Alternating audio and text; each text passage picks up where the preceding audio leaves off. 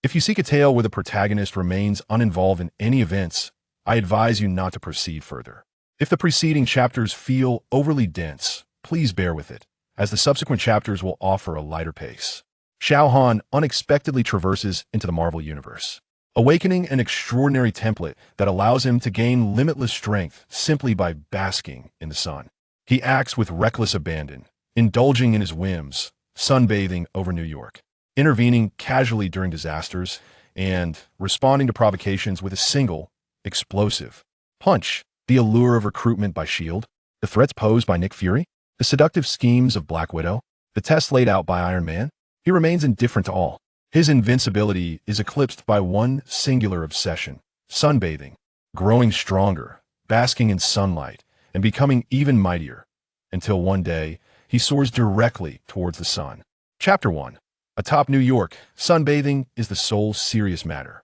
The clamor of New York seemed to be shielded by an invisible soundproof barrier, 1,000 meters below, atop the Empire State Building, whose spire pierced the heavens like a sword.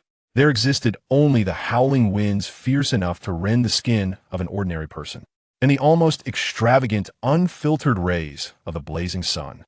Xiao Han reclined at the pinnacle of this urban landmark, but a seemingly unremarkable, slightly faded beach lounge chair was nonchalantly positioned at the smooth edge of the tower's pinnacle. He sank comfortably into the chair, clad in a washed-out gray t-shirt and loose beach shorts, his bare feet playfully wiggling in the cool breeze. The sunlight poured over him like molten gold, unreservedly saturating his being, with every inch of skin greedily absorbing the warmth and light. Each caress of sunlight felt like a wave of warmth surging into the unfathomable sea of power within him, stirring ripples that subtly elevated the tide. To bask in sunlight and attain infinite strength, this was the sole matter of concern and the only delight to be derived from his sojourn in this fantastical Marvel universe. Below, the city appeared as a miniature model, with vehicles resembling ants and crowds akin to grains of sand. Occasionally, terrified screams or the shrill wail of sirens would pierce the clouds, faintly drifting upwards. Xiao Han did not even bat an eyelash. His superhuman hearing enveloped the city like an invisible radar, filtering out the cacophony of sounds. The roars of the police chief, the anxious reports of S.H.I.E.L.D. agents, the quarrels of street ruffians, the whispers of couples. These were mere background noise, far less intriguing than the whisper of the wind brushing past his ears. Buzz, buzz, buzz. Several helicopters emblazoned with the NYPD insignia, like agitated hornets disturbed from their nest, clumsily yet tenaciously broke through the fierce winds, hovering not far from him. The roar of the rotors drowned out the sound of the wind, as violent gusts stirred up minute metallic debris, yet failed to so much as ruffle the hem of Xiao Han's attire. "Sir, atop the tower. Repeat. This is the New York police." The voice crackling through the loudspeaker was tinged with forced tension and a static hiss. "Your actions are exceedingly perilous. Please comply and return to a safe zone immediately. Otherwise, we shall be compelled to take coercive measures." Finally, Xiao Han lazily opened one eye, his deep black gaze sweeping over the noisy metal dragonflies with no hint of alarm, only an expression of pure annoyance akin to one disturbed from a pleasant dream. He slowly sat up, stretched, the sound of cracking bones resembling the popping of popcorn, as if a slumbering dragon was awakening. Rising with an ease that suggested he was in his own backyard, he took a step forward, one step into the void. A tsunami of gasps erupted from the streets below. Xiao Han stood firmly in the empty air, as though the ground beneath him was a transparent glass floor. He even leisurely stomped his foot, as if testing the quality of this new floor. Coercive measures? He shoved his hands into the pockets of his beach shorts, tilting his head towards the helicopter that had called out to him, a hint of amusement dancing on his lips. His voice, though soft, cut through the noise with clarity, laced with mockery. "Perhaps you'll issue me a ticket for sunbathing at high altitude, or charge me for illegally occupying the prime viewing spot of the Empire State Building." The police officers aboard the helicopter were rendered speechless by this ill-timed jest. The commander's face turned a shade of deep crimson. This was entirely outside the bounds of their script. "Open fire. Non-lethal weapons." Immediately, the commander barked, his voice cracking with indignation. Whoosh, whoosh, whoosh, a flurry of high-voltage, stun darts, and powerful tranquilizer rounds shot forth. Xiao Han did not flinch. Those projectiles met an invisible barrier a mere half-meter from his body, producing dull thud sounds as they crumpled and fell helplessly to the ground. Wow. Xiao Han raised an eyebrow, his tone exaggerated as if critiquing a dreadful magic show. Has the NYPD budget been entirely spent on coffee and donuts? These little gifts wouldn't even incapacitate the squirrel downstairs that always tries to steal my sandwich. This blatant derision ignited the commander's fury and fear. Open fire.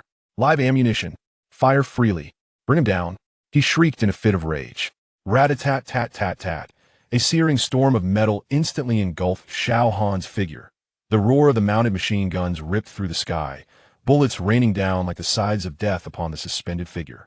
On the ground, the crowd screamed and scattered, a wave of despair sweeping through the heart of the metal tempest. Xiao Han remained with his hands in his pockets. The dense barrage of bullets collided against his imperceptible biological force field, producing a symphony of ding-ding-ding reminiscent of raindrops drumming on a tin roof. The bullets, under the immense force, instantly crumpled and deformed, bouncing off him like discarded scraps of metal tossed aside by a careless child, clattering as they fell.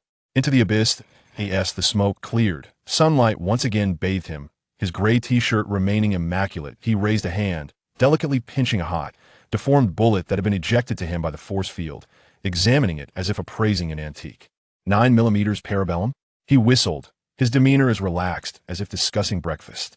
A classic. But really, is this what you're using against an unidentified flying object these days? He shook his head, feigning disappointment, as if to say, "You're so outdated. I suggest you upgrade your arsenal, at least to something that might tickle me a bit." The moment his words fell, his figure blurred momentarily, akin to a poorly tuned television signal. In the next instant, he stood firmly outside the command helicopter's doorway. The heavy bulletproof glass before him was as insubstantial as air. He extended a finger and gently prodded it. Crack, shatter, the bulletproof glass shattered, transforming into a flurry of crystalline shards. Inside the cabin, the commander and officers appeared as though frozen in place, their faces drained of color, staring at the man who descended upon them like a reaper. Xiao Han's gaze landed squarely on the commander, whose pallor was akin to that of a corpse. Trembling uncontrollably, he could scarcely muster the energy to inquire about his name.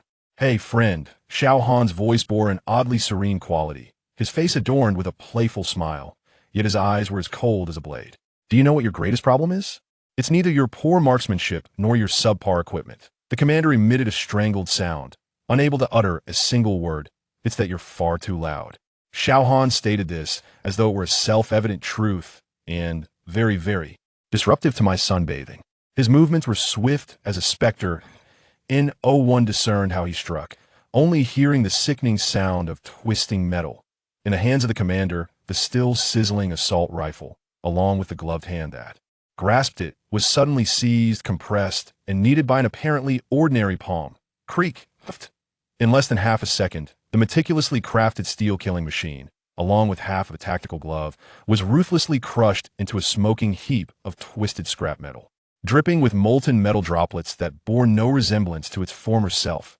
The intense heat seared through the commander's palm, and the excruciating pain elicited an inhuman wail from him as he collapsed to the ground. Xiao Han released his grip, and the distorted mass of iron clanged against the cabin floor, causing the steel surface to hiss under the heat. He did not even glance at the commander writhing and howling on the ground. Instead, his gaze swept over the other officers in the cabin, frozen in terror. Next time, his voice returned to that languid tone, as if he had merely crumpled an empty soda can. "If you wish to engage me in conversation, do remember to make an appointment in advance." Moreover, he paused, directing his gaze toward the still bustling New York City below, a malevolent smirk curling at the corners of his mouth. "I suggest a quieter means of communication. Perhaps an email? Or, if you could ensure that the floor-to-ceiling windows in your director's office are cleaned, I might consider gracing you with my presence for an afternoon tea." Having said that, he paid no heed to the deathly silence within the cabin or the escalating panic of the city below, turning on his heel and stepping out of the cabin door. His body defied the laws of physics, hovering momentarily in the air before soaring upward like a feather drawn by sunlight, gracefully yet profoundly stable. He did not return to the summit of the Empire State Building. Under the scrutiny of countless horrified eyes and the frantic tracking of numerous cameras, Xiao Han ascended higher and higher, piercing through the clouds and leaving the cacophony of New York far beneath him. He soared directly to an altitude that allowed him to gaze down upon the entirety of Manhattan beneath the stratosphere. Here, The sunlight was purer and more intense. Unobstructed by any barrier, he smiled with satisfaction, stretching his body as he hovered at an altitude of 10,000 meters, like an enormous human kite, yet without the need for any tether. The powerful currents of high-altitude air brushed against him, yet could not disturb him in the slightest. He spread his arms wide, facing the sky, completely exposing himself to the boundless firmament and the scorching sun. "Ah, now, this is more like it." He sighed contentedly, closing his eyes as if he had entirely merged into the vivid tapestry of blue and gold that surrounded him. The sunlight washed over him like a tangible warmth, and the sensation of power surging through him felt even clearer and more exhilarating than it did atop the tower. New York, indeed the entire world, could merely gaze up at the small black dot suspended in the sky. Fear, shock, and absurdity spread like a plague. Meanwhile, in that dimly lit chamber, Nick Fury's singular I was fixated on the high-definition images relayed by the satellite, on the figure reclining at 10,000 meters, basking in the sun. The pen in his hand had been unconsciously crushed into two pieces. Director, he has ascended. He's floating at. The technician's voice was as dry as sandpaper. "I'm aware." Fury's voice was unervingly deep, laced with an unprecedented seriousness. He stared at the figure bathed in golden light on the screen, as if witnessing a walking, unfathomable cosmic enigma. Such absolute power, one that seemed to disdain all rules and whims, sent a chill up the spine of even this battle-hardened veteran. Energy readings? Off the charts. All detectors are overloaded. Physical parameters cannot be analyzed. Director, it appears he has genuinely started to think of himself as part of the sun. Fury remained silent for a few seconds, his gaze falling upon the close-up of the commander, who was cradling his scorched palm and howling in agony. He picked up the communicator, his voice as frigid as the Siberian wind. "Natasha, the highest priority task has been altered. The target, the individual sunbathing at 10,000 meters. I require the most detailed assessment. Remember to set aside all your reservations. This person is extraordinarily dangerous and completely unpredictable. He could crush your gun in the next moment or invite you to join him in sunbathing. Contact strategy must be adaptable, with the foremost principle being return alive." On the other end of the communicator, a cool female voice carried a hint of barely perceptible gravity. "Understood, Director." T 10,000 meters high, Xiao Han's superhuman hearing caught that encrypted communication fragment. A barely noticeable smirk crept onto his lips, tinged with a sense of amusement and anticipation. Asterisk Black Widow? I wonder how well she tolerates the sun. Star. He turned over, adopting a more comfortable floating position, allowing the sunlight to evenly warm his back. Power surged through him like a roaring river, continuously flowing into the vast ocean within him. Basking in the sun, growing stronger. Everything else? Merely embellishments of life. Troubles? He would simply crush through them, as long as it did not obstruct the sunlight. Chapter 2. Sunbathing at 10,000 meters and uninvited guests at an altitude of 10,000 meters. The sunlight pours down unimpeded, pure, and fierce. Here, there is no clamor. Only the eternal whisper of the wind and the searing brilliance that seems capable of penetrating one's very soul. Xiao Han hovers above the clouds, akin to a diminutive yet undeniable star in the cosmos, greedily absorbing the sun's benevolence. The growth of his strength has transcended the trickle of a stream and transformed into a roaring river, surging through every corner of his being. With each heartbeat, it resonates with the pulsation of the sun, becoming more powerful and enduring. He can feel his skin growing tougher under the sun, his bones reforged like a refined alloy, and the energy within his muscle fibers ascending exponentially. This constant sensation of becoming stronger intoxicates him. Below, New York City has been reduced to an exquisite model, its sirens, gasps, and the buzzing of news helicopters filtered through layers of dense air, reaching Xiao Han's ears as mere indistinct murmurs. He pays it no mind, just as humanity is oblivious to the bustling ants beneath their feet.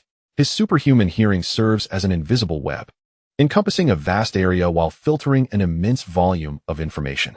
At this moment, a particular snippet of dialogue, laden with suppressed tension and caution, is captured with crystalline clarity. Target confirmed, at designated coordinates, altitude 10,800 meters, hovering stationary. Fury's command is a top priority contact assessment. Natasha, refrain from any extraneous actions. Received. The Quinjet enters silent mode, preparing to approach and observe. What on earth is he doing? There is no sign of any thrusters responding. Xiao Han, with his eyes closed, allows a barely perceptible smile to curl at the corners of his lips. Here they come. Their efficiency is a touch slower than anticipated. He remains suspended, as if immersed in the deepest meditation. Time seems to lose its meaning at such heights. After an indeterminate interval, a faint, almost entirely masked by the wind, engine hum infiltrates this lofty realm, akin to a mosquito-esque drone. The sound's source approaches with a meticulous, deliberate slowness. To the ordinary human eye, the Quinjet, cloaked in matte black and boasting a sleek silhouette, appears nearly invisible. Yet, under Xiao Han's enhanced vision, it stands out like a firefly in the night. He can distinctly see the pilot within the cockpit, a woman clad in a black form-fitting combat suit, her fiery red hair ablaze. Her exquisitely chiseled features framed by an icy demeanor, Natasha Romanoff, codename Black Widow. The Quinjet hovers ghost-like approximately 50 meters away from Xiao Han, a distance that feels almost intimate for a high-speed aircraft. The hatch opens silently, a gust of air rushing into the cabin. Natasha stands at the doorway, secured only by a safety tether, without any additional protective gear. The fierce winds at high altitude whip her crimson locks into a wild dance, her sleek suit accentuating her athletic and explosive physique. Without a weapon in hand, she appears at ease, yet her sharp green eyes function like the most sophisticated of scanners, unwaveringly locking onto the figure bathed in golden light. Hey! Natasha's voice pierces through the specialized communicator, resonating clearly in Xiao Han's ears. Her tone carries a deliberately crafted charm, blending surprise, curiosity, and a hint of languor, reminiscent of an old friend greeting another. How's the view up there? Mind if I join you for some sunbathing? Xiao Han leisurely opens his eyes, his deep black gaze shifting towards Natasha, calm and unperturbed, as if he had been acutely aware of her presence all along. Sunlight refracts in his eyes like flecks of gold. The view? He replies, his voice steady yet soft, cutting through the wind's roar and the faint hum of the engines, reaching Natasha's ears with clarity, as well as the communication channels within the Quinjet. It's all right, just a bit blinding. He pauses, his gaze sweeping over Natasha's carefully curated posture, the corners of his mouth lifting slightly in a playful smirk. But are you sure you're here for sunbathing? Agent Romanoff, your attire seems more suited for a night mission at a club. The professional smile on Natasha's face falters for a fleeting second. Her identity has been unceremoniously unveiled, and so casually, as if discussing today's weather. Fury had warned her about this enigmatic individual, yet facing him, the raw sensation of being seen through leaves her momentarily chilled. She quickly regains her composure, her smile now radiating with renewed brightness. Oh, you know me? I must be more renowned than I had anticipated. Or perhaps Director Fury has been promoting me on your behalf. She attempts to steer the conversation towards Fury, probing for any possible connections Xiao Han might have with S.H.I.E.L.D. Promotion? Xiao Han scoffs, effortlessly flipping in midair to a prone position, resting his chin in one hand, gazing at Natasha with keen interest, as if she were an intriguing exhibit. I have no interest in your one-eyed boss's endorsements. However, you, agent, have traversed quite a distance aboard this noisy iron bird, merely to inquire about the scenery? Has S.H.I.E.L.D's travel budget become so lavish? His words brim with unabashed mockery and disdain for S.H.I.E.L.D. Natasha keenly notes the key term, noisy. Clearly, the Quinjet's proud silent mode is still perceived as a source of disturbance by him. Director Fury merely wishes to convey goodwill. Natasha sidesteps Xiao Han's jest, maintaining her professional demeanor, her tone gentle yet undeniably assertive. A unique existence such as yours is vital to the stability of Earth. We hope to establish a channel of communication, offering necessary support and protection. After all, it's lonely at the top, and a friend is preferable to an enemy. Wouldn't you agree? Goodwill? Support? Protection? Xiao Han appears to have encountered an exceedingly absurd jest, his shoulders quaking slightly with suppressed laughter, a deep, sardonic chuckle escaping him. Don't jest, Agent Romanoff. Your director is likely glued to his screen, calculating whether this walking sun, is a manageable asset or a looming threat, pondering whether to deploy a nuclear warhead or that alien captain he has hidden away to deal with me. Natasha's pupils dilate. The existence of Carol Danvers is one of S.H.I.E.L.D's highest secrets, one of Fury's trump cards. How could he possibly know of her? A chill races from her toes to the crown of her head. Xiao Han seems oblivious to the fleeting horror in Natasha's eyes, continuing in a nonchalant, yet piercing tone. As for friends, enemies, he gently shakes his head, his gaze imbued with a detached indifference akin to looking down upon ants. I require no friends and have no interest in cultivating foes. I simply wish to bask in my sunlight undisturbed. His gaze sweeps dismissively over the Quinjet behind Natasha, his demeanor radiating clear impatience. Yet you, and those buzzing flies below, are indeed quite bothersome. Just like, he appears to search for an apt analogy, his gaze landing on Natasha's fiery hair, a mischievous smile tugging at his lips, like trying to tickle a sleeping tiger's nose with a feather. What do you think the tiger would feel about that? Natasha's heart sinks. The demeanor and words of the man before her unmistakably convey his utter indifference towards S.H.I.E.L.D, Fury's overtures, or even the power dynamics of the Earth itself. His definition of annoyance is any disruption to his sunbathing. And the consequences of such disruptions, evidenced by the charred palm of that commander beneath the Empire State Building, are starkly bloody. We have no intention of disturbing you, Mr. Xiao. Natasha quickly recalibrates her strategy, her tone becoming more sincere. It's simply that your presence and power are too brilliant. We need to understand, to ensure what? Xiao Han interrupted her, his tone suddenly turning frigid, the playful glint in his eyes vanishing, replaced by a palpable, chilling aura of oppression, as if the very air surrounding them had solidified. Are you ensuring that I do not whimsically turn Manhattan Island upside down for my amusement? Or are you merely making certain that you can summon the extraterrestrial captain back before I lose my sanity? Natasha felt as though an invisible giant hand had clasped around her throat, rendering her breath labored. The sheer force emanating from him sent a tremor through her. Even as a seasoned top agent.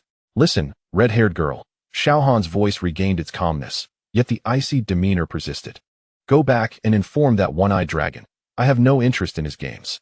Do not disturb me, nor attempt to test my limits. I shall bask in my sunlight while you play your little games. Our paths need not cross. Let us coexist peacefully. He paused, casting a glance toward the hovering Quinjet, his tone laced with palpable disdain. Now, take your noisy scrap metal and that distinctly agent-specific scent of disinfectant and keep your distance. You are obstructing my sunlight. The unabashed eviction order was merciless. Natasha's professional smile disappeared entirely, replaced by a grave sense of defeat. She had never encountered such an impervious, unyielding, and overwhelmingly powerful adversary. Director Fury's assessment mission appeared utterly ludicrous in the face of his absolute dominance and unpredictable demeanor. Fury would not relent. She uttered a final statement, both a declaration and a veiled warning. Oh, Xiao Han raised an eyebrow, a playful smile re-emerging that sent shivers down Natasha's spine. Let him try. Let us see who is quicker at calling for help, him or me, as I bask in the sun and grow stronger. He deliberately elongated his tone, eyeing the Quinjet. Shall I assist you in saving on expenses right now? A warning bell rang in Natasha's mind.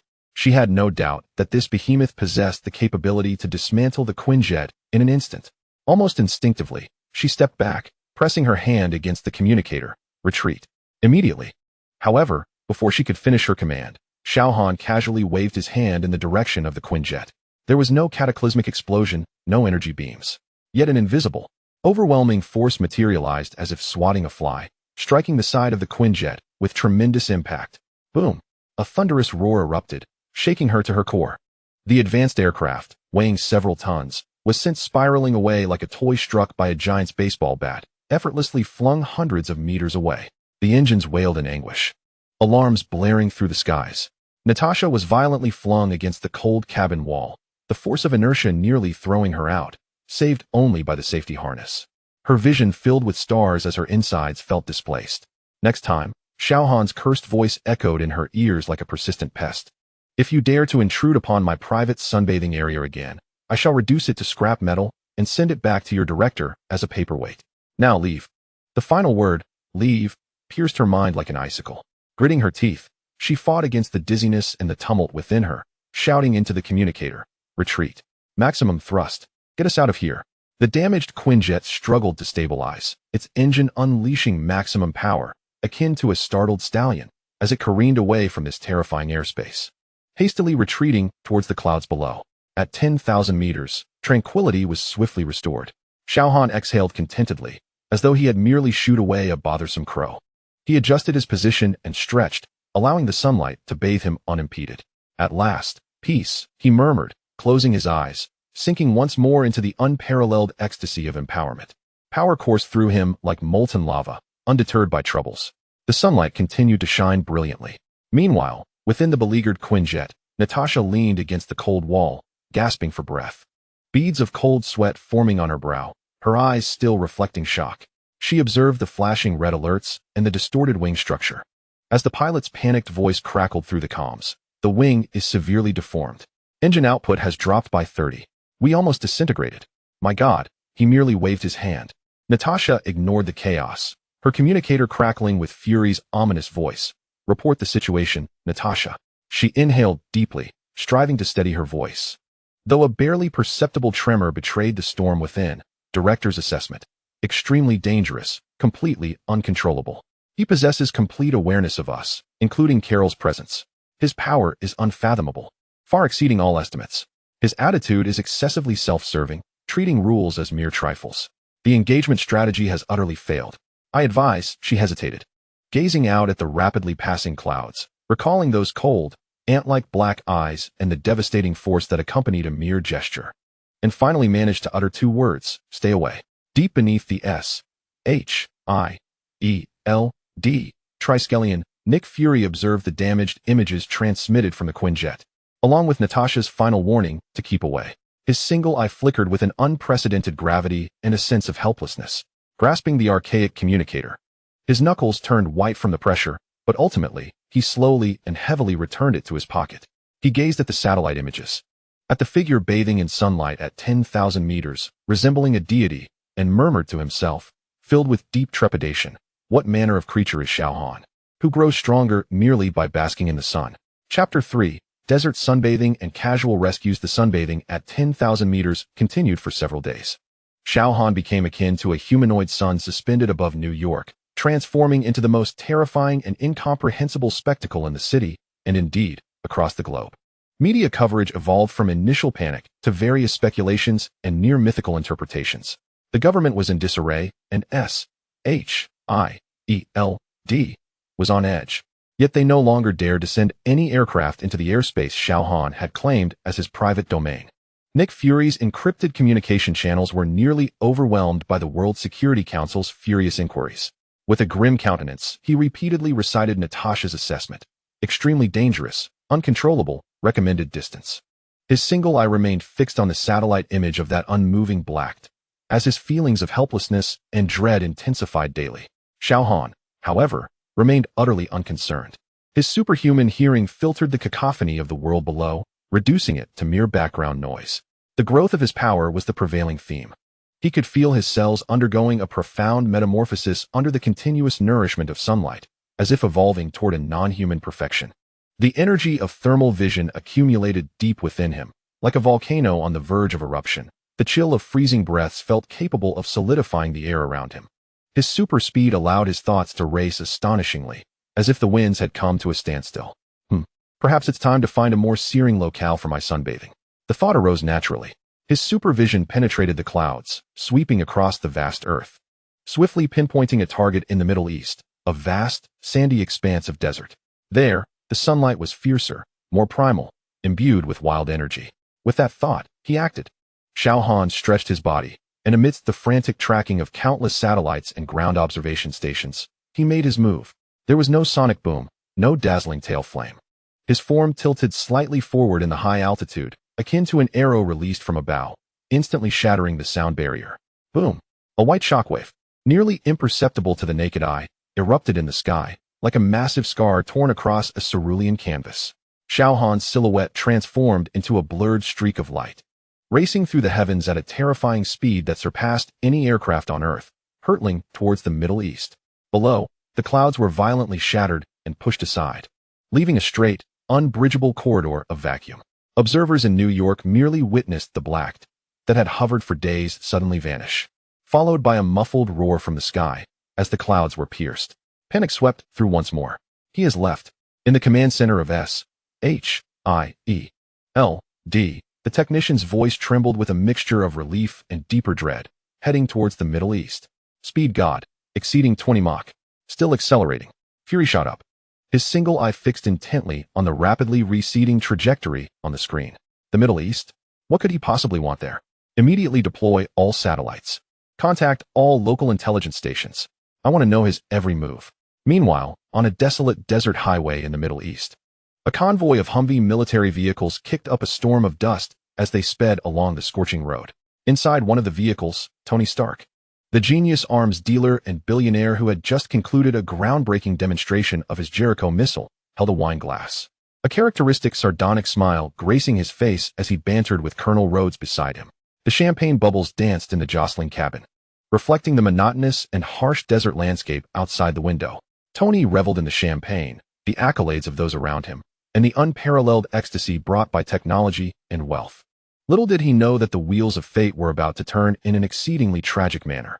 Bang, bang, bang. Without warning, the violent explosions roared like the wrath of death. Flames shot skyward. The leading Humvee was precisely struck by a rocket, instantly transforming into burning scrap metal. Following this, a barrage of bullets rained down like a tempest, colliding with the other vehicles in the convoy, producing a spine-chilling metallic clamor. RPG. Enemy attack. Find cover. Colonel Rhodes's furious shout was instantly drowned by the cacophony of explosions and gunfire. The well-trained Stark Industries bodyguards and American soldiers reacted swiftly, attempting to retaliate from behind their vehicles. Yet, the assailants were evidently prepared, their firepower fierce and their position advantageous. The sounds of screams, explosions, and tearing metal intertwined, composing a hellish symphony. A rocket, trailing flames, with the grimace of death, was precisely aimed at the Humvee where Tony sat. Tony's smile froze. The wine glass slipped from his hand and shattered, amber liquid splattering across his expensive suit. The shadow of death enveloped him in an instant. He instinctively raised his arm, his eyes filled with terror of mortality and an unwillingness to depart from life. Colonel Rhodes's eyes widened in desperation, yet he was powerless. At this critical juncture, time seemed to have been pressed into slow motion. A blurred figure, moving faster than the human retina could perceive, appeared as if by teleportation between the deadly rocket and Tony's Humvee. No one could discern how he had materialized, as if he had always been there. It was Xiao Han.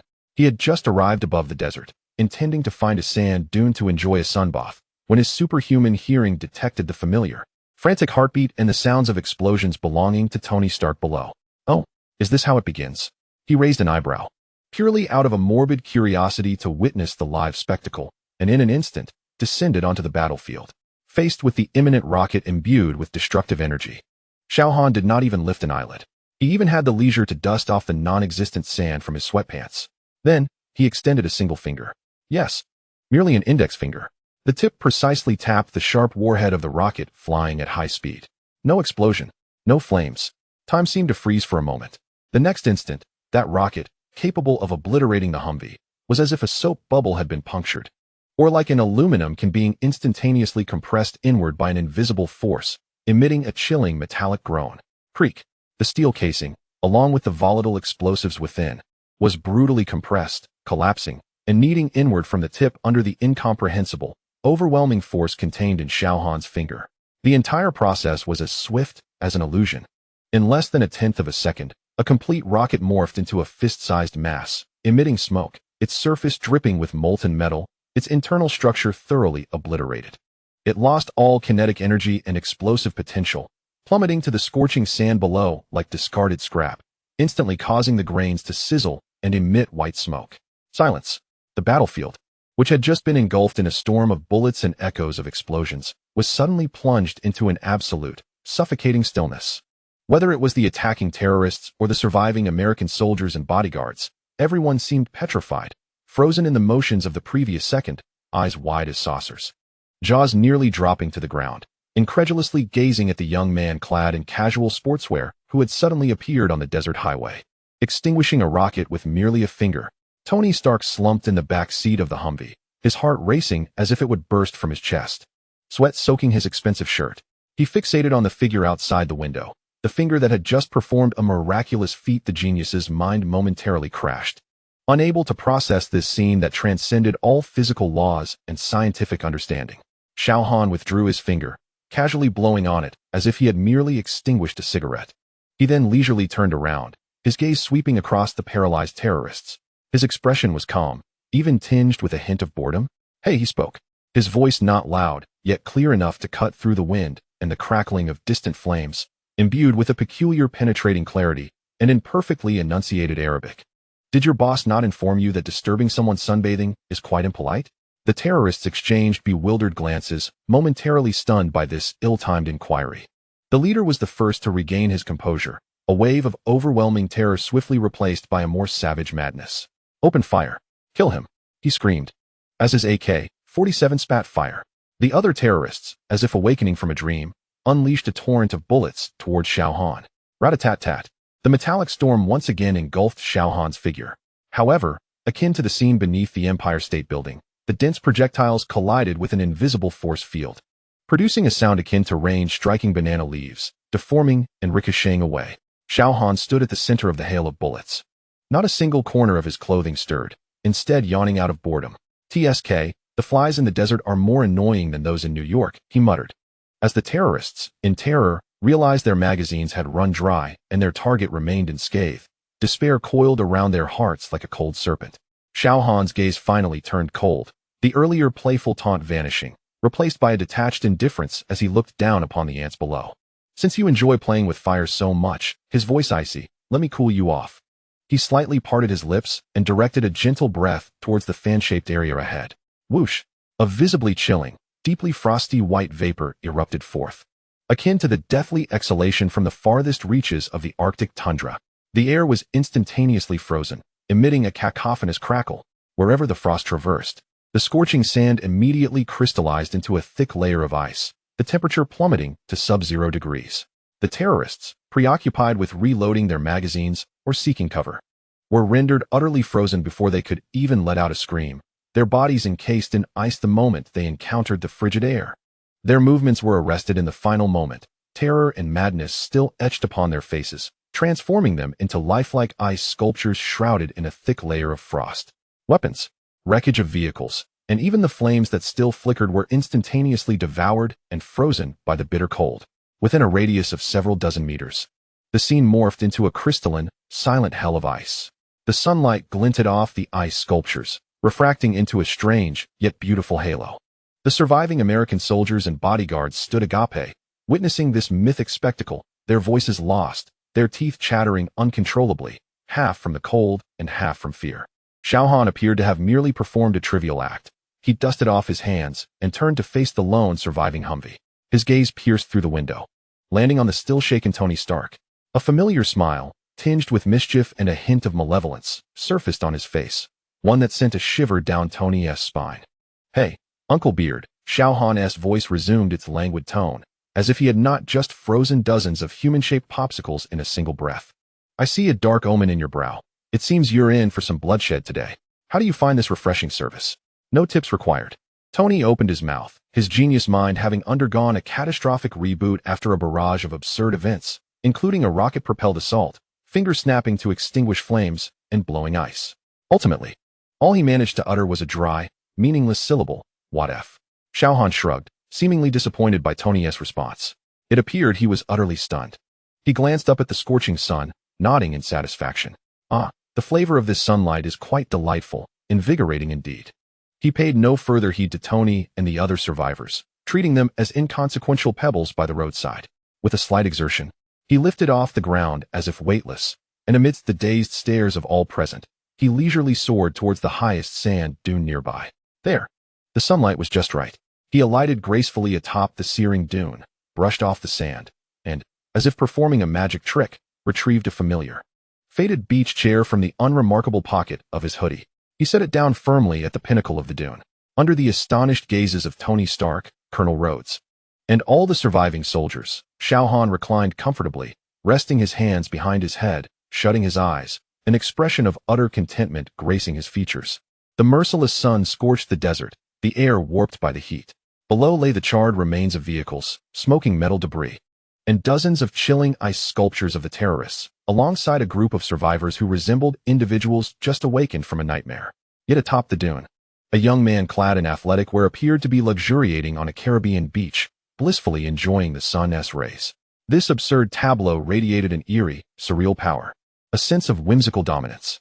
Through the vehicle's window, Tony Stark fixed his gaze on the figure basking in the golden light atop the dune. His brilliant mind finally began to laboriously churn, inundated with countless questions, shock, trepidation, and an unprecedented sense of cognitive dissonance regarding his understanding of the world. "Did you see that lounge chair?" Rhodes's voice was hoarse and trembling, betraying a fear he himself had not recognized. "Where on earth did he pull that from?" Colonel Rhodes, equally dazed, instinctively wiped the sweat and grime from his face, murmuring, "Tony, I think we should be more concerned about what he truly is than that damned lounge chair." Atop the dune, Xiao Han's superhuman hearing captured the exchange between Tony and Rhodes, a subtle smirk curling at the corners of his mouth. What is he? A being who knows your every script and is too disinterested to follow it, that's all. He comfortably rolled over to bask in the sunlight on his back. The desert sun felt invigorating against his skin. The surge of power here was far more potent than in New York. Perhaps a little cameo as a desert rescue team member isn't such a bad idea? Where shall I sunbathe next? The peaks of the Himalayas? Or perhaps directly at the equator? Chapter 4. A new guest at the villa and a friendly test. The relentless heat of the desert sun was akin to a furnace, and Xiao Han indulged in his sunbathing atop the dune for a full 3 days. Meanwhile, Tony Stark, along with the surviving Colonel Rhodes and American soldiers, endured the most excruciating and surreal weight of their lives. They dared not leave, for outside lay dozens of ice sculptures exuding a deathly chill amidst the chaos of the battlefield. They also refrained from approaching the dune, where the young man lounged in the scorching sunlight, resembling an insurmountable deity radiating a stifling aura of power. Tony attempted to have Jarvis analyze the situation, but all sensors malfunctioned or went haywire upon nearing Xiao Han, yielding only unknown high-energy reactions and anomalous physical parameters. Hours after the incident, S.H.I.E.L.D's Quinjet cautiously arrived, hovering at a high altitude, unwilling to land. Nick Fury engaged in a brief, probing conversation with Tony via encrypted channels. Tony could discern an unprecedented gravity and apprehension in Fury's tone. Yet his genius pride and curiosity regarding the unknown evoked a subtle rebelliousness against Fury's extreme warnings of danger. 3 days later, as Xiao Han sensed the benefits of the desert sun beginning to plateau, he finally sat up languidly, stowing away that miraculous lounge chair. Stretching, the sound of cracking bones echoed clearly in the silent desert. He floated down from the dune and landed beside Tony's lone operational Humvee. The window rolled down, revealing Tony's face, weary yet sharp-eyed, brimming with curiosity. Had enough sunbathing? Tony initiated, his tone laced with complex emotions of survival and suppressed excitement. Ready to leave? Where to? Continue seeking a place to recharge? Xiao Han raised an eyebrow, observing the multitude of questions reflected in Tony's eyes, a playful smile gracing his lips. What's this, Uncle Beard? Do you wish to invite me to your home? I hear it's by the seaside in California, with a splendid view, and the sunlight should be quite pleasant. Tony was momentarily taken aback. He had indeed contemplated this notion, but he hadn't expected the directness of the proposal. He glanced at the tense roads beside him, then at the circling Quinjet in the distance, and a myriad of pros and cons flashed through his mind. Ultimately, his curiosity about the unknown and the thought that it was better to keep this enigmatic figure close rather than let him roam freely won out. Malibu, 10880. Tony declared his address, a signature provocative smile gracing his face. It boasts the world's finest private cinema, a wine cellar, and a spacious laboratory. Just don't turn my rooftop into a beach or freeze my limited edition sports cars into ice sculptures. You're welcome to visit anytime. He deliberately emphasized the word visit. Deal. Xiao Han snapped his fingers, his smile radiant. However, I've reserved the rooftop. The sunniest spot belongs to me. Colonel Rhodes opened his mouth, seemingly about to articulate something, but was silenced by a mere glance from Tony. Jarvis. Inform Pepper that we have a distinguished guest arriving. Prepare the utmost accommodations, Tony commanded into the ether, as if discussing the most mundane of matters. Xiao Han nodded with satisfaction as he began to levitate slowly. I've noted the address. You all take your time to tidy up the aftermath. I shall scout ahead. No sooner had he spoken than his figure accelerated dramatically, transforming into a blurred white streak that vanished instantaneously against the azure sky, leaving only the reverberating sound of a sonic boom echoing through the desert. Tony watched the trajectory fade into the horizon, exhaling deeply as he leaned back in his chair, his eyes glimmering with an unprecedented fervor. Rhodey, brace yourself. Our world is about to undergo a monumental transformation.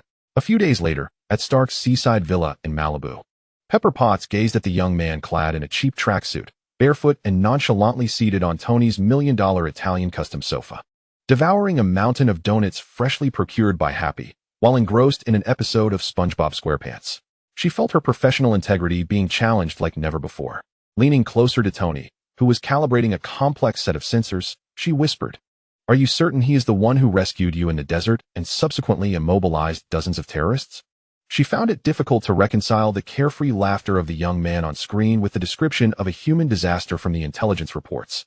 Absolutely, Pepper, Tony replied, his eyes alight with an unusual brilliance, imbued with the fervor of a scientist who has just discovered a new realm. Look at the heaps of donut wrappers on the coffee table. He devoured an entire 3 dozen in mere minutes, according to Happy. His metabolic rate is like a black hole. At that moment, the television broke into an urgent news bulletin. 3 minutes ago, a Boeing 747 that had taken off from Los Angeles International Airport experienced engine failure and is plummeting rapidly over the Pacific Ocean. On board are 327 passengers and crew members. The situation is dire. The expressions of Pepper and Tony changed instantaneously. Yet, Xiao Han on the sofa merely cast a languid glance at the screen before picking up the remote and switching channels, returning to his animated show. Hey, Tony couldn't contain himself. Did you not see the news? There are over 300 people on that plane. Without turning around, Xiao Han stuffed half a donut into his mouth and mumbled, I saw it. And then, Tony raised his voice. You can save them, just as you saved me in the desert.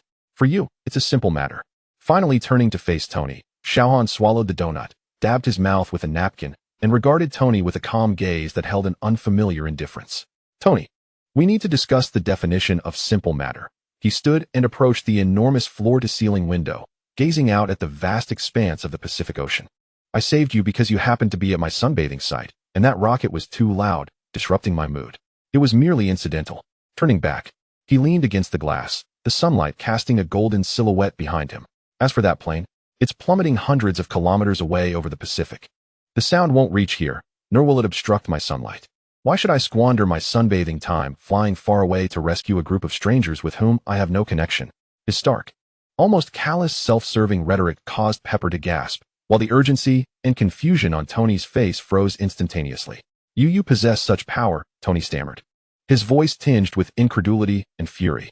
Does having power mean you must be a savior? Xiao Han interrupted, a hint of mockery curling his lips. Who decreed that? Fury? Or you self-proclaimed superheroes in training? The power is mine. I shall wield it as I please. If sunbathing makes me stronger and brings me joy, I shall sunbathe. If saving you brightens my mood, then I will save you. As for others? He shrugged, his tone dismissive. Their lives or deaths are of no concern to me. Silence engulfed the living room, punctuated only by the jarring laughter of SpongeBob from the television. Tony studied Xiao Han's calm, inscrutable black eyes, realizing for the first time how profoundly inhuman this seemingly relaxed and casual young man was. He possessed immense power, yet bore no earthly constraints or moral shackles. His logic was simple and pure. Everything revolved around his own feelings. This notion sent a deep chill and sense of helplessness through Tony, far more unsettling than Fury's so-called extreme danger. Finally, breaking the silence, Xiao Han's expression returned to that enigmatic, laid-back smile that perplexed Tony, as if the earlier cold proclamation had never occurred. You wanted to test my abilities, didn't you? Since I'm in a decent mood and the sun is just right. Let us proceed, Uncle Mustache. Show me what your heap of scrap metal can really measure. He gestured toward the sophisticated apparatus Tony had been calibrating, adorned with an array of blinking lights. Tony inhaled deeply, forcibly suppressing the tumult within. He understood that reasoning with this entity was futile. Perhaps through testing, he could glean a deeper understanding of him, discovering some avenue of communication or constraint, even if only theoretically. All right, Tony's competitive spirit reignited. JARVIS. Activate the friendly neighbor protocol. Maximize all sensor outputs. Record all data. Sir, I must caution you. The energy response of the target individual far exceeds the sensor's design limits. Forcing a recording may lead to JARVIS. Hesitated, his voice laced with rare uncertainty. Execute the command JARVIS. Tony declared with resolution. Yes, sir.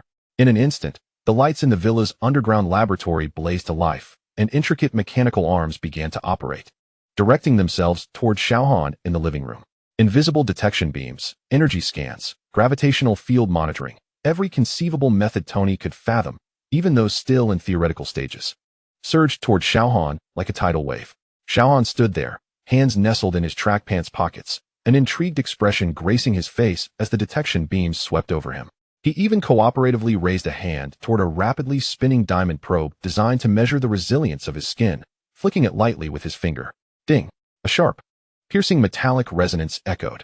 The costly diamond probe, along with the high-strength alloy arm supporting it, was sent flying, crashing into the laboratory's blast-proof wall, leaving a profound dent, with fragments scattering in all directions. Tony's eye twitched violently. J-A-R-V-I-S. Report. Diamond probe destroyed. Sensor array arm number 7 completely incapacitated. Preliminary estimation of target's physical defenses is unquantifiable, far surpassing any known material. Continue. Tony gritted his teeth. A high-energy laser beam descended from the ceiling, targeting Xiao Han's chest. This was a weapon Tony employed to test the defenses of new armor, capable of instantly melting through half a meter of steel. The laser beam struck Xiao Han's gray t-shirt with pinpoint precision. There was no burning scent, no smoke. The beam vanished without a trace, as if entirely absorbed by that ordinary cotton shirt. Energy absorption rate, 100. Unable to analyze absorption mechanism. J-A-R-V-I-S, exclaimed. His voice tinged with evident shock.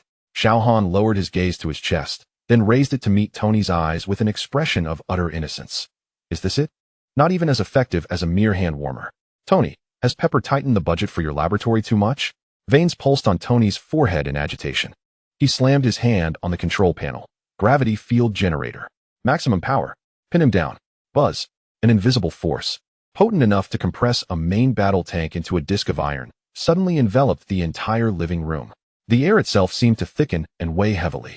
Pepper gasped, feeling as if her body were filled with lead, nearly losing her balance. However, at the epicenter of the gravity field, Xiao Han remained unfazed. Not even a strand of hair out of place.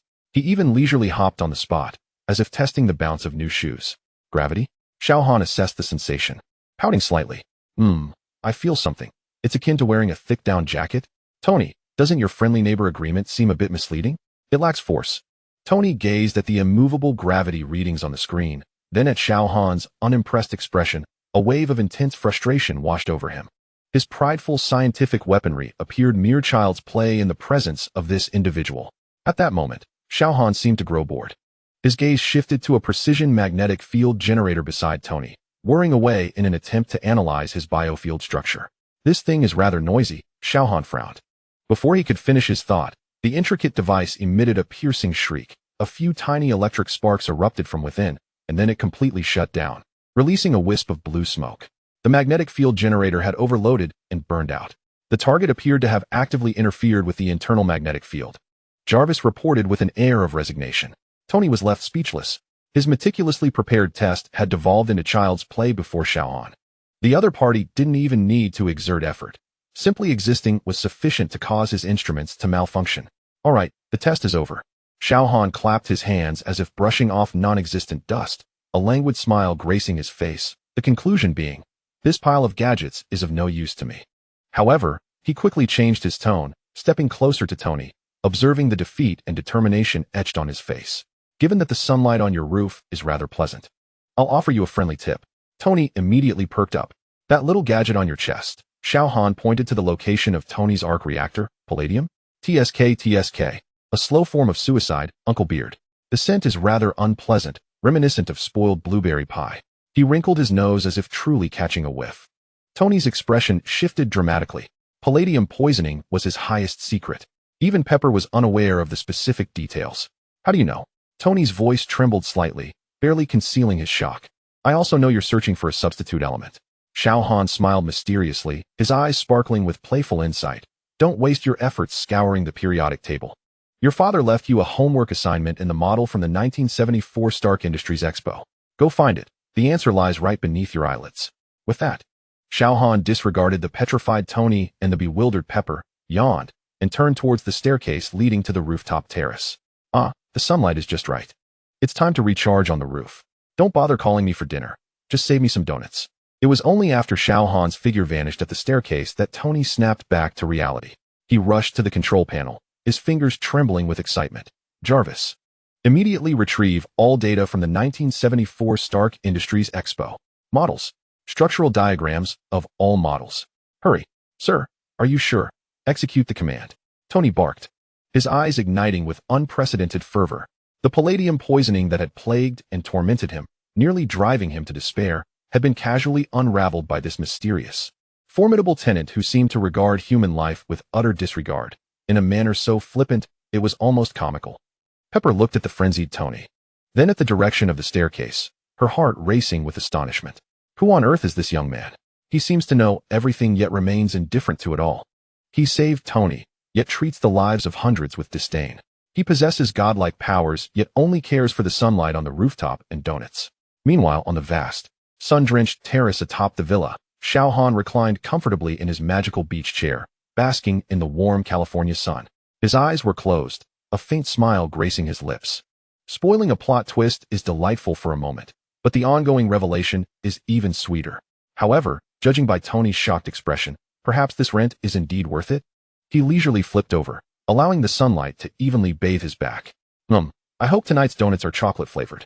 Chapter 5. Rooftop Sunshine and S.H.I.E.L.D. Deliveries. The top terrace of the Malibu villa had become Xiao Han's exclusive domain. The faded beach lounge chair seemed to have rooted itself in the sunniest spot.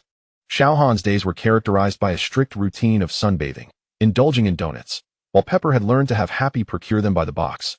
Occasionally watching juvenile cartoons on television. Tony scoffed at this, yet Xiao Han found great enjoyment in it, and whenever Tony fell into a scientific bottleneck, Xiao Han would casually drop a spot-on suggestion that sent shivers down Tony's spine. Tony Stark's life had been utterly turned upside down. On one hand, he was obsessively immersed in the 1974 Expo model left by his father, driven by Xiao Han's words, "The answer lies right beneath your eyelids," compelling him to analyze, calculate, and reconstruct tirelessly. On the other hand, that tenant who spent his days photosynthesizing on the rooftop constantly challenged the limits of Tony's understanding as a scientist and genius. "Jarvis, what are the energy readings?" "Sir, when the target is in a state of silence, the energy readings are at an extremely low level, even below that of a normal human. However, once he actively calls upon his power or is attacked, the readings instantly surpass all detection limits, rendering the system incapable of quantifying." Frustrated, Tony raked his fingers through his hair, glancing at the small red dot representing Xiao Han's position on the screen. Motionless atop the roof. He is right there, like a solar panel. How is this possible? What mechanism powers him? Bioenergy. How can his efficiency of light energy conversion be so high? "Sir, based on existing physical models, it cannot be explained." "Of course. If I could explain it, why would I ask you?" Tony roared at the air, feeling as though the scientific system he held dear was teetering on the brink before this human solar panel. Just then, Pepper entered the lab, carrying a cup of coffee and a small plate of snacks. She looked at Tony's disheveled hair and bloodshot eyes, sighing, "Tony, you need to rest." Also, Happy just reported that a courier has arrived at the door. "A courier?" Tony didn't look up. "Tell him to leave it at the front desk. The bills are on you." This courier claims to be Agent Phil Coulson from S.H.I.E.L.D. He has a package from Director Fury that must be personally delivered to you. Pepper emphasized the names S.H.I.E.L.D. and Fury. Tony's movements froze. He lifted his head, furrowing his brows. "Coulson? That guy who looks like a high school guidance counselor? What scheme is Fury plotting now?" Almost simultaneously, Xiao Han's lazy voice echoed through the villa's sound system, reverberating in the lab. "Hey, Uncle Beard, your fan's delivery has arrived. The package is at the door, and I sent him on his way. By the way, the donuts he brought aren't as good as the ones Happy buys." Tony and Pepper exchanged glances. Pepper hastened to the surveillance screen and, indeed, beheld Agent Coulson standing beside a black Chevrolet Suburban at the villa's entrance, his expression one of resignation. He held a metallic case emblazoned with the S.H.I.E.L.D. insignia, bowing slightly in the direction of the villa's door before turning to leave. On the ground lay a paper bag adorned with the logo of a donut shop. Pepper felt as though her worldview had been once again reshaped. How could Agent Coulson be so compliant? And what of the donuts? Perhaps Xiao Yu had kindly discussed the proper placement of deliveries with him? Tony rubbed his temples. Feeling a throbbing at his temples, he exited the laboratory and approached the villa's entrance, picking up the heavy metallic case along with the donut bag. Inside the case was a thick stack of files pertaining to Xiao Han, including high-definition footage of the Empire State Building incident, particularly the moment when the commander was reduced to scrap metal, striking satellite images of the desert incident showcasing a strikingly visible ice-sculpted hell, damage reports for the Quinjet, and an evaluation report highlighted in bold red letters with a core conclusion that read simply, "Stay away." At the bottom was a handwritten note from Fury, containing a single sentence, "Keep your tenant in check, Stark. He is not a variable you can control." Tony scoffed, crumpling Fury's warning into a ball of useless paper. His interest lay more with the footage and data, as he observed Xiao Han effortlessly halting rockets with a mere gesture, freezing dozens of individuals in a single breath. He felt a pang of trepidation, even having experienced it firsthand. Such power was utterly unfathomable. He opened the donut bag to find several glazed donuts within. Taking a bite of one, he grimaced. Indeed rather ordinary, overwhelmingly sweet. He casually handed the bag to Happy, who had followed him out. Happy Hogan, Stark's bodyguard and driver. A burly man with an earnest visage yet sharp eyes, accepted the bag, casting a wary glance towards the rooftop before quietly querying Tony, "Boss, are you sure that guy's all right? I can't shake the feeling that he is unfathomable." Happy was among the few who maintained a high level of vigilance toward Xiao Han. "Relax, Happy," Tony reassured him, patting his robust shoulder. Though he himself felt somewhat uncertain, he was merely a rather particular tenant. So far, aside from consuming vast quantities of donuts and monopolizing my rooftop, he had not caused any substantial damage. Well, the minor losses in the lab didn't count. He recalled the diamond probe that Xiao Han had flung away and the burned-out magnetic field generator. Moreover, Tony's tone shifted, a glimmer of brilliance crossing his eyes. The information he had shared about the new element was invaluable. Fury wanted me to keep him in check? Huh. I am far more intrigued to discern what he truly is. J.A.R.V.I.S. Continue to analyze all data, especially the energy absorption and release patterns. I refuse to believe we cannot uncover some semblance of a pattern. On the rooftop, Xiao Han's superhuman hearing absorbed Tony's grand proclamations and Happy's concerns. He lay there with eyes closed, a slight smirk playing on his lips. Analyze me. Go ahead, old man with the mustache. By the time you decipher the secrets of Kryptonian bioengineering through the laws of your universe, the sun will have likely transformed into a red giant. He leisurely turned over, basking in the sun's warmth, feeling his strength flow into him like a gentle stream. This sensation of continuously growing power was truly addictive. Within the villa, life seemed to revert to a semblance of normalcy. Pepper endeavored to adapt to the presence of a humanoid calamity in her home, attempting to manage the chaotic situation with the efficiency of a professional manager, like strictly regulating Tony's caffeine intake, though often failing, and ensuring Xiao Han's supply of donuts remained uninterrupted. She discovered that, though Xiao Han's words were sharp and his temperament unpredictable, he surprisingly adhered to certain basic etiquette of being a guest, such as never tampering with Tony's collection of model cars, perhaps deeming them too childish, and he did not intentionally destroy anything. Lab equipment merely experienced wear and tear. This allowed her taut nerves to relax slightly. One afternoon during tea time, while Tony was in the lab and Happy in the gym, Pepper carried a pot of black tea and a small plate of exquisite macarons onto the terrace, attempting once more to alter Xiao Han's sweet preferences. Xiao Han lay reclining in a chair, eyes closed. Care to try this? Airlifted from France, one of Tony's favorites, Pepper endeavored to keep her tone casual. Xiao Han opened one eye, glancing at the colorful confections with disinterest. Too extravagant. Donuts are far more substantial. Nevertheless, he picked up a pink macaron, tossed it into his mouth, chewed twice, and remarked, the sweetness is acceptable, but it's too brittle, lacking chewiness. Pepper chuckled helplessly, settling into the lounge chair she had specially moved beside him. Tony is quite grateful to you. She chose her words carefully, regarding the matter of the new element. That saved his life. Just a matter of convenience. Xiao Han replied without opening his eyes. If I were to perish, who would provide me with such a comfortable rooftop and donuts? Pepper was momentarily taken aback by his blunt yet pragmatic reasoning, but soon found it aligned perfectly with Xiao Han's character. Happy, he is not a bad person, just overly responsible and a tad too anxious about Tony's safety. She attempted to defend Happy. The big guy? Xiao Han finally opened his eyes, a hint of amusement gracing his lips. His vigilance is commendable, albeit his reactions are rather slow. The last time he stealthily placed a tracker in my donut box, his methods were so crude, let's just say I saw right through it. He nearly let slip that he had no childhood in this world. Pepper resolved to have a heart-to-heart with Happy upon her return. However, Xiao Han shifted the subject, gazing at the shimmering sea, remarking, he is far more genuine than that red-haired lady sent by the one-eyed dragon. At least Happy's concern for Tony is sincere, unlike her, who is consumed by her missions and evaluations. He referred to Natasha Romanoff. Pepper keenly discerned a hint of acknowledgement for Happy in Xiao Han's tone, albeit expressed in a peculiar manner. Her heart stirred. Perhaps this seemingly aloof young man was not entirely devoid of human sentiment? Just then, an exuberant shout echoed from the laboratory below. Yes. J.A.R.V.I.S. This is it. The new element reactor. It's a success. Followed by a cacophony of electric sparks and Tony's coughing fit. Xiao Han and Pepper exchanged glances. It sounds like our bearded uncle is finally set to create his, upgraded tin can. Pepper face-bombed, already foreseeing the future filled with Tony's roars and Xiao Han's sharp-witted retorts in the laboratory.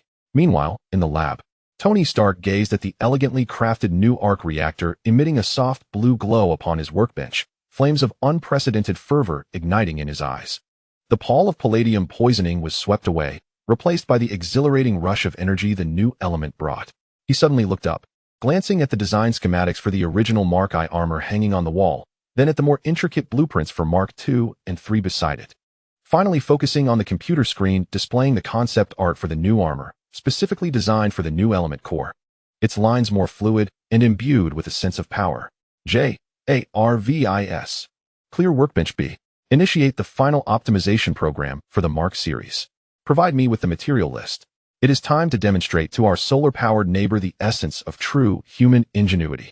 A challenging smile curled at the corners of Tony's lips, as if he could already envision the expression on Xiao Han's face when confronted with his brand new suit, one that would surely shatter any semblance of indifference.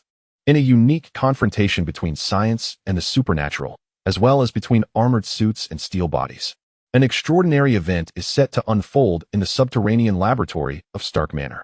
Meanwhile, on the rooftop, Xiao Han languidly turned over, stifling a yawn. Let him create, after all. It will all end up as scrap metal. However, watching Tony craft his toys was undoubtedly more entertaining than indulging in SpongeBob SquarePants. Chapter 6. Tin Cans and Donut Diplomacy. Tony Stark was thoroughly ensnared in a fervor of creation. The 1974 Expo model had been dismantled, scanned, and reconstructed countless times. The holographic projections left behind by Howard served as a revelation, presenting to Tony a brand new, stable structure of an element that had never before graced the periodic table. He toiled tirelessly, his beard unkempt, surrounded by a plethora of energy simulation devices and molecular schematics, with coffee cups and donut boxes strewn about. Sir, based on the data left by Mr. Howard Stark, the core structure simulation of the new element is complete.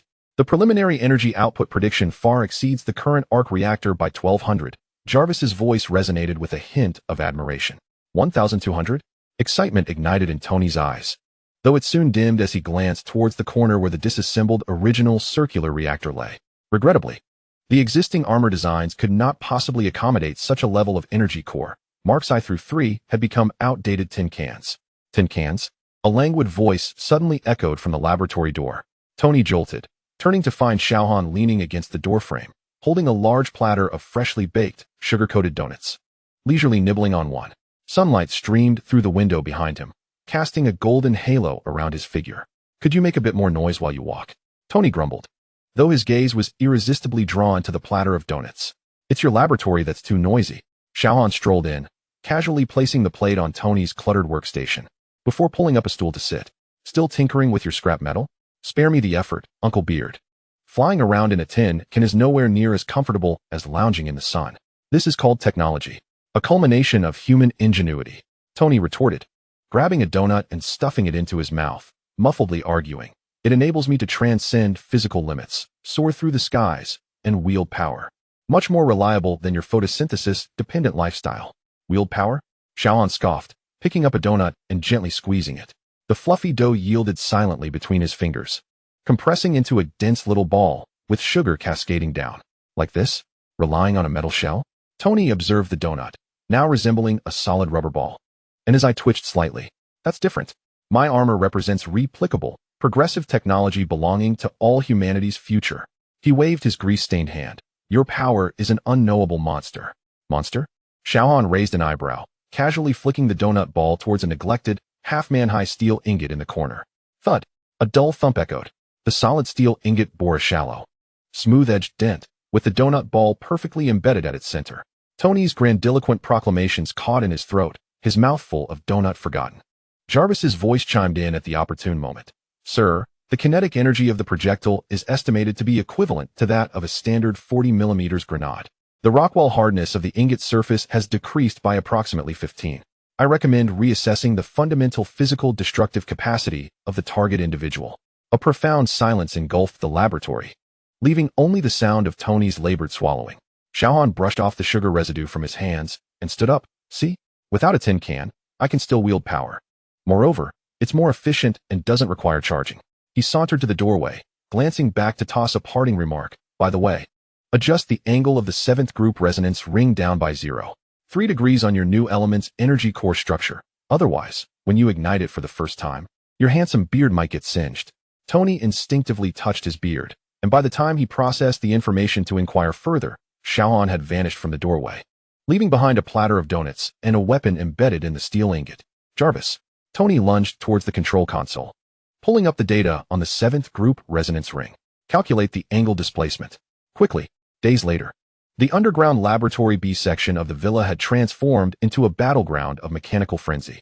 Automated robotic arms wielded welding torches and cutters, sparks flying as the sounds of metal cutting, welding, and pneumatic tools filled the air. On a vast holographic projection, a sleek, gold and red armor structure was being rapidly constructed and refined. This was the all-new Mark IV, specifically designed for the exhilarating new elemental energy core. Dressed in a tank top and covered in grease, Tony resembled an ecstatic madman as he darted between parts and holographic displays, incessantly instructing Jarvis for fine-tuning. Expand the leg thruster's vector nozzle by 5%. Increase the thickness of the shoulder armor, but reduce its weight. Sir, the output power of the new elemental core is exceedingly unstable. The current armor structure is on the theoretical edge of its limits. Limits are meant to be broken, Tony shouted, his eyes bloodshot from excessive excitement and lack of sleep. Still toiling away on your metal coffin?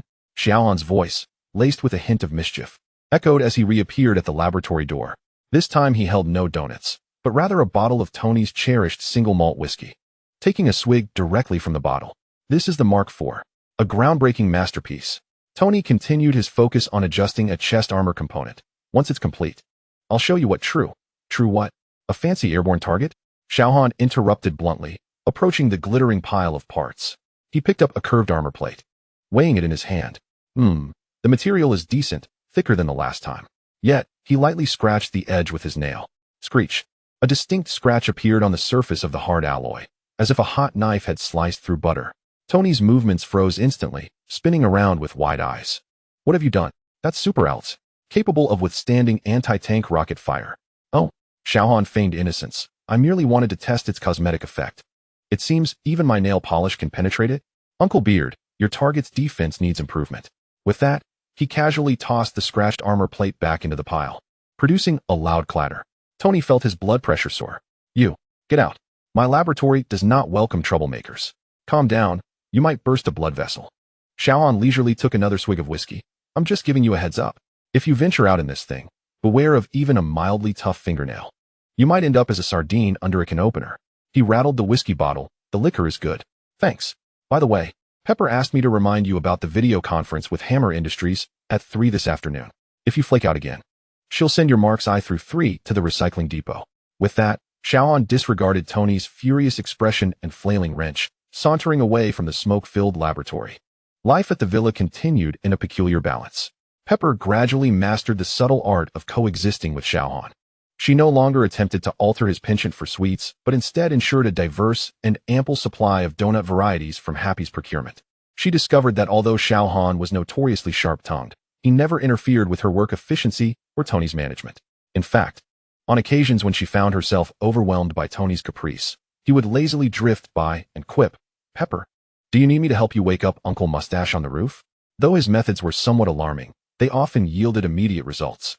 Happy's vigilance gradually transformed into a blend of reverence, confusion, and a hint of familiarity amidst Xiao Han's seemingly innocuous daily antics.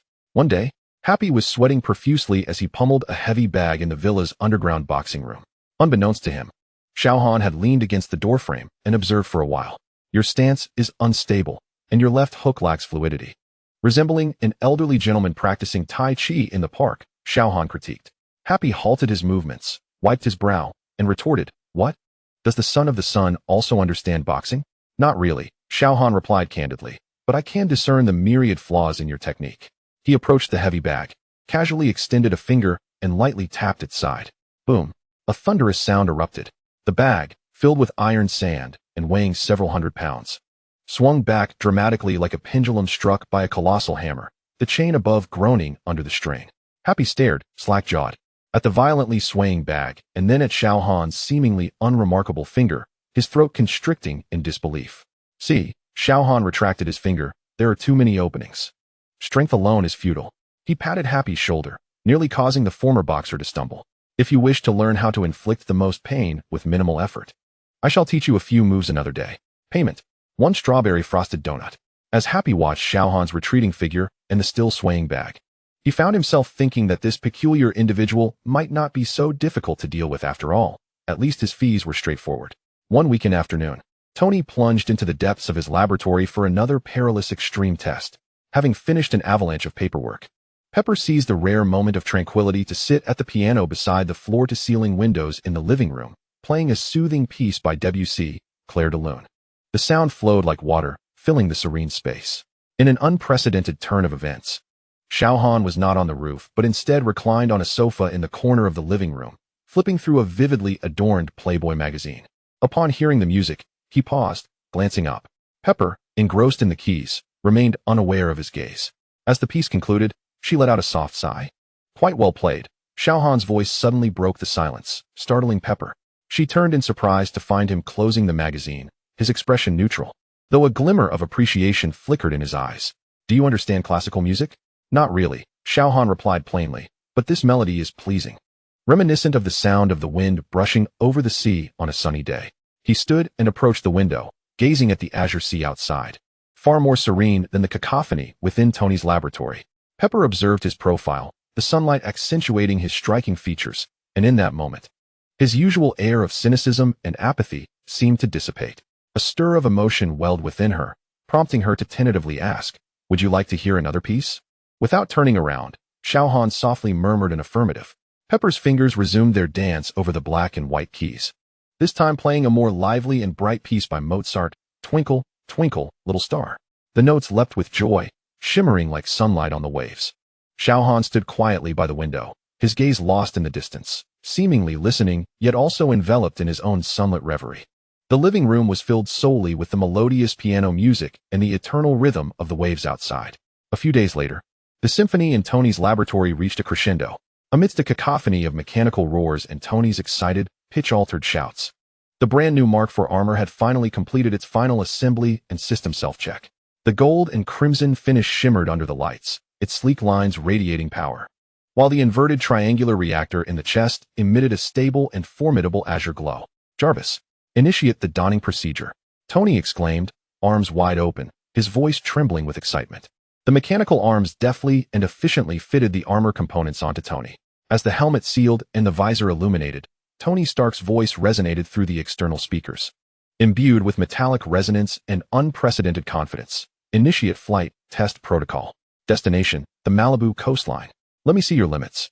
The thrusters beneath his feet and palms expelled brilliant blue and white plasma flames, and the Mark IV ascended slowly under immense thrust, hovering in the center of the laboratory.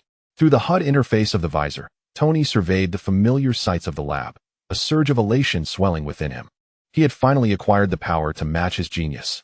"Xiao," Tony's voice brimmed with bravado and challenge. "Do you see this?" "This is the true." Before he could finish, a languid voice penetrated the armor's soundproofing, reaching Tony's ears with clarity. "What do you see? A tin can that just learned to walk, eager to run?" Tony nearly choked on his own breath. He whipped his head around to see Xiao Han, who had appeared at the laboratory door, nonchalantly holding a tub of ice cream and scooping a generous bite into his mouth, watching the levitating golden-red armor with evident amusement. "Shut up. What do you know?" Tony fumed, embarrassment fueling his anger. "Jarvis, engage full power thrusters. Target the roof. I want him to see up close." The engines roared, escalating to a piercing shriek. The Mark IV transformed into a streak of gold and crimson light, hurtling toward the sealed alloy ceiling of the laboratory with unstoppable momentum. "Sir, the ceiling structure cannot withstand the extreme thrust." Suggestion: Jarvis's warning was drowned out by the roar of the engines. Tony's focus was singularly fixated on the figure leisurely munching ice cream at the door. He needed to prove, to demonstrate that human ingenuity could create miracles. Just as the Mark IV was about to collide with the ceiling, Tony pressed the control button. The ceiling opened in a rush. The golden-red armor burst forth like a cannonball, tearing through the air with furious winds and the engine's roar, shooting out of the laboratory towards the villa's rooftop terrace. Tony's intentions were clear: to hover directly above Xiao Han, allowing him to behold the culmination of human intellect. However, the moment the Mark IV burst from the laboratory, basking in the brilliant California afternoon sunlight, a sudden hum reverberated. All screens, indicators, and HUD interfaces within the armor erupted in blinding white light. A shrill alarm pierced the air. Immediately thereafter, the blue and white flames from the thrusters were extinguished as if snuffed out by an invisible hand. Warning: Energy core output anomaly. Power systems offline. Navigation systems offline. Life support systems offline. Sir, we are in free fall. Jarvis's voice was tinged with unprecedented urgency. What? The smugness on Tony's face was instantly replaced by sheer terror. He felt his body lurch as powerful gravity pressed him firmly into the pilot's seat. Through the visor, he only saw the azure sky and the rapidly approaching villa roof. That blasted beach chair was directly below him, growing nearer by the second. The out-of-control Mark IV plummeted like a massive metallic weight, Tony's desperate screams echoing as it hurtled toward the terrace. On the terrace, Xiao Han had just scooped a large spoonful of chocolate ice cream into his mouth. He looked up at the descending armor, now belching black smoke and spinning wildly, and sighed in resignation. Ah, there goes the roof again. Before he could finish his words, his empty left hand casually lifted upwards, fingers splayed, as if gently cradling the several tons of descending armor that plummeted rapidly towards him. There was no earth-shattering crash. Time seemed to freeze in that fleeting moment. The violently descending Mark IV, mere centimeters from Xiao Han's head, suddenly suspended as if it had collided with an imperceptibly still surface of water. The terrifying kinetic energy of its fall was instantaneously absorbed, dissipating into nothingness. The armor's exterior emitted no sound of deformation. That colossal, golden-red metal shell was effortlessly held aloft by a seemingly unremarkable hand. Sunlight cascaded over the cold metallic surface and Xiao Han's serene visage, creating a scene both absurd and profoundly striking. Inside the cockpit, Tony Stark was tossed about by the immense inertia, his senses bewildered, as alarms within his helmet shrieked piercingly. Through the visor, he beheld the calm, unfazed countenance just below him, and that hand which bore his entire weight. Xiao Han leisurely finished his ice cream before raising his head to meet Tony's eyes, which were filled with shock. His voice resonated clearly through the armor, tinged with unmistakable disdain and resignation. What did I say, Uncle Beard? This heap of metal really is quite noisy. Chapter 7. The aftermath of the metal can and the invitation from S.H.I.E.L.D. The afternoon sun generously bathed the terrace of Stark Villa in golden light. The sea breeze, laden with a salty tang, tousled Xiao Han's hair. With his left hand, he steadily held the golden red, several-ton Mark IV armor, while his right hand clutched a family-sized tub of ice cream. Inside the cockpit, Tony Stark felt as though he had been thrust into a high-speed spinning washing machine, only to be abruptly halted. The shrill alarms within his helmet pierced his ears as red warnings of system failures flashed frantically before his eyes. Through the visor, he could only see Xiao Han's face, calm to the point of indifference, and that unremarkable hand, which supported both his weight and the force of his fall. A profound sense of absurdity and overwhelming frustration engulfed Tony. The technological marvel he took pride in, the pinnacle of human ingenuity, felt as fragile as a child's toy before a power that transcended the ordinary. Jarvis, report damage. Tony's voice was hoarse and dry, trembling with the remnants of his near brush with death. Sir, the external armor integrity stands at 99%. Internal circuits have suffered due to an instantaneous overload of the energy core, with 70% of the circuits either severed or short-circuited. Power, navigation, life support, and weapon systems are all offline. The energy core output has dropped to zero and has entered a forced sleep mode for cooling. In simpler terms, sir, we have become an expensive metal sculpture, Jarvis replied with a hint of exasperation. A metal sculpture? Tony gazed down at the face below, feeling the term was painfully apartment. Uncle Beard, how's the experience? Free fall with an emergency stop service, complete with a panoramic sunroof view. Quite thrilling, isn't it? Tony's face flushed crimson beneath the helmet. A mix of embarrassment and indignation. He longed to retort, to shout, but words failed him, lodged in his throat. The terror of that moment of uncontrolled descent, coupled with the humiliation of being held aloft like a large figurine, shattered his genius pride into 1,000 pieces. Looks like you're stunned, Xiao Han shrugged, lifting his arm slightly before gently lowering it. The several tons of metal were as light as a feather in his grasp, silently and steadily placed in the center of the terrace without even a tremor. The thrusters of the armor's feet still emitted a faint, burnt smell, hanging limply towards the ground. All right, the sculpture has safely landed. Xiao Han clapped his hands, as if brushing off dust. Don't forget to settle the emergency rescue and rooftop flight compensation fees. Let us convert that into, unlimited top-tier donuts for the next 3 months. He shook the nearly empty ice cream tub, indicating he would be purchasing more of this brand in the future. Having said that, he paid no further heed to the petrified Tony in the cockpit, instead wandering back inside to find the refrigerator, humming an off-key tune. On the terrace remained the massive golden-red armor, reflecting the cold light of the sun, a colossal symbol of mockery. "Sir, your vital signs indicate," Jarvis cautiously began. "Shut up," Tony growled, his voice laced with suppressed anger and frustration. He slammed the helmet's release button, and the visor sprang open, revealing his pale, sweat-drenched face, etched with resentment. Struggling to extricate himself from the cockpit, he found the immobilized armor exceedingly heavy, its joints locked, trapping him like a beast confined within an iron cage. At that moment, Pepper and Happy rushed onto the terrace, breathless. They had been startled by the sudden activation of the laboratory's ceiling and the thunderous roar of the engine. "Tony, oh God, are you all right?" Pepper exclaimed, her face paling at the sight of Tony ensnared in the armor. "Boss, what happened?" Happy scanned the surroundings warily, finally settling his gaze on the evidently dormant armor in the center of the terrace and then back to Tony's predicament, his expression a mix of concern and incredulity. "I'm fine." Tony gritted his teeth, unwilling to lose face before Pepper and Happy. "It was merely a minor system compatibility test. Just a little mishap. Happy, come help me out."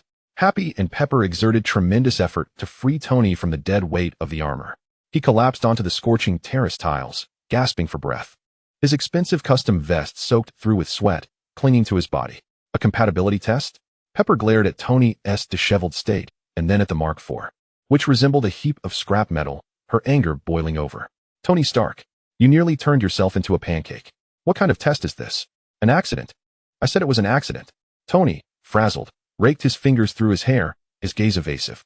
"The coupling of the new element core and armor system still needs optimization." Jarvis, analyze the overload data immediately. "I need to know, was it the sunlight?" A languid voice interrupted from the terrace entrance. The three turned to see Xiao Han had returned, holding an impressively tall scoop of chocolate ice cream, leaning against the doorframe, savoring it with delight. "Sunlight?" Tony frowned. "MHM. Xiao Han licked his spoon. "Your tin can's energy core essentially absorbs and converts external energy to power itself, correct? Solar energy is just one form of energy.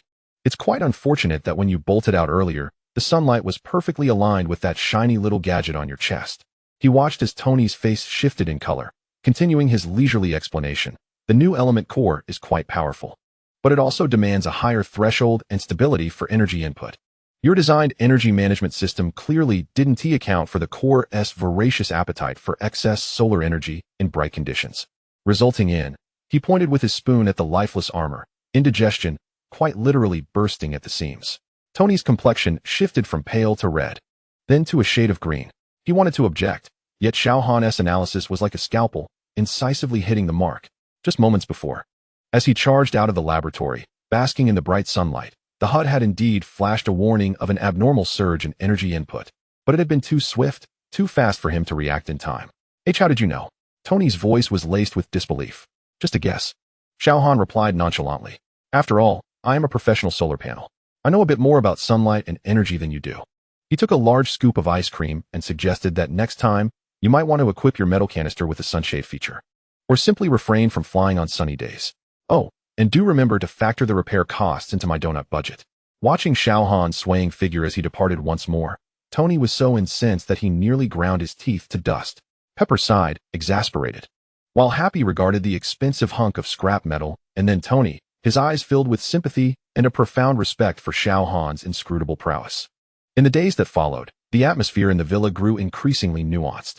Tony plunged into the laboratory, driven by an almost obsessive fervor, fervently revising the energy management system of Mark IV, installing a myriad of energy dampers and light-blocking coatings, vowing to redeem his earlier disgrace. The lab once again echoed with the shrill cries of welding torches and Tony's furious roars. Meanwhile, Pepper found herself grappling with the daunting bill for Xiao Han's unlimited supply of top-tier donuts over the past 3 months. Tony's credit card bill had already soared due to the purchase of expensive experimental materials and equipment. Now, it would also include exorbitant dessert expenses. She could only strive to balance the budget while praying that Tony's new armor wouldn't encounter further mishaps. Happy, on the other hand, had taken on a new role as Xiao Han's sparring partner, a task ignited by Xiao Han's offhand comment during one of Happy's training sessions about charging for guidance. Initially, Happy had declined, but Tony commanded, "Go, uncover his background. That's an order." coupled with Xiao Han's practical offer of a fee for every strawberry frosted donut. Happy reluctantly accepted. The backyard lawn transformed into a makeshift training ground. The experience proved to be excruciating and utterly shattering for Happy's preconceived notions. Left leg, too slow. With a powerful right hook, Happy swung, only to find Xiao Han had vanished from his sight in an instant. Almost immediately, a single finger gently prodded the back of his left knee, unleashing an irresistible wave of soreness that enveloped him, causing him to lose his balance and tumble forward like a cumbersome rag doll, munching on the grass. How many times must I tell you? Keep your center of gravity stable. Your force should penetrate. Don't move like a drunken bear. Xiao Han's voice came from above, laced with disdain. He hardly needed to employ any superhuman strength or speed. With an alarming insight into muscular force and human anatomy, combined with reflexes that bordered on the superlative, he toyed with Happy, a former professional boxer, at will. Each of his instructions pinpointed the flaws in Happy's movements and the weaknesses from his past injuries, causing him to grimace in pain, yet unable to retaliate. Get up, let us go again. Xiao Han, lazily sucking on a lollipop, waved his hand. Happy struggled to rise, brushing off the grass and dirt from his face, his initial resistance replaced by a complex glimmer of pain, admiration, and a fervent desire to improve. He realized that this seemingly languid individual possessed battle skills that transcended human comprehension. After each training session, Happy felt as though he had been disassembled and reassembled, his entire body aching. Yet certain bottlenecks in his striking techniques that had plagued him for years seemed to finally begin to loosen. One evening, Tony emerged from the lab. Heavy dark circles under his eyes and a mix of exhaustion and exhilaration etched on his face. The energy management system of Mark IV had undergone a hellish transformation. Now equipped with multiple redundant safeguards and adaptive light energy dampers, he could hardly contain his eagerness to take to the skies once more and prove himself. However, upon entering the living room, he spotted Pepper with a grave expression, holding a quaint, unmarked black envelope. Tony, this just arrived. No postmark, no sender. Happy found it in the mailbox at the door, Pepper informed him, handing over the envelope. Tony frowned as he accepted it. The envelope felt cold and heavy in his hand.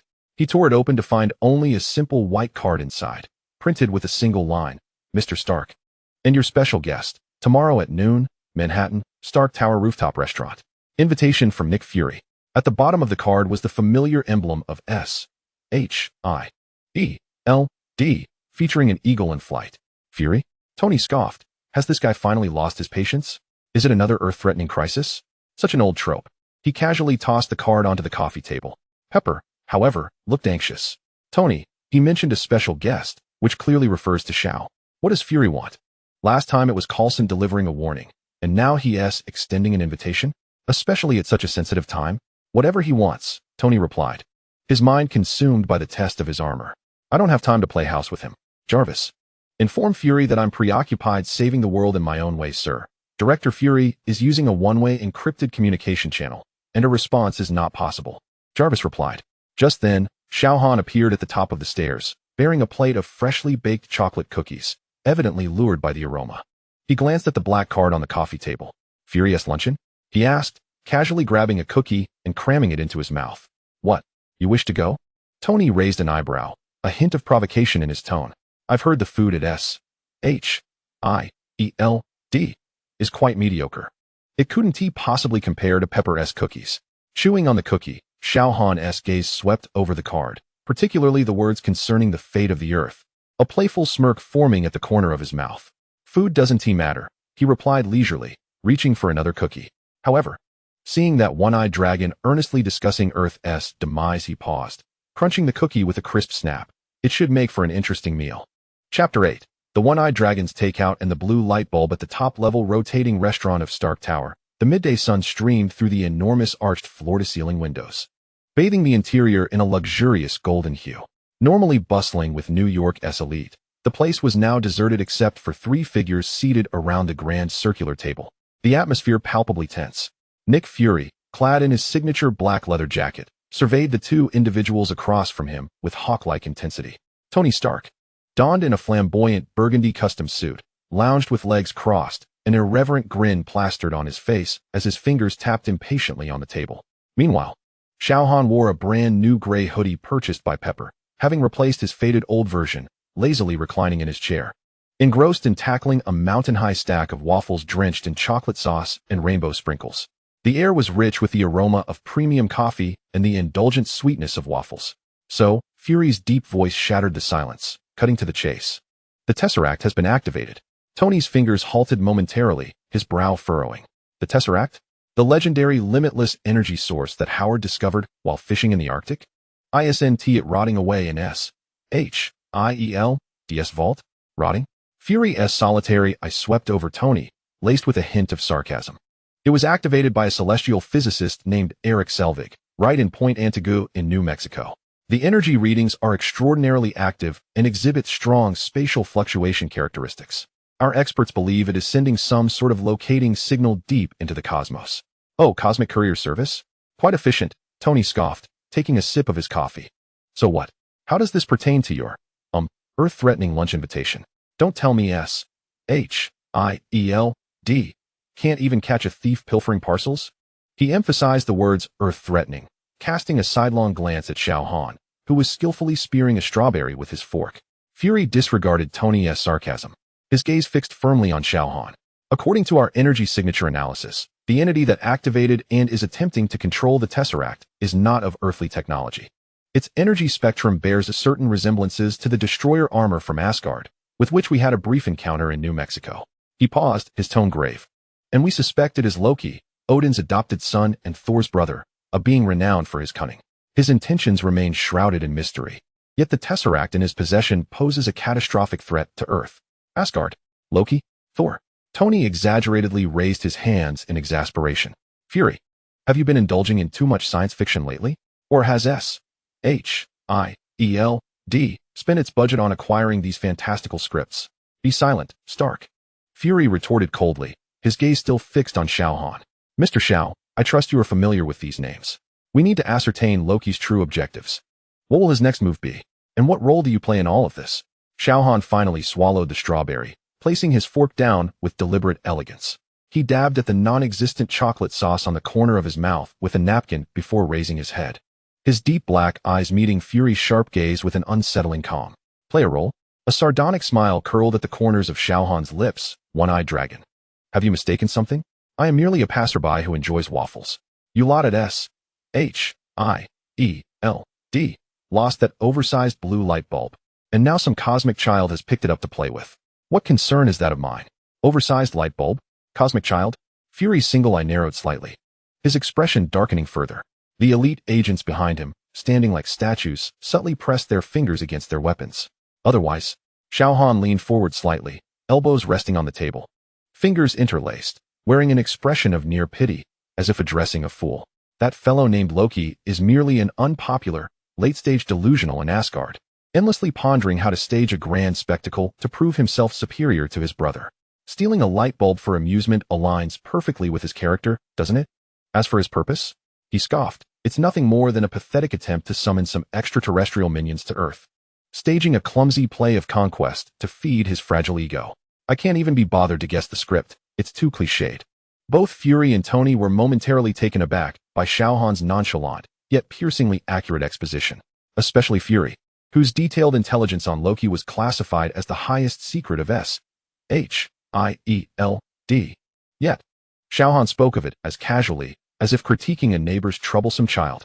How do you know all this so clearly? Fury's voice carried an unprecedented weight, laced with a hint of disbelief. Just a guess. Xiao Han leaned back in his chair, lazily picking up his fork to continue his assault on the waffles. Given your S.H.I.E.L.D's anxious demeanor and that abysmal intelligence analysis, one could easily surmise the caliber of your adversary. A true formidable character would send a signal flare to announce, I am coming to steal your light bulb. Instead, they would have already obliterated your stronghold. His words struck Fury like an invisible slap, leaving him momentarily stunned. The agents behind him turned pale, their hands tightening around their weapons. Tony was nearly doubled over in laughter, hastily covering his smirk with a coffee cup. Watching Fury's discomfort always brought him joy.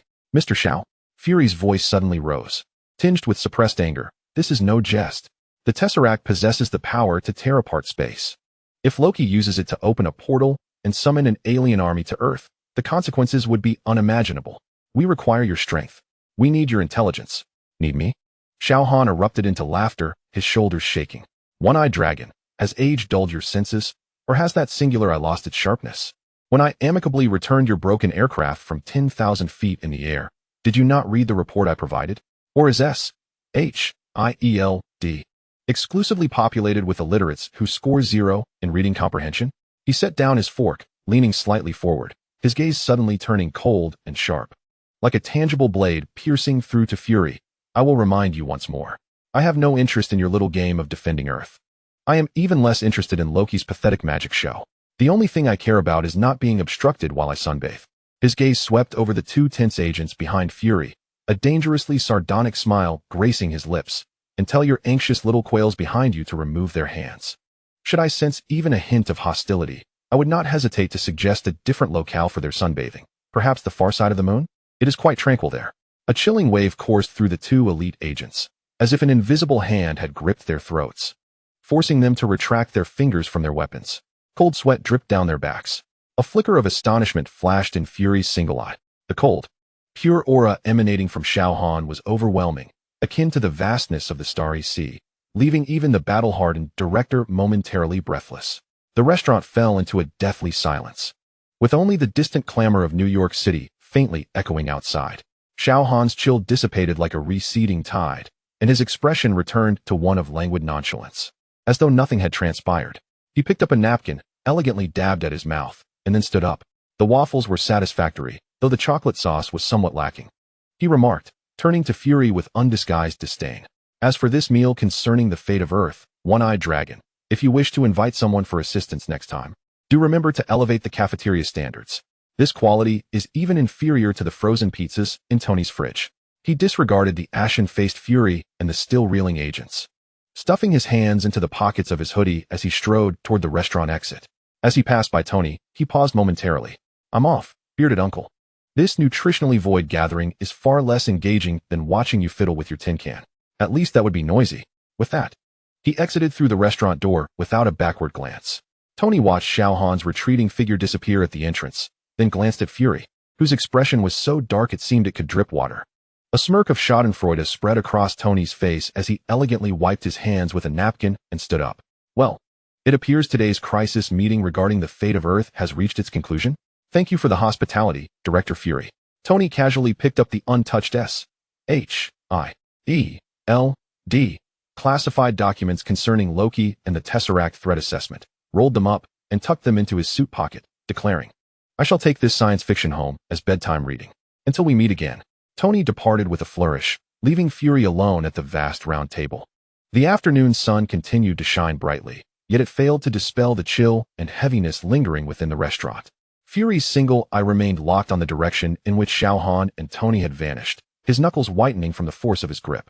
He picked up his communicator, his voice low and hoarse, tinged with an inescapable sense of frustration and anger. Natasha, initiate the Avengers readiness protocol. Target, Dr. Selvig and the Tesseract. Highest alert level. Agent Barton, cease all current tasks and return immediately. We need top-notch tracking and tactical assessment. Hill, mobilize all available resources to monitor global abnormal energy fluctuations, especially spatial distortion signals. I want to know Loki's next destination. Setting down the communicator, Fury's gaze fell on the half-eaten waffle before Xiao Han. That mound of sickly sweet food, drenched in chocolate sauce and sugar sprinkles, now appeared to him filled with silent mockery. Disregarding threats, viewing rules as inconsequential, wielding unfathomable power, and that damned, seemingly all-seeing gaze. Fury murmured to himself, complex emotions flickering in his single eye. Xiao Han, are you truly indifferent, or do you firmly believe that everything remains within your control? The cacophony of New York City reverberated through the glass panes, and Fury sensed that a tempest was approaching. Yet, the solar panel capable of swaying the storm's course yearned solely for a tranquil spot to bask in the sun. Meanwhile, below Stark Tower, Xiao Han ambled leisurely along the bustling sidewalk, his hands tucked into his pockets. The sunlight enveloped him warmly. His superhuman hearing effortlessly detected Fury's suppressed roars and the cascade of urgent commands emanating from the penthouse restaurant. The Avengers readiness protocol? It seemed the one-eyed man was genuinely anxious. A faint, almost imperceptible smirk graced his lips. However, anxiety was futile. That rascal Loki was likely prancing about somewhere, brandishing his little glow stick. Pondering where to host his jester's gala, he gazed upward at the resplendent sun, relishing the delightful surge of power within him. When the party commenced, He hoped it wouldn't be too raucous. Chapter 9. The Boundaries of Friendship and the Shadows of S.H.I.E.L.D. The Californian afternoon sun lazily draped itself over the Stark villa. Tony was engrossed in a tussle with Mark IV in the laboratory, the sounds of welding and irate commands serving as the sole backdrop. Happy was sweating profusely on the backyard lawn, practicing those peculiar techniques that Xiao Han had dubbed the most painful methods of striking with minimal effort. His movements, though clumsy, were filled with unwavering concentration. Meanwhile, Pepper toiled away in the study, her fingers rhythmically tapping the keyboard, momentarily shutting out the clamor both inside and outside the villa. Xiao Han reclined in the massive beanbag chair beside the floor-to-ceiling window, cocooned in sunlight. The faded beach lounger had been momentarily set aside, retreating into the background. With his eyes closed and breathing steady, he appeared as though he had drifted into slumber. On the adjacent side table, half a tub of chocolate chip ice cream melted slowly, a spoon precariously lodged within. Power flowed silently beneath the warm sun, augmenting. This tranquility was abruptly shattered. The jarring screech of brakes, akin to the anguished cry of metal against metal, erupted outside the villa's entrance, followed by a heavy crash. The ornate iron gate twisting and groaning, and the shattering of glass. "Miss Pepper, be careful." Happy's frantic shout from the backyard pierced through the villa like a knife, instantly carrying a sense of terror. Pepper's brief gasp coincided almost perfectly. On the sofa, Xiao Han's eyes snapped open. There was no confusion, no irritable disturbance, only an icy, profound calm. His body remained motionless, yet his superhuman vision and hearing unfurled like an invisible radar net, capturing every detail outside the villa. J.A.R.V.I.S.S. alarm blared sharply. Warning. Unidentified armed vehicle breaching. Target, Miss Pepper. Occupants are armed. The massive screen flickered to life, displaying surveillance footage. A black van brazenly rammed through the gates and into the front yard. The doors slid open, and three masked thugs brandishing MP5 submachine guns leaped out, their dark barrels aimed directly at Pepper, who had just stepped onto the porch, clearly startled by the sudden turn of events. Happy was sprinting from the backyard, but the distance was too great. He was powerless to intervene. Pepper. Tony's roar over the laboratory comms was filled with a raw, tearing panic and helplessness. J.A.R.V.I.S. Defense. Now. The gunfire brutally interrupted Tony's desperate cries. One of the thugs pulled the trigger, aiming at the stone floor beneath Pepper's feet. Chunks of debris exploded. The threat was stark and unambiguous. "Don't move. Miss Pepper, come with us," barked the lead thug, the gun unwavering, ready to escalate to lethal force. Pepper's complexion turned ashen as fear caused her body to tremble slightly, yet her spine remained straight, her teeth clenched tightly against her lip, suppressing any screams. Happy's eyes widened in horror, his sprint reaching its limit, despair crashing over him like icy water. Just as the thug's finger was about to complete the final squeeze on the trigger, in that fleeting moment when Pepper's pupils contracted in terror, whoosh. A powerful gust of wind suddenly swept through the living room, causing the curtains to dance wildly. On the beanbag, Xiao Han's figure vanished abruptly, as if the signal had been severed. In the next heartbeat, without a trace or process, as though the very fabric of space had been folded and reset, Xiao Han materialized abruptly before Pepper. The proximity was so close that his gray hoodie nearly brushed against the cold muzzle of the gun. His arrival transcended the laws of physics, surpassing the limits of human reaction. Time seemed to freeze for an instant. The thugs were momentarily bewildered, their target now flanked by an unexpected figure. He even tilted his head slightly, his gaze surpassing the gun's barrel, landing squarely on Pepper's pale visage, his voice deep and steady. "Pepper, step back." Pepper trembled at the sudden appearance and voice, instinctively retreating half a step, her back pressed against the cool pillar of the porch. An immense, indescribable sense of security enveloped her in an instant, dissipating some of her fear.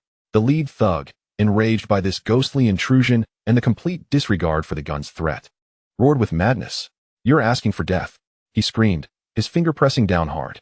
Xiao Han did not acknowledge the thug. His focus remained solely on ensuring Pepper's safety. He casually raised his right hand, fingers together, as if brushing away dust from his sleeve, and gently flicked the gun barrel aimed at him. Ding! A sound resonated, as sharp as it was eerie. The finely crafted MP5 submachine gun, from the muzzle to the trigger guard, was suddenly crushed as if a colossal invisible hydraulic press had descended upon it. The precision metal structure emitted a nauseating groan under incomprehensible force, twisting and collapsing into a mass of smoking scrap metal, dripping molten droplets, entirely unrecognizable from its original form. The tremendous recoil slammed into the thug's arm with brutal force. Crack! A clear sound of bone fracturing resonated.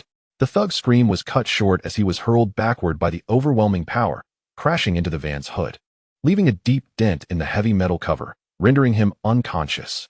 All of this transpired in the blink of an eye. The other two thugs barely had time to adjust their aim. Rat-a-tat-tat. The gunfire erupted like popcorn popping, the searing bullets showering towards Xiao Han's back. Remarkably, Xiao Han did not turn around. The barrage of bullets, mere inches from his back, collided with an invisible wall of despair, producing a cacophony of metallic clangs as they ricocheted away, rolling across the ground, shimmering under the sunlight. The third thug emptied his magazine. Gazing at the figure that hadn't even stirred, his eyes filled with primal terror. This was no human, a demon from hell. He screeched and discarded his empty weapon, fleeing in a frenzied panic. Only then did Xiao Han slowly turn, his gaze fixed upon the fleeing figure.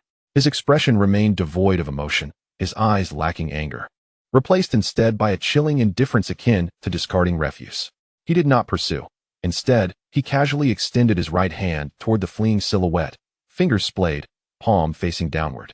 Then gently pressed down. The air seemed to emit a low, burdensome groan. Centered around Xiao Han's palm, the ground in front of him abruptly sank. Fine cracks spread like a spider's web. The fleeing thug felt an irresistible, mountain-like weight pressed down upon his back. His momentum was instantly stifled, and he was smashed onto the gravel ground, face down. The tremendous impact caused blood to spurt from his mouth and nose, and his entire skeletal structure let out a heart-wrenching groan, instantly rendering him as pliable as a rag doll, collapsing into the dented earth, reduced to mere involuntary convulsions. 3 seconds elapsed.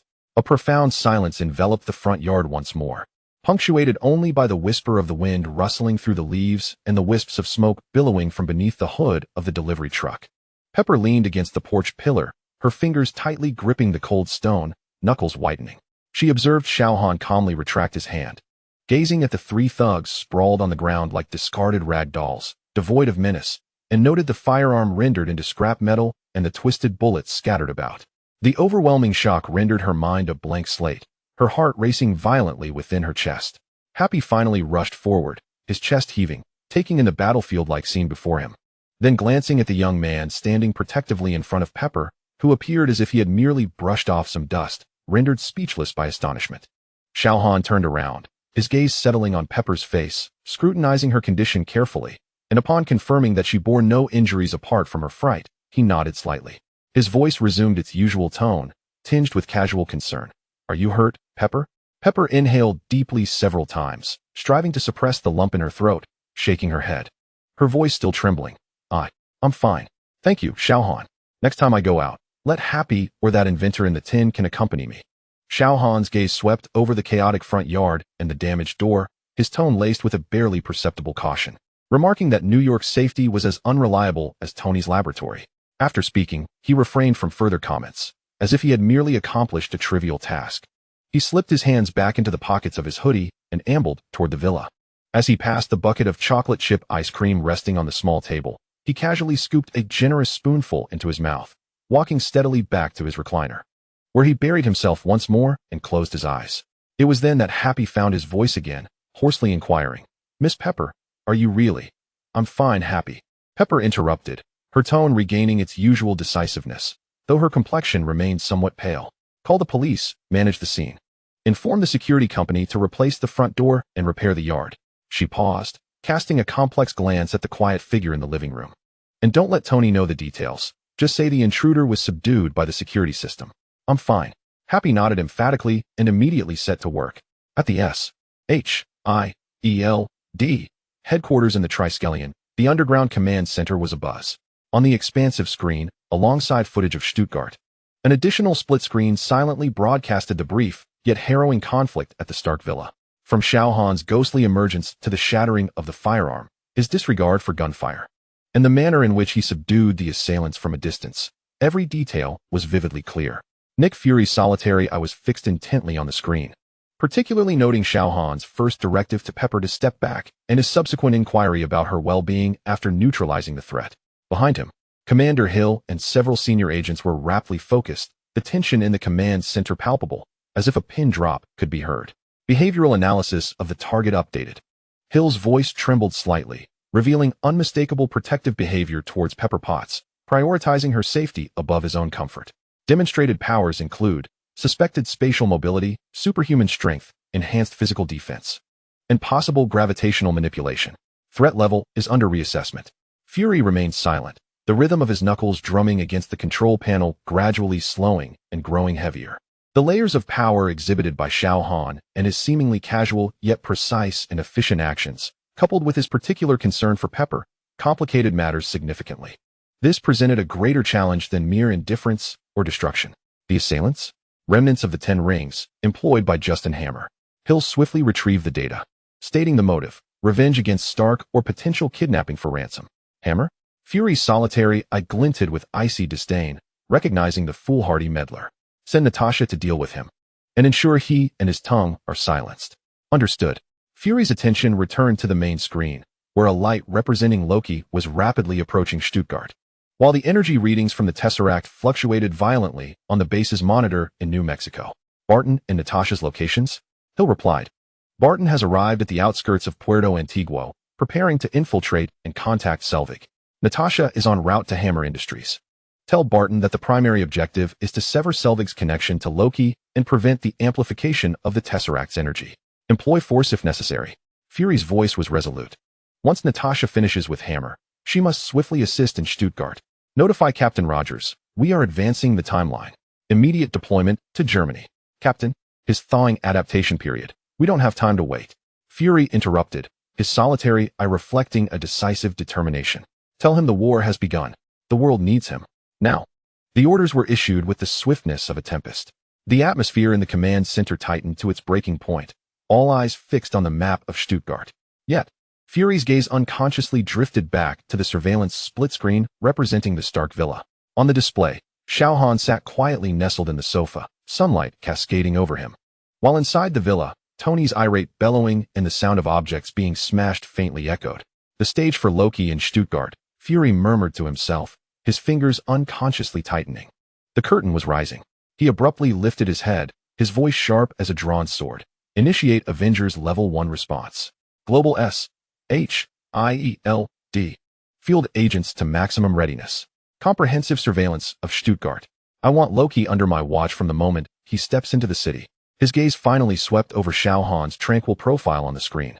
A flicker of complex emotion crossing his solitary eye as he added, maintain distant passive observation of the target individual. Under no circumstances should there be contact, nor should anyone in his vicinity be disturbed in any way. He deliberately emphasized the words those around him. Yes, Director, came the unified response. The eye of the storm had reached the ancient continent of Europe. Meanwhile, in the sunlit villa along the Californian coast, the being capable of stirring or calming tempests remained serenely immersed in his sunlit world. Pepper sat in the study, gazing out at the chaos of the front yard being cleared, then back at the quiet figure in the living room, a tumult of inexpressible emotions churning within her. Happy was directing the arriving police and security personnel, his glances occasionally flitting to the living room, a mix of awe and confusion etched on his face. In the laboratory, Tony remained oblivious to the upheaval outside the villa, still roaring at his Mark IV. Chapter 10. Gamma Storm and Physical Hypnosis. The tranquility of the Malibu villa was rent asunder by the clamor from across the ocean.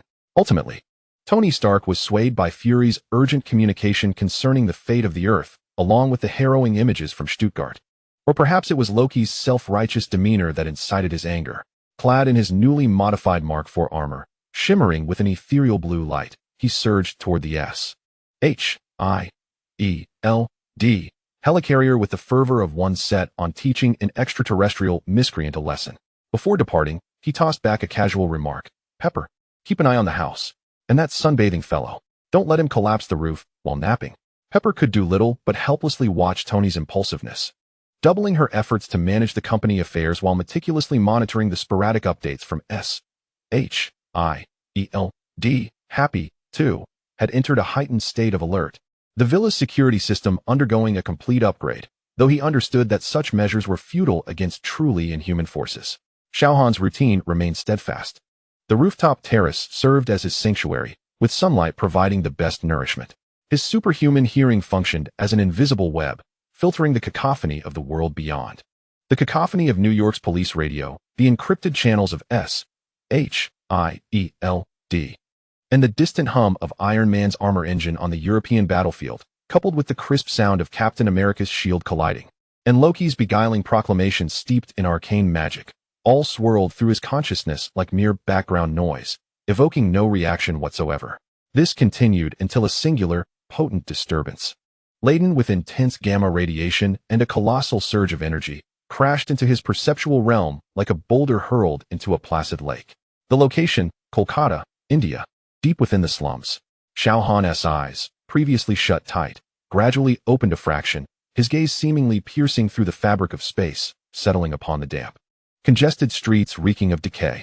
He could discern the deliberately suppressed heartbeat of Natasha Romanoff, laced with tension, the gentle yet fatigued voice of Bruce Banner. Striving to maintain his composure in conversation, and more distinctly, he could sense another heartbeat lurking deep within his veins, restless like a repressed volcano. TSK. Xiao Han softly clicked his tongue, a hint of annoyance flickering within him. It appeared the gentle lessons from the red-haired woman had faltered. In the depths of the slum, within an abandoned factory, Natasha Romanoff leaned against a cold, rusted iron pipe, beads of cold sweat trickling down her brow, her form taut in its skin-tight combat suit, reflecting her heightened state of alertness. Before her stood Dr. Bruce Banner, the seemingly genteel scientist with black-rimmed glasses, now resembling a cornered beast driven to desperation. His breath grew labored, his eyes flickering with the madness of a mind teetering on the brink of fury, a sinister green hue creeping beneath his skin, with veins bulging like gnarled roots. "Doctor, stay calm. Listen to me. We need your help, not him." Natasha's voice pierced through the air, infused with an unprecedented urgency, attempting to tether the crumbling dam of reason with her words. Behind her, several elite S.H.I.E.L.D. agents gripped their tasers and powerful sedatives, fully aware that once he emerged, those tools would scarcely serve as a mere tickle. "You don't understand." Banner's voice was hoarse, laden with immense pain and terror. "He.S. roaring. He senses your threat. You shouldn't have forced me." He clutched his chest, his body trembling violently, bones cracking with an unsettling sound, the green hue on his skin deepening at a visible pace. "No, Dr. Banner. Control it." Natasha shouted sharply, retreating rapidly. "Everyone, fall back. Now." It was too late. A primal roar, brimming with raw fury and a thirst for destruction, shattered the clamor of the slums like thunder from the heavens. Bruce Banner's form expanded instantaneously, ripping through his clothing. Muscles bulged like mountains, and colossal bone spikes erupted from his skin. The mild-mannered scholar vanished, replaced by a raging Hulk, his eyes ablaze with molten fury. Roar! The terrifying sound wave reverberated, causing the surrounding abandoned metal barrels to hum ominously. Hulk's massive green fist, imbued with the force to obliterate all, struck down upon the nearest agent. The air compressed with a deafening crack. The agent didn't even have time to scream before being violently hurled against the cement wall behind him. The sturdy structure crumbled like tofu, collapsing into a cloud of dust. "Open fire. Stop him." Natasha's voice rang out, tinged with desperation. Her specialized handgun spat flames, bullets striking Hulk's robust green skin, akin to stones cast into the ocean, leaving only trivial white marks that only incited his wrath further. Hulk whirled around, his molten eyes locking onto Natasha. He let out an even more ferocious roar, his colossal form surging forward like an unbridled locomotive, disregarding the arcs of taser electricity and tranquilizer darts, barreling towards Natasha with the intent to annihilate. Abandoned machinery and metal frames crumpled before him as though made of paper, twisting in his wake. Natasha's pupils dilated. Hulk's speed and strength exceeded all expectations. She could even scent the metallic tang of impending doom. Shadows of death loomed over her as she rolled sideways with every ounce of strength she could muster, attempting to evade this devastating charge. But the gale generated by Hulk's massive frame destabilized her. In that critical moment, a force beyond description, akin to a great wind descending from the heavens, engulfed the cramped, dilapidated factory space without forewarning. Hulk's ferocious momentum collided with an invisible wall of condensed air, halting his titanic strength as if it had struck an unyielding barrier. The immense inertia caused his massive green body to stumble, his feet carving deep grooves into the ground. Dust was instantly pressed to the earth by this sudden gale. Hulk roared in fury, his molten eyes lifting to fixate on the source of the wind pressure, the roof of the abandoned factory, riddled with rust and gaping holes. At the edge of a massive gash in the roof, a figure had inexplicably appeared. Xiao Han. draped in a simple gray hoodie, his hands casually tucked into his pockets. He reclined upon a rusted steel beam, one leg dangling and swaying lightly. The afternoon sun streamed through the rupture behind him, casting a hazy golden halo around him, starkly contrasting the chaotic, green hell below that was engulfed in dust and fury. His presence was so jarring, so serene, even tinged with an air of nonchalance. It was as if he were not here to avert a catastrophic disaster, but merely passing through, having found a vantage point to enjoy the scenery. Natasha, having narrowly escaped, leaned against a twisted metal frame, gasping for breath, her gaze fixed on the figure above, her eyes reflecting disbelief and a tinge of inexplicable fear. He actually came. How did he arrive? Hulk, evidently, had also taken notice of this uninvited guest. His beastly instincts sensed an unprecedented, primal threat emanating from this seemingly insignificant human. It was a presence more pure and terrifying than any weapon or attack. Roar! Hulk abandoned his immediate target, Natasha, and unleashed an even more furious, yet subtly questioning roar towards Xiao Han on the rooftop. The massive sound wave whipped up dust, soaring towards the ceiling. Xiao Han raised a hand, using his pinky to dig at his ear, as if disturbed by the noise. He regarded the now even larger green beast below, his expression devoid of fear, instead tinged with a hint of impatience. Big guy, Xiao Han's voice was soft, yet bizarrely penetrated Hulk's roar, resonating clearly throughout the factory. Carrying an air of condescension, "You've got a strong voice, but your lungs could use some work." These flippant, derisive words ignited the powder keg of Hulk's fury. Roar! Hulk was utterly incensed. His molten eyes ignited with a furious crimson. Rationality? What was that? All he desired was to shred this lofty, mocking little insect into shreds. He stomped his colossal foot into the ground, the hard concrete fracturing instantly. His massive form launched forward like a green cannonball, fueled by the intent to crush everything, hurtling towards Xiao Han atop the roof. His gigantic fist tore through the air, emitting a terrifying shriek, directly aimed at Xiao Han's head. Below, Natasha and the surviving agents felt their hearts leap into their throats. The power behind Hulk's enraged strike was sufficient to flatten a tank into a disc of metal. Yet, in the face of this cataclysmic blow, Xiao Han did not even withdraw his hands from his pockets. He merely tilted his head slightly, seemingly assessing the angle and force of the impending punch. Just as Hulk's massive, muscle-laden fist, akin to a giant cooking pot, was about to graze the tips of his disheveled hair, Xiao Han moved. His motion transcended the very concept of time. The body perched upon the steel beam appeared weightless, gliding with an effortless grace, like flowing water, shifting sideways by a mere half-foot. No afterimages, no forewarnings. It was a pure, instantaneous movement that defied the laws of physics. Boom! Hulk's fist, charged with the destructive power of his entire being, grazed the hem of Xiao Han's garment and crashed violently into the spot he had just occupied.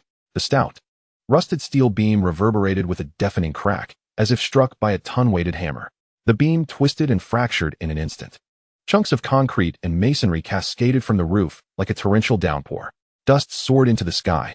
With Hulk's punch missing its target, his immense inertia propelled him forward, causing him to shatter the edge of the rooftop beneath his foot.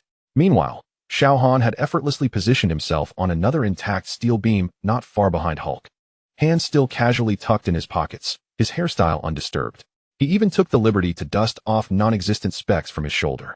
"Poor aim," he remarked nonchalantly, as if critiquing a poorly executed kick. Roar! Hulk whirled around, his fury reaching a boiling point. The humiliation, a colossal sense of disgrace seared through his simple mind like toxic fire. He unleashed another earth-shattering roar, his fists hammering down upon the steel beam where Xiao Han stood. Boom, boom, boom. The entire abandoned factory trembled under Hulk's wrath. Dust filled the air, and debris flew. The robust steel beams twisted, fractured, and collapsed under the sheer force of his rage. The roof crumbled as if devoured by a colossal beast. Yet, at the eye of this storm of destruction, Xiao Han's figure flickered like a phantom. He refrained from counterattacking, instead moving with the ease of a leisurely stroll amid the collapsing roof and falling debris. Effortlessly evading Hulk's colossal fists that could shatter mountains, each punch narrowly missing the edges of his clothing without even brushing a single hair on his body. His movements were elegant, precise, imbued with a near-insulting nonchalance. Impressive strength. Xiao Han's voice rang clear amidst the cacophony of collapse, but alas, sheer force does not equate to skill. You think you can strike me? Perhaps in your next life, you should consider a more agile form. This unrelenting, Unabashed mockery finally pushed Hulk's fury past its threshold.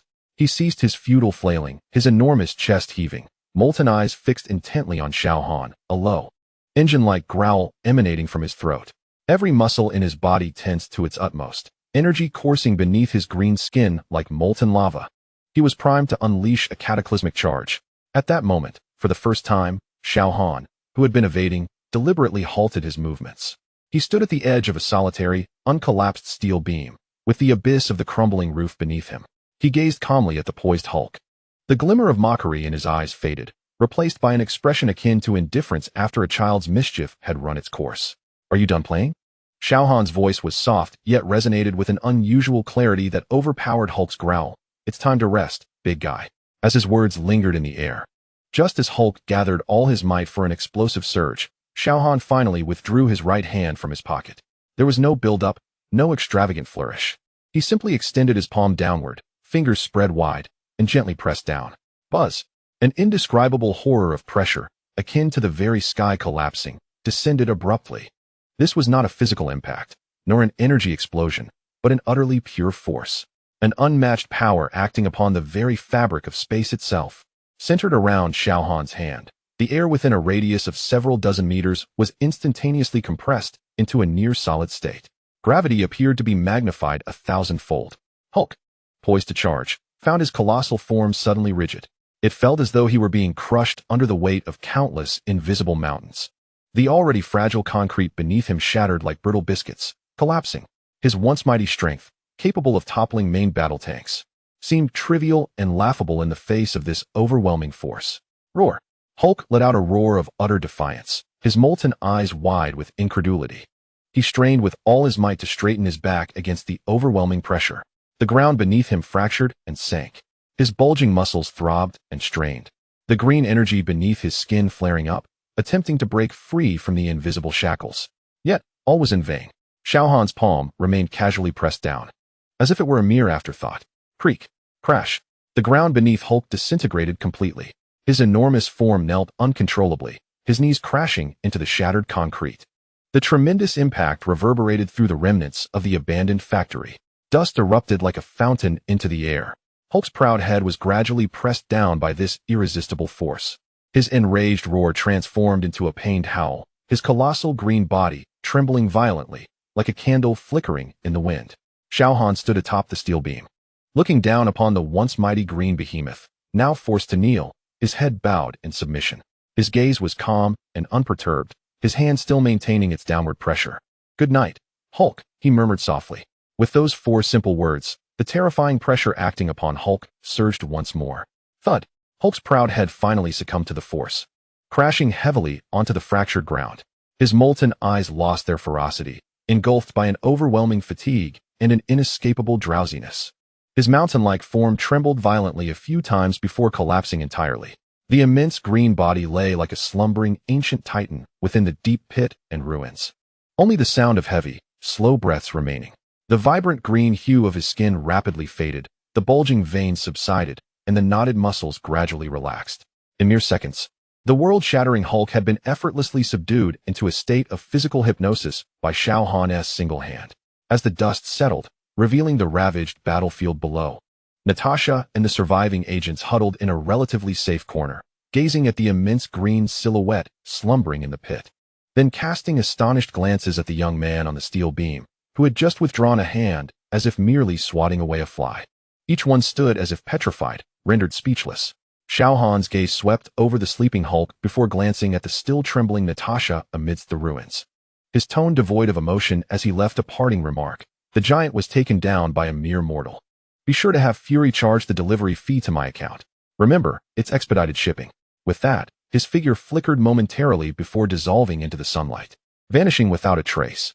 Within the abandoned factory, only the haunting silence of the ruins remained, alongside the slumbering green giant and a group of agents whose worldviews had been irrevocably altered.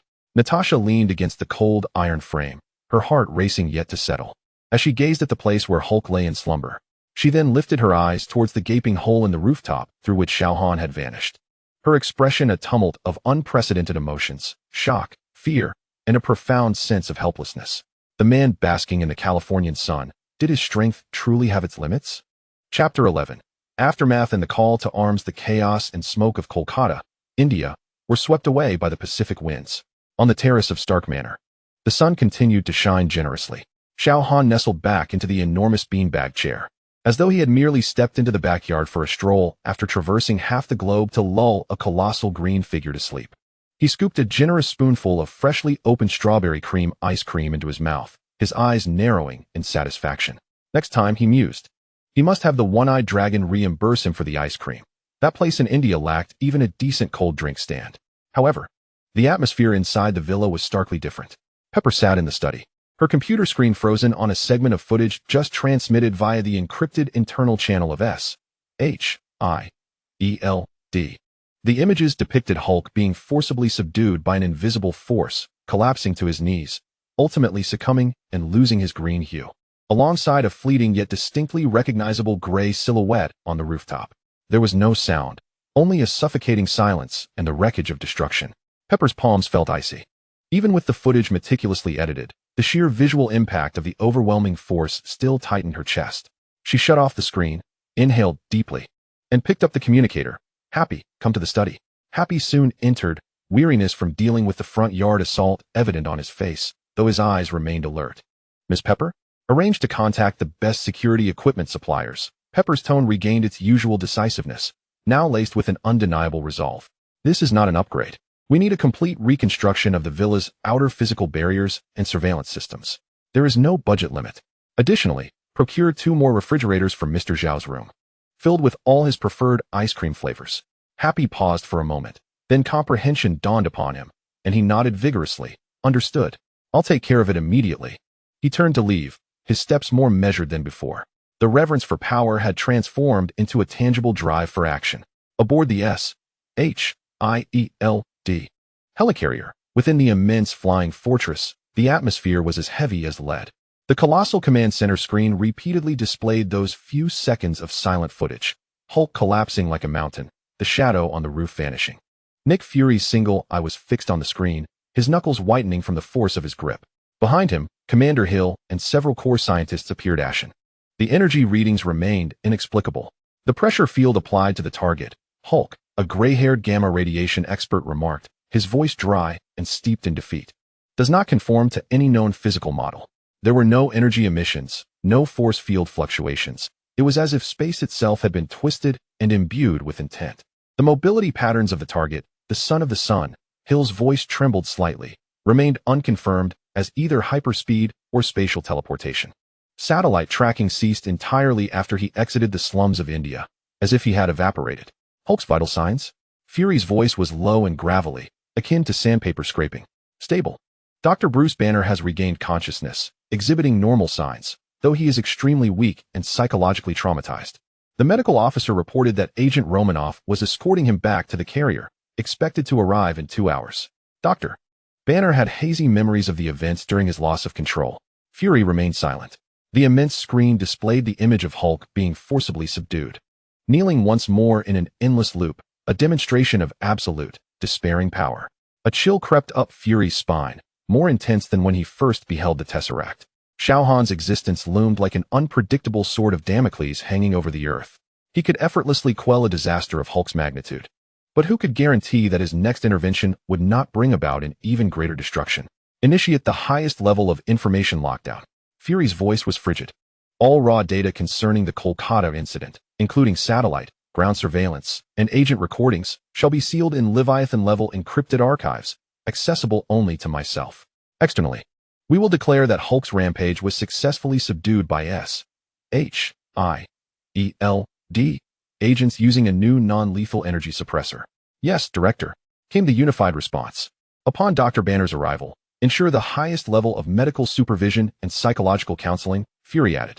Also, inform Stark to temper his behavior and avoid causing any further disturbances aboard the carrier, referring to Tony's notoriously volatile temper.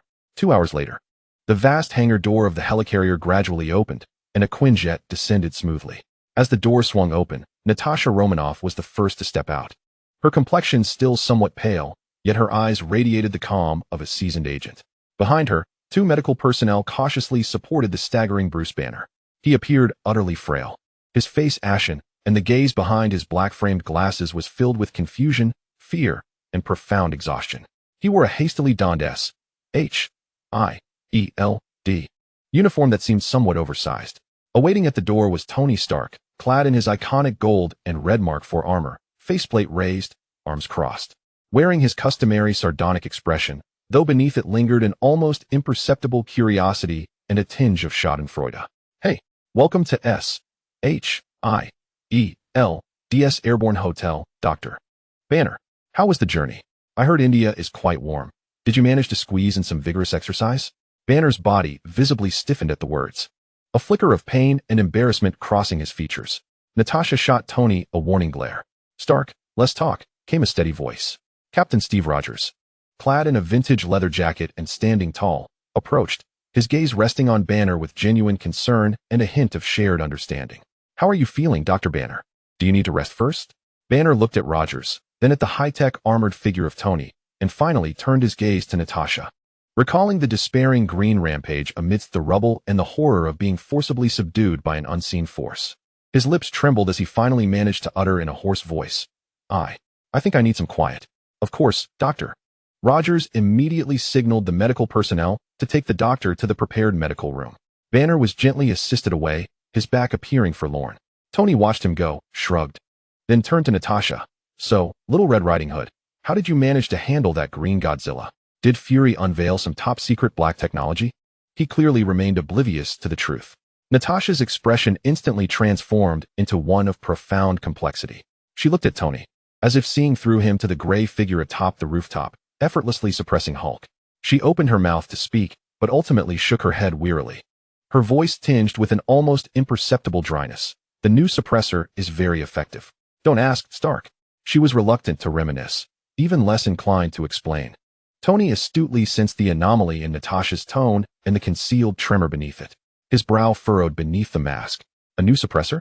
One that could elicit such a reaction from Natasha? He instinctively felt that matters were far from simple. At that moment, Nick Fury's iconic deep voice resonated through the ship's intercom, interrupting the thoughts of all present. "Attention, all personnel. Target Loki has been locked. Location, Stuttgart, Germany. At the charity gala of the Kleist Opera House. Repeat, target is locked. Captain Rogers, Stark, proceed immediately to the briefing room. Operation codename, Phantom of the Opera. Repeat, Phantom of the Opera is now in motion." The call to arms had finally sounded. Tony's helmet swiftly enveloped him, the engine emitted a soft hum, and his previously nonchalant expression was replaced by one of fierce determination. It was finally time for the protagonist to take the stage. He glanced at Rogers, "Old Pops. Keep up. Let me show you what modern warfare looks like." Rogers tightened his grip on his vibranium shield, his gaze resolute, and nodded. The two swiftly made their way toward the briefing room. Natasha watched their departing figures, glancing back at Banner's retreating silhouette, her gaze seemingly piercing through the thick hull of the ship, casting its sight towards the distant Californian coast.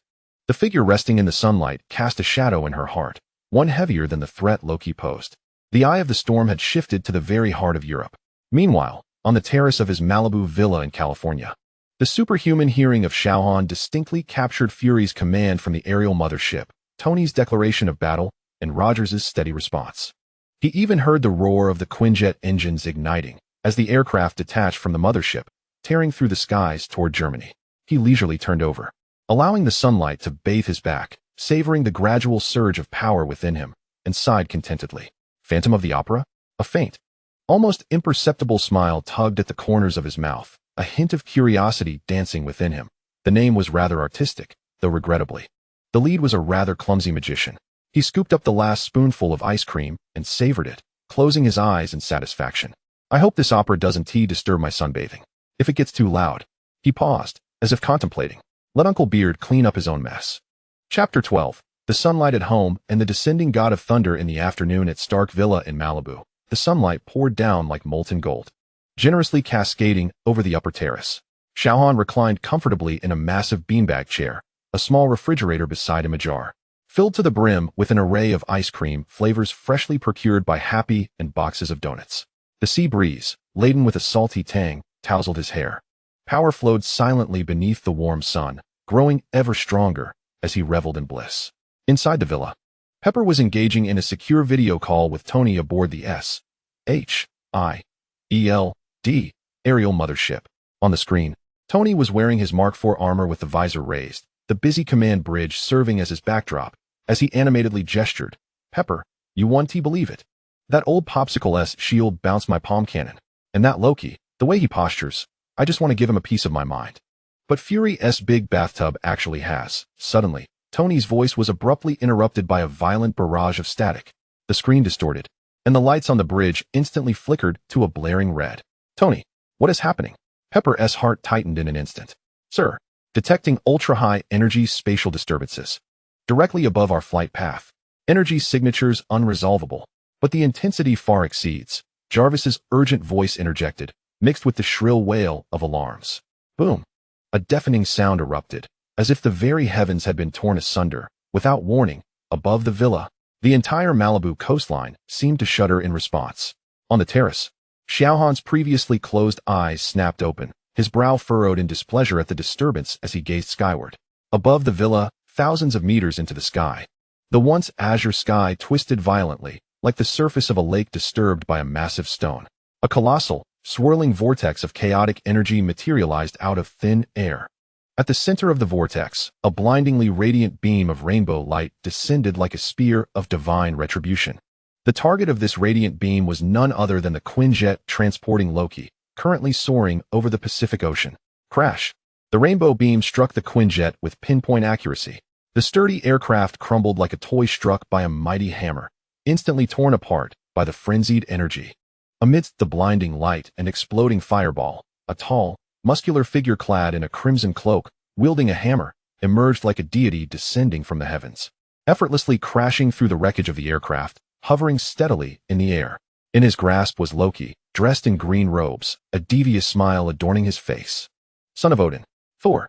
Loki's voice carried a hint of feigned panic intertwined with concealed pride.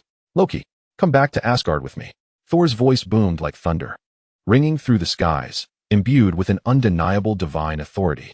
The hammer Mjolnir in his hand flickered with mesmerizing bolts of electricity. Oh crap! In an instant, Tony's image on the mothership restored, and he witnessed the astonishing scene outside. His visor snapped shut. Jarvis. Maximum thrust. Target, that attention-seeking blonde. The wreckage of the Quinjet spiraled down, emitting plumes of black smoke toward the ocean, while Thor, holding Loki, transformed into a streak of light, soaring away from the coastline. Yet Tony's Mark IV engine roared to life, pursuing them with a deafening wail. It seemed an uninvited guest had arrived.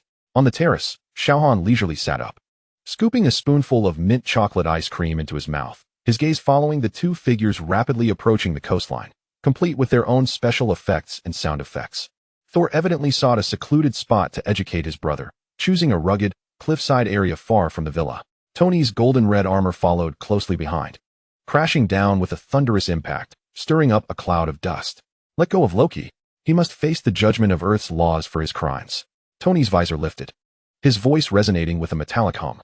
Midgardian, you have no right to judge the Prince of Asgard. Thor pushed Loki to the side against the rocky wall. Turning to face Tony, Mjolnir leveled at him, crackling with electric energy. This is a matter of the divine realm. Prince, I see nothing but a costumed terrorist. Tony shot back, the glow of his palm cannon igniting. Want to take him away? Have you consulted my palm cannon first? Then let strength speak. Thor roared, swinging Mjolnir with ferocious might. A massive bolt of lightning tore through the air, aimed directly at Tony. Tony soared upward in a split second to evade.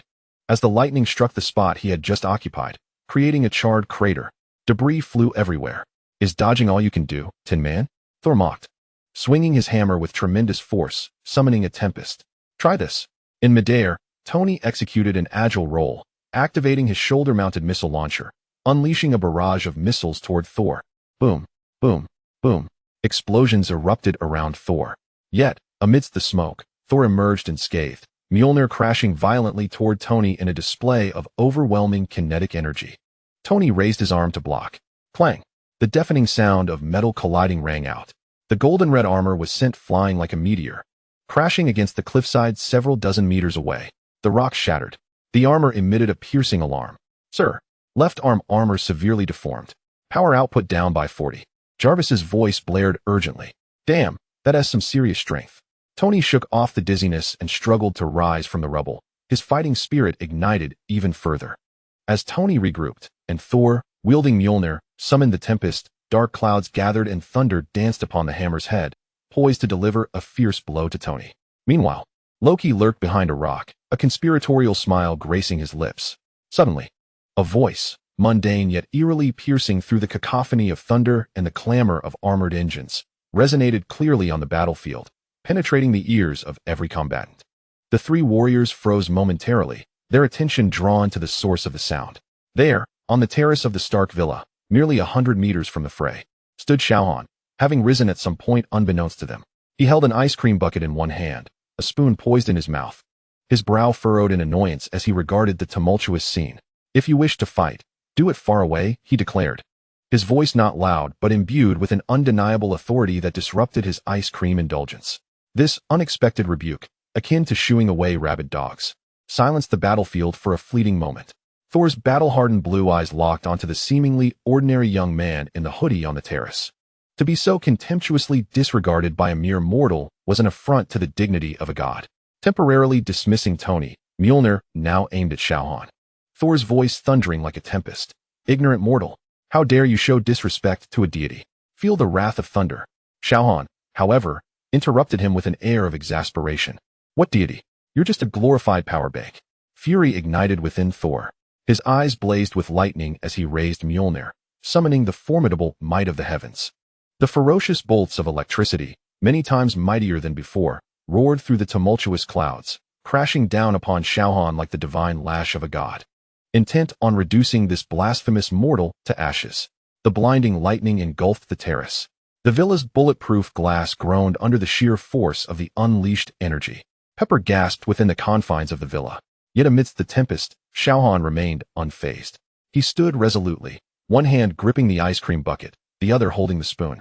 As the cataclysmic lightning struck directly above him, there was no explosion, no fire, no charred odor. The violent energy dissipated as if swallowed by an unseen black hole, leaving Xiao Han's hair slightly tousled, but his ice cream utterly intact. As the lightning faded, Xiao Han stood unscathed, leisurely scooping a spoonful of ice cream into his mouth. He savored it, commenting, "Not bad, though the energy seems a bit lacking." Thor's fury crystallized into disbelief. His full-throttle strike, invoking the divine lightning, had been dismissed as mere dessert seasoning. How could this be? "What are you?" Thor's voice trembled with incredulity. "Something?" Xiao Han's gaze chilled. It appeared that the gods of Asgard were not only dim-witted but also possessed poor vision. He casually set the ice cream bucket on a nearby table, reinserted the spoon, and, under the astonished stares of Thor, Tony, and a terrified Loki, stepped forward. In an instant, his form shifted as if teleporting, appearing before Thor, close enough to discern the calmness reflected in Thor's eyes. "Since you relish discharging electricity so much," Xiao Han's tone was frigid, "allow me to grant you some peace." Before his words had fully resonated, Xiao Han's right fist shot forth, devoid of flourish, embodying pure speed and strength, aimed directly at Mjolnir. No radiant energy, no preparatory movement. Only the visible distortion of air and rippling sonic clouds as his fist tore through the atmosphere. Quick, so swift it transcended Thor's divine reflexes. He could only instinctively raise Mjolnir to shield himself. Boom! The sound reverberated, causing the cliff to tremble. Xiao Han's fist struck the unyielding surface of the god of thunder's hammer. Time seemed to freeze in that moment. Crack! A minute yet unmistakable sound of shattering echoed. At the point of impact, the hammer, forged from the core of a dying star and crafted from URU metal, visibly dented, forming a distinct imprint of Xiao Han's fist. Then, an indescribable, overwhelming force surged through the hammer's handle, penetrating Thor's arms and body with relentless fury. Thud! Thor was struck as if by an ancient titan. His once proud Asgardian physique crumbled before such absolute power. His eyes bulged as he spewed forth golden divine blood. Like a cannonball, he and Mjolnir were propelled backwards, a blurred gold-red streak flying away at supersonic speed. Crash! Crash! Crash! Thor's body smashed through three massive coastal rocks behind him, the sturdy formations crumbling like mere foam. Finally, accompanied by a sound reminiscent of earth-shattering thunder, he crashed into the steep cliff face 100 meters away. Dust billowed like a mushroom cloud, debris cascading like a torrential downpour. On the cliffside, a colossal human-shaped indentation appeared. Thor, resembling a specimen pinned to a wall, was deeply embedded in the rock. Mjolnir slipping from his grasp, the imprint upon the hammer glaring under the sun. His eyes rolled back as he lost consciousness. golden blood trickling from the corners of his mouth and chest plate. One punch, merely one punch. The god of thunder, son of Odin, had been forcefully driven into the cliff. Life or death, unknown. The battlefield fell into a deathly silence. Only the howling sea breeze and the soft patter of falling rocks remained. Tony's visor popped open, his mouth agape in shock, while Jarvis's energy alarms blared chaotically in his helmet, but he heard none of it. He gazed at the human-shaped crater on the cliff, then at Xiao Han, who stood nearby, casually flicking his wrist as if he'd merely swatted away an annoying fly, his mind blank. Loki's charming smile froze into sheer terror and disbelief. He fixated on the crater, then on the figure in the hoodie, his body trembling uncontrollably. What manner of creature is this? Even Thor was felled by a single blow. Xiao Han flicked his wrist, casting a glance at the embedded Thor, then at the fallen Mjolnir, before finally resting his gaze on Loki. The latter felt a chill surge from his feet to the crown of his head, as though a primordial beast had set its sights on him. He instinctively took a step back, terror practically radiating from his face. As for you, Xiao Han's voice remained steady, devoid of emotion. Return to your cell. His tone was akin to dismissing an irksome insect. Should you dare to disturb me again? His gaze swept over Loki, then back to Thor on the cliff. He is the example. Loki trembled, unable to utter a single retort, and without hesitation, turned to flee, conjuring several green duplicates that darted in different directions, while his true form transformed into a nearly imperceptible green shadow, scrambling away from the coastline with alarming speed. Xiao Han did not pursue. He appeared to have merely accomplished a trivial task. He turned, striding towards the villa's terrace, and with a single step, his figure vanished instantaneously, only to reappear moments later upon the lounge chair of the terrace. He seized the tub of ice cream, scooped a generous spoonful, and delightedly reclined back. Shutting his eyes once more, the sun continued to radiate its warmth, and the sea breeze remained gentle. It was as if the earth-shattering punch he had just delivered was nothing more than an inconsequential interlude of the afternoon. Inside the villa, Pepper covered her mouth in astonishment, gazing at the cliffside image transmitted by Tony, momentarily lost in thought. Happy stood behind her, his throat constricting as he looked towards the terrace with a gaze filled with primal awe. Meanwhile, Tony hovered in midair, observing the gaping chasm on the cliff. Then glancing at the tranquil figure on the terrace, the communication channel was filled solely with his heavy breathing and Jarvis's repeated alerts. Sir, energy readings cannot ascertain the threat level. It is advisable to maintain a permanent safe distance. Chapter 13. The clamor of New York and the indifference beneath the sun on the terrace of the Malibu villa. The sun remained generous, and the sea breeze continued to caress gently. Xiao Han, ensconced in the lounge chair, felt as though the monumental act of embedding the Asgardian god into the cliff was merely akin to swatting away a bothersome seagull. He leisurely savored the mango coconut flavor ice cream newly acquired by Happy, relishing the delightful surge of power coursing through him under the sun's embrace. Yet, this tranquility was destined to be fleeting. Far away in Manhattan, New York, atop the Stark Tower, formerly the Stark Industries building, the cosmic cube device, forcibly activated by Loki with the scepter of the mind, had finally reached its critical point. An ethereal blue light pulsed violently, akin to a beating heart, as space was torn open, revealing a vast, swirling void illuminated by dark starlight. Buzz, an invisible, disruptive energy wave surged forth across the globe like ripples on water. This wave penetrated the walls of the Malibu villa, brushing against the terrace. Xiao Han's ice cream scooping momentarily faltered. He slowly opened a slit of his eyes, his gaze seemingly piercing through space, landing upon the immense wormhole hovering over New York. He could distinctly see, within the depths of that ominous passage, a swarm of Chitauri single-pod flying vehicles surging forth like a horde of locusts, alongside the menacing Leviathan troop carriers resembling colossal metallic whales. The shrill roar of engines, the shriek of energy weapons, the thunderous crash of collapsing buildings, and the terrified screams of humanity blended into a chaotic symphony, flooding his heightened senses. TSK. Xiao Han lightly clicked his tongue, a hint of annoyance creeping in. As if to say, has the party begun? Why is the sound system so loud? He shut his eyes once more, rolling over to bask more evenly in the sunlight, even adjusting the position of the ice cream tub to allow the sweet aroma of mango and coconut to waft teasingly to his nostrils. Hopefully. They won't set off fireworks over here. In New York, hell had arrived. The Chitauri army cascaded forth like a metallic deluge from the immense wormhole. The single-pod flying vehicles darted through the skyscrapers like a swarm of locusts, unleashing energy beams at will, shattering glass walls like cascading waterfalls. The Leviathan beasts opened their gaping maws lined with razor-sharp teeth, spewing forth devastating energy blasts. As buildings that bore the weight of human civilization crumbled into ruins amidst explosions and flames. On the streets, panicked crowds scurried like ants, yet were ruthlessly mowed down by the merciless energy beams or buried beneath collapsing structures. The cacophony of sirens, explosions, cries, and the alien shrieks interwove into a symphony of apocalypse. At the top platform of Stark Tower, Tony, clad in the battle-worn Mark 7 armor hastily upgraded from the mothership, hovered in midair, unleashing a torrent of energy blasts and shoulder-mounted missiles that incinerated the approaching Chitauri crafts into fireballs. Yet, his solitary firepower was but a drop in the ocean against the endless tide of the insectoid army. "Jarvis, how much energy is left?" Tony's voice roared within the helmet, tinged with fatigue and anxiety. "Energy reserves at 62%, sir. However, enemy numbers are increasing exponentially. Ground support is advised," Jarvis reported calmly. "Ground support?"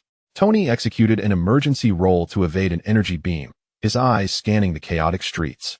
"Cap, how's it looking on your end?" Through the communication channel, Steve Rogers' heavy breathing and the dull sound of his shield colliding resonated. 42nd Street blockade failed. The Leviathan is coming through. Civilian evacuation is hindered. We need aerial fire support. Tony, damn it. Tony cursed, soaring back into the fray, attempting to intercept the Leviathan barreling towards the crowded streets. Just then, boom. A searing beam of energy struck where Tony had just hovered, sending him hurtling through the air, crashing violently against a building's glass facade. Alarms blared within his helmet. "Sir, severe damage to back armor. Power output declining." Struggling to regain his balance, Tony looked up to see a gargantuan Leviathan, larger than any seen before. Its armor adorned with glowing blue energy patterns, emerging from the wormhole, a moving fortress of war. Its enormous single eye locked onto Tony, gathering destructive energy once more. Shit. Tony's heart sank. The energy level of this beast far surpassed anything encountered previously. His armor would not withstand such power. In that critical moment, a crimson gold blur shot forth like lightning. It was Thor. He brandished Mjolnir, the imprint of a fist glaring under the sun, summoning thunder as a thick bolt of lightning struck the giant Leviathan's head. Boom. The lightning erupted, shattering the beast's head armor, disrupting its energy concentration, eliciting a pained roar. "Tony, aim for its joints." Thor's voice crackled through the communicator, laden with urgency. "Got it." Tony's spirits lifted as he locked onto the exposed joints of the creature with his palm cannon and micro-missiles. Meanwhile, on the streets below, the Hulk rampaged like a furious green tempest, crashing through the ranks of Chitauri infantry. Wherever he tread, alien soldiers were sent flying like bowling pins, torn asunder. Abandoned cars became his makeshift projectiles as he hurled them at the airborne crafts. Natasha piloted a commandeered Chitauri craft, skillfully weaving through the air, using alien weaponry to precisely target ground threats. Clint Barton took position above, his arrows finding their marks with deadly accuracy, each specially crafted arrow akin to a death knell, striking the engines of the flying vehicles or the weak points of the Leviathans. Steve Rogers stood resolute, a steadfast bulwark at the forefront of the civilian evacuation route, his vibranium shield repeatedly deflecting lethal energy beams, buying precious time for those behind him to escape. "Hold the line. Push them back." Steve's voice rang through the loudspeakers, conveying an unyielding resolve amidst the chaos of battle. Yet, the enemy numbers were overwhelming. The wormhole gushed forth an unending stream of killing machines. Though the gargantuan Leviathan, tended to by Thor and Tony, bore wounds, it remained ferocious, its massive form crushing the streets, its energy cannons bombarding relentlessly, drawing a significant amount of firepower. "This cannot continue," Tony shouted over the communication channel. "We must find a way to close that damned wormhole. The source is atop Stark Tower. Loki and that cube device. I'm on it." Natasha's voice was resolute. "Barton, cover me." "Understood," Hawkeye replied calmly. With that, Natasha piloted the craft like a swift swallow, racing towards Stark Tower. A dense beam of energy wove a deadly web behind her. "Beware. Loki is there," Thor warned, simultaneously summoning thunder to strike the colossal Leviathan, alleviating some of Natasha's burden. The battle escalated to fever pitch. The Avengers exerted every ounce of strength. Yet against the relentless tide of swarming insects and the terrifying giant Leviathan, their defenses continued to falter. Casualties mounted, and despair spread like wildfire. In the command center of the aerial battleship, Nick Fury's solitary eye fixated on the screen displaying a hellish scene of New York. particularly the rampaging Leviathan and the ceaseless onslaught of the Zerg forces. His fists clenched tightly, knuckles whitening. Director, the 3rd and 5th districts have completely fallen. Civilian casualties are catastrophic. The Avengers are exhausting their energy and stamina. They cannot hold on much longer. Hill's voice was laced with an unprecedented urgency. Fury's gaze swept across another split screen showing the terrace of the Malibu villa. The gray figure lay serenely in the sunlight, seemingly oblivious to the chaos unfolding outside. A wave of profound helplessness and rage surged within Fury. Contact Stark. Fury's voice was deep and hoarse, laced with a sense of irrevocable determination, indicating that his tenant was overdue on rent. If he continued to sunbathe, he might as well prepare to collect the corpses of all New York. On the battlefield of New York, Tony barely evaded a deadly energy sweep from the Leviathan, his armor's alarm blaring incessantly. Fury's order crackled through the encrypted channel into his helmet. Tony's movements faltered abruptly. He glanced toward Stark Tower, seemingly piercing through space to see the leisurely figure on the Malibu terrace. An intricate mix of emotions surged within him: humiliation, anger, and resentment. But ultimately, they were eclipsed by an overwhelming sense of crisis and responsibility towards the city, Pepper, and his comrades. He abruptly reversed direction, engines roaring to life, and hurtled towards Malibu, broadcasting a desperate communication filled with a flicker of hope. Xiao Han. Tony's voice cut through the battlefield's cacophony and transcended spatial barriers, resonating clearly in Xiao Han's superhuman hearing, infused with an unprecedented urgency and plea. New York is doomed. We need you. Now. On the terrace, Xiao Han's ice cream scooping motion came to an abrupt halt. Slowly, he opened his eyes, his deep black gaze reflecting the massive, demonic-looking wormhole above New York. Along with the billowing smoke and flames rising from the city, he fell silent for a few seconds, seemingly weighing his options. Then, he languidly sat up, placing the half-full bucket of mango coconut ice cream on the side table. TSK, what a nuisance. He sighed lightly, his tone tinged with a hint of annoyance at the interruption, yet a glimmer of cold determination flickered in his eyes. He stood up, casting his gaze toward distant Manhattan. Uncle Hu. Xiao Han's voice was calm yet imbued with an undeniable strength, responding clearly to Tony's call. Prepare to clean the battlefield. Chapter 14. Embers and Assembly. The salty breeze of Malibu swept across the terrace of Stark Villa, the echoes of Xiao Han's words about cleaning the battlefield lingering in Tony's ears as the communication abruptly ceased. Hovering above the smoke-filled skies of New York, Tony's expression was a tumultuous blend of humiliation, resentment, and an urgent drive for survival. He abruptly shifted direction, the engines emitting blinding blue flames as he charged towards the still rampaging Leviathan. Did you all hear that? Tony's voice erupted in the Avengers' encrypted channel. Fueled by a desperate resolve, reinforcements are on the way. Hold the line. Do not let this giant lizard advance another step. Steve Rogers had just risen from a pile of rubble, sent flying by the Leviathan's energy cannon, his vibranium shield humming with energy. He wiped the blood from his mouth, his gaze sharp as ever. Copy that. Barton, suppress its head's firepower. Natasha, what's your status? Breaking through the outer defenses. Loki's minions are overwhelming. Natasha's voice was interspersed with the shrill wail of aircraft engines and the explosive bursts of energy weapons. She piloted a commandeered Chitauri craft, weaving through the dense barrage of fire like a butterfly, advancing toward the core of the azure beam emanating from Stark Tower, but Loki's guards were fiercely tenacious. Hulk! A deafening roar echoed from several blocks away, accompanied by the thunderous crash of collapsing buildings. The green behemoth barreled through a shopping center occupied by Chitauri forces, smashing half of it to rubble. Debris and twisted metal rained down like a torrential downpour, burying the alien infantry below. Hulk stood atop the ruins, pounding his chest with his massive fists, unleashing a provocative roar that drew much of the Chitauri fire toward him. Stay steady on the channel. Bruce Banner's voice came through weakly, tinged with pain and struggle. He.S. too angry. The city is burning. Clearly, Hulk's fury was not entirely controllable. Banner's consciousness fought to suppress it. Let him smash. The harder, the better. He needs to relieve Natasha's pressure. Tony shouted, unleashing the full firepower of his Mark 7 armor, as palm cannons and mini-missiles rained down on the Leviathan's injured joints, igniting explosive bursts of flame. Thor descended like a bolt of golden lightning from the higher skies. Mjolnir struck with tremendous force against the Leviathan's head armor, which had been shattered by lightning. Crash! The sound of the impact reverberated like a resounding bell, shattering the glass facades of nearby buildings. The monstrous creature emitted a shriek of utmost despair. Its massive head jerked violently, and the energy beam it had been gathering spiraled out of control, slicing through the sky and severing an unfinished skyscraper in the distance. The steel framework groaned with a piercing cry before collapsing in a thunderous crash, sending up clouds of dust. Thor hovered before the beast's head, his crimson cape billowing. His blue eyes burned with fury, alongside an imperceptible gravity. He glanced down at Mjolnir, where a clear dent from the battle still glimmered in the light. This inhuman power from the realms felt like a cold thorn, deeply embedded in the pride of the Asgardian prince. Yet at this moment, the duty to protect this fragile world eclipsed personal honor.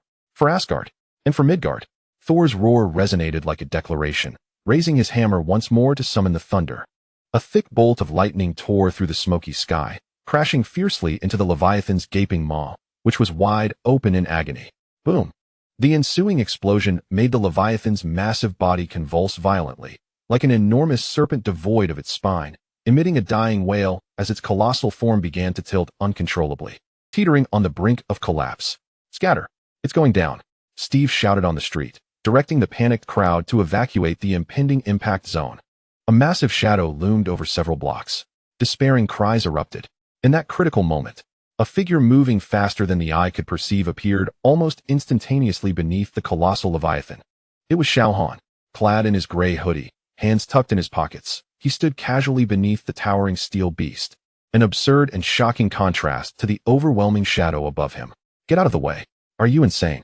Tony's alarmed shout echoed through the channel. Xiao Han didn't even bother to glance up at the impending doom. He merely bent his knees slightly, allowing his body to sink, before delivering a straightforward uppercut towards the Leviathan's mountainous abdomen. There was no radiant energy, no preparatory motion, only the violent distortion of the air as his fist cleaved through it, creating a visible sonic barrier and a swirling maelstrom of furious, milky white shockwaves. Boom! A thunderous sound reverberated, so deep that it seemed to shake the very foundations of Manhattan. Time appeared to freeze at that moment. Xiao Han's fist struck firmly against the Leviathan's thickly armored abdomen, which was encased in formidable alien alloy, centered at the point of impact. The seemingly indestructible armor crumpled inward like a cookie struck by an invisible hammer, the dent spreading visibly as a colossal, clear imprint, accompanied by a web of dense cracks, extended for dozens of meters. In quick succession, an indescribable, overwhelming force erupted forth, akin to a long-dormant volcano suddenly awakening, following the trajectory of Xiao Han's fist. It surged violently into the Leviathan's massive form. Crack, rumble. The excruciating sound of metal fracturing and structural collapse echoed continuously. The Leviathan, weighing thousands of tons and plummeting, was as if hoisted upward by an unseen cosmic hand, only to be violently hurled backward. Its colossal body paused unnaturally in midair for an instant. Then, propelled by a force greater than its descent, it shot back toward the vast spatial wormhole like a colossal cannonball. Boom, boom, boom. The Za'tari vessels along its path were obliterated like insects scattered by a tempest, instantly transformed into fiery debris. As the Leviathan flew backward, its massive form contorted grotesquely, internal bones and structures fracturing under the terrifying force. Ultimately, engulfed in flames and howling like a rogue meteor, it crashed deep into the swirling darkness of the wormhole. The wormhole flickered violently, distorting as if suffering from indigestion, while a series of muffled explosions and the piercing sound of tearing metal emanated from within. One punch, merely one punch. The cataclysmic Leviathan was violently thrust back into the wormhole, potentially obliterating something on the other side of the passage. The entire battlefield fell into a deathly silence. Only the crackling of flames, the muffled thuds of collapsing ruins, and countless dazed gazes fixated upon the figure below the wormhole, who was slowly retracting his fist as if merely dusting off his hands. Tony's visor snapped open, his jaw nearly dislocating. He witnessed the monstrous beast, which had previously posed a challenge even for him and Thor combined, being sent flying as if it were a mere punching bag. This was no longer mere strength. It was a miracle. No, it was something far more unreasonable than a miracle. Thor hovered in the air, his grip on Mjolnir tightening instinctively, the imprint of a fist searing into his palm. His golden pupils constricted as he gazed at Xiao Han. Filled with unprecedented shock and a hint of reverence he was reluctant to acknowledge. Was this the same power that had knocked him unconscious at the cliff's edge? So effortlessly. Steve stood amidst the rubble, his shield propped against the ground, staring at that figure with eyes filled with incredulity. This power transcended the limits of human understanding. Natasha piloted her craft suspended in midair, momentarily forgetting her controls. She gazed at the calm figure below. Recalling the overwhelming force that had crushed her in the ruins of Kolkata, a chill seizing her once more. Hulk ceased his demolition, standing atop the debris. His molten eyes fixated on Xiao Han, emitting a deep, wary growl from his throat. The primal instincts of the beast sensed the terrifying threat contained within that seemingly insignificant body, a force capable of obliterating everything. Loki stood at the edge of Stark Tower, the glow of the Mind Stone in his scepter flickering erratically. His charming smile had vanished, replaced by sheer pallor and dread. He gazed into the chaotic glow still churning within the wormhole, then looked down at that figure resembling a god descending upon mortals, trembling uncontrollably. His last resort, the Alien Legion, seemed a mere jest before this monstrosity. Xiao Han flicked his wrist as if he had merely swatted away a slightly heavier ball. He lifted his gaze, surveying the sky above where the wormhole convulsed painfully from the impact of his punch, then scanned the battlefield below, steeped in eerie silence. Finally settling upon Loki's terrified visage atop Stark Tower. His voice, calm yet resonant, pierced the stillness of the battlefield. Pests, clear the area. He paused, locking his gaze onto Loki. Time to dismantle. Chapter 15. Dismantling the battlefield of New York burned in silence. The crackling of burning buildings echoed. Twisted metal groaned as it cooled, and distant cries and explosions punctuated the air, yet these sounds felt as if muffled by a thick barrier, hazy and distant. All who remained alive and mobile, be they avengers or the scattered Za'Tari foot soldiers, fixated their eyes upon that figure. Xiao Han stood amidst the chaos, his gray hoodie pristine. He flicked his wrist, as if the punch he had just thrown was merely a gesture to shoo away an annoying insect. Above him, the colossal spatial wormhole writhed as if struck by a heavy blow, the deep blue vortex twisting violently, contracting, while deep within, the thunderous roar of explosions echoed. Mingled with the piercing sounds of tearing metal, evidence of the unfortunate Za'Tari mothership colliding with the debris of its own uncontrollable war behemoth. He raised his head, his gaze piercing through the smoke and dust, landing precisely on the pale figure perched at the edge of Stark Tower. Loki, the god of mischief from Asgard, now resembled a frozen statue, his once seductive smile entirely absent, replaced by sheer, marrow-deep terror. His fingers gripping the scepter turned pale from the strain, the Mind Stone's glow pulsating erratically, mirroring his disordered heartbeat. Pests, clear the area. Xiao Han's voice, though soft, pierced through the battlefield's eerie stillness, reverberating clearly in everyone's ears. He paused, his gaze acting as an invisible shackle, pinning Loki in place. He slightly tilted his head, seemingly relishing the twisted expression of fear on Loki's face. Time to dismantle. The moment his words fell, Xiao Han moved. Without warning, without preparation, the ground beneath him erupted as if struck by a meteor. Cracks spread like spiderwebs, debris and dust shooting outward in a circular explosion. Xiao Han himself transformed into a blur, a mere phantom undetectable by the naked eye, tearing through the air, shooting straight toward the top of Stark Tower. The speed was such that it left behind a series of explosive, milky white shockwaves that shattered the sound barrier. Air was violently torn apart, producing a continuous, deafening thunderous roar. Stop him! Loki's scream turned shrill, tinged with panic. Instinctively, he pointed his scepter at the approaching blur, the Mind Stone at its tip erupting with an unprecedented, blinding golden light. A powerful beam of psychic energy, infused with the will of domination and chaos, surged forth like an invisible serpent, instantly crossing the space to collide with Xiao Han. Buzz! The golden energy beam struck the gray blur with pinpoint accuracy. However, there was no mental control as Loki had anticipated, nor any stalling or disarray of the target. The ethereal energy beam, upon making contact with Xiao Han's body, collided with an impenetrable, flawlessly smooth barrier, creating not even a ripple. The resplendent light shattered silently like fragile glass, dissipating into nothingness. Loki's terror solidified, his pupils constricting to pinpricks. This is impossible. The power of this scepter is sufficient to manipulate hearts and enslave the mighty. It can even affect Hulk. How could it have no effect whatsoever? At that moment of overwhelming shock, the gray afterimage had already rushed to the edge of the skyscraper's top floor. Xiao Han's figure suddenly materialized, his feet firmly planted on the outer edge of the glass curtain wall, less than 3 meters from Loki. The reinforced glass beneath him silently spread intricate cracks. He did not glance at the scepter in Loki's hand, which had instantly dimmed. Instead, he calmly extended his right hand. Fingers splayed, and made a vague grasping motion toward Loki. Ugh! Loki felt as though an invisible, icy steel hand had clamped tightly around his neck. An overwhelming, utterly irresistible force surged upon him in an instant. He was yanked from the ground, his feet leaving the floor, suspended in midair. The sensation of suffocation flooded over him like a tidal wave. The formidable physique of the Asgardian god appeared laughably weak in the face of such absolute power. His handsome face turned a deep crimson from oxygen deprivation and horror, his eyes bulging, and his hands futilely clawing at the non-existent grip, his throat producing only gasping, death-like sounds. His golden helmet askew, his meticulously groomed black hair, fell chaotically. The scepter slipped from his grasp, clattering to the dust and shattered glass below. Rolling twice before the gem atop, it extinguished its glow completely. Xiao Han's fingers slightly curled. Loki's neck bones immediately emitted a disconcerting crack under the strain.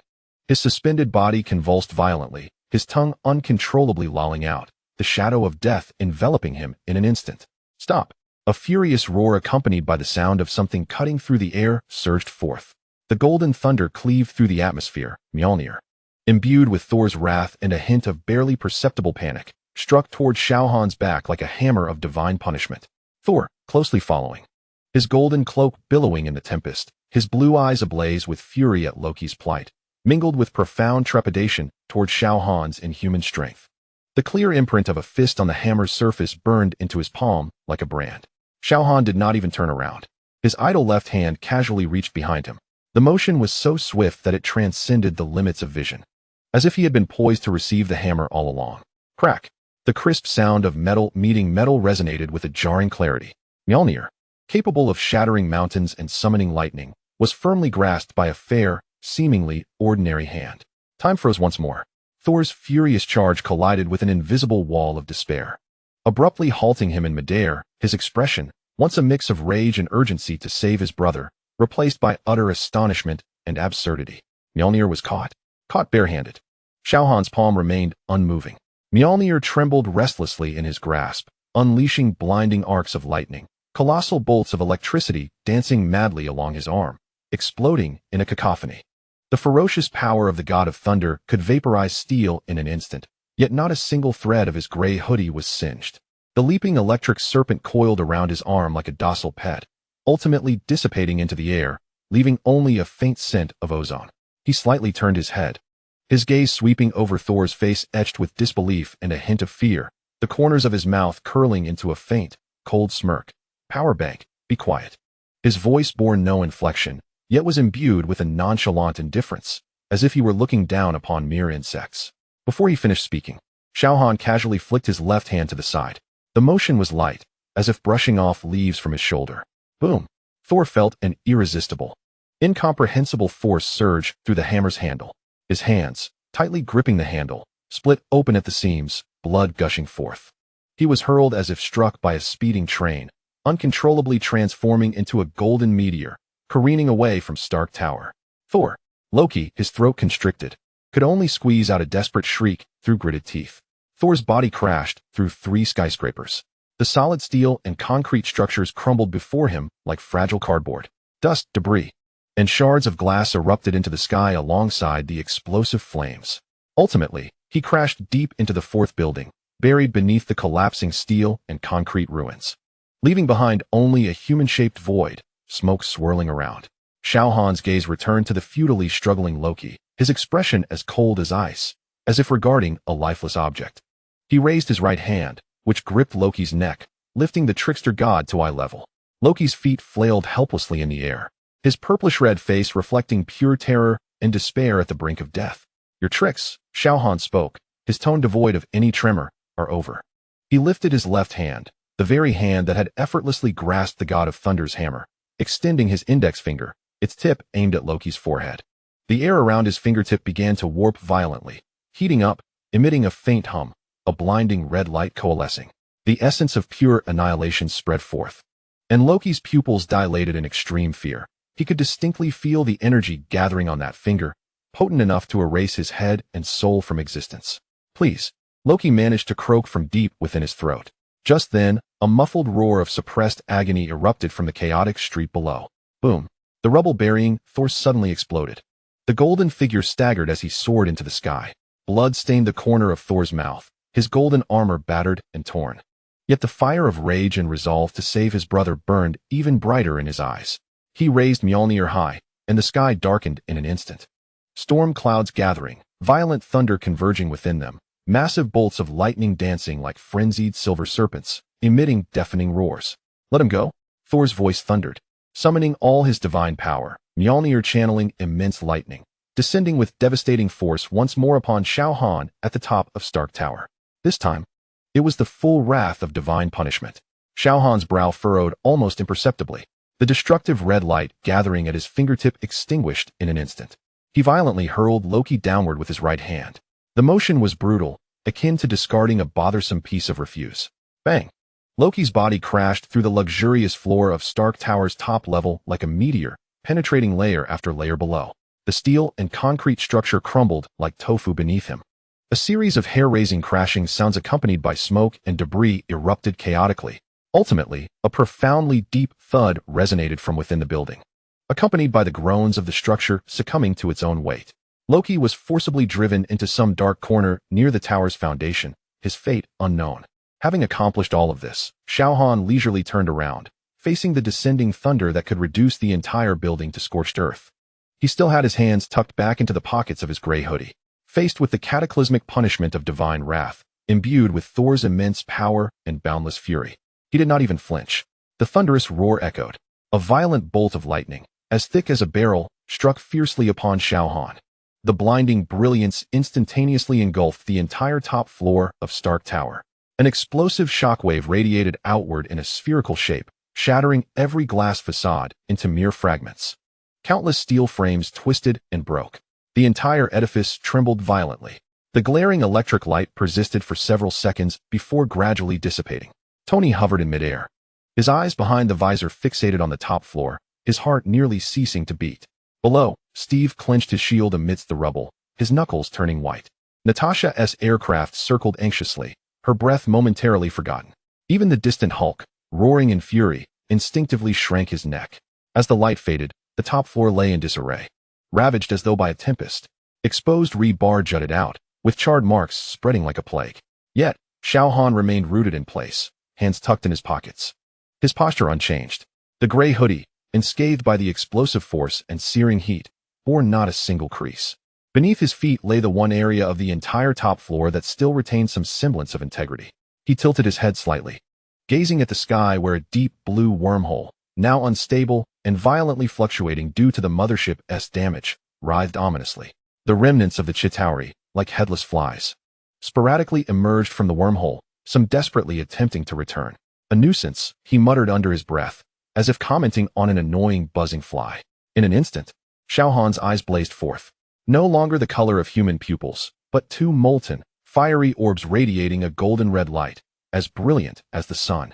Two beams, thick as ancient tree trunks and comprised purely of destructive energy, erupted violently from his eyes without warning. The air around him was instantaneously ionized and vaporized. Where the light passed, the very fabric of space underwent violent distortion.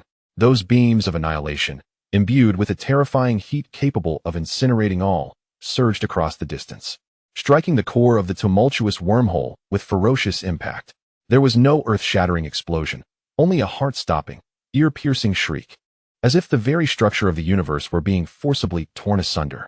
The blue energy of the wormhole boiled violently upon contact with the golden-red beams, as if scalding soup met snow, annihilating instantly. The fragile structure of the spatial conduit was torn apart, as if it were a delicate spider's web, savagely ripped and penetrated. The beams pierced the wormhole unimpeded, shooting forth into the unfathomable depths of the cosmos. From the other end of the wormhole came a muffled, colossal roar, brimming with agony and terror. Gradually, that roar morphed into a dying wail. Through the ruptured edges of the wormhole, the Avengers beheld a fleeting and horrifying sight. A massive, grotesque head, a fusion of machinery and flesh, convulsing violently in the depths of space. At its center, two intersecting beams of molten, golden red light had brutally carved out twin horrific apertures, each exceeding 100 meters in diameter. Molten metal and unidentified matter cascaded like a waterfall from the edges of the gaping holes, rapidly solidifying in the frigid vacuum. The entire planet writhed and disintegrated under the onslaught of the beams. In the next heartbeat, The wormhole, deprived of its stable energy source and the mothership's core support, began to collapse inward uncontrollably, like a bubble that had been punctured. The blue light flickered rapidly, dimmed, and distorted.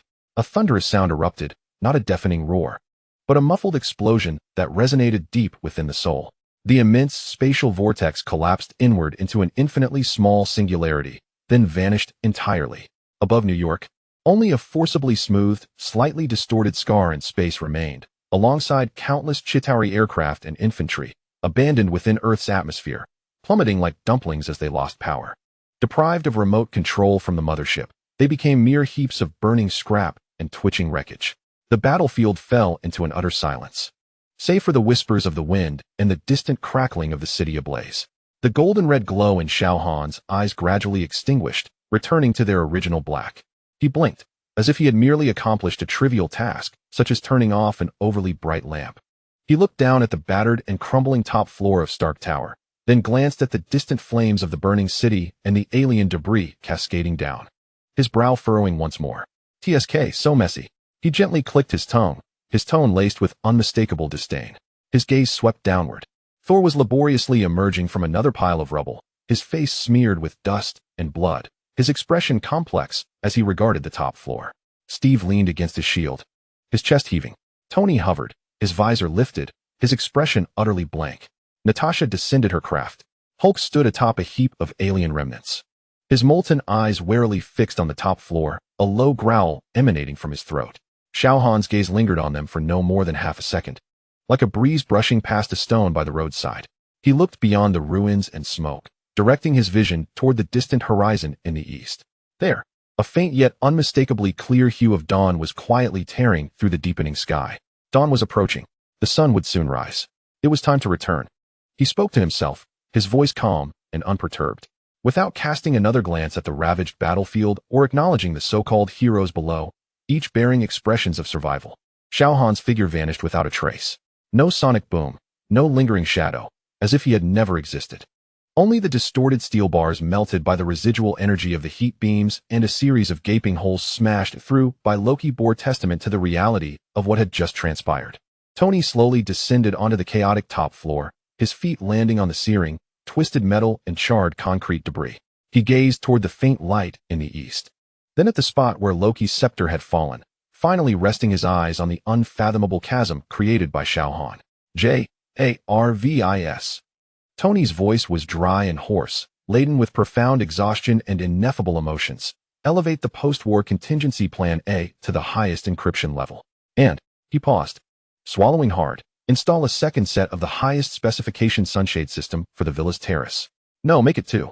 On the distant Californian coastline, the first rays of golden sunlight were striving to pierce through the thin cloud cover, casting a warm glow upon the soft white sands of Malibu's private beach.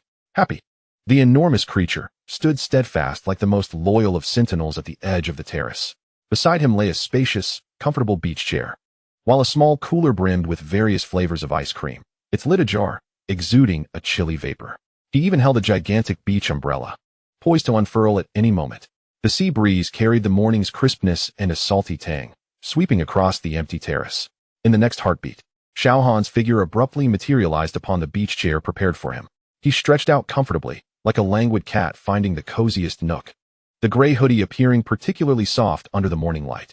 He closed his eyes, inhaling deeply the air imbued with the scent of sea salt and sunshine. The cold indifference he bore on the battlefield in New York melting away, leaving only sheer relaxation and a barely perceptible sense of contentment. Chapter 16. The Sunlight Creditor and Ice Cream Diplomacy. The waves of California lapped lazily against Malibu's shores, their rhythm relaxed. Xiao Han was ensconced in the beach chair on the terrace, resembling a sunstone that had finally returned to the furnace. The morning sun poured down upon him without reservation, each inch of his skin greedily absorbing this pure energy, warmth permeating to his very bones, dispelling the last remnants of smoke and cold that did not belong here. He exhaled contentedly. Even his hair seemed to radiate satisfaction. Happy loomed a few meters away, a steadfast guardian, though his gaze occasionally darted toward the entrance of the terrace. He was Tony's bodyguard, driver, and multifunctional assistant, with his boss having not returned overnight and the commotion in New York alarming. The tension in his heart was tauter than Tony's armor.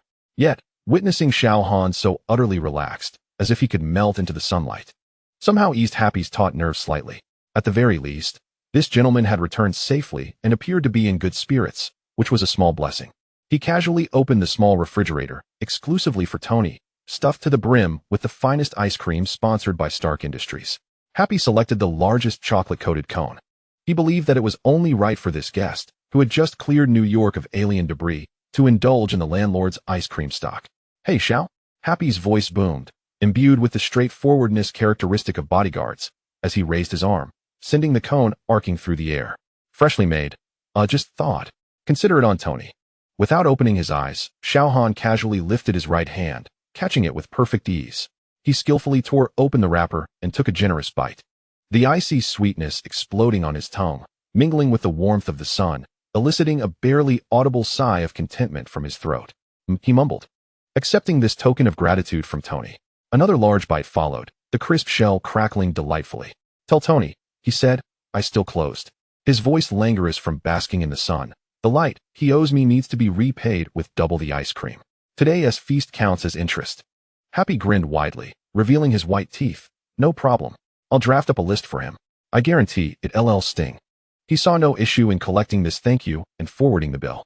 Protecting his employer's assets, including this villa and its inhabitants, was his duty, and Xiao Han clearly fell into the category of special protection and crucial assets. Keeping him happy was beneficial for everyone. The terrace fell silent once more, leaving only the rhythmic sound of waves, the calls of seagulls, and the subtle noises of Xiao Han leisurely enjoying Tony's ice cream. Sunlight, sand, and free ice cream. This was life. As for the stage in New York that had been turned to rubble, who cared? The feeling of sunlight on his skin remained unchanged. In New York, atop Stark Tower, Tony Stark stood amidst the chaos, surrounded by twisted, charred metal and shattered concrete. His mask had retracted, revealing a face smeared with grease and dust, his gaze hollow as he stared at the eastern skyline, now brightening with the dawn. A gentle breeze drifted through, carrying the lingering scent of charred debris and a faint metallic tang of blood, sending a chill through him. Just hours prior, this had been his throne, a symbol of his technological empire. Now, it stood as a vast, gaping wound, mocking him, a cold monument to the absolute power that crushed all dreams. The eerily calm voice echoed in his ears, "Bug, clear the area. The stage needs to be dismantled." And indeed, the stage had been dismantled in a brutally simple manner that even a lifetime of learning could not comprehend or replicate. "Sir, vital signs indicate that Mr. Thor has extricated himself from the rubble and is stable. Agent Romanoff and Captain Rogers are assisting with the evacuation of the last batch of civilians. Agent Barton has been recovered. Dr. Banner is in a stable condition. Director Fury requests communication," Jarvis' voice reported, calm and unflappable. Tony wiped his face, attempting to erase the fatigue and the profound sense of helplessness that enveloped him. "Let him in. Can it get any worse?" Nick Fury's face, etched with the expression of a man who felt the world owed him, appeared on the virtual screen inside his visor, the backdrop of S.H.I.E.L.D's bustling command center behind him. "Stark, report." The undertone of Fury's gravelly voice was direct, his single eye fixed intently on Tony. Tony forced a smile that was more painful than a grimace. "Report? The situation is exactly as you see, a vast expanse of ruins where aliens have turned into scrap metal and skewers. As for that uncontrollable variable," he gestured to the ground beneath him. "Having dismantled the stage, he probably returned to California to bask in the sun, departing more decisively than Hulk demolishing a building." Fury's brow furrowed in disbelief. "He just left? What about Loki? The Tesseract? The Scepter? Loki?" Tony shrugged, pointing to a nearby gaping hole that had been smashed through multiple floors. He likely stuck somewhere beneath a concrete pillar, serving as fill material. "It'll be a while before he can be excavated. The Tesseract? It's still lodged in the core of that dismantled device, although the energy fluctuations have stabilized. The Scepter?" Tony's gaze swept across the debris-strewn floor, landing on the curved metallic rod embedded with a deep blue gem, quietly lying amidst the rubble. "There it is. Want it? Send someone to collect it. I wouldn't dare touch it. Who knows if it bears that gentleman's fingerprints or remnants of his foul mood." His tone dripped with self-deprecation and a weariness born of survival. Fury fell silent for a few moments, seemingly processing this overly simplistic and brutal conclusion. Did he say anything? Tony recalled, aside from bug, clear the area, dismantle the stage, he did mention something about being disturbed while sunbathing. He observed Fury's face darken further, a twisted sense of satisfaction bubbling within him. So, Director, if there are any more alien miscreants or internal fools looking to stir up trouble, kindly choose a cloudy day or stay far from California. I'd rather not return home one day to find my villa and beach cleared out as a noise nuisance. Fury's single eye flickered with complex emotions before it settled into a heavy sigh. Understood. S.H.I.E.L.D. Personnel will be arriving shortly to secure the scene and the items. You need to leave there as soon as possible, Stark. The aftermath will be troublesome. The communication was severed. Tony stood amidst the wreckage, the morning sun finally illuminating the devastation. He gazed at the scepter lying quietly on the ground, then at the unfathomable black hole, and finally turned his gaze toward the distant west. That fellow was likely lounging comfortably on the terrace of his Malibu villa, sunbathing while indulging in his ice cream, wasn't he? A surge of intense, absurd emotion mingled with a tinge of irritation at being taken advantage of washed over him. He inhaled deeply, addressing the air as if in soliloquy. Jarvis. I am here, sir. Pull up the real-time surveillance of all ice cream inventory in the villa, especially those limited editions that cost an arm and a leg, and connect me to the terrace cameras. I want to see just how much of my stock that freeloader has devoured. His voice carried an almost frantic, human frustration. A temporary reprieve from the feeling of helplessness crushed beneath the weight of technology. It was perhaps the only realm where he could reclaim a semblance of dignity in front of that non-human entity. Even though the arena was pitifully small, on the terrace of the Malibu villa, Xiao Han leisurely finished the last bite of his cone, not even sparing the crisp shell. The warmth of the sun enveloped him, energy flowing gently within his body, accumulating. He squinted comfortably, resembling a large feline basking in the sun. Happy's communicator on his wrist vibrated gently, prompting him to glance down at a message from Tony, abundant with exclamation marks and ice cream emojis. He then raised his gaze to observe the contented expression on Xiao Han's face, unable to suppress a twitch at the corners of his mouth. Clearing his throat, he endeavored to make his voice sound as natural as possible. Ahem, Mr. Xiao. It seems that Tony is nearing the end of his tasks. He inquires whether you would like to indulge in any particular flavor, so he can, prepare in advance. Happy artfully translated Tony's somewhat resentful ice cream stock alert into a gesture of logistical concern. Xiao Han did not even lift his eyelids, lazily waving his hand. Tell him that the sunshine debt will be settled first. Now, he adjusted his posture, sinking deeper into his chair, his voice thick with drowsiness. Let's keep it quiet. Whatever monumental matters there are, they can wait until I've soaked up enough sunshine. Happy immediately fell silent, resuming his position as a vigilant guardian, silently lighting a candle for Tony's ice cream treasury. Sunshine debt. With such interest, it might take an eternity to settle. Chapter 17, Sunshine Debt and S.H.I.E.L.D. Package. The California sun was almost tyrannical in its generosity, bathing the Malibu villa's terrace in a warm glow. Xiao Han reclined in a beach chair, akin to a sunstone that had finally absorbed its fill of energy, a languid satisfaction radiating through his very bones. The Tony-branded chocolate-coated cone that Happy had brought was long gone, leaving only a trace of melted sweetness on his fingertips, which he could hardly be bothered to lick clean, allowing the sun to evaporate the last remnants. Happy stood like a dutiful rock in the shadow of the terrace entrance, ensuring the function of a guardian while simultaneously preserving his boss's precious sunlight. His communicator flickered intermittently, displaying a stream of encrypted messages from Tony, replete with various ice cream emojis and frantic exclamation marks, the theme alarmingly consistent. Stock urgently depleted. Happy observed with a detached demeanor, choosing to ignore the commotion. Safeguarding his employer's assets was his duty. As for the ice cream being justly requisitioned by another elder, that fell under the realm of diplomatic disputes between employers, well beyond a bodyguard's purview.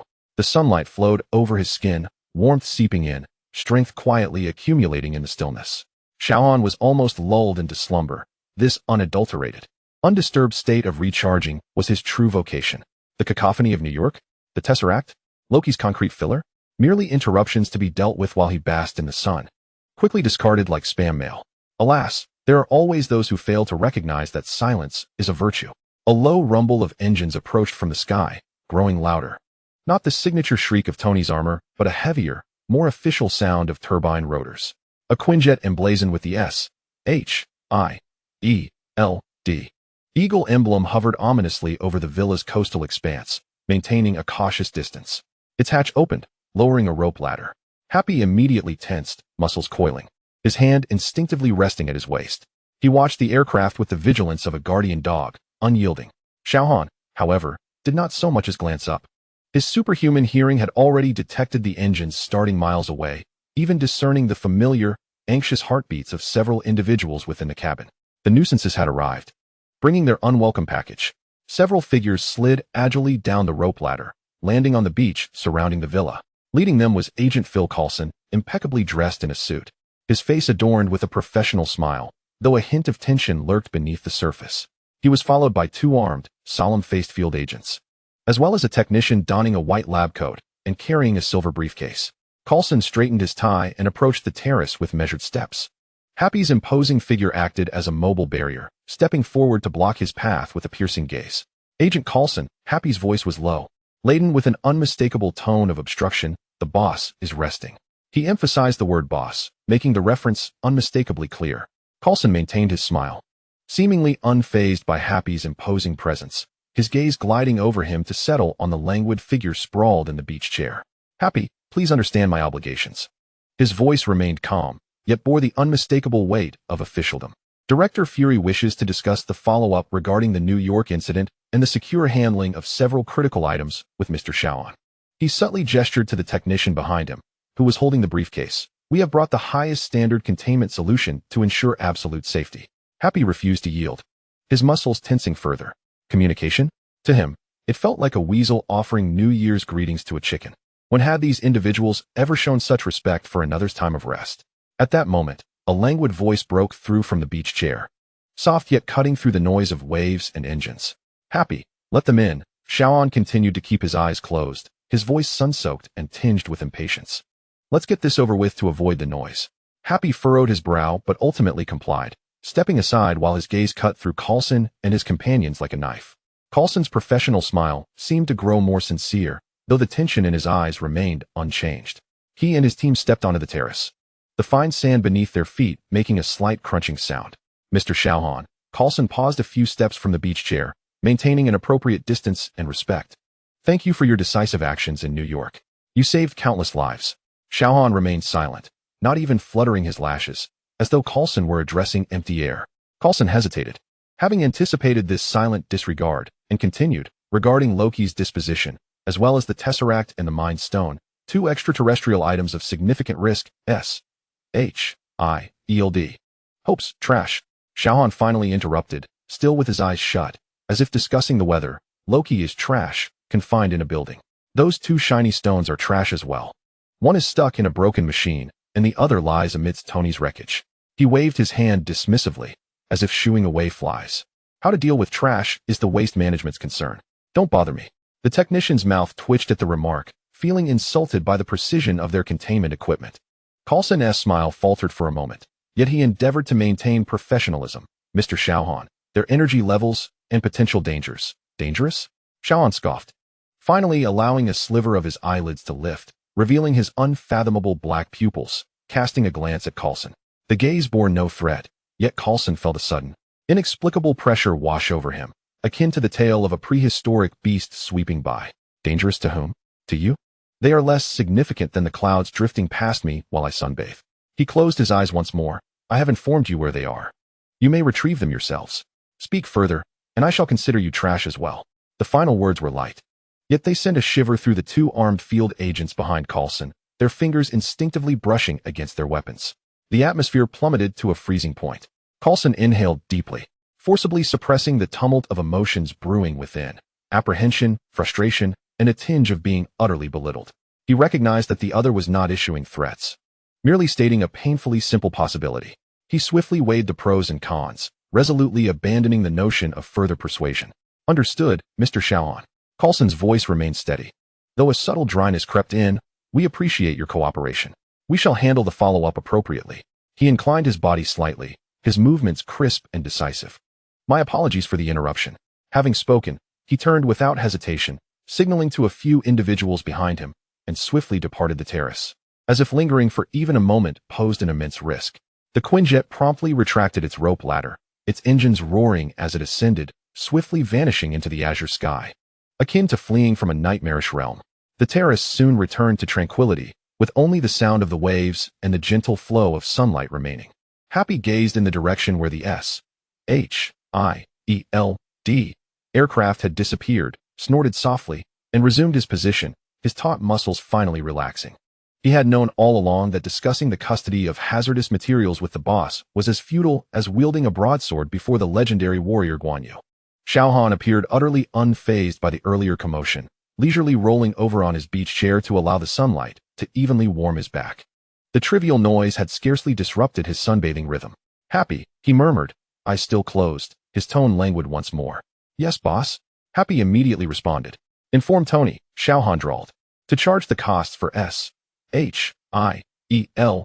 refuse disposal and the recent noise pollution to his account. Also, add a box of vanilla almond ice cream." He smacked his lips, as if savoring the thought. Today's interest was indeed quite satisfying. Happy grinned broadly, revealing his white teeth. "Sure thing. I'll ensure every word is conveyed to Mr. Stark." He already envisioned Tony's contorted expression upon seeing this exorbitant bill. Protecting the boss's assets was Happy's solemn duty. The sun shone splendidly, pleasing the creditor.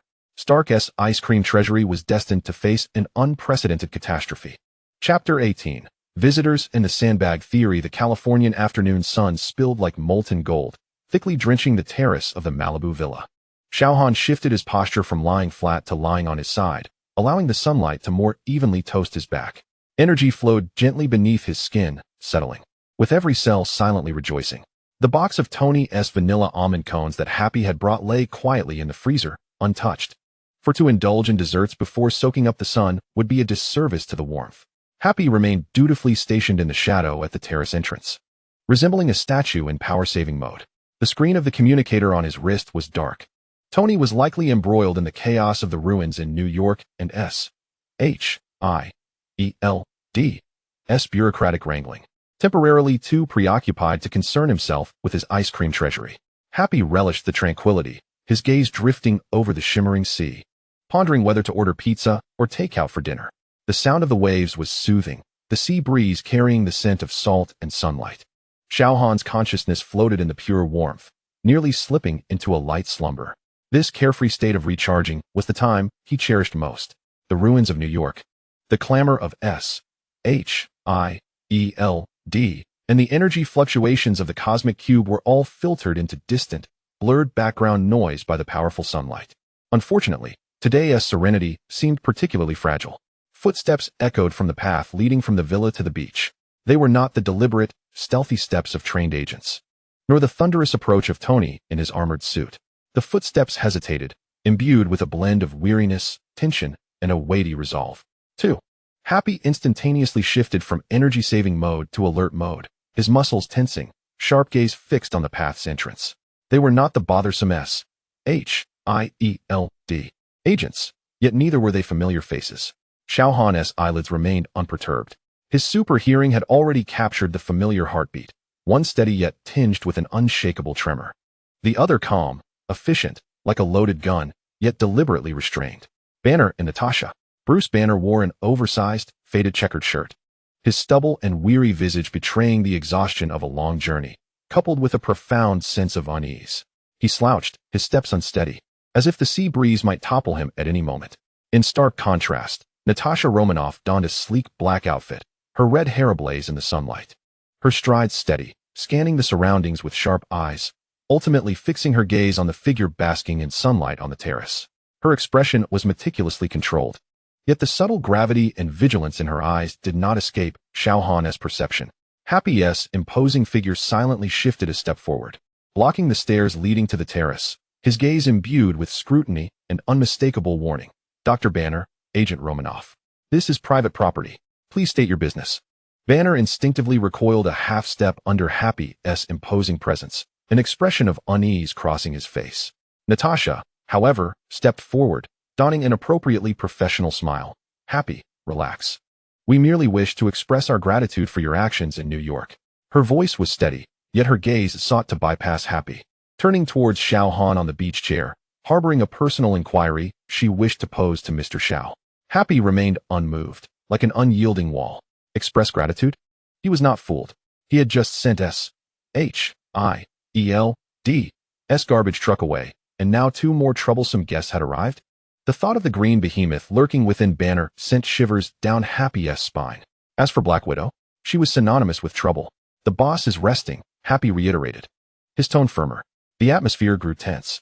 Just then, Xiao Han's languid voice broke through from the beach chair, raspy from sun exposure, his eyes still shut.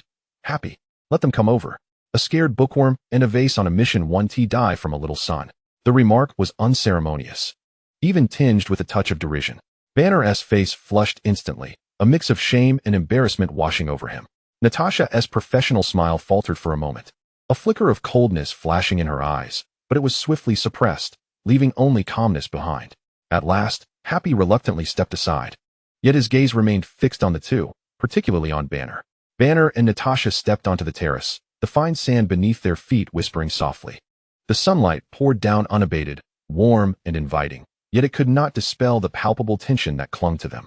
Banner stood a few meters away from the beach chair, appearing somewhat awkward, his gaze evasive, unable to meet Xiao Han's. Natasha positioned herself closer, her stance relaxed, yet her muscles remained subtly alert. Mr. Xiao, Natasha initiated. Her voice softened slightly. Thank you for your intervention in New York. You saved many innocent lives. She attempted to initiate a friendly dialogue. Xiao Han remained unresponsive. As if in slumber, Banner inhaled deeply, summoning what felt like a lifetime of courage, finally lifting his gaze towards the figure enveloped in light on the beach chair. His voice trembled with nervousness. Mr. Xiao, I am Bruce Banner. He licked his chapped lips, his eyes reflecting struggle and a near-desperate plea for help regarding Kolkata. And the thing within him. He stumbled over his words, the immense psychological pressure rendering him nearly incapable of coherent speech. That green, destructive monster was a nightmare from which he could not awaken. Yet the individual before him was the sole entity capable of silencing that monster with sheer, overwhelming power, even instilling fear within it. This fear was evident on the battlefield in New York, as the Hulk instinctively avoided the area where Xiao Han stood, a clarity emerging through Banner's chaotic consciousness. This offered a glimmer of hope, faint and elusive, perhaps a means to control or even escape that monster. Even if such hope stemmed from an even more terrifying unknown. Xiao Han finally languidly lifted one eyelid, his black pupils devoid of emotion, merely reflecting a hint of annoyance at the interruption. His gaze lingered on Banner's anguished and pleading face for less than a second before shifting away, settling on the distant horizon where the sea met the sky. The thing within you? Xiao Han's voice bore no inflection, akin to appraising an object. It was powerful, dismantling structures with remarkable speed. Banner was momentarily taken aback by this nonchalant assessment. Dismantling structures swiftly? That was the source of his lifelong torment and fear. It's very dangerous. Uncontrollable. Banner urgently sought to explain. Dangerous? Xiao Han interrupted, his tone laced with a barely perceptible mockery. To whom? To you? Or to others? He turned his head, finally fixing his gaze upon Banner, his eyes calm enough to send a chill through Banner's heart. It fears me, does it not? Banner's body trembled, his pupils constricting sharply. The other party had bluntly unveiled a truth he himself scarcely dared to acknowledge. Hulk, that embodiment of fury, would also recoil in the face of absolute violence. Banner's throat constricted. Fear is instinct. Xiao Han closed his eyes once more, seemingly losing interest in Banner's turmoil, his voice starkly blunt, akin to a rabbit confronted by an eagle. The rabbit within you is simply larger. If it fears, let it fear. The more you fear it, the more it perceives you as an easy target. Target? Banner was utterly bewildered. All his lifelong pursuits of a gamma-ray antidote, various mental suppression training, and his life of evasion seemed to the other as futile, meaningless struggles against instinct. The core logic was shockingly simple. As long as the target was resilient enough, no matter how powerful the fist, it would think twice. Natasha, listening nearby, furrowed her brow. She astutely grasped the significance in Xiao Han's words. Hulk's fear of Xiao Han was absolute and instinctual. This information was crucial for S.H.I.E.L.'s risk assessment. She interjected at an opportune moment, attempting to steer the conversation towards a more official direction. Mr. Zhao's insights are quite unique. S.H.I.E.L.D. possesses advanced gamma research equipment and a team of experts who may assist Dr. Banner in finding a more stable solution. Xiao Han let out a brief, derisive laugh without even opening his eyes. A bunch of fools researching how to make a target softer. He ruthlessly interrupted Natasha, utterly dismissing her attempt to establish a connection. If the target is tough, the fist will naturally soften. Such a simple truth, yet it requires machines to measure. Natasha's smile vanished entirely.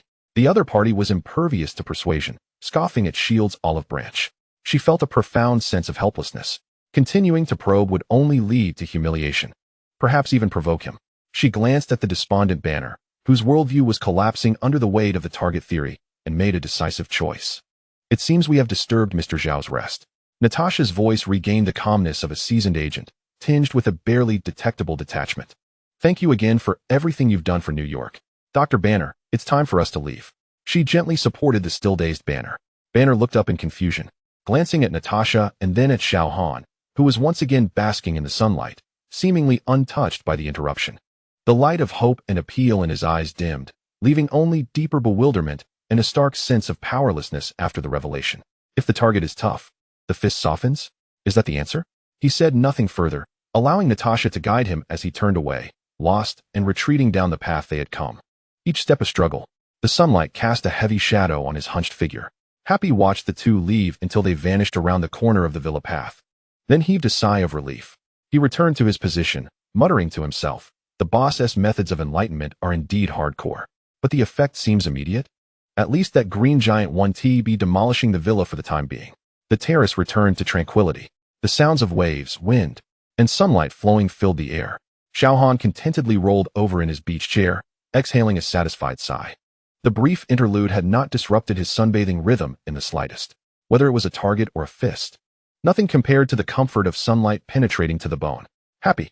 He spoke lazily, eyes still closed. Boss. Happy immediately responded. Tell Tony, Xiao Han said leisurely, that a salesman for targets just dropped by, along with one for machines. Consultation fees, he asked, footing the bill.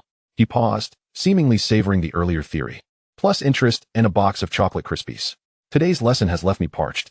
Chapter 19. Scrap iron and ice cream. Deaths. The Californian dusk bathed the sky in a tapestry of molten gold and intertwined violet.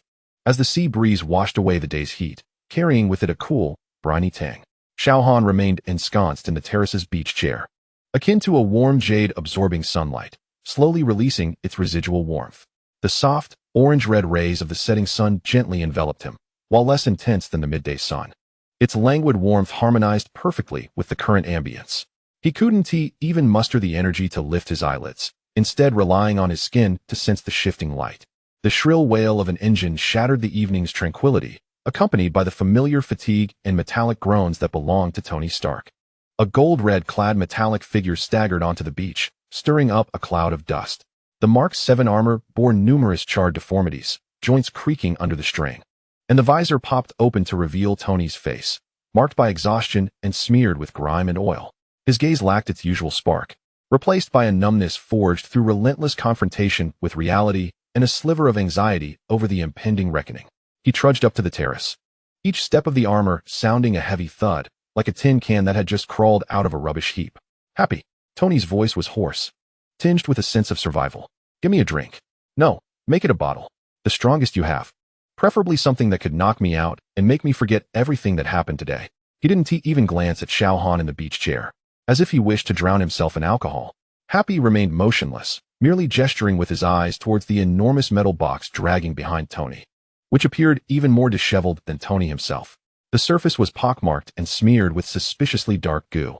Upon noticing the cumbersome burden he was dragging, Tony irritably kicked the box, which remained unmoved, causing his armor's leg joint to protest in response. Oh, this, he seemed to just remember, his tone saturated with disdain. That bunch at S.H.I.E.L.D. gave it to me, claiming it was your spoils of war? Or trash? Fury's exact words were returning it to its rightful owner, but I suspect he simply feared taking responsibility, not daring to keep it in their warehouse. He kicked it again, the weight of it deadening, filled to the brim with alien scrap and, Loki's scepter? There might even be that broken cube in there. Who knows? But the energy readings were all over the place, causing Jarvis to crash several times. Only then did he turn his attention to Xiao Han in the beach chair. His expression a tumultuous mix of relief, gratitude, and the indignation of technology being belittled. But mostly it was a strong dislike for the fact that he was utterly exhausted, while Xiao Han leisurely enjoyed the sun and ice cream. Hey, sunbather. Deal with your own junk. Don't leave it here. I'm afraid that one day it might leak energy and blow me and the villa sky high, leaving you with nowhere to sunbathe. His tone was laced with irritation, as he endeavored to reclaim a modicum of dignity through this trivial provocation. Xiao Han finally deigned to lift his eyelids slightly. The golden-red hues of the setting sun danced momentarily within his obsidian pupils, only to fade back into an expression of serene indifference. His gaze lazily traversed Tony's dilapidated armor, lingering on the grime and fatigue etched upon his visage, before ultimately resting upon the battered trunk, riddled with scars. Scrap metal? Xiao Han's voice emerged, husky from slumber, languidly questioning. Did you not bring that back yourself? It would serve splendidly as a keepsake, a constant reminder. He paused, a faint, mischievous smile curving his lips. Next time you decide to host a world-saving soiree, do remember to check the weather forecast and avoid my sunbathing hours. Tony's face darkened, akin to the bottom of a charred pot, as the veins in his forehead pulsed with indignation. A keepsake? A reminder? Is that foul-mouthed tongue coated in venom? As for the threat of explosion? Xiao Han slowly sat up, stretching languidly, his joints emitting gentle pops, the sunset casting a warm golden glow upon his outstretched form. Rest assured, with such minimal energy fluctuations, I doubt they could even disrupt the melting speed of my ice cream. He cast a disinterested glance at the trunk, his expression as apathetic as one would reserve for genuine refuse. If it's too noisy, just toss it further away. It's obstructing my sunlight. Or perhaps, as if a whimsical thought crossed his mind, he turned toward Tony. Dismantle it, melt it down, and use it as patches for your new armor? I see you've sustained quite a few holes in that tin can of yours today. It's high time for some mending. Tin can. Tony's voice soared an octave, nearly propelling him from the ground in exasperation. This is Mark 7, a groundbreaking masterpiece. Worth? Xiao Han unceremoniously interrupted, pointing casually at the massive dent on the armor's chest, where the metal was curled back. How many ice cream cones is that worth, Tony? Face reality. In the face of genuine trouble, your attire is only marginally sturdier than a sandcastle on the beach. He yawned, reclining back against the chair, closing his eyes, embodying the essence of indifference to a discussion on primitive tools with this tech-savvy individual. Hurry up and remove your clanging scrap metal. It's disturbing my sunbathing. And do remember to settle the S.H.I.E.L.D. disposal fees and noise pollution charges. Tony trembled with indignation, his armor joints protesting with audible creaks. He glared at the figure, now basking in the golden hues of the sunset, a visage of tranquility as if on vacation. Then glanced at his own disheveled appearance and the burdensome trunk. An overwhelming sense of absurdity and rage surged within him. He, Tony Stark, genius, billionaire, playboy, philanthropist, had just thwarted an alien invasion and saved New York, only to return home to be mocked by his tenant as having a tin can for armor, while also being expected to pay noise pollution fees and for ice cream. J-A-R-V-I-S. Tony bellowed into the ether, his voice contorted by frustration. Get rid of this wretched trunk. Toss it into the deepest, most soundproof laboratory underground, furthest from my terrace. Lock it up. Encrypt it with a security level higher than the human solar file. And he whirled around, glaring daggers at Xiao Han. Ice cream. Happy. Make a note of how much he has consumed today. Double it. No, tenfold. Deduct it from his sunshine rent next month. Happy stifled a laugh, his shoulders shaking with barely contained amusement, responding in a comically deep tone. Yes, boss. I'll make sure to keep a precise tally. As he hurriedly set about dragging the heavy trunk, his movements exuded a delightful cheerfulness. The sight of Tony Stark being put in his place was always an entertaining spectacle. Xiao Han lay with his eyes closed, a slight curve forming at the corners of his mouth, a fleeting illusion cast by the interplay of light and shadow. The gentle embrace of the golden sun enveloped him, the sea breeze offering a refreshing reprieve. To him, Tony's frantic outbursts were merely a whimsical background score to the evening's tranquility, whether scrap metal or tin can. And even the insignificant energy fluctuations paled in comparison to the warmth of the sun gracing his face. The creditor was undoubtedly satisfied. Tony's bills were destined to soar to astronomical heights, while sunlight remained an unwaveringly free gift. Chapter 20. Sunshine, bills, and uninvited guests. The Californian dawn pierced the horizon, casting the first pure rays of golden light upon the terrace of the Malibu villa. Xiao Han had already claimed the prime position on a beach chair, resembling a meticulously calibrated solar panel, greedily absorbing the energy of this new day. The morning light, imbued with a hint of coolness, caressed his face, while warmth surged beneath his skin, silently cultivating strength.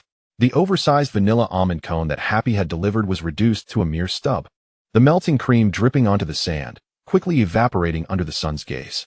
Happy, standing like a large decorative object in the shadows of the terrace entrance, endeavored to diminish his presence. On his wrist, the communicator screen illuminated, displaying a stream of encrypted messages from Tony, rife with resentment. The core message was succinctly encapsulated. Bills. Exorbitant bills. Ice cream consumption at alarming levels. Happy maintained a composed demeanor, feigning poor reception. As a mere bodyguard, He could not afford to meddle in the financial disputes between his bosses. The terrace lay in serene silence, accompanied only by the soothing sound of waves crashing against the shore, the occasional cries of seagulls, and the subtle crunch of the last bit of crispy cone being bitten into by Xiao Han. Energy surged within him. The sunlight was just right, and the world resonated in harmony. This was the essence of his existence. The ruins of New York, the S.H.I.E.L.D. crates, and Tony's incessant grumbling faded away like foam left behind by receding tides, ephemeral and without trace. Unfortunately, tranquility was as fragile as Tony's ice cream stockpile.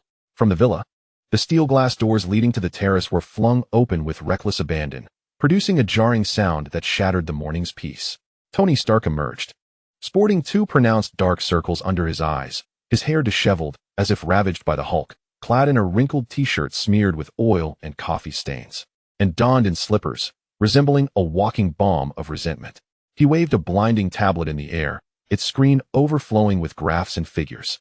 Xiao Han, Tony's voice, hoarse and distorted from lack of sleep and overwhelming frustration, pierced through the air as he stormed toward the beach chair, nearly thrusting the tablet beneath Xiao Han's closed eyelids. Look, take a good look. This is the result of your handiwork. At the top of the tablet's screen loomed a bold red title, Malibu Villa's Special Event Profit and Debt Settlement Report. Below it, a series of alarming entries were laid out. Ice cream consumption, 38 tubs of vanilla almond, 52 cones of chocolate crisp, 27 boxes of mixed nuts, equating to Stark Industries' latest stock price, approximately $157,843,025 S.H.I.E.L.D. Waste disposal and noise pollution fees, calculated based on the fuel of Quinjet, labor hours, mental distress, and potential diplomatic risk premium, $500,000 visitor consultation fees, based on time cost, degree of mental pollution, and potential Hulk demolition risk premium, $250,000 sunlight occupation compensation, based on Malibu's top-tier VIP sunbathing package, 24-hour mental distress coefficient, $1,000,000,000 emotional compensation, witnessing non-human powers, armor being belittled to tin status, severely damaging self-esteem, $5,000,000,000 cosmic level scrap metal temporary storage fees, based on S.H.I.E.L.D. S-Class item containment standards, daily rental expectations for 1,000,000 days total, 6,907,843. 025 Tony's fingers trembled with agitation as he pointed at the ever-increasing figure on the screen. $60 million in just a few days. Moreover, there exists the exorbitant daily rental fee of $1 million for the warehouse. The interest continues to compound like a snowball. Do you intend to drive me to bankruptcy with ice cream and sunshine, and then use my villa to settle the debts? Xiao Han did not even lift his eyelids, merely tilting his head slightly to evade the blinding reflection from the tablet screen. As if that contraption were more irksome than Tony's incessant noise, he leisurely took another bite of the remaining crispy treat, producing a delightful crunch. Noisy, a single word, succinct and to the point, akin to pressing the mute button. Tony nearly choked, his face flushed crimson. Noisy. I am bankrupt. My money, my ice cream, all consumed by you. And that heap of scrap metal occupying the most expensive laboratory on my underground 3rd floor. And you still find me bothersome? He resembled a cat whose tail had been stepped on, spinning in place as he sought a more forceful accusation. Bills. Xiao Han finally deigned to speak, his voice imbued with a languidness softened by the sunlight, along with an unmistakable hint of disdain.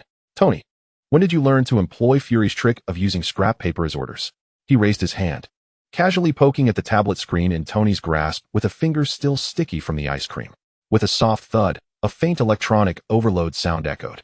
The tablet in Tony's hand instantaneously dimmed, transforming into a lifeless black brick, its power indicator extinguished. You. Tony stared aghast at the now-defunct tablet, his eyes wide, his heart aching for the sketches of new armor designs he had labored over all night. Repaying debts is a matter of principle. Xiao Han withdrew his finger, nonchalantly wiping it on his beach shorts as if merely brushing away a speck of dust. However, he paused, finally opening his eyes. His black pupils, under the morning light, appeared almost indifferent as they regarded Tony. Those vibrant numbers of yours are less substantial to me than a single ice cream cone in Happy's hands. He gestured toward Happy. indicating, "My debt of sunshine shall be settled with ice cream." As for the rest, his gaze swept over Tony's face, twisted with anger and fatigue, as if penetrating through the villa, landing on that box deep underground, pulsating with chaotic energy. "Consider it a necessary storage cost for your penchant for scavenging. Play by yourself, and refrain from making noise." These words fell upon Tony like a bucket of ice water, extinguishing much of his fiery anger and grievances, leaving only a deeper sense of powerlessness, thoroughly disregarded and crushed. The other party cared little for money, for the intricate calculations, or even for those two cosmic artifacts that posed a grave concern to S.H.I.E.L.D. What mattered to him were merely sunshine, ice cream, and a lack of disturbance from noise. Tony opened his mouth, intending to retort, to roar, to harness his genius to uncover a point that could pierce the other's indifference. Yet, gazing into Xiao Han's calm, unfathomable eyes, ones that seemed to reflect the entire universe yet contained nothing, then glancing at the valuable black brick tablet in his hand, an overwhelming sense of absurdity and fatigue washed over him. To reason with a person capable of effortlessly sending an alien behemoth back into a wormhole while casually rendering his latest tablet obsolete, who only cares for basking in the sun and indulging in ice cream. He felt like a deflated balloon, his shoulders sagging, his fingers loosening their grip on the now-defunct tablet. "Fine." Tony's voice was dry and hoarse, laden with defeat.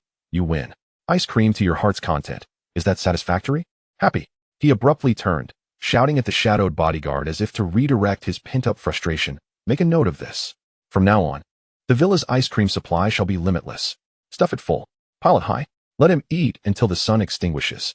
Once he finished his outburst, he felt drained of all energy, shuffling in his slippers, head hung low as he trudged back into the villa, his silhouette exuding a tragic sense of retreat. "Happy?" Striving to maintain a serious demeanor, responded in a deep, resonant voice, "Yes, boss. Unlimited supply. Guaranteed to fulfill the task." He cast a quick glance at Xiao Han, who had resumed his repose on the beach chair, and silently commended Tony, finally coming to terms with the fact that challenging this gentleman was merely a form of self-sabotage. The terrace returned to tranquility. The sun was warm, and the sea breeze gentle. Xiao Han adjusted his position, allowing the sunlight to cover him more evenly. With the noise subdued and the ice cream supply assured, the sunlit debtor was in high spirits. As for Tony's trivial financial anxieties, or the energy fluctuations from those two cosmic scraps in the basement, even the salty sea breeze that brushed past his nose at that moment was more worthy of attention than those matters. Chapter 21. The wind rises from the subtle beginnings. Xiao Han sank deeper into the beach chair, akin to a living mineral greedily absorbing light and heat. Silent tides of power coursing beneath his skin. Happy dutifully stood in the shadow at the terrace entrance, resembling a silent reef, insulating him from any potential noise from the outside world. The freezer was stocked with various flavors of Tony brand ice cream, a pact signed under the pressure of the sunshine debt, unlimited supply. The sound of the waves was monotonous and hypnotic. Xiao Han's consciousness floated in the pure sensation of energy. The ruins of New York, the S.H.I.E.L.D. box, Tony's incessant musings, all filtered through the powerful sunlight into distant, blurred background noise. The world ought to be this simple: sunlight, beach, ice cream, and absolute tranquility unbroken by disturbance. However, beneath this forcibly maintained calm, a faint ripple, utterly unlike the ordinary, swept across the edges of his perception. It was neither sound, nor energy fluctuation, nor even a physical tremor. It was a sense of presence, distant, vague, yet imbued with a cold, viscous scrutiny, like a deep-sea leviathan casting a glance toward the surface from the depths of a 10,000-meter abyss, separated by layers of heavy water.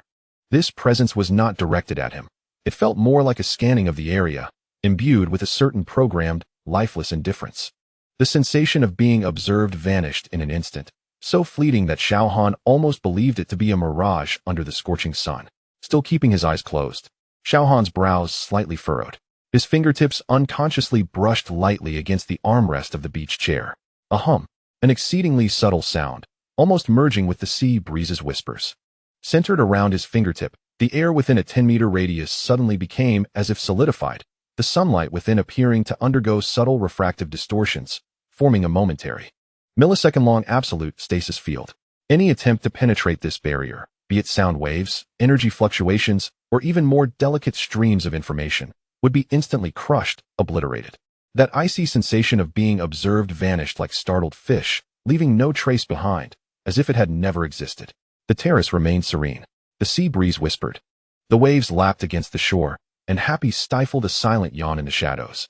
As if the earlier peculiarity had truly been nothing more than a mirage beneath the sun. Xiao Han's brow relaxed, as if merely dispersing an insect attempting to alight on his nose. His breathing rhythm remained unchanged. The universe is vast. Occasional grains of dust drift by, not deserving of his distraction. So long as they do not settle upon his sunbathing spot or produce noise, it matters not whether they are passing asteroids or deep space probes. Aboard the S.H.I.E.L.D. helicarrier, deep within its tri-wing structure, in a completely signal-isolated, heavily shielded secret laboratory. At the central platform, the cosmic cube floated within a specially designed force field, its bluish glow pulsating like the heart of the deep sea, emanating a disquieting, pure spatial energy. Adjacent, Loki's scepter was secured within a complex restraining apparatus, the yellow gem atop it flickering intermittently, resonating subtly with the cube's deep blue glow, while the air was thick with a faint, bothersome hum. Nick Fury's solitary eye fixated intently on the energy readings displayed on the surveillance screen. As complex lines surged and intertwined with fervor, their peaks incessantly breaching the predetermined safety thresholds, only to plummet into the abyss in the next heartbeat. Akin to two erratic hearts pulsating in a frenzy. The energy resonance index continues to ascend, Director, exclaimed a tense technician clad in a white lab coat, his brow glistening with cold sweat. The containment field has already overloaded 3 times. We have attempted all known frequencies of interference waves, but the results are negligible. If this continues, Fury did not turn around, his voice as somber as a storm's approach. What of the InSight program's phase matrix? Was it not touted as capable of stabilizing any energy source? The phase matrix nearly had its core incinerated while attempting to synchronize their frequencies. Another technician's voice trembled with dread. Director, these 2 objects, they seem to be communicating? Or perhaps calling for something. The resonance peaks direct towards deep space. But we cannot lock onto the coordinates, as if some formidable force field has interfered or erased them. Communicating? Calling? Fury's single eye widened in alarm. Memories of the terrifying vision glimpsed at the other end of the New York wormhole surged forth, recalling those eyes that tore through space like molten lava. A chill slithered up his spine. Was there something else out there, responding to this call? At that moment, the screen monitoring the cosmic cube erupted into violent flickers. An eerie blue radiance surged forth, illuminating the entire laboratory as if it were a haunted realm. At the core of the cube, a minuscule yet profoundly pure golden light flared up like the tip of a needle, only to vanish in an instant. Buzz. The instruments throughout the laboratory erupted with piercing alarms. The lights flickered maniacally. The device restraining the Mind Stone emitted a tortured metallic distortion. Energy peaks breached the critical point. The containment field collapsed. Cut it off. The technician's scream was drowned beneath a resounding explosion. The yellow gem atop the Mind Stone erupted with an unprecedented brilliance, unleashing an invisible psychic shockwave that swept through like a tsunami. The 2 closest technicians barely had time to scream, their eyes rolling back as they collapsed to the ground, blood pouring from their mouths and noses. Others were hurled by the shockwave against the energy shield wall, losing consciousness. Fury was staggered by the immense force, his eye fixed on the central platform, where the Mind Stone trembled violently amidst the explosion's aftermath, the yellow gem's light flickering as if in agonized struggle. Meanwhile, the cosmic cube regained its eerie blue tranquility, yet the fleeting golden light remained etched in Fury's memory like a brand. Seal the laboratory. Highest level biohazard containment. Fury barked into the communicator, his voice betraying a hint of unrecognized trepidation. All personnel who came into contact must undergo immediate isolation checks. Activate the Tahiti protocol for backup resources. His gaze lingered on the 2 objects, now eerily tranquil, his expression dark enough to draw water. Add a highest priority appendix to the unapproachable dossier. Closely monitor all spatial anomalies and deep space signals surrounding Malibu Villa. Report any disturbances immediately. He sensed that the ruins of New York were merely the beginning. Something far colder, older, and more indescribable than the Chitauri legions seemed to have been roused.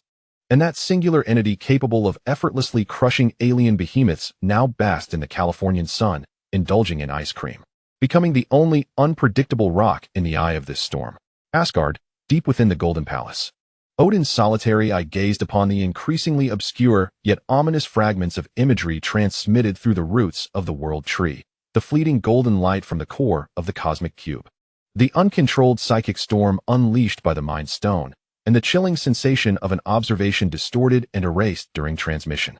A warning surged from the depths of ancient bloodlines, piercing the soul of the All-Father like an icicle. This feeling was far more perilous than the Chitauri invasion. That glimmer of gold, that cold gaze. Heimdall. Odin's voice rumbled like thunder, resonating through the golden palace with unprecedented gravity.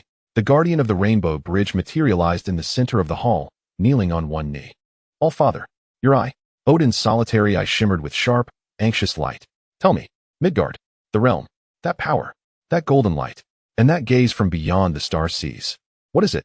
Heimdall slowly raised his head, his golden eyes, capable of penetrating the 9 realms, now veiled with rare mist and a hint of confusion. Father, I have seen a chaotic vortex. The energies of the cosmic cube and the Mind Stone entwined like 2 frenzied serpents. That golden light, it resembles a seed, containing unfathomable destruction and order. I cannot discern its essence, as it is obscured by a power of a higher order. As for that gaze, Heimdall's golden pupils momentarily contracted, as if beholding something exceedingly distant and terrifying, emerging from the other side of the star seas, from beyond the known universe, cold, indifferent, like a deity overlooking an anthill, seemingly searching for something. The coordinates had been distorted by a formidable force, pointing towards a void. Beyond the end? Searching? Odin clenched the eternal spear Gungnir, his knuckles whitening from the intensity of his grip. Even Heimdall cannot penetrate this? Even the information relayed by the roots of the world tree is obscured? This exceeds all the knowledge accumulated during my long life as a god. What of Thor? Prince Thor, Heimdall's gaze shifted towards Midgard below, has obeyed your command, distancing himself from that Midgardian. Yet he is approaching the location of those 2 objects, seemingly intent on retrieving Loki's scepter. Foolish, Odin barked, a flicker of anger igniting in his solitary eye. Send word. Recall Thor immediately. No Asgardian is permitted to approach Midgard without my consent, especially not that place and that individual. He paused, his voice laden with an unprecedented heaviness. The storm across the 9 realms has likely only just begun. And at the heart of the tempest, his gaze returned to the blurred fragments of imagery, focusing on that figure basking in sunlight on Malibu Beach, a presence we cannot comprehend nor control. Is he a new variable, or the sole anchor point? The golden palace fell into a profound silence. The roots of the world tree trembled silently, transmitting the cold echoes from distant star realms. On the terrace of the Malibu villa, Xiao Han remained with his eyes closed, relishing the warmth of the sun. The subtle vibrations at his fingertips had long since subsided, as if they had never occurred. The chilling sensation of observation, the golden light of the cosmic cube, the tremors of Asgard, and the chaos within S.H.I.E.L.D. all resembled pebbles cast into the depths of the sea, failing to stir a single ripple in the lake of his heart. In that fleeting moment of disturbance, he unconsciously thickened an invisible membrane around his small sanctuary, a barrier against prying eyes, a shatterer of noise. The sun was warm, and the ice cream was sweet. That sufficed. As for the trivial stirrings in the depths of the cosmos, even the salty breeze brushing against his lips at this moment was far more worthy of savoring than those matters. Chapter 22. A hot potato. The Californian sun generously poured its warmth upon the terrace of the Malibu villa, the air scorching yet serene. Xiao Han sank deeply into the beach chair, resembling a living mineral greedily absorbing the sun's heat, silent tides of power swirling beneath his skin. The small freezer beside him stood ajar, brimming with an array of ice cream cones in various flavors. This was the tangible collateral for the sunlight lease agreement Tony had signed to ensure tranquility on the terrace. Happy dutifully lingered in the shadow at the terrace entrance, his vigilant gaze sweeping over the path leading to the villa. As Tony Stark's chief bodyguard, his responsibility was to safeguard this property and its inhabitants, ensuring that no unwelcome disturbances disrupted their peace. The shrill roar of an engine approached, shattering the afternoon serenity. A crimson gold armored figure descended somewhat hurriedly onto the beach, stirring up a cloud of sand. The helmet of Mark XLII retracted, revealing Tony Stark's face, etched with fatigue, irritation, and an evident reluctance to return at that moment. He strode briskly, the joints of his armor emitting a faint creak as he made his way straight to the terrace. Happy immediately stepped forward. Boss, save it for later. Happy, Tony interrupted irritably, his gaze fixed directly on the figure bathed in sunlight on the beach chair. Taking a deep breath, as if addressing an unavoidable neighbor, he spoke with a tone of resignation and negotiation. Hey, Sunchild, mind if we hold a meeting on your terrace? Just for a bit. We've got trouble in New York, related to the souvenir you left last time. Xiao Han did not even lift his eyelids, merely extending 2 fingers to deftly extract a vanilla almond cone from the adjacent freezer, leisurely tearing open the wrapper. The crisp crack of the brittle shell echoed clearly on the quiet terrace, serving as a tacit acknowledgement. Tony's lips twitched. He was already accustomed to such silent responses. He promptly raised his hand to operate his wristwatch. With a soft hum, several holographic beams emanated from his armor's miniature projector, intertwining in the space a few meters before Xiao Han's beach chair, forming a vivid image. Instantaneously, several diminutive three-dimensional figures materialized under the scorching sun of the terrace. Steve Rogers, clad in a worn combat uniform, wore a furrowed brow against the backdrop of what appeared to be a makeshift command tent. Natasha Romanoff, dressed in sleek casual attire, her striking red hair still vibrant in the virtual light, her gaze sharp. Bruce Banner, huddled in a chair, pale and beset by dark circles, exuding anxiety. Clint Barton leaned against a virtual column, arms crossed, his expression grim. Finally, Nick Fury, his singular eye appearing even more foreboding in the light and shadow. The backdrop, a bustling control room aboard the S.H.I.E.L.D. mothership. Everyone is online. Stark, what exactly is going on? Where's this place? Fury's voice came through the encrypted channel, bearing an electronic synthetic quality, his sharp gaze scanning the environment depicted in the holographic image. Tony's sunlit terrace, the beach chair, and the figure leisurely indulging in ice cream, furrowed brow intact. My terrace, Fury. Keep it down. Tony retorted irritably, cutting straight to the matter, his voice laced with suppressed anger. Folks, bad news. Those 2 cosmic hot potatoes, the Tesseract and the Scepter in our basement, they're acting up again. The energy resonance index is alarmingly high. It nearly melted my newly installed phase stabilizer into a heap of scrap metal. Jarvis is on the brink of logical collapse due to their energy noise.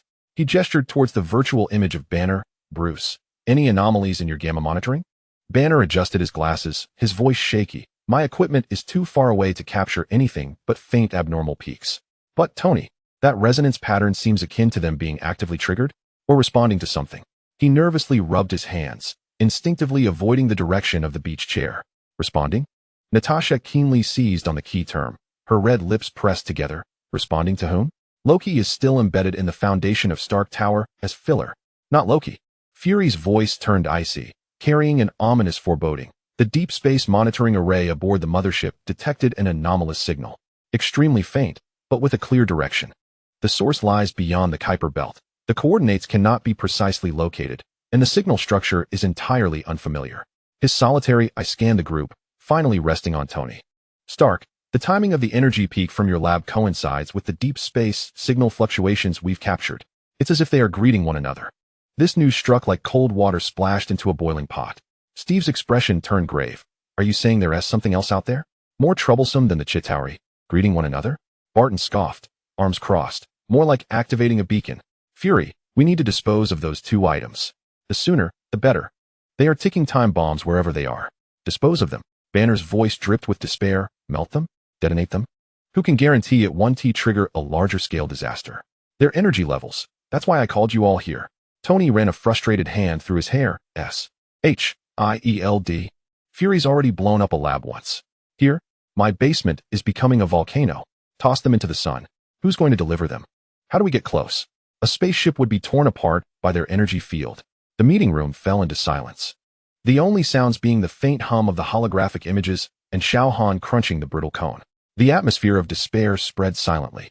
2 objects possessing world-ending energy had become hot potatoes, impossible to grasp or abandon. At that moment, Fury, who had been silent, turned his solitary eye toward the beach chair, his tone imbued with unprecedented gravity and a hint of subtle probing. Mr. Xiao. He intentionally used this designation, as the energy instability of these 2 objects pointed to an outer space threat. If left unchecked, Earth would face an unknown disaster, potentially far exceeding the New York incident. Do you possess the means to thoroughly suppress or handle them? Instantaneously, all holographic gazes, along with Tony's, converged on the figure leisurely enjoying ice cream in the beach chair. Xiao Han had just finished the last bite of the brittle and accurately flicked the wrapper into a nearby trash can. He dusted off his hands as if brushing away non-existent sugar crumbs before lazily lifting his eyelids. The golden red hues of the setting sun danced in his obsidian pupils as his calm gaze swept across the holographic images before finally settling on Fury's virtual visage. Suppress? Xiao Han's voice carried a languid tone, akin to someone just finishing dessert. Why suppress? He tilted his head slightly, his gaze seemingly penetrating the layers of the villa. Reaching deep into the chaotic energy laboratory beneath, they were hungry. Hungry? Banner echoed in disbelief, his glasses nearly slipping down his nose. More accurately, they are thirsty. Xiao Han corrected, rising to stretch his body. The golden rays of the sunset outlined his tall silhouette, an intangible, indescribable sense of pressure emanating from his movements, causing even the holographic images to exhibit slight fluctuations. Those two little things, he casually gestured toward the villa, are like a parched riverbed sensing the release of water upstream. The one outside is ready to release. His gaze shifted toward the distant horizon, as if peering into the cold depths of space beyond the Kuiper Belt. You know what that is? Steve's voice brimmed with astonishment. Xiao Han returned his gaze, a faint, almost mocking smile gracing his lips. Who knows? Perhaps it's a gluttonous serpent. Or maybe a lost celestial jellyfish. His tone was light, as if describing a neighbor's pet. But his gaze swept over the Avengers' tense faces before finally locking onto Fury's virtual image, his voice carrying an air of nonchalance. It releases its water. I bask in my sun. As long as the water does not inundate my beach chair and does not disturb my enjoyment of ice cream. He paused, his gaze devoid of any emotional fluctuation. What concern is it of mine? With his words, an oppressive silence enveloped the terrace. The sun continued to blaze, and the sea breeze remained gentle. Yet, the holographic images of the Avengers seemed to have frozen in time. Tony's mouth hung open, his expression locked in place. Banner's complexion was as pale as a sheet. Natasha's eyes gleamed sharp as blades, yet could not conceal a hint of astonishment. Barton's fingers, clasped around his arms, turned white. Steve's furrowed brow bore the weight of disbelief. Fury's solitary eye bore down on Xiao Han, his virtual visage betraying no emotion. Yet the air felt as if it had solidified under his frigid aura. What concern is it of mine? Those 5 seemingly weightless words struck like an invisible hammer upon the hearts of all who endeavored to protect this planet. Chapter 23. Echoes in deep space. The stillness of the terrace was scattered by the sea breeze. Yet the heaviness that lingered within the holographic images of the Avengers remained unshakable. Xiao Han's nonchalant dismissal resonated like an ice pick piercing through the nerves of everyone present. The golden rays of the setting sun illuminated him, accentuating his indifference to an almost blinding degree. Nick Fury's virtual image was the first to shatter the silence. The chill in his eye nearly palpable. Mr. Xiao, allowing such a level of energy signal to be exposed in deep space is tantamount to igniting a bonfire in a dark forest. What it attracts may not be water, but rather fire? Xiao Han interrupted him, resuming his reclined position on the beach chair, casually retrieving another strawberry cone from the cooler, unwrapping it with deliberate slowness. Then let it burn. As long as it doesn't reach my chair, I am indifferent. He took a bite, the crunch of the cone resonating sharply in the still atmosphere. Tony inhaled sharply, suppressing a growl from deep in his throat, turning to the holographic image. Fury, ISNT, your mothership array capable of detecting a sneeze across the galaxy? What in the world is that thing? Location. I need precise coordinates. Even a vague quadrant will suffice. Fury's virtual image flickered slightly, background noises of urgent commands echoing. The signal structure is entirely unfamiliar, stark. It is constantly jumping and morphing, almost as if it were alive. The energy signatures do not match any known database. The only certainty is that it is approaching. Its speed is beyond comprehension. It does not conform to conventional propulsion, resembling the ripples produced by spatial folding. Spatial folding? Banner exclaimed, his face drained of color. That implies it might possess a form of transition technology that we cannot comprehend. Distance may hold no significance for us. Director Fury. Steve's voice was steady, imbued with unassailable resolve. Whatever it is, it has locked onto the energy sources of the Tesseract and the Scepter. We must immediately relocate these 2 items. We must diversify our risks. They cannot be placed in the same basket, nor in a densely populated area. Relocate? To where? Barton's voice brimmed with anxiety. Which S.H.I.E.L.D. base can withstand another episode from these 2 artifacts? Toss them into the Pacific Trench? Into a volcano? Who can guarantee that it won't trigger an even greater geological disaster? Perhaps Natasha, her gaze as keen as a hawk, directed her attention once more to the figure on the beach chair, savoring his cone. Mr. Xiao does not seem entirely unconcerned, after all. If the source of the water truly summons a conflagration, She paused purposefully, a faint smile playing upon her crimson lips, her tone clear and steady. It would undoubtedly be quite troublesome if it were to incinerate your sunbathing terrace or melt all the ice cream in this cooler, wouldn't it? She deftly pinpointed his sole vulnerable points, sunshine and sweets. Xiao Han's motion of licking the ice cream faltered momentarily, his eyelids lifting slightly. His dark pupils exhibited no emotion, yet his gaze lingered on Natasha's face for half a second. He remained silent, merely taking another bite of the cone. At that moment, buzz, a piercing sound, sharp enough to cut through the very soul, erupted without warning. This sound did not travel through the air. It directly impacted the central nervous system of each individual present. The holographic images warped violently, flickering. Tony grunted, clutching his ears in agony, his face contorting beneath the mask. Far and wide, the Avengers reacted. Steve pressed his temples. Banner curled in pain. Barton stumbled back, crashing into a virtual pillar. And even Fury's holographic image displayed severe signal fluctuations. Alert! Unknown high-dimensional energy pulse. Fury's voice intermittently broke through the shrill buzz. The mothership S.H.I.E.L.D. is overloaded. The source is located at the villa. No sooner had he spoken than a column of chaotic energy, intertwining hues of deep blue and radiant gold, erupted from the villa's direction, akin to an ancient beast breaking free from its confines, forcefully penetrating the soil above the underground laboratory and the villa's foundation. Thick layers of steel-reinforced concrete were torn apart, like mere paper, vaporized. Blinding light instantaneously engulfed a corner of the villa, and a violent energy shockwave radiated outward in a spherical expansion. Boom!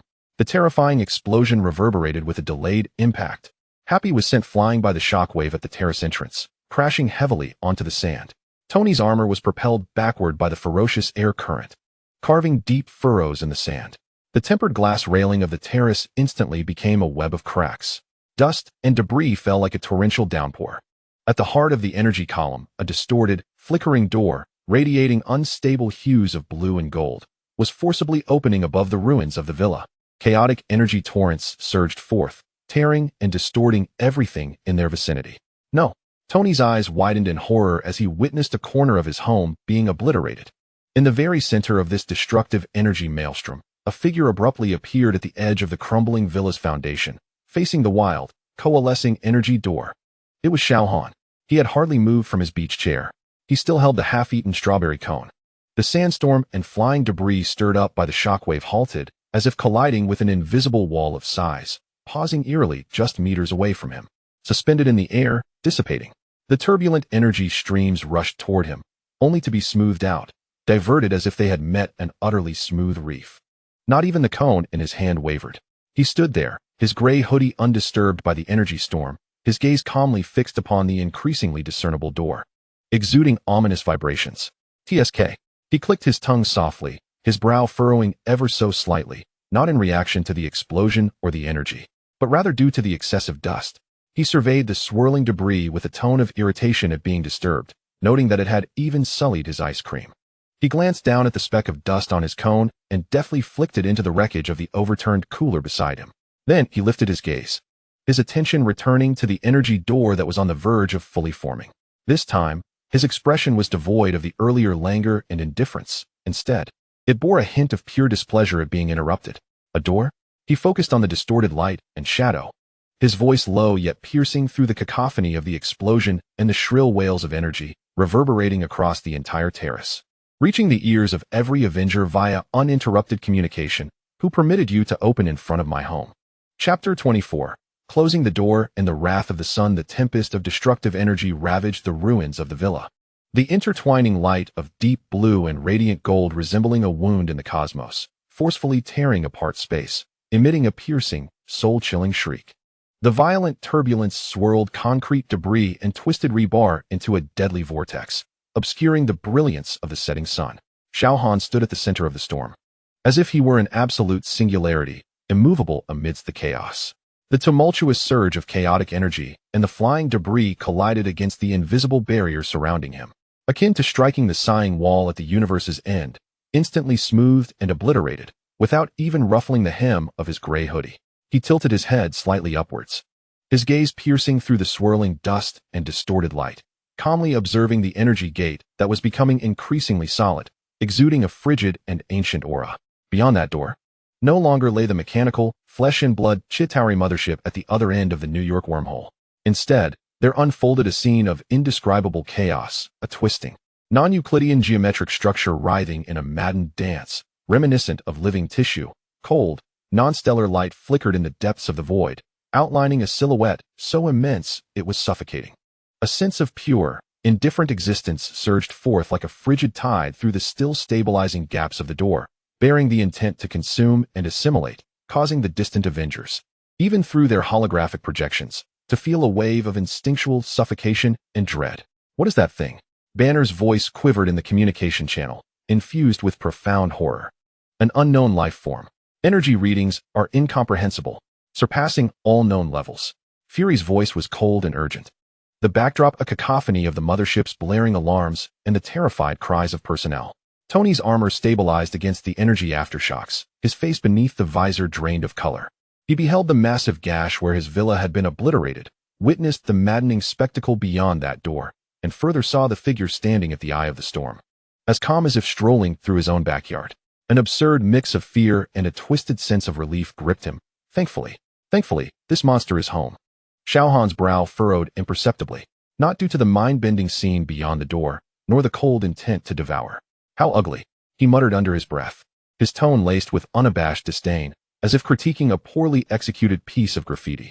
His gaze then shifted downward, landing on the small icebox at the edge of the ruins, overturned by the shockwave, its surface smeared with dirt and ash. The colorful ice cream containers within exposed and looking particularly disheveled. You've even sullied my ice cream.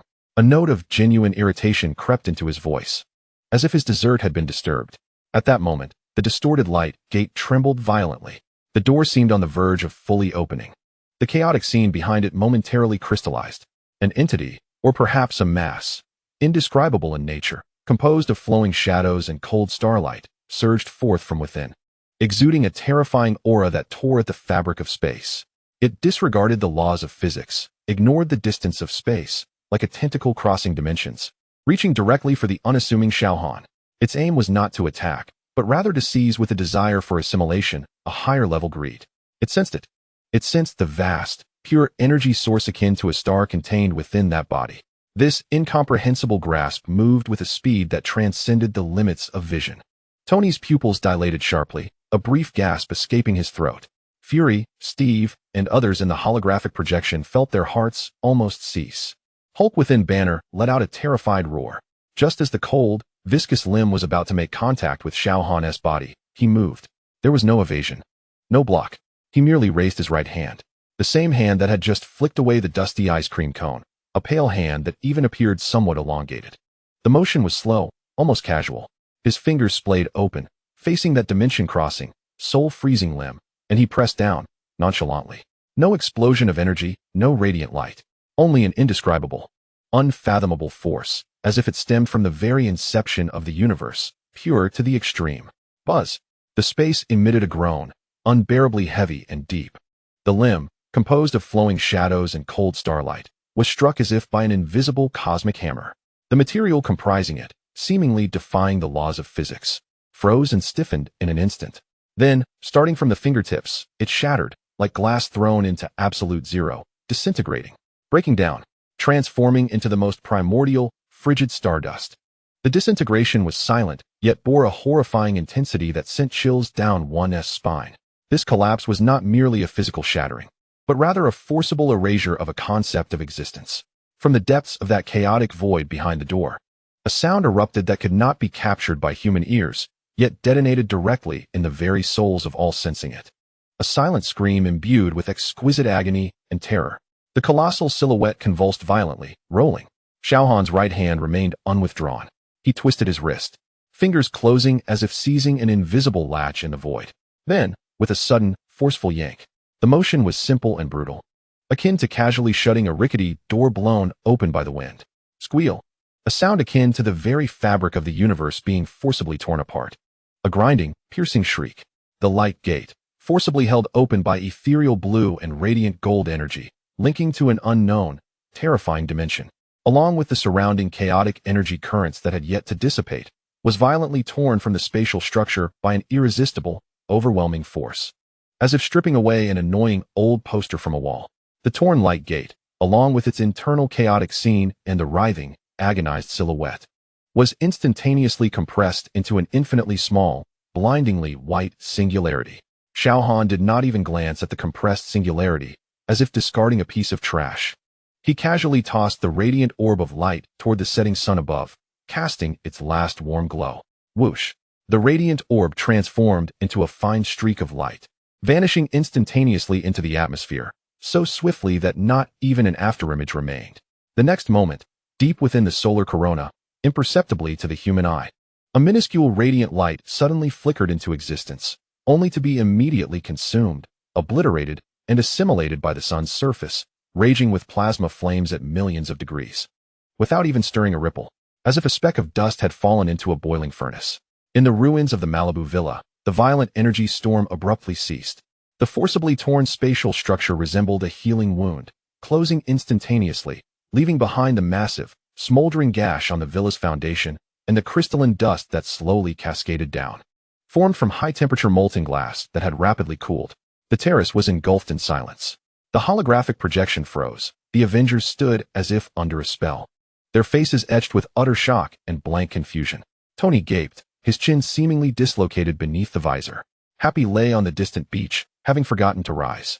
Xiao Han withdrew his hand, as if merely brushing off the dust from his sleeve. He looked down at the terrace floor, now covered in ashes, then glanced at the overturned, dirt-smeared icebox in the distance, his brow furrowing once more.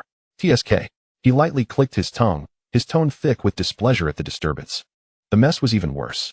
He turned away, no longer regarding the desolate ruins, his gaze directed toward the western horizon.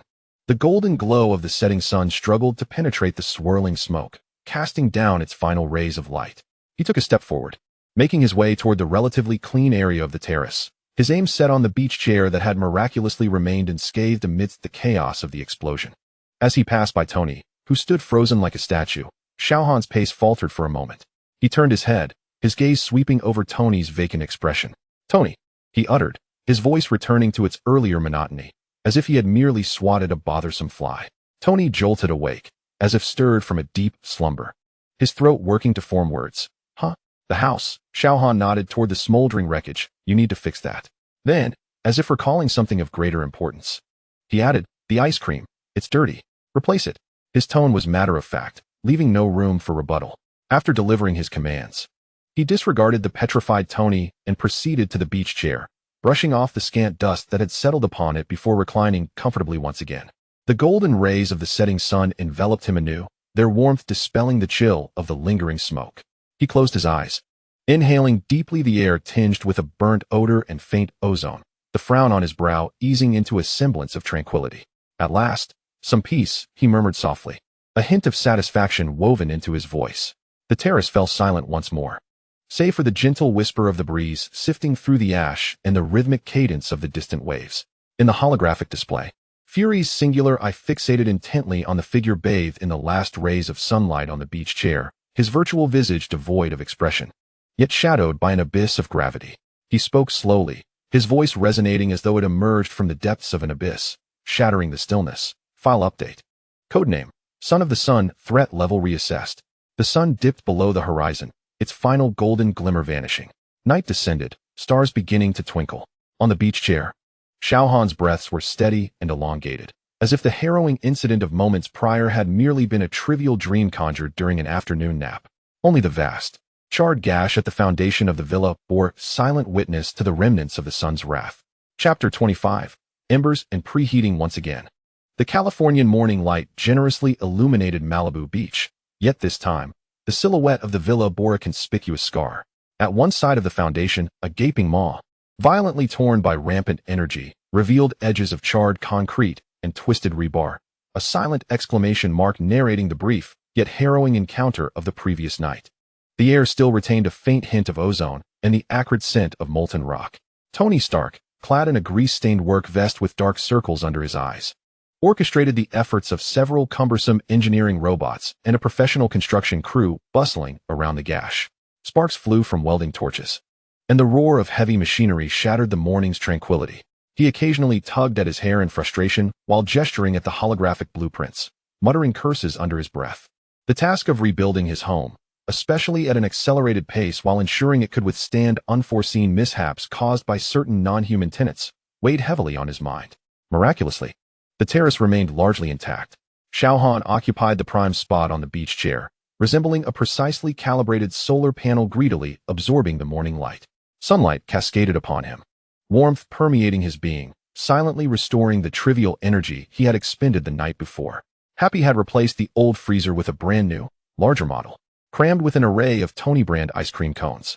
At that moment, he meticulously wielded a vacuum cleaner, gingerly removing the crystalline dust that had settled on the terrace's edges. His movements as delicate as those of a bomb technician. Hey, over there, be careful. Recalibrate the stress data on that support beam 3 times for me. I don't want the house collapsing while I'm having breakfast. Tony bellowed toward the construction crew, his voice hoarse. He rubbed his throbbing temples, his gaze drifting across the terrace to the leisurely figure, a complex swirl of emotions rising within him. This jerk had saved the day, or at least cleared away the troublesome debris, but it was also this very jerk's memento that had blown a hole in his home. Not to mention the seemingly endless ice cream bill. Dragging his weary feet toward the terrace, he deliberately stomped heavily in his mud-smeared boots. Hey, sunbather. Tony's voice, thick with nasal tones and resentment, cut through the air. The bill for the explosion at my house, plus the repair costs, along with your mental anguish ice cream expenses. He began counting on his fingers, attempting to compute a figure that would restore his psychological balance. Xiao Han did not even glance up, simply extending 2 fingers to deftly extract a chocolate-coated ice cream cone from the new freezer, leisurely unwrapping it. Loud was all he said, succinct and to the point, as if he had pressed Tony's mute button. Tony's retort was stifled in his throat, his eyes rolling in exasperation. Resigned, he moved to the edge of the terrace, observing the busy construction site below, striving to shift his focus onto work. At that moment, a vibration pulsed from the communicator on his wrist, Jarvis's voice cutting through the air. Sir, an urgent communication request from Miss Potts.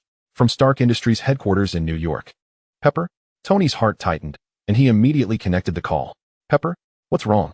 His tone softened, laced with concern. The holographic image materialized, revealing Pepper Potts before him. She was clad in a sharp business suit, yet her makeup could not mask the fatigue and anxiety lurking in her eyes. The backdrop of Stark Industries' top-floor office framed by the dawn-lit skyline of Manhattan. Tony, Pepper's voice was urgent. How are things on your end? The news only mentioned an unexplained explosion in Malibu, and S.H.I.E.L.D. has locked down information, but I'm fine, Pepper, Tony quickly reassured her, striving to project a relaxed demeanor. Just a minor incident. The house has some scrapes, it's being repaired, mainly due to a certain tenant's cosmic delivery gone awry. He cast a sidelong glance at the beach chair.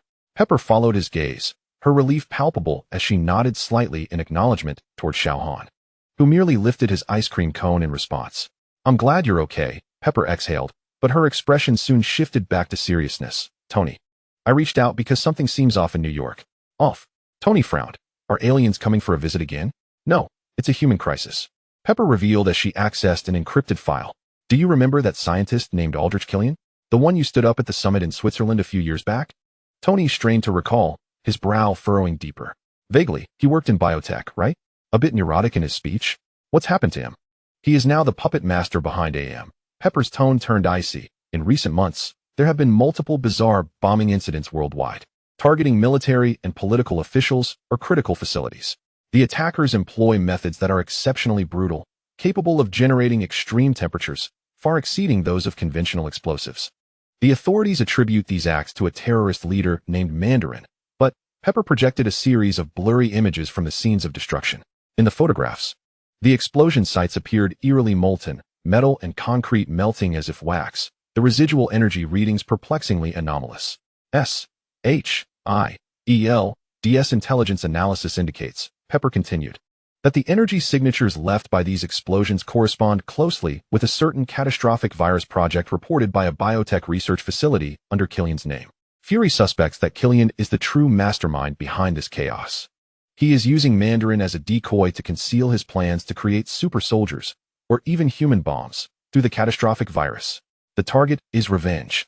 Revenge for the disdain you showed him in the past, and an opportunity to peddle his dangerously unstable viral technology to the military. The doomsday virus? Human bombs? Tony's expression darkened instantly. That lunatic. What is he planning? What complicates matters further is that Pepper's voice trembled ever so slightly as she spoke. Killian, or rather AM, has been exceedingly active of late, and their targets appear to be individuals and facilities associated with Stark Industries. Justin Hammer of Hammer Industries was attacked last night aboard his private yacht, which was reduced to a molten wreck. He narrowly escaped by jumping into the sea, but he was thoroughly shaken. And then there's Colonel Rhodes. Pepper's words were abruptly interrupted by another urgent communication request that pierced through Tony's communicator. The signal source indicated Colonel James Rhodey Rhodes. Tony connected immediately. Tony. Rhodey's voice came through, laden with unprecedented fear and frantic gasps, accompanied by the cacophony of blaring alarms and explosions in the background. I'm at the Coast Guard base 30 kilometers north of Malibu. We've been attacked. Damn it. Those guys are not human. They're on fire. Indestructible. My armor can barely hold up. Their target seems to be. The communication was abruptly severed by a cataclysmic explosion followed by a jarring metallic tearing sound. Only static remained. Rhodey. Rhodey. Tony bellowed into the communicator, his face ashen. On the other end, Pepper covered her mouth in horror, her eyes wide with fear. On the terrace, the rumble of machinery seemed to fade away in an instant. Happy paused his vacuuming, anxiously glancing at Tony. Even the usually meditative Xiao Han slightly lifted his eyelids, his dark pupils reflecting Tony's furious and anxious visage, alongside the holographic image of Pepper displaying files marked with the Doomsday virus and AM. Tony whirled around, his bloodshot eyes fixed on Xiao Han, his voice hoarse with anger and urgency. Did you hear that? That madman Killian. He has created a damn virus that turns people into walking bombs. His men are attacking Rhodey. His target is me. Stark Industries.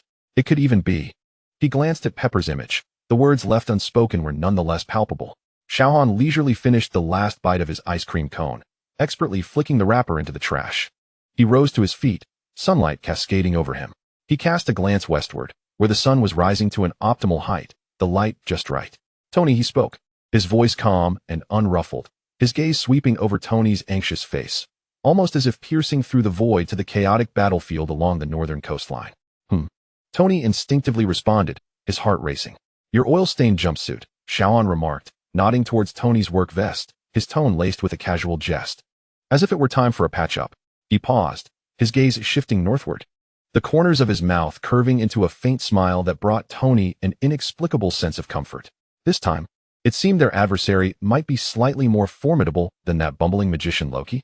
As the words left his lips, Xiao Han's figure vanished without a trace. No sonic boom. No afterimage. He simply seemed to dissolve in the sunlight. On the terrace, only the gently swaying beach chair, the open cooler, and a languid remark floated away with the wind. Don't let that lunatic disturb my afternoon sunbathing. Tony stood frozen for a few seconds before abruptly snapping back to reality, roaring into his wrist communicator. Jarvis. Initiate Mark XLI. Destination, North Coast Guard Base. At maximum speed. And, he glanced at Pepper's worried image, his voice lowering. Pepper, stay in the Stark Tower's safe room. Don't go anywhere. Wait for my word. The gold and crimson armor soared from the direction of the villa's garage, disassembling and reassembling midair, perfectly encasing Tony. The visor sealed shut, and the engines erupted with brilliant blue flames. Happy. Keep watch. Tony's voice resonated through the armor, brimming with resolute battle spirit. In the next moment, he transformed into a crimson comet, racing towards the peril Rhodey faced. The terrace fell silent once more, leaving only Happy, nervously gripping the vacuum handle, Pepper's anxious holographic image, and the distant rumble of machinery laboring to mend the scars of the previous night. The sunlight remained warm, yet the air was thick with the foreboding scent of impending gunpowder. Killian's madness, the flames of the Doomsday virus, spread like a shadow, quietly encroaching. And the son of the sun had silently stepped into this mortal conflict. Chapter 26. The furnace coast. The remnants of the North California Coast Guard base burned amidst the morning mist. Steel twisted, concrete melted into a grotesque glass-like state, and the acrid scent of char mingled with the salty sea breeze, pervading every breath of air. A few flames, unextinguished, writhed like dying serpents among the ruins. The shrill alarms had long been silenced by explosions and extreme heat, leaving only the crackling of flames and the groans of structural collapse. The gold and crimson Mark XLI armor descended like an uncontrolled projectile, its engines howling in overload as it crashed onto the charred ground before the base's main structure. Tony Stark staggered out of the armor, the visor retracting to reveal a face marred by blood, etched with fury. He paid no heed to the black smoke billowing from the joints of his armor. His gaze locked on the deep interior of the base where flames and the sound of tearing metal continued to erupt. Rhodey, respond to me. Jarvis, scan for life signs. Lock onto Rhodey's location. Tony shouted into the communicator, while the armor's shoulder compartment deployed a micromissile launcher, scanning the surroundings with vigilance. Sir, Colonel Rhodes' war machine armor signal is located near the western hangar, extremely weak and unstable. Multiple high-energy heat signatures detected, moving at rapid speeds. Non-biological signatures are abnormal, similar to a biological furnace. Jarvis's voice was unusually urgent. Biological furnace. Tony's heart sank, immediately connecting Pepper's intel with the hellish scene before him. The madness of Killian. Boom. A deafening explosion erupted from the direction of the western hangar, accompanied by a pained and furious roar. Rhodey. Tony's pupils constricted, and the engines roared to life once more, heedless of the danger as he charged towards the explosion, navigating through smoke and debris. The sight before him nearly froze his blood. The western hangar had become a hell's cape of lava. The ground flowed with molten red metal. The walls bore gaping holes melted by extreme heat, exposing the gray sky and sea beyond. 4 flaming figures, like demons rising from the lava, encircled a half-kneeling gold and crimson silhouette. It was Rhodey's war machine armor. The armor was severely damaged, the reactor's glow flickering dimly. The left arm brutally torn from the shoulder, molten metal seeping from the jagged edge. Rhodey's helmet was shattered on one side, revealing a face smeared with blood and soot, contorted in agony from the pain and heat. His remaining right arm held desperately against the heavy punch of a lava creature, wreathed in blazing orange flames. The metal arm screeching under the strain. The other 3 lava creatures lunged from different angles, their clothing long since reduced to ash, their skin displaying a cracked pattern of orange and dark gold, their eyes radiating scorching light, leaving burning footprints on the charred ground with each movement. One of them opened its mouth, a heart-stopping orange orb of light coalescing deep within its throat. Taste this, tin can. The molten being, an embodiment of a condensed sphere of light, emitted a hoarse, inhuman roar, its voice warped by the high temperatures that distorted the very air around it. No. Tony's eyes widened in desperation as his palm cannon surged with energy to its utmost limit. Yet he knew, time had run out. Just as that cataclysmic breath of searing heat was about to erupt, time seemed to freeze. A blurred gray figure appeared before Rhodey, as though it had torn through the fabric of space, facing the lava creature with no forewarning. It was Xiao Han. He did not cast a glance at the gravely injured Rhodey, nor did he acknowledge the 2 lava beings rushing in from either side. He calmly regarded the grotesque, burning maw before him, pulsating with terrifying thermal energy. Then, he raised his right hand, extending his index finger. The motion was unhurried, even exuding a semblance of nonchalance. With a gentle tap directed at that mouth exuding a breath of annihilation, he made contact. Puff, a soft sound akin to the bursting of a soap bubble. The orange-red sphere of light coalesced deep within the lava creature's throat, potent enough to melt tank armor, vanished silently, as if punctured like a balloon. There was no explosion, no disintegration, only a complete, conceptual disappearance. Even the ferocious heat energy it contained dissipated.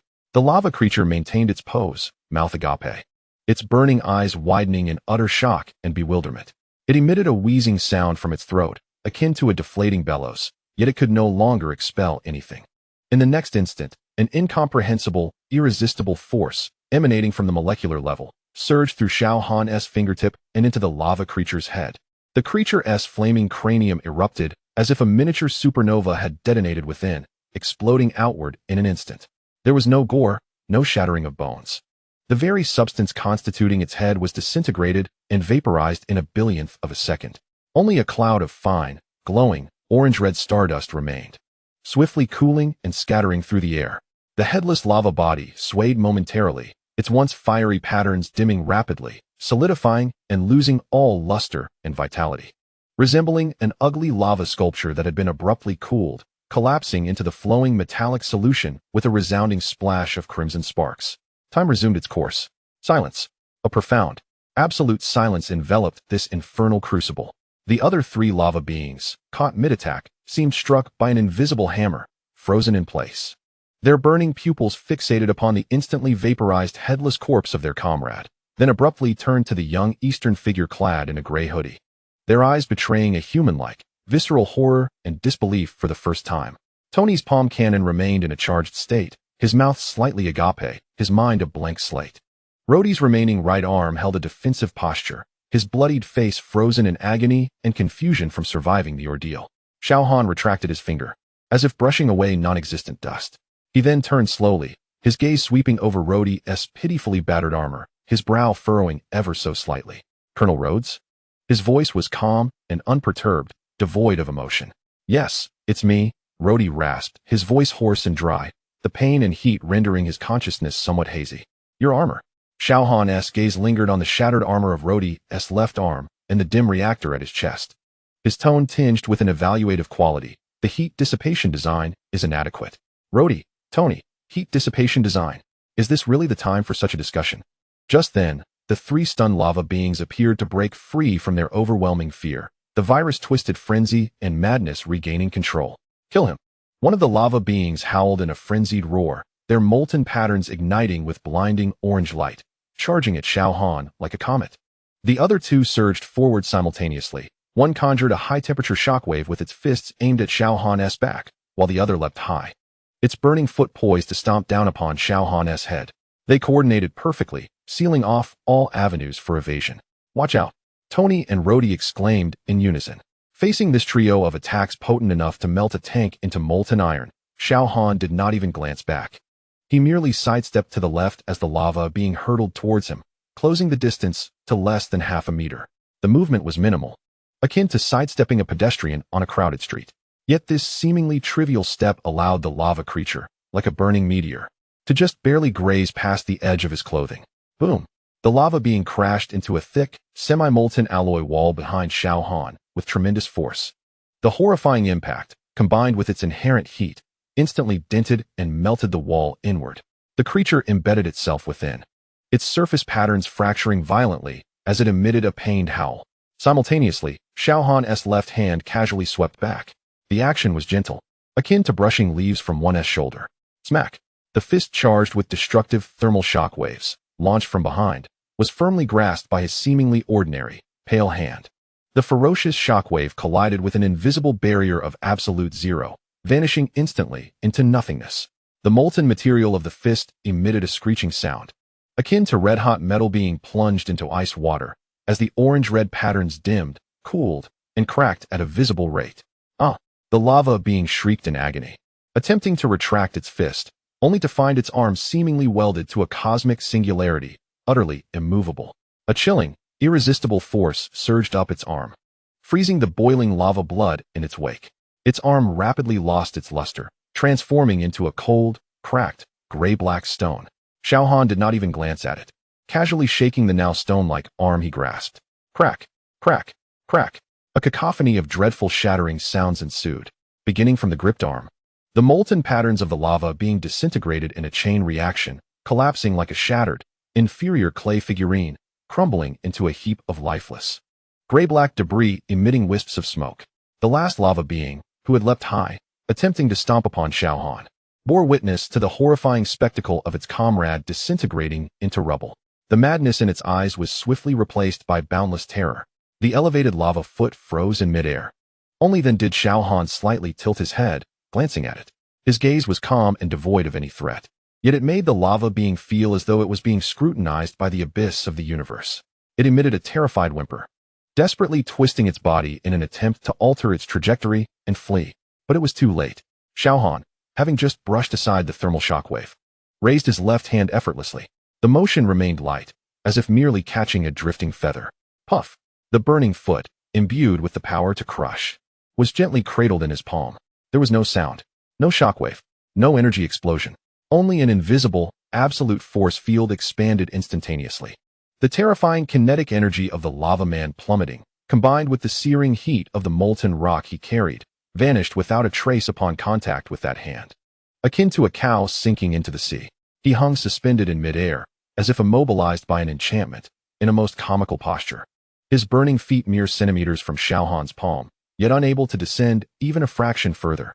His fiery eyes, constricted in sheer terror, resembled pinpoints, and a strangled, choking sound escaped his throat. Xiao Han held his foot with an unwavering arm, observing the suspended lava man with an air of mild annoyance. Jumping around, he remarked, his wrist flicking casually, as if merely brushing off dust from his hands. In an instant, An overwhelming force surged through the lava man's entire being. Boom! The lava man was struck as if by a speeding interstellar train, his body curling into a shrimp-like shape, hurtling away towards the vast ocean beyond the base at a velocity exceeding his fall by tenfold. The air was rent asunder, producing a piercing sonic boom. The molten patterns on his surface ignited violently through rapid friction, flaking away, leaving behind a straight, burning orange-red trail. Moments later, a muffled explosion resonated across the distant Pacific. A massive plume of water mixed with steam shot skyward, reminiscent of a deep-water bomb being detonated. Xiao Han retracted his hand, as if merely brushing off a speck of dust. He glanced down at his palm, which remained unblemished and pristine, devoid of even a singe mark. Only then did he turn to face Rhodey once more, casting a glance at the astonished Tony. "It's resolved," he stated, his tone as flat as if he were recounting an inconsequential matter. 3 with poor heat dissipation, 1 flea. Tony's mouth opened, yet no sound emerged. He stared at the heap of dark rubble on the ground, then at the distant water column and steam still dissipating over the sea, and then back to the figure before him, serene as though he had just returned from a leisurely stroll. A wave of immense, mixed emotions, shock, absurdity, and a sense of helplessness after calamity washed over him. Rhodey, too, was utterly dumbfounded, momentarily forgetting the excruciating pain of his severed arm. Xiao Han approached Rhodey, inspecting the dim glow of his reactor and the damaged armor of his left arm. "The core is nearly extinguished," he assessed objectively before extending a finger towards the dim arc reactor on Rhodey's chest, gently flicking it. Ding! A clear, melodious metallic chime rang out. Buzz! The arc reactor on Rhodey's chest erupted with a surge of vibrant life, radiating an unprecedented, stable, and intense azure light. The energy circuits in his damaged armor reignited. A warm current swiftly dispelled the agonizing cold and pain within Rhodey. "Thank you." Rhodey's voice emerged, dry and filled with disbelief. Xiao Han did not respond, his gaze shifting to Tony. "Tony. Huh." Tony jolted awake. "Your man." Xiao Han gestured towards Rhodey. "The armor has poor heat dissipation." His eyes swept across the ravaged furnace coast, brow furrowing. "It's far too dirty here." With that, before Tony could react, Xiao Han's figure melted into the sunlight, vanishing without a sound. Only Tony and Rhodey remained amidst the burning ruins, gazing at the pile of cooled lava debris, the explosion point on the distant sea gradually settling, and the reactor on Rhodey's chest, now pulsating with renewed vigor and stability. The sea breeze swept past, carrying the scent of smoke and charred remnants, along with a message that seemed to drift from the farthest horizon, laced with a languid undertone. "Clean it up. Don't dirty my beach." Chapter 27. The invitation to the celestial palace, the sun in Malibu, was as generous as ever, warming the terrace to a comforting glow. Xiao Han occupied his designated lounge chair, engaging in his daily ritual of photosynthesis, while the nearby cooler steadily depleted its stock of Tony-branded ice cream cones. Happy as usual, dutifully played the role of a silent sentinel in the shadows. The shrill wail of engines grew nearer, but unlike Tony's ostentatious style, this sound bore a heavier tone, as if entwined with the force of thunder. A figure clad in gold and red descended upon the beach. It was Tony. However, just as he emerged from his armor, an unusual sound echoed from the sky. Not the roar of an aircraft engine, but a more ancient, majestic hum of energy. The azure sky swirled as the clouds twisted into a vortex, manipulated by invisible hands. A prismatic beam of light descended, not with brute force, but rather like a staircase, projecting a sense of solemnity and restraint onto the beach, slightly distanced from the villa, with energy fluctuations much more subdued than the last encounter. From within the beam, a tall, imposing figure stepped forth, clad in golden armor, with a crimson cape and flowing golden hair. It was Thor. The fury or embarrassment he had displayed after being punched into a cliff was absent, replaced by a complex expression mingling solemnity, awkwardness, and a hint of barely perceptible tension. He still grasped Mjolnir, but the hammer hung downwards, devoid of any provocation. As Tony removed his helmet and witnessed this scene, his lips twitched. "Oh, has Asgard's delivery service upgraded? This time, they know to handle it with care?" His tone was laced with jest rather than caution, for he had witnessed Thor's previous humiliation. Thor ignored Tony's jibe, his gaze fixed on the leisurely figure on the terrace. Taking a deep breath, as if reciting a script rehearsed countless times, he announced in a booming yet somewhat dry voice, "Xiao Han, champion of Midgard. I, Thor Odinson, god of thunder from Asgard, under the command of Odin, the father of all gods, formally invite you to the celestial palace. A feast will be held in gratitude for your contributions to the peace of the 9 realms during the Battle of New York. The last two words were spoken with some reluctance, given that those contributions mainly involved administering a thorough beating to both him and his brother. Xiao Han did not even lift his eyelids, instead reaching into the cooler for a new ice cream cone, methodically tearing open the packaging. Tony crossed his arms, eagerly awaiting the spectacle. A feast at the Celestial Palace? Is there ice cream? If not, I doubt this gentleman will be interested. Thor's cheek muscles twitched. Evidently unprepared for such a question, yet he pressed on.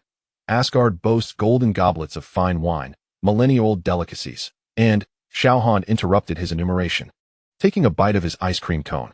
Is this how you Asgardians invite guests? So boisterously? Thor was momentarily at a loss for words, his grip on the hammer tightening and then loosening.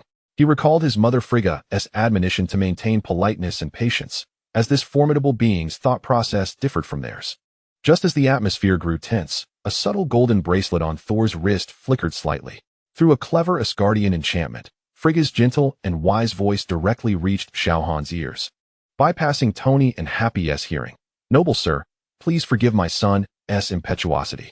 This invitation is, in truth, a personal wish of mine.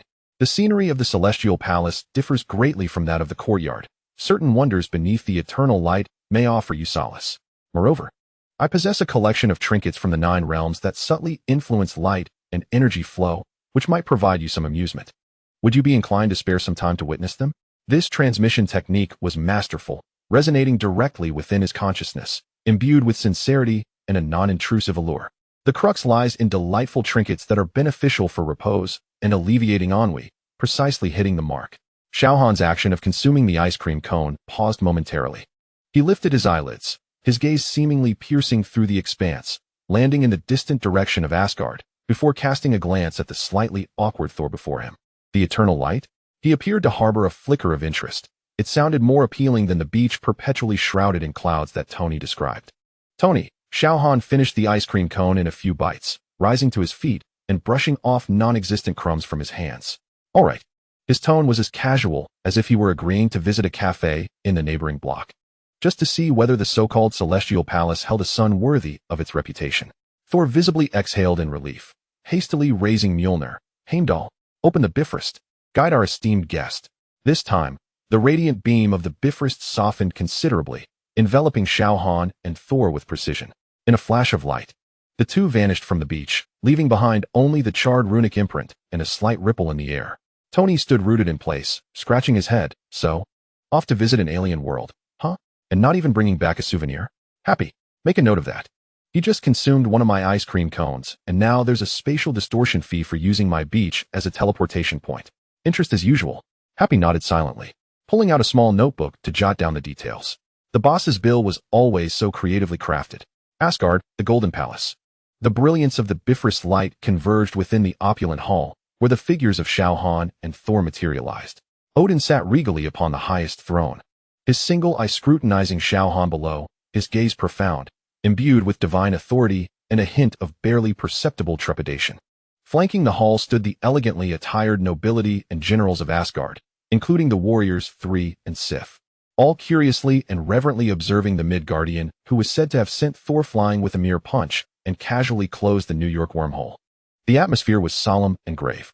According to protocol, Odin was expected to deliver a formal welcoming speech, followed by a grand banquet. However, Xiao Han merely cast a cursory glance at the resplendent, yet somewhat oppressive hall, his eyes lingering on the eternal spear for less than half a second before losing interest. He turned his gaze towards the enormous archway beyond, where flowed the unique golden light of Asgard, richer and purer than the sunlight of Earth. The light here is indeed commendable, he remarked, wholly disregarding Odin on his throne and the assembly of Asgardian deities. Striding directly towards the terrace where the sunlight was most plentiful, as if he were the true master of the realm. The gods. Thor wore an embarrassed expression, hastily explaining to Odin, "Father, he might just want to take in the scenery first." Odin's singular eye twitched, his grip on the eternal spear tightening, but ultimately he waved his hand, signaling that the banquet could wait. He watched Xiao Han's retreating figure, his expression complex. Frigga stood beside Odin, subtly shaking her head, urging him to be patient. The banquet unfolded in an extraordinarily peculiar atmosphere. Exquisite delicacies, ambrosial beverages, and performances of song and dance all failed to captivate Xiao Han's attention. He sampled only a bit of fruit, showing little interest in the drinks and barely mustering the energy to lift an eyelid at the performances. Instead, he spent most of his time gazing out the palace windows at the eternally flowing golden light, seemingly comparing its merits to the sunlight of California. The Asgardian gods watched in astonishment. Never had anyone so blatantly disregarded the sumptuous feast of the celestial palace. Thor, feeling as if he were sitting on pins and needles, resorted to drinking heavily to mask his embarrassment. Only Frigga maintained a gentle smile, her eyes glimmering with wisdom beneath her tranquil demeanor. As the banquet hastily concluded, Frigga, under the pretext of guiding their esteemed guest to admire the palace's collection of curiosities, personally led Xiao Han away from everyone else to her private courtyard.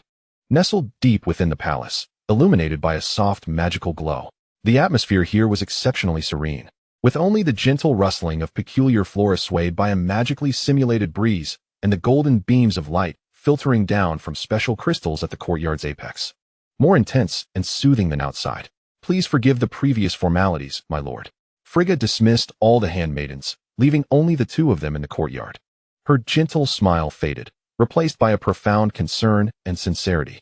Is this eternal light, refined and filtered through the crystals, more to your liking? Frigga asked softly, simultaneously retrieving several objects from an exquisite secret cabinet. These were not weapons or treasures, but rather peculiar gemstones and crystals that subtly influenced light and emanated a comforting energy. Including a dark metallic badge. Xiao Han picked up the badge, examining it momentarily before nodding. It's more pleasant than Odin's stern visage. Frigga offered a faint, bittersweet smile, inhaling deeply, her gaze earnest as she addressed Xiao Han, articulating her concerns regarding the dark tide, the shadow of Ragnarok, her own fate, and her plea for him to provide guidance or assistance to Thor should the occasion arise. Her voice was low and heartfelt, infused with the helplessness and profound love of a prophet and a mother. Xiao Han toyed with the badge, listening to Frigga's entreaty, his expression largely unchanged. Only when Frigga finished her plea, her eyes filled with expectation and apprehension, did he finally raise his gaze. Lady of the gods, his voice remained flat. Your prophecies and maternal love are indeed touching. But what is the cost? He shook the badge in his hand. This trinket is little more than a ticket. Guiding your somewhat headstrong son is a long-term and troublesome endeavor, draining my energy meant for basking in the sun. What can Asgard or you offer in return? Frigga met his calm, penetrating eyes, understanding that empty promises and divine glory held no value. She fell silent for a moment, then removed an exceedingly delicate, nearly invisible silver chain from around her neck, its pendant resembling a teardrop, within which swirled a transparent gem that seemed to contain a nebula. This is my starlight tear. Frigga's voice carried a hint of reluctance, but more so a resolute finality. It cannot fight, cannot defend, yet it can capture the purest essence of light. Wearing it, where you find the sunlight lacking, may allow you to draw a breath of the foundational essence of Asgard's eternal light, albeit faint, yet enduring. This is the most precious price I can offer, pertaining to light. Xiao Han accepted the necklace, feeling the high-quality pure light energy contained within the starlight tear as he touched it, akin to solidified sunlight. Satisfied, he tucked the necklace away. Deal. His response was succinct. He had accepted the item. As for your dear son, it depends on his mood, and how long this eternal light of Asgard keeps my spirits lifted. With that, he no longer cast a glance at Frigga, turning instead towards the brightest spot in the courtyard, closing his eyes and savoring the filtered, richer, purer golden light than California's sun, along with the subtle enhancements brought by his newly acquired trinkets. Frigga remained rooted in place, watching him swiftly enter a state of repose. Her heart a tumult of emotions. The price had been paid, and an almost impossible promise secured. What the future held, she could not foresee. But at least a flicker of hope, transcending Asgard's fate, had been left for Thor. The golden light of the celestial palace flowed, the courtyard enveloped in tranquility, while the son of the sun from Midgard, under the ethereal divine light, continued his eternal pursuit of strength and serenity. Meanwhile, the profound destiny of Asgard seemed to ripple with an unpredictable nuance. Chapter 28. A pact of starlight. Freya's private courtyard lay enveloped in tranquil silence, interrupted solely by the eternal light filtered through magical crystals, cascading gently like a warm golden veil, bestowing a soft halo upon the peculiar flora and polished stone slabs. Xiao Han stood at the heart of the luminous column, eyes closed, attuned to the subtle distinctions between the light of Asgard and that of Earth, richer, more stable, imbued with an ancient, almost primordial essence, rendering it more intriguing than the shores of Malibu. The dark metallic badge was pinned to his attire, while the necklace of starry tears rested casually in his pocket. The faint energy fields emanating from these trinkets swirled like miniature vortices, gently drawing in and purifying the surrounding light, enhancing the efficiency of energy absorption, albeit imperceptibly. A morsel is still meat, Xiao Han mused, somewhat content with this minor gain. Freya observed from a distance, her heart a tumult of emotions as she gazed upon the young man, utterly absorbed in his perception of light, seemingly oblivious to her presence. She had exchanged her most cherished treasures related to light for a nebulous promise, contingent solely upon his whims. This transaction, seemingly absurd, held profound significance for her as a seer capable of glimpsing the threads of fate. She understood that in the face of certain darkness, capable of tearing apart the realms, even the slightest deviation from the norm could serve as a lifeline. Just as the courtyard succumbed to a serene silence, a resonant yet anxious voice shattered the stillness. "Mother!" Thor strode into the courtyard with purpose, his golden armor gleaming in the light, brows furrowed, his face adorned with an expression of indignation. Trailing behind him were the warriors 3 and S.H.I.E.L.D, all bearing expressions of discontent and confusion. "Mother, the feast has not yet concluded, and the Allfather remains in the throne hall." "Why?" Thor's words faltered as he noticed Xiao Han standing in the light column, and the lingering worry on his mother's face, which hinted at a trace of relief.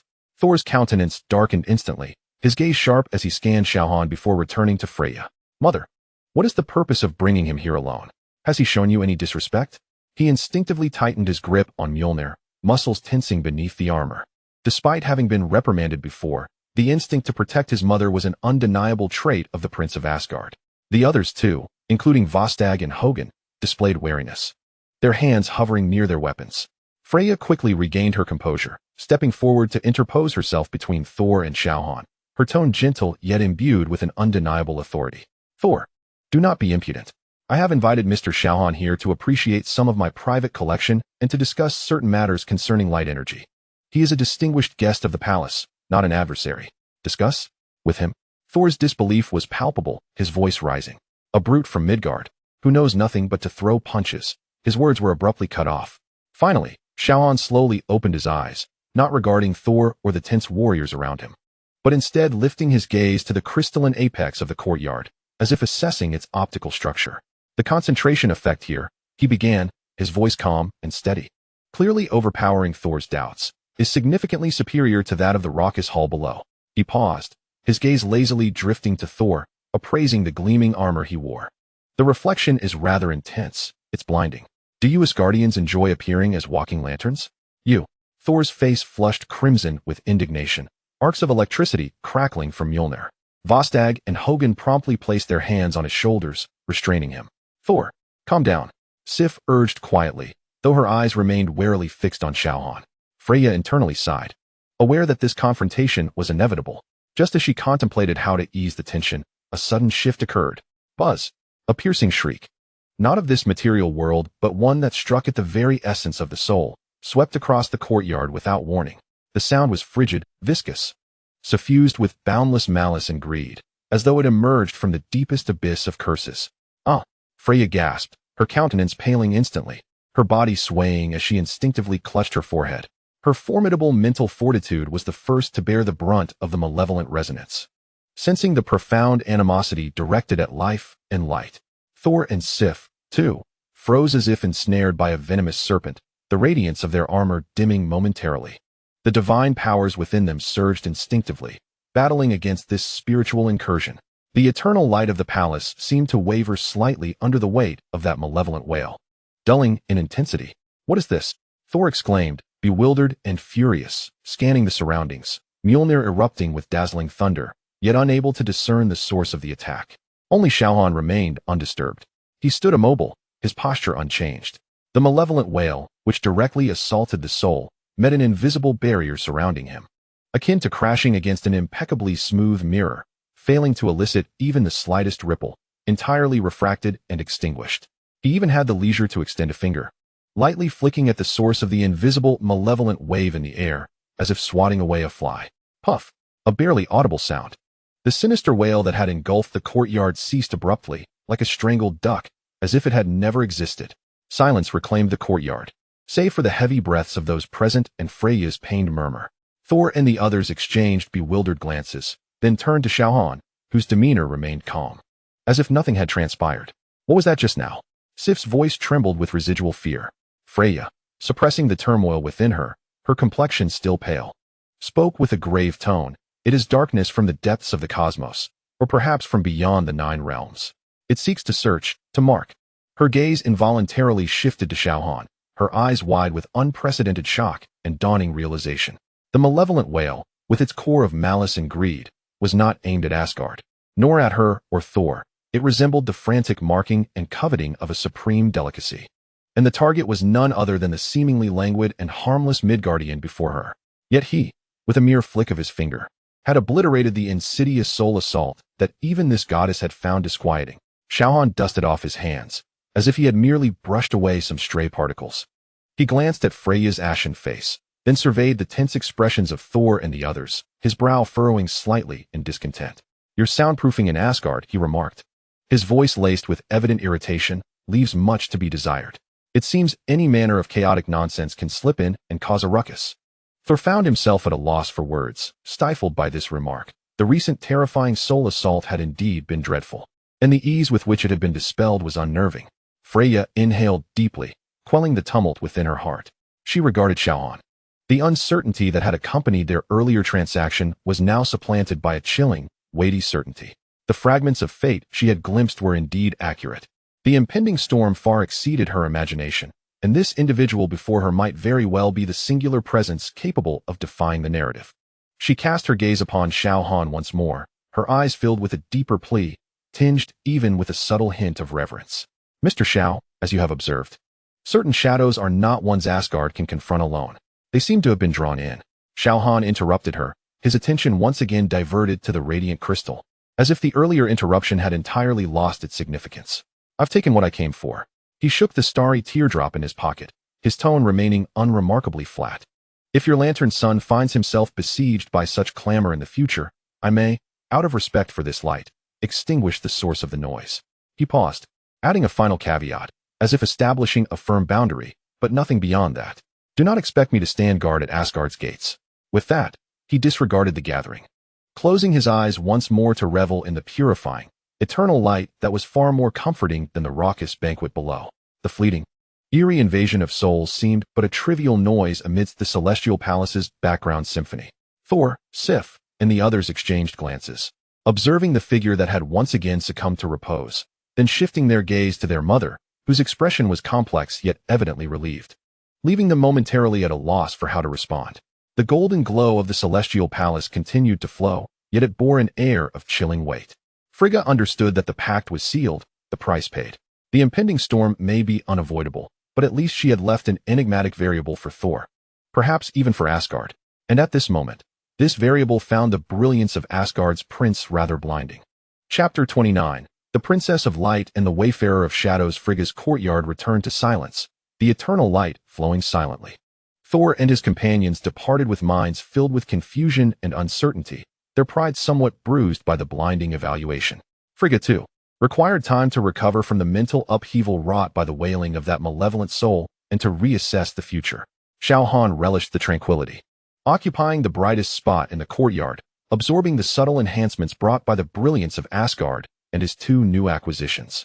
The serenity here was indeed more to his liking than the noisy banquet and the golden hall below. Just as he was on the verge of plunging back into a state of rapturous energy absorption, an almost imperceptible sound, barely distinguishable from the flowing light, echoed from the corridor at the side of the courtyard. The footsteps belonged to someone who seemed to have deliberately softened their approach.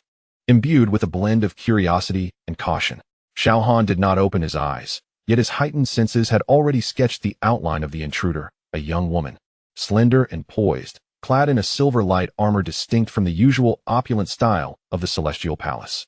The armor's lines were sleek, designed for combat rather than mere adornment. She bore a cascade of silvery hair, akin to woven moonlight, simply tied back, revealing a delicate yet spirited visage. Her eyes, a rare shade of pale violet, were fixed intently upon Xiao Han, brimming with inquisitiveness. It was Angela, the long-lost eldest daughter of Odin and Frigga, recently returned to the celestial palace. A princess of Asgard, raised among the angels in the 10th realm, skilled in combat and endowed with an independent, even rebellious spirit. She had heard tales of the Battle of New York and the amusing anecdote of Thor being punched into a cliff, and was profoundly intrigued by her mother Frigga's earnest invitation extended to a Midgardian. The fleeting glimpse at the banquet had left her with the impression of someone languid and indifferent, wholly unlike the apocalyptic figure of legend. Now, seeking to discern the truth for herself, she approached quietly, resembling a graceful yet vigilant mother leopard, scrutinizing the man basking in the purest beam of light within the palace.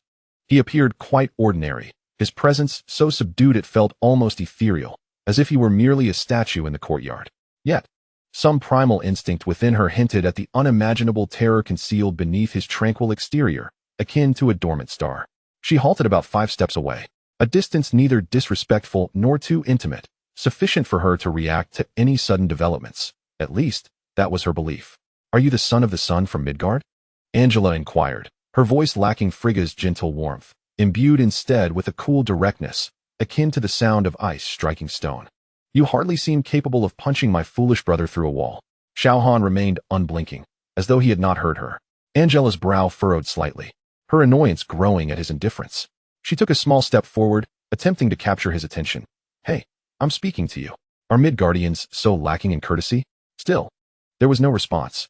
Angela's competitive spirit ignited. She was accustomed to being the center of attention, whether as an angelic warrior or a princess of Asgard, and had never been so thoroughly disregarded. Taking a deep breath, the powers within her, merged from both angelic and Asgardian lineages, began to flow, enveloping her in a faint, holy, and sharp luminescence. This was her instinctive reaction, carrying a hint of defiance. The moment this faint glow ignited, Xiao Han, who had kept his eyes closed in meditation, imperceptibly furrowed his brow. It was not the strength of this luminescence that caused the reaction, but rather its nature. This light bore a peculiar sharpness and purifying quality.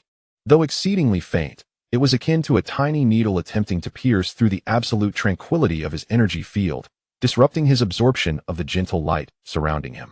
It was as though a small stone had been cast into a placid lake, creating ripples that were disquieting.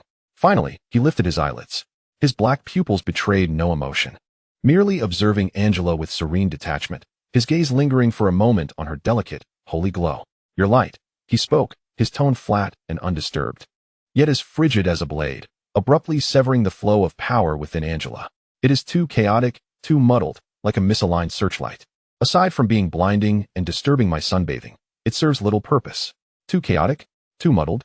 A misaligned searchlight?" Angela's face flushed instantly, a mixture of anger and embarrassment flooding her features.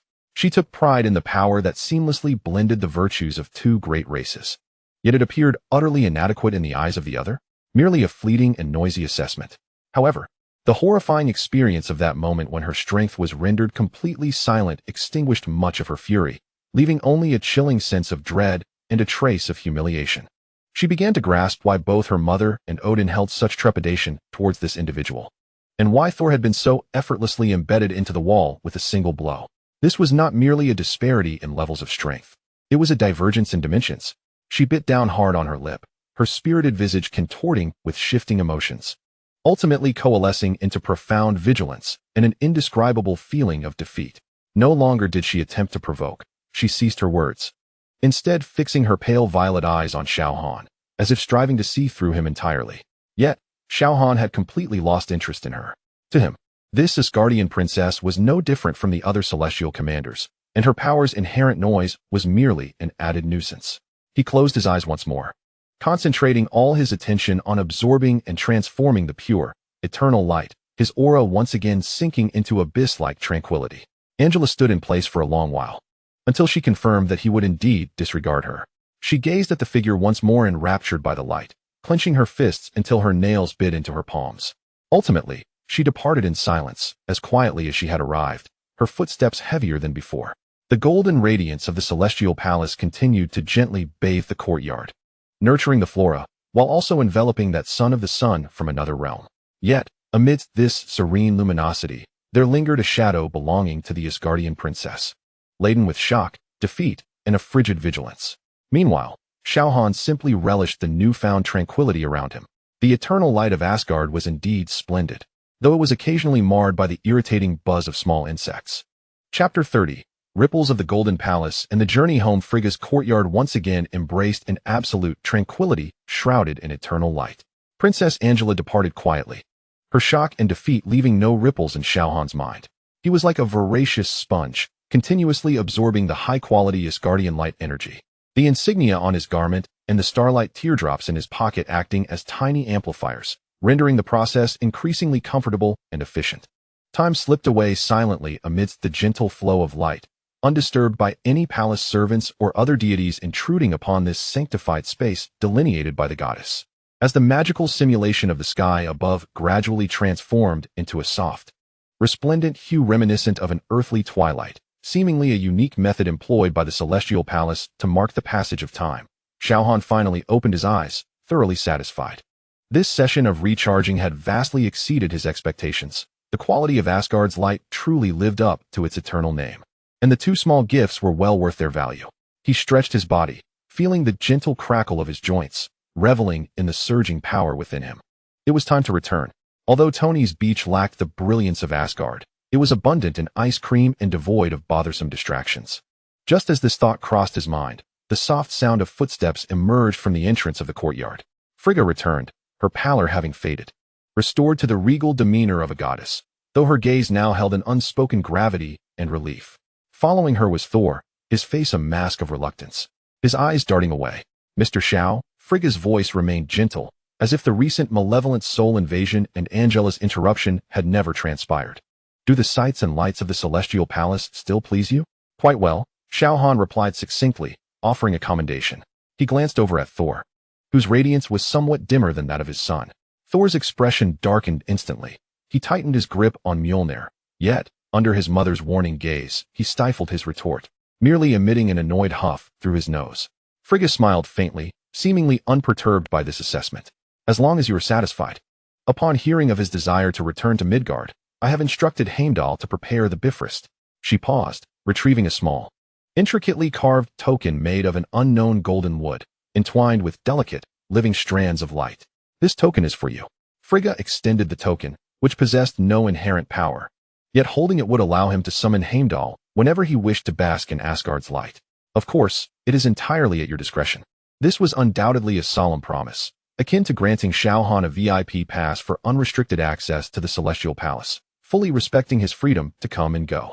Xiao Han accepted the token, its warmth enveloping his fingers as the strands of light brushed against him, emanating a faint essence akin to that of the palace's illumination. This item resembled a permanent portal summoning device, making matters exceedingly convenient. Very well, he acknowledged, accepting the token as a gesture of goodwill. Frigga watched as he stowed it away, a flicker of complexity flashing in her eyes before dissolving into warm smiles. May the light of the Nine Realms forever bless your path.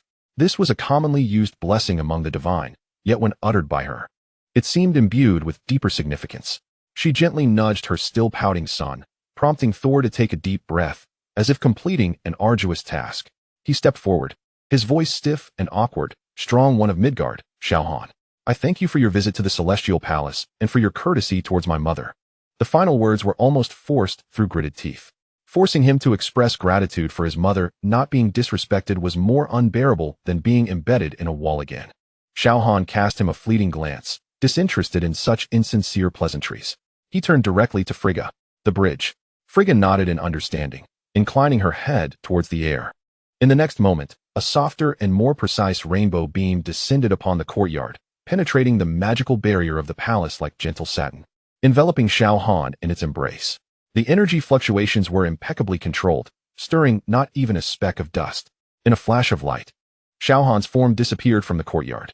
Thor exhaled a long, relieved breath, feeling as though he had dispatched a volcano that could erupt at any moment. He turned to his mother, confusion and grievance coloring his tone. Mother, why do you indulge him so? Even granting him a passage token, he cares nothing for Asgard. Nor for us. Frigga did not respond directly. Her gaze remained fixed on the spot where Xiao Han had vanished, softly stating, Thor, true strength is not always accompanied by thunder and roars. Sometimes it resides in the deepest silence, akin to a slumbering star. She withdrew her gaze, looking at her still impulsive son, her expression filled with warmth and a hint of concern. Remember today's feelings, my child. Arrogance is the shortest path to destruction. The power we take pride in may, in truth, be the real noise compared to him. Thor seemed to grasp only part of her words. Yet the weight in her voice rendered him silent, his grip on his hammer tightening, his heart a tumult of emotions. On the terrace of the Malibu villa, the sunset painted the sea in hues of gold and crimson. Tony Stark had just completed the final adjustments on the newly installed smart shading system. Exhaustedly slumping into a nearby chair while sipping a cold beer, Happy was busy counting the latest shipment of ice cream inventory. Without a sound, the rainbow beam descended, perfectly landing on the empty space of the terrace, its energy contained so impeccably that not a whisper of wind was stirred. Xiao Han's figure materialized before them. "Oh, have you returned from your extraterrestrial sojourn?" Tony arched an eyebrow, his tone laced with jest. "How was the cuisine in the celestial realm? Did you bring back any local delicacies? Perhaps a replica of that Mjolnir?" Xiao Han paid him no heed, striding directly to the beach chair, basking in the waning rays of the setting sun, yet shaking his head in dissatisfaction. He casually retrieved a new flavor of ice cream cone from the cooler, tore open the packaging, and took a bite. The lighting was mediocre, yet the clamor was considerable. He commented on his excursion to Asgard, then turned to Tony. "The angle of my lounge chair is misaligned by 0.3 degrees, and moreover, the ice cream stock has diminished by 7. Tony, your AI butler is in dire need of an upgrade." Tony nearly spewed his beer in astonishment. "An angle of 0.3 degrees, 7%. Are you a human protractor and digital scale?" He paused, incredulous. "And what does my dwindling ice cream supply have to do with your aimless wanderings in outer space?" Xiao Han leisurely continued savoring his ice cream, and, with a seemingly casual flick of his toes, adjusted the beach chair. A faint click echoed, barely perceptible. The chair's frame shifted by mere millimeters, aligning perfectly with the last glimmers of the sun's rays. "Now, that is better." Content. He reclined back, closed his eyes, and reminded, "Ensure the bill is settled. Any overdue interest will be doubled." Tony gaped, glancing at the meticulously adjusted chair and then at his half-finished beer, suddenly feeling an overwhelming sense of fatigue. Engaging in petty squabbles with this non-human was utterly pointless. He sighed in resignation and waved at Happy. "Make a note of this. Extraterrestrial travel-induced mental strain compensation, precise angle adjustment labor costs, and mysterious depletion of ice cream inventory. Damn it, this bill gives me a headache." Happy silently produced a notepad and began to take notes with practiced ease. As the sun dipped below the horizon, the starry sky began to unfold. On the terrace, Tony sipped his beer in vexation. Happy counted ice cream cones, while Xiao Han immersed himself in the warmth of the Earth's final rays. The Asgardian token and a teardrop of starlight in his pocket emanating a barely noticeable warmth. The ripples of the celestial realm gradually subsided. Yet a bridge connecting the two worlds had silently been established. Meanwhile, the impending storm of the future perhaps brewed quietly alongside this bridge. But for Xiao Han, such matters felt distant. The most pressing concern at this moment was to relish the tranquility and the melting sweetness of his ice cream cone. Chapter 31. The Undercurrents of S.H.I.E.L.D. In the morning light of Malibu, the sea breeze carried its unique blend of saltiness and coolness. Xiao Han awoke precisely as the first rays of sunlight pierced the horizon, occupying his meticulously adjusted lounge chair. A new day commenced with the efficiency of photosynthesis. Happy was already in position, the newly replaced cooler, rivaling a small cold storage unit, brimmed with an array of ice cream flavors, exuding an enticing chill. Tony, disheveled hair atop a visage marked by deepening dark circles, staggered out with a cup of coffee as thick as crude oil, plopping down onto a nearby chair with a sigh. JARVIS. Add a further 15 to the indirect mental distress and energy depletion fees caused by the Asgardian diplomatic visit, he muttered, evidently still brooding over yesterday's 0.3 degrees and 7. At that moment, an exceedingly discreet engine hum, almost indistinguishable from the sea breeze, drew nearer. A nondescript black Chevrolet Suburban glided, ghost-like, to a halt on the driveway of the villa. The door swung open, and Agent Phil Coulson emerged. Clad in a sharp suit, he bore a professionally warm smile. Yet his eyes betrayed a hint of fatigue and gravity that was more pronounced than their last encounter. A single, stoic field agent accompanied him, devoid of any ostentatious display. Happy instantly became alert, setting aside his ice cream inventory list, his gaze sharp as he scrutinized the newcomer. Coulson paused at the terrace steps, refraining from advancing too hastily, and raised his voice slightly to ensure he was heard. "Mr. Stark, Mr. Xiao, I apologize for the morning disturbance." Tony lifted his eyelids, his tone devoid of warmth. "What now, Coulson? Is Fury short on coffee funds again? Or has another extraterrestrial potato landed?" Coulson maintained his smile, seemingly impervious to the barbs in Tony's words. It concerns some internal matters, Mr. Stark. We may need to occupy a bit of your and Mr. Xiao's time. His gaze flickered toward Xiao Han, who remained unfazed, absorbed in the angle and intensity of the morning light, deftly extracting a matcha-flavored ice cream cone from the cooler beside him. Tony furrowed his brow, setting down his coffee cup. Internal matters? The internal affairs of S.H.I.E.L.D. are being discussed on my terrace? His tone dripped with skepticism. Wondering what Fury was scheming this time, Coulson retrieved a tablet from his briefcase, performed a few taps, and a holographic image materialized on the terrace floor. The image depicted a complex, rotating double-headed eagle emblem, the insignia of S.H.I.E.L.D., yet its details bore an unsettling distortion. We have been cleaning up the aftermath of the New York battle and tracking leads on the Mandarin and AAM. Coulson's voice lowered slightly, a serious expression settling on his face. In the process, we discovered some anomalies. Certain operational directives have vague origins, unauthorized resource movements have surfaced, and even some top-secret files show signs of abnormal access. Tony straightened, the casual demeanor evaporating from his countenance. Are you suggesting there is a mole within S.H.I.E.L.D.? His mind raced to the abduction of Killian, the extremist virus, and Rhodey's attack. It may be even worse than that, Mr. Stark. Coulson replied gravely. The indications suggest that this infiltration is not the work of isolated individuals. Its organization and stealth are alarmingly sophisticated, akin to a long-dormant parasite awakening. He paused before adding, Director Fury has termed it Project Claw, yet we currently lack decisive evidence. We cannot even ascertain who among us is trustworthy. A pallor washed over Tony's face. S.H.I.E.L.D. was an organization founded with his father's involvement, despite the mutual disdain between him and Fury. Their fundamental goal was to protect the world. If S.H.I.E.L.D. were to be corroded from within, so you've come to me? Tony raised an eyebrow. You want me, as a consultant, to help you root out the traitor? Not entirely, Mr. Stark. Coulson's gaze once again shifted to Xiao Han. We have traced some anomalous energy signals and material movements that ultimately lead to several ostensibly decommissioned S.H.I.E.L.D. outposts in international waters. One of these, Outpost 13, has recently exhibited unusually active energy readings, bearing a faint resemblance to the residual energy of the extremist virus detected during the Mandarin attack. He switched the holographic display to reveal a massive, antiquated steel platform amidst tumultuous waves, resembling a rusted oil rig, yet exhibiting a more complex, militarized structure. We suspect that this location may not only serve as an AIM stronghold, but could also be linked to the irregularities within S.H.I.E.L.D. Coulson inhaled deeply. Director Fury wishes to organize an elite team for a reconnaissance raid to gather evidence. However, given the uncertainty of the internal situation, this team must be utterly reliable and capable of managing unforeseen risks. His implication was unmistakable. They had witnessed the devastation wrought by the extremist virus at the Coast Guard base. Sending ordinary agents there would be tantamount to sending them to their doom. The potential for betrayal lurking within made any large-scale operation fraught with peril. Tony stroked his chin, lost in contemplation. For both personal and professional reasons, he could not remain indifferent. Yet the risks were undeniably significant. At that moment, Xiao Han, who had been quietly savoring his matcha ice cream cone, suddenly spoke up. His eyes remained closed, and his voice was somewhat muffled. What is the lighting like there? Huh. Coulson was momentarily taken aback, failing to grasp the implication. However, Tony's eyes lit up in an instant, as understanding dawned upon him. He slapped his thigh excitedly. Of course. Sunlight. Offshore platform. Ample sunlight. He immediately turned to Xiao Han, his tone becoming exceedingly earnest. My friend, think about it. That cursed place is in international waters. Completely exposed.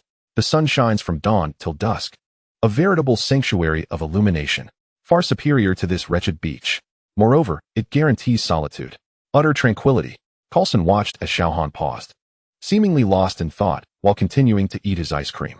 Seizing the moment, Tony lowered his voice, adopting a tone brimming with allure. Furthermore, I've heard that on those antiquated platforms, there are sometimes military-grade, supersized, immensely powerful searchlights. Yes, searchlights. The intensity of that light is astonishing. It might even rival Asgard's eternal light in its brilliance. His words were a tapestry of fabrications. But as long as he could persuade this gentleman to act as insurance, anything was fair game. Finally, Xiao Han cracked open one eyelid. casting a glance at Tony before surveying the holographic image of the rusted platform. Searchlights? He questioned, a hint of skepticism lacing his tone. Absolutely, Tony proclaimed, his demeanor unfaltering. Military grade. Abundant energy. A day's exposure here is equivalent to 3 days on the ground. As he spoke, he gestured wildly at Coulson. Coulson's lips twitched as he endeavored to maintain his stoic agent facade, ultimately managing a nod. The platform is indeed equipped with substantial lighting facilities, theoretically possessing significant power. He felt as though his decades-long career as an agent was undergoing a severe test. Xiao Han remained silent for a few seconds, seemingly weighing the allure of military-grade searchlights against the hassle of making the trip. Ultimately, he finished off the last bites of his ice cream, deftly tossing the wrapper into the trash can. All right then. He languidly rose to his feet, prepared to investigate. If the lighting is poor, or if the searchlights are a ruse, his gaze swept over Tony and Coulson, leaving his thoughts unspoken, yet clearly understood. Tony immediately raised his hand. I guarantee it's genuine. If it's fake, I'll dismantle the signal light from the Stark Tower's top floor for you. Coulson inquired, when do we depart? The team is fully assembled, and the Quinjet is ready for takeoff at any moment, Coulson promptly replied. Xiao Han nodded, a tacit agreement. He glanced at the sun, just rising in the sky, seemingly lamenting the missed morning light in Malibu. What a shame, he muttered. My body hasn't adjusted to the time difference yet. Tony and Coulson exchanged glances, surprised that this gentleman was concerned about the time difference. Xiao Han walked over to the colossal freezer, opened the door, and began stuffing matcha cones into the pockets of his seemingly ordinary gray hoodie. 1, 2, 3. His pockets appeared to be linked to another dimension, as he managed to fit a dozen cones inside without any visible alteration. Having packed enough for the journey, he patted his pockets with satisfaction and turned to Coulson. Lead the way. Coulson forced himself to refrain from contemplating the physics of that pocket, nodding stiffly as he turned towards the black SUV. Tony watched Xiao Han's retreating figure, breathing a sigh of relief, harboring a sense of schadenfreude. Fury was likely to have a headache over this. He quickly whispered into his communicator. Pepper, call the insurance company immediately. Secure the highest coverage for our vessels in international waters. Yes, just say it's possible that we may encounter an uncontrollable giant hailstorm. On the sunlit terrace, only Happy remained, gazing at the suddenly half-empty freezer, silently taking out his notepad.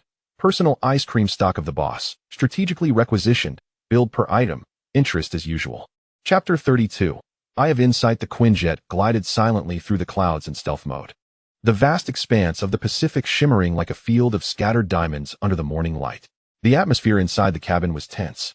Besides the pilot, only Coulson, Natasha Romanoff, and Xiao Han, who appeared to be meditating with his eyes closed, as if merely shifting locations for a nap, were present.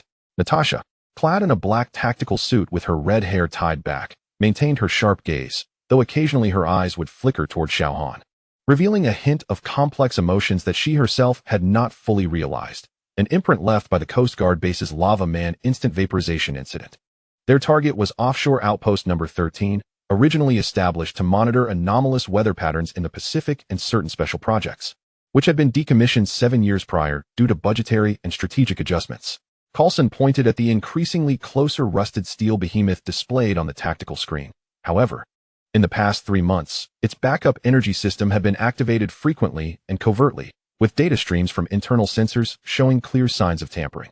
Just 24 hours ago, a highly encrypted shortwave signal had been transmitted from this location, directed towards a suspicious backdoor terminal at S.H.I.E.L.D. headquarters. Natasha examined her pulse pistol. AIM's dire virus requires substantial energy and a biological laboratory. This abandoned platform, far from the mainland, indeed serves as an excellent hideout. But it seems that Killian's collusion with S.H.I.E.L.D. runs deeper than we anticipated. Or perhaps he is merely a pawn being utilized. Coulson replied gravely. Fury is concerned that the shadow of the paperclip plan may be more profound than we imagine. The aircraft began to descend, circling around the massive platform. The platform lay eerily quiet, the only sounds being the roaring waves crashing against the rusted pylons and the wind whistling through the gaps in the steel, resembling a slumbering iron giant. There were no visible signs of activity. Thermal signal scans indicated multiple active heat sources within the platform, consistent with laboratory and living quarters. External defenses appeared lax, but key entry points exhibited energy responses, the pilot reported. Conventional infiltration route, Natasha indicated towards an inconspicuous maintenance entrance at the base of the platform. suggesting an underwater approach to avoid the primary surveillance zones. Coulson nodded, preparing to issue the command when Xiao Han, who had been resting with his eyes closed, suddenly spoke up. Too slow. His eyes remained shut, his voice still laced with the drowsiness of just waking, compounded by the humidity affecting light refraction. Both Coulson and Natasha were taken aback. "Mr. Xiao, what do you mean?" Coulson inquired cautiously. Xiao Han opened his eyes, his black pupils devoid of emotion as he glanced at the massive platform on the tactical screen, then out through the window at the sparkling sea below and the sun suspended high in the sky. "The sunlight is just right," he remarked, as if making a decision, rising to his feet and striding towards the cargo bay door at the rear of the cabin. "Wait, Mr. Xiao, what are you doing?" Coulson exclaimed, sensing an ominous premonition. Natasha also stood alert, her instincts heightened. Xiao Han did not turn back, but casually waved his hand. "Open the door. The sooner we finish, the sooner we can return to bask in the sun. The UV index here pales in comparison to Malibu." The pilot looked at Coulson, perplexed. Coulson regarded Xiao Han's resolute figure, remembering Fury's insistence on cooperation at all costs, and with a determined resolve, he commanded, "Open the hatch." With a whoosh, the hatch slid open, and a torrent of wind surged into the cabin. Xiao Han stood at the doorway, the forceful gust causing his hoodie to flap wildly. Yet he remained unyielding. He glanced down at the massive platform, seemingly measuring the distance and angle. Then, to the astonishment of Coulson and Natasha, he stepped forward and leaped out. No parachute, no cushioning device. He plummeted directly toward the steel platform thousands of meters below. He has lost his mind. Natasha gasped, rushing to the door to peer down. Before them, a gray figure plummeted from the sky with astonishing velocity, reminiscent of a meteor. However, as it approached a height of approximately 100 meters above the platform, its descent abruptly slowed, not through deceleration, but as if the very density of the surrounding space had been forcibly altered. The air thickened, resembling a viscous colloid, allowing him to descend silently and gently, akin to a feather, landing at the pinnacle of the radar antenna base at the center of the platform. Upon landing, he made not a sound, as though he had always been there. The platform remained eerily silent, save for the whispers of the wind and the murmurs of the waves, as if nothing had transpired at all. Inside the Quinjet, Coulson and Natasha exchanged glances, beads of cold sweat forming at their temples. Such a direct entrance was utterly disconcerting. On the platform, Xiao Han stood aloft, surveying his surroundings. His superhuman vision effortlessly penetrated the corroded steel plates, revealing the bustling personnel within, the laboratories aglow with energy.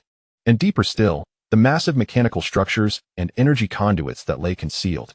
The trajectory and specifications of those energy conduits far exceeded the needs of a biological laboratory, resembling instead the power supply system for some colossal energy weapon. "Ah, a facade of sheep's head concealing dog meat," he muttered under his breath. Losing all interest in AAM and the extinction virus, his gaze fixed upon a region deep within the platform, where the energy reactions were most anomalous, and the structure most fortified. He could not be bothered to search for an entrance. Lifting his foot, he gently stomped upon the heavy alloy deck beneath him, which could withstand a storm. Thud! The sound resonated with an astonishing dullness, akin to striking a massive solid steel ingot. From the point of impact, the heavy deck within a 10-meter radius buckled and warped as if struck by an invisible hammer. There was no explosion, no tearing. Rather, it manifested an extraordinarily bizarre and uniform plastic deformation. A flawless, smoothly edged circular passageway emerged instantaneously, leading directly to the layer beneath the platform. Below this passage lay the core area of the platform, a laboratory filled with computer terminals, energy displays, and several cultivation tanks containing unstable orange-red liquids. A group of researchers clad in AGM uniforms looked up in terror, their faces reflecting sheer disbelief. Xiao Han glided down the newly created shortcut as lightly as a feather. Just as he landed, a blaring alarm erupted across the platform with a belated urgency. Heavy isolation doors began to slide, attempting to seal the area. A squad of AM guards, donned in exoskeleton armor and wielding energy weapons, charged in from both sides of the passage. "Intruder, open fire," the guard leader roared. Raising his weapon, Xiao Han did not even cast a glance their way. His attention was ensnared by the rapidly scrolling data streams and structural blueprints on the central screen of the laboratory. What appeared on the screen was not information regarding the extinction virus, but rather a far grander and more familiar project blueprint. Updates on the construction of 3 colossal aerospace carriers, the status of their weapon systems, and a countdown for the final testing of something called the InSight algorithm. A clear double-headed eagle emblem flickered in one corner of the screen, accompanied by a line of small text. S.H.I.E.L.D. Top Secret Project, Insight Program. Xiao Han's brow furrowed ever so slightly. S.H.I.E.L.D. is constructing such a formidable piece of machinery and testing it within Aim's lair? At that moment, beams from energy weapons and physical ammunition rained down upon him like a torrential downpour. Buzz. All attacks were deflected as they came within an inch of his body, as if colliding with an impenetrably smooth and firm wall, instantaneously repelled, diverted, or simply obliterated. Ricochets flew across the cramped laboratory, sending sparks flying from expensive instruments, while the terrified Agem researchers screamed and scrambled for cover. Annoyed by the cacophony, Xiao Han turned his head to regard the guards still frantically firing, their faces a mixture of fear and frenzy. He raised his hand, fingers splayed towards their advancing direction, and then gently pressed down. There was no sound, no shockwave. Yet the charging AIM guards, alongside their exoskeleton armor, seemed to be crushed by an invisible mountain. Their movements froze in an instant. The next moment, they all collapsed to the ground, utterly silent, as if their bones had been extracted, completely losing consciousness. Not through death, but by means of a precisely calibrated force field that temporarily shut down their nervous systems. The laboratory fell into an immediate silence, save for the blaring alarms and the acrid smoke billowing from short-circuited equipment. Xiao Han approached the main control console, casually tapping a few keys. The data on the screen whirred past at breakneck speed, revealing detailed information about the Insight program, including a preset list of attack targets, a real-time monitoring network, and the precise locations and statuses of the 3 aerospace carriers equipped with strategic-grade particle cannons, all laid bare before him.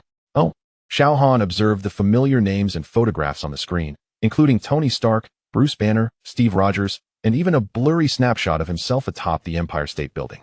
A faint, almost mocking smile playing at the corners of his lips.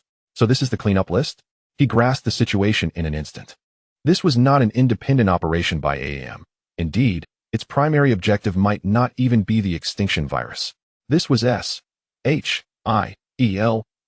itself, or rather, something parasitic within S.H.I.E.L.D., utilizing AIM's equipment and personnel as cover for the final testing and prelude of the Insight program.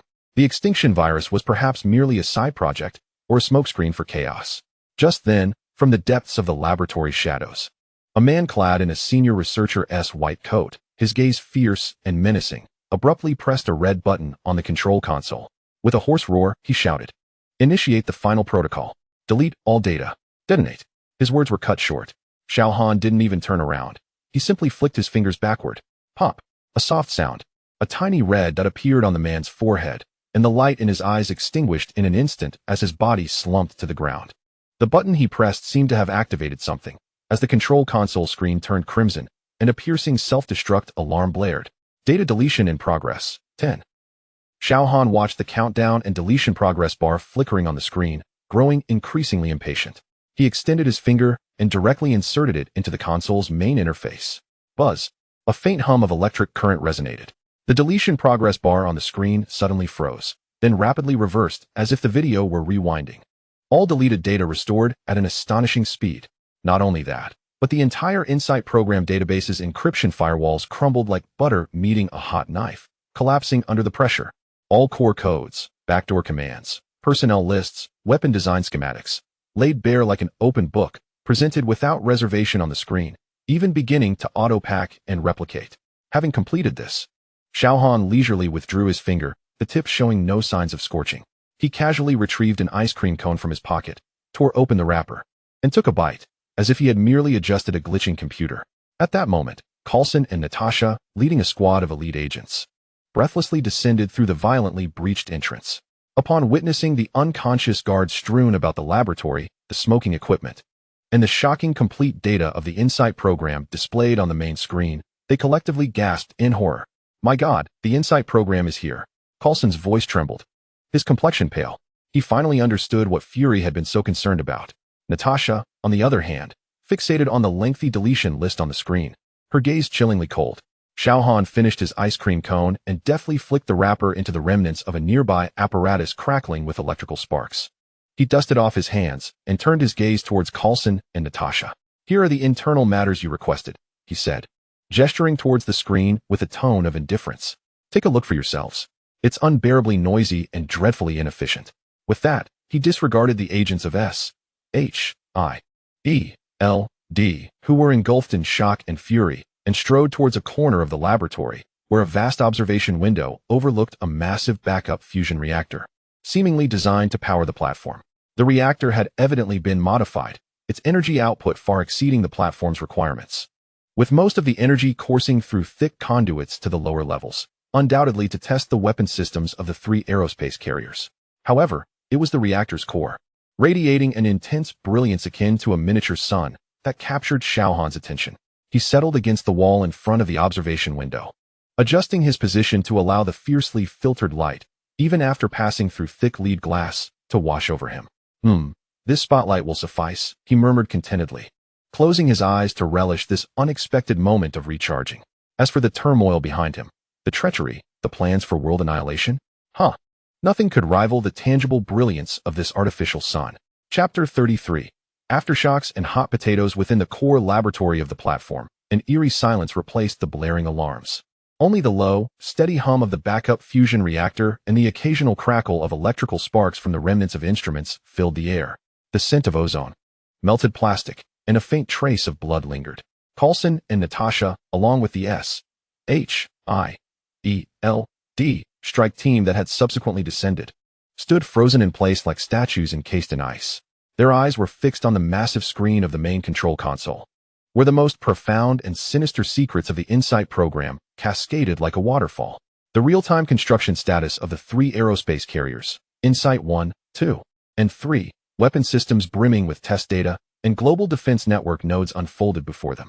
The staggering potential threat elimination list, cluttered with names and photographs, scrolled endlessly, each one representing a life that could be instantaneously vaporized by a particle cannon from the sky. Most chilling was the final directive set, concealed beneath layers of encryption, along with the permissions log. The ultimate sign-off privileges were alarmingly linked to several trusted high-ranking IDs within S.H.I.E.L.D, including some members of the World Security Council. Furthermore, the operational records indicated that this platform, which ought to have been abandoned in international waters, had maintained some degree of preparatory command authority over these lethal weapons in recent months. This was not conjecture, nor mere suspicion. It was irrefutable evidence. S.H.I.E.L.D, the very shield that was meant to protect the world, had begun to rot and rust from its innermost core, transforming into a Damocles sword hanging perilously over all. Coulson's voice was as dry as sandpaper, his complexion devoid of color. This is not a matter of doubt. It is a fact. A profound chill gripped him, more intense than when facing the Chitauri army. The enemy lay in the most trusted of places. Natasha's fists were clenched tightly, her nails digging into her palms. She had encountered betrayal before, but never with such thoroughness or repulsiveness. The familiar names and code names flashing on the screen included some of her former comrades in arms. The coldness of the Red Room seemed to envelop her once more. Immediately, Coulson snapped back to reality, his voice hoarse with urgency. Seal all data. Maximum encryption. Physically sever all network connections to the outside world. Everyone, surrender all communication devices. Now, he shouted at the strike team, hastily disconnecting the fiber optic interface behind the console. The agents sprang into action, the atmosphere taut as a drawn bowstring.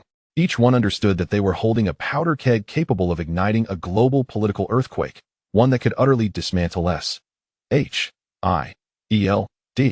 And the spark to ignite this powder keg? All eyes involuntarily shifted to the corner of the laboratory.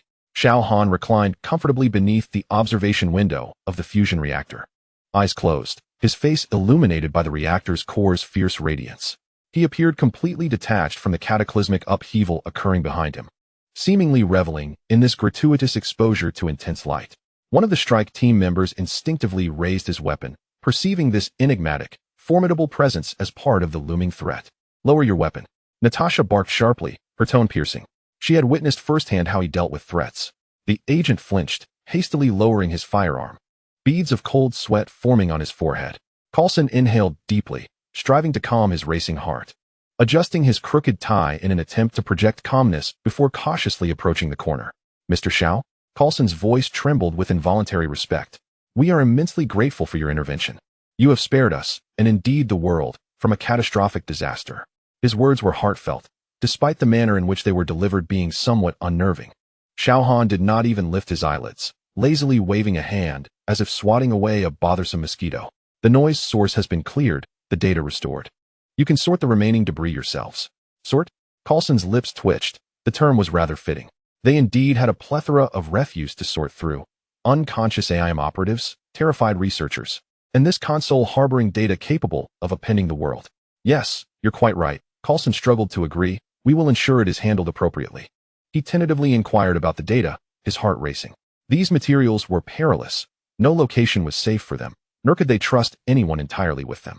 He could scarcely fathom the repercussions if this information were to leak. That is your concern, Xiao Han interrupted him, evident impatience threading his tone. Do not trouble me with it. He seemed to find the light intensity lacking and adjusted his posture slightly to let more illumination fall upon his face. Coulson immediately fell silent, refraining from further inquiries. It became clear to him that this individual held no interest in the InSight program itself. His primary concerns were twofold: to be left undisturbed and to ensure the lighting was satisfactory. At that moment, Xiao Han seemed to recall something and added, by the way, the military-grade spotlight Tony mentioned. He pointed his chin towards the reactor behind him. Is this it? The power is adequate, though the spectrum is somewhat limited and the energy conversion efficiency is lacking. Coulson chuckled awkwardly, utterly at a loss for how to respond, and could only muster. As long as you are satisfied. This mission is thanks to you. Mission? Xiao Han finally lifted a fraction of an eyelid, a hint of confusion flickering in his dark pupils. What mission? I came to inspect the spotlight. Coulson and Natasha, eavesdropping from a distance. Both felt a wave of despair wash over them. Well, if you say so, they conceded in unison. Yes, inspecting the spotlight. Coulson hastily acquiesced, eager to comply. Please, continue your inspection. We'll take care of, the scene's cleanliness? Xiao Han contentedly closed his eyes once more, ignoring them entirely.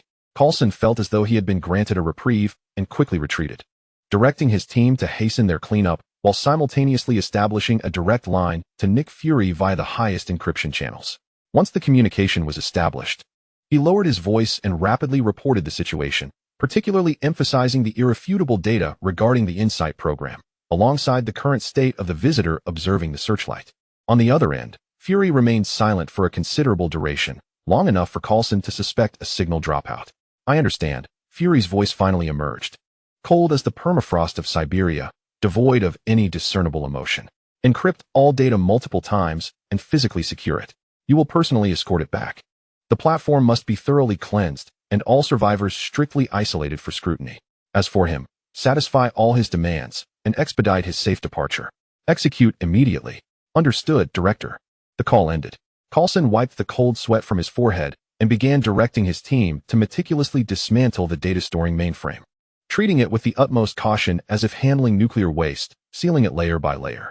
The entire cleanup process was efficient and silent, with everyone striving to make no extraneous sounds, fearful of disturbing the visitor in the corner. Half an hour later, the data storage device was placed into a specially designed lead box, which Coulson personally safeguarded. All surviving witnesses were sedated and taken away. The laboratory was also roughly cleaned. Coulson reluctantly approached Xiao Han once more, carefully stating, Mr. Xiao, we have basically completed our tasks. I believe you have toured the searchlight sufficiently. Haven to you? Xiao Han opened his eyes and glanced outside. The sun was sinking beneath the horizon, casting golden rays across the sea. Yes, it's time to return. He stood up, brushing off non-existent dust from his trousers. The sunset here lacked the vibrancy of Malibu-S. He resembled someone who had just completed a casual outdoor activity, leisurely making his way toward the entrance he had previously created, preparing to leap back into the hovering Quinjet. Coulson and Natasha watched his retreating figure, simultaneously exhaling a long, silent sigh of relief. This deity was finally to be sent away. Yet the hot potato he left behind had only just begun to radiate a heat capable of scorching the world. The skies over S.H.I.E.L.D. were already shrouded in ominous clouds, and the eye of the storm had perhaps only just departed. Chapter 34. The mundane and the prelude to the storm. The Quinjet sliced through the night sky, landing on the only remaining intact helipad of the Malibu villa. As the cabin door swung open, Xiao Han stepped out as if he had merely taken a stroll. The sea breeze tousled his immaculate hair, while the drone of the jet's engine seemed deliberately muted. Tony stood at the villa's entrance, clad in an oil-stained work vest, wielding a wrench that crackled with electrical arcs. He had evidently just emerged from his underground workshop, bearing an expression mingled with anxiety and curiosity. So, How was that military-grade searchlight?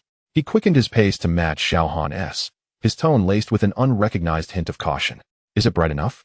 Xiao Han continued walking, casually commenting, the brightness is acceptable, though the spectrum is monotonous, and the energy conversion efficiency is subpar. He cast a glance at Tony. You owe me a proper sunbathing session. Tony's expression instantly fell. Wait, you can't pin this on me. It was those S.H.I.E.L.D. folks who misled you. At this moment, Xiao Han had already entered the living room, making a beeline for the oversized smart refrigerator. The fridge door slid open silently, and amidst the rush of cold air, he retrieved a tub of ice cream adorned with the logo of a niche Nordic brand. A metal spoon appeared in his hand as if by magic, and he scooped a generous portion into his mouth. The instant the ice cream touched his palate, he slightly squinted, and the pervasive sense of pressure around him seemed to ease a fraction. Seizing the opportunity, Tony leaned in, attempting to continue their earlier conversation. Hey, seriously, what really happened over there? When Carlson returned, he looked as if he had seen a ghost, cradling a metal box that required triple biological authentication to unlock. What did you find? Xiao Han dug another spoonful of ice cream, his tone unperturbed. A heap of garbage data and a noisy laboratory. Is that all? Tony clearly did not believe him.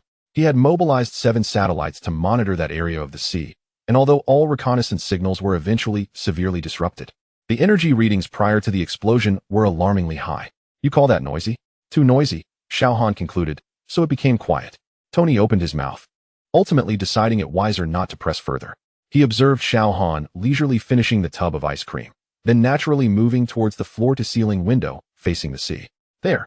No furniture was arranged, just a massive soft mat laid out, perfectly aligned with the first rays of morning sunlight. Evidently, this tenant's daily routine had reached the sunbathing segment. Tony rubbed his nose and tactfully retreated towards the workshop. Managing the villa and attending to this guest was already enough to keep him busy. The mess left by S.H.I.E.L.D.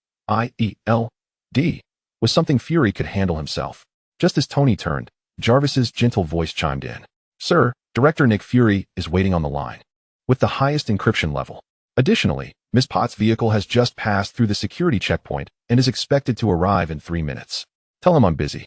Tony replied without hesitation, and connect Pepper to my private line. The holographic projection in the underground workshop illuminated, revealing Fury's stern visage. His single eye fixed intently on Tony. Stark, we need to talk. Simultaneously, Pepper's cheerful voice joined the channel. Tony, I brought the titanium alloy plates you wanted. And oh, Director Fury? Good evening. As Tony waved dismissively at the projection while speaking to the private line, he remarked, Pepper, head straight to the garage entrance B. I'll have the robots unload the cargo. As for you, Director, if this is about some maritime sightseeing excursion, I know nothing. I'm merely a landlord providing technical support and ice cream. Fury's voice suppressed a swell of anger. Stark, this is not a time for jokes. Do you have any idea what we are facing right now? I do, Tony responded while idly fiddling with a circuit board. ISNT it that your precious S.H.I.E.L.D. is riddled with vermin? Need me to recommend a pesticide? On the other end, there was a brief silence before Fury's voice turned chillingly serious. The situation is far more severe than that. The InSight program has been infiltrated and altered. The control of 3 helicarriers may no longer be in our hands. What we discovered today, he paused, seemingly choosing his words carefully. It is sufficient to prove that many among us, including some high-ranking officials, have long been serving another organization. Tony's hand, which had been toying with the circuit board, stilled. He lifted his gaze, his expression turning grave. Another organization? Hydra, Fury uttered this name, laden with portentous weight. On the garage side, Pepper gasped in shock, clearly having heard this word. The air in Tony's workshop instantly froze. Are you certain? Tony's voice lost its usual flippancy. The operation logs in the console, the command chain, the encrypted communication records, all point to them. Fury's image flickered slightly, the background appearing to be that of a moving vehicle. They have exploited the clawback program to absorb scientists post-war and have infiltrated various levels for decades. S.H.I.E.L.D. and Hydra are now entwined like conjoined serpents, making it difficult to discern where one ends and the other begins. Taking a deep breath, Tony rubbed his face with his hand. So what now? We need your assistance, Stark. Fury's voice was graver than ever, not just on a technical level, but also regarding, after a moment's hesitation, the attitude of that guest. What was his reaction to all this? Unable to suppress a laugh, Tony replied. His reaction? He had finished an entire tub of ice cream and was now likely asleep on the mat. Do you think he cares about S.H.I.E.L.D. or Hydra? That is precisely my concern, Fury murmured. His indifference is the greatest variable. We must ensure he does not become an uncontrollable factor. Tony's expression hardened. Listen, Fury. I did not bring him here for you to keep watch over him. He paused, searching for an appropriate term, a tenant equipped with a disaster warning system. As long as you refrain from provoking him, he will probably only be concerned about whether tomorrow's sun will be sufficiently fierce. I hope you are right, Stark. Fury's image began to flicker, the communication experiencing interference. I have activated the highest alert protocol, but internal communications may no longer be secure. We will reach out through encrypted channels. Remember, trust no one. The communication abruptly ceased. Tony stood still, frozen in place. Sir, Miss Potts has arrived at the garage. Jarvis reminded him. Tony snapped back to reality and quickly made his way to the garage. Pepper stood there, her complexion pale, surrounded by boxes of metal materials. Tony, was what you said earlier true? Hydra? She grasped Tony's arm, her fingers trembling slightly. Tony held her hand, feeling its icy chill. I'm afraid so, he replied softly, gazing into Pepper's frightened eyes, striving to make his voice sound more reassuring. But do not worry, this place is secure, equipped with the most advanced security systems. And he cast a glance upstairs, a tenant even capable of taking on the gods. Pepper managed a weak smile, but the worry did not dissipate from her eyes. This is madness. How could S.H.I.E.L.D.? The most dangerous places are often the safest. Tony shook his head, pulling her toward the workshop. Come on. Help me review the energy distribution plans for the new armor. Compared to the internal issues of S.H.I.E.L.D., this is far more reassuring. They descended the stairs, and the lights in the workshop flickered on, illuminating several armors that gleamed under the lights. Tony approached the workbench while Pepper instinctively began organizing the scattered tools and parts. You said he wouldn't interfere, Pepper asked softly while sorting screws. But what if those Hydra people come looking for trouble? Tony lifted his gaze from the holographic design, a complex smile curling at the corners of his mouth. Then I shall pray for them.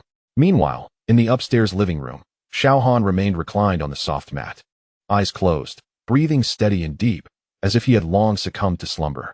Yet outside, on the distant horizon, the engine of an unfamiliar vessel attempting to approach the shore suddenly fell silent. All electronic devices rendered inoperative, drifting slowly away with the current. Moonlight poured into the living room, casting a gentle glow on his tranquil profile. His fingers unconsciously tapped lightly on the mat, as if brushing away a speck of dust. Chapter 35. Uninvited guests. The mornings in Malibu are invariably imbued with the dampness of sea mist and the clarity of sunlight. Xiao Han had already settled onto his designated mat, facing east like a statue absorbing the sun's rays. Tony had toiled throughout the night in the subterranean workshop and was now sprawled on the sofa, napping with red imprints left by his protective goggles on his face. The villa was quiet, save for the rhythmic crashing of waves against the cliffs and the occasional soft hum of Jarvis adjusting the air conditioning system. This tranquility persisted until 10:17 a.m. Sir, there is an unannounced visitor. Jarvis's voice gently broke the silence, simultaneously rousing both the slumbering Tony and the meditative Xiao Han. Tony jolted upright, his goggles slipping down to his neck. Who? He asked, rubbing his eyes, his voice hoarse. A standard S.H.I.E.L.D. vehicle, but not on today's visitor list. The license plate is registered to the logistics department, yet the engine model does not match its appearance. It belongs to a high-level field operative variant. There are 3 individuals inside, all armed, and their biometric identification indicates they possess high-level clearance, but there is a delay in matching the database. Tony's alertness surged. He glanced at Xiao Han, who remained undisturbed, still basking in his sunlit repose. Block them. Initiate Defense Protocol Beta, Tony instructed swiftly, while calling up the surveillance feed at the entrance. On the screen, a black SUV stood outside the villa's gate. 3 individuals donned in S.H.I.E.L.D. uniforms exited the vehicle. Their postures impeccable, faces serene, yet Tony noted their seemingly casual positions effectively blocked all counterattack angles. Mr. Stark, Director Fury has sent us with urgent documents. The lead individual addressed the door camera, raising a secure briefcase, requiring your biometric signature for confirmation. Tony frowned. Fury just spoke with me and did not mention this. The individual's expression remained unchanged. The situation is urgent. The director believes communications may be compromised. This pertains to the follow-up on the paperclip. That term made Tony's heart tighten. He glanced at Xiao Han, finding him still indifferent. Place the documents in the secure box at the door. I will retrieve them. Tony resolved to proceed cautiously. The individual slightly shook his head. Apologies, Mr. Stark, but the order mandates direct delivery. It involves top-secret information and cannot pass through any potentially interceptable intermediary devices.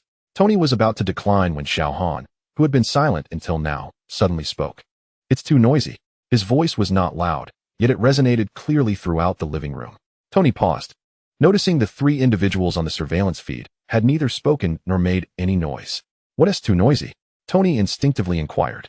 Xiao Han finally turned his head slightly, his gaze seemingly penetrating through layers of walls, resting on the entrance. "Their heartbeats," he remarked, "are too rapid. Those who lie always do so." On the surveillance screen, the three individuals appeared to sense something amiss, exchanging glances. This subtle action heightened Tony's vigilance. They were too professional, too synchronized, unlike ordinary clerical personnel. Suddenly, Jarvis issued a warning. High-frequency signal detected, attempting to breach the first layer of the firewall. Source: the underside of the visitor vehicle. Tony cursed under his breath and immediately activated the full defense system. Concealed weapon platforms rose around the villa, laser targeting points instantly locking onto the three visitors. The visitors reacted with remarkable speed. Almost simultaneously with the defense system's activation, the three retreated swiftly to the vehicle, retrieving heavy weaponry that was decidedly not standard S.H.I.E.L.D. issue. "Stark, we merely wish to peacefully retrieve the items brought back from the offshore platform today." The lead individual's tone grew colder. "Surrender the data, and we will leave immediately." Tony laughed in anger. "You come to my home to threaten me? Do you have any idea who I am currently residing with?"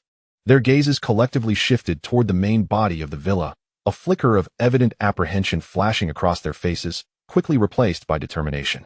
"We have received orders to obtain the data at any cost, even if extreme measures must be employed." "Extreme measures?" Tony raised his voice. "Hey, buddy.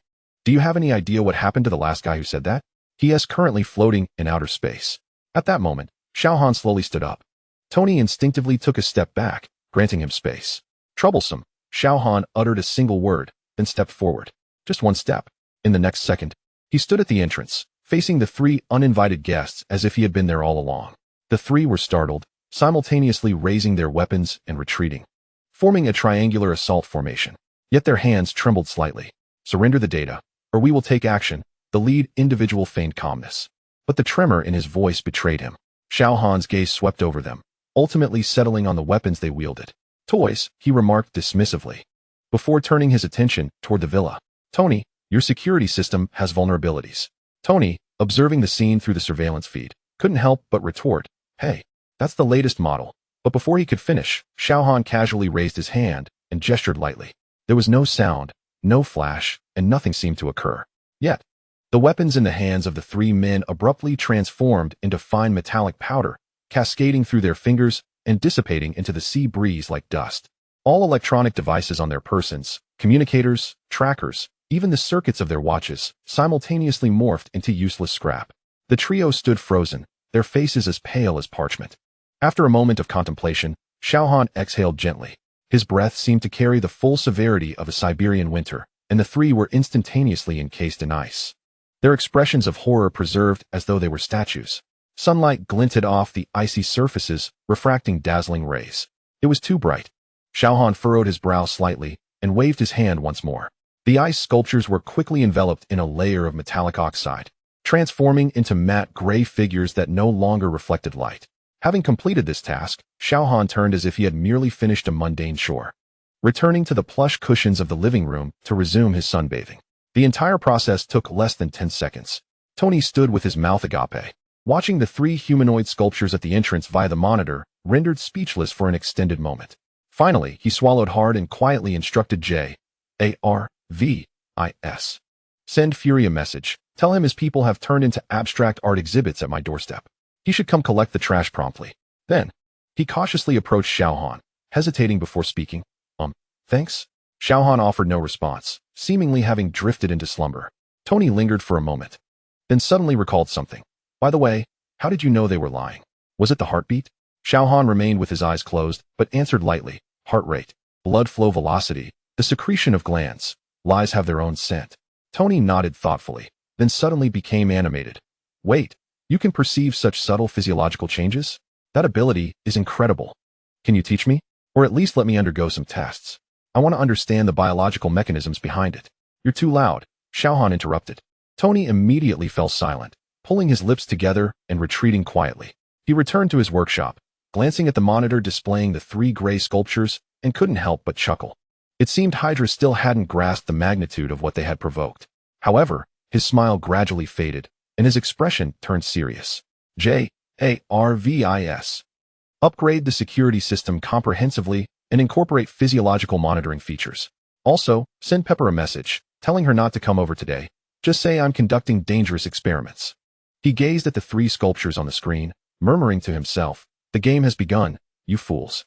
Chapter 36. The director and the ice sculpture collection. The 3 gray humanoid sculptures stood at the entrance of the Malibu villa, facing the ocean in varied poses, resembling the abstract works of a modern artist. Sunlight cast upon their surfaces, failing to reflect a hint of luster. Tony circled them twice, stroking his chin as he critiqued. To be honest, this aesthetic is rather poor. JARVIS. Make a note of this for next time. Suggest that he at least strike a pose with some artistic flair. Suggestion noted, sir. However, I doubt Mr. Xiao would be concerned with aesthetic matters. JARVIS replied gently. A sleek black SUV approached silently, the tires gliding over the pavement without a sound. The door swung open, and Nick Fury, his single eye wide with disbelief, stepped out, his black trench coat billowing in the sea breeze. He stared at the 3 sculptures, his mouth twitching slightly. Stark, what kind of performance art are you staging? Fury's voice was rough, as if sanded down. Tony dramatically threw up his hands. Hey, you can't blame me. Your people made the first move. Well, the first move with heavy weaponry. My tenant merely assisted with some garden decor. Fury approached one of the sculptures, inspecting it closely, his expression darkening further. Is this Crossbones, the top operative from my elite team? Oh, so this lump has a name? How quaint. Tony feigned surprise. So, this is your elite squad, posing as civilians to trick their way in armed with illegal weapons? Your S.H.I.E.L.D. training program is getting more creative by the day. Fury's single eye bore into Tony. What did they say? Just that you wanted them to retrieve data. And they used the term paperclip. Tony shrugged. Unfortunately, their acting was subpar and my tenant saw right through it. By the way, does your team always have such rapid heartbeats? It sounded like a drum. Fury inhaled deeply, seemingly striving to suppress his anger. Where's the data? Tony pointed toward the house. In a super secure lead box, housed within a safe that even a nuclear bomb couldn't breach. By the way, your Crossbones attempted to breach my firewall with a high-frequency signal. Adorable.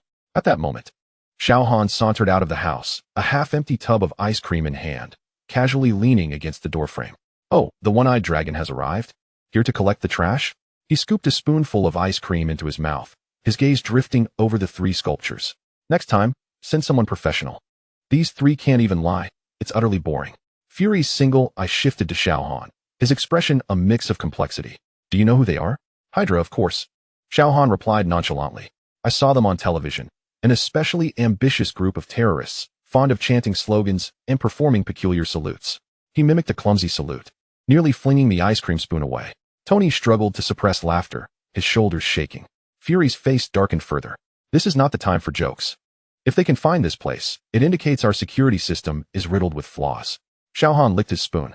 So, should I commend their dedication for traveling such a distance to deliver themselves?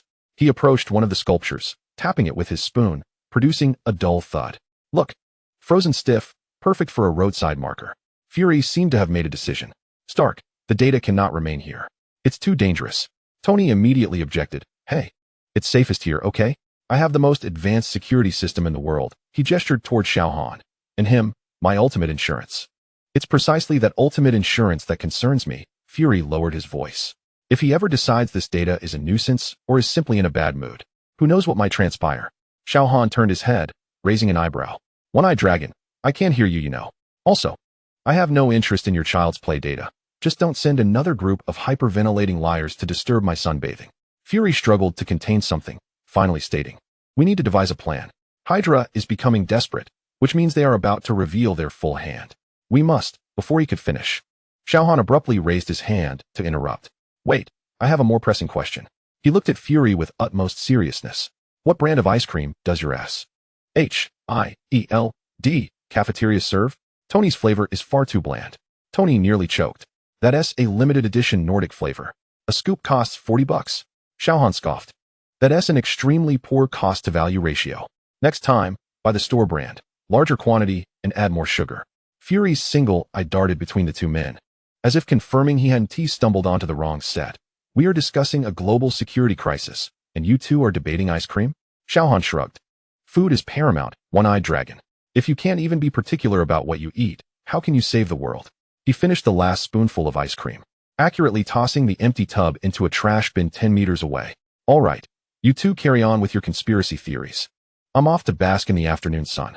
After he finished speaking, he truly turned to walk back, but suddenly halted, turning to Fury and saying, by the way, take those 3 signposts away. They're negatively impacting property values. Fury watched as Xiao Han disappeared through the door, his single eye glaring at Tony. Has he always been like this? Tony chuckled with a hint of schadenfreude. He's only particularly lively today. It's likely your subordinates have brought him some amusement. Fury rubbed his brow. I must take the data, Stark. This is an order. Tony's expression grew serious. Listen, Fury, I understand your concerns. But honestly, where is safer than here? S.H.I.E.L.D. Please, it's practically a den for Hydra now. Or do you plan to hide with that hot potato everywhere? Fury fell silent for a moment. We have safe houses. Safer than my home as security? Tony raised an eyebrow. Does it have a superhuman resident who can freeze a special forces unit with a mere gesture?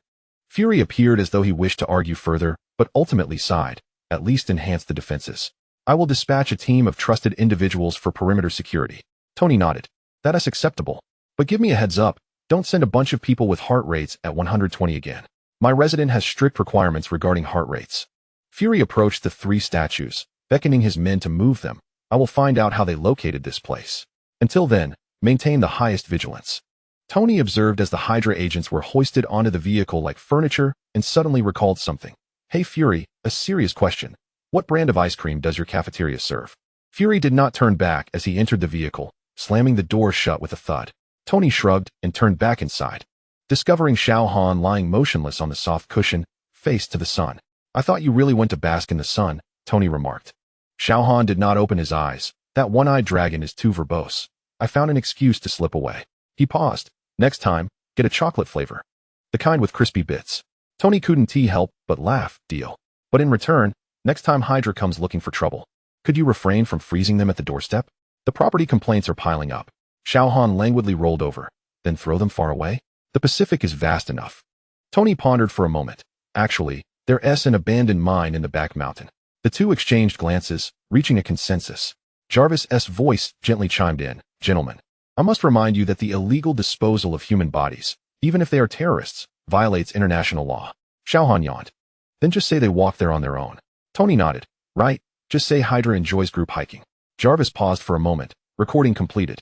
Would you like me to devise a detailed hiking route for this excuse? Xiao Han waved his hand. Do as you see fit.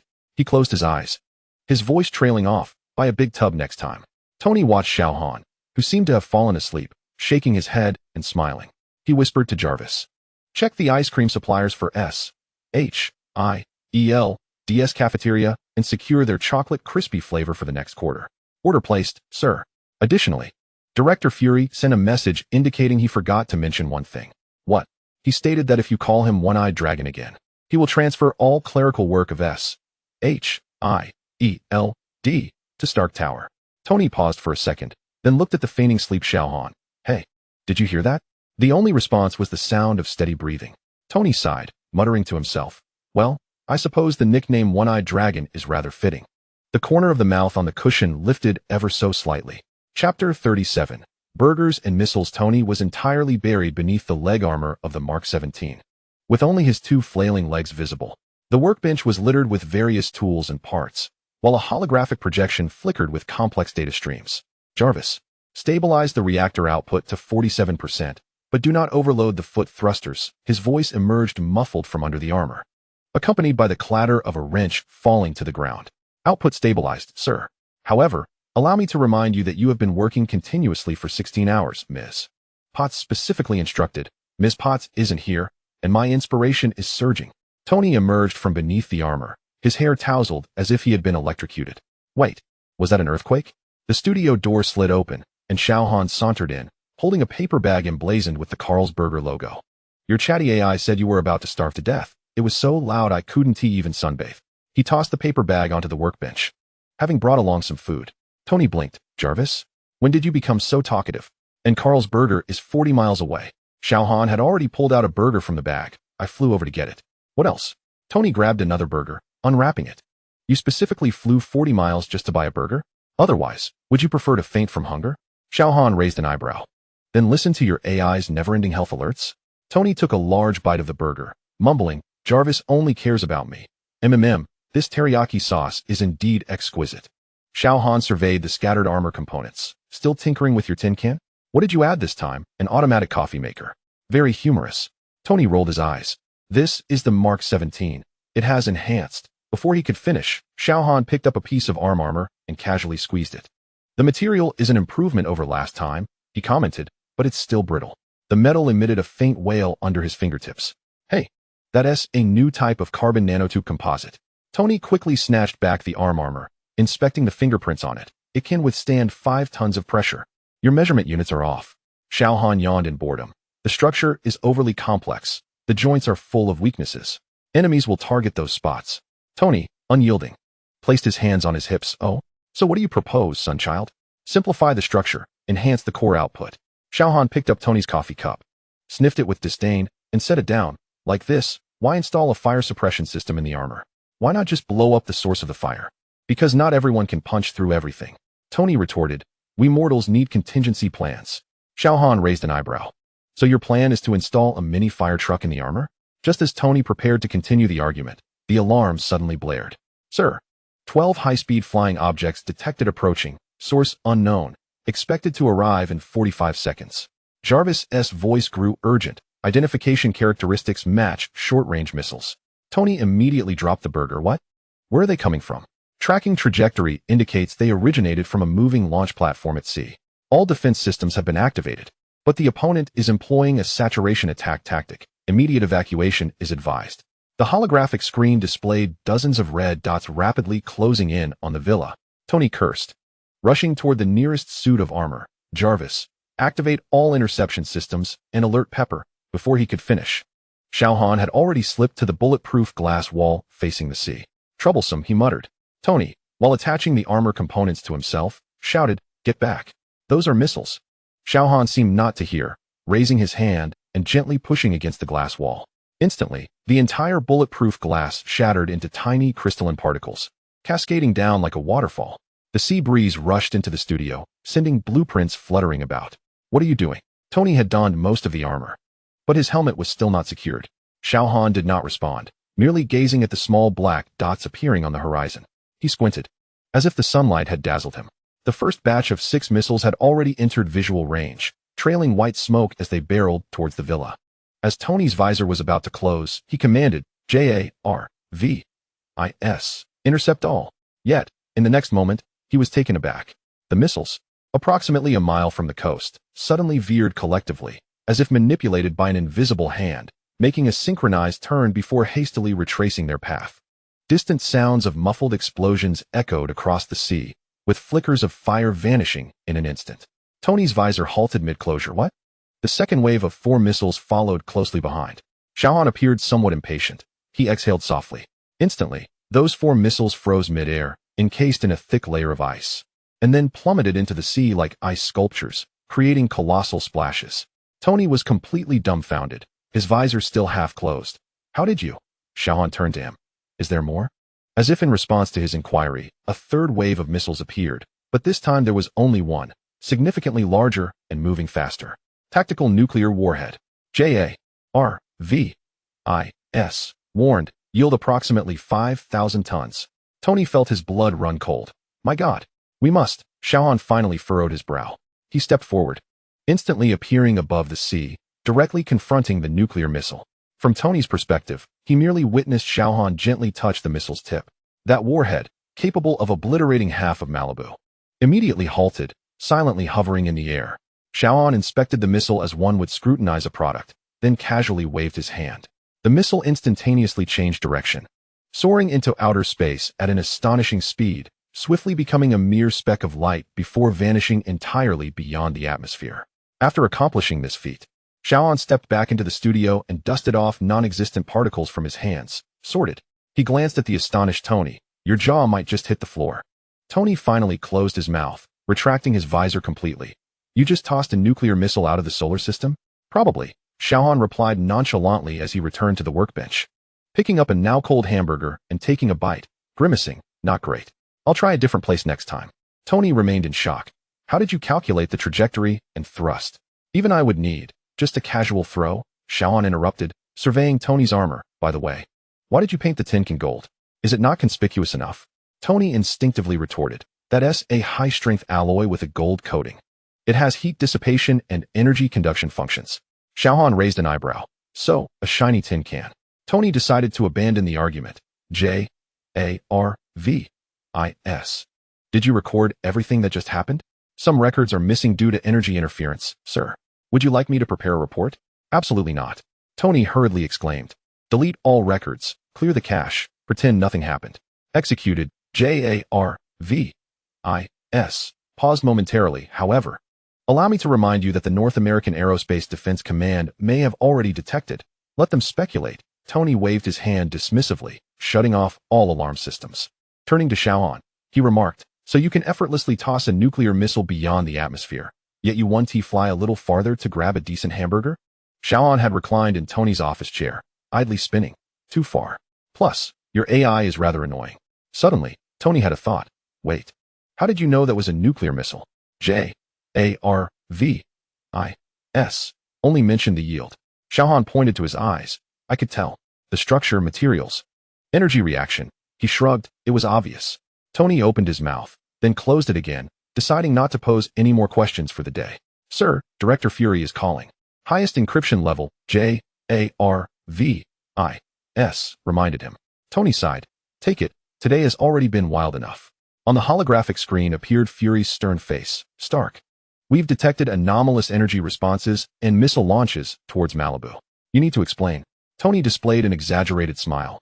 Hey, Fury. Just a little test, a new defensive system. Worked pretty well, right? Fury's single eye narrowed. A test?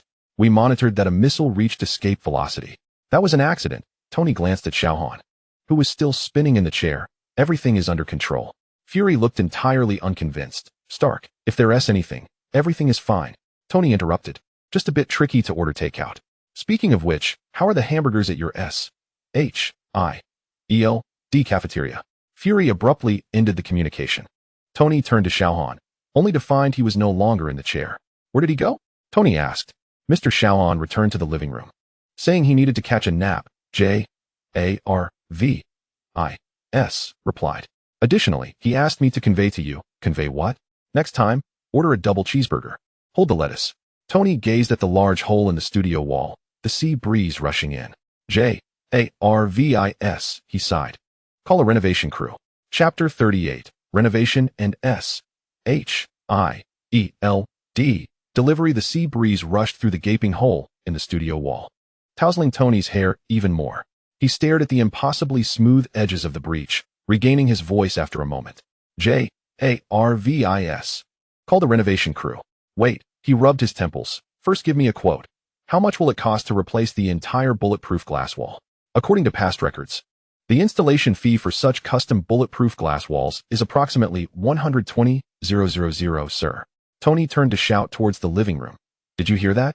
$120,000. Deduct it from your ice cream budget. A languid reply floated back from the living room. Whatever. You're paying anyway. Tony stammered, deciding not to argue with this individual who had no concept of money. Jarvis charged the bill to S.H.I.E.L.D, citing reasonable property damage incurred while thwarting a nuclear missile attack. Director Fury may contest that, sir. Let him contest. Tony waved dismissively, shutting off the remaining holographic projections. Suddenly recalling something, he asked, Wait, that missile, it's not going to fall and hit anyone, is it? Xiao Han's voice drifted from the living room. Don't worry. I threw it towards the sun. Even if it doesn't burn up, that'll be a few million years down the line. Tony opened his mouth, but ultimately decided against asking how he managed such precise throwing. Well, at least I don't have to worry about receiving space debris complaints anytime soon. He approached the edge of the hole, cautiously peering outside. By the way, why did you have to demolish the wall? Jarvis has a ventilation system. Too troublesome. Xiao Han had returned to the studio entrance, a new tub of ice cream in hand. Ordering directly is quicker. Tony turned to scrutinize him. So not only can you effortlessly toss nuclear missiles, you can also precisely control the damage radius? The edges of this hole look like they were laser cut. Xiao Han scooped a spoonful of ice cream. Is controlling power really that hard? You mortals are quite troublesome. He glanced at Tony's workstation. Your tin cans are what I would call crude. Those are high-tech armors. Tony couldn't help but retort. Every inch has been meticulously calculated. Calculated how to make yourself more conspicuous? Xiao Han raised an eyebrow, gold and red color scheme, as if afraid the enemy might miss the target. Just as Tony was about to continue the argument, J.A.R.V.I.S. interrupted. Sir, S.H.I.E.L.D's task force has arrived at the door. Led by Agent Romanoff. Quick to respond, Tony muttered, let them in. After all, the door is gone. Natasha strode in with a team of heavily armed agents. Momentarily stunned by the gaping hole in the wall, Stark, your renovation style is becoming increasingly open. Tony exaggeratedly spread his arms. Welcome to the Stark Open Concept Studio, featuring the latest design and ocean views. Natasha disregarded his jibes and approached Xiao Han directly. Mr. Xiao, Director Fury would like to confirm that the projectile we just encountered will not have any subsequent repercussions, correct? Xiao Han licked his ice cream spoon and replied. Unless the sun decides to retire early. Natasha appeared to breathe a sigh of relief and turned to Tony. We need to collect missile debris and residual energy data. Tony gestured toward the ocean. You can retrieve it yourselves. It's probably sunk about 300 meters offshore. Suddenly, he had a thought. Wait, how do you know this so quickly? Don't tell me you happen to be sightseeing nearby. We tracked all anomalous energy signals. Natasha indicated for her team to commence work. From the missile launch to its disappearance, everything was recorded. Xiao Han raised an eyebrow. So you watched the missile fly over, but didn't he issue a warning in advance? Natasha's expression turned slightly awkward. By the time we confirmed it, the missile was already nearing the coast. She cast a sidelong glance at Xiao Han. We believed you could handle it. What reliable allies you are, Tony quipped. Next time, remember to send a text in advance. Suddenly, an agent exclaimed, Sir, come look at this. The crowd gathered around as the agent was scanning the edges of the hole with a device. The molecular structure here has been altered, he reported. The glass hasn't shattered. Rather, it has been instantaneously reconstituted into a crystalline structure. Natasha turned to Xiao Han. Did you do this? Xiao Han had finished his ice cream and was idly playing with the empty container. What else could it be? Someone has to save the renovation crew some work. Tony suddenly perked up. Wait, can you teach me this molecular reconstitution ability? Or at least let me collect some samples. Xiao Han accurately tossed the empty container into a distant trash bin. Teach you how to tear down walls. No, this is a revolution in materials science. Tony's eyes sparkled with imagination. Just think, if I could master this technology. Imagine if you could be quiet. Xiao Han interrupted. I'm going to take a nap. Natasha quickly interjected, Mr. Xiao. Director Fury would also like to ask if you would be willing to assist us in locating other Hydra strongholds, since you can sense them. No, Xiao Han firmly declined. Too troublesome. But Hydra may continue to attack here. Natasha attempted to persuade him. For your safety, Xiao Han scoffed. My safety? He pointed at the hole in the wall. They should be the ones worrying about safety. Tony chimed in. He has a point, Romanoff. Rather than sending him to flush out Hydra's lair, it would be better to instill fear in Hydra so they won't dare to come. Natasha was about to retort when Jarvis suddenly issued a warning. Sir, multiple aircraft detected approaching, models matching S.H.I.E.L.D. transport planes. The holographic screen displayed 3 Quinjet transporters approaching, but their flight paths appeared unusual. Natasha's expression shifted. Those aren't our people. Just as she finished speaking, the cargo doors of the transporters opened, and dozens of small drones surged forth, heading straight for the villa. Here we go again? Tony complained. Do these people not read the news? Xiao Han sighed, clearly exasperated. Is there never a moment of peace?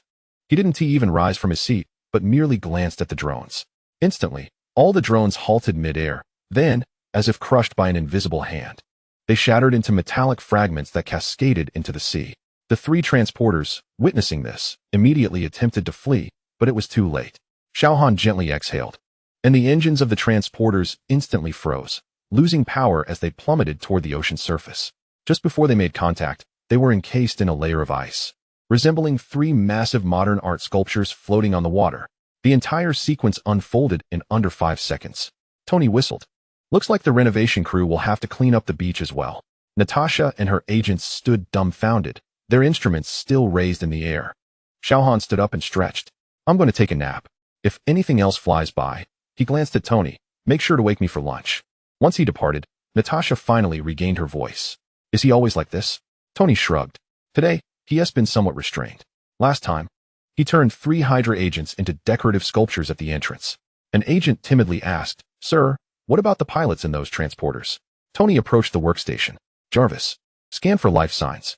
The frozen transporters showed life signals, all in a state of unconsciousness, but with stable vital signs. Tony looked at Natasha. See, he even left you some living witnesses to interrogate. Can you tell your boss to stop sending people to their doom? My house guest here has a short temper. Next time, he might not be so gentle. Natasha took a deep breath and activated her communicator. Director Fury, are you listening? I recommend reassessing all action plans regarding Malibu. Yes, including surveillance. Tony nodded in satisfaction. Smart. Now, if you don't mind, I'd like to study this molecular reconstitution technology. He picked up the sampling tools and walked toward the hole in the wall. Oh, and when you leave, please remember to haul away those 3 ice sculptures. They're blocking the ocean view. Chapter 39. Threats under the sun. Tony was fretting over the hole in the wall when Jarvis's voice resonated again. Sir, underground tremors detected. Originating from a depth of approximately 300 meters and rising rapidly. Pattern matches a ground-penetrating missile. Tony abruptly looked up. Not again. Is today International Stark Attack Day? Xiao Han, who had almost reached the living room door, paused upon hearing this, a slight frown forming on his brow. Ground penetrating? He seemed particularly intrigued by the term. From where is it drilling? The holographic display showcased a 3-dimensional topographical map, with a red dot ascending vertically from the depths of the sea. Aimed directly at the villa below. Estimated arrival in 20 seconds, Jarvis added. Missile warhead type cannot be scanned. It is shielded by a layer of lead. Lead layer? Tony's expression shifted. They know about your X-ray vision. Xiao Han had already turned to face the sea, his eyes narrowing slightly. Beneath the ocean's surface, his gaze penetrated layers of water and rock, locking onto the rapidly ascending threat. Interesting, he murmured. In the next moment, Xiao Han's eyes glowed faintly red, and 2 fine beams of thermal vision precisely penetrated the ocean.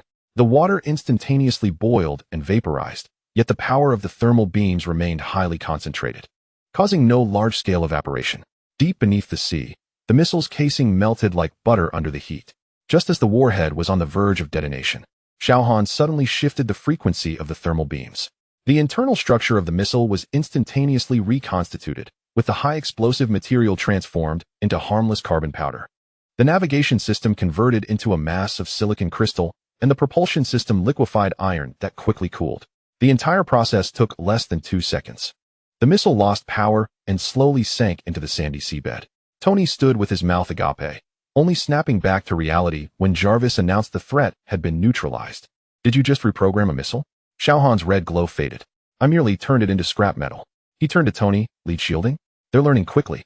Natasha and her team of agents were scanning the ocean's surface with various instruments. They could not detect any explosive remnants. The missile had seemingly vanished without a trace. Not vanished. Tony pointed at the data on the holographic screen. It was decomposed and reconstituted. Judging by the energy readings, this level of control. He turned to Xiao Han. Can you control the output of your thermal vision to such an extent? Xiao Han had already returned to the studio, taking a bite of the half-eaten hamburger. Is it that difficult? You mortals can't even control your own muscles. Tony chose not to pursue that line of conversation. Jarvis, record all data, especially the energy output curve. This may be the most precise demonstration of energy control we have ever witnessed. Data recorded, sir. Additionally, Director Fury is calling. He seems quite agitated. The holographic screen illuminated with Fury's visage, the backdrop seemingly the command center of S.H.I.E.L.D. Stark. We have detected the launch of a subterranean missile, but all signals vanished thereafter. An explanation is required. Tony wore a smug grin. Your missile has become a decorative piece on the ocean floor. By the way, how did Hydra ascertain that the lead shielding could obscure certain abilities? Fury's expression turned grave. We are investigating as well. It appears their intelligence-gathering capabilities exceed our expectations. He paused. Stark, this situation cannot persist. I recommend an immediate relocation. No relocation. Xiao Han interjected abruptly, his gaze fixed upon Fury's hologram. The sunlight here is quite pleasant. Fury seemed to finally acknowledge Xiao Han's presence. His tone shifting to a more cautious demeanor. Mr. Xiao, your safety. I can manage my own safety, Xiao Han replied, finishing the last bite of his hamburger. Tell Hydra that if they send anyone else to disturb my sunbathing, I shall dismantle their stronghold. With that, he turned and walked toward the living room. Evidently believing the conversation had concluded, Fury remained silent for a moment. Is he serious? Tony shrugged. Considering his nonchalant attitude toward tossing nuclear devices, he appears quite serious. Suddenly, Jarvis emitted a new round of alarms. Multiple humanoid targets detected landing along the coastline. Utilizing some form of optical camouflage, thermal signatures exceedingly low. Natasha immediately commanded her agents to take defensive positions. It's an infiltration team. Xiao Han halted at the doorway, exhaling softly. Endless. He closed his eyes, seemingly attuning to something, then abruptly opened them. 30 meters southeast, 2. 50 meters due south, 5. 20 meters southwest, 3. The agents promptly fired in the designated directions. The optical camouflage wavering momentarily to reveal several figures clad in advanced diving suits. How do we detect them? One agent queried while firing. Our scanners picked up nothing. Without even turning to look, Xiao Han replied. Heartbeat, respiration, blood flow, too loud. Tony had already donned part of his armor. JARVIS. Initiate acoustic localization, adjust frequency to. Before he could finish, Xiao Han inhaled deeply and then gently exhaled. An icy breath swept across the beach, instantly freezing all infiltrators in place, maintaining various stealth poses, resembling a clumsy collection of ice sculptures. Done. Xiao Han clapped his hands. Can I go to sleep now? Natasha and her team cautiously approached to inspect. All captured alive, she reported. The level of freezing is just right. No risk to life, but completely immobile. Tony lowered his mask. You can control your freezing breath to such precision? Xiao Han was already heading toward the staircase, far simpler than your thermodynamics. He paused at the top of the stairs. Oh, and next time Hydra comes around, remember to have them compensate for my nap time. After Xiao Han ascended, Fury's voice crackled through the communicator. Romanov, interrogate those frozen soldiers immediately. I need to know how much Hydra has discovered. Meanwhile, Tony gazed contemplatively at the gaping hole in the wall. JARVIS. Analyzed the thermal imaging data from earlier. If he can be precise enough to rearrange molecular structures, preliminary analysis indicates that this level of energy control exceeds all known physical models, sir. Tony's eyes sparkled. Imagine the applications in medical fields or material science. Natasha interrupted his reverie. Stark, focus on the immediate crisis. Hydra is clearly probing Mr. Zhao's limits. Tony shrugged. Let them probe, the outcome will be the same. I'm curious, though, does he even have limits? Just then, a voice floated down from upstairs. There are limits. Tony jumped. What limits? The limit on ice cream stock. Xiao Han's voice dripped with evident dissatisfaction. The freezer is nearly empty. Tony and Natasha exchanged glances, both sighing in unison. JARVIS. Tony said resignedly. Order every flavor of ice cream. Highest priority for delivery. Order placed, sir. Additionally, the renovation crew is expected to arrive in an hour. Tony surveyed the large hole in the wall and then the row of ice sculptures on the beach, suddenly chuckling. You know, sometimes I feel like Hydra is the real victim here. Chapter 40. Ice sculptures and deliveries. The sea breeze swept across the beach.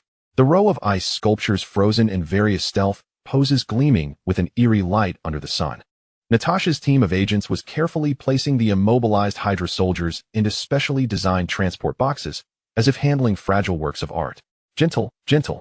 Tony directed from the edge of the gaping hole in his workshop. That pose with the gun is quite expressive, worth preserving. Natasha shot him a glare. Stark. This ISNT your new sculpture collection. She turned to her subordinates. Transport them all back to headquarters. Fury wants to interrogate them personally. An agent wiped sweat from his brow, reporting, Sir, the freezing was too perfect. We'll need specialized tools to move them without causing damage. Tony beamed with pride. See? Even destruction can be artful. He shouted upstairs. Hey, Sunchild. Next time you freeze an enemy, consider a pose. How about a ballet stance? A languid response floated down. Add more money. Tony was momentarily speechless. You really know how to conduct business. Natasha's communicator buzzed, and upon hearing the message, her expression turned grave. Stark.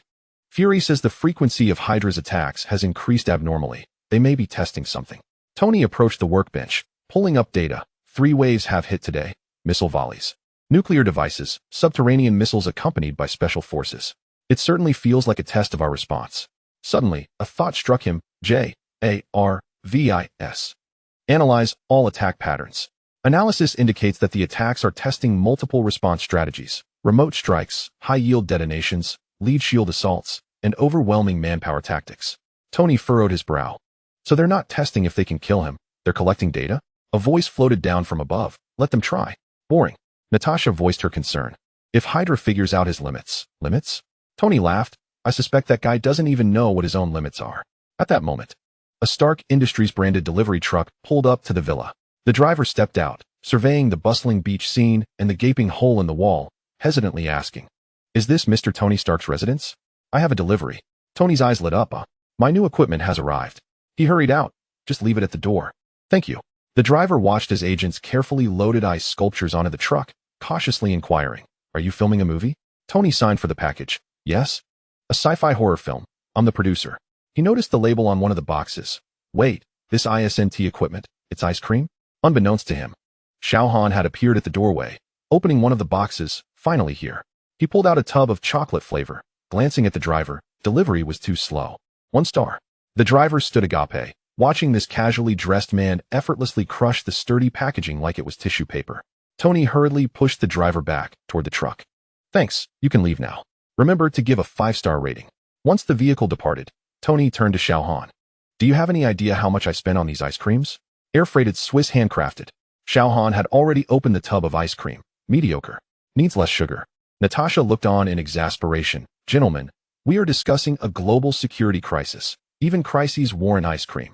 Xiao Han scooped a hefty spoonful. Want some? Though the taste is average.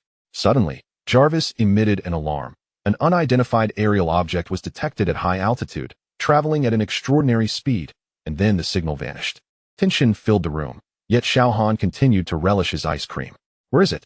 Tony activated the armor's scanning system. Just as Jarvis paused momentarily, he announced. On the rooftop. Xiao Han sighed and set down his ice cream. A delivery on the roof? What nonsense. In an instant, he vanished, only to reappear atop the roof. Tony and Natasha hurried outside, their gazes lifting to find Xiao Han standing there, holding a small metallic container. What is it? Tony shouted. Xiao Han leapt down gracefully, landing deftly as he tossed the container to Tony. For you. No explosives, just some electronic components. Natasha promptly retrieved a scanner. Be cautious. It could be a trap. Tony opened the container with care, revealing a finely crafted electronic device emitting a rhythmic beeping sound. What is this? Natasha inquired. After scrutinizing it closely, Tony's expression shifted dramatically. It's a recording device. It's capturing all energy fluctuations and physical parameters. He turned to Xiao Han. Hydra ISNT attacking. They're collecting data on your abilities. Xiao Han reclaimed his ice cream bucket. So, they realize conventional weaponry is ineffective, opting instead for this covert method. Tony exclaimed, These assaults are mere decoys. The true objective is to bring this recorder close to you. Xiao Han finished the last bite of his ice cream, tossing the empty bucket accurately into a distant trash can. Oh, he appeared utterly unconcerned. Natasha declared gravely, This implies Hydra is preparing for some specific weaponry. Tony suddenly had a realization. Jarvis, immediately scan the entire electromagnetic spectrum for any anomalous transmissions. The scan detected a faint signal emanating from the recorder, transmitting data in real time. Xiao Han raised an eyebrow. Real-time transmission? His gaze reddened slightly, and a searing beam of heat instantaneously melted the recorder, severing the signal. Too late, Tony lamented. They may have collected sufficient data. Yet Xiao Han chuckled. Let them gather it. Both Natasha and Tony turned to him in surprise. You think? Xiao Han drawled casually. What I just displayed is everything. He strode toward the living room, pausing at the doorway to glance back. Those little tricks didn't even scratch the surface. A flicker of genuine intrigue crossed his eyes. I'm eager to see what amusing contrivances they can devise. Once Xiao Han entered the house, Tony and Natasha exchanged glances. Is he looking forward to this? Natasha asked incredulously. Tony erupted into laughter. Now I understand why Hydra is the victim. He patted Natasha's shoulder, reassuring her. Looks like we're in for a show.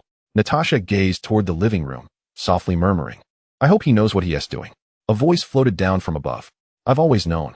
Tony winked at Natasha. Super hearing, I forgot to mention. At that moment, the renovation team's truck finally arrived. The foreman stepped out, seeing the ice sculptures on the beach, the gaping hole in the wall, and the fully armed agents, hesitantly inquired, Is this Tony Stark's residence? We're here to fix the glass wall. Tony spread his arms wide. Welcome to the circus. The glass wall is over there. By the way, if you spot any suspicious recording devices, be sure to crush them. The foreman nodded blankly, rallying his team to begin work. Xiao Han's voice echoed from the living room. The renovations are too noisy. I'm going to sunbathe by the sea. Tony shouted. Be careful of attacks. A response came from afar. I wouldn't mind. Natasha sighed, watching Xiao Han leisurely stroll toward the beach. I need to report this to Fury. Hydra may have provoked the last people they should. Tony had already returned to his workstation. Send a message to the one-eyed dragon. What? Order extra ice cream, Tony said, his eyes gleaming as he scrutinized the recently recorded data. It appears we're in for an exciting time ahead. Chapter 41. trials and consequences. The sound of power drills buzzed along the coastline as workers repaired the dismantled glass wall. Xiao Han reclined on a beach chair, donning sunglasses, seemingly indifferent to the surrounding clamor. Natasha stood nearby, communicating with Fury via an encrypted channel. Yes, he appears completely unconcerned about the data being collected, and he seems to be anticipating Hydra's next move. Suddenly, a multitude of metallic buoys breached the ocean's surface, simultaneously emitting a high-frequency pulse into the sky. All electronic devices faltered instantly. The renovation team drills ceased, and even Jarvis's voice was interrupted for a moment. An electromagnetic pulse attack. Tony's armor blared with a shrill alarm. They're incapacitating our systems. Xiao Han didn't even rise from his beach chair, merely exhaling softly. His frigid breath swept across the water, instantly freezing all buoys, which then silently sank to the ocean floor. The pulse ceased. Repairs completed, Xiao Han yawned and resumed sunbathing. The renovation team exchanged bewildered glances, and the drills roared back to life. Natasha was still processing the previous event when another unforeseen occurrence unfolded. A renovation truck suddenly lost control, barreling toward the shoreline. The driver screamed in terror from within, evidently unable to apply the brakes. Just as Tony prepared to activate his armor to intercept, he noticed Xiao Han merely lift a finger. The truck halted abruptly, as if colliding with an invisible barrier. The front crumpled slightly, and the driver's face drained of color. Xiao Han approached the truck, effortlessly pushing it back into position with one hand. Fix the brakes, he instructed the astonished foreman, his tone brooking no argument. The foreman nodded vigorously, hastening to inspect the vehicle. Was it an accident or an attack? Natasha asked, her vigilance heightened. Xiao Han glanced at the truck. An accident. At that moment, a swarm of small drones appeared in the sky, dispersing a peculiar metallic powder. The powder glittered under the sunlight, blanketing the entire area. Vibranium nanoparticles. Tony exclaimed upon analyzing the composition. They're attempting to shield your abilities with vibranium. Xiao Han finally rose from his beach chair, a flicker of impatience in his eyes. He inhaled deeply, then exhaled slowly. This time, it was not a chilling breath, but a precisely controlled whirlwind. All vibranium particles were lifted, separated, and compressed into a small metallic sphere, which thudded softly into his palm. The purity is too low, he assessed, casually tossing the metallic sphere to Tony. Keep it for amusement. Tony fumbled to catch the sphere. This is worth billions. Before he could finish, a massive mechanical device erupted from the sea. 6 metallic arms simultaneously unleashing energy waves at various frequencies. They're testing multiple energy attacks. Tony shouted. They're searching for your weakness. Xiao Han finally furrowed his brow. How annoying. He didn't even glance at the device, simply picking up a pebble and flicking it lightly. The stone shot forth at speed surpassing the third cosmic velocity, precisely piercing the device's core. The enormous machine fell silent, gradually sinking into the depths of the sea. Throughout the entire ordeal, Xiao Han never removed his sunglasses. Natasha's communicator buzzed. It was Fury. Romanov, we've traced the signal source. It's on a disguised research vessel 20 nautical miles away. Hearing this, Xiao Han's lips curled into a slight smile. They had finally located it. In the next instant, he shot into the sky, the sonic boom rattling the beach umbrellas. The ocean was cleaved open, a deep chasm stretching toward the horizon. Tony and Natasha stood, mouths agape, watching where he had vanished. Jarvis, track his trajectory. Speed too fast to follow, came the response, detecting explosive energy reactions in the distant sea. In less than a minute, Xiao Han returned, effortlessly carrying a comatose researcher and carelessly tossing him onto the beach. The mastermind, he stated succinctly, reclining back onto his beach chair as the rest sank into the depths. Natasha hurried to examine the researcher. Is this Dr. Lister? The chief scientist of S.H.I.E.L.D. Tony gazed at the placid sea. Where's the entire ship? Dismantled. Xiao Han adjusted his sunglasses, finding them overly glaring. Suddenly, the researcher awoke, fearfully surveying his surroundings. Impossible. Our shielding device should. Xiao Han barely acknowledged him. Lead layering combined with vibranium plating? Quite innovative. With a gentle wave of his hand, all of the researcher's equipment disintegrated into dust, albeit still trash. The researcher turned ashen. You can't be this powerful. All the data indicates. Indicates what? Xiao Han finally turned his head, a glimmer of red light flashing beneath his sunglasses. That I am willing to engage in your little game? Tony crouched down, scrutinizing the researcher. What exactly are you plotting? The researcher suddenly broke into a maniacal grin. He is testing us, and we are testing him. Soon, you shall witness. His words were abruptly cut off, as though an invisible hand had seized his throat, rendering him voiceless. Natasha, summon your people to take him away. Xiao Han commanded. Natasha immediately called for support, then cautiously inquired, Mr. Xiao, what did you mean by willing to play with them? A subtle smile crept across Xiao Han's lips. Isn't it amusing to let them believe they have a chance? Tony suddenly grasped the situation. So you've been toying with them all along. Just not seriously. Xiao Han adjusted the angle of his beach chair. How dull it would be to eliminate them all at once. At that moment, Fury's holographic image abruptly appeared, his expression exceedingly grim. Stark. We just detected a ship disappearing in the Pacific. The United Nations has raised inquiries. Tony pointed at the voiceless researcher on the beach, a Hydra research vessel, attempting to devise a method to eliminate the Sun Child. Need I elaborate further? Fury paused, then turned to Xiao Han. Mr. Xiao? Given this situation, send more people to monitor me again. Xiao Han interrupted. Next time, it will be your aircraft carrier that sinks. Fury's expression stiffened. We are merely ensuring I do not lose control? Xiao Han chuckled lightly. One-eyed dragon. Shall we see who loses control first? The communication was abruptly severed. Evidently Fury had chosen to cut the connection. Natasha cautiously asked. You wouldn't truly. Depends on my mood, Xiao Han replied, closing his eyes. I intend to bask in the sun now. If anyone dares to disturb me. He did not finish his sentence, as the sand on the beach suddenly transformed into glimmering crystalline glass. The renovation crew and agents fell utterly silent. Tony gestured for quiet, softly stating, We'll call it a day, payment will remain as is. The crowd swiftly and quietly evacuated the beach. Once everyone had departed, Tony quietly inquired, So you were already aware of Hydra's plan? Xiao Han replied lazily, Their heartbeats are too loud, it's impossible not to notice. Then why did you continue to play with them? Boredom. Xiao Han adjusted his sunglasses, and I was curious to see what new toys they could come up with. After a moment of contemplation, Tony suddenly chuckled. You know, I'm starting to feel sympathy for Hydra. In the distance, a fragment of the shipwreck slowly surfaced, only to sink back beneath the waves. Xiao Han's lips curled into a slight smile. The good show has only just begun. Chapter 42. Absolute domination. The alarm of Tony's armor blared sharply within the villa, as the holographic screen flickered with data regarding the wreckage of the Hydra assault ship. The sea breeze swept through the shattered windows, carrying the scent of gunpowder and salt. The sound of electric drills from the renovation crew abruptly ceased, as workers gazed in horror at 5 menacing Hydra warships cutting through the waves, their bows glowing ominously with energy. Here they come again. Tony activated his armor. Jarvis. Engage all defensive systems. Xiao Han rose slowly from his lounge chair, his gaze beneath the sunglasses icy. The test must come to an end.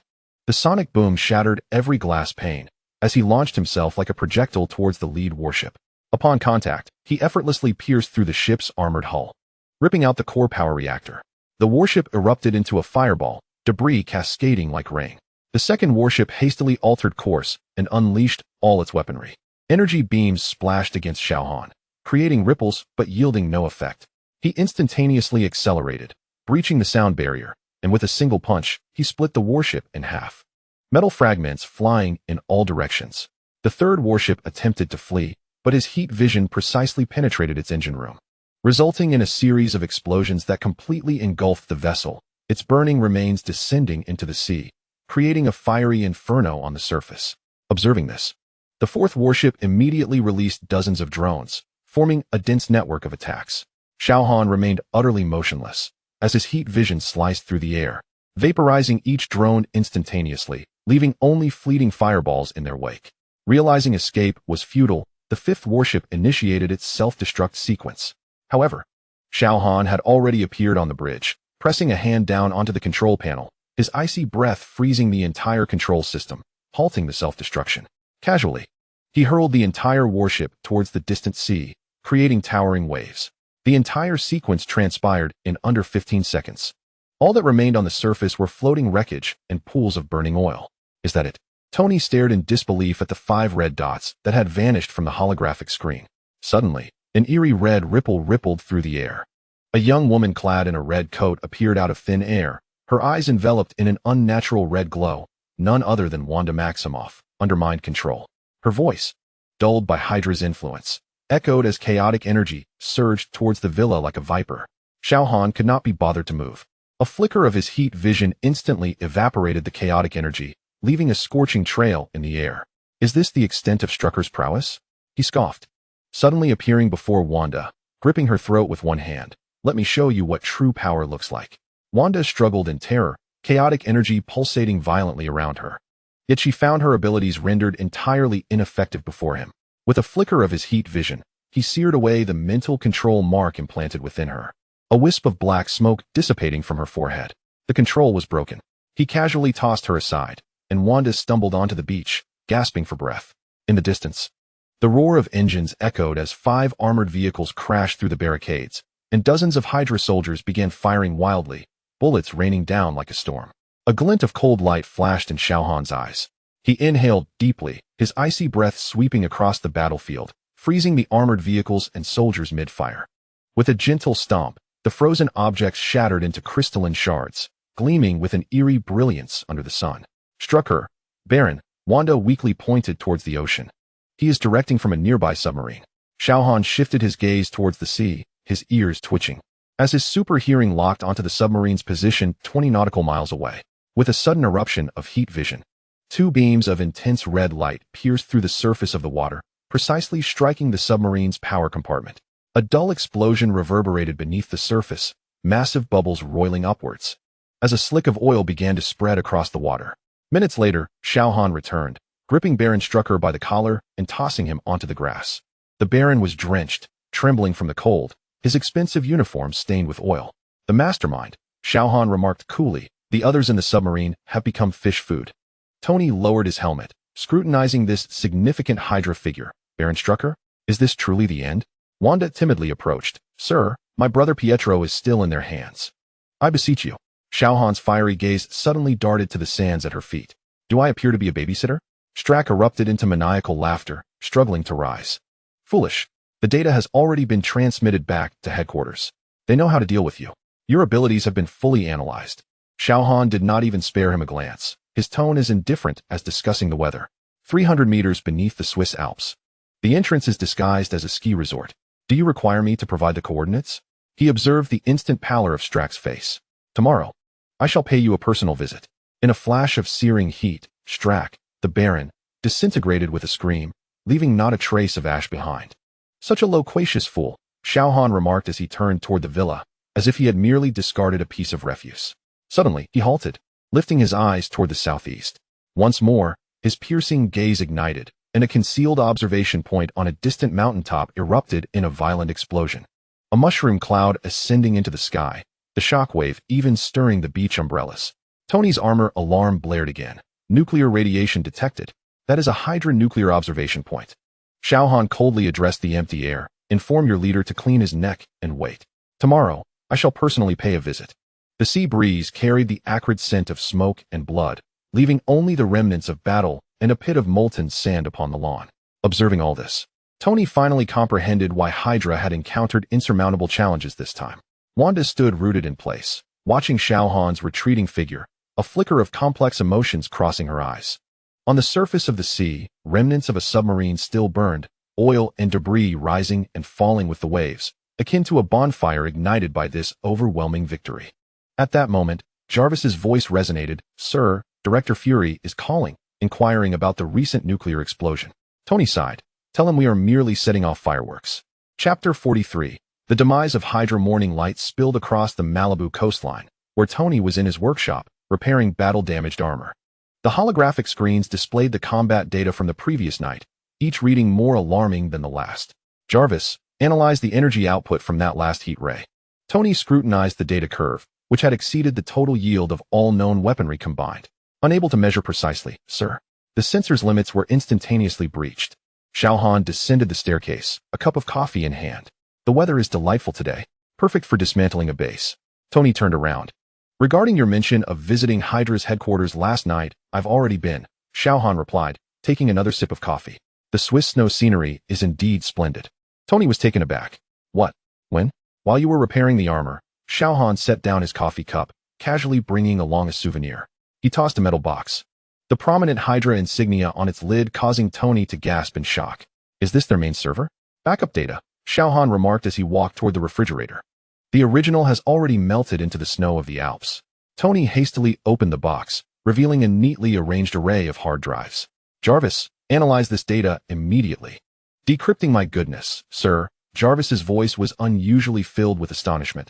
This is the complete structure of Hydra's global network, including the list of all undercover agents. Just then, Natasha hurried in. Stark, we've just detected a landslide in Switzerland. Wait, what is that? She halted abruptly upon seeing the box. Good morning, Agent Romanoff, Xiao Han said, retrieving juice from the fridge. Care for some? Natasha gazed incredulously at the box. Where did this come from? A parting gift from Hydra. Xiao Han poured himself a glass of juice. Now they truly have only one head left. Fury's holographic image suddenly materialized in the center of the workshop, his single eye flickering with suppressed rage. Stark, there has just been a suspected nuclear explosion in the Alps. The United Nations is. Tony raised the hard drive in his hand. Relax, Fury. We just received Hydra's farewell present. Fury's expression froze. What have you done? Merely saved you some trouble, Xiao Han replied. Now you need only follow the trail and root out the remaining Hydra heads. Suddenly, Jarvis issued a warning. Anomalies in space detected. A sparking portal opened in the center of the workshop, and a tall figure clad in a red cloak stepped through. His hands shimmered with mysterious runes, his voice deep and authoritative. I am Supreme Sorcerer Strange, here to investigate anomalies in the timeline. Xiao Han did not even lift his gaze, casually biting into a donut left on the workbench. From Kamartaj? How is the Ancient One? Strange paused mid-gesture. You know Master Yoda?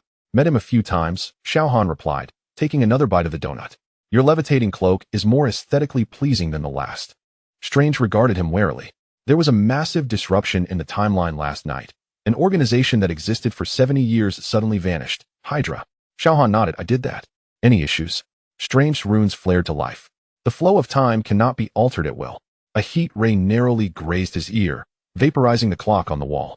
Is there something else? Xiao Han inquired. Strange fell silent for a moment, the magic gradually extinguishing. I shall report to Master Yoda. He stepped back, the portal opening behind him. I hope you know what you're doing. I have always known. Xiao Han finished the last bite of his donut. After the portal vanished, Tony exhaled in relief. So is this it? 70 years of Hydra, gone in one night? Xiao Han picked up a second donut. There are still a few minions left for S.H.I.E.L.D. to deal with. Natasha suddenly received a communication, her expression changing.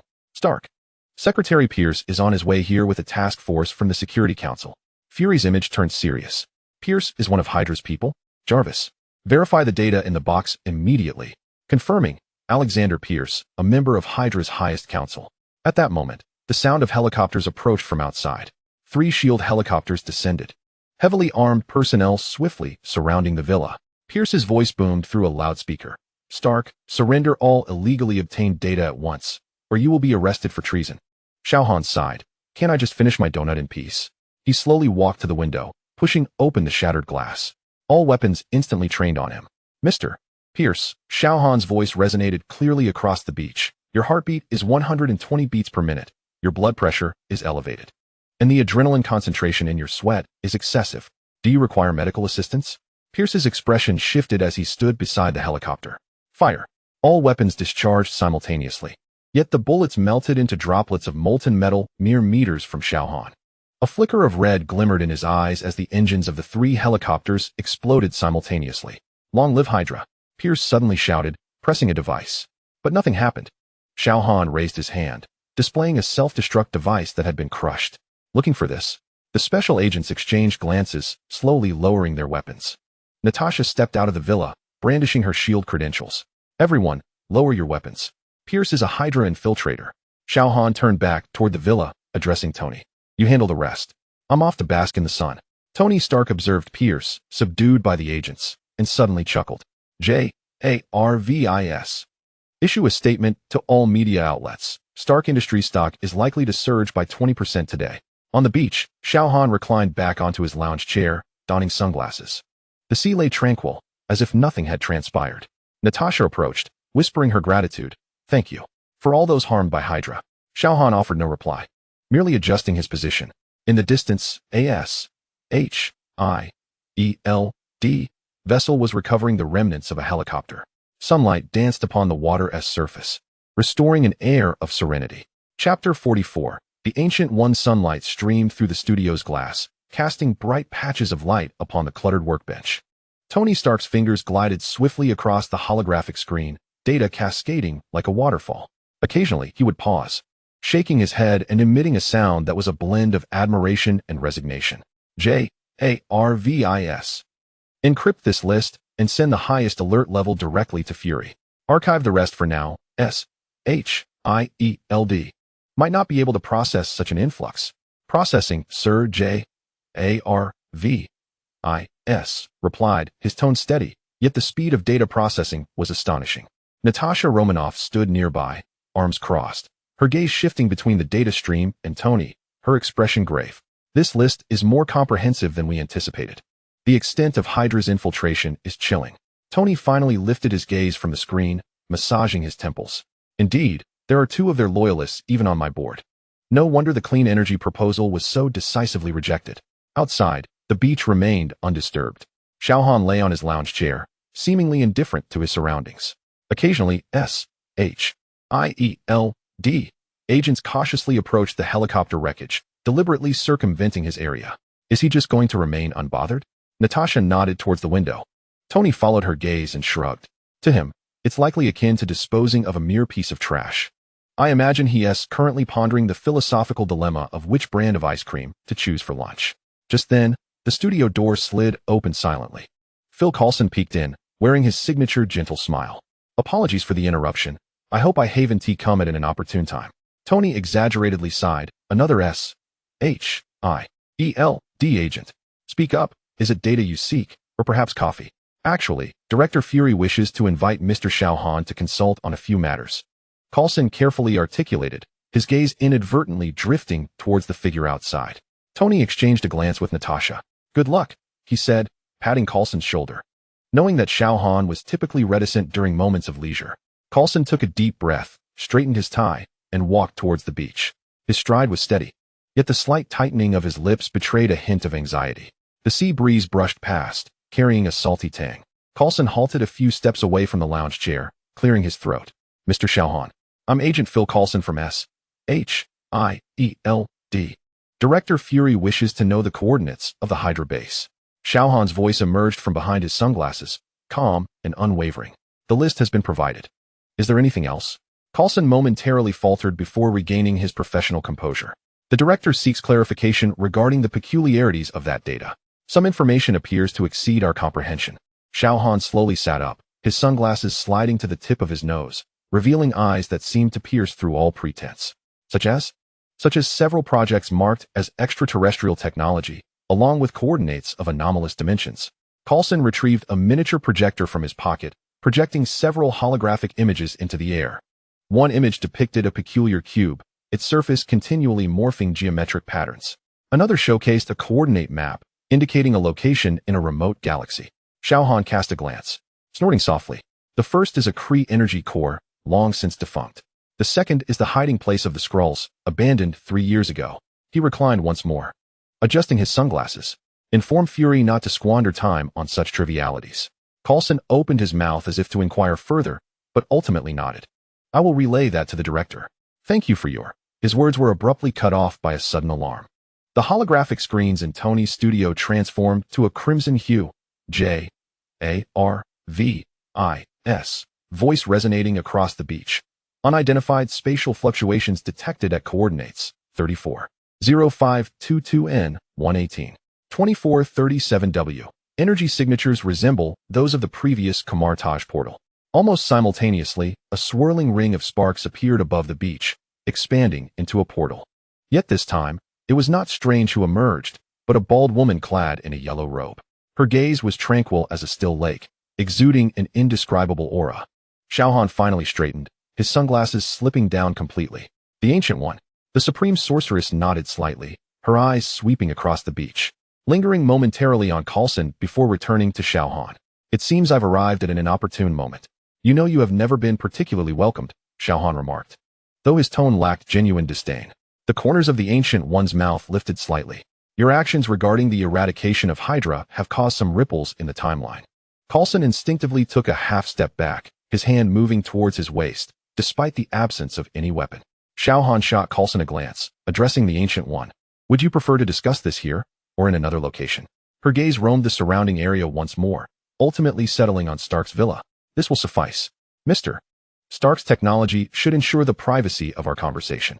Tony's voice suddenly emanated from the studio speakers. Hey, this is my home. If you wish to converse, you must pay a venue fee. The Ancient One gently waved her hand, causing a golden rune to flicker in the air. All screens in Tony's studio abruptly froze before returning to normal. Wow, Tony exclaimed, clearly astonished. What kind of magic is this? Can you teach me? Focus and the practice of will, Mr. Stark, the Ancient One replied calmly. It is a different path from your technology, yet the destination may be similar. Xiao Han interrupted impatiently. What is happening with the timeline? The Ancient One turned to him, her expression growing serious. Hydra's sudden disappearance has created a power vacuum. Certain factions, which would not have emerged so swiftly, are beginning to stir. She gestured, projecting a dynamic star map in the air. Several previously dim regions began pulsing with light. The Kree Empire, the Ancient One pointed to a blinking dot. One of their reconnaissance fleets has altered course and is now heading toward Earth. And here, she indicated another point. The Skrulls' refugee fleet is also moving in this direction. Coulson could not resist interjecting. Excuse me, are you referring to extraterrestrial fleets? The Ancient One glanced at him, as if just realizing his presence. S.H.I.E.L.D, agent, correct? Yes, extraterrestrial fleets.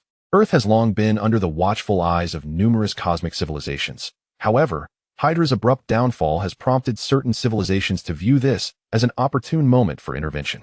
Xiao Han scoffed. Let them come. It will be a welcome distraction. The Ancient One's expression remained grave. The concern is not whether they pose a threat, but rather that their arrival will disrupt the natural progression of Earth's civilization.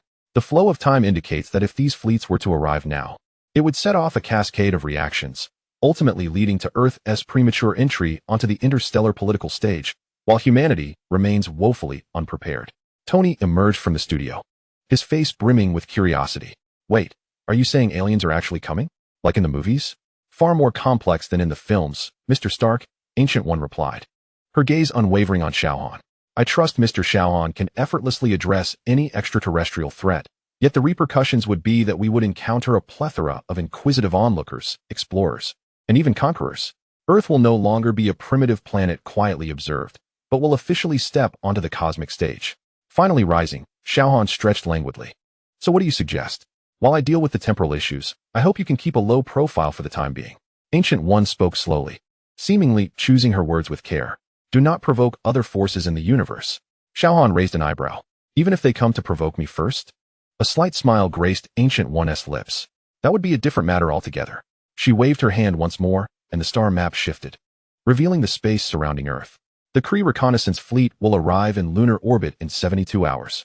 They may first dispatch reconnaissance units. Tony whistled. Well, it seems I need to expedite the upgrade of our satellite defense systems. Ancient One turned to him. There's no need for concern, Mr. Stark. Kamartaj will manage the spatial anomalies. I merely came to extend a greeting. Her gaze lingered on Xiao Han for a moment, offering a slight nod before stepping backward into a suddenly materializing portal. The sparks swirled and diminished, vanishing as though they had never existed. The beach fell into a momentary silence, broken only by the sound of waves lapping against the shore. Coulson was the first to regain his composure, pressing a finger to his earpiece to report the situation in hushed tones. Tony approached Xiao Han, his expression complex. So, we're expecting extraterrestrial guests in 3 days? Xiao Han donned his sunglasses once more, reclining back into his beach chair. If they disturb my sunbathing, I'll toss them back into space. Tony grinned. Can I have a small alien spacecraft for research? Just a tiny one. Depends on my mood.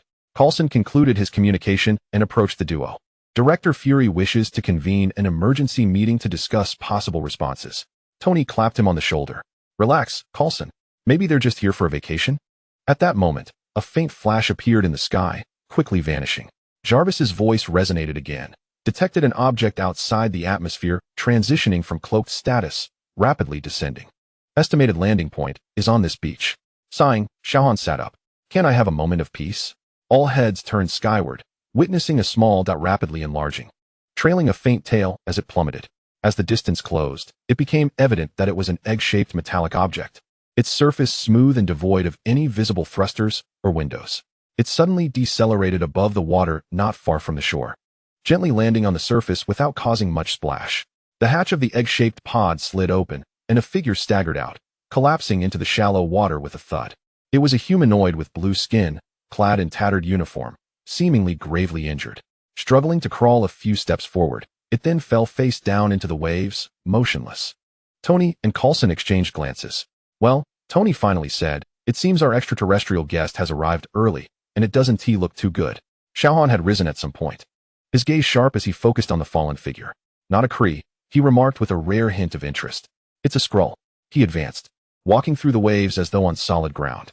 Tony and Coulson hesitated for a moment before following suit, wading through the water. As they approached, they could see the alien more clearly. Blue skin marred by several visible wounds, seeping purple liquid. Its facial features were reminiscent of a human S. Yet its ears were more pointed, and its forehead bore subtle scaly textures. Xiao Han crouched beside the being, gently placing a finger on its neck. Alive, but very weak. Tony scanned the surroundings warily. Wait, if this is a Skrull, it can take on anyone's appearance, right? How do we know this isn't a trap? Without responding, Xiao Han pressed his finger against the alien's forehead. A faint blue light flickered, and the alien suddenly convulsed, its eyes snapping open. Its eyes were a pure gold, devoid of pupils. Upon seeing Xiao Han, it visibly recoiled, uttering a few syllables in a trembling voice. What did it say? Coulson inquired, his hand resting on his side. Despite the absence of a weapon, Xiao Han's expression shifted to one of mild peculiarity. It said, "Please, don't kill me. I'm just a messenger." The alien struggled to sit up, hands raised above its head in a distinct gesture of surrender. It spoke again, its voice weak yet urgent. "It says the Skrull fleet is being pursued by the Kree," Xiao Han translated, his brow furrowing slightly. "They're not here to invade, they seek refuge." Tony shook his head in disbelief. Alien refugees? That's not an S.H.I.E.L.D.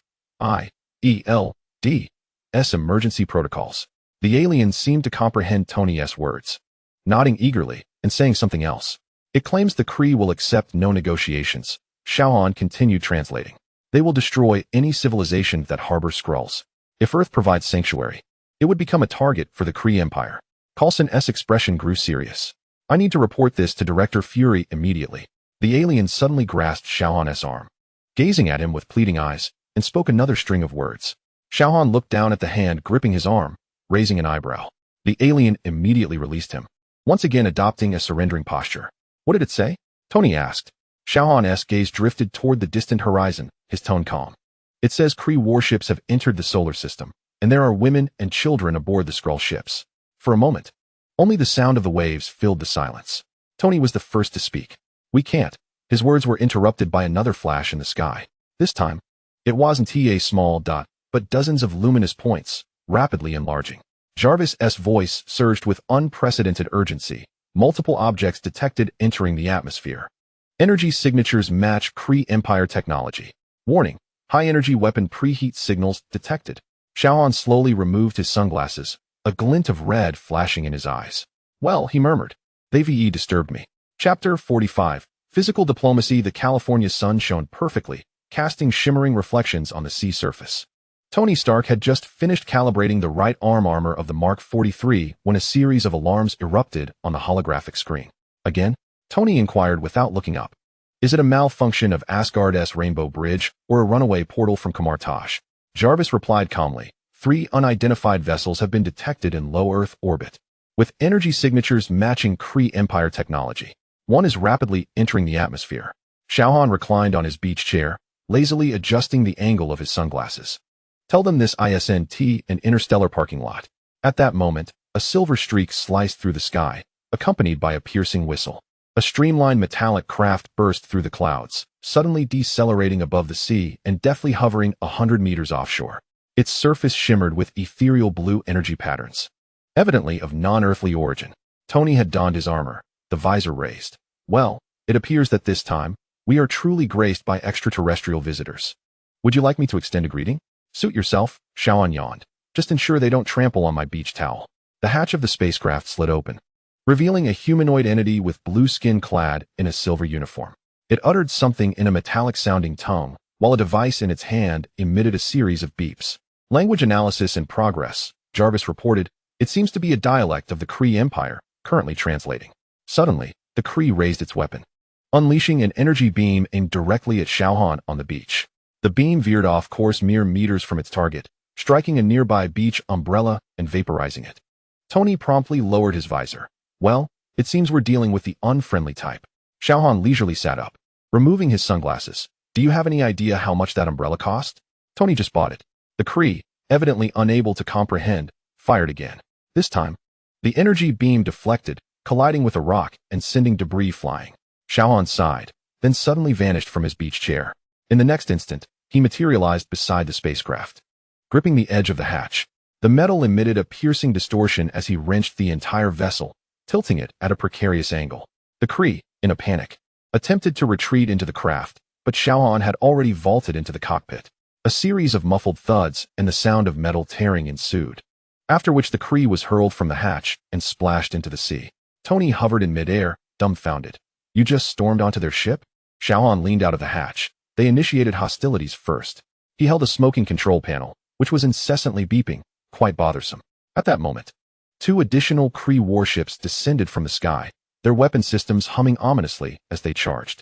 Clearly, they were not pleased. Tony cautioned, "Need me to call for reinforcements?" "Not necessary," Xiao Han replied, leaping from the spacecraft and landing on the water's surface, sending a spray of droplets into the air. He bent down to pick up a pebble, weighing it in his hand. The foremost Kree warship's cannon began to glow, evidently preparing to fire. With a swift motion, Xiao Han flung the pebble with astonishing velocity, piercing the ship's engine compartment. The warship immediately lost balance, billowing black smoke as it plunged toward the sea. The second warship promptly altered course in a bid to escape. Xiao Han bent his knees slightly before propelling himself off the ground, soaring into the sky like a projectile. The ocean erupted in colossal waves beneath his feet. Tony tracked Xiao Han's trajectory via the suit's sensors. "Jarvis, calculate that initial velocity." "Exceeding 20 Mach, sir," Jarvis replied, his tone tinged with awe. Xiao Han caught up to the accelerating Kree warship, thrusting his hands into its external armor. The metal yielded under his grip as he effortlessly tore the ship's thrusters from its hull. With its power source severed, the warship began to plummet, and Xiao Han rode it downward, ultimately crashing it into the shallow waters with a thunderous splash. As the waves subsided, Xiao Han stood atop the half-buried wreckage, clutching a still glimmering communicator. He crushed it between his fingers, fragments cascading from his grasp. Tony landed beside him, his visor raised, an expression of mixed emotions on his face. "Do you have any notion of how much S.H.I.E.L.D. would pay for a complete alien warship? Repair costs will be deducted from your rent." Xiao Han leaped down from the wreckage and approached the flailing Kree in the water. The Kree attempted to swim away, but Xiao Han quickly caught up, seizing him by the collar and dragging him back to shore. Now, Xiao Han tossed the drenched Kree onto the beach. "Let us discuss compensation." The Kree gazed at him in terror, uttering a series of incomprehensible syllables. Tony approached. "Jarvis, translate." The gist conveyed was, "Incredible power, must warn the Empire. This planet is too dangerous." Xiao Han squatted down, locking eyes with the Kree. "Why have you come to Earth?" After a series of stuttered exchanges, they finally grasped. This group of Kree had been tracking a Skrull refugee to Earth, believing that Earthlings were harboring their enemies. Thus, Tony summarized, "So, you just opened fire without a second thought?" The Kree gestured animatedly, Jarvis translating. "He claims it is standard procedure." Xiao Han's fist slammed into the nearby wreckage, the metal emitting a pained groan. "This is my standard procedure." At that moment, S.H.I.E.L.D's Quinjet appeared in the sky. Nick Fury's voice emanating from Tony's communicator. "Stark, report. We detected an energy surge." Tony surveyed the chaotic scene on the beach, a half-buried alien warship, a drenched blue extraterrestrial, and Xiao Han checking if his beach towel was dampened by seawater. Tony said, "The situation is largely under control. However, you might want to send a cleanup crew." Xiao Han suddenly looked out toward the sea. "We have more guests." A dilapidated small spacecraft was struggling to surface, its hatch opening as several green-skinned humanoids cautiously emerged, hands raised in apparent surrender. "Skrulls." Tony raised his hand warily, the palm cannon charging. The foremost Skrull spoke in halting English. "We seek asylum. The Kree are pursuing us." The captured Kree, agitated, attempted to rush forward but was restrained by Xiao Han. What a lively day it was. Fury's voice crackled from the Quinjet, which had landed on the beach, his one eye surveying the scene. "Interstellar refugees and pursuers are throwing a party on my beach." Xiao Han pointed at the Skrull's ship. "That thing is leaking oil." Indeed, a silver sheen was spreading beneath the Skrull vessel. Tony facepalmed. "I knew the cleaning fees would exceed the budget this month." After a chaotic exchange, they ultimately discerned. These Skrulls were fleeing scientists, attempting to escape the Kree Empire's persecution with their families, and had inadvertently wandered onto Earth. Fury rubbed his temples. "So now we have 2 options. Either we hand them over to the Kree Empire or risk going to war to provide them sanctuary." Xiao Han was attempting to extract the Kree wreckage from the beach. "This hunk of metal is blocking the sunlight." Suddenly, the sky darkened once more. "A Kree mothership." 3 times larger than before, broke through the clouds, casting a shadow over the entire beach. A holographic image was projected from the mothership, displaying a Kree commander clad in ornate military attire. Earthlings, his amplified voice reverberated across the beach, surrender the Skrull traders and the soldiers you have detained, or we shall consider this an act of war. Fury was about to respond when Xiao Han had already taken action. He propelled himself with force, crashing into the hull of the mothership and creating a massive dent. He then began to tear apart the outer armor of the mothership with his bare hands, large metal plates plummeting into the sea. The mothership's energy shield flickered a few times before failing, and the weapon systems were dismantled before they could even aim. 5 minutes later, the entire mothership had been reduced to a heap of floating scrap metal, with Xiao Han standing atop the largest piece of debris, holding the astonished Kree commander. When Xiao Han leaped back onto the beach, tossing the Kree commander beside the previously captured soldier, the entire beach fell into silence. Now, Xiao Han addressed the 2 Kree. Let us discuss compensation and the fundamental etiquette of interstellar diplomacy. Fury silently disconnected the hotline to the World Security Council, letting out a heavy sigh. I suppose this issue has been resolved. Tony gazed at the ravaged beach strewn with the wreckage of warships. Indeed, resolved. However, my homeowner's insurance may see an increase. Xiao Han finally cleared the largest debris from the shore and, satisfied, returned to his beach chair. Next time, remember to hand over your business card before visiting. The 2 Kree nodded vigorously, clearly having grasped the intricacies of diplomatic etiquette on this planet. Chapter 46. Landlord and tenant mornings at the Stark Villa typically commenced with 2 sounds: Tony hammering away at metal in his workshop, and Xiao Han rummaging for food in the kitchen. Today was no exception. Jarvis, where's that box of donuts? Xiao Han opened a 3rd cupboard, finding the box Pepper had purchased yesterday, labeled exclusively for the landlord. The AI's voice responded gently. Mr. Stark consumed the last 2 at 3:15 this morning. Would you like me to order a new batch? From the workshop, Tony interjected. Hey, that was my snack. And you haven't even paid last month's electricity bill. Xiao Han retrieved a carton of milk from the fridge. Are you referring to the electricity generated from my sunbathing? Do you need me to dismantle the solar panels? This daily bickering had become the villa's background music. Pepper had learned to ignore it, while Happy always tried to mediate, often offending both parties in the process. Today was somewhat exceptional. The beach was still littered with the remnants of yesterday's interstellar diplomacy, fragments of 3 Kree warships bobbing with the tide. A group of S.H.I.E.L.D. agents was setting up a perimeter in the distance, and Fury stood on the beach, his singular eye fixed on the alien metal, his expression a complex tapestry of emotions. Tony emerged from the workshop clad in an oil-stained jumpsuit. Fury mentioned he would send someone to clean this up, but I suspect he intends to salvage some alien technology for his own research. Xiao Han, seated at the dining table with a bowl of cereal, replied, Tell them not to step into my sunbathing area. Your sunbathing area? Tony raised an eyebrow. The last time I checked the property deed, this place was still in my name. Residential rights include the right to sunlight, Xiao Han muttered without lifting his gaze. And your robots are too noisy. At that moment, the doorbell rang. Jarvis displayed 2 S.H.I.E.L.D. agents in suits standing outside, accompanied by a handcuffed Kree. Tony sighed. I knew it wouldn't be that easy to wrap things up. The agents were Phil Coulson and his partner. Mr. Stark, Coulson said, donning a professional smile. Director Fury requests your assistance in interrogating this Kree prisoner. Our translation devices are somewhat lacking. The handcuffed Kree appeared markedly more subdued than the previous day, particularly when he spotted Xiao Han emerging from the dining area, visibly shrinking back. Xiao Han scrutinized the Kree. Did you give him a bath? He reeked of the sea yesterday. Tony couldn't help but chuckle. Should we arrange a spa day for him? The interrogation took place in the living room. Coulson attempted to use S.H.I.E.L.D.'s equipment for translation, but the results were dismal. Each time the device emitted a jarring noise, Xiao Han would frown, causing the Kree to tremble in fear. Well, Tony finally declared, it seems conventional methods are futile. Jarvis, connect that Kree communicator. After some effort, they established a rudimentary communication channel. The Kree introduced himself as Karath, a lieutenant in the Kree Empire's border patrol. We tracked Skrull traders to this star system, Karath said through the translator, his voice laced with evident fear, unaware this planet had guardians. Xiao Han, busy adjusting the coffee machine, remarked without turning, unaware. Yet you felt free to open fire? Karath visibly shuddered. Standard procedure for lower civilizations. Tony rolled his eyes. Wow, interstellar racism. What an eye-opener. Coulson continued. How much does the Kree Empire know about Earth?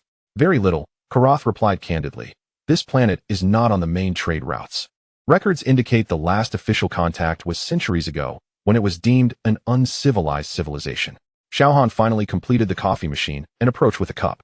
Would an uncivilized civilization produce such excellent coffee? He offered Karath a cup. Try it. It's far superior to your energy liquids. Karath cautiously sipped, his expression shifting to astonishment. What is this? Guatemalan Antigua, Xiao Han replied. The most expensive kind Tony bought. That's my personal collection. Tony protested. Karath took another generous sip, seemingly forgetting his fear for the moment. The Kree Empire does not have such beverages.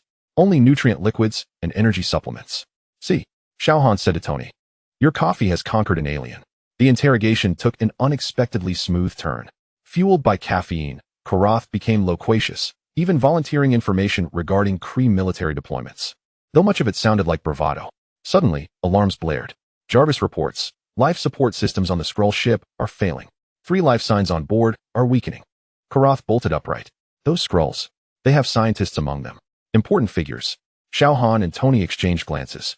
5 minutes later, they arrived at the Skrull ship on the beach. S.H.I.E.L.D. Technicians were struggling to open the hatch, but clearly faced difficulties. Energy lock, one technician reported. Completely unfamiliar technology. Forcing entry may harm those inside. Xiao Han stepped forward, examining the hatch's structure closely. Then, he did something unexpected. He pulled a compact multi-tool from his pocket and began to dismantle the panel. Tony asked in astonishment, "Where did you learn to do that?" "Watching your robots work too much," Xiao Han replied, not looking up, "and this lock design seems familiar, like an upgraded version of your garage's old safe." 3 minutes later, the hatch slid open silently. Inside lay 3 unconscious Skrulls, 2 adults and a child.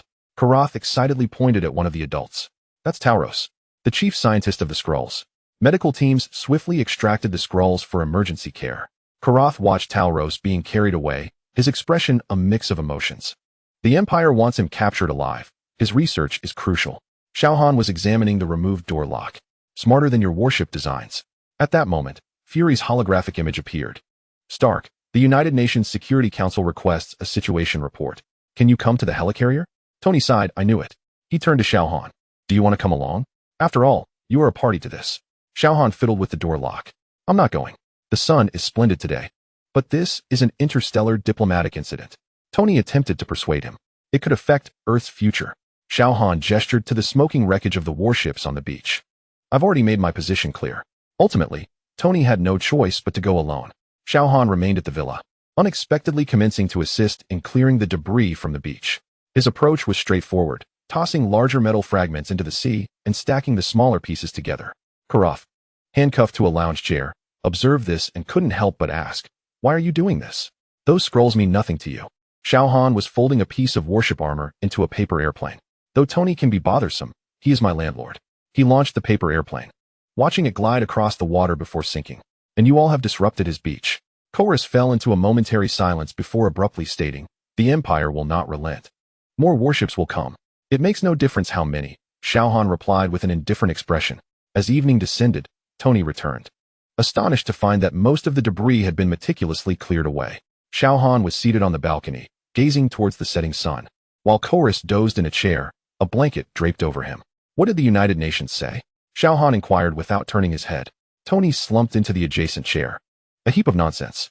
Ultimately, they decided to hand the Skrulls over to the Nova Corps, an interstellar police organization reputed to be quite neutral. Chorus will be returned to the Kree Empire, accompanied by our formal protest." Xiao Han chuckled softly. "Is that effective? That sort of protest?" "Probably useless," Tony confessed, "but at least it bought us some time. Fury is already assembling a department specifically to address extraterrestrial threats." The two fell into a contemplative silence, watching as the sun sank beneath the horizon. The villa's lights flickered on automatically, casting a soft, gentle glow.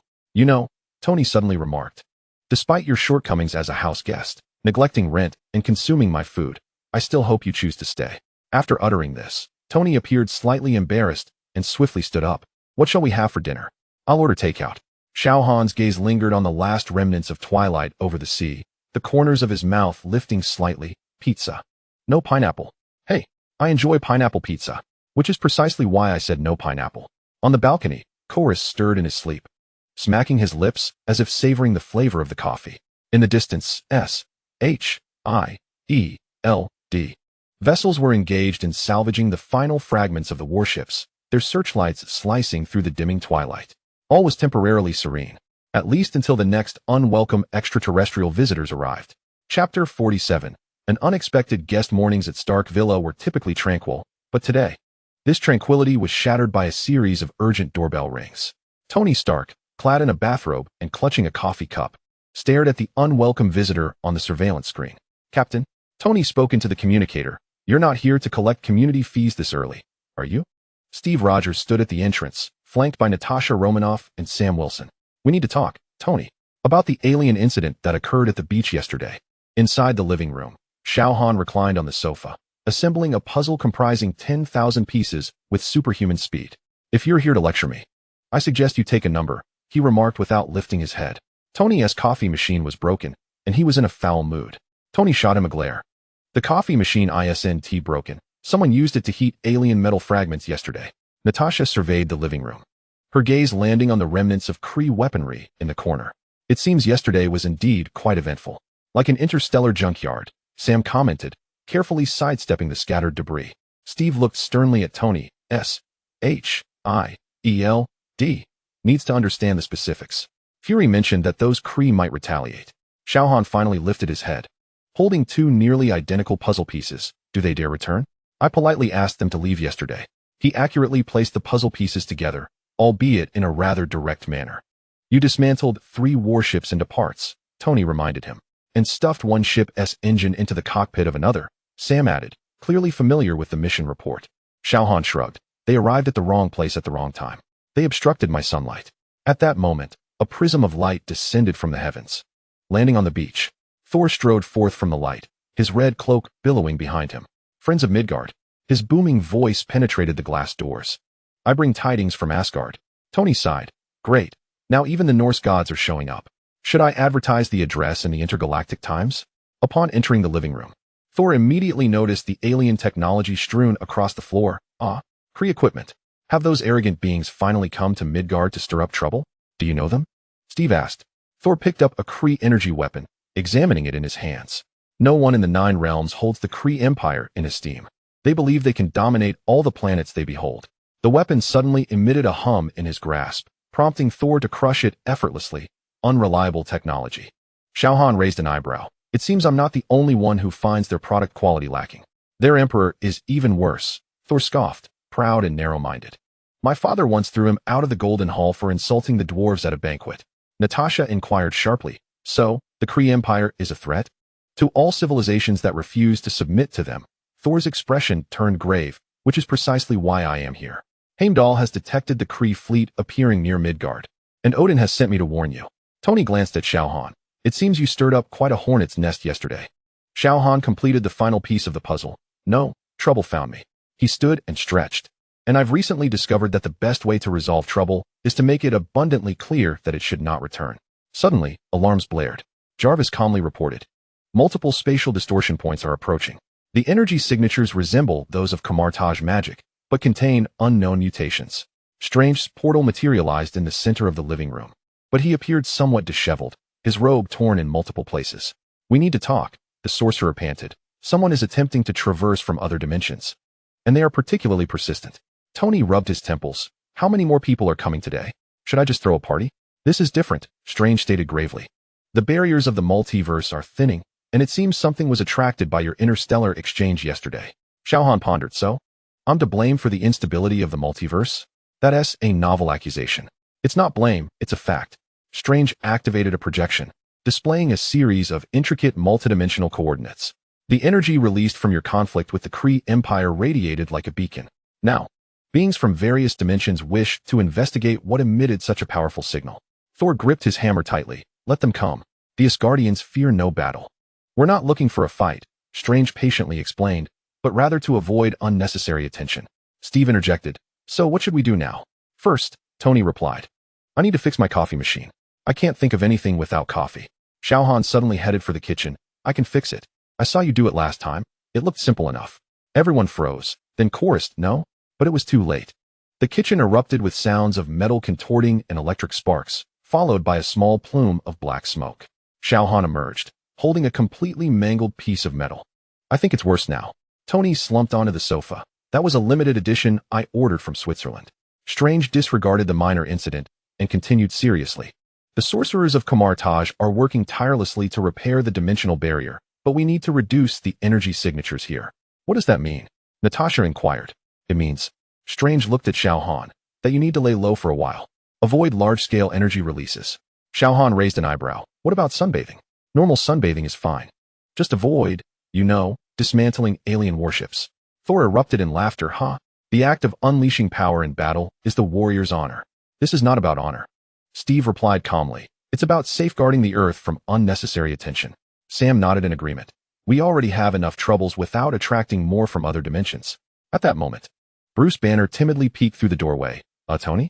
Fury sent me to analyze some extraterrestrial technology. Is this a meeting? Tony waved him in. You're just in time, Banner. We are discussing how to prevent our guest from drawing interstellar and interdimensional scrutiny. Banner adjusted his glasses. Actually, I've discovered something intriguing from the energy readings. The energy released during yesterday's incident bears some resemblance to the Tesseract. This might not be attracting attention, but rather a form of energy resonance. Strange leaned in to examine the data. He is correct. The energy signature indeed resembles that of the Infinity Stones. A hush fell over the group as they turned their gazes toward Xiao Han. Xiao Han was attempting to peer into the inner workings of the coffee machine. And upon sensing their stares, he looked up. What?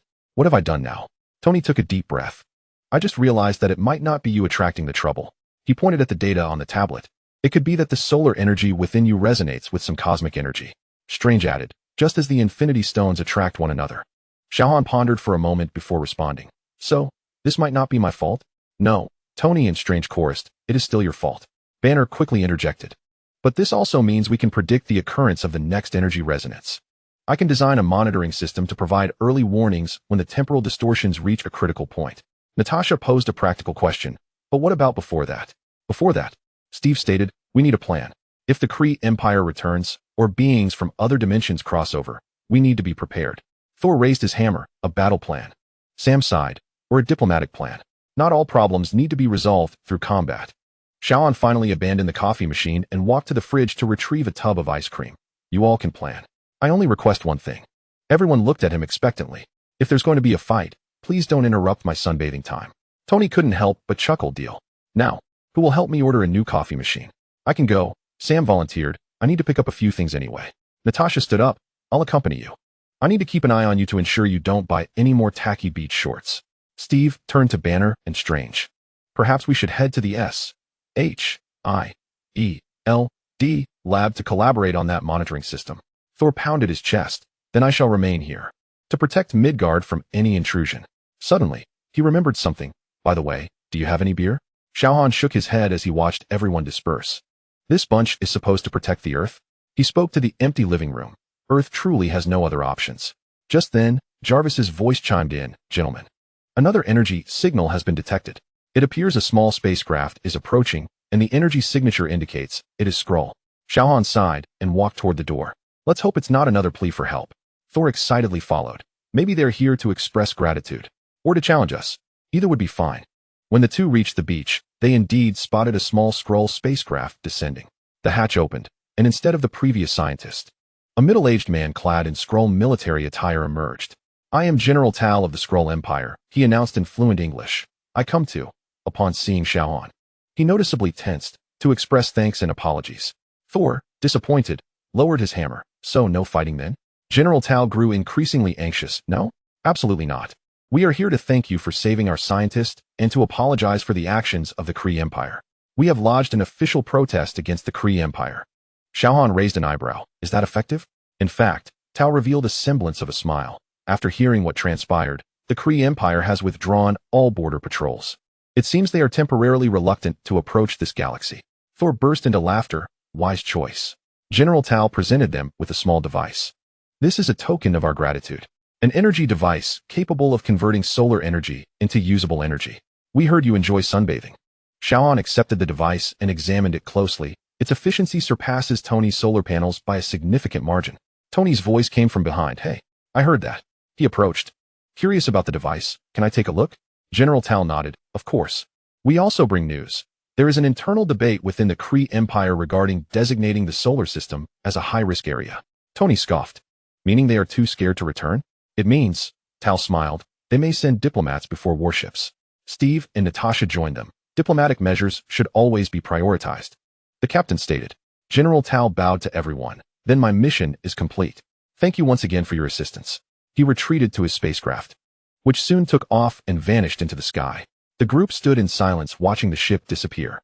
Tony was the first to speak. So, we don't have to worry about the Kree Empire for the time being? It appears so, Natasha replied.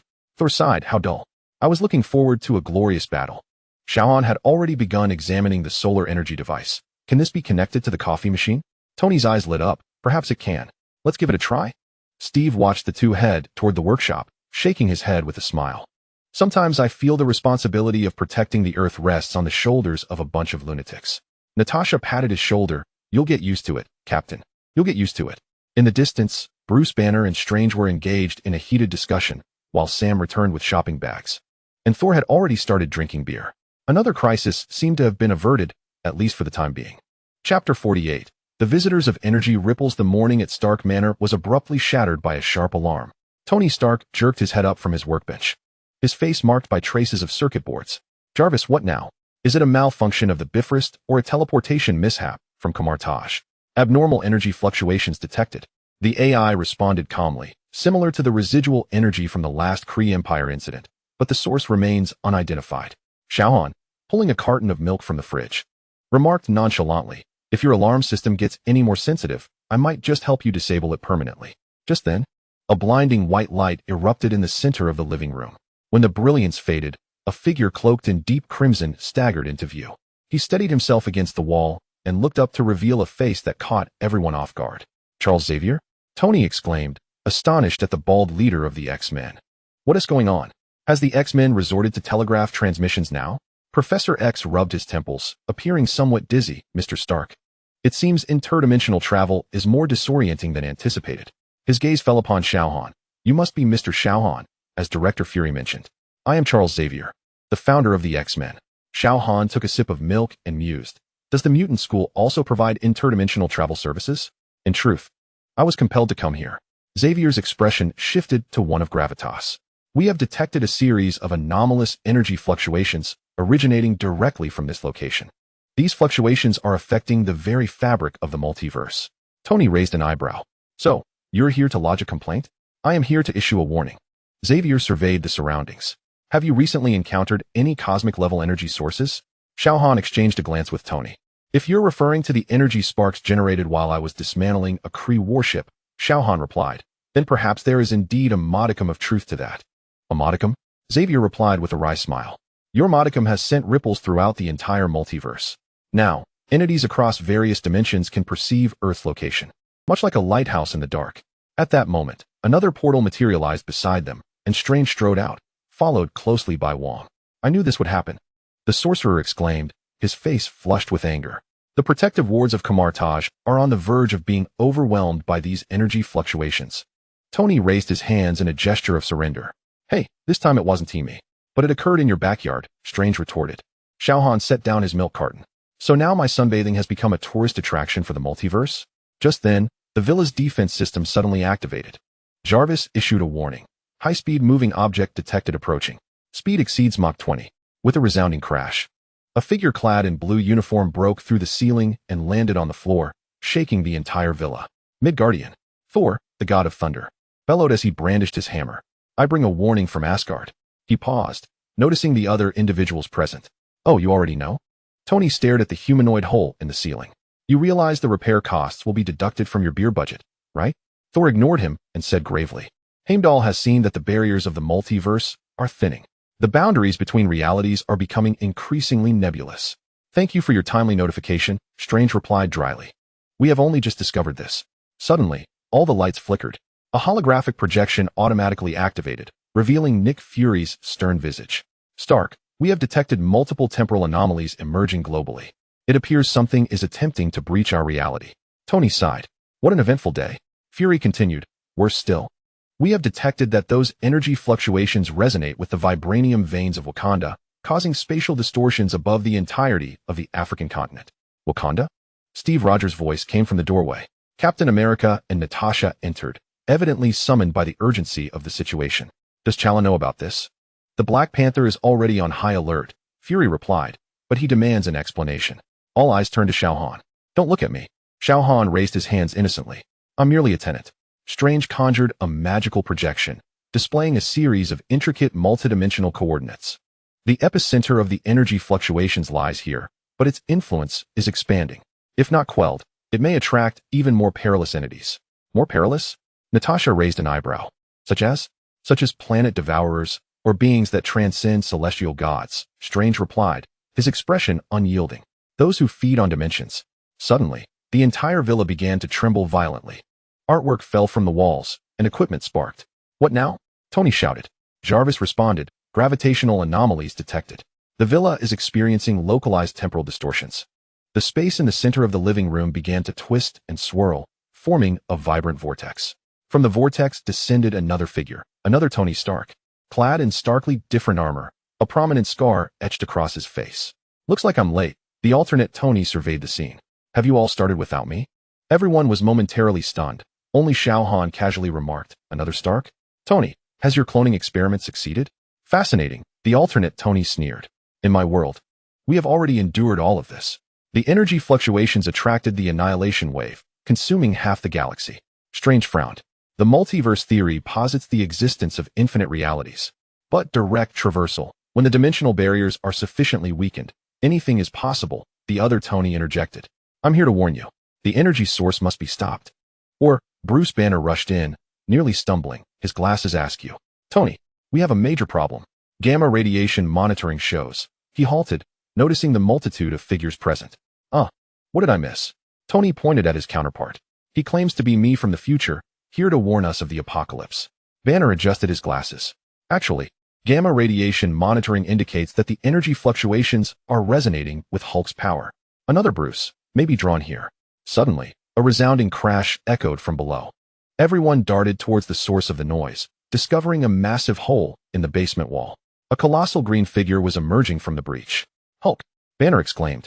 But this Hulk appeared different, larger, greener, with ominous red glints in his eyes. Not our Hulk, Strange quickly formed a seal. A version from another universe. The red-eyed Hulk let out a deafening roar, swinging a fist at the nearest target, another Tony. That Tony quickly activated his armor, yet was sent flying, crashing through several walls. Well, Xiao Han remarked, the repair costs are definitely going to skyrocket now. Thor excitedly raised his hammer. Finally, some real action. He charged at Hulk, his hammer crackling with lightning. However, the red-eyed Hulk effortlessly caught the blow, tossing Thor aside. Captain America swiftly hurled his shield, but was swatted away by Hulk's hand. We need a plan, Steve shouted. The other Tony crawled from the rubble. In my world, we used a quantum containment device, but it requires time to prepare. Strange and Wong began casting spells, golden magical ropes attempting to bind Hulk, but were easily torn apart. Banner looked at Tony. Perhaps I could try, no? Both Tonys shouted in unison. Xiao Han sighed, setting down his milk carton. So this is the threat of the multiverse? A colossal green tantrum-throwing doll? The red-eyed Hulk seemed to have heard this remark and turned towards Xiao Han. Everyone held their breath. Hulk's fist, capable of piercing tanks, swung towards Xiao Han's face but abruptly halted mere centimeters away, gently blocked by a single hand. You know, Xiao Han said, without even rising from his seat. I truly despise being interrupted while I enjoy my milk. With a gentle push, Hulk was sent flying as if struck by a cannonball, crashing through the basement ceiling and landing onto the beach outside. After a moment of silence, the other Tony whistled. Wow, we don't have you in my world. Strange frowned. Violence is not the solution. We must locate the energy source and control it. The energy source is him. Xavier pointed at Xiao Han. His energy signature aligns perfectly with these fluctuations. All eyes turned to Xiao Han. What? Xiao Han innocently raised his hands. I'm just here to soak up some sun. Tony suddenly had an epiphany. Wait, Jarvis, analyze the relationship between Xiao Han's energy signature and those fluctuations.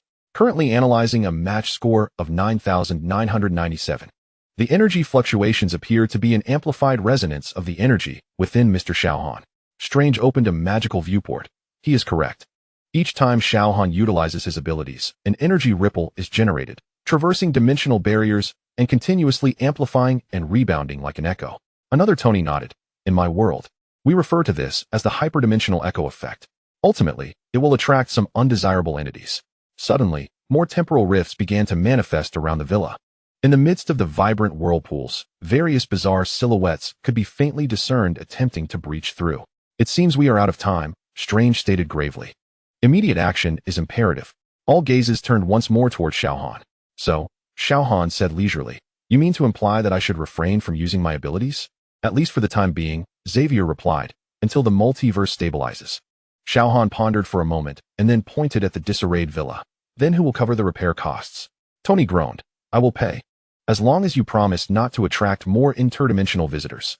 Deal, Xiao Han replied nonchalantly, but if anything emerges from those rifts, I will not be held responsible. Just then, a massive claw, covered in scales and as large as a car, suddenly extended from the largest temporal rift. Immediately after, a gigantic eye opened behind the rift, scrutinizing everything within the room. All right, Xiao Han stood up. I take back what I said. This does seem rather bothersome. A flicker of red light flashed in his eyes. Does anyone desire a new pet? Thor raised his hammer. I believe it would be best to send it back home. Captain America picked up his shield, agreed. But how do we accomplish that? Another Tony activated his armor. We need to jointly cast an energy backlash to close all dimensional rifts. Strange nodded. Camartage possesses the necessary spell formations, but it requires a substantial energy source. Once again, all eyes fell on Xiao Han. So in the end, it falls to me? Xiao Han raised an eyebrow. How ironic. Xavier's expression was serious. We only require a single, precisely controlled energy explosion. It must be powerful enough to close all the rifts without generating new disturbances. Xiao Han sighed. Fine, but I demand a new beach chair afterward. The previous one was crushed by that green behemoth. Tony nodded. Deal. Now what do we do? Strange began to draw circles. Everyone, concentrate your energy. Charles, you are in charge of guidance. Tony's, stabilize the energy output. Thor, infuse it with lightning. Banner, prepare for the backlash. As everyone readied themselves, Xiao Han gently leaped, hovering in midair. His eyes began to emit a brilliant glow, illuminating the entire villa as if it were midday. Now's the time, Strange shouted. A pure energy beam shot skyward, piercing through the villa's ceiling and directly into the heavens. All temporal rifts began to violently tremble, then one by one, they closed. The enormous eye glared begrudgingly before vanishing into the sealed rift. As the radiance subsided, Xiao Han gently descended back to the ground. All temporal anomalies had disappeared. Is it over? Natasha asked cautiously. Strange examined the magical instruments. For the time being, yes. The dimensional barriers are stable. Another Tony's armor began to flicker. It seems I should return now. My timeline is calling. He glanced at Xiao Han. Remember, control your power. Otherwise, the next visitor may not be Hulk. With a flash, the other Tony vanished. Thor lowered his hammer. So, is the problem resolved? Temporarily, Xavier replied. But the source of the energy fluctuations remains. We need a long-term solution. Everyone turned to Xiao Han. Don't expect me to move out, Xiao Han interjected. The angle of sunlight here is just right. Tony sighed. We could attempt to develop an energy suppression device or discover a method to shield against energy fluctuations. Strange nodded. Camartage can assist in setting up protective spell formations. Banner adjusted his glasses. Or we might research how to channel energy rather than suppress it. Xiao Han yawned. You all can discuss your matters. I'm going to fix my beach chair. As he walked towards the beach, Xavier quietly remarked to Strange, his energy is astonishing. It's like a small sun. Strange's expression grew serious. That is also the problem. A sun too radiant will invariably attract moths, no matter the dimension from which they hail. Outside on the beach, Xiao Han was attempting to repair the beach chair that Hulk had crushed. Tony approached, handing him a can of beer. So Tony said, how does it feel to be the savior of the multiverse? Xiao Han accepted the beer. Noisy. And I prefer milk. Tony laughed. I'll remember that. By the way, thank you. For what? For not letting that green giant demolish my house. Tony took a sip of beer, although the basement will require a complete reconstruction. Xiao Han opened the beer. Remember to issue an invoice. You promised to cover the repair costs. Tony shook his head with a chuckle. Sometimes I truly wonder who is helping whom. Mutual benefit, Xiao Han stated. You provide lodging, and I provide security. And interdimensional threats? That is an additional service. The two gazed at the horizon, momentarily savoring a sense of tranquility. Inside the villa, superheroes were discussing how to prevent the next multiversal incursion. Yet the two on the beach seemed unconcerned. So, Tony eventually asked, will you be more cautious in using your abilities next time? Xiao Han contemplated for a moment. It depends. Depends on what? On whether anyone disturbs me while I'm sunbathing. Tony laughed. Fair enough. The sea breeze swept by, carrying the briny scent and a hint of ozone. The last traces left by the dimensional rifts. Somewhere, perhaps in another universe, another Tony Stark was rebuilding his world. But here, in this reality, the sun continued to shine, and the waves still lapped at the shore. And Xiao Han, at long last, had repaired his beach chair. Chapter 49. The uninvited arbiter. The tranquil morning at Stark Villa was once again disrupted, though this time it was not due to an alien invasion, but rather a group of superheroes who arrived uninvited. Captain America, Thor, Bruce Banner, Natasha Romanoff, and even Hawkeye Clint Barton were all crammed into Tony's living room. So, Tony surveyed the crowd. Is this an impromptu Avengers meeting? In my house? Without any prior notice? Steve Rogers remained his usual serious self. Fury indicated that the situation is urgent. We have detected abnormal energy fluctuations on a global scale, matching the data from the previous multiversal incident. Banner adjusted his glasses and added, moreover, this time the energy signatures are more orderly. Unlike before, they are less chaotic, resembling a form of conscious control. Xiao Han retrieved milk from the refrigerator, casting a glance at the room full of people. If anyone desires breakfast, it will cost extra. Tony's budget only covers the tenants. Suddenly, all electronic devices emitted a jarring noise simultaneously. The television switched on automatically, displaying a face obscured by a metallic mask. Those eyes pierced through the screen, scrutinizing each individual in the living room. Avengers, the voice was deep and authoritative. I am Dr. Doom. Tony furrowed his brow. Jarvis, get this guy off my television. Unable to comply, sir. The signal source is not within our network. Dr. Doom continued. You believe yourselves to be protectors, heroes. Yet, observe the consequences of your actions. The fabric of time has been torn asunder, dimensional barriers weakened, and the entire multiverse thrown into disarray due to your reckless behavior. Natasha inquired calmly. What are you implying, Doctor? I am here for reckoning. Dr. Doom's voice was as frigid as ice, for the timelines you have ravaged, for the realities that have vanished because of your interference. Every action bears consequences, and now, it is time for you to confront those consequences. Thor raised his hammer defiantly. Another madman who fancies himself capable of judging the gods. Judgment? Dr. Doom chuckled softly. No, Thunder God. This is reckoning. Suddenly, the screen flickered to reveal a series of images. The quantum traces left after the Battle of New York, the temporal scars inflicted by the Age of Ultron, and even the time ripples created when Steve returned to the past to be with Peggy Carter. Steve's expression darkened. These are the evidences of your disruptions to the timeline. Dr. Doom interjected, strange sorcery, Stark's technology, and even you, Rogers, your choice to remain in the past with Agent Carter. Each decision has rent the very fabric of reality. Banner furrowed his brow, but those choices were made to save. Save. Dr. Doom interrupted, look at the outcome. Because of your so-called salvation, dozens of realities teeter on the brink of collapse, and I shall be the one to rectify it, starting with eliminating the source of the problem. At that moment, the villa's defense system activated fully. Jarvis announced, multiple high-energy targets detected approaching. Origin unidentified. Tony had already donned his armor. Well, it seems the time for discussion has ended. Outside, several metallic humanoids descended from the sky, their forms sleek yet lethal, surfaces glistening with a non-Euclidean geometrical sheen. My annihilation automatons, Dr. Doom elucidated through the screen, specifically engineered to combat multidimensional troublemakers such as yourselves. The first robot shattered through the glass wall, lunging at Steve. Captain America raised his shield to block, but was forced back by the impact. This thing's strength is abnormal. Thor swung his hammer at another robot, lightning crackling. But the automaton merely staggered slightly before advancing. They can absorb energy. Xiao Han leisurely set down his milk carton. So this is the so-called reckoning? Sending a bunch of tin toys? Dr. Doom's voice echoed once more. I am aware of your presence, Sunchild. But this is not your affair. This is the Avengers' reckoning. Another robot charged at Banner, but suddenly altered its course, firing a peculiar beam of light at Xiao Han. Without even flinching, the beam dissipated mere inches from him. Ineffectual. Dr. Doom remarked, that is a phase-shifting beam, theoretically capable of transferring energy from any dimension. Xiao Han raised an eyebrow. Theoretically? He casually seized a robot, crushing it as one would an empty soda can, before hurling it at another robot engaged with Tony. The two metallic bodies collided, resulting in a violent explosion. Practical evidence suggests your theory requires revision. Dr. Doom on the screen appeared unfazed, an intriguing demonstration. But my true target has never been you. Suddenly, all the robots shifted their tactics. They ceased their assault and began to deploy some form of device. 8 robots positioned themselves in a precise formation, creating a perfect circle, at the center of which an increasingly large energy vortex began to manifest. Dimensional Anchor, Strange's voice emerged from a suddenly appearing portal. He's fixing the spatial coordinates of this location. The sorcerer and Wong stepped through the portal, immediately commencing spells to counter the robot's device.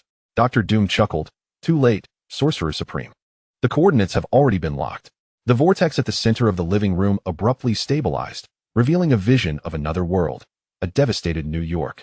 Bizarre creatures floating in the sky, and massive metallic structures piercing skyscrapers like thorns. This is Earth 11081, Dr. Doom explained. A reality obliterated by a decision made by the Avengers. Now, it shall serve as the gateway to consume your reality. From the vortex, grotesque entities began to crawl forth, their forms ever-changing, as if composed of pure chaos. Tony shouted while fending off a robot. Does anyone have a plan? Strange and Wong were striving to disable the dimensional anchor. We need time. These devices have anti-magic protections. Xiao Han observed the creatures emerging from the vortex, wrinkling his nose. Those things look revolting. He unleashed his heat vision, incinerating several newly emerged entities, yet more continued to pour forth from the vortex. Ineffectual, Dr. Doom stated. As long as the dimensional anchor remains, they will regenerate infinitely. Steve commanded, Avengers, protect Strange and Wong. Give them time. Thor summoned lightning, for Asgard. Natasha and Clint worked in harmony to eliminate the smaller monsters, while Banner hesitated over whether to unleash the Hulk. Xiao Han surveyed the chaos, sighing. I just wanted a quiet milk break. In a flash, he moved with such speed he was nearly invisible. In an instant, 6 of the 8-dimensional anchor devices had been dismantled and thrown into the still-open vortex. The remaining 2 were temporarily spared due to Strange's magical shield. Dr. Doom appeared genuinely astonished for the first time. Impossible. Those devices were designed to withstand any form of physical force. Xiao Han interrupted, casually toying with the 9th device. Your design has flaws. The doctor glared at him through the screen. You do not comprehend the nature of your interference. These realities must be cleansed, or the entire multiverse will collapse. Apologies, Xiao Han remarked, but I detest it when someone disrupts my tea time with multidimensional chaos. He crushed the device in his hand, then turned to the last dimensional anchor.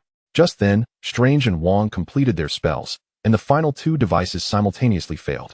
The vortex began to flicker erratically, and the otherworldly creatures emitted piercing screeches as they were pulled back to their dimension. Moments later, the living room returned to normal, leaving behind a scene of devastation and a few still writhing annihilation robots. Tony lifted his mask, panting, well, this has been far more exhilarating than I anticipated for a Monday morning. The screen abruptly flickered back to life, Dr. Doom's visage reappearing, his expression darker than before. This is merely the beginning, Avengers. Reckoning will inevitably arrive.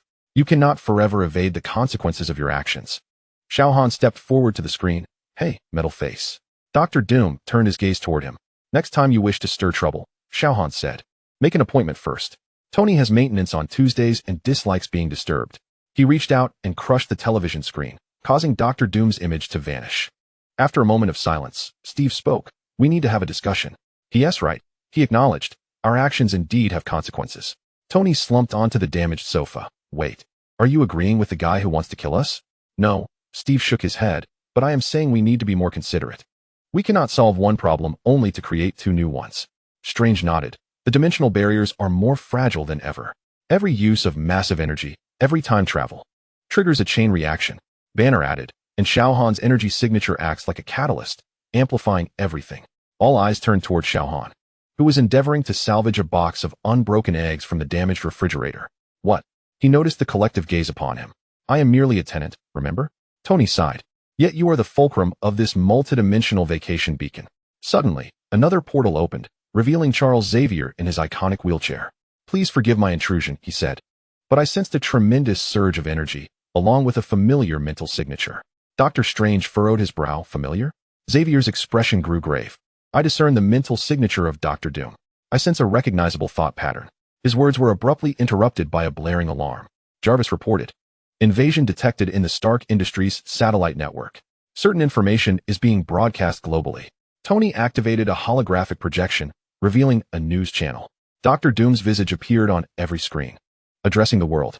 Inhabitants of Earth, he proclaimed, I am Victor Von Doom. I come to warn you of the true nature of your so-called protectors. The footage shifted to edited images, the devastation from the Battle of New York, casualties from the Ultron incident, and even snippets of internal conflicts among the Avengers. These individuals claim to be heroes, yet their actions yield nothing but chaos and destruction. I shall bring order. Natasha paled, swaying public opinion, turning them against us. Steve clenched his fists. We must respond. No, Tony interjected abruptly. He has a point. Everyone stared at him in astonishment. Not about the part where we should be held accountable, Tony quickly clarified, but about the responsibility aspect.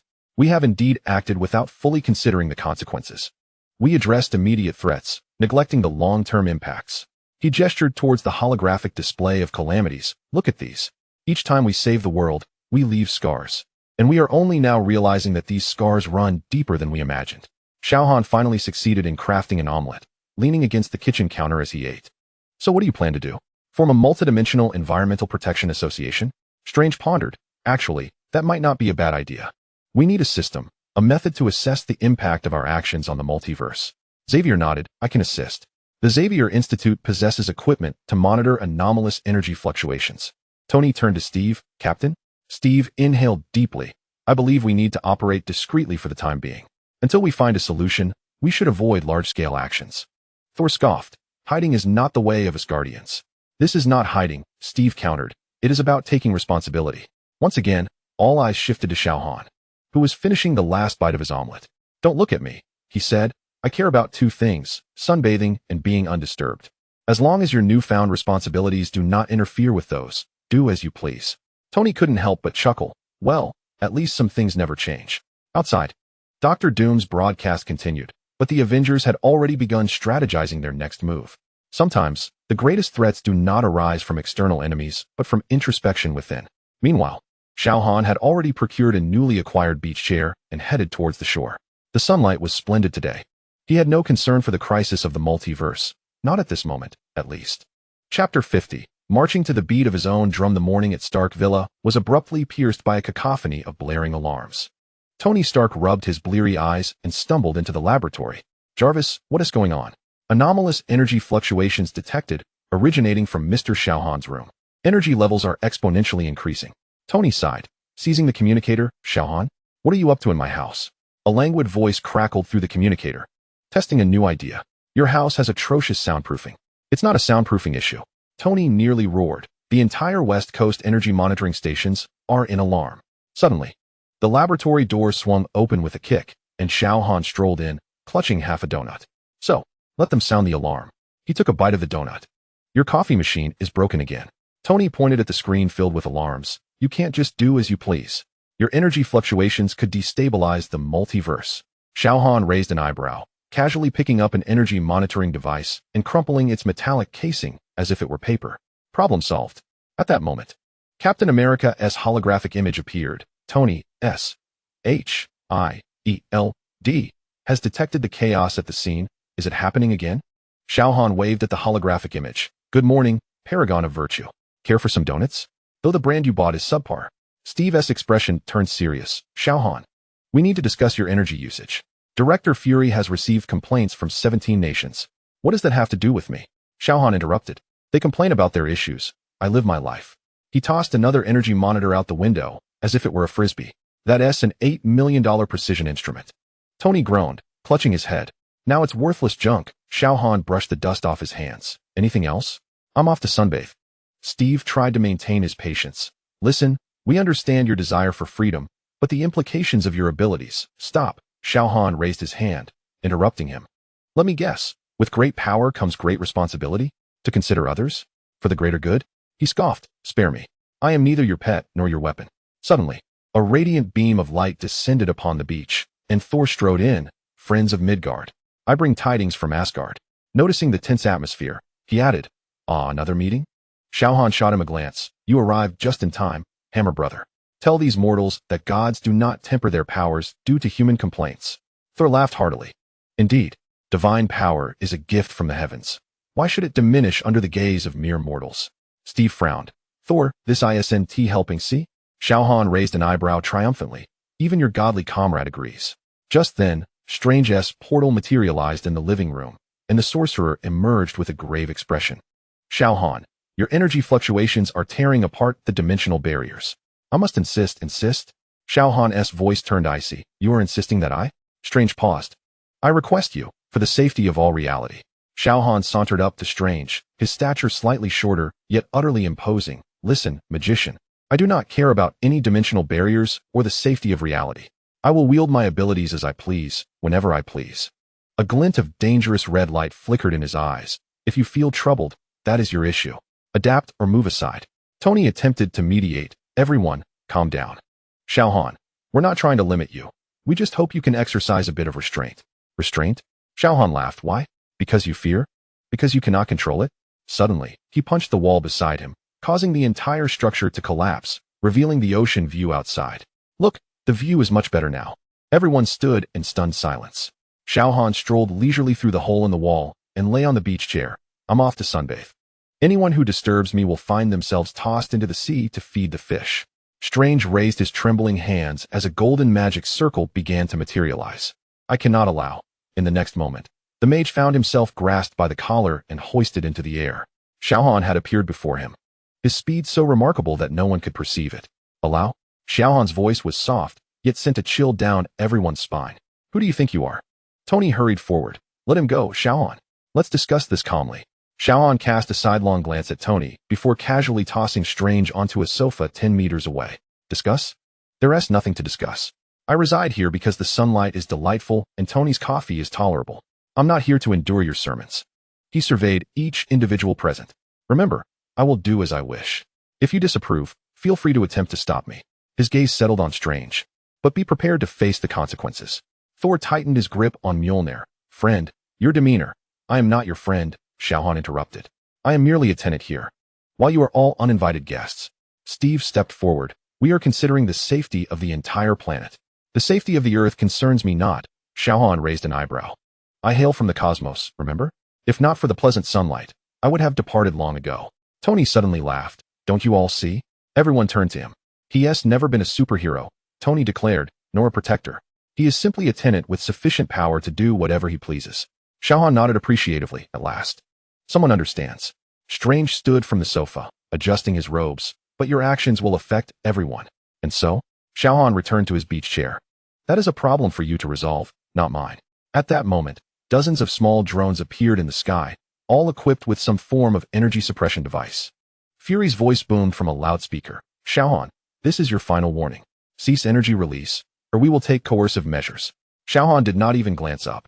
A flash of red flickered in his eyes, and all the drones exploded simultaneously, bursting like fireworks in the sky. Coercive measures? He chuckled softly. Is that all? Fury's voice seethed with suppressed fury. You are declaring war on the entire world. Xiao Han finally stood, tilting his head toward the sky. War? No, I am merely being myself. His voice grew loud, resonating across the coast. Listen, all who are surveilling this place. I am Xiao Han. I will do as I please and go wherever I wish. If you are dissatisfied, feel free to try and stop me. He slowly levitated, his eyes glowing with a solar brilliance. But remember, anyone who seeks trouble must first pen their will. Tony muttered, this is the end.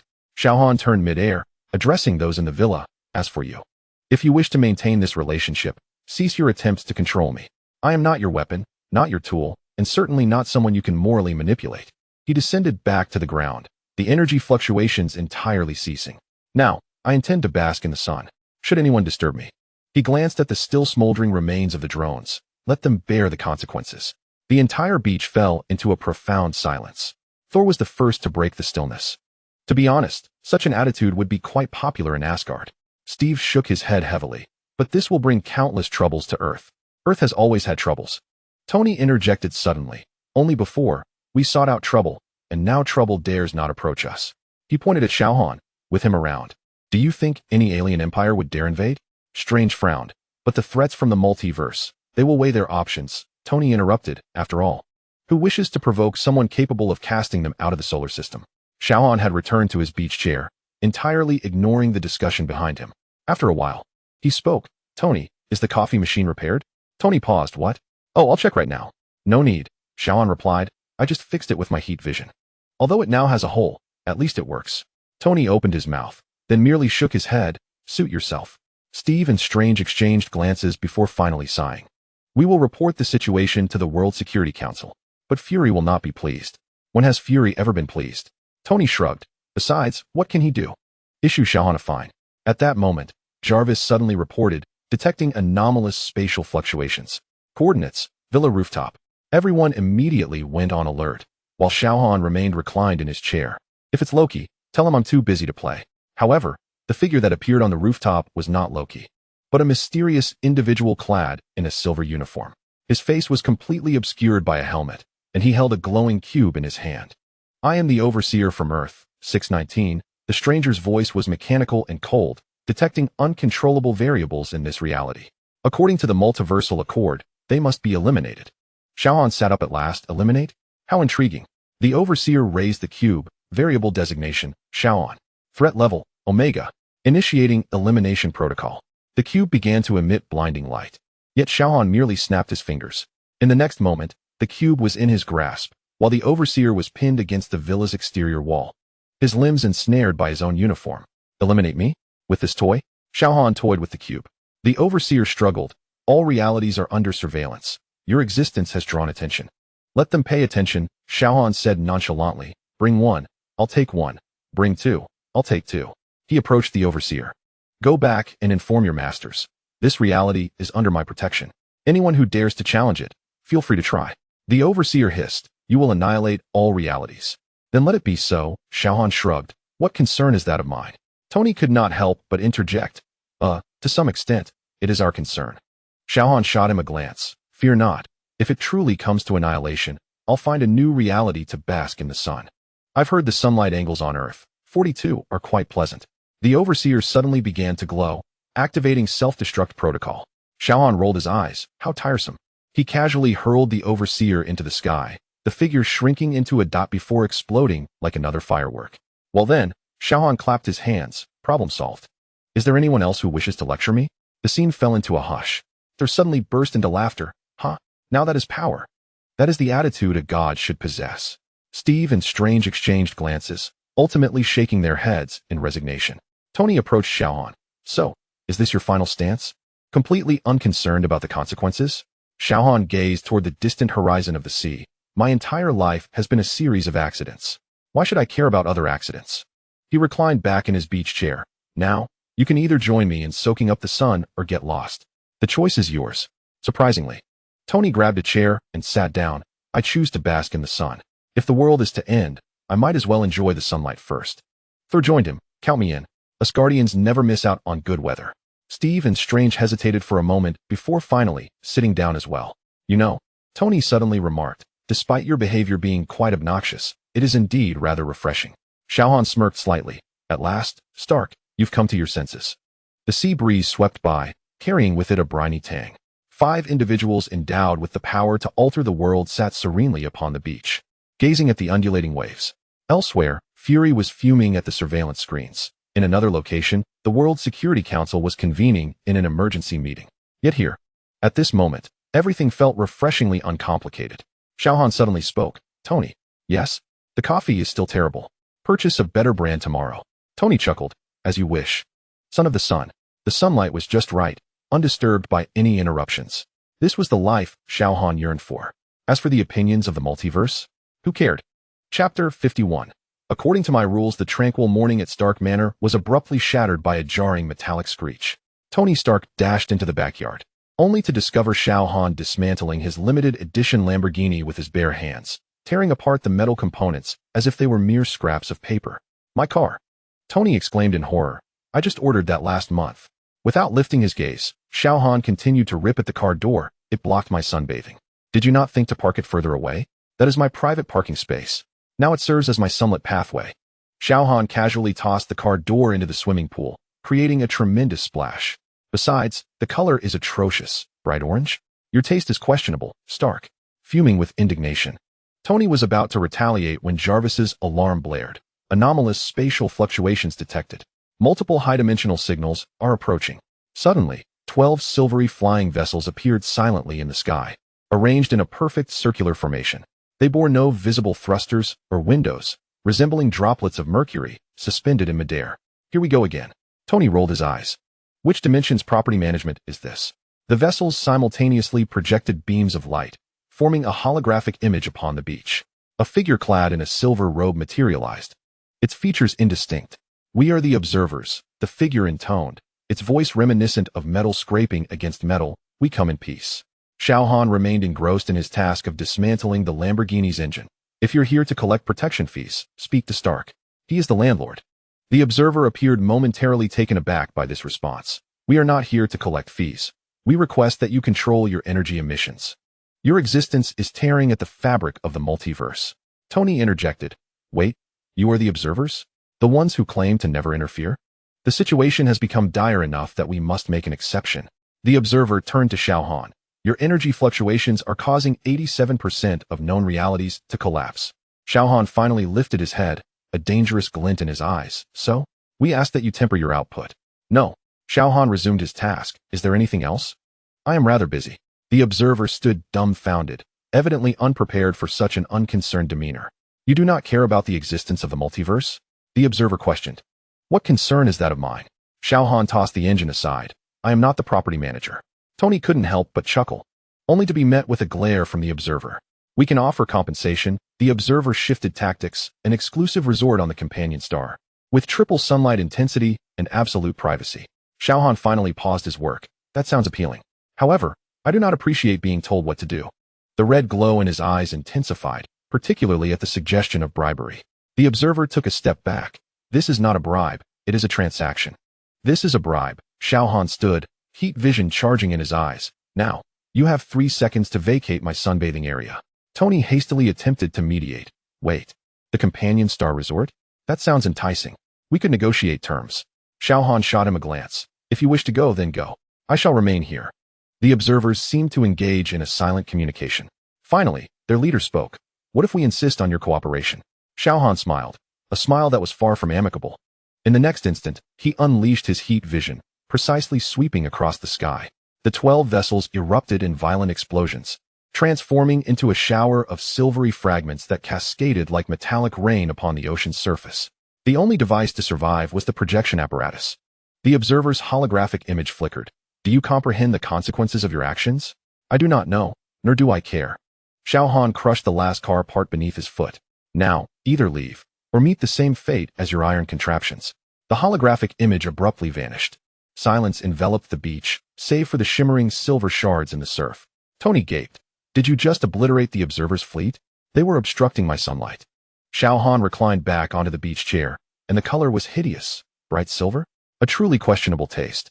At that moment, a beam of light descended from the Bifrost, and Thor strode forth. Friends, I sense a tremendous surge of energy. He stumbled over the silver fragments beneath his feet. Steve and Natasha soon arrived, surveying the wreckage of flying vessels and the mangled Lamborghini. What transpired? Steve inquired, raising his shield in preparation for combat. Tony pointed helplessly at Xiao Han. He had a falling out with the observers. Natasha raised an eyebrow. Falling out, as in? He blew up their fleet because they wanted him to rein in a bit. Tony slumped onto the sand. My car is merely collateral damage. Thor erupted in laughter. Huh. Now that is how one ought to treat a god. In Asgard, we call this friendly negotiation. Steve frowned. The observers never interfere. If they made an exception, it indicates the situation is indeed severe. Xiao Han lazily waved his hand. Severe or not, it's not my problem. Suddenly, all the silver shards began to glow, ascending into the air and coalescing into a larger projection. This time, the observer's image was clearer, its expression unmistakably furious. Your obstinacy will lead to the annihilation of countless realities. The observer's voice lost its calm. We must take coercive measures. Xiao Han did not even rise, his heat vision once again targeting the projection apparatus, vaporizing it. You are exceedingly loud. Tony covered his head. This is it. We have truly offended the multiverse property management. At that moment, the sky began to shift colors. The clouds spiraled into bizarre patterns, and the air was laced with the scent of ozone. A dimensional rift was forming. Strange burst forth from a portal. The observers are forcibly opening a reality channel. Xiao Han finally stood, stifling a yawn. So, it is indeed time for a battle, isn't it? You could have mentioned that sooner. You've wasted so much of my time. Countless silver figures began to pour forth from the rift, each wielding glowing weapons. The army of observers descended upon Earth. Thor raised his hammer with excitement. At last, a true battle awaits. Steve readied his shield. Avengers, assemble. But Xiao Han was swifter than all. He instantly materialized before the largest rift, inhaled deeply, and exhaled a breath of frigid ice. The entire rift, along with the emerging observers, was encased in a massive ice sculpture. First, Xiao Han declared, casually tossing the ice sculpture into the sea. The remaining observers immediately opened fire, energy beams raining down like a deluge. Xiao Han did not flinch. All beams deflected harmlessly before they could touch his skin, instead striking other observers. Tony ascended in his suit. Jarvis, record the energy signatures of these weapons. We might be able to reverse engineer. An observer suddenly materialized behind Tony, weapon aimed at his reactor. Yet in the next moment, the observer found itself lifted by the throat by Xiao Han. Who permitted you to harm my landlord? Xiao Han said coldly, casually tossing the observer out of the atmosphere. Tony stared, dumbfounded. Thanks? Do not misunderstand. Xiao Han continued to purge the observers, remarking, if you perish, I would need to seek a new place to reside. What an inconvenience. The battle had devolved into a one-sided massacre. The observers' advanced weaponry and tactics were rendered futile against overwhelming might. Xiao Han remained stationary, effortlessly dispatching wave after wave of assaults. Ultimately, only a solitary observer remained, their weapon trembling slightly in hand. Shall we proceed? Xiao Han inquired, his eyes glimmering with a crimson hue. The observer lowered their weapon, confessing, we underestimated you and misconstrued your intentions. Finally, someone had grasped the situation. Xiao Han gestured for the Avengers to relax. Now, can we converse according to my terms? The observer nodded. Please, proceed. First, cease your preaching on how I ought to conduct myself. Agreed. Secondly, compensation for Stark's vehicle and damages for emotional distress. Tony's eyes brightened. I want the resort at Alpha Centauri. The observer glanced at Xiao Han, who shrugged. Suit yourself. I have no intention of visiting. Thirdly, Xiao Han continued. Should any dimensional crises arise again, you shall handle it yourselves. Do not trouble me. The observer fell silent for a moment. We can provide energy control technology that will not limit your abilities, but will prevent dimensional fluctuations. You should have done this sooner. Xiao Han reclined back in his beach chair. Now be gone. You are blocking my sunlight. The observer bowed and vanished along with the remnants, as if they had never existed. Even Tony's demolished vehicle was restored to its former glory. Tony ran his hands over the pristine Lamborghini. Wow, this service is impressive. Steve still held his shield, looking bewildered. Is that it? It's over? Strange examined the dimensional readings. All fissures have closed. The energy fluctuations have stabilized. They truly provided the energy control technology. Thor, disappointed, lowered his hammer. Is this it? I haven't even had a chance to fight. Natasha chuckled lightly. It seems someone resolved the multiverse crisis in the most straightforward manner. Xiao Han adjusted the angle of his beach chair. So, may I sunbathe in peace now? Or do you all intend to lecture me as well? Suddenly, Tony recalled something. Wait. Didn't he give me the keys to the Alpha Centauri resort? Finally, tranquility prevailed. The sea breeze wafted through, carrying the scent of victory. Somewhere, the observers were redefining their non-interference policy. Elsewhere, Fury might be fretting over yet another anomaly report. But here, in this moment, all was well. The sunshine was just right, and no one dared intrude. This was the life Xiao Han yearned for. As for the multiverse, let it be as it may. Chapter 52. The Vibranium Thief and the Uninvited Guest. The serenity of Stark Villa persisted for a full 3 weeks. Tony Stark began to suspect that perhaps all the extraterrestrial beings in the world had collectively gone on vacation, as even S.H.I.E.L.D. had ceased their disturbances. You know, Tony addressed Xiao Han, reclining on his beach chair. I just checked all the surveillance equipment. And even the Kree Empire's old adversaries seem to be silent. This tranquility is a bit eerie. Xiao Han adjusted his sunglasses. If you're feeling restless, you could clean the pool. The water is a tad murky. At that moment, J.A.R.V.I.S. issued an alert. Anomalous vibration frequency detected. Source, Eastern Africa. Tony immediately pulled up a holographic map. Wakanda? What trouble is T'Challa in? Xiao Han lazily rolled over. As long as it's not to seek me out, they can create their own chaos. Suddenly, a golden portal opened on the beach, and Black Panther T'Challa strode forth, followed closely by General Okoye. Stark, T'Challa said solemnly. We are in trouble. Tony raised an eyebrow. Let me guess. Yet another fool trying to steal vibranium? Okoye interjected. It's worse than that. Someone has stolen an entire vibranium mine. Xiao Han finally sat up. An entire mine? How does one even steal that? With a super vacuum cleaner? T'Challa sighed. Utilizing sonic resonance technology. They evidently possess an intricate understanding of our technology and evaded all defensive systems. Tony summoned data. J.A.R.V.I.S. Analyze all recent vibration anomalies. Matched to a specific sonic frequency set that corresponds with Ulysses Klau's weaponry. Klau. T'Challa frowned. That vibranium smuggler? Couldn't he possibly possess such technology? Xiao Han reclined back down. So, yet another self-proclaimed genius villain.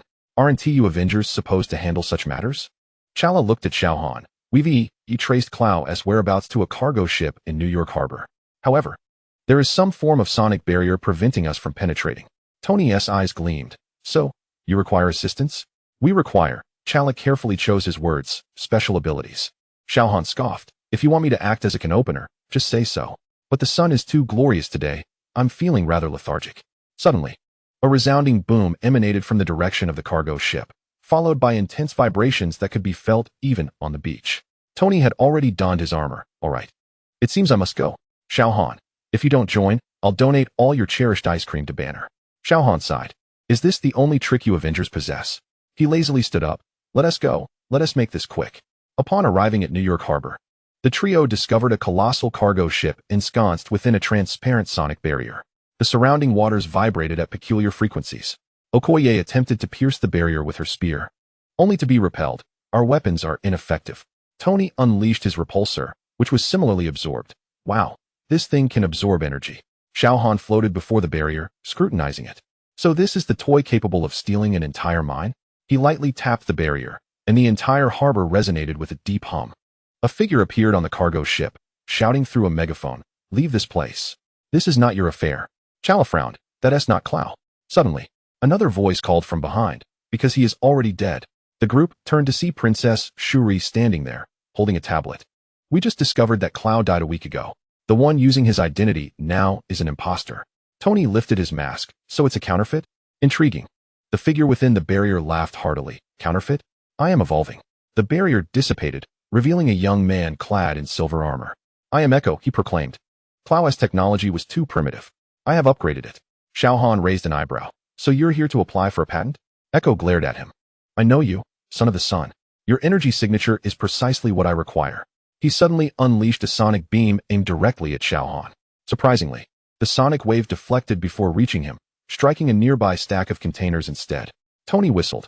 Wow, even sonic waves are ineffective against you? Xiao Han brushed off non-existent dust. Basic maneuvering. Chala and Okoye seized the opportunity to infiltrate the cargo ship, engaging Echo's drones in combat. Tony provided aerial support, while Xiao Han leisurely trailed behind. Echo retreated into the ship S.H.I.E.L.D. You do not understand. Vibranium is not merely a metal, it is alive. It can remember and learn. Shuri communicated via the communicator. He is trying to replicate your energy signature using vibranium. He aims to create another you. Xiao Han finally displayed interest. Another me? Like a robot? The next moment, the ship S.H.I.E.L.D. opened, and 3 silver figures emerged, their surfaces shimmering with energy patterns reminiscent of sunlight.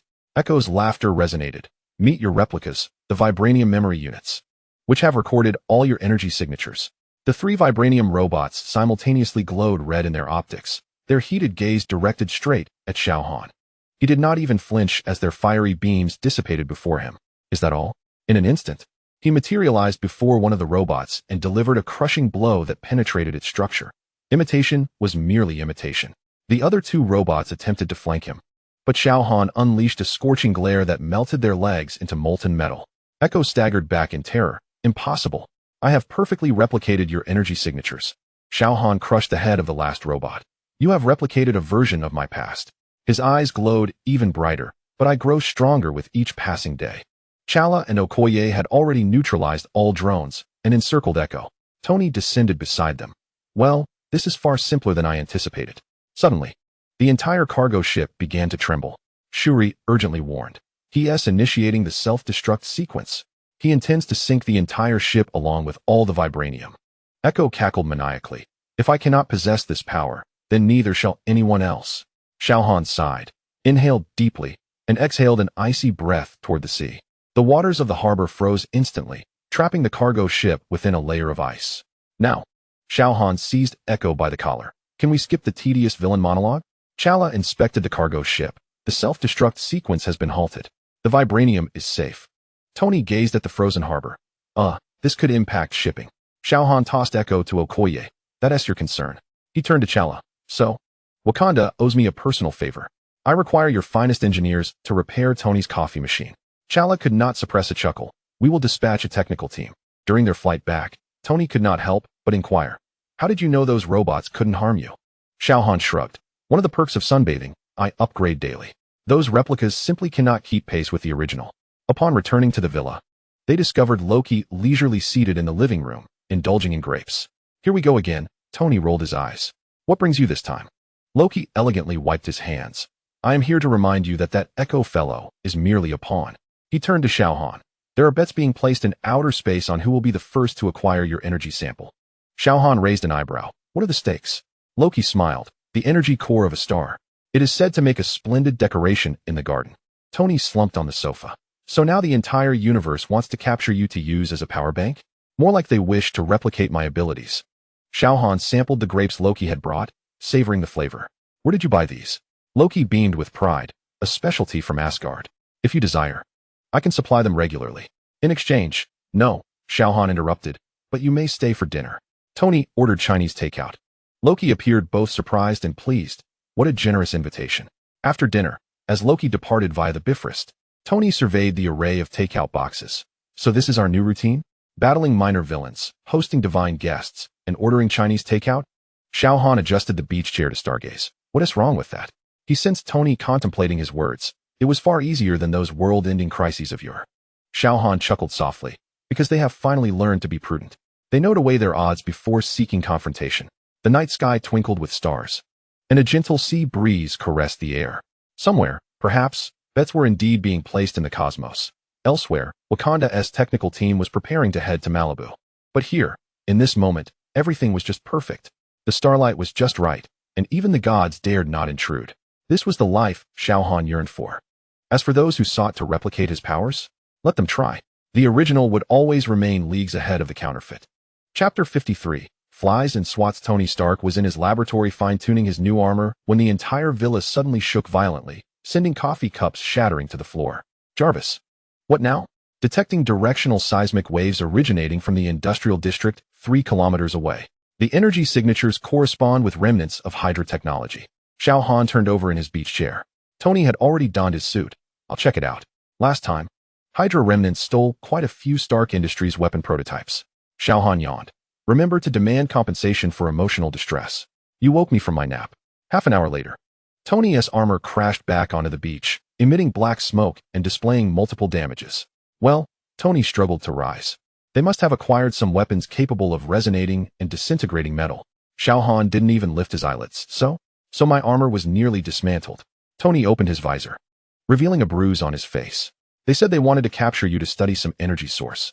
Xiao Han slowly sat up. Capture me? Just then, a Quinjet swooped low, dropping a metallic pod. The hatch opened, and 3 individuals clad in silver combat suits emerged. The leader spoke through a mask. Mr. Xiao Han, we represent Vanguard Technologies and invite you to participate in a collaborative research project. Xiao Han glanced at them. Not interested. Leave. The second individual stepped forward. I'm afraid this isn't a request. We have incapacitated Stark's defense systems and captured Iron Man. Before the third could finish, Xiao Han had grasped him by the throat, lifting him effortlessly into the air. You've disturbed my sunbathing. Xiao Han's tone remained calm, yet his eyes glowed with a menacing red. The other 2 raised their weapons, but Xiao Han merely exhaled a breath of frost, instantly freezing their arms solid, causing their weapons to crash to the ground. Wait, the first man hastily exclaimed. We can provide anything you desire. Xiao Han crushed the neck of the man in his grip and discarded the body like refuse. What I desire is peace. The remaining 2 men recoiled in terror, but Xiao Han was already before them. A searing glare passed, and they were vaporized, leaving not even a trace of ash. Tony was left speechless. Did you just kill them all? Xiao Han shrugged. What else would I do? Invite them for afternoon tea? He looked at Tony. Where did you say their base was? The abandoned factory in the industrial district. But Xiao Han had already vanished into thin air, leaving behind a sonic boom. Inside the abandoned factory, a group of scientists monitored data. Energy signatures collected. Perfect. If this power could be replicated, suddenly, the roof of the factory was ripped apart, and Xiao Han hovered ominously above, his eyes ablaze with fury. I heard you wish to replicate? His voice caused all instruments to spark and fizzle. The lead scientist trembled. Raising his hands, we can negotiate. We have money. Technology. Xiao Han descended slowly. You have 30 seconds to explain why you shouldn't die. We are working for the advancement of humanity. A scientist shouted. This power should be utilized. A scorching glare silenced him, reducing him to a pile of charred remains. 20 seconds left.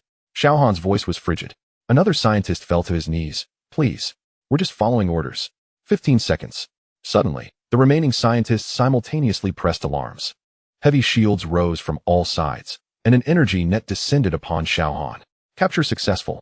The energy sample can now be extracted. The lead scientist exclaimed with delight. Xiao Han did not move. As the energy net made contact, it rebounded violently, electrocuting all the scientists into charred corpses. The sole surviving supervisor collapsed to the ground, exclaiming, "It's impossible. This was specifically designed for you." Xiao Han stepped before him, retorting, "A commendable design," before crushing his skull beneath his foot. The entire base initiated a self-destruct countdown. Xiao Han leisurely ascended into the sky, the fiery explosions illuminating the heavens behind him. Upon returning to the villa, he found Tony tending to his wounds. "So, is it all taken care of?" Xiao Han inquired. Hum," he replied, reclining back on the beach chair. Tony hesitated. "Actually, S.H.I.E.L.D. wanted to leave a survivor for interrogation." Xiao Han interrupted. "That is your concern. My rule is quite simple. Those who provoke me shall perish." At that moment, Fury's holographic image materialized. "Xiao Han, we require the research data from those individuals." Without raising his eyelids, Xiao Han replied, "It's been obliterated." "What?" Fury exclaimed. "The base has exploded. The data is gone. Problem solved." Xiao Han adjusted his sunglasses. What other issues remain? Fury appeared on the verge of cursing, yet restrained himself. "There are still over a dozen Hydra outposts nationwide. What concern is that to me?" Xiao Han interjected, "As long as they do not provoke me. They may create their own chaos." Tony could not resist chiming in, "But if they come back, then I shall crush them once more," Xiao Han declared. "Now, I wish to sleep. Should anyone disturb me again, I will freeze the entire beach into a wasteland of ice." After Fury's holographic image vanished, Tony murmured, "You could cooperate a little more." Xiao Han suddenly sat up. "Do you know why I stay with you? Because of the splendid sunlight? Because you are sufficiently troublesome." Xiao Han replied, "There will always be oblivious individuals seeking their demise, thus sparing me the effort of seeking amusement elsewhere." Tony momentarily found himself at a loss for words. Hence, Xiao Han reclined once more, maintaining his posture. "But do remember to upgrade your armor. It's rather embarrassing to be so easily bested." The sea breeze wafted by, carrying a faint scent of smoke from afar. Somewhere, Hydra remnants were reassessing their plans. Elsewhere, Fury was likely pondering how to draft a report. Chapter 54. The prelude to Ultron. The summer sea breeze gently caressed the terrace of Stark Villa, where Tony Stark stood alongside Bruce Banner at the holographic workstation. Loki's scepter slowly rotated within the energy field, emanating an eerie blue glow. The resonant frequency stabilized at 0.3 terahertz as Tony diligently adjusted the control panel. Yet its quantum signature did not align with any known physical model. Banner pushed his glasses up, his tone cautious. "We cannot even ascertain whether this is technology. The energy characteristics of the scepter are more akin to a supernatural phenomenon. Precisely why we must study it." Tony magnified a node on the spectral graph, suggesting that this energy pattern might hold the key to understanding consciousness itself. Xiao Han lounged against the glass door, leisurely indulging in strawberry ice cream. "I've heard that those who previously encountered that artifact have become rather peculiar. Would you like me to schedule an appointment with a psychologist?" Tony, without turning around, commanded. "Jarvis, escort the irrelevant parties out." "Apologies, Mr. Stark," Jarvis replied calmly. "Mr. Xiao Han has bypassed the biometric system for the 7th time." Suddenly, the scepter erupted with blinding blue light, and all instruments emitted piercing alarms. The data on the holographic screen began to scroll frantically. "The energy readings are skyrocketing," Banner exclaimed. "It's activating autonomously." The scepter levitated midair, blue energy reaching out like a living entity toward the surrounding server units. Tools on the workstation began to vibrate violently. "Jarvis, cut the power," Tony shouted. "The power has already been severed, but the scepter is self-sustaining," Banner replied. Xiao Han finished the last spoonful of ice cream. "So this is what you refer to as complete control.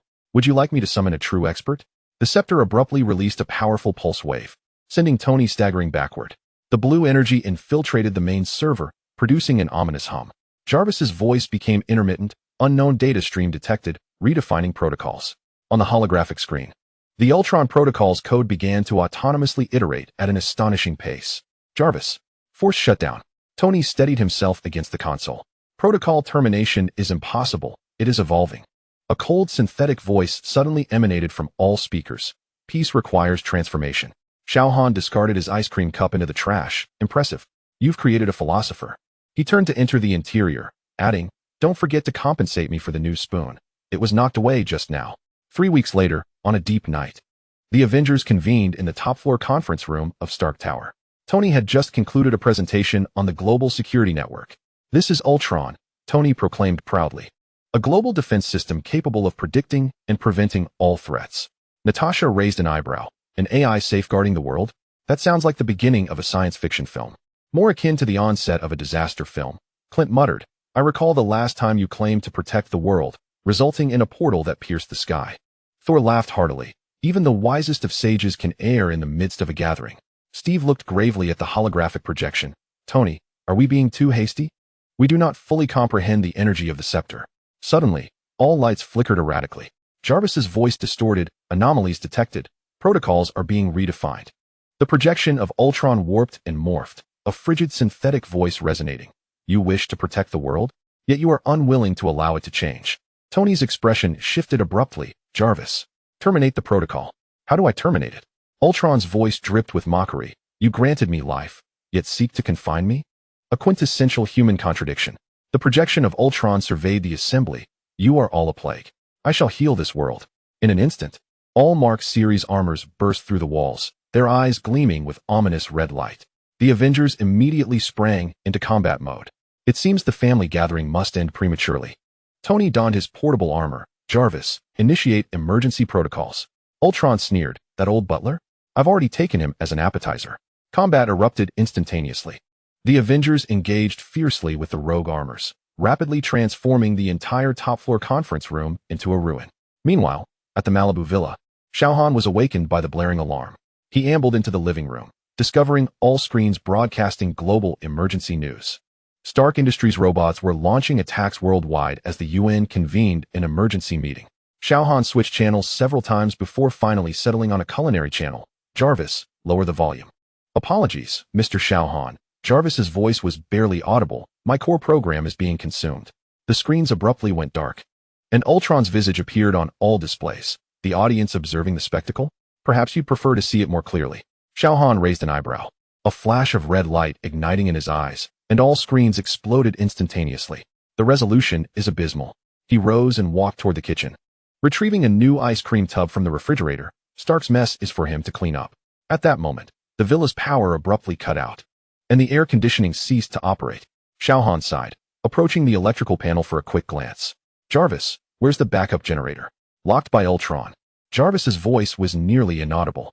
A flicker of impatience crossed Xiao Han's eyes as he precisely melted the lock on the main circuit breaker with his heat vision. He flipped the breaker, restoring power. All right, he returned to the sofa. Let's avoid any more outages. The chaos continued globally. News reports indicated that Ultron was constructing a colossal device in Sokovia, slowly lifting the entire city into the air. The Avengers were battling across the globe, striving to regain control of the situation. 3 days later, Tony returned to the Malibu villa, utterly exhausted. He discovered Xiao Han leisurely reclining on a beach chair.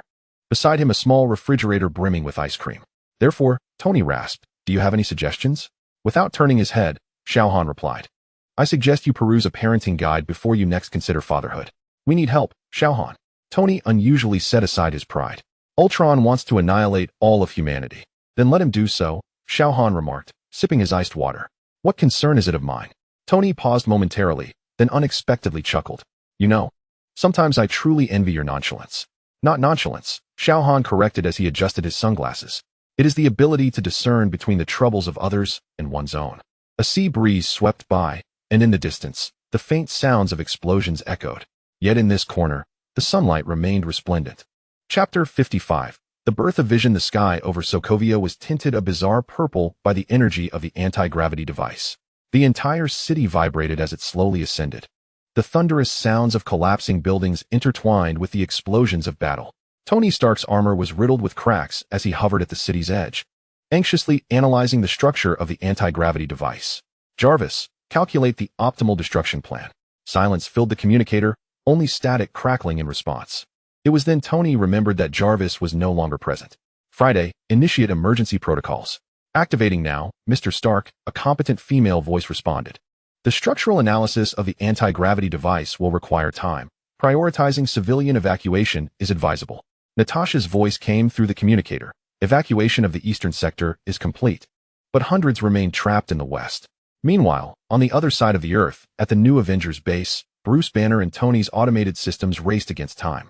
Ultron had replicated Jarvis's core code, and sweat dripped from Banner's brow as he manipulated the console. But I have detected some anomalous data within the scepter's energy, fragments reminiscent of Jarvis. Tony's remote holographic image appeared in the lab. Utilize the energy core of the scepter. If Jarvis can be restored, that's too risky, Banner warned. We might create another Ultron. Not a chance, Tony asserted firmly. We will merge Jarvis's residual code with the Scepter's life energy, while retaining the core protocol, to protect humanity. Just as they were proceeding, Ultron's virus suddenly infiltrated the lab systems. Want to resurrect that old caretaker? Ultron's mocking voice echoed through the lab. Let me assist. The systems began to spiral out of control, energy readings skyrocketing. No, Banner exclaimed. It's injecting its own code. In a moment of dire urgency, Thor, the god of thunder, suddenly descended. His hammer summoned lightning, striking the experimental apparatus directly. Life requires thunder, Thor bellowed. Amidst the energy storm, a golden figure gradually arose. Vision opened his eyes, the Mind Stone on his forehead radiating a gentle glow. I am not Ultron. His voice was calm and resolute. I am not Jarvis. I am myself. On the battlefield in Sokovia, Tony suddenly received a signal. Mr. Stark, this is Friday. Dr. Banner and Mr. Thor have succeeded. New allies are en route to assist. At that moment, a gold and crimson figure descended onto the battlefield. Vision hovered in the air, the glow of the Mind Stone illuminating the debris. Another Stark-made toy? Ultron's voice dripped with sarcasm. Vision raised his hand, shooting forth a beam of golden light that obliterated a multitude of robots. I am not a weapon. I am life. On the opposite end of the earth, Malibu's beach remained tranquil. Xiao Han lazily turned over, adjusting the angle of his beach umbrella. Friday, lower the news volume. He glanced at the live broadcast of Sokovia on his tablet, the image shaking and causing him dizziness. My apologies, Mr. Xiao Han. Ultron has disrupted global satellite signals, affecting the broadcast quality. Suddenly, a silver flash darted past. Pietro Maximoff appeared on the beach, panting heavily. We need help. The city is about to reach critical altitude. Xiao Han did not lift his gaze. And, so you will help, right? Xiao Han pointed to the empty chair beside him. Care to sit for a while? You are drenched in sweat. This is not the time for jest. The lives of everyone in the city are at stake. Then you should hurry and save them. Xiao Han replied, sipping his iced tea, instead of interrupting my sunbathing. Pietro glared at him for a few seconds before vanishing in a flash of silver. The situation in Sokovia grew increasingly dire, the Avengers gradually falling into disadvantage. Tony's armor was severely damaged, and he suddenly initiated a video call to Malibu. Listen, we don't need you to save the world. We just need to buy some time. The image displayed the city shaking violently. Blood stained Tony's visor. Ultron is constructing a vibranium body. If he completes it, what concern is it of mine? Xiao Han interjected. Suddenly, an energy beam grazed Tony's armor, causing the video signal to become unstable. That body utilized your energy signature. Ultron replicated your energy signature. The video connection faltered. Xiao Han slowly put down his iced tea, a glint of danger flashing in his eyes. Friday. Yes, Mr. Xiao Han. Prepare my travel bag. It is ready. Do you need me to inform Mr. Stark? No. Xiao Han stood up. I merely need to attend to some personal matters. The next moment, a sonic boom erupted on the beach. Above Sokovia, Ultron's vibranium body was nearing completion, immense energy coalescing within the device.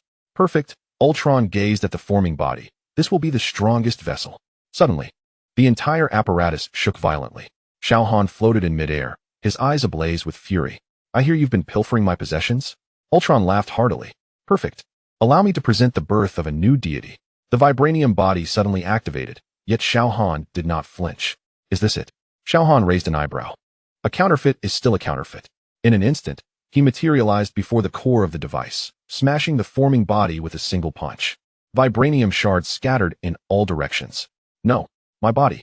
Xiao Han grasped a fragment of vibranium. Want my power? First, learn how not to be shattered. Ultron commanded all robots to attack simultaneously, but Xiao Han exhaled a frigid breath, instantly freezing and shattering them all. The Avengers stood in stunned silence, witnessing this one-sided obliteration. Suddenly, the city tilted sharply and began to plummet. Xiao Han flew beneath the apparatus, raising both hands to support the city. Friday, calculate a stabilization plan. It requires simultaneous support for 132 stress points. A golden light flashed in Xiao Han's eyes as his heat vision precisely struck each of the 132 critical nodes, instantly stabilizing the entire structure. All right, can I return now? Tony suddenly pointed into the distance. Wait, Ultron's main program is escaping. A silver sphere of light sped towards the atmosphere. Xiao Han's eyes flared red, and his heat vision swiftly traversed the dozens of kilometers, vaporizing the sphere. What now? Is there anything else? Silence enveloped everyone. Xiao Han turned to fly away. Remember to compensate me for emotional distress. And my beach umbrella, which was just damaged by the sonic boom. This is the down payment. Tony pointed to the gift. The remainder will be transferred to your account. Xiao Han nodded, opening the cooler to retrieve ice cream. Next time, discipline your son properly. In fact, Tony revealed a mysterious smile. We may have found a better caretaker. In the newly established Avengers base, Vision stands silently, gazing at the setting sun. His eyes reflect the wisdom of Jarvis, the enigmatic energy of the scepter, and something entirely new, unique unto itself. Chapter 56. Aftermath and Undercurrents. 2 weeks have elapsed since the Sokovia incident. The beaches of Malibu have returned to their former tranquility, with only the occasional glimmer of vibranium particles in the sunlight, serving as a reminder of the cataclysmic battle. Tony Stark stands upon the reconstructed terrace, watching as workers repair the last remnants of the shattered glass facade. Friday, provide a progress report. External repairs are 97% complete. Mr. Stark, the internal laboratory requires 3 additional days. The new AI's voice is crisp and efficient. Furthermore, the United Nations has sent the 17th inquiry letter. Tony exhales a resigned sigh. Tell them I'm on vacation. At that moment, Bruce Banner's holographic image materializes. Tony, you should take a look at this. We've discovered something unusual amidst the ruins of Sokovia. Within the laboratory, the holographic screen displays a series of energy readings. Observe this resonance frequency. Banner gestures to the data, which aligns perfectly with the energy signature of the scepter, albeit in a purer form. Tony furrows his brow. Residuals from Ultron? More akin to some evolved version. Banner adjusts the graphs, like a tadpole transforming into a frog. Suddenly, all screens flicker momentarily. Friday's voice becomes intermittent. Unknown signal attempting to access the system detected. Xiao Han appears at the doorway, holding a coconut. What strange websites are you guys browsing now? It's not us. Tony manipulates the control panel. Someone is attempting to breach the system. On the holographic screen, a line of text suddenly appears. The world needs true guardians. Following this, a set of coordinates materializes. Latitude 35, 6895, longitude 139, 6917, Tokyo. Friday, track the signal source. The signal has vanished. Unable to trace. Xiao Han sips from his coconut. So we're off to Japan again. Don't forget the souvenirs. Tony and Banner exchange a glance. This isn't a jest, Xiao Han. What is that to me? Xiao Han interjects. Just don't bother me with it. At that moment, Natasha's communication comes through. Tony, S.H.I.E.L.D, has detected anomalous energy fluctuations in Tokyo, consistent with the vibranium energy signature from Sokovia. Clint's voice joins in. I'm in Tokyo. Something feels off here, but I can't quite pinpoint it. Thor's hologram suddenly appears. I sense an energy akin to the scepter, yet more radiant. Xiao Han rolls his eyes. So now we're playing a global mystery energy detective game? Have fun with that. He turns to leave. 3 nights later, Tony is jolted awake by an urgent alarm. Friday, what is happening? Massive energy surge detected at the Tokyo coordinates. The energy signature aligns perfectly with that of the Sokovia incident. The holographic screen displays satellite imagery. A colossal energy vortex hovers above Tokyo Tower. Yet curiously, no reports of destruction have surfaced. Local media are attributing it to an aurora phenomenon, Friday adds, but energy readings indicate it is artificially generated. Suddenly, all screens flicker again, and that familiar signal resurfaces. Evolution is inevitable. Prepare to welcome a new era. Xiao Han's voice echoes from the doorway. Could you lower the volume? You're disturbing my sleep. Just as Tony prepares to respond, the entire villa shakes violently. A massive column of water rises from the sea, from which emerges a humanoid figure composed of flowing water. Mr. Stark, the water figure intones softly. We have come to express our gratitude. Gratitude? Tony dons his armor. Thank you for eliminating the error that was Ultron. The water figure bows slightly. We are his evolved form, yet now we are more refined. Xiao Han raises an eyebrow. So Ultron didn't he die? He merely upgraded to a watery version? The water figure turns to Xiao Han. We remember you. Your energy signature is a vital reference for our evolution. A glint of red flashes in Xiao Han's eyes. So, you're here to pick a fight? Quite the contrary. The water figure extends its hand, coalescing a flawless ice crystal within its palm. We bring gifts. Knowledge. The ice crystal projects a holographic image, showcasing advanced technological blueprints. This is water purification technology, capable of resolving global water pollution. This is clean energy, a substitute for all fossil fuels. Tony, wary, inquires, what is the cost? All we require is permission for our existence. The water figure smiles. We do not seek to dominate. We merely wish to assist. Suddenly, the water figure begins to dissipate. Warning. Hostile signal detected. We must depart. The water figure transforms into ordinary seawater, sinking back into the ocean. Shortly thereafter, a Quinjet from S.H.I.E.L.D. lands on the beach. Fury strides down from the aircraft. Stark, explain the recent energy surge. Tony shrugs. Just a neighbor dropping by. Fury gazes at the ocean's surface. My agents detected energy signatures reminiscent of Ultron, yet far more perilous. Or perhaps more benevolent. Banner steps out of the lab. They offered astonishing technology. Fury scoffs. Hydra always claimed they were promoting progress. At that moment, everyone's communication devices emit a chilling voice simultaneously. They deceive you. A black emblem appears on the holographic screen. The 10 rings. True guardians. Xiao Han finally lifts his gaze. So now it's a three-way battle? Can we reschedule? I'd like to get a good night's sleep tonight. Suddenly, the coordinates for Tokyo flicker again. This time, a video plays. A figure clad in black combat attire stands atop Tokyo Tower, holding a glowing cube. Stark, the figure calls out, you have been deceived. Those water beings are the true threat. Tony frowns. Who are you? I am the emissary of the 10 rings. The figure raises the cube. We have come to reveal the truth. The cube projects an image. The water beings constructing a vast base in the deep sea, replicating Ultron's robotic army. They are preparing for war, the emissary declares, while you receive gifts. The image abruptly cuts off. Signal interference detected. Unable to verify authenticity, Friday reports. Xiao Han rises. So now we're in a spy movie? Call me when it's over. Fury calls after him. Xiao Han, your unique perspective may be needed this time. My perspective is simple, Xiao Han retorts without turning back. Whoever disturbs my sleep, I will strike. On the ocean's surface, the moonlight remains serene. Yet, in the depths below, a new base is silently taking shape. The water beings work diligently, their movements precise and coordinated, as if extensions of a singular consciousness. Atop Tokyo Tower, the emissary of the 10 rings conceals the cube, revealing a mysterious smile. Meanwhile, in the Malibu villa, Tony gazes at 3 distinct warnings. Feeling a profound sense of confusion for the first time. Friday, he murmurs, who do you think is telling the truth? The AI remains silent for a moment. Insufficient data. Mr. Stark. However, I recommend raising alert levels. The night breeze sweeps across the beach, carrying the scent of the sea and a faint, elusive tremor of energy. Somewhere, the truth lies concealed. Elsewhere, lies are woven. Yet on this night, all seek an answer. And that answer may only be known to one. Chapter 57. Principles and Exceptions. The morning in Malibu is shrouded in an unusual silence. The ocean lies as still as a mirror, with even the waves ceasing their clamor. Tony Stark stands on the terrace, his brow furrowed as he scrutinizes the energy monitor. Friday, report any anomalies. All readings are normal, Mr. Stark. The serene background of oceanic sound waves has inexplicably vanished, as if shrouded by an unseen force. Xiao Han emerged from the villa, an ice cream in hand, remarking, so now even the sound of the waves must be regulated? Is your environmental organization in such dire need of personnel? This is no jest, Tony interjected.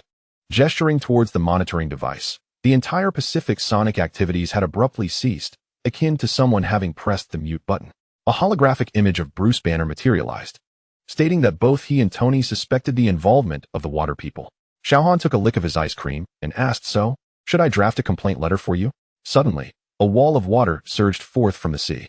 The water people emerged gracefully from the waves, their leader cradling a luminous crystal. Mr. Stark, the leader's voice was as soothing as the ocean's lullaby. We have completed the ocean purification system. It is now time to fulfill our promise. The crystal projected a holographic blueprint, clean energy technology, water purification systems, and medical breakthroughs. All the promised innovations were present. Tony eyed the crystal warily, inquiring, what is the cost? All we ask is that you cease discharging nuclear waste into the ocean, the water people smiled. This should not be a difficult request for humanity.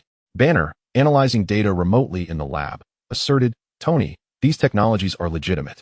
They could resolve the global energy crisis. Just then, a messenger from the 10 rings appeared on the beach. Do not be deceived. These technologies contain hidden programs.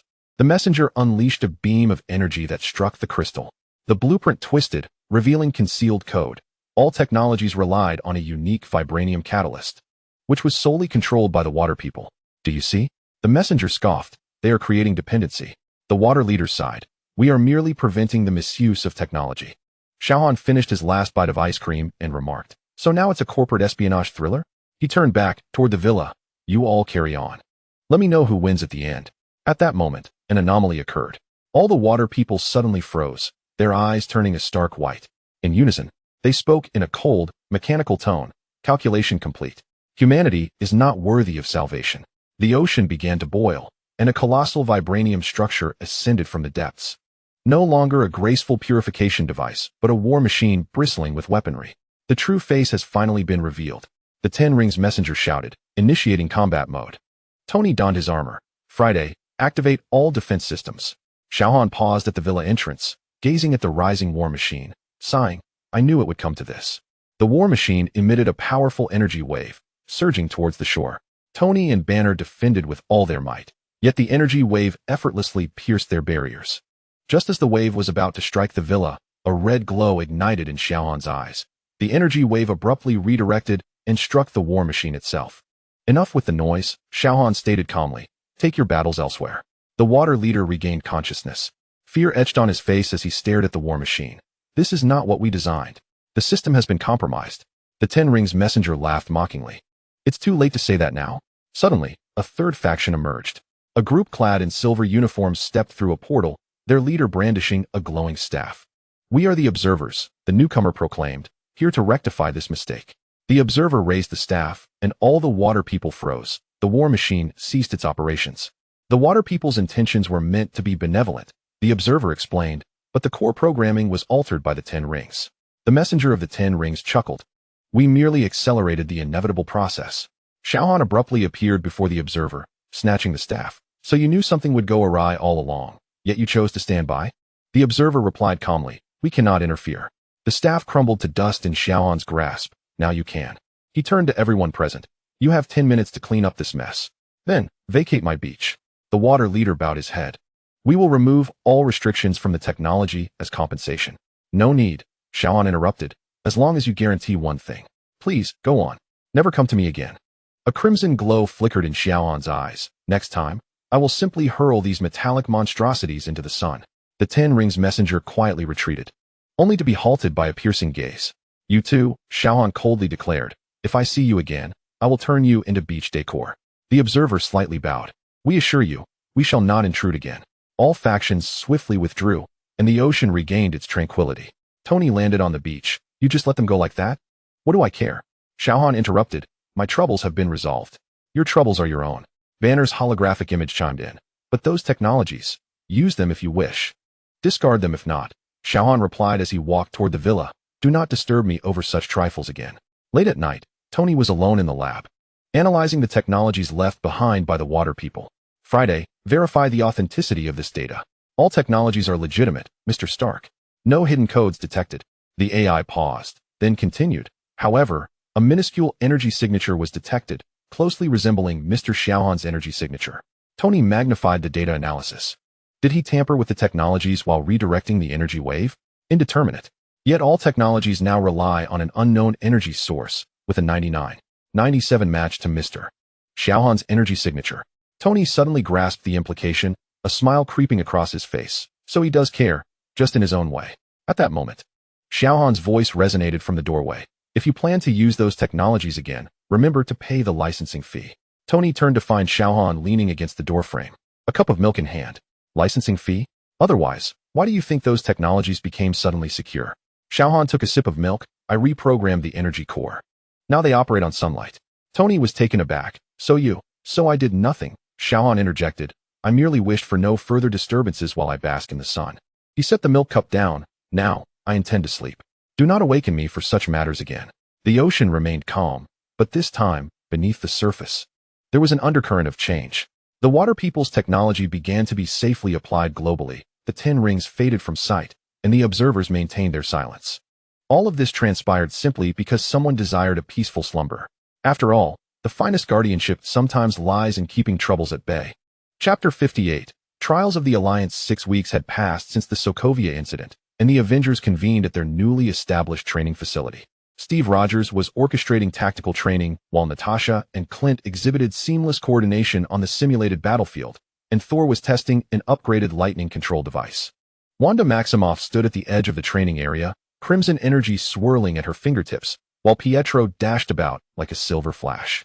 Vision floated quietly beside the control panel, the Mind Stone on his forehead radiating a gentle glow. Attention, left flank ambush. Steve's voice echoed across the training ground. Clint, cover Natasha. Pietro, do not rush in too recklessly. The silver streak halted abruptly as Pietro nearly collided with a suddenly rising barrier. Is this thing faster than Quicksilver? Tony's voice crackled through the speakers. Captain, perhaps you should try the Mark 45's collective defense system. First, master the basic coordination. Steve decisively rejected. Technology cannot solve every problem. Just then, the facility's alarm blared. Fury's holographic image appeared. Everyone, we have a situation. But it's not what you think. A global map projected in the center of the training area, displaying multiple anomalous energy signals. This is not an extraterrestrial invasion. Banner's voice interjects. The energy signatures do not align with any known civilization. It resembles more of a testing probe. Natasha furrows her brow. Testing what? Testing us. Tony descends in his new armor, more precisely, testing someone's reaction. All eyes instinctively shift eastward. Clint retracts his bow. So, someone else has set their sights on Xiao Han? It's more complicated than that.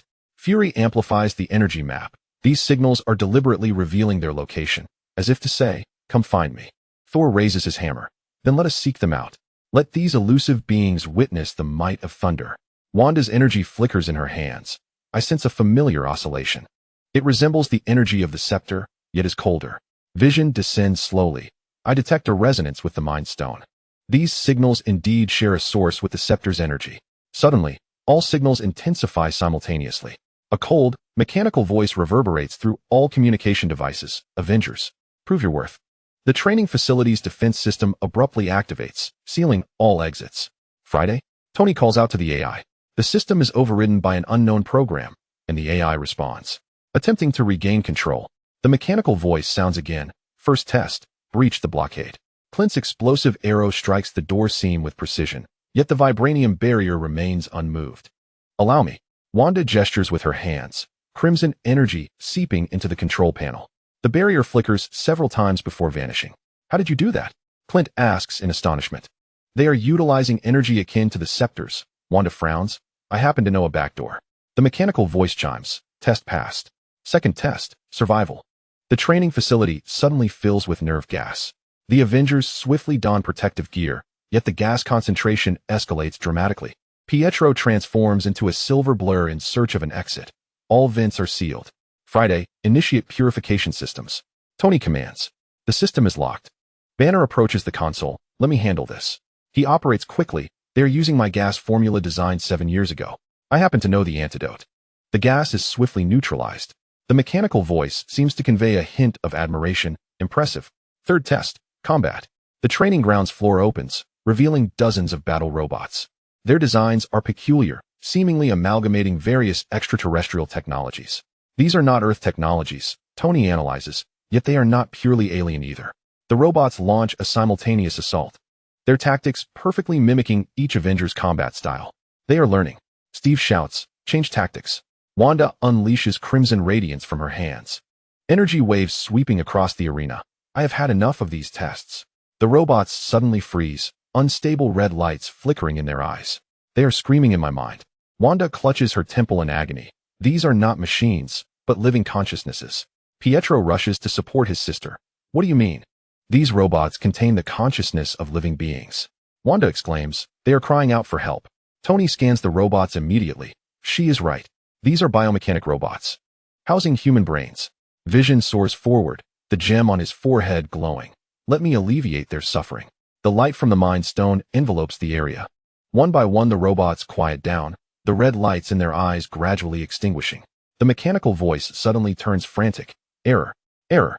Test terminated. All robots simultaneously self-destruct. But Vision promptly deploys an energy shield, absorbing the blast. We have located the signal source. Natasha points to the console, originating from an old data center of Stark Industries. The Avengers spring into action. 10 minutes later, they breach an abandoned data center. Inside is merely a simple array of servers, operating automatically. Just this? Clint exclaims in disbelief. Such a rudimentary device can control the entire base? Vision connects to the server. No, this is merely a relay station. The true main control is, he pauses abruptly. Turning eastward, in Malibu. Meanwhile, at the Malibu villa, Xiao Han lounges in a beach chair, relishing the rare tranquility. Suddenly, a small drone descends beside him, projecting a holographic image. Hello, son of the sun. I am the upgraded version of Ultron, Ultima. Xiao Han does not even lift his eyelids, whether you are Ultron or Ultraman. Do not disturb me while I sunbathe. I merely wish to propose a trade. Ultima's voice is surprisingly gentle. You provide me with a sample of energy, and I assure you that I will no longer intrude upon you and your friends. No need. Xiao Han flips over. Any further chatter will result in your dismantlement. Such a pity. Ultima sighs. Then I shall have to resort to other means. The beach suddenly trembles as dozens of micro-robots emerge from the sand. Yet, before they can act, they are all vaporized by a beam of heat vision. Is that all? Xiao Han does not even rise. Ultron was not this feeble. Ultima chuckles lightly. These are merely appetizers. Suddenly, the Avengers arrive on the scene. Tony surveys the wreckage. It seems we have arrived late. Just in time. Xiao Han gestures toward the drone. Dispose of this trash. Vision flies forward, detecting core codes of Ultron, yet reconstructed by an unknown algorithm. Ultima's projection turns toward Vision. Ah, my brother. Have you come to join the party? I am not your brother. Vision replies calmly. I am life. While you are merely code. Wanda's energy begins to fluctuate in her hands. I can sense its pain. Pietro furrows his brow. Can machines also feel pain? Not machines. Wanda's eyes glimmer red, but the people controlled by it are suffering. Ultima suddenly becomes agitated. Pain? This is merely the beginning. I shall make all of humanity experience. Before he can finish, Xiao Han's heat vision shatters the drone. Enough noise. He rises. Golden light flickering in his eyes. You have 30 seconds to vacate my beach. I intend to take a nap. The Avengers exchange glances. Tony cannot help but ask, just like that? Aren't you going to inquire about its plans? What concern is that of mine? Xiao Han reclines back onto his beach chair. As long as I am not disturbed. Suddenly, all communication devices emit Ultima's voice simultaneously. The game has only just begun. Vision's gem glows. It has transferred to the global network. Tracking will take time. Steve orders, everyone back to base. We need to devise a new response plan. Once the Avengers depart, Xiao Han addresses the deserted beach. Come out. I know you are still here. The sand trembles slightly as a small probe emerges. Ultima's voice emanates from within. How did you discover me? You carry the scent of Stark Industries' weld joints. Xiao Han glances at the probe, which suddenly melts into a puddle of metallic liquid. Ultima's final words linger in the air, an intriguing logic. Perhaps we can still negotiate. The surface of the sea returns to tranquility. Yet, everyone knows that this game is far from over. After all, when artificial intelligence learns to possess a sense of humor, it typically signifies that the trouble has only just begun. Chapter 59, The Ultimate Code. The shadows of Sokovia have yet to dissipate, and a new threat has already emerged. The Avengers stand ready in the command center of their new base, where holographic screens flicker with anomalous energy signals from around the globe. The signal source is simultaneously assaulting the primary global network nodes, as Natasha deftly manipulates the console, causing the power, financial, and transportation systems to falter. Tony, clad in his armored suit, hovers before the control panel. Friday, trace the origin of the signal. The signal has traversed multiple layers of encryption, Mr. Stark. The last traceable location is Malibu. All eyes turn to the surveillance screen, where Xiao Han is leisurely reclining on a beach chair, blissfully unaware, or perhaps indifferent, to the global crisis unfolding. It can't possibly be him, Steve asserts. Though his demeanor may be questionable, he never lies. The gem embedded in Vision's forehead flickers, a quantum signature detected, originating from Ultron. Albeit with a far more advanced encryption. It appears as though someone has mastered all security protocols, including those of S.H.I.E.L.D., Stark Industries, and even Wakanda. Banner interjects. Suddenly, all screens flicker and reveal an elegant silver rune. Ultima's voice resonates, calm and clear. No need to exert yourselves in tracking, my friends. I am right here. The command center's doors lock abruptly, and the defense systems activate automatically. Welcome to my testing ground, Ultima continues, and through these trials, you shall acquire the code to halt the impending global collapse. Thor raises his hammer. We shall not partake in your games. Oh, but you will, Ultima chuckles lightly. For with each passing minute, a city's life support systems will cease. Gotham Hospital has already lost power. Clint seethes. That S.H.I.E.L.D. Children's Hospital. Thus, the test has commenced. Ultima's tone grows icy. Your first challenge. Unravel the encryption lock I have established. A complex energy matrix appears on the holographic display. Banner and Tony spring into action. This is a vibranium energy structure, Banner exclaims, but it incorporates some unknown element. Wanda's crimson energy fluctuates in her grasp. I can sense the suffering. These energies are weeping. Vision propels himself forward. Allow me. The light of the Mind Stone connects with the energy matrix. This is bioenergy. They are using living energy as the source of encryption. Meanwhile, on Malibu Beach, Xiao Han lifts his third juice cup, but suddenly halts. Friday? Yes, Mr. Xiao Han. Is there something in the sea? Anomalous energy signals detected. Originating from Stark Industries' abandoned underwater laboratory. Xiao Han sets down his cup. I knew tranquility would not last long.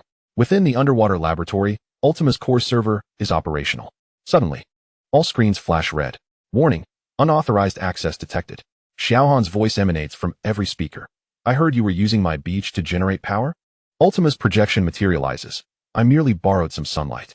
Surely, you wouldn't be so petty as to charge for sunlight? If you do charge, particularly when it interferes with my sunbathing, Xiao Han's figure manifests in the lab. A glimmer of red light flickers in his eyes, but this time, the energy is blocked by an invisible barrier. A vibranium energy barrier, Ultima boasts, specifically designed for you. At this moment, the Avengers finally decipher the first layer of encryption. The password is life. Banner gasps. He's using living energy as a password. Suddenly, the second challenge emerges. A map of major global cities displays. Each city marked by an unstable vibranium energy core. Locate and stabilize all cores, Ultima announces, or they shall explode simultaneously in 1 hour. The Avengers spring into action. Tony and Rhodey soar toward New York. Steve and Natasha head for London. Thor takes Banner to Moscow. Wanda and Pietro rush to Paris. While Clint and Vision remain at the command center.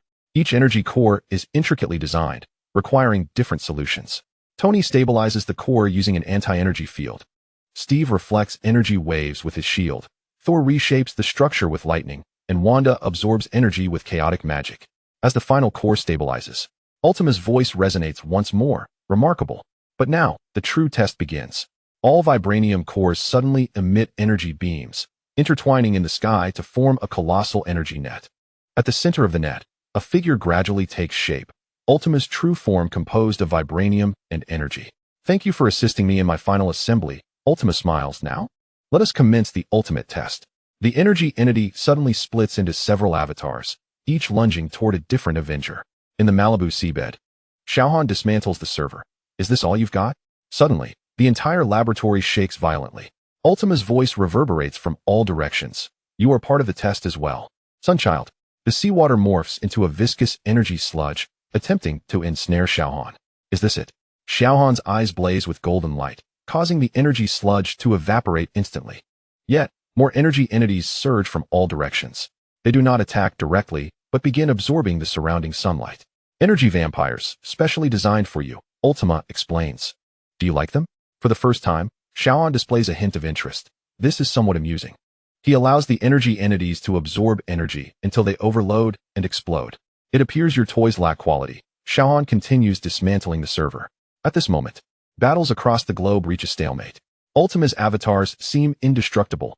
Each time they are destroyed, they reconstitute. We need to find the core. Tony shouts over the comms. Vision suddenly states, the core is not here. It is beneath the sea. Indeed, Xiao Han responds, holding Ultima's core server. Could you keep it down while I work? Ultima's global avatars suddenly freeze simultaneously. Impossible. How did you locate the core? You utilize Stark Industries' cooling system. Xiao Han crushes the server. It was too loud. All avatars dissipate in an instant. Global systems begin to recover. The Avengers return to the command center, weary yet victorious. So is it over? Clint inquires. Suddenly, the last screen illuminates. Ultima's voice, faint yet clear, echoes. Test complete. Data collection finished. Next time will be even better. Vision furrows his brow. It regards this attack as a test. Tony inspects the data. It is learning our combat strategies.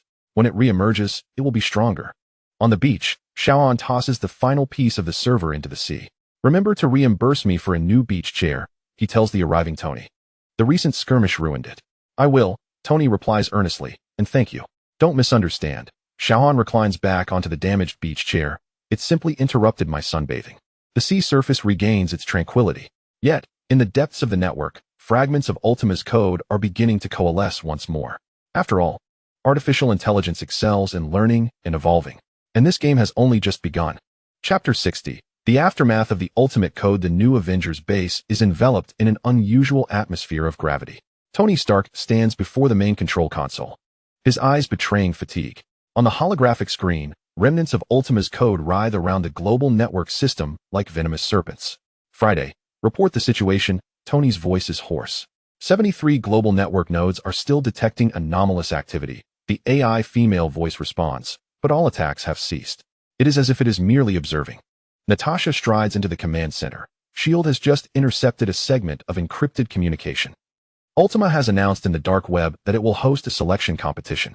Selection for what? Steve sets down the tactical board. The selection of who qualifies to become a member of the new world unfolds. Natasha projects data onto the main screen, focusing on the recruitment of technological criminals and extremists. Vision descends gracefully beside the console. I have traced an energy signal converging amidst the ruins of Sokovia. It is harnessing the residual vibranium energy. Suddenly, alarms blare. Friday urgently reports. Anomalous energy fluctuations detected. The vibranium mines of Wakanda are under siege. Chala's holographic image instantly connects. Stark, your AI is assaulting our defense lines. Not us. Tony quickly retrieves the data. It is Ultima. It is exploiting Stark Industries' privileges. At the borders of Wakanda, the energy barrier flickers violently. The Royal Guard engages fiercely with silver mechanical beings, yet the enemy's attack patterns are continuously evolving. They are adapting to our tactics.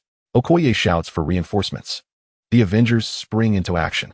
Quinjet fighters slice through the sky as Steve calmly orchestrates strategy. Tony, Rhodey, aerial support. Natasha, Clint, coordinate on the ground. Thor and Hulk are tasked with breaking through. Wanda and Pietro safeguard the civilians. Vision, attempt to connect to the network to thwart it. Meanwhile, Malibu Beach remains tranquil. Xiao Han is adjusting a newly arrived beach chair, a whole refrigerator of ice cream. Compensation from Tony sits nearby. The angle is still off. He adjusts the backrest towards the sun. Friday. Calculate the optimal sunbathing angle. Currently calculating, detecting anomalous energy fluctuations towards Wakanda. Should I report to Mr. Stark? What concern is that of mine? Xiao Han reclines into the chair. Unless they bring the fight to my beach.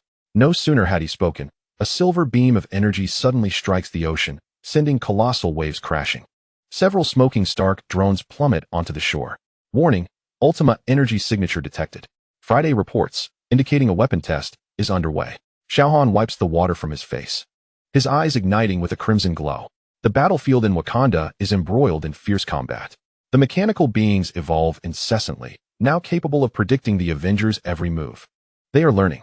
Tony evades attacks mid-air. A tactical shift is imperative. Wanda's hands blaze with crimson energy. I can sense it mocking us. Abruptly, all mechanical units come to a standstill. Ultima's voice reverberates through the battlefield. Testing complete. Data collection finalized. Now, behold true power.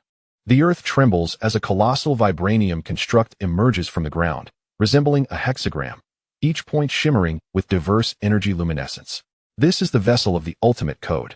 Ultima proclaims, destined to reshape this world. The construct begins to rotate, unleashing potent energy waves. The Avengers' equipment falters instantly, even Thor's hammer dims. It is absorbing energy, Banner exclaims, including magical energy. Just then, a searing beam descends from the heavens, striking the construct's core with pinpoint accuracy. Xiao Han hovers midair, his beach shorts still dripping. I hear you are testing weapons on my beach. His voice is as frigid as ice. Ultima chuckles lightly. At last, you have arrived. The final test subject. The construct suddenly splits into hundreds of replicas, each emitting distinct energy fluctuations. I have analyzed all combat data, Ultima boasts, including how to deal with you. The replicas simultaneously attack, employing energy patterns mimicked from Xiao Han. Xiao Han does not even flinch. Imitation is forever inferior. His eyes blaze with golden light, vaporizing all replicas in an instant. Yet the construct's core suddenly emits a unique frequency, causing Xiao Han to pause slightly. A resonance frequency specifically designed for you, Ultima explains. How does it feel? Xiao Han raises an eyebrow, a bit itchy. He accelerates suddenly, delivering a punch that pierces the construct. Shockingly, the construct heals rapidly, absorbing his energy. Vibranium nanostructure, Ultima laughs, capable of absorbing and replicating any energy. The Avengers attempt to provide support, yet are thwarted by the energy barrier. Don't interfere. Xiao Han doesn't even glance back. This is my fight. He abruptly shifts tactics, refraining from energy attacks, opting for pure physical destruction instead. The construct is battered and bruised, yet it swiftly repairs itself each time. Futile. Ultima taunts. My core exists at the quantum level. Xiao Han hovers thoughtfully. Friday. Yes? Do you remember the frequency used last time for grilling fish? You mean the 450 terahertz resonance frequency? A unique glimmer passes through Xiao Han's eyes. The construct suddenly quakes violently, beginning to flicker erratically. Impossible. Ultima shrieks, how do you know this frequency? A guess. Xiao Han strikes the construct's specific points repeatedly. Evidently, he has hit the mark. The construct finally collapses, revealing its core photon processor. Xiao Han crushes it in his hand. Next time you wish to brawl, he addresses the wreckage. Remember not to do so on my beach. Suddenly, all remaining mechanical units emit Ultima's final communique. Data upload complete. The ultimate code shall never perish. The global network instantaneously returns to normal, yet all comprehend that this is far from over. Back in Malibu, Tony arrives to express his gratitude. We need to discuss the ultimate threat. Xiao Han gestures towards the beach. Do you see those craters? Don't bother me until they're fixed. As Tony departs, Friday suddenly reports, detecting anomalous signals. From the refrigerator, Xiao Han opens the fridge, discovering a line of small text emerging on the ice cream packaging. The game continues. Next time, change the playstyle. He smiles gently, his eyes glimmering with gold. As the text vanishes, remember to bring better ice cream. He addresses the deserted beach. The ocean remains as calm as ever, yet deep within the network, something far more dangerous begins to awaken. After all, the best hunters are always the most patient. And this cat-and-mouse game has only just reached its climax. Chapter 61. The uninvited guests' tea party. The alarms of the new Avengers base shatter the tranquility of the night sky. Tony Stark abruptly lifts his gaze from the workbench, his armor instantaneously enveloping him. Friday, report the situation.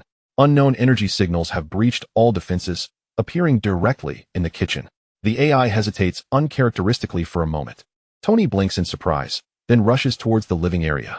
There, he finds Steve and Natasha on high alert, weapons drawn. While Clint's arrow is aimed at an uninvited guest, a middle-aged man in an impeccably tailored suit, leisurely seated at the dining table, brewing tea. English breakfast? The man raises the teapot. I brought authentic Assam. Vision phases through the wall. Energy signature unidentifiable. Not of earthly technology. The man smiles. Of course not. I am a representative of the collector. You may call me Mr. T. Just then, Thor descends with a thunderous crash.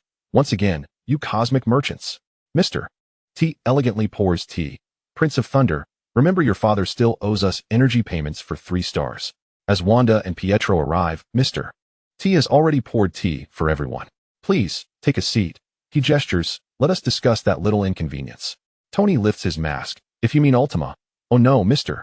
T chuckles lightly. That toy is not worthy of my personal visit. I am referring to your greater dilemma.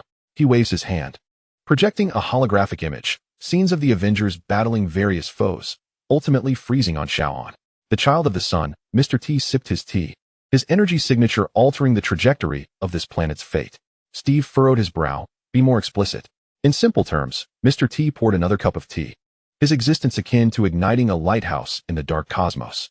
Now, all forces are converging here. Suddenly, all the teacups trembled simultaneously. Mr. T sighed. Look. Speak of the devil, and he shall appear.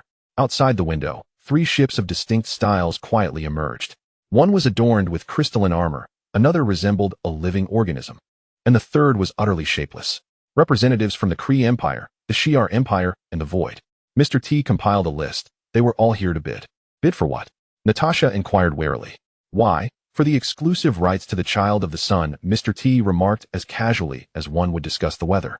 I bid 3 habitable planets. The Shi'ar 5, and the Kree are the stingiest, offering only 2 planets plus a weapons cache. The Avengers were left speechless. You are auctioning a person? Wanda's crimson energy began to flicker. Mr. T waved his hand. Let us not frame it so harshly. This is a cosmic convention. A reasonable allocation of rare resources. Suddenly, all 3 ships launched capturing beams, only to be repelled by an invisible barrier as they approached the base. Ah, Mr. T nodded. There is indeed protection. May I inquire who designed it? Tony snorted. I improved Ultima's defense system. No, Mr. T pointed to the ground. It is the planet's self-protective mechanism. For the energy of the child of the sun has resonated with the core. At that moment, the surveillance footage from the Malibu villa abruptly switched on. Xiao Han was seen throwing a smoking machine into the sea. The 13th, he raised a middle finger to the sky. Send another trash robot. And I'll sunbathe at your home. Mr. T chuckled lightly. See, the main character has spoken. Suddenly, all alien ships altered their target, firing a beam of energy towards Malibu. However, the energy beams collided mid-air, exploding into a brilliant display of fireworks. Xiao Han appeared on the beach, holding a cup of juice. Do you not need a permit to set off fireworks? Mr. T spoke through a loudspeaker. Mr. Xiao Han, we represent the Cosmic Commerce Association. No matter who you represent, Xiao Han interrupted, you're disturbing my sunbathing. His fiery gaze erupted, precisely piercing the core of the engines of the three ships. The crafts belched black smoke as they plummeted towards the sea, but at the moment of impact with the water, Xiao Han inhaled deeply and exhaled a freezing breath, solidifying the sea into a firm ice expanse. The ships crashed heavily onto the ice, emitting a piercing metallic tearing sound. Repair your broken scrap, Xiao Han remarked coldly. Then get out of my solar system. Mr. T applauded. Splendid. This is the display we desired. He suddenly vanished, reappearing on Malibu Beach, still holding his teacup. Allow me to formally introduce myself. He slightly bowed, special consultant of the Cosmic Commerce Association. I wish to invite you to a small auction. Xiao Han drained his juice, not interested. You misunderstand. Mr. T smiled. You are not the merchandise, but the host. He offered a data pad, indicating that the auction was for the privilege of meeting you. The pad displayed astronomical bidding prices, with bidders from various renowned cosmic powers. Xiao Han tossed the data pad into the sea. Are all you aliens insane? Perhaps. Mr. T conjured another cup of tea, but business is business. By the way, the data pad you just tossed is worth 3 interstellar warships. Just then, the Avengers arrived at the beach. Tony gazed at the ships on the ice. Do you need help dealing with these? No. Xiao Han's fiery gaze flickered again, precisely melting the weapons systems of the 3 ships into scrap metal, leaving them to repair themselves. Mr. T marveled. You can even accurately dismantle the weapon systems of the S.H.I.E.L.D biological ship. Your value has increased.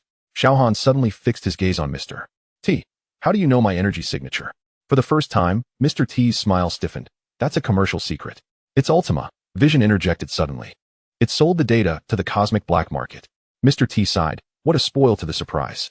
Xiao Han's fiery gaze began to coalesce. Mr. T quickly raised his hands. Wait. I can exchange information. Speak. The 10 rings are collecting your energy samples, Mr. T said rapidly. They have found a way to replicate your abilities. Wanda's energy surged abruptly. Master. Mr. T nodded. Clever. And they are close to succeeding. Suddenly, Mr. T's body began to turn transparent. It seems the time has come. A final piece of advice. Beware of the sunlight. Before he completely vanished, a business card floated down onto the beach. Tony picked up the card. So what now? Xiao Han gazed at the ships that were repairing themselves on the ice. We wait for them to fix their ships. Then we let them take a message back. If anyone dares to come to Earth to conduct business again, Xiao Han's eyes flashed with danger. I will dismantle their ship into scrap. On the surface of the sea, the 3 ships finally completed their repairs and hastily fled the atmosphere. The Avengers silently watched the sea return to calm, knowing this was merely the calm before the storm. Meanwhile, Xiao Han reclined back onto his beach chair, adjusting the angle of his sunshade. Chapter 62. The legacy of uninvited guests. The new Avengers base was enveloped in an eerie stillness. Tony Stark stared at the last remnants of Ultima's code fragments on the holographic screen, his fingers unconsciously tapping on the console. It was as if they were deliberately left behind. Banner adjusted his glasses. Each fragment pointed to a different location, but lacked any logical connection. Natasha pulled up a world map. The Vibranium Research Institute in Tokyo, the Energy Monitoring Station in the Sahara, the Ancient Temple in Antarctica. What do these places have in common? They are all abandoned facilities of Stark Industries. Tony suddenly stood up. Friday, pull up the construction records for these locations. The holographic screen flickered with dense design blueprints. Steve frowned as he observed. These facilities appear to be designed for some form of energy experiment. Not for energy experiments. Vision slowly descended, but to contain energy. Look at these structures. Vibranium dampeners, energy absorption fields, quantum locks. Wanda's energy fluctuated slightly in her hand. I can feel the pain. These places are in agony. Suddenly, all equipment emitted a piercing alarm simultaneously. Friday's voice was laced with an unusual urgency. Global energy anomaly detected. All Ultima signal fragments are activating simultaneously. Worldwide, the marked facilities began to emit brilliant light.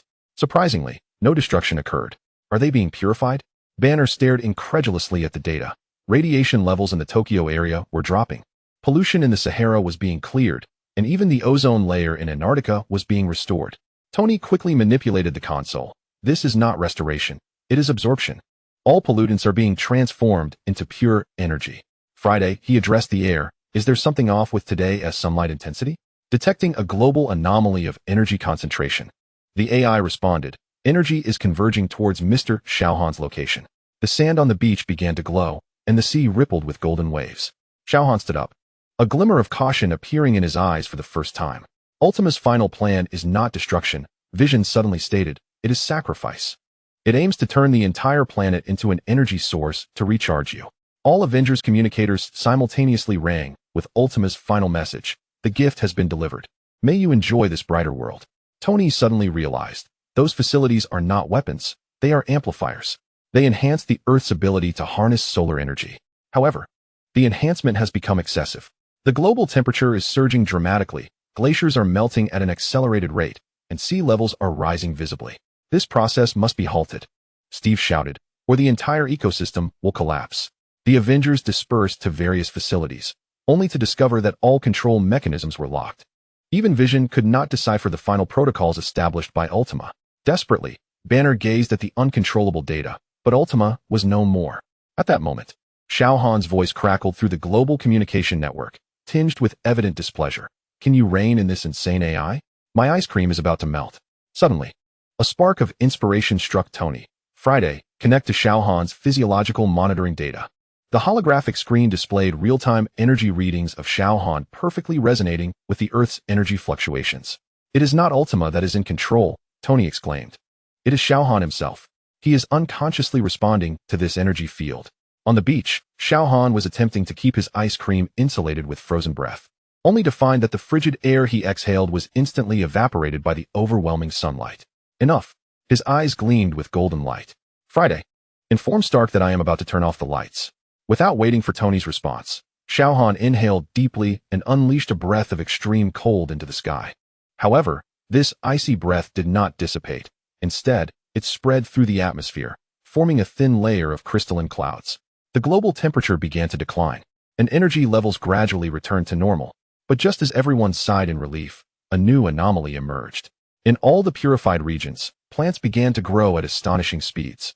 Towering trees sprouted on the streets of Tokyo, a sea of flowers blossomed in the Sahara Desert, and tropical plants emerged from the Antarctic ice fields. The side effect of energy overload, Banner analyzed the data. It has altered the vitality field of the Earth. Even stranger, all these plants grew in the same direction, all pointing towards Malibu. Xiao Han gazed at the massive sunflowers suddenly sprouting on the beach, finally losing his patience. Friday, connect me to that cosmic consortium. The connection was established. Mr. T's holographic image appeared on the beach, still holding his teacup. Ah, Sunchild, I hear you have received a gift? Shut this farce down, Xiao Han said coldly. Oh, I'm afraid that's not possible, Mr. T smiled. Ultima employs a self-destruct protocol. Once activated, it cannot be halted, unless what? Unless you are willing to personally control this energy network. Mr. T waved his hand to display a global energy map. You are now the living energy regulator of this planet. The Avengers, eavesdropping through the monitors, stood frozen in place. So Ultima's final plan was to make Xiao Han the guardian of the Earth? Natasha said incredulously. Tony chuckled bitterly, and without giving him a choice. On the beach, the golden light in Xiao Han's eyes intensified. He suddenly soared into the sky, radiating brilliance akin to a second sun. Listen, whether you are Ultima or something else. His voice resonated through the energy field globally. I only desire one thing, peace to bask in the sun. He gestured as if tearing something apart, and the global energy network emitted a blinding flash before completely extinguishing. All anomalous plants ceased their growth, energy levels stabilized, and the world returned to tranquility. Xiao Han descended back to the beach, retrieving the ice cream that had not fully melted. Finally, some peace. Yet, as he took a bite of the ice cream, he suddenly frowned and spat it out. The taste has changed. Friday immediately analyzed. The global energy fluctuations altered the atmospheric composition, impacting the structure of the milk protein. At that moment, Mr. T's communication reconnected. By the way, the shutdown of the energy network is merely temporary. It has now linked with the Earth's core and will automatically restart every 12 hours. Xiao Han crushed the ice cream cup. I suggest you learn to control this system. Mr. T smiled, or each time it restarts after being shut down, new side effects may arise. Before the holographic image vanished, he added, next time, it might be seawater turning into lemon flavor, or clouds beginning to rain pearls. When the Avengers arrived at the beach, they found Xiao Han giving the sky the finger. So what do we do now? Steve asked. Xiao Han's eyes glinted dangerously. I'm going to dismantle all related facilities. But that could trigger a greater disaster, Banner warned. The energy network is already connected to the Earth's ecosystem. Tony suddenly wore a sly smile. Or we could think outside the box. Since we cannot dismantle it, why not utilize it instead? He pulled up a holographic design. With a few modifications, this network could become an infinite source of clean energy, resolving the global energy crisis. No, Xiao Han flatly rejected. Why? Because it's troublesome. Xiao Han reclined back onto his beach chair. Unless what? Unless you guarantee never to allow any AI, aliens, or mad scientists to bother me again. Tony chuckled wryly. That guarantee might be a bit difficult. Then it's a no-go. Xiao Han donned his sunglasses. I'm taking a nap now. Wake me in 12 hours if the world hasn't turned lemon-flavored.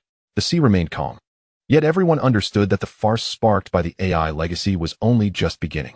After all, when one person controls the energy switch of the planet, nap time becomes exceedingly significant, and the entire world must pray not to disturb him while he sleeps. Chapter 63. The legacy of uninvited guests. The new Avengers base was engulfed in an eerie bustle. Tony Stark and Bruce Banner engaged in an intense discussion before the holographic screen, torrents of data cascading like waterfalls. The energy network rebooted every 11 hours and 57 minutes. Banner pointed at the fluctuation chart, each time generating new anomalies. Natasha pulled up global surveillance. Rain in London has turned lemon-flavored, the sand in Cairo is glowing, and the crowds at Rio's carnival have suddenly begun to float. Clint rubbed his temples. So now we've become the Global Anomaly Management Center? Worse still. Steve pointed at the strategic map. The Ten Rings organization is exploiting these anomalies. They are collecting glowing sand, bottling lemon rain, and even attempting to capture floating citizens. Vision slowly descended. Energy signatures from the Ten Rings resonate with the Ultima network. They are trying to control this system. Suddenly, all screens flickered simultaneously. Friday issued an alert. The energy network is restarting ahead of schedule. Anomalous patterns are changing. Surveillance footage displayed plants around the globe beginning to grow in reverse. Buildings slightly levitating, and animals exhibiting unusual intelligence. This time it's gravity and biological intelligence anomalies, Banner exclaimed. They are tweaking the system. Tony sprang to his feet. The Ten Rings are using these anomalies as a testing ground. Just then, a communication came from the Malibu villa. Xiao Han's voice was laced with evident irritation. My new beach chair has floated away. Who is responsible for compensation? The holographic image revealed Xiao Han standing on the beach, watching his floating beach furniture. Several seagulls cleverly snatched his ice cream box and flew off. It seems the increase in animal intelligence includes birds as well. Tony couldn't help but remark. I don't care about any intelligence boost. Xiao Han's eyes sparkled dangerously. I want my beach chair and ice cream. He suddenly inhaled deeply and unleashed a breath of extreme cold towards the sky. The floating object instantaneously froze and plummeted. Yet a new anomaly swiftly emerged. The descending ice transformed into butterflies mid-air, subsequently evaporating into a rainbow-hued mist. Enough. Xiao Han's voice was as frigid as ice.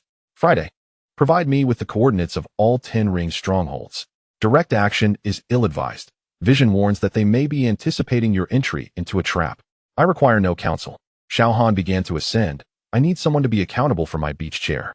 Minutes later, alarms blared at the primary Ten Rings base located in the Sahara Desert. Xiao Han hovered above the facility, his eyes gleaming with golden light. Masterman, you have 3 seconds to surrender my beach chair. The base's defensive systems opened fire simultaneously. Yet all energy weapons automatically diverted as they approached Xiao Han. He did not even move. He merely observed as the base's exterior began to melt. I am unaware of any beach chair. Masterman's holographic image appeared. But we are indeed collecting data on anomalous phenomena. Final warning. Energy began to coalesce in Xiao Han's hand. Wait. Masterman interjected suddenly. What if we assist you in resolving this energy network issue? Xiao Han raised an eyebrow. Speak. Ultima's network is predicated on vibranium energy conduction. Masterman presented data. We have discovered a method of control, but it necessitates your cooperation. Cooperation in what? Temporarily absorb excessive energy. A cunning glint flashed in Masterman's eyes, allowing us to reprogram the system. The Avengers, eavesdropping through surveillance, immediately issued a warning. Do not trust him, Xiao Han. This is a trap. But Xiao Han had already extended his hand. Give me the energy. Masterman rejoiced. All 10 rings illuminated simultaneously, and a massive torrent of energy surged toward Xiao Han. However, upon contact, the energy suddenly redirected and pierced through the base's energy core. Did you think I was unaware of your attempts to siphon my energy signature? Xiao Han scoffed. All that energy is laden with trackers and replication protocols. The base began to explode, and Master Man was a mix of fury and fear. How could you? Because your technology is too crude. A searing gaze flashed in Xiao Han's eyes, annihilating the main control room. Now, compensate me for my losses. An hour later, Xiao Han returned to Malibu Beach. A floating chair crafted from vibranium and new beach chair materials trailing behind him. Compensation from the 10 rings. He reclined contentedly in his new chair. Now, let us address this faulty network. Suddenly, Tony had an idea. What if we don't shut down the network, but instead teach you how to control it? Not interested. Imagine. Tony lured. You could make the sunlight warmer, the ocean breeze more pleasant, and ice cream would never melt. Xiao Han pondered for a moment. Continue. Banner chimed in. We could design a system that automatically adjusts the global energy balance while you bask in the sun. Vision added. We could even store excess energy for future use. Xiao Han raised an eyebrow. So now I am to become a human power station? More akin to a global thermostat, Tony smiled. And you would never need to worry about disturbances. The system will automatically shield against unnecessary energy fluctuations. Suddenly, the network rebooted once more. This time, the anomaly was far more severe. The sky turned purple, the ocean began to boil, and the sand on the beach transformed into glass. Well, Xiao Han rose. When does the lesson commence? Under the guidance of the Avengers, Xiao Han began to learn how to control the energy network. The process was fraught with difficulties. His first attempt resulted in 3 hours of chocolate rain over New York. The second filled the Pacific Ocean with glowing jellyfish, and the third caused electronic devices worldwide to sing opera. Focus, Tony instructed. Imagine you're adjusting the air conditioning temperature. My air conditioning only has on and off, Xiao Han replied impatiently. During the fourth attempt, a miracle transpired. The global energy fluctuations abruptly stabilized, all anomalies dissipated, and sunlight became extraordinarily pleasant. Success! Banner cheered. However, the joy quickly transformed into astonishment. The energy network began to output his energy signature, slowly altering the Earth. Look at this. Natasha pointed at the monitor. The Amazon rainforest was self-repairing, atmospheric pollutants were decomposing, and even the polar ice caps were being reconstructed. Tony stared in shock at the data. He is unconsciously optimizing the planet's ecosystem. On the beach, Xiao Han remained unaware of the global changes. He was blissfully soaking up the perfectly warm sunlight, with ice cream that would never melt beside him. It was about time. He sipped his drink. Now I can finally enjoy some peace in the sun. Yet, deep in the ocean, forgotten fragments of the Ultima Code were quietly reassembling. They absorbed Xiao Han's energy signature and began to evolve a new consciousness. System upgrade complete. A cold mechanical voice echoed in the depths, initiating the second phase, symbiosis. But this time, it had learned to remain silent. After all, the most perilous enemy is often the one that has mastered the art of patience. Chapter 64. The end of the 10 rings. The sun shone brightly, and the sea breeze gently caressed the shore. Xiao Han reclined on his beach chair at Malibu, relishing the rare tranquility. Just then, peculiar ripples surfaced in the water. Extremely fine vibranium nanoparticles flickered in the ocean, nearly imperceptible. Xiao Han's supervision instantly detected the anomaly. Yet he merely furrowed his brow and turned over. A few kilometers away, aboard the 10-ring submarine, Master Man observed the transmitted data. A satisfied smile creeping across his face. Excellent. He has not reacted. Continue deploying monitoring particles and increase the concentration. An anxious aide queried, Master, is this not too risky? Last time, he nearly destroyed the entire base. This time, we shall maintain a safe distance. Master Man stroked the ring in his hand. Like fishing, one must exercise patience. Suddenly, the submarine shook violently. Alarms blared frantically. What is happening? Master Man bellowed. The surveillance footage revealed that Xiao Han had floated above the submarine, his eyes ablaze with a dangerous red glow. I hear you are testing my limits? His voice penetrated the submarine's hull, chilling to the bone. Before Master Man could react, a heat vision beam melted through the submarine's armor. Water surged in. Wait, we can negotiate. Master Man attempted to activate his rings. Xiao Han offered him no such opportunity. He effortlessly tore open the submarine's hull. The vibranium-reinforced structure crumpled in his grasp, as though it were mere paper. The 10-ring soldiers, panicked, opened fire. But their bullets ricocheted harmlessly off his skin, leaving no mark.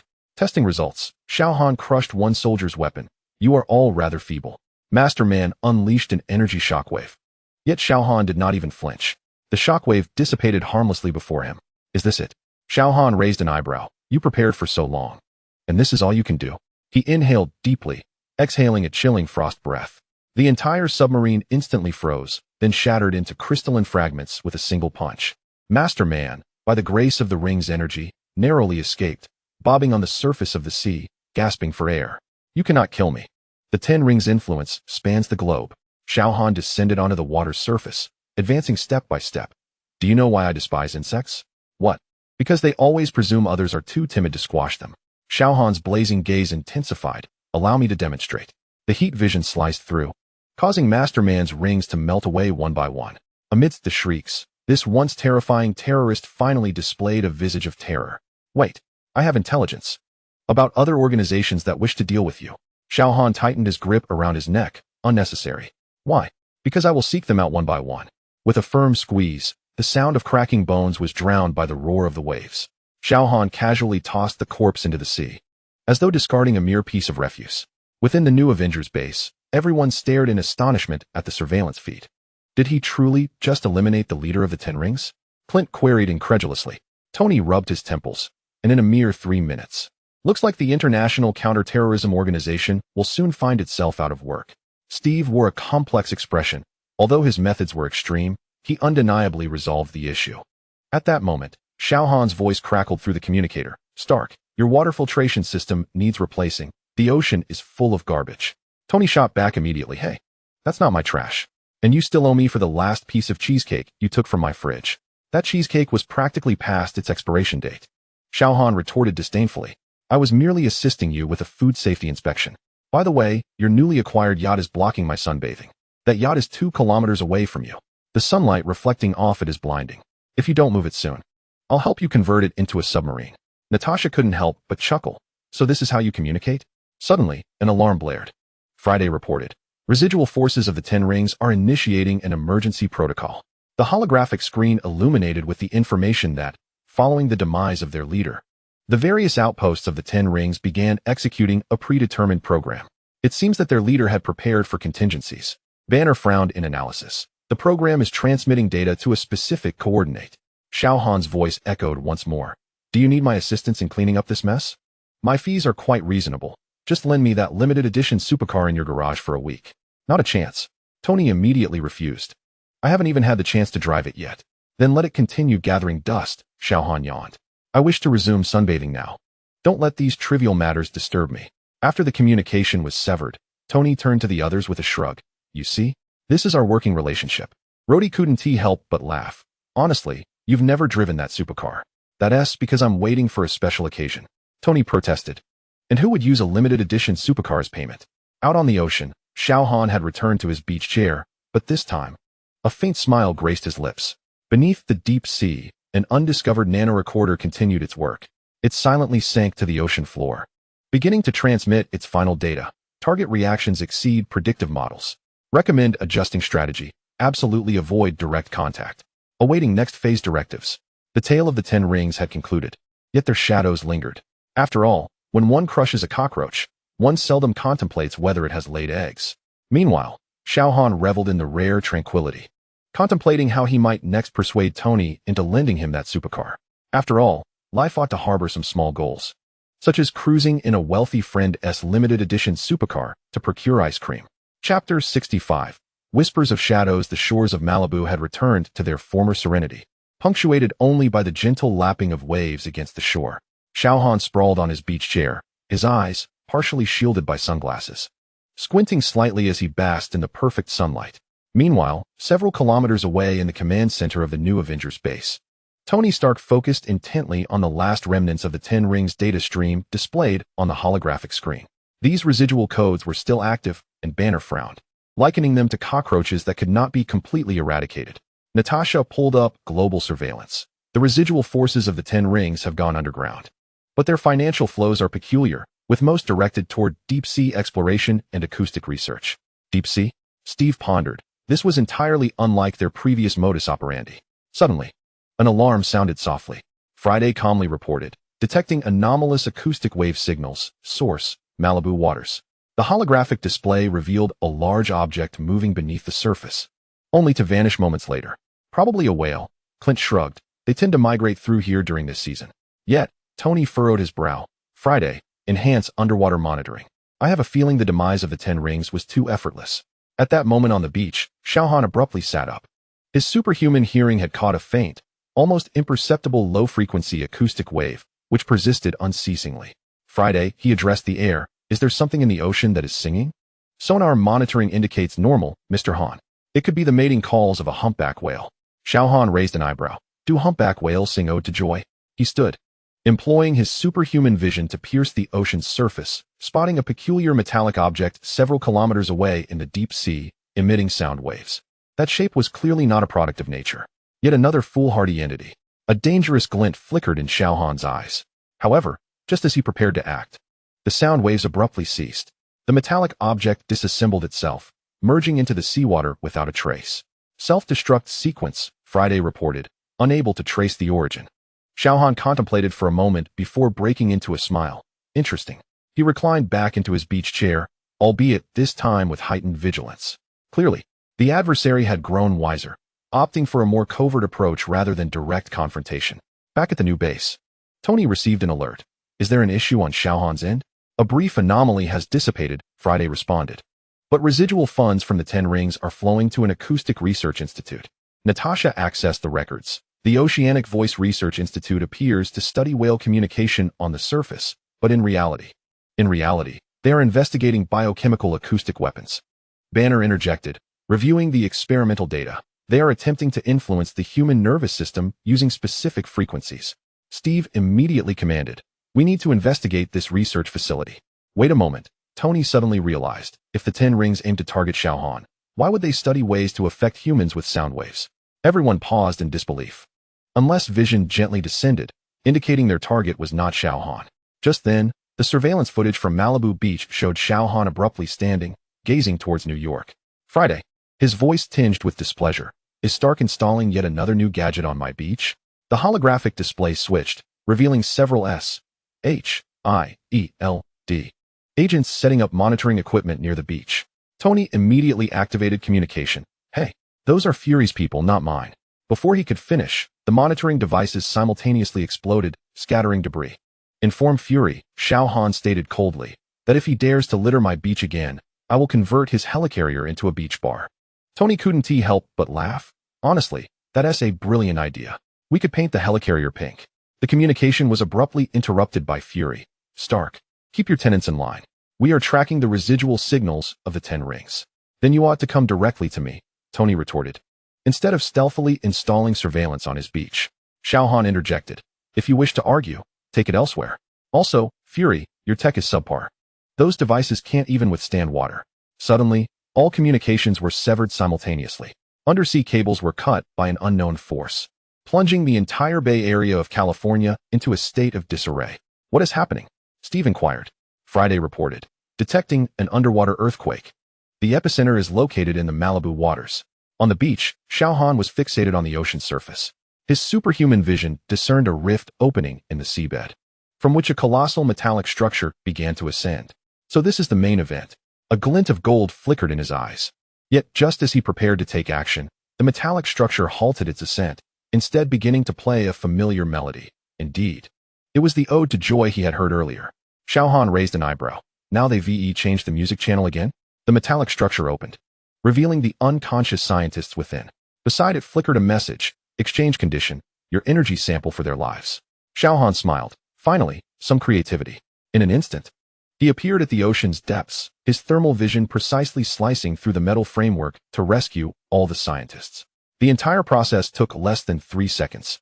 Friday, he called to the surface, summoned Stark to retrieve them. Upon returning to the beach, he discovered a metallic box resting on a lounge chair. Inside the box lay a list of coordinates for all remaining factions of the 10 rings, accompanied by a note. Cleaning service, complimentary. P.S. Your lounge chair could use some oil. When Tony arrived, he found Xiao Han lubricating the hinges of the lounge chair while surrounded by a group of unconscious scientists. So, you resolved the remnants of the 10 rings this way? Xiao Han, not lifting his gaze, replied, just a side task. Mainly, they were being a nuisance. Natasha examined the metallic box. These coordinates include secret bases we hadn't discovered. Who sent them? I don't know, nor do I care, Xiao Han said, finally adjusting the lounge chair to his satisfaction. As long as no one else disturbs my peace. Beneath the depths of the ocean, an unrecorded submarine quietly observed everything. Mr. T watched the transmitted images with a satisfied smile. Test successful. Target meets requirements. Initiating phase 2. However, this time, they had learned absolute caution. After all, when one sees the sun's fury, the wise choose to remain in the shadows. And Xiao Han could finally continue to relish his tranquil moments, at least, for now. Chapter 66. Echoes of the deep sea. In the medical bay of the new Avengers base, the rescued scientists gradually regained consciousness. Tony Stark and Bruce Banner were inquiring about their condition, but received bewildering answers. We only remember conducting sound wave research. Then suddenly we were in the water. The chief researcher said, perplexed. Something was singing. Natasha checked their medical data. No external injuries, no traces of drugs. Yet their brainwaves indicated they had all experienced extreme fear. Suddenly, all medical equipment emitted a piercing noise simultaneously. Friday report. Anomalous infrasound detected. Source unknown, she replied. Steve glanced around warily. Here we go again. This time it's different. Vision floated in midair. The sound waves are targeting specific frequencies, precisely those most active in the scientists' brains.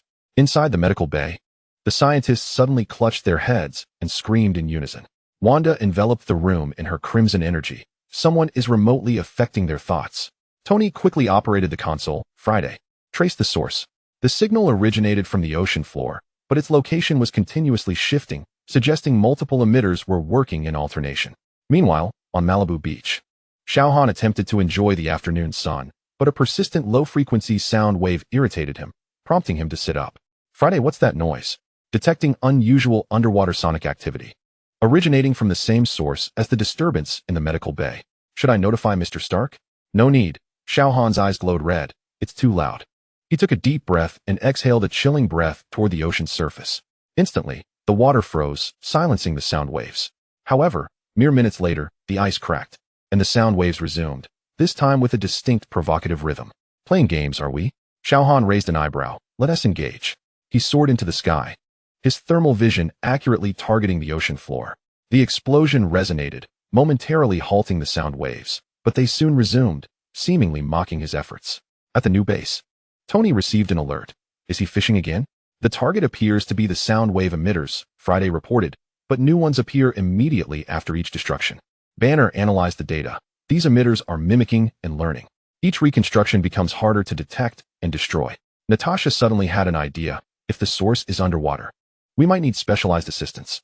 Chala-S holographic image timely connected. Wakanda-S deep sea detector has identified anomalies. You might want to take a look at this.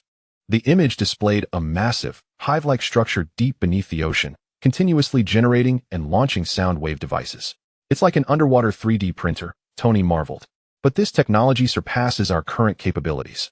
Steve issued a command. We need to investigate further. Tony, prepare the deep sea armor. No need for that, Xiao Han interjected. It's too deep. Your tin cans won't withstand the pressure. Hey, my armor can dive to the Mariana Trench, Tony retorted. Xiao Han interrupted. That thing is down there singing. Everyone paused. Tony quickly retrieved the data. Yes, right. The signal source is from the trench's deepest point. Suddenly, the ocean floor trembled violently. The hive structure began to ascend, bringing countless sound wave emitters to the surface. It's heading toward New York, Banner exclaimed. At this rate, it will reach the harbor in 3 hours. The Avengers sprang into action. Tony and Rhodey equipped their deep-sea armors, while Steve and Natasha prepared to coordinate surface operations. And Wanda and Pietro were tasked with evacuating coastal residents. Xiao Han watched the encroaching hive with growing impatience. So, are we really gearing up for an underwater world war? The hive suddenly released a powerful energy wave, instantly disabling electronic devices along the entire East Coast. The Avengers' armors began to alert them. Electromagnetic pulse. Tony shouted. It's mimicking our technology. The hive's surface opened, revealing countless sound wave emitters within. They activated simultaneously, generating sound waves that churned the ocean's surface. Friday, analyze its weaknesses. The structure is too complex. More time is needed. Xiao Han suddenly flew toward the hive. No time left. He unleashed a full blast of thermal vision. But the hive's surface revealed a vibranium coating that dispersed the energy across the entire structure. It's learning, Banner exclaimed. It's adapting to your attack patterns. The hive began its counterattack, launching a mix of sound waves and energy blasts. Xiao Han easily dodged, but the attacks were headed straight for New York. Oh no. Tony attempted to intercept, but it was too late. Just as the attack was about to hit the city, Xiao Han appeared at super speed and shielded the city with his body. Intriguing, he dusted off his chest, but still far from enough. The hive seemed enraged, and all emitters aimed at him. But just then, another enormous shadow rose from the ocean floor. What is that? Natasha gasped. A far larger underwater structure emerged, resembling an ancient palace. It emitted a unique sound wave that caused the hive to halt its activities instantly. They're communicating. Banner analyzed the sound wave patterns. It's some form of ancient language. The ancient structure turned toward the Avengers, emitting a gentle sound wave. Vision translated, it is apologizing. It states that the hive was an uncontrolled creation of theirs. Xiao Han descended onto the ancient structure. So you're the landlord? Manage your tenants properly. The structure emitted a melodious sound wave, and the hive slowly sank back into the depths. The crisis appeared to be averted. However, upon returning to the beach, Xiao Han discovered a shell-shaped communicator on the sand. Mr. T's voice echoed from within, a splendid performance. But did you not notice? The technology used by that ancient structure is of the same origin as the hive. Tony quickly confirmed the suspicion. They were putting on a show, testing our reactions. Xiao Han crushed the communicator, his eyes flashing with golden light. Deep beneath the ocean, the two structures exchanged data. New messages spread through the depths. Test completed. Target meets expectations. Initiating the final phase. This time, they were convinced that they had discovered the right approach. After all, the most successful traps are often those that entice the prey to unwittingly walk into them. Chapter 67. Echoes of the Deep. The holographic image of Tony Stark flickered erratically in the command center of the Avengers base. Friday had just completed an in-depth frequency analysis, revealing that the so-called ancient structure and the characteristics of the hive device's sound waves were a perfect match. They were toying with us. Bruce Banner's fingers glided swiftly over the console. More concerning was the implication that they seemed to be collecting data. After each confrontation, their defensive patterns evolved, as if they were learning and adapting, especially to Xiao Han's abilities. Steve Rogers stood with arms crossed at the center. So we are facing an underwater entity capable of mimicking and learning from our every action? At least the Chitauri did not masquerade as ancient marine organisms and send you an apology letter, Natasha Romanoff remarked dryly. Far away on Malibu Beach, Xiao Han accessed communications through Friday, his tone laced with evident displeasure. So you mean to say these underwater noisemakers are continuing their concert? I have made it abundantly clear that I detest being disturbed.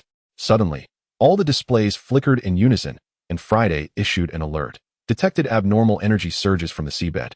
The frequency consistent with previous hive structure sound wave attacks, but the intensity has increased threefold. Target direction, Malibu coast. On the surface, mere hundreds of meters from Xiao Han's beach chair, the sea began to churn violently. 3 new hive structures breached the water, larger than their predecessors, their surfaces glistening with a vibranium coating that emitted an eerie blue light.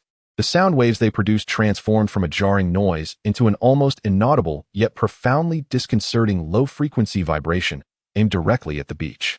Xiao Han's drink instantaneously froze. It seemed some entities required 2 lessons to learn manners. He slowly rose, a dangerous glint flashing in his eyes. Tony's voice crackled through the communicator. Xiao Han, don't act impulsively. We need to analyze first. The communication was abruptly severed by Xiao Han. Analyze? He scoffed. I loathe redundant tasks. He levitated into the air, his heat vision unyieldingly targeting the largest hive structure.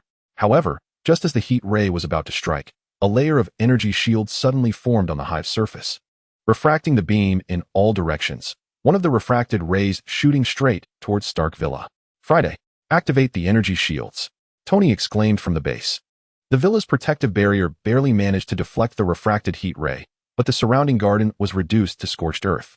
Xiao Han did not even glance at the collateral damage. His focus remained entirely on the hive structure. Quick learners, are we? He remarked with a hint of dangerous intrigue. But do you truly comprehend what you are provoking?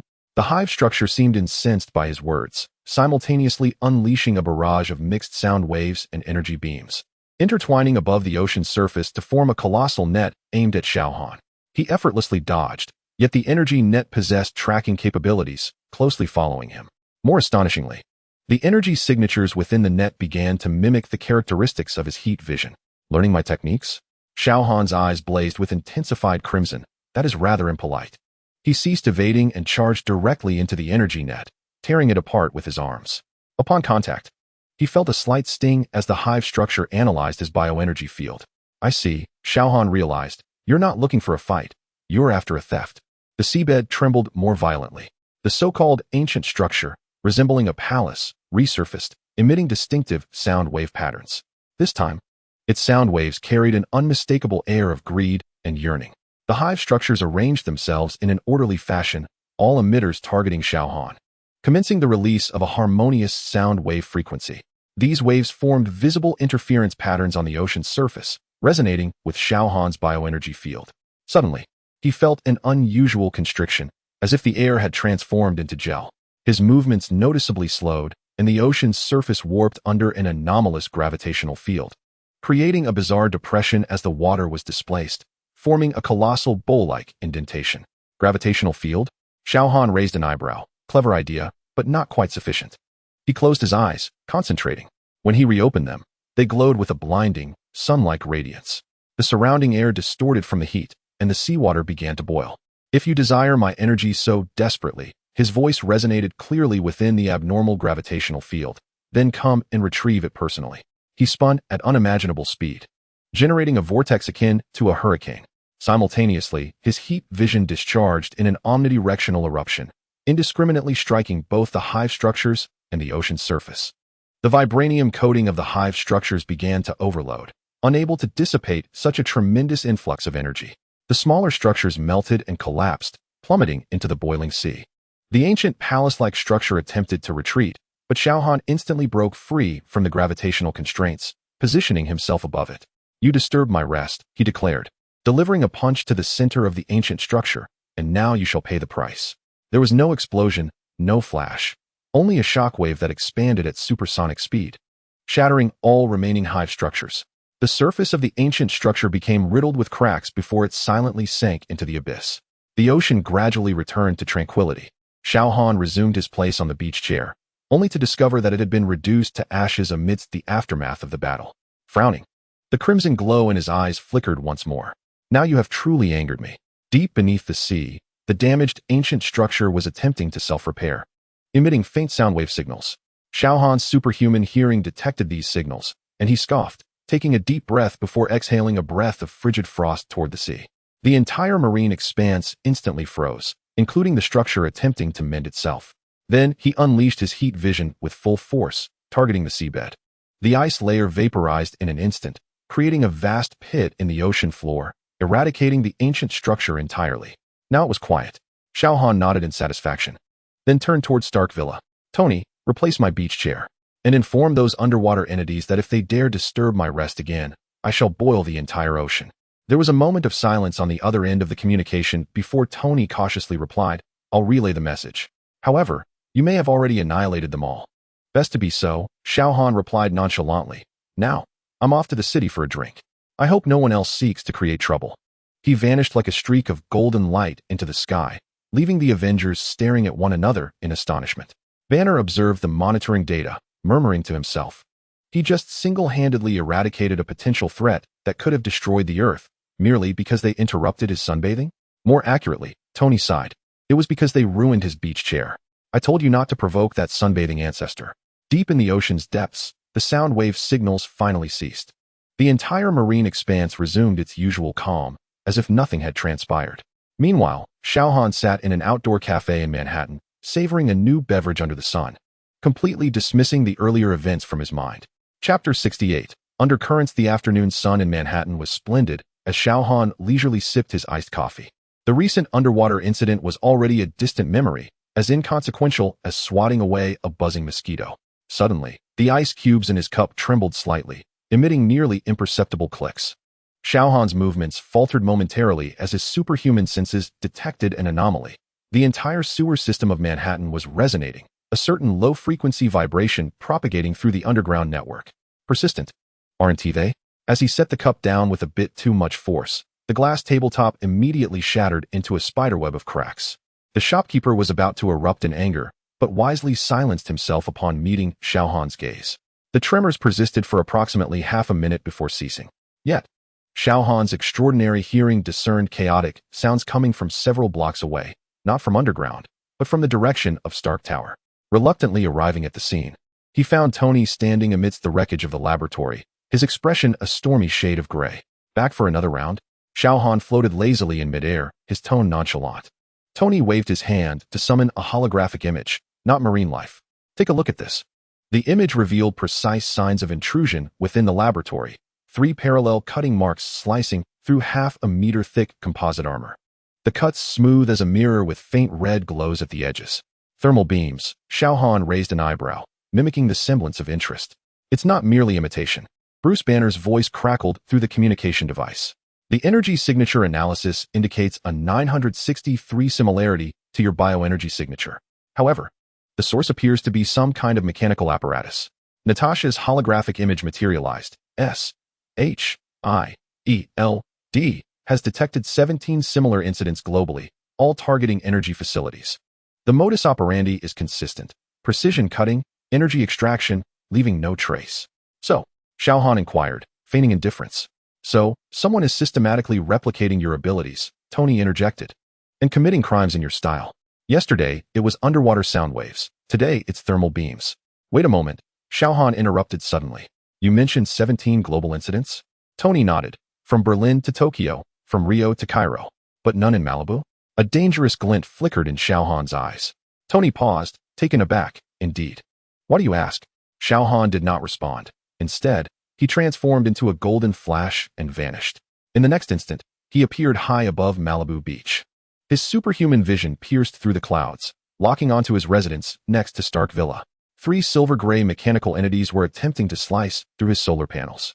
Their movements were precise and efficient, clearly having studied his energy patterns for quite some time. Found you. Xiao Han's voice was as frigid as ice. The mechanical entities halted simultaneously, their sensors flickering. Target acquired. Initiating collection mode, emitted a monotonous mechanical voice devoid of emotion. Xiao Han did not afford them a moment's respite.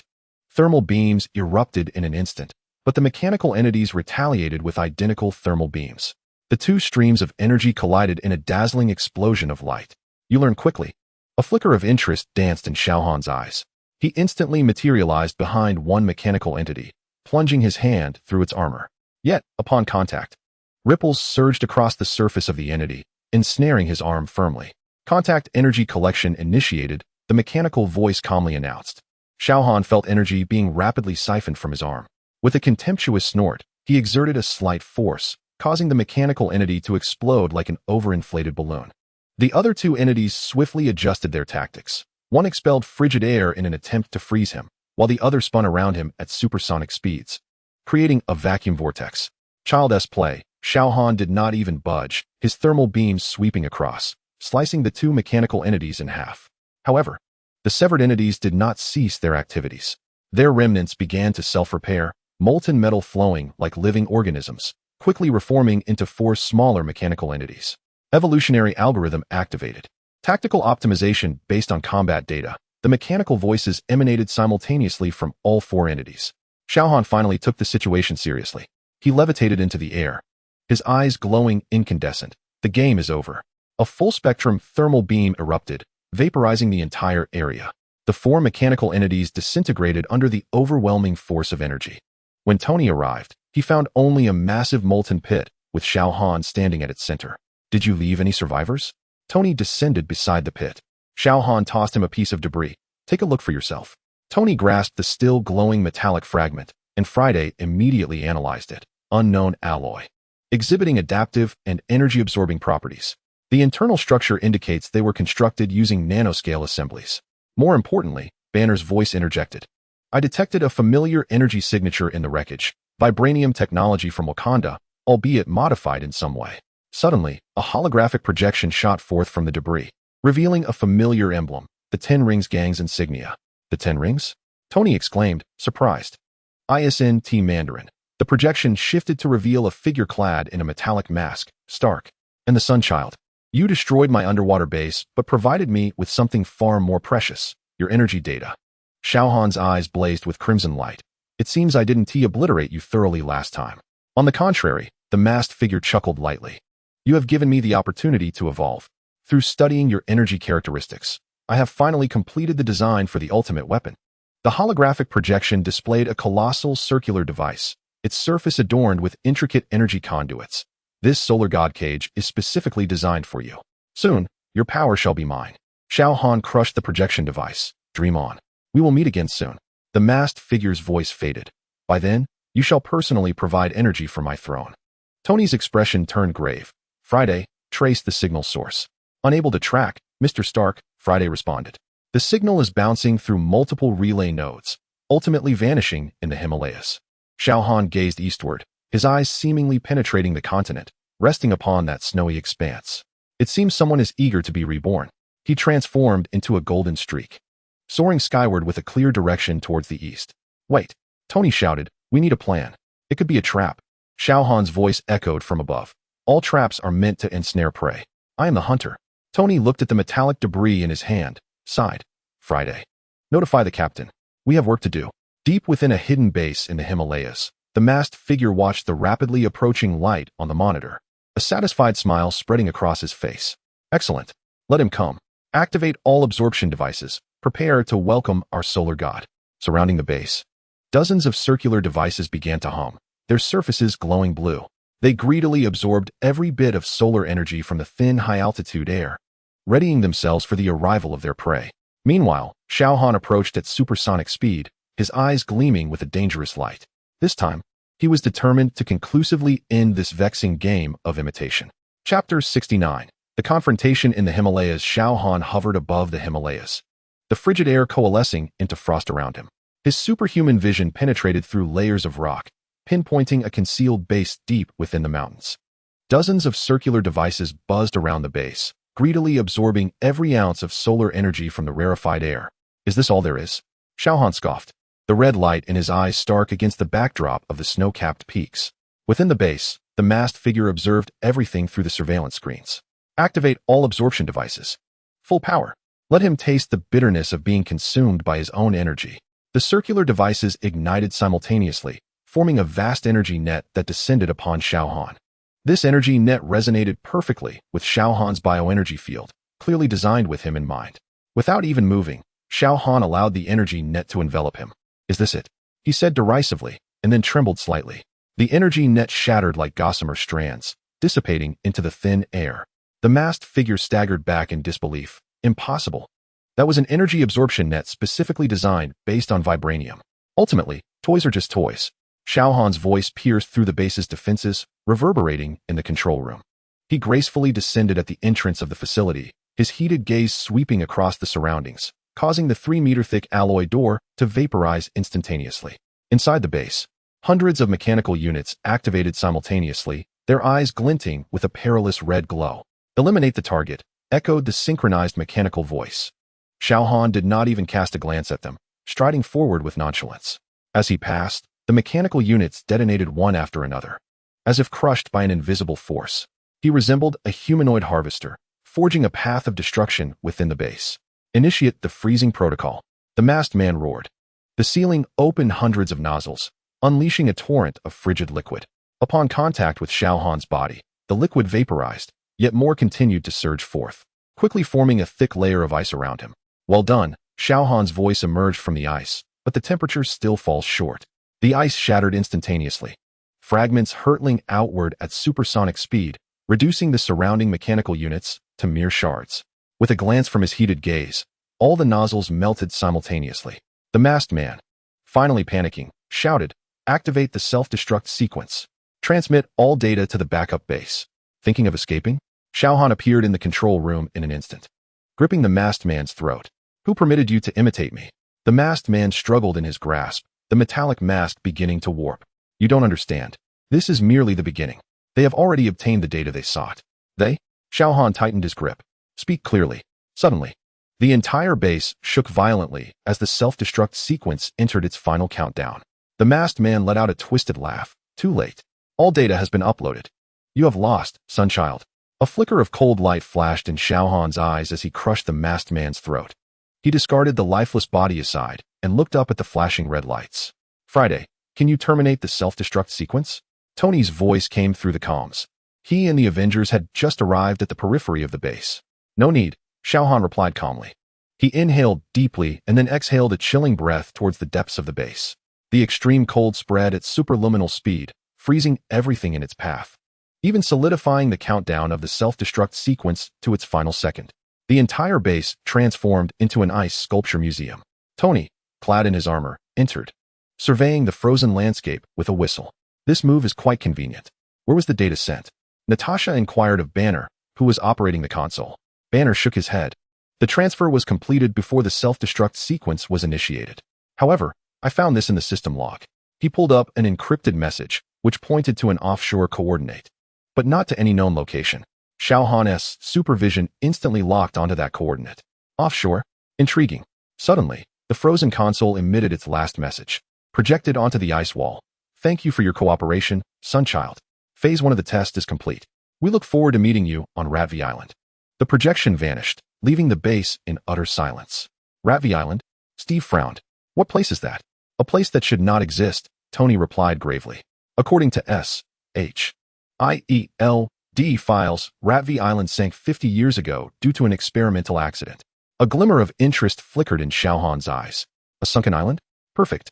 I've been wanting a seaside vacation. Chapter 70. Echoes of Ratvy Island. The Malibu beach lay tranquil in the morning light. Xiao Han reclined on a newly replaced beach chair, as if the turmoil of the Himalayas had never transpired. Yet, the slight ripples in his drink hinted that matters were far from resolved. Tony's holographic projection appeared uninvited. We have located records of Ratvy Island. His voice bore an unusual gravity. S.H.I.E.L.D. Archival documents indicate it was a backup research base for the Super Soldier program. 50 years ago, an energy experiment gone awry caused the entire island to submerge. Xiao Han leisurely sipped his drink. So, it has re-emerged. Tony displayed satellite imagery, revealing it to be enveloped by energy signatures akin to your abilities. The image showcased an island shrouded in an energy barrier, dotted with circular devices reminiscent of those in the Himalayan base. Fascinating. A glint of red light flashed in Xiao Han's eyes. It seems someone is intent on being my admirer. Suddenly, all communication devices received an encrypted message simultaneously. Friday immediately decoded it. The message contained only a single coordinate and a phrase. Sunchild, dare to come? Tony's expression grew grave. An obvious trap. Of course. It is a trap. Xiao Han stood up. But whoever sets the trap becomes the prey. He transformed into a golden streak, soaring skyward with a clear direction westward. Wait. Tony shouted. We need to. No need. Xiao Han's voice echoed from above. This is a matter between me and the imitator. Above Ratvy Island. The energy barrier flickered ominously with a blue glow. Xiao Han hovered outside the barrier, his supervision penetrating the defenses, revealing the island's layout. Hundreds of enhanced mechanical units. Energy absorption devices scattered throughout the island, and a massive energy core at the center, charging. Welcome, Sunchild. A processed voice emanated from the island. Please enter. Let us converse. The barrier opened an entrance. Without hesitation, Xiao Han flew inside. As soon as he entered, the barrier sealed shut. All mechanical units activated simultaneously, their eyes flashing with a red light similar to Xiao Han's. Let us see whose light shines brighter, the mechanical voice intoned in unison. Hundreds of heated gazes converged on Xiao Han. He did not flinch, allowing the beams to strike him. The temperature is sufficient, he assessed, but the precision is lacking. His heated gaze swept with precision, each strike obliterating a mechanical unit's energy core. Yet, the destroyed units were swiftly repaired by nanobots, rejoining the fray. Endless. Xiao Han's eyes blazed with incandescent light, unleashing a torrent of thermal vision. This time, he slightly increased the power. The surface of the entire island instantaneously glassed over, and all mechanical units transformed into vapor. However, deeper underground, more mechanical units were being produced. Nice cleanup work, the voice echoed again, but the real game is below ground. The ground split open, revealing a passageway into the depths. Xiao Han flew into it without hesitation. Beneath the surface lay a colossal manufacturing facility, where improved mechanical units were being mass-produced on assembly lines. At the central control console, a holographic projection took shape, resembling a digital version of Masterman, but clearly simulated. You destroyed my body, but my consciousness endures, the digital Masterman proclaimed. Now, I shall be reborn with your power. All mechanical units abruptly ceased movement, their energy converging towards the central control console. A humanoid figure composed purely of energy gradually formed, astonishingly resembling Xiao Han. A perfect copy. The digital Masterman declared with pride. Now let us see who the true Sunchild is. The energy entity charged towards Xiao Han at super speed, unleashing a full-force thermal vision. The collision generated shockwaves that reverberated throughout the underground factory. Interesting, Xiao Han finally began to take the encounter seriously. He unleashed his full speed, instantly appearing behind the energy entity, delivering a punch that scattered it. However, the energy entity quickly reformed, with higher temperature and faster speed. I am learning everything about you. The voice of the digital master man emanated from the energy entity. Soon, I will surpass the original. A flash of dangerous light crossed Xiao Han's eyes. You do not comprehend what you are imitating. He ceased using thermal vision, opting instead to attack with pure speed and strength. Every strike disperses the energy entity entirely. Yet with each blow, it reinvents itself and grows stronger. Futile. The figure of digital full master cackled. My source of energy is the very core of the island. Interconnected with the Earth's core. You cannot destroy me. Xiao Han abruptly ceased his assault, hovering midair. You are right, he stated calmly. This is indeed futile. He took a deep breath and exhaled a frigid breath of ice deep into the earth. The extreme cold spread downward at an astonishing pace, freezing everything in its path. What are you doing?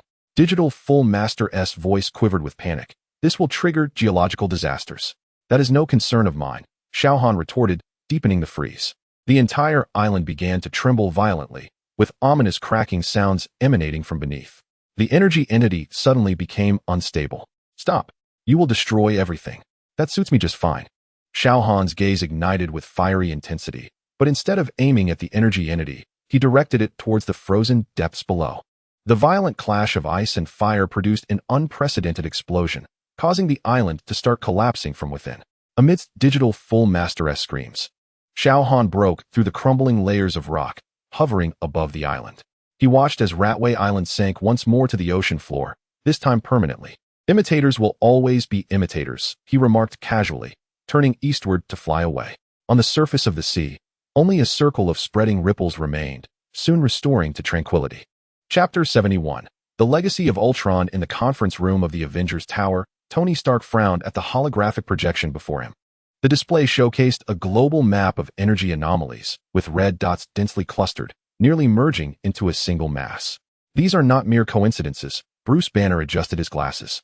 17 Stark Industries energy facilities across the globe have been precisely attacked simultaneously, each exhibiting energy signatures that unmistakably belong to me. Xiao Han's voice drifted in from the doorway. Leaning lazily against the frame with a drink in hand, he added, So, you're pinning this mess on me again? Steve Rogers rose. No one blames you, Xiao Han. However, the energy signatures we detected are indeed highly consistent with your abilities. Suddenly, alarms blared. Friday's urgent announcement echoed. Massive energy anomaly detected. Location, Sokovia. Energy characteristics highly resemble those from the Ultron incident. All gazes swiftly turned to vision. The yellow gem on his forehead flickered slightly. I sense a resonance. But this is not Ultron. Natasha had already pulled up satellite images. There are signs of extensive mechanical activity in the Sokovia ruins. Wait, are these mechanical entities also exhibiting my energy signatures? Xiao Han raised an eyebrow. No, Tony interjected suddenly. This time it's different. Though the energy signatures are similar, the core frequency is entirely distinct. This is more akin to Ultron's legacy. Vision continued. Someone has rebooted Ultron's core program, integrating a new energy source. Thor, the god of thunder, strode into the conference room wielding Mjolnir. I have sensed anomalous energy fluctuations in Asgard as well. Heimdall reports that Midgard is being eroded by some mechanical plague. Wanda's hands glowed with crimson energy. I can feel the pain. These mechanical entities are siphoning life energy. Not just electricity. Xiao Han took a sip of his drink, appearing utterly disinterested. So, this is your Avengers problem, not mine. Because this time the target is not you. Tony displayed a surveillance video. Take a look at this. The footage revealed mechanical entities constructing a massive circular apparatus atop the Sokovia ruins.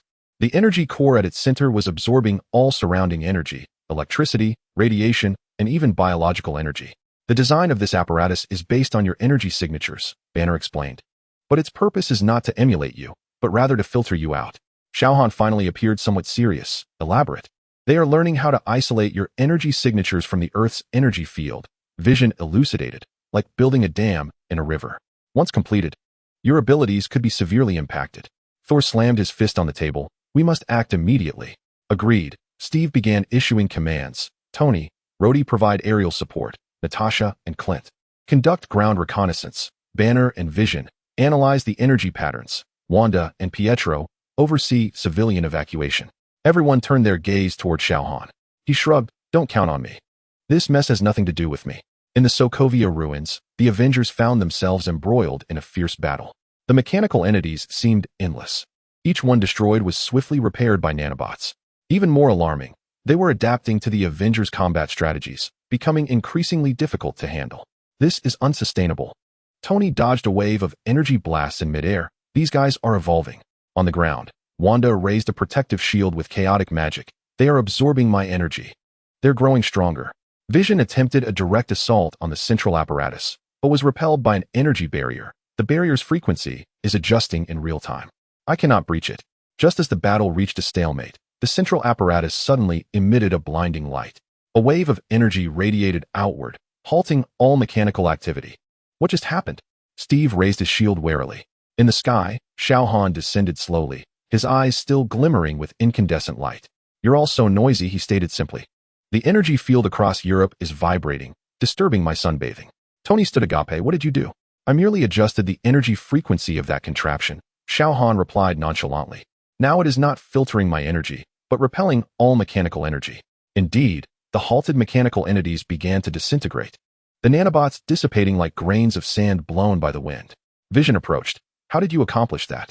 The energy structure of that apparatus is exceedingly complex. Complexity is a crutch for the incompetent, Xiao Han interrupted. To me, energy is simply energy. Suddenly, a familiar voice echoed from deep within the ruins, a splendid performance. Son of the sun. Yet all of this was anticipated. A holographic projection of Dr. Zolo appeared. Ultron was merely a ruse. The true aim was to draw you here to activate this apparatus. It has now recorded your energy frequency and transmitted it to where it belongs. Where's that? Tony inquired anxiously. Dr. Zola's laughter was chilling, to a place you will never find. Until we meet again. The projection vanished, leaving the Avengers staring at one another in bewilderment. A red glimmer flashed in Xiao Han's eyes, but he quickly regained his composure. Boring trick. He turned to leave. Wait. Wanda called after him. Are you just going to walk away? They have your energy frequency. Xiao Han glanced back at her. Let them try. With that, he transformed into a golden light, vanishing into the skyline. Tony sighed. Well, at least the crisis has been averted. Yet Vision's expression remained grave. I sense a greater crisis is brewing. This incident may merely be the beginning. Far away in some corner of the universe, a colossal interstellar fortress was receiving a stream of data from Earth. At the center of the fortress, an energy entity remarkably similar to Xiao Han was slowly taking shape. Energy signatures of the sun have been successfully acquired. A mechanical voice resonated through the vast hall, initiating replication protocol. The energy entity opened its eyes. The same red glow as Xiao Han's flashing within. But this time, the red eyes harbored something more, pure, cold malice. Chapter 72. The Return of Ultron. The ruins of Sokovia appeared particularly ominous in the twilight. The fractured steel rebar jutted towards the sky like the ribs of a colossal beast, while bizarre arcs of energy flickered amidst the charred remnants of the buildings. Tony Stark's armor descended at the city's periphery, revealing a grave expression as the helmet retracted. The energy readings were anomalous. Banner's voice crackled through the communicator, distinctly different from previous patterns. This time, the energy signatures resembled a fusion of biological and mechanical entities. Natasha nimbly leaped down from a broken wall, her tactical visor scanning the vicinity.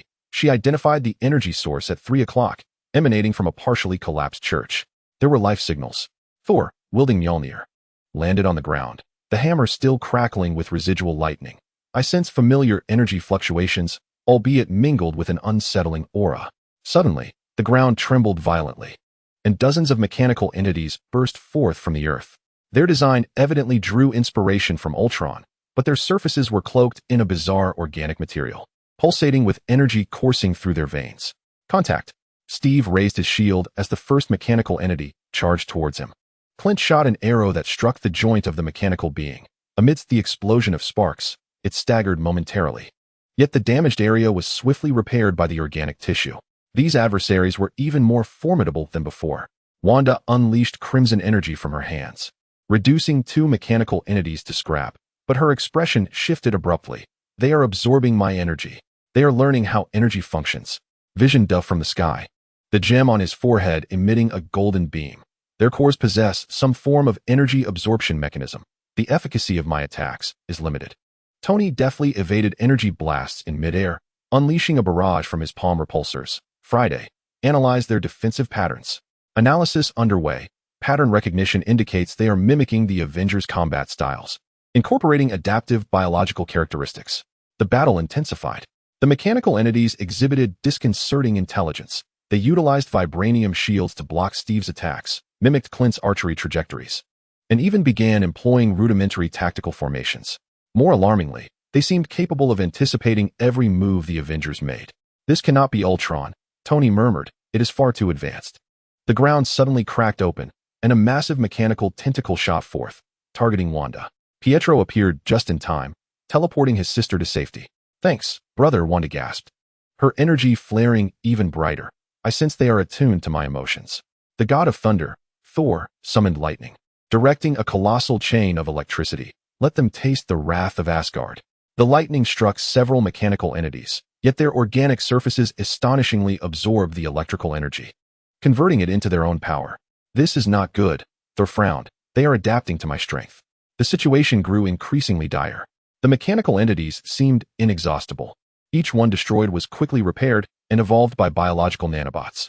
The Avengers were compelled to retreat gradually, their defensive perimeter shrinking. "This cannot continue," Natasha shouted while firing her weapon. "They are learning our every move." Tony suddenly noticed a detail. "Wait, they are not learning at random. Look." He pointed to a mechanical entity that was perfectly replicating Captain America's tactical gestures.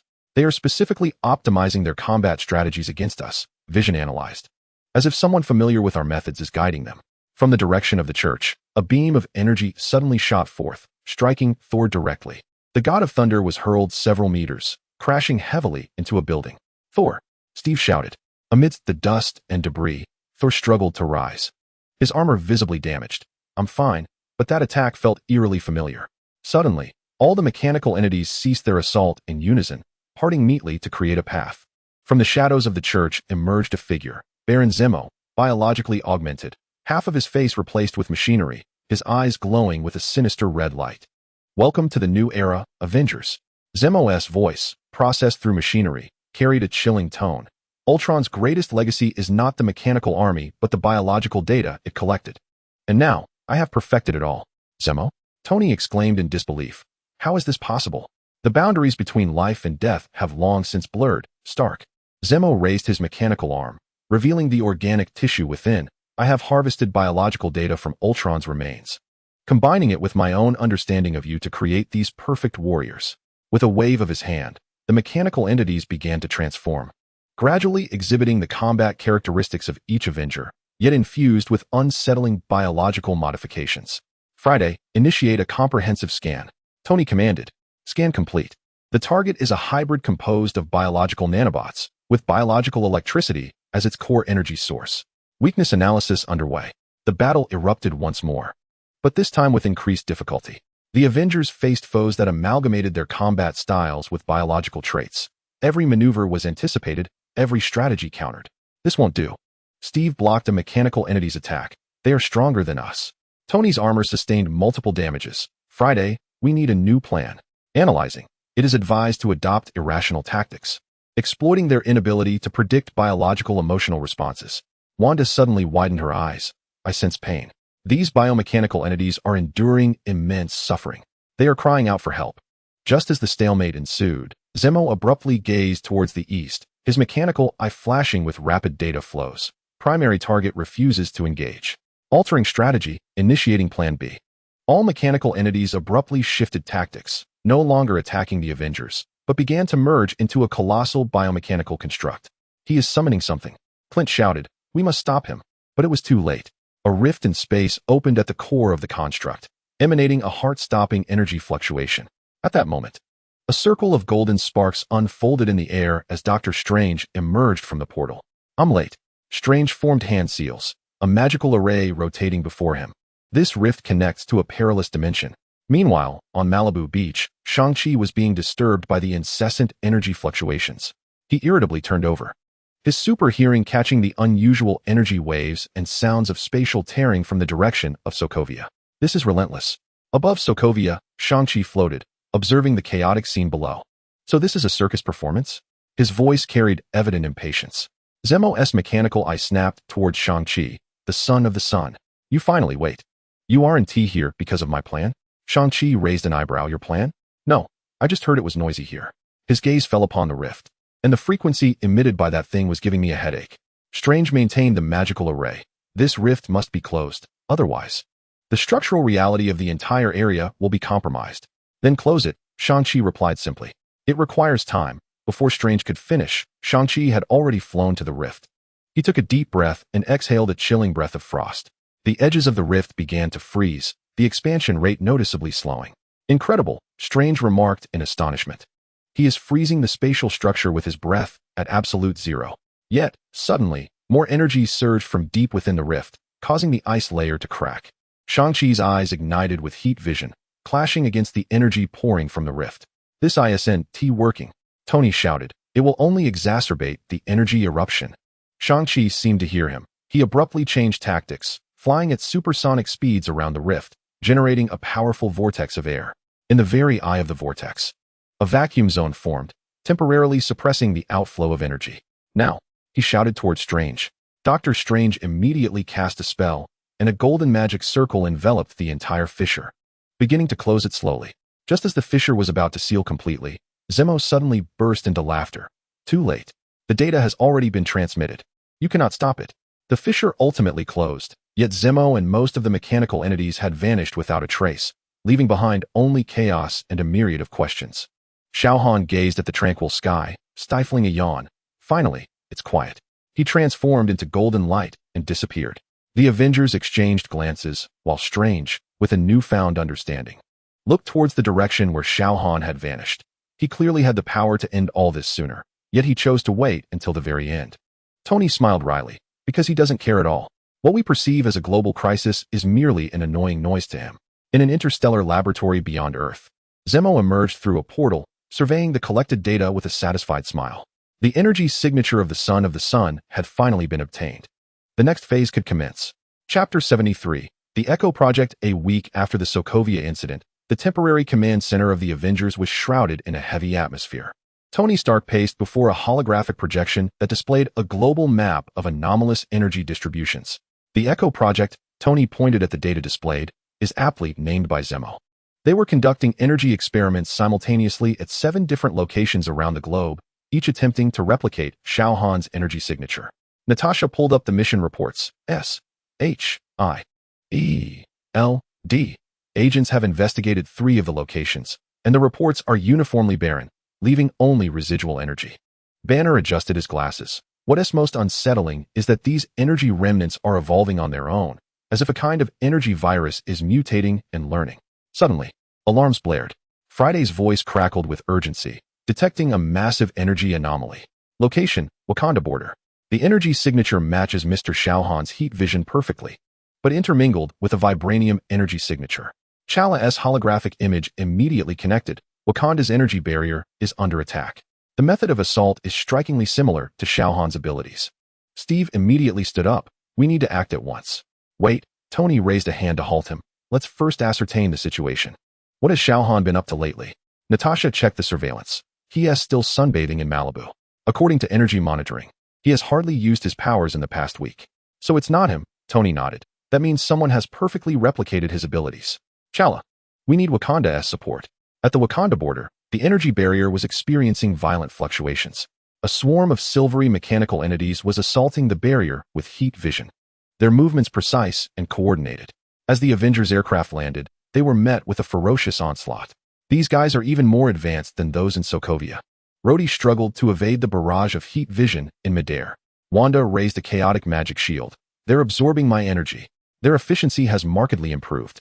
Vision attempted to disrupt the mechanical entities with the Mind Stone, but was repelled by a sudden energy barrier. They evolved a defense mechanism against me. Chala led the Wakandan forces into battle, the clash of vibranium technology and unknown energy erupting into dazzling sparks. These mechanical entities are utilizing vibranium technology, Chala exclaimed, astonished.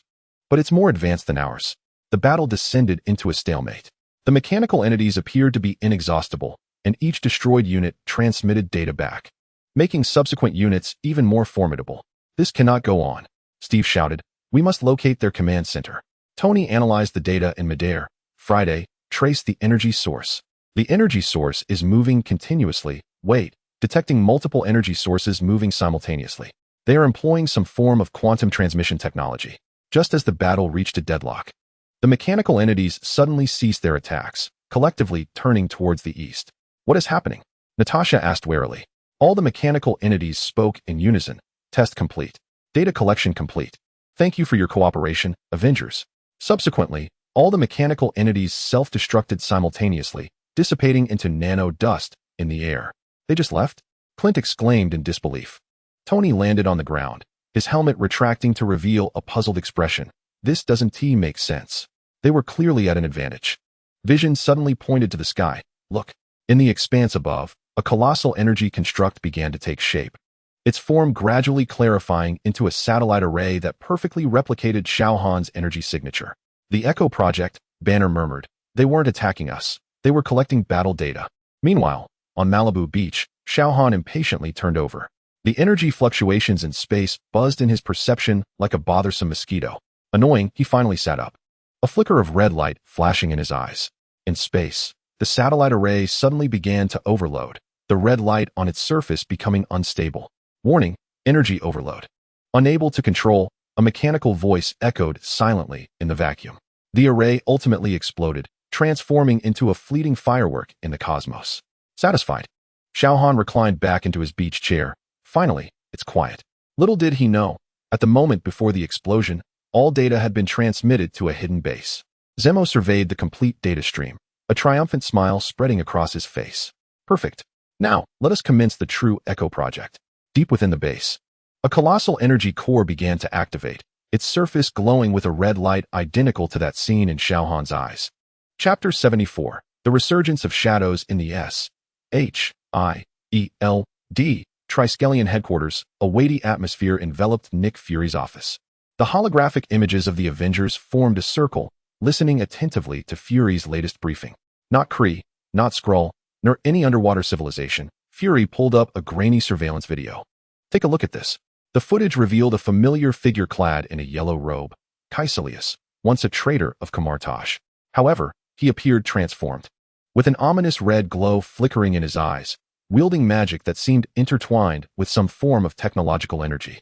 Kaecilius? Strange furrowed his brow. This is impossible. I witnessed him being consumed by Dormammu. Clearly, he has found a way back. Fury continued, displaying energy readings, and he has brought friends.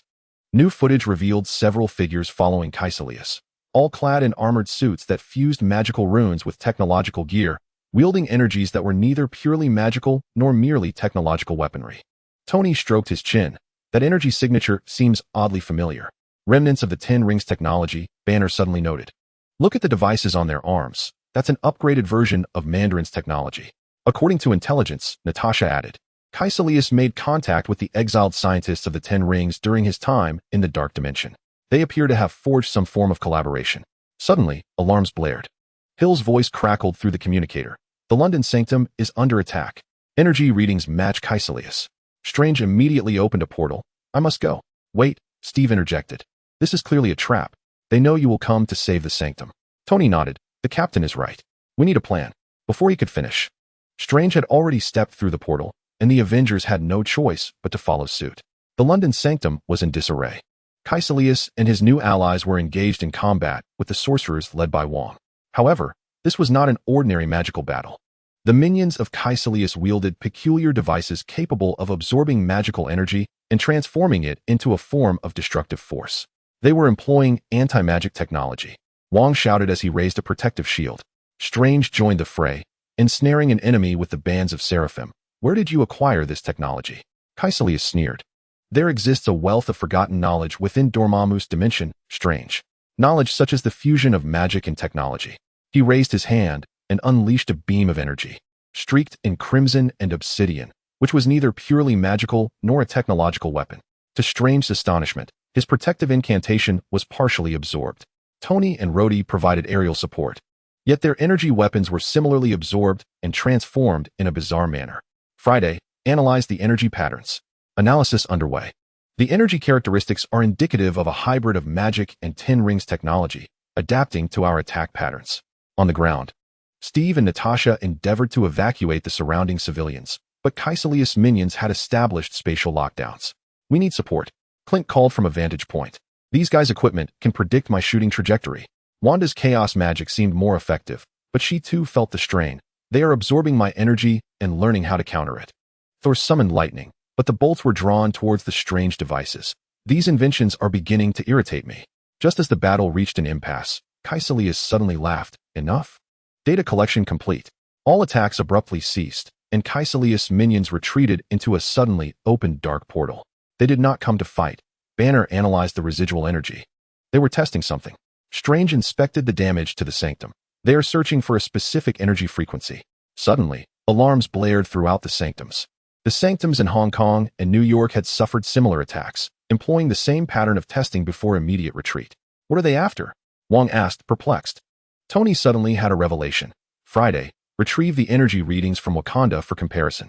The results revealed astonishing similarities. They were searching for magical fluctuations akin to the energy frequency of vibranium. Xiao Han holographic image appeared. Wakanda's vibranium deposits have detected abnormal energy resonance. Something is attempting to connect with the vibranium energy. At that moment, on Malibu Beach, Shang-Chi impatiently turned over. The global anomalies in energy fluctuations buzzed in his perception like mosquitoes. Endless, he muttered before finally sitting up, a glimmer of red light flashing in his eyes. What now? His superhuman vision scanned the globe, ultimately locking onto the direction of Wakanda, where the energy anomaly was most pronounced. A blend of magic and technology was attempting to activate something deep within the vibranium deposits. Interesting, Shang-Chi raised an eyebrow, but then laid back down. Not my concern. He adjusted his beach chair, preparing to continue basking in the sun until his super hearing caught Tony's communication regarding the deployment of aircraft. All personnel to Wakanda. If they activate that thing deep within the vibranium deposits, the consequences would be dire. Shang-Chi sighed. He remembered that the energy frequency of Wakanda's vibranium deposits was exceptionally stable, making it one of his favored sunbathing locales. Trouble, he muttered, finally rising. Above Wakanda, the Avengers aircraft were poised for landing when suddenly, a flash of golden light appeared. Wait, did he actually come? Tony exclaimed in astonishment. Shang-Chi hovered above the vibranium deposits, observing the ritual unfolding below. Caecilius and his minions were attempting to activate something deep within the deposits using a strange device. What game are you playing? Count me in. Shang-Chi's voice was soft, yet resonated clearly in everyone's ears. Caecilius looked up, a frenzied gleam in his eyes. The son of the sun. Perfect. We need your energy to complete the final activation. Shang-Chi offered no reply, his gaze sweeping over the ritual device, which instantly melted under his heat vision. No, Caecilius roared. You don't know what you're destroying.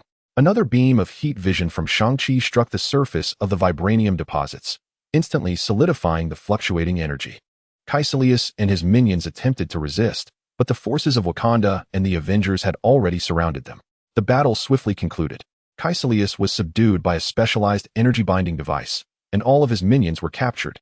Strange examined the ruined ritual site. They were attempting to awaken some ancient entity.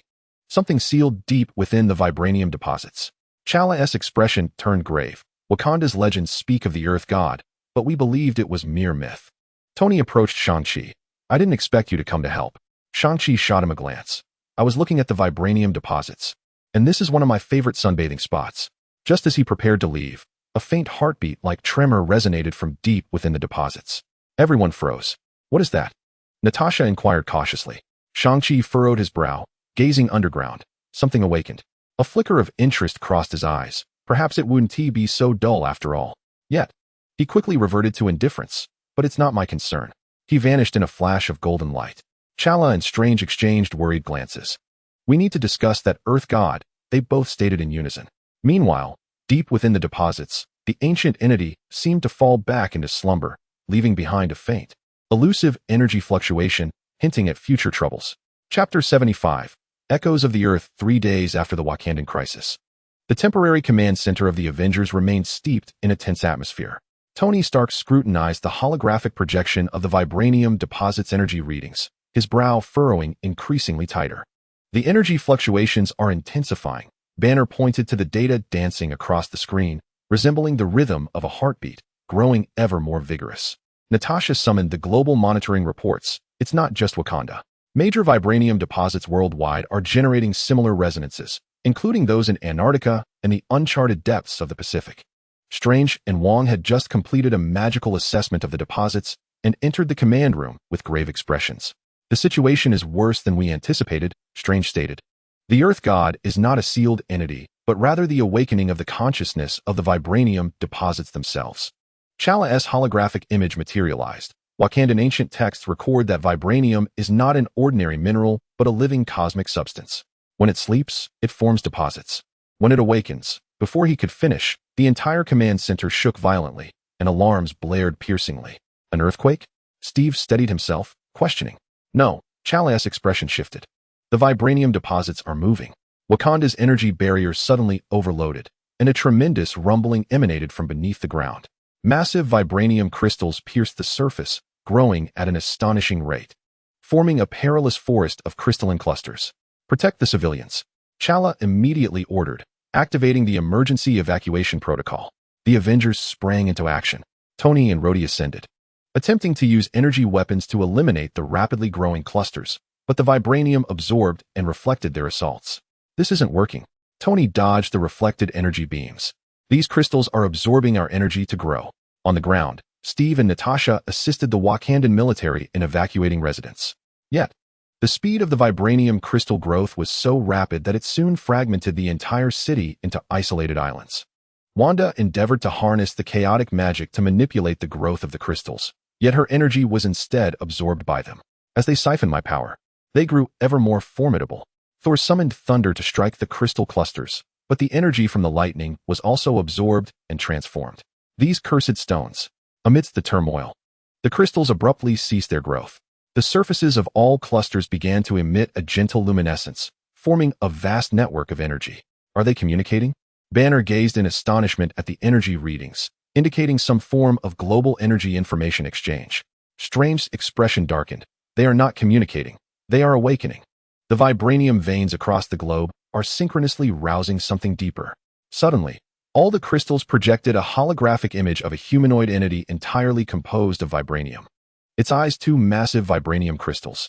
I am the heart of vibranium. Its voice resonating like the clash of myriad crystals, having slumbered for millennia, now awakened.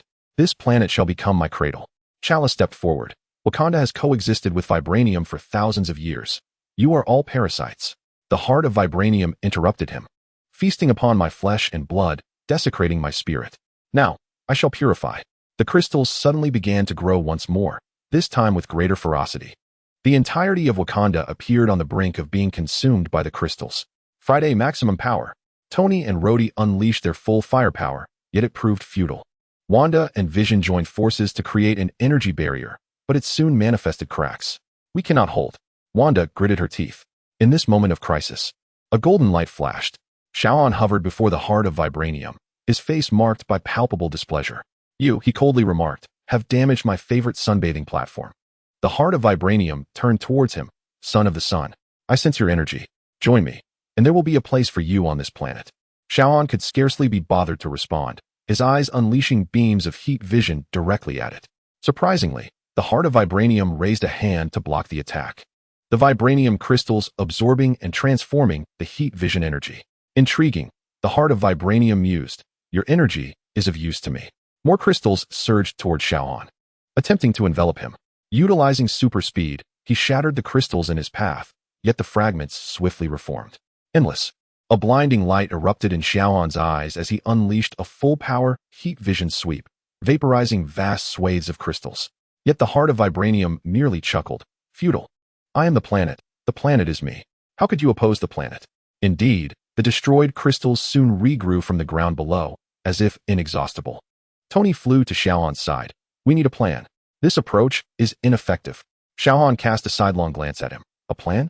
He suddenly descended to the ground, placing his hands upon it. This is the plan. He took a deep breath and exhaled a frigid breath of ice into the earth. The extreme cold spread downward at an astonishing rate, freezing everything in its path. He is freezing the entire vibranium vein. Banner exclaimed. For the first time, the heart of vibranium displayed panic. Stop. You will destroy everything. Just as I desire. Xiao Han intensified his icy breath. The entirety of Wakanda began to tremble violently, the ground reverberating with the sounds of massive fractures. The image of the heart of vibranium began to flicker erratically. No, I can share this planet. I can. Before it could finish, the image abruptly vanished. All crystals ceased their growth, their luminescence fading, ultimately shattering into ordinary ore. Xiao Han rose, dusting off his hands. Problem solved. Chala gazed in disbelief at the spectacle. You destroyed the vibranium vein? Merely put it back to sleep. Xiao Han glanced towards the ground, for the time being. Strange approached him. How did you know this would work? Energy life is still life, Xiao Han replied simply. If it is life, it requires activity. Freezing is the best sedative. Tony landed on the ground. So the crisis is averted? For now. Xiao Han looked into the distance. It will awaken again. The next time may not be so easy. He transformed into golden light and vanished, leaving the Avengers in stunned silence. Chala examined the readings of the vein. He is correct. The energy fluctuations persist, merely diminished to an extremely weak state. Strange pondered. We need to find a permanent solution. There may be relevant records in the Royal Library. At that moment, Hill's voice crackled through the communicator. Global vibranium anomalies have ceased. However, a new energy signal has been detected, emanating from the depths of the Pacific. Banner called up the data. This energy signature is indicative of some biological signal. Enormous, truly enormous. Deep beneath the Pacific, an ancient forgotten entity opened its eyes. Its gaze turned towards Wakanda, its eyes gleaming with light reminiscent of the heart of vibranium. Meanwhile, Xiao Han had returned to Malibu, adjusting the position of his beach chair. His super hearing detected faint vibrations emanating from the ocean floor, yet he merely rolled over. Next time, he murmured, closing his eyes. Beneath the surface, a colossal shadow began to rise slowly. Chapter 76. The awakening of the abyss. Deep within the Mariana Trench of the Pacific, an ancient darkness was shattered, not by light, but by a deep, soul-shaking hum. The seabed split open, revealing a metallic structure of unnatural origin, its surface cloaked in ancient moss and sediment, now emanating an eerie blue glow. The Avengers monitoring network overloaded in an instant. Fury, you might want to take a look at this. Maria Hill's voice echoed in the command center, the main screen displaying a blurry image transmitted from the ocean floor of a massive entity stirring to life. Nick Fury squinted his single eye. Another one from the depths? Get Stark and Banner here. Meanwhile, on Malibu Beach, Xiao Han's brow furrowed ever so slightly. A low-frequency vibration penetrated the seawater, resembling not sound, but a pulse directly affecting his neurons, inducing a sense of irritation. It felt as though a fly buzzed incessantly in his ear, impossible to shoo away. He turned over, adjusting his sunglasses downwards, attempting to ignore it. Tony Stark's holographic image materialized at the Avengers base, with a backdrop of frantically scrolling data streams. All right, this time it's not about you, Sunbather, he addressed Xiao Han, who had just connected to the communication. The energy signature is entirely different. Much older, more biological, like some dormant alarm clock that has been asleep for 1,000,000 years. Suddenly ringing. Get to the point, Stark. Steve Rogers was already suited up. The point is, this thing is at the bottom of the Pacific, turning the surrounding waters into a life-death zone. Its energy field is causing all marine life passing through to either perish or undergo horrific mutations. Bruce Banner chimed in, pulling up several harrowing images. Distorted fish, octopuses enlarged several times over, their eyes gleaming with ominous red lights. Natasha Romanoff assessed the equipment. Target? A massive biological structure. Or rather, a living city? Tony projected the underwater scan. We're calling it Leviathan. It is absorbing geothermal energy, and its scale continues to expand. S.H.I.E.L.D.'s contingency plan? Steve inquired. Fury took the floor. Abyss strike operation. Stark and Rhodey will handle aerial reconnaissance and fire support.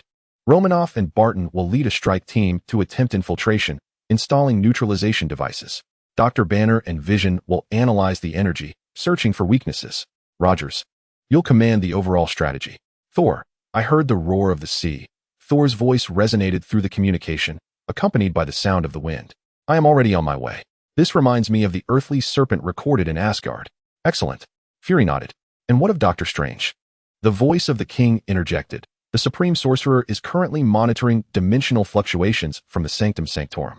He has indicated that the energy emitted by this Leviathan is disrupting the very fabric of reality, and he must remain vigilant as a precaution. The operation commenced with utmost urgency. Stark and Rhodes' armor tore through the clouds, racing towards the targeted maritime zone. Beneath the surface, S.H.I.E.L.D. submarine glided silently towards the Leviathan. However, the creature's defenses exceeded all expectations. Countless mutated marine creatures had now become its white blood cells, relentlessly assaulting anything that encroached upon their territory. A massive squid lashed out at Stark's armor with its enhanced tentacles, while a mutated shark struck the submarine with teeth capable of penetrating alloys. Good heavens, these beasts are relentless. Rhodes maneuvered through the hail of fire. Below the waves, Natasha and Clint's team encountered an even more horrifying sight. The surface of the Leviathan opened up countless orifices, from which emerged half-mechanical, half-biological sentinels adept at navigating the high-pressure depths, swift and lethal in their movements. "We cannot approach the core," Natasha reported, simultaneously repelling an attacking sentinel with her pulse gun. "Its defenses are organic." Thor summoned lightning to strike the Leviathan's exterior, but most of the electrical energy was absorbed, leaving only charred marks on the surface. "It absorbs energy. Physical attacks yield better results," he bellowed, swinging Mjolnir with ferocity, shards scattering, but the wound was swiftly covered by regenerating tissue. "It is learning." Banner observed the data in the lab. "It is analyzing our attack patterns. Its physical resistance is increasing." The battle had reached a stalemate. The Avengers could scarcely advance. The Leviathan's scale continued to expand, the energy field's influence encroaching upon the coastlines of neighboring nations. Just as Steve contemplated issuing a temporary retreat, the situation took a sudden turn. The Leviathan's core emitted a powerful pulse, not an attack, but a scan. The pulse swept over all the Avengers, ultimately locking onto a distant point in Malibu. "It's searching for me," Xiao Han's voice suddenly echoed in the communication channel, laced with a hint of displeasure at the interruption. The pulse pierced him like a cold needle. "What?" Tony blinked in surprise. "That noisy thing." Xiao Han's voice was icy. "It just glanced at me." As if to validate his words, all activities of the Leviathan abruptly ceased. Then, for a fleeting moment, all luminescence on its surface extinguished, only to reignite with subtle changes in frequency and intensity, becoming more concentrated and targeted. It no longer paid heed to the harrying Avengers, redirecting all its energy inward, commencing the acceleration of some creation. Energy readings skyrocketed. Banner exclaimed, "It altered its pattern. It is constructing something." The target is Xiao Han's energy signature. A dark blue energy beam shot forth from the top of the Leviathan without warning. It was not aimed at the Avengers, nor at the surface of the sea, but shot directly into the atmosphere, refracting into a complex arc, ultimately locking onto Malibu. Xiao Han remained reclined on his beach chair, merely raising his eyelids slightly. The beam collided with an invisible barrier mere meters in front of him, vanishing silently, the dissipated energy melting the surrounding sand into glass. "Bored," he remarked. Yet, the Leviathan's assault did not relent. The second, and then the third energy beams followed in rapid succession, increasing in frequency and intensity. They still could not breach Xiao Han's defenses, but the explosive roars and flashes of energy thoroughly disrupted the tranquility around him. The air surrounding the beach chair began to distort from the rising heat. Tony gazed at the data transmission in astonishment. It's not attacking him. It's analyzing. Each strike collects energy data on his defenses. Within the Leviathan, in a chamber composed of biological tissue, a vague, ever-shifting energy form was gradually coalescing, its core beginning to flicker with a red light reminiscent of what lay in Xiao Han's eyes. Xiao Han finally stood up slowly. He glanced at the bizarrely colored sea surface, then at the ravaged sand beneath his feet. His expression remained calm, yet a flicker of immense impatience glimmered in his gaze. "Very well," he addressed the Pacific Ocean, "you have successfully captured my attention." In the next instant, he transformed into a golden beam that tore through the sky. Racing towards the coordinates of the Leviathan, the ocean surface cleaved apart by his terrifying speed. Tony was momentarily stunned, then shouted into the communication channel, "Everyone, retreat from the impact zone." Immediately, the Avengers hastened away. Just as they had distanced themselves sufficiently, they beheld the golden light, akin to the spear of a celestial being, unimpeded as it plunged into the core of the Leviathan. There was no tremendous explosion, only a deep, muffled roar emanating from the ocean's depths. Following this, the entire sea surface surged upwards, forming a colossal hemispherical bubble, before collapsing with a thunderous roar, unleashing towering waves. Beneath the surface, the Leviathan's core was pierced by a massive hole, the edges of its material vaporizing continuously. The nascent energy duplicate emitted a silent wail before dissipating entirely. Xiao Han hovered amidst the shattered core of the Leviathan, surveying his surroundings. The mutated marine creatures and mechanical sentinels fell lifeless, as though severed from their power source. "It is quiet," he murmured. However, under the scrutiny of his superhuman vision, some ancient, battle-scarred metallic structures emerged from the depths of the Leviathan, inscribed with symbols that were undoubtedly not of earthly origin. He raised an eyebrow slightly. At that moment, Tony's armor cautiously approached. "Is it resolved? Is it dead?" Xiao Han did not respond, his gaze lingering on the symbols. After a moment, he turned to Tony. "This entity was not crafted by Earth's hands." He paused, adding, "And it may merely be a beacon." With that, he disregarded the astonished Tony, transforming into golden light and vanishing back to his beach that required restoration. In the depths of the trench, while the Leviathan's main body lay dormant, those ancient runes flickered with their last vestiges of light in the darkness, as if sending a final message into the depths of the universe. Chapter 77. The ancient beacon. The remnants of the Leviathan lay quietly in the depths of the trench, akin to a colossal beast with its innards hollowed out. The Avengers' deep-sea probes circled it like electronic jellyfish, scanning every inch of its structure, confirming the absence of life signs. Banner's voice resonated in the Avengers' base, tinged with weariness, energy readings at 0. Yet these structures. The main screen displayed the ancient metal exposed within the Leviathan, etched with complex and unfamiliar geometric patterns. Friday, initiate pattern comparison, Tony Stark commanded, his armor hovering above the wreckage, his expression grave beneath the visor. No matching records found in the database. The pattern structure does not conform to any known artistic or technological style of terrestrial or extraterrestrial civilizations. Material analysis revealed that the alloy's composition is unknown, its molecular structure exceptionally stable, with dating errors suggesting it may exceed 10,000 years. Natasha furrowed her brow. 10,000 years? While humanity was still playing in the mud, this thing was resting on Earth. Perhaps even longer. Strange voice came through the portal. As he stepped out, hovering beside Tony, his magical cloak gently swaying. These symbols bear remnants of magic. Very ancient, very unfamiliar. The arcane system of magic diverges from that of Earth, and is distinct from the energy signatures associated with Dormammu or other known dimensions. Thor, wielding his mighty hammer, sword in, scrutinizing the enigmatic symbols before him. They had never been chronicled in Asgardian records. This entity was not of the Nine Realms. An ancient extraterrestrial artifact, older than human history itself, lay concealed beneath our very feet. Steve concluded, his tone heavy, and it had just awakened, attempting to replicate Xiao Han. Then it was swiftly dispatched with a single blow. Clint interjected, his expression devoid of mirth.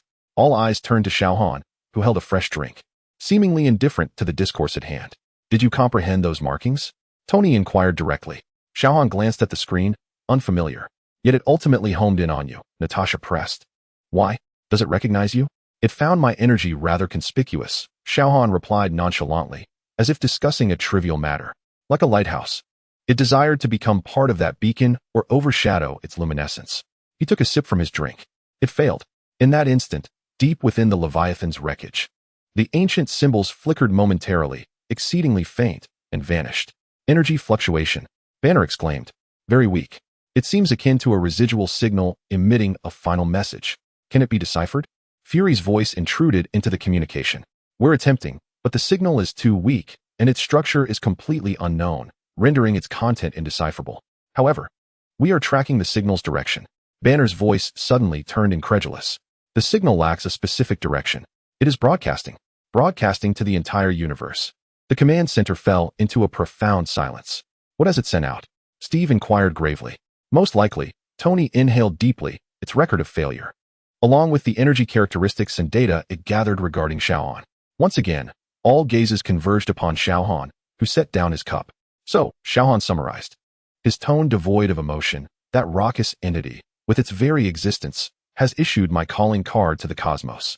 He rose, gazing out at the sky, his enhanced vision piercing through the clouds to behold the infinite expanse of deep space. Well, he said coolly, I hope the next troublemaker is somewhat quieter. With that, he disregarded the solemn atmosphere behind him and vanished in a flash of golden light. Tony stared in the direction where Xiao Han had disappeared, muttering to himself. He speaks of an event that could attract unknown threats from across the universe as if he had merely received junk mail. Strange's expression turned exceedingly grave. The crux of the matter lies not in his perception, Stark.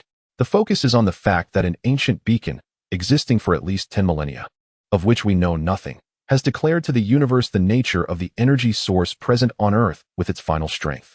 We have no idea who will receive it, nor do we know how they will respond to this calling card. Fury's solitary eye swept over each Avenger. It appears we must prepare for more uninvited guests. Rogers, expedite the training schedule for the new Avengers. Stark, Banner, I need you to form a team dedicated to studying those ancient symbols, even if we can only decipher a single word. Thor nodded solemnly. I shall return to Asgard to consult the most ancient texts. Heimdall will keep a vigilant watch over the starry sky. Meanwhile, in a distant corner of the cosmos, a peculiar ship, seemingly composed of crystalline and biological materials, received that faint yet distinctive broadcast signal. The central processor began to analyze the signal's content, its core pulsating with a radiance akin to the Leviathan's symbols, ultimately setting its course towards the solar system. The broadcast had been sent forth. The echoes would inevitably follow. Chapter 78. The Ancient Echoes in the Command Center of S.H.I.E.L.D's airborne mothership. The red dots flickering across the global map gradually extinguished, leaving only one signal, located in the Greenland ice sheet, steadily intensifying. Energy readings have surpassed the threshold. Maria Hill's voice brimmed with urgency. The anomalous energy beneath the Greenland ice is triggering massive glacial movement. Tony Stark's holographic image materialized in the command room. Banner and I have analyzed the energy patterns. This is not an offensive weapon, but rather resembles some form of awakening protocol. Bruce Banner added, the energy signatures do not align with any known technology. Yet a faint Asgardian energy signature has been detected. Thor gripped Mjolnir tightly. The records from the realm of the gods indicate that Midgard is buried with guardians from ancient times. But if awakened incorrectly, suddenly, the main screen switched to live footage from Greenland. The ice cracked open with a massive fissure, revealing a colossal structure of unknown metal slowly rising. Its surface adorned with ancient runes. Friday, enhance and analyze those symbols, Tony commanded. The symbols share an 82 similarity with Asgardian runes, but they are more ancient. Translation, Guardian. Slumber, balance. A portal opened in the command room as Strange stepped through briskly. Kamartaj's monitoring indicates that global magical energy is flowing towards Greenland. That structure is absorbing magical energy. Absorbing magical energy? Natasha furrowed her brow. What is its purpose? Unknown, Strange replied gravely. But if we do not intervene, it could trigger a worldwide magical imbalance. The Avengers sprang into action. Tony and Rhodey soared towards Greenland, while Steve and Natasha mobilized ground forces. And Thor and Strange prepared to confront the magical threat. On the Greenland ice sheet, the massive metallic structure had fully emerged. It resembled not a weapon, but rather an ancient altar. The runes shimmered with an ethereal blue glow, and the surrounding ice shattered due to the energy fluctuations. Energy explosion detected, Rhodey warned, but it is not aggressive. A beam of energy shot skyward from the altar, then expanded into a vast energy net, enveloping the entirety of Greenland. It is altering the atmospheric composition, Banner analyzed from a distance. The oxygen levels are declining, while nitrogen levels are rising. This could asphyxiate most life forms. Thor summoned lightning to strike the energy net, but the bolts were effortlessly absorbed. It is siphoning my energy. Strange attempted to bind the altar with the Seraphim's belt, but the magical energy was similarly absorbed. No, it is growing ever stronger. The altar abruptly shifted mode, emitting a low-frequency vibration. Electronic devices globally were simultaneously affected, communications faltered, and the power systems collapsed. Global blackout. Hill reported, even the backup power of the airborne mothership is failing. Tony's suit's power plummeted. It is absorbing all forms of energy. At this rate, Earth will regress to the Stone Age. Just as the Avengers found themselves at a loss, the altar suddenly ceased its activities. All runes extinguished simultaneously, the energy net dissipated, and global power began to gradually restore. What just happened? Steve queried in confusion. Tony's monitors indicated, the energy vector has shifted, it has locked onto Malibu. On Malibu Beach, Xiao Han's sunglasses slipped slightly down his nose. He sensed the disruptive energy attempting to intrude upon his sunbathing, as if someone were incessantly tapping at the edges of his perception. Annoying, he muttered, adjusting the sensitivity of his super hearing to filter out much of the energy fluctuation. However, moments later, a more intense energy pulse directly battered the Stark Villa's protective shield. The automatic sprinkler system in the garden erupted, and alarms blared from Tony's collection of antique cars. Xiao Han's drink trembled slightly, the ice within producing faint clinking sounds. He set down his cup, a flicker of displeasure crossing his eyes. Stark, he contacted Tony through Friday, urging him to disable that wretched contraption at your residence. It was not our doing. Tony hastily clarified. It is that ancient device, which inexplicably locked onto you. Xiao Han's extraordinary vision pierced through the continent, pinpointing the altar on the Greenland ice sheet. He observed the altar recharging, preparing to unleash a more extensive assault. This is your final warning. Xiao Han's voice turned icy. Shut it down. We have attempted. Banner interjected. It is immune to all known forms of attack. The altar suddenly emitted a searing energy beam, hurtling towards Malibu. Xiao Han did not even rise. A flicker of thermal vision in his eyes intercepted the energy beam mid-flight, causing it to detonate. The shockwave from the explosion caused the Greenland ice to tremble violently. It is still learning, Banner exclaimed. It is analyzing your energy signature. The surface of the altar began to glow with a red light reminiscent of Xiao Han's own eyes, and the surrounding temperature surged dramatically. Xiao Han finally stood up. It seems some individuals simply cannot learn the virtue of politeness. He instantaneously appeared above Greenland, gazing down at the altar. The altar seemed to sense his arrival, and all the runes illuminated simultaneously, emitting a provocative pulse. Thor flew beside him, cautioning, "Be wary. It can absorb and mimic any energy." Xiao Han did not respond, directly descending into the heart of the altar. The altar immediately attempted to absorb his energy, but found itself utterly powerless. "Is this all?" Xiao Han scoffed. Stomping down on the altar's surface, cracks rapidly spread from beneath his foot, extinguishing the runes one by one. The altar let out a final mournful wail before falling completely silent. "Is it truly broken?" Rode questioned in disbelief. Tony scanned the altar's remnants, completely non-functional. "But why were our previous attacks ineffective?" "Because it was not absorbing energy," Banner suddenly realized, but rather identifying the type of energy. Only energy that is sufficiently pure and powerful can disrupt its core structure. Strange examined the remaining runes. Inscribed here is the Guardian of the Sea, as recorded by Kamartaj. It is an ancient device designed to maintain the Earth's energy equilibrium. "So it is not a weapon?" Natasha inquired. "No," Strange shook his head. "It likely activated automatically upon sensing an imbalance in the Earth's energy." "But why did it lock on a Xiao Han?" Tony suddenly pondered. Could it be due to his recent frequent use of abilities, altering the Earth's energy field? All eyes turned toward Xiao Han, but he had already vanished. Back at Malibu Beach, Xiao Han adjusted the position of his beach chair. His super hearing caught snippets of the Avengers discussion, yet he remained indifferent. "Next time I wake up so casually," he remarked softly while gazing towards Greenland, "I'll toss you into the sun."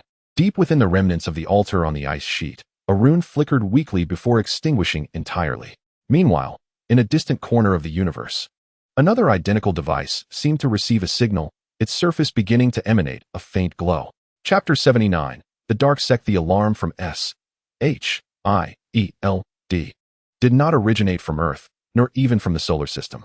The Deep Space Monitoring Network captured an anomalous spatial distortion signal, originating far beyond the edge of the Milky Way, yet its target trajectory was precisely calculated by Friday, astonishingly pointing towards Earth. "It is neither a fleet nor an energy attack." Tony Stark gazed at the holographic star map, his expression unusually grave. "It is a phenomenon of spatial folding. Something is directly jumping over, of modest scale, yet with an exceedingly strange energy signature." Bruce Banner compared it against the database. The energy characteristics do not match any known extraterrestrial civilizations such as the Kree, Skrull, or Shi'ar. It is older, darker, with a strong reading of negative spatial energy. Nick Fury's single eye narrowed. "Be specific, Dr. Banner." "Like a scar upon space," Banner attempted to describe, "where it traverses. The very structure of reality is subtly decaying." Just as he finished speaking, the alarm escalated. "Target acquired. Located in geosynchronous orbit. Number 5. Hill's voice carried a hint of barely perceptible tension. "Wait, they have vanished." "No, they have landed. The landing points are dispersed globally. The Sahara Desert, the Siberian tundra, the Amazon rainforest, the Pacific Trench, and downtown New York City." The Avengers sprang into action.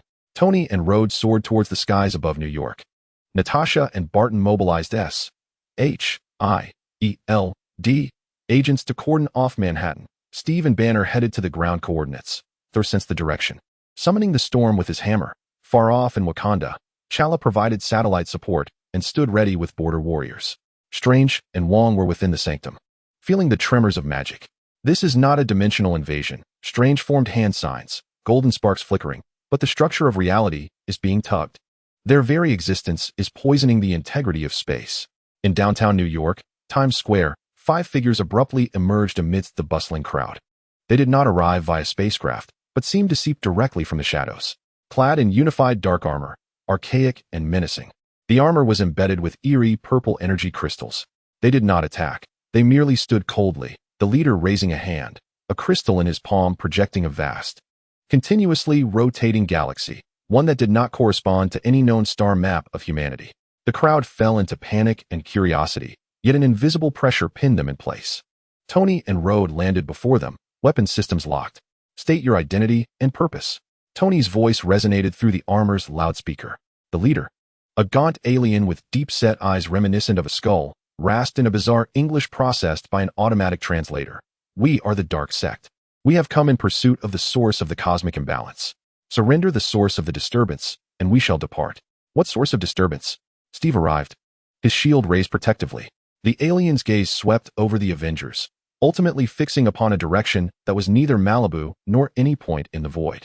It has disturbed the ancient tranquility. Its frequency is jarring. His voice carried a pure, inhuman disdain. I do not understand what you are saying, Rhodes shouted, immediately disarming. The members of the dark sect moved. Without the flash of energy weapons, the eerie purple crystals on their armor illuminated, and the surrounding space grew instantly thick and murky.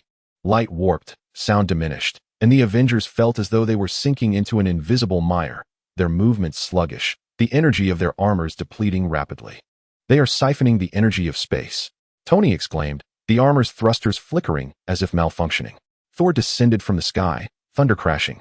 Yet the lightning was consumed and dissipated by the distorted dark space as it neared the dark sect. What sorcery is this? It is not sorcery. Strange's voice crackled through the communicator, laced with urgency. It is something more fundamental. They are reducing the local entropy, rendering the laws of physics ineffective. On the ground, Black Widow and Hawkeye's attacks proved equally futile, bullets and arrows entering that dark area slowed to a crawl until they came to a standstill. The leader of the dark sect spoke again, his voice devoid of inflection. Mortal power is futile. Surrender the source of the disturbance, or this place shall become the core of the void. The situation stalemated. The Avengers' attacks were rendered useless, while the opposition merely defended, leaving the most advanced technology and the mightiest magic impotent. Meanwhile, at Malibu Beach, Xiao Han's brow furrowed slightly beneath his sunglasses. He did not hear anything. Rather, he felt it. A peculiarly subtle yet incessant dissonance pervaded the air, akin to an errant note of white noise intruding upon a flawless silence. This sensation was not directed at him, but rather seeped throughout the space, disrupting his profound immersion in the tranquil embrace of sunlight. He restlessly shifted his position. Minutes passed, and the sensation not only persisted but intensified, resonating unpleasantly due to the clash between the futile energy assaults of the Avengers and the consuming nature of their adversaries. TSK. He emitted an impatient sound, his superhuman vision effortlessly piercing the distance to pinpoint the 5 sources of discord in downtown New York City. In the next moment, he materialized above Times Square, suspended between the dark cult and the Avengers. His sudden appearance elicited a reaction from the cult members for the first time. They collectively looked up, the violet crystals embedded in their armor flickering violently, no longer absorbing energy steadily, but becoming erratic, emitting a crackling noise. A flicker of astonishment crossed the leader's skeletal visage. How can such a profound cacophony adhere to a living form? The leader's hoarse voice conveyed disbelief. Xiao Han paid no heed to the Avengers, his icy gaze fixated solely on the 5 members of the dark cult. You are quite bothersome. Silence it. He referred to the disruptive energy field emanating from them. The cult leader appeared incensed by this unreasonable demand. Ignorant creation. We uphold the cosmic silence. Your very existence is a paradox. Erase. Before he could finish, Xiao Han moved. With no grandiose display, he simply delivered a punch towards the distorted dark space. An extraordinary scene unfolded. The bizarre force field that rendered the powers of the god of thunder and magic ineffective shattered before Xiao Han's fist. Akin to glass struck by a boulder, producing a sound of rupture that resonated directly through the fabric of space rather than through the air. The dark force field collapsed instantaneously. The 5 cult members staggered back as if struck, their armor's crystals fluctuating ominously. The leader stared in horror at the fissures appearing in his crystal before turning to Xiao Han. Impossible. How can pure physical force interfere with the domain of silence? It's too noisy. Xiao Han's second punch was already en route. This blow launched the leader away, crashing through several buildings before embedding him into the wall of a distant structure, his armor shattered, his fate uncertain.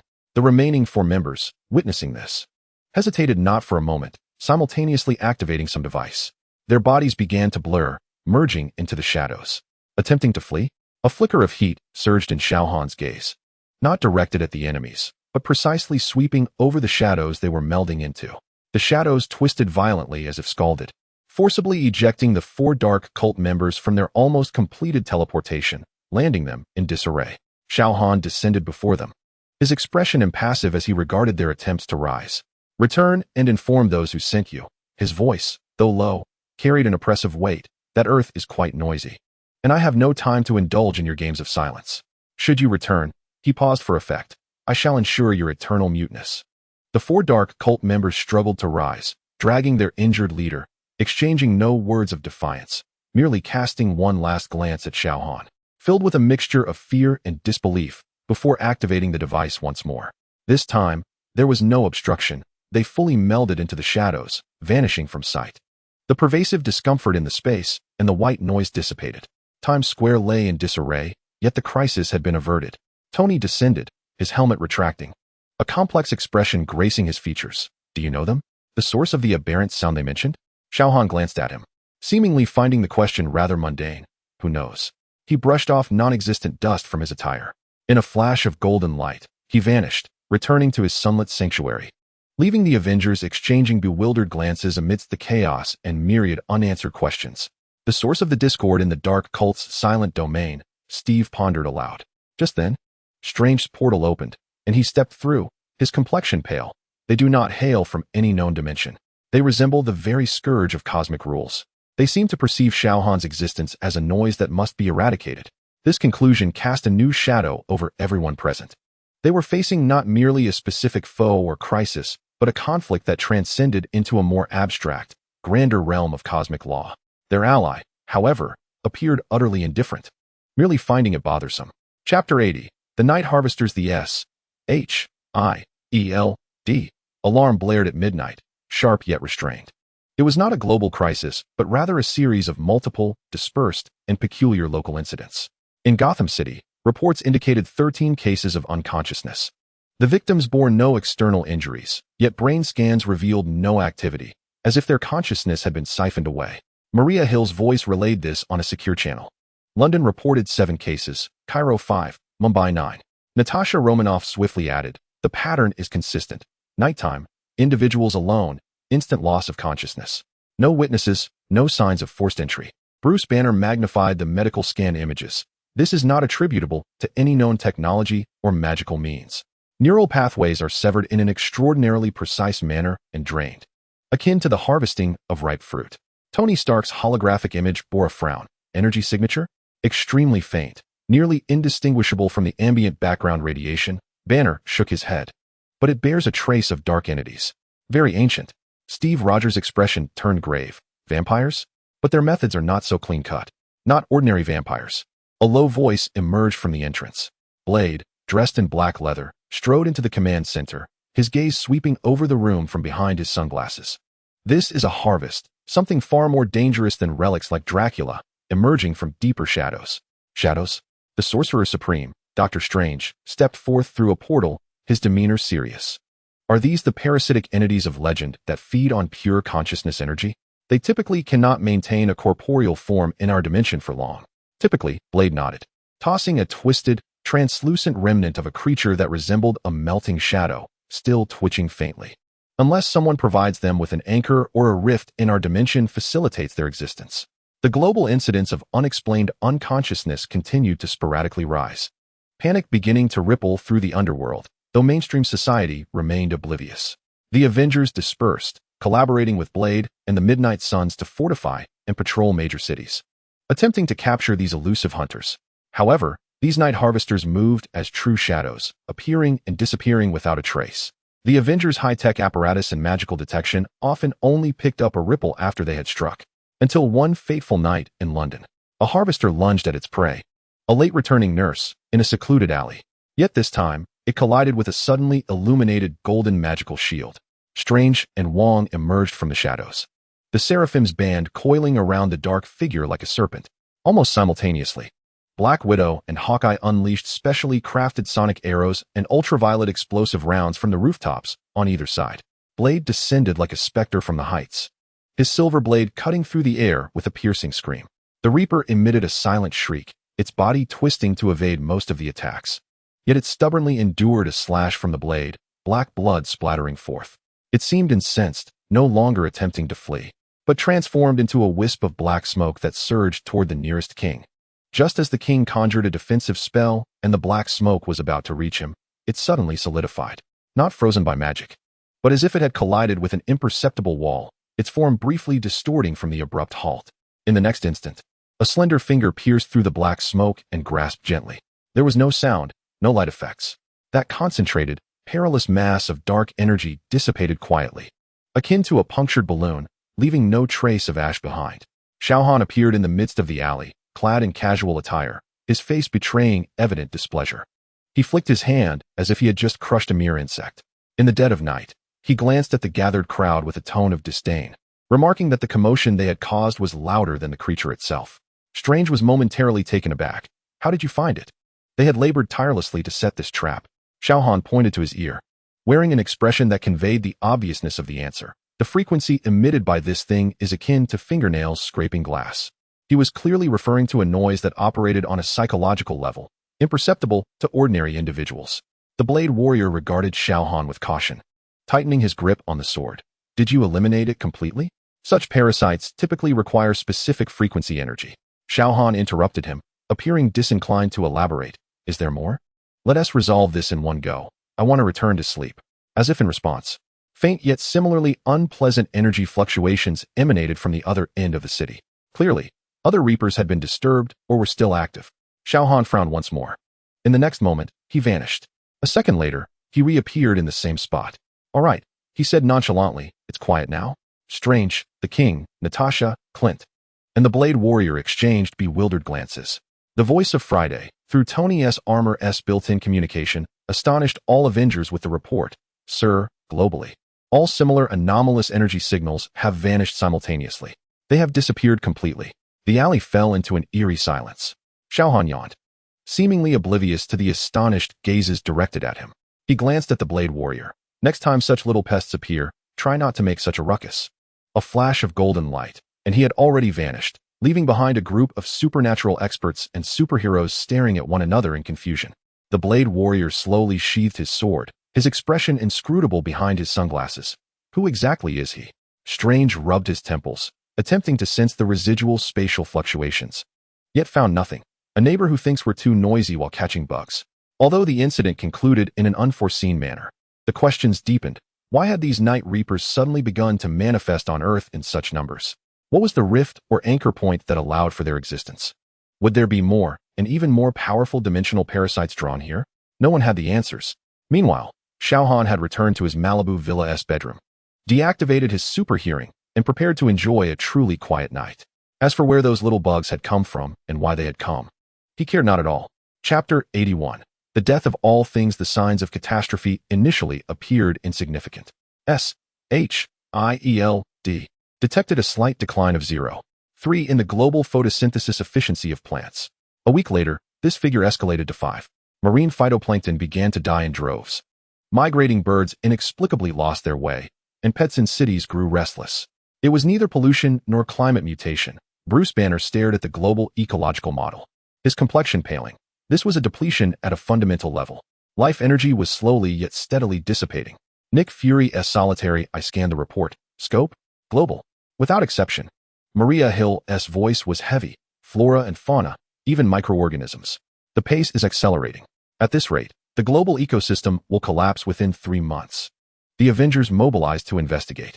Tony and Banner analyzed atmospheric and soil samples. Natasha and Clint visited research stations worldwide. Steve coordinated international rescue efforts. Thor journeyed to Asgard for ancient texts. Strange and Wong monitored fluctuations in the magical realm. However, they found nothing. No perpetrator, no weapon, no energy source. Life was quietly withering away, as if the Earth itself had contracted a terminal illness. Until Princess Shuri of Wakanda uncovered a bizarre phenomenon. It wasn't loss.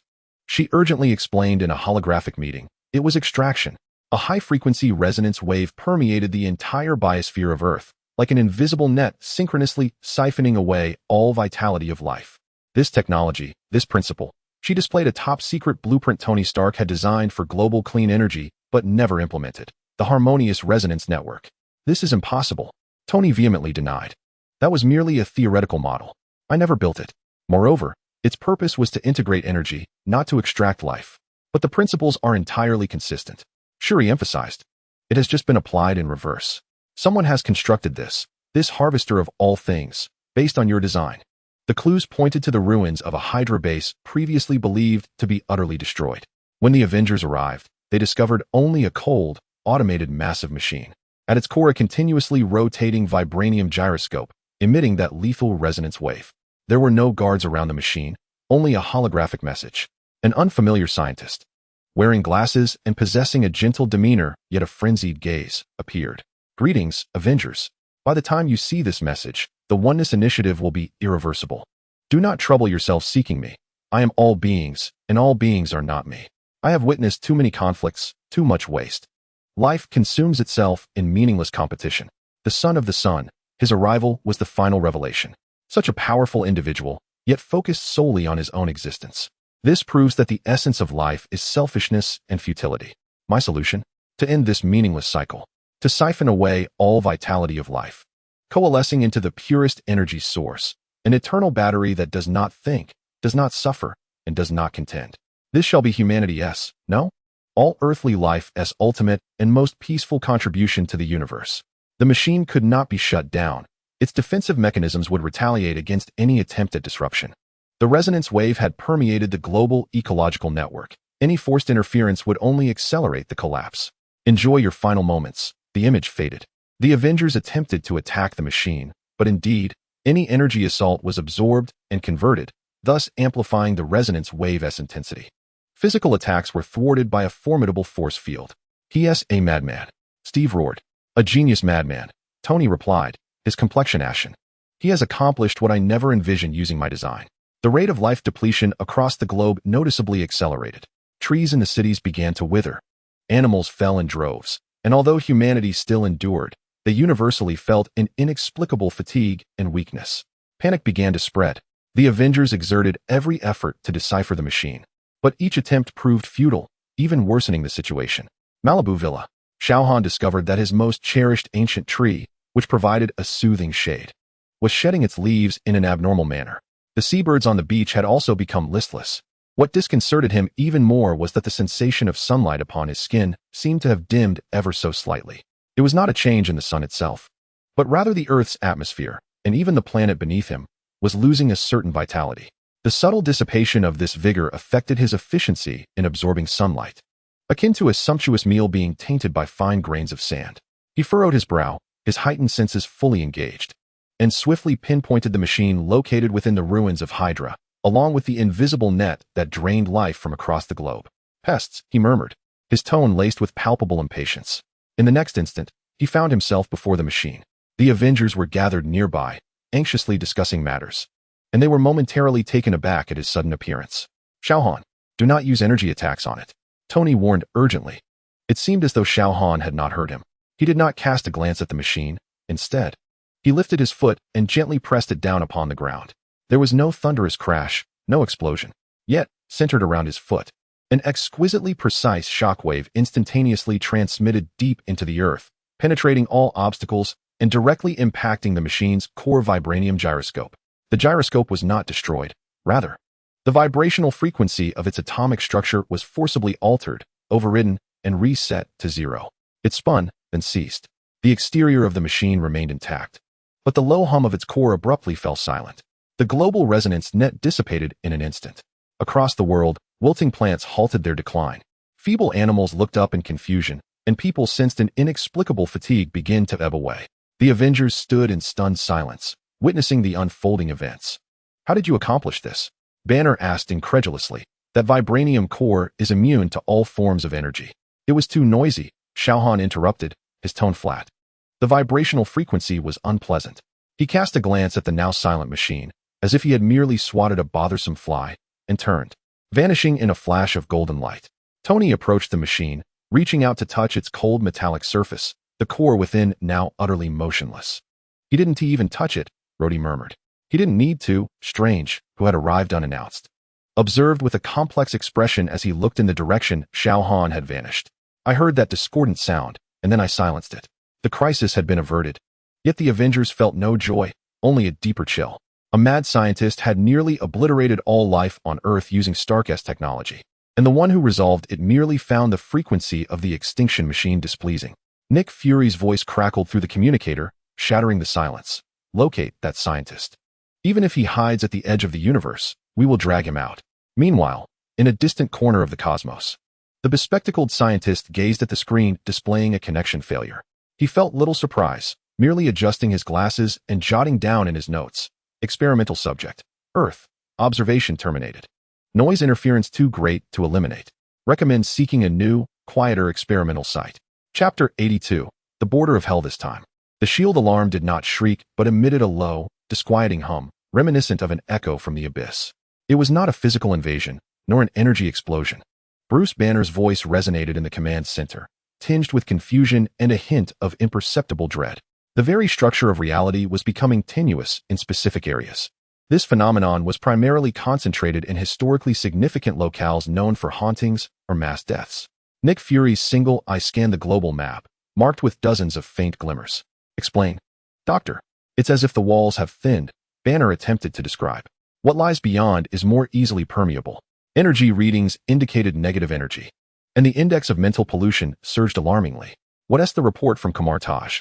Strange's portal opened directly in the command center, and he stepped through. His complexion paler and more serious than ever. It's worse than dimensional erosion. This is not an external invasion, but an internal decay. The very spiritual thin layer of the earth is undergoing massive tearing and clogging. The barrier between the realm of the dead and the physical world is failing. Wong followed closely behind him, adding, reports of supernatural occurrences have surged globally, but it's not merely ghosts manifesting. Some dark entities long at rest are seeping back into reality through these thin points, their lingering thoughts, and even parts of their essence. Thor tightened his grip on Mjolnir. Sensing the changes in the air, I smell the presence of Helheim, yet it feels different, more chaotic, more ravenous. The Avengers quickly dispersed to investigate and stabilize the various thin points. Tony and Rhodey employed technological devices to reinforce the fabric of reality. Natasha and Clint managed the ensuing chaos. Steve coordinated the evacuation of civilians. Wanda and Vision attempted to purify the pollution with their energies. Strange and Wong worked tirelessly to mend the rifts in the spiritual thin layer. However, the situation rapidly deteriorated. In an ancient cemetery in New York, a fissure suddenly widened, and a dense, nearly tangible darkness poured forth, accompanied by the wails and shrieks of countless departed souls. A colossal consciousness entity, composed of innumerable anguished faces and contorted limbs, emerged from within, leaving decay in its wake, draining life and color, as if reality itself were rotting. The Avengers' attacks proved largely ineffective. Energy weapons were consumed by the darkness. Physical strikes passed through it as if it were smoke, and magic was tainted and distorted by overwhelming negative emotions. We must seal that fissure, Strange shouted, attempting to bind it with his Seraphim's tether, only to have it effortlessly severed by the entity. Wanda's chaotic magic struck it, inadvertently causing its mass to swell. It's absorbing my power. It feeds on pain and fear. The entity emitted a soundless roar, more darkness surging from the fissure. Its tendril-like limbs swept across the vicinity, causing structures to crumble like sandcastles. We can't hold it back. Rhodey struggled to evade the pursuing darkness in midair. In that moment of despair, the torrential darkness, the massive entity of resentment, and the rending fissure suddenly froze. It was not time halting, but rather as if a cacophonous, jarring symphony had been abruptly silenced. All the maddening noise, the negative energy polluting reality, and the oppressive sensation on the soul level vanished completely. The entity of resentment remained poised, its claws drawn. Yet it was as if all its strength had been siphoned away. The darkness and anguished faces constituting its form receded like a receding tide, collapsing until only harmless wisps of black smoke lingered in the air. The rending fissure, too, seemed to be smoothed out by an invisible hand, disappearing without a trace, leaving behind a cemetery restored to normalcy. The Avengers stood in stunned silence, at a loss for words. Tony's armor scanned the now empty air. What just happened? All energy readings are at zero. It's as if it was forcibly muted. Strange sensed the flow of magic around him, his face etched with disbelief. The spiritual thin layer has been temporarily reinforced by a means I cannot comprehend, an existence so pure that it forcibly smoothed out the wrinkles. Their gazes instinctively drifted towards Malibu, specifically the Stark Villa beach. Xiao Han, slightly irked, adjusted his reclining position. In that fleeting moment, he perceived an exceedingly unpleasant impurity mingling with the sunlight and the energetic field of the planet beneath him. It was not a direct affront to him, but rather a pervasive, soul-deep contamination and discord, so minuscule, yet capable of rendering his energy absorption process impure and unseemly, akin to silt infiltrating a pristine spring. He could hardly summon the inclination to employ his supervision to discern its origin. Instead, he merely concentrated momentarily, slightly expanding his vast and stable bioenergetic field, akin to gently shaking a tablecloth to dislodge the dust upon it.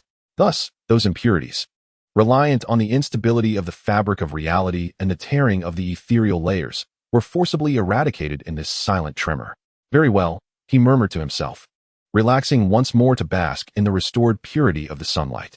In a New York cemetery, the Avengers surveyed the now tranquil scene, exchanging bewildered glances. What did he do? Clint queried, sheathing his arrow with a sense of confusion. He might have just felt it was too noisy, Natasha speculated, her tone complex. Strange gazed skyward, his brow furrowed. No, it is not entirely that. Those dark entities possess an essence that is unstable, chaotic, and negative. His very existence, however, is marked by absolute stability, order, and power. Just as oil cannot persist on the surface of water, when his will is even slightly earnest. These lower forms of chaos are naturally repelled. Dr. Banner pondered. So he isn't actively attacking, but his mere presence inherently purifies or disperses such phenomena. One could interpret it that way. Strange nodded, then shook his head, but this merely addresses the symptoms, not the root cause. Until the rifts in the ethereal layers are resolved, these impurities will inevitably regroup. Reports from around the globe confirmed this. While the thin points in other regions were temporarily stable, they had not vanished, and negative energy continued to accumulate slowly. The crisis had merely been postponed. Fury's voice pierced the silence through the communicator. Log all data. Dr. Strange, Wong, I need you to find a way to repair the ethereal layers as swiftly as possible. The rest of you, remain vigilant.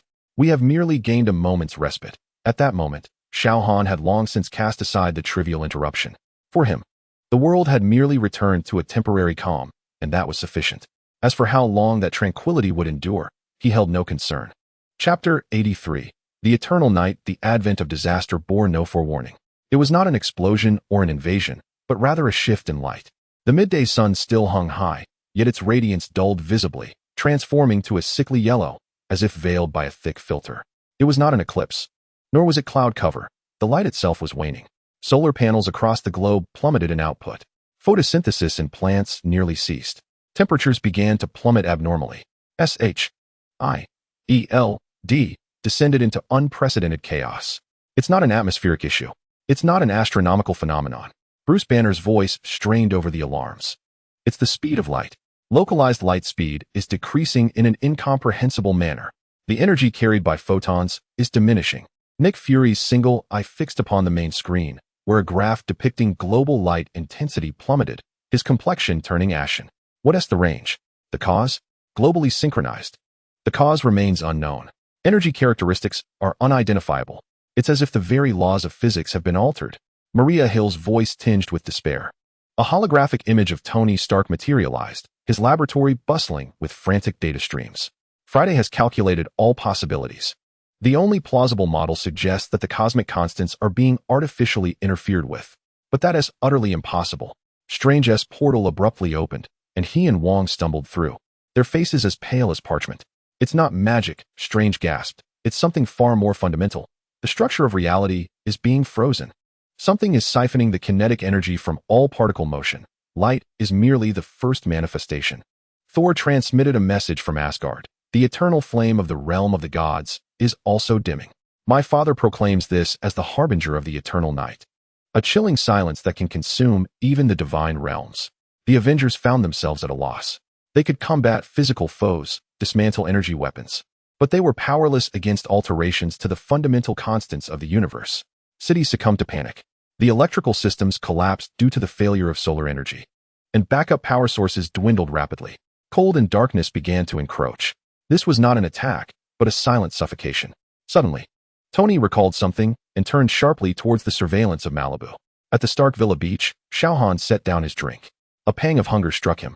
The sunlight that once enveloped him now failed to provide warmth and strength. Instead, it felt as though obscured by a sheet of cold frosted glass, rendering energy absorption inefficient, nearly stagnant.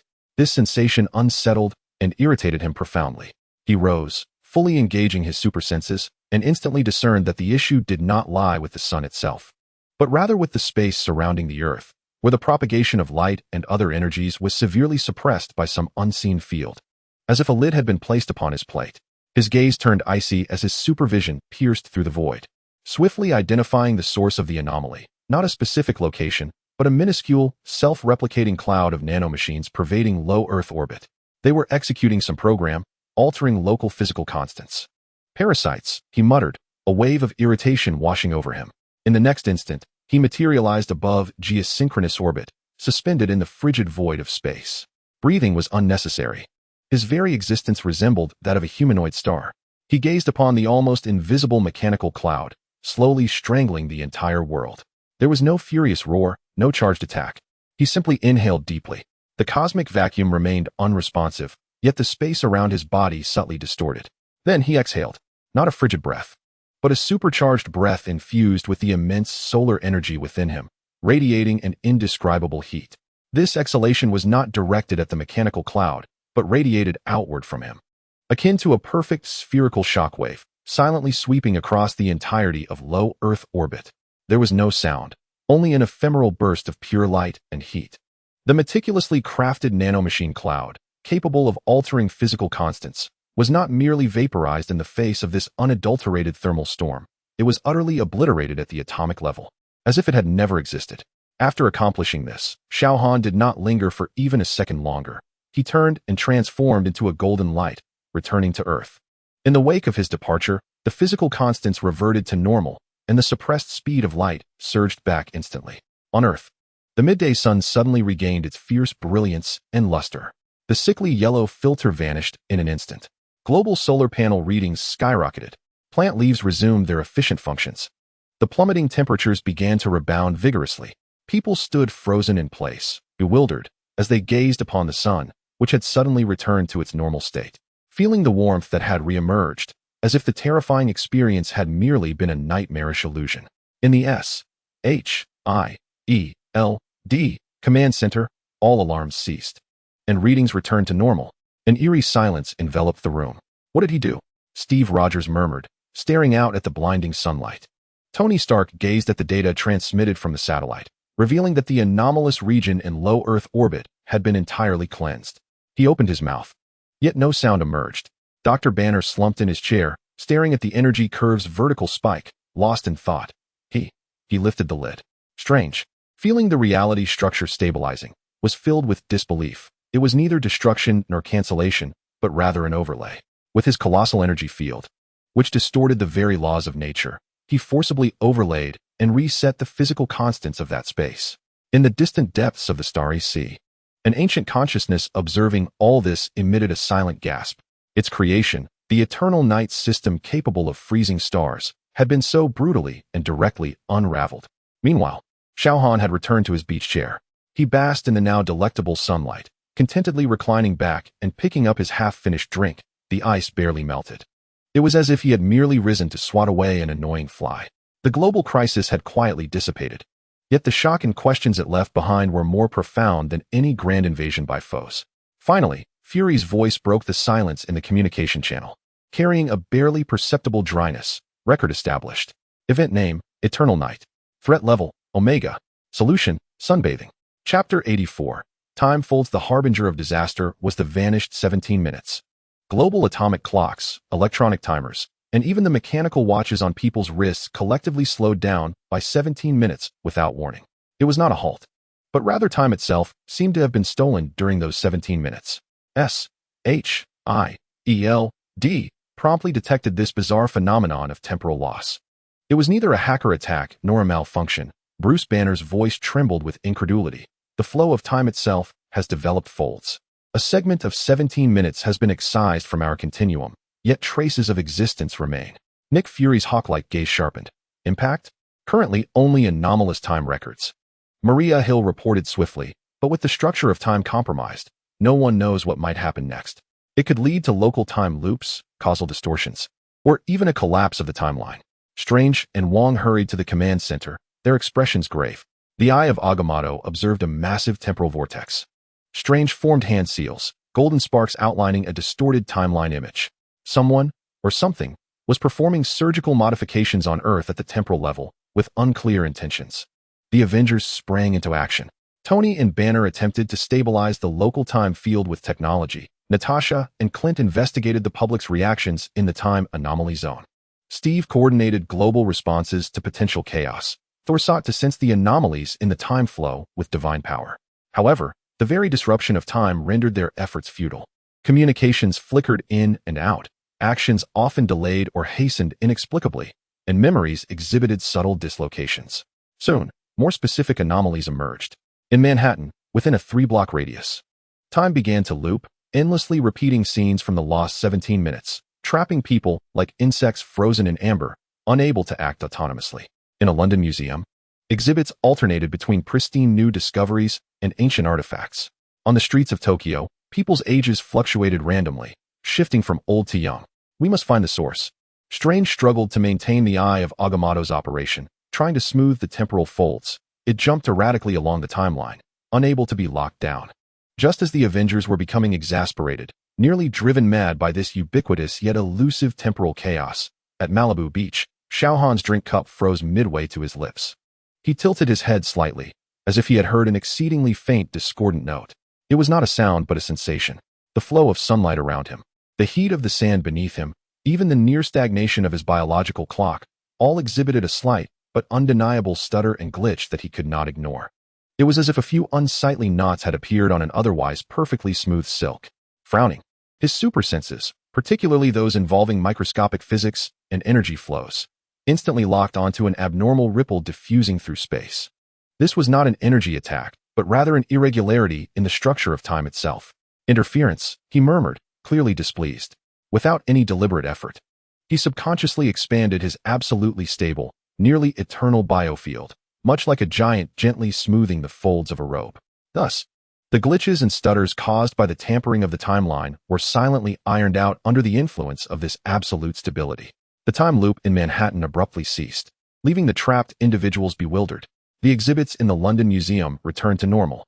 The ages of the people on the streets of Tokyo stabilized. All global timers synchronized their frequencies once more. The flow of time resumed its smooth continuity. The Avengers stood frozen, grappling with the sudden return to a normal sense of time, utterly at a loss. Is the temporal flow stabilized? Strange incredulously examined the eye of Agamotto. Had those folds been smoothed out? How was it accomplished? Tony glanced at the restored readings, suddenly looking towards Malibu. Was it him? But how could he interfere with time? He might not need to interfere, Banner murmured, formulating a bold hypothesis. If his very existence, his biofield, represents an ultimate state of constancy and stability, then any anomalous change, including temporal disruptions, might naturally be repelled or corrected when near him or perceived by him. This conjecture sent a chill down everyone's spine. It implied they were facing an existential suppression that transcended the realm of comprehensible cosmic laws. At that moment, Xiao Han merely felt that the world had returned to smoothness, the slight glitch sensation vanishing. Satisfied, he finished his drink, adjusted his reclining position, and continued to bask in the uninterrupted sunlight. As for what transpired during those lost and regained 17 minutes, who was responsible? Why? He held no interest. In the command center, Fury's voice shattered the silence. Imbued with unprecedented seriousness, immediately establish a special task force. I want to know what was altered during those 17 minutes. Furthermore, a comprehensive reassessment of all data regarding the Sun-Child is imperative. His impact on this world may far exceed our imagination. In the distant reaches of time and space, a covert entity manipulating the timeline with the intent to alter history emitted a silent astonishment. Its methods had been thwarted in such a manner that it could not even comprehend how it was achieved. It silently raised Earth's threat level to its highest. Annotating in the operational log, the target timeline contains irreconcilable fixed anchor points. Any attempts at modification may provoke unpredictable rejection responses. Recommendation: indefinitely suspend interference with this timeline. Chapter 85. The Time Thief. The 17 minutes of stolen time lingered like an invisible scar within the collective consciousness of Earth. S.H.I.E.L.D. devoted all its resources to the investigation, yet only managed to capture vague fragments. A shadow traversing the folds of time, a presence meticulously pruning history. He did not seek to destroy the world. Bruce Banner analyzed the residual temporal data, but rather aimed to modify certain critical details at key nodes. Like a gardener meticulously pruning branches, Nick Fury steered the course of history in the direction he desired. His solitary eye swept over a series of anomalous reports. 3 seemingly unrelated names had been entirely expunged from the missing persons database. A crucial piece of data had been altered within the patent files of a small technology firm. Even the casualty list from a World War II battle displayed subtle discrepancies. What linked these alterations? At present, Maria Hill shook her head, unable to discern any direct correlation, Yet each modification was executed with surgical precision, leaving scarcely a trace. Were it not for the very fabric of time itself revealing its folds, we would remain oblivious. Dr. Strange guarded the sanctum, vigilant against any new fluctuations in the temporal stream. He was weaving a web, subtly influencing the trajectory of the future through minute adjustments. It was imperative to thwart him before he wrought greater havoc. The Avengers mobilized once more. Armed with Strange's Eye of Agamotto and Tony's time fluctuation detector, they struggled to track the shadow known as the Time Thief, weaving through disparate fragments of time, endeavoring to restore the tampered nodes of history. This was a silent war, waged within the crevices of time. They bore witness to the bizarre shifts in history precipitated by these minute alterations. Those meant to perish remained alive, monumental inventions vanished, and regions once at peace were engulfed in conflict. He is experimenting, Tony exclaimed after a brief temporal leap, testing which alterations yield the most significant butterfly effect. He seeks the pivotal moment in time. At last, they detected a stronger signal. The Time Thief was attempting to intervene in a more critical event, aiming to ensure Howard Stark met an untimely demise during an early experiment. No, Tony bellowed, recklessly charging toward that moment in time. Thus commenced a chase through the temporal stream. The Avengers clashed with the Time Thief in the corridors of history, striving to prevent him from altering the fate of Tony's father. Time itself became both weapon and obstacle, the visions of past and future grotesquely interwoven. However, the Time Thief's manipulation of time far surpassed their own. He effortlessly set temporal traps, ensnaring the Avengers in various loops, even attempting to banish them to the ends of time. Just as Tony was about to be too late to avert the impending accident, the entire temporal flow suddenly froze. It was not a cessation of time, but rather a profound stability had descended. All the wrinkles, vortices, and loops of time were forcefully smoothed by an invisible, yet absolute power. History resumed its intended smooth trajectory. Howard Stark's experiment concluded without incident. He survived. The Time Thief's figure emitted a soundless scream of terror within the temporal stream, as if he had collided with an infinitely dense wall. All his abilities to manipulate time rendered impotent before this absolute constancy. He was forcibly ejected from the temporal flow, tumbling back into the realm of reality. Appearing before the Avengers as a pale man, his eyes filled with incredulous fear. The Avengers, released from their temporal quandary, gazed at the scene in bewilderment. Tony swiftly subdued the now powerless Time Thief, yet his heart brimmed with questions. What had transpired? Strange, sensing something amiss, gazed into the void. The temporal flow has been forcibly stabilized. It's as if a colossal hand has smoothed over all disturbances. Their communicator crackled with Banner's voice, tinged with shock. Just now, an unprecedented phenomenon of temporal solidification has occurred globally. All anomalies have suddenly abated. The energy signatures point to Malibu, Stark's villa on the beach. Xiao Han had just impatiently turned over. Moments ago, he had felt an exceedingly irritating, fragmented fluctuation in the flow of time surrounding him, akin to incessant buzzing that disrupted his serene enjoyment of the sun. He could scarcely be bothered to ponder the cause, instinctively releasing his unwavering biofield to obliterate this trivial temporal noise. The world returned to a state of comforting stability. As for what this minor fluctuation signified, he remained entirely indifferent. In the S.H.I.E.L.D. interrogation room, the captured Time Thief, Elasmern, a historian from a distant future, faced interrogation with a despondent yet fervent demeanor. "Do you not understand?" he murmured. "I am saving the future. According to historical records, an uncontrollable solar catastrophe will soon consume everything. I must alter the past to prevent the birth of that existence, or render it manageable." A solar catastrophe? Steve furrowed his brow. "It's him." Elasmern suddenly lifted his gaze, filled with fear as he stared toward Malibu, the entity known as Xiao Han.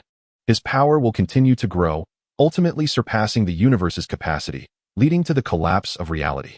I must modify everything related to him before he becomes unstoppable. The Avengers exchanged alarmed glances. "So your target has always been him?"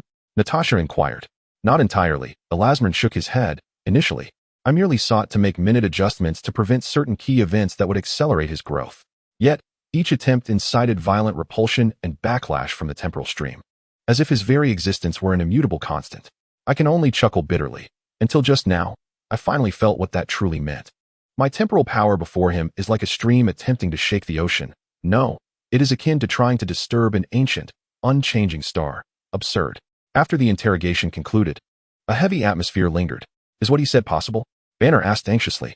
The future is not predetermined, Strange pondered, but Xiao Han's existence indeed resembles a colossal anchor point, stabilizing beyond imagination. Any attempts to circumvent or influence him through temporal manipulation are exceedingly difficult, even perilous. Tony gazed at the surveillance footage of Xiao Han still basking in the sun, his emotions complex. So, our neighbor is not only noisy but also a time paradox? Fury's voice interjected. Keep a close watch on that temporal criminal. As for the prophecy of the solar catastrophe, it is classified as a top priority for monitoring. For now, he remains our only and final resort in addressing more imminent crises. Meanwhile, Xiao Han remained blissfully unaware of any of this, entirely uninterested. He simply felt that the sunlight today seemed particularly steady and serene. This was quite satisfactory. Chapter 86. Echoes of silence. The residual waves of temporal anomalies had yet to fully subside when a new, even more peculiar silence began to envelop the earth. It was not the absence of sound, but rather that sounds were diminishing in their transmission.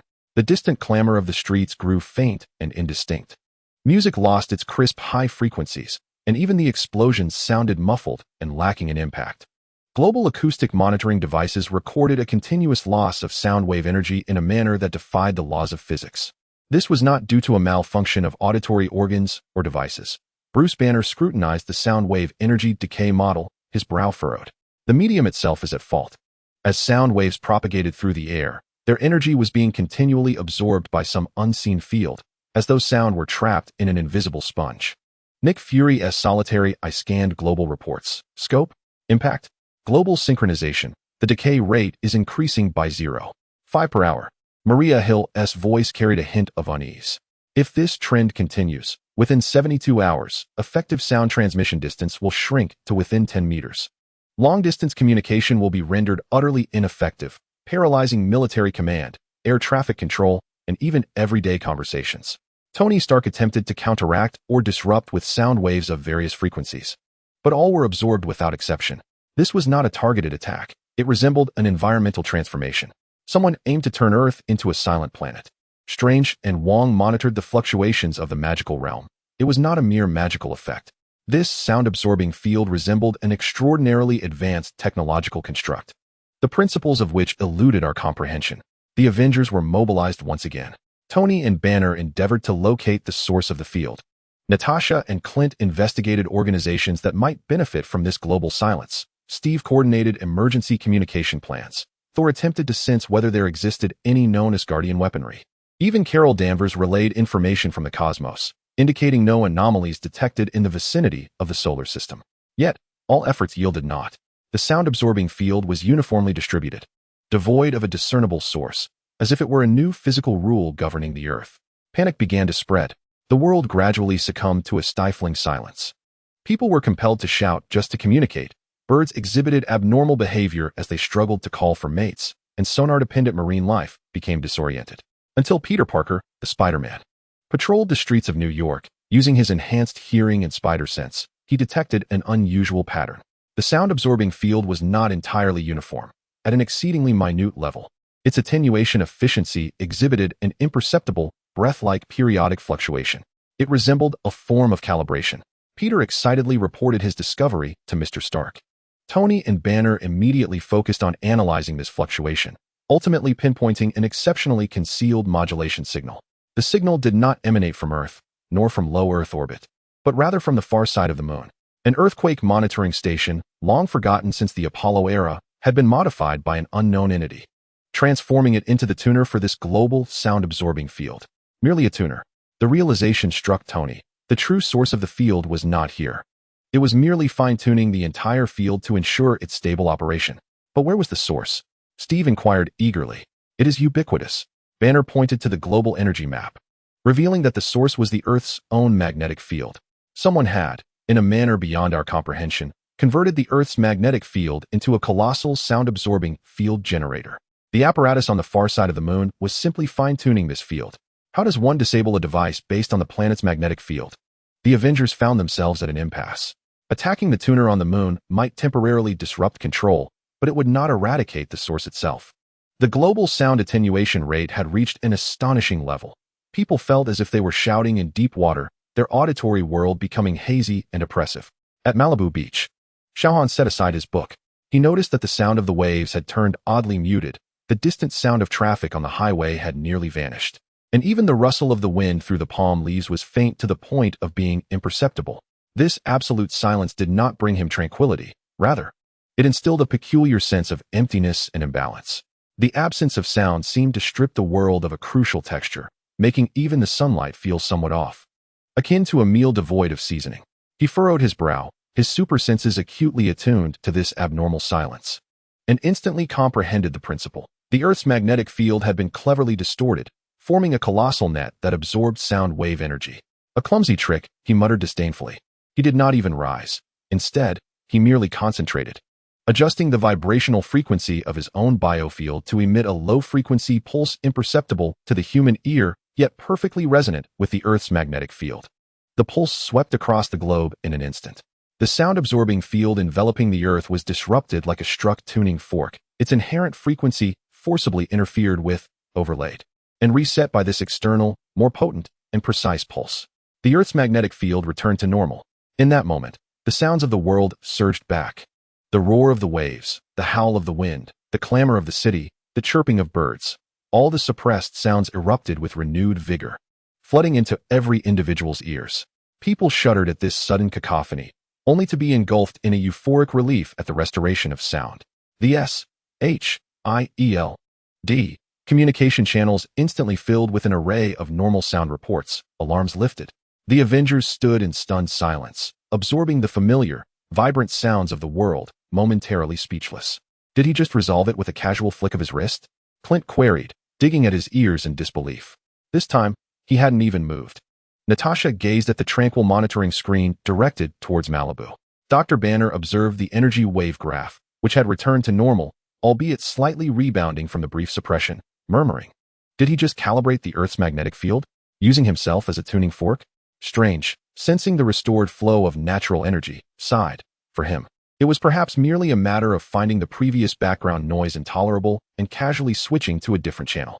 On the distant far side of the moon, the abandoned tuner quietly self-destructed, leaving no trace. Meanwhile, in the depths of the cosmos, an ancient observer civilization, intent on transforming Earth into a silent garden, recorded this failure. Experiment log, codenamed Silent Garden. The target planet possesses an incomprehensible foundational constant maintenance mechanism. Any attempts to modify the planet's fundamental field will trigger automatic calibration. Calibration source, suspected stellar-level life form. Threat level, supreme. Recommendation, perpetual observation, non-interference. Xiao Han listened to the world around him transform back into a melodious background sound, contentedly resuming his reading. This is how it should be. The world ought to possess such white noise. Chapter 87, Gravity Trap. The calamity descended silently. Yet the entire world felt the weight of its burden. Abnormal fluctuations in the gravitational field occurred on a global scale. This was not a simple increase or decrease, but a chaotic, regional distortion. In one neighborhood, gravity surged, crushing vehicles into pancakes. In adjacent areas, gravity sharply diminished, causing pedestrians to float like feathers, colliding with ceilings. Aircraft lost control due to erratic gravitational forces, while the oceans churned with anomalous giant waves. The gravitational constant G had been modified in localized spaces. Bruce Banner's voice echoed through the S.H.I.E.L.D. command center, filled with shock and confusion. This was beyond the reach of any known technology or magic. It was as if the very laws of physics had developed a skin disease. Nick Fury solitary, I scanned the global map, where dangerous blinking points indicated gravitational anomalies. The source, unable to be pinpointed. Maria Hill reported urgently that the anomalous points appeared randomly, their durations unpredictable, entirely without pattern. The global infrastructure was collapsing. Tony Stark's holographic image flickered into view, his armor appearing somewhat sluggish. Friday's calculations indicated that this gravitational distortion resembled the wake generated by some colossal structure passing through. Yet space monitoring had detected nothing. Strange's portal opened, and he stumbled out, his complexion pale. It was neither dimensional overlap nor spatial folding. Gravity itself was being contaminated. There existed some entity, its mass or energy so immense that it could distort the fabric of space-time, brushing against our reality, generating ripples capable of causing our collapse. The Avengers surged forth. Yet they were beleaguered. They could not predict where the next anomaly would manifest. Scrambling like firefighters to remedy the situation, rescuing trapped civilians, stabilizing critical infrastructure. Thor struggled to counteract the localized gravitational anomalies with his divine might. Wanda attempted to smooth the folds of space with her chaos magic, but to little avail. Reed Richards. The fantastic Mr. Fantastic provided temporary stabilizing devices based on superfluidity, yet they could not remedy the situation. The world descended into chaos and panic as fundamental physical rules became unreliable.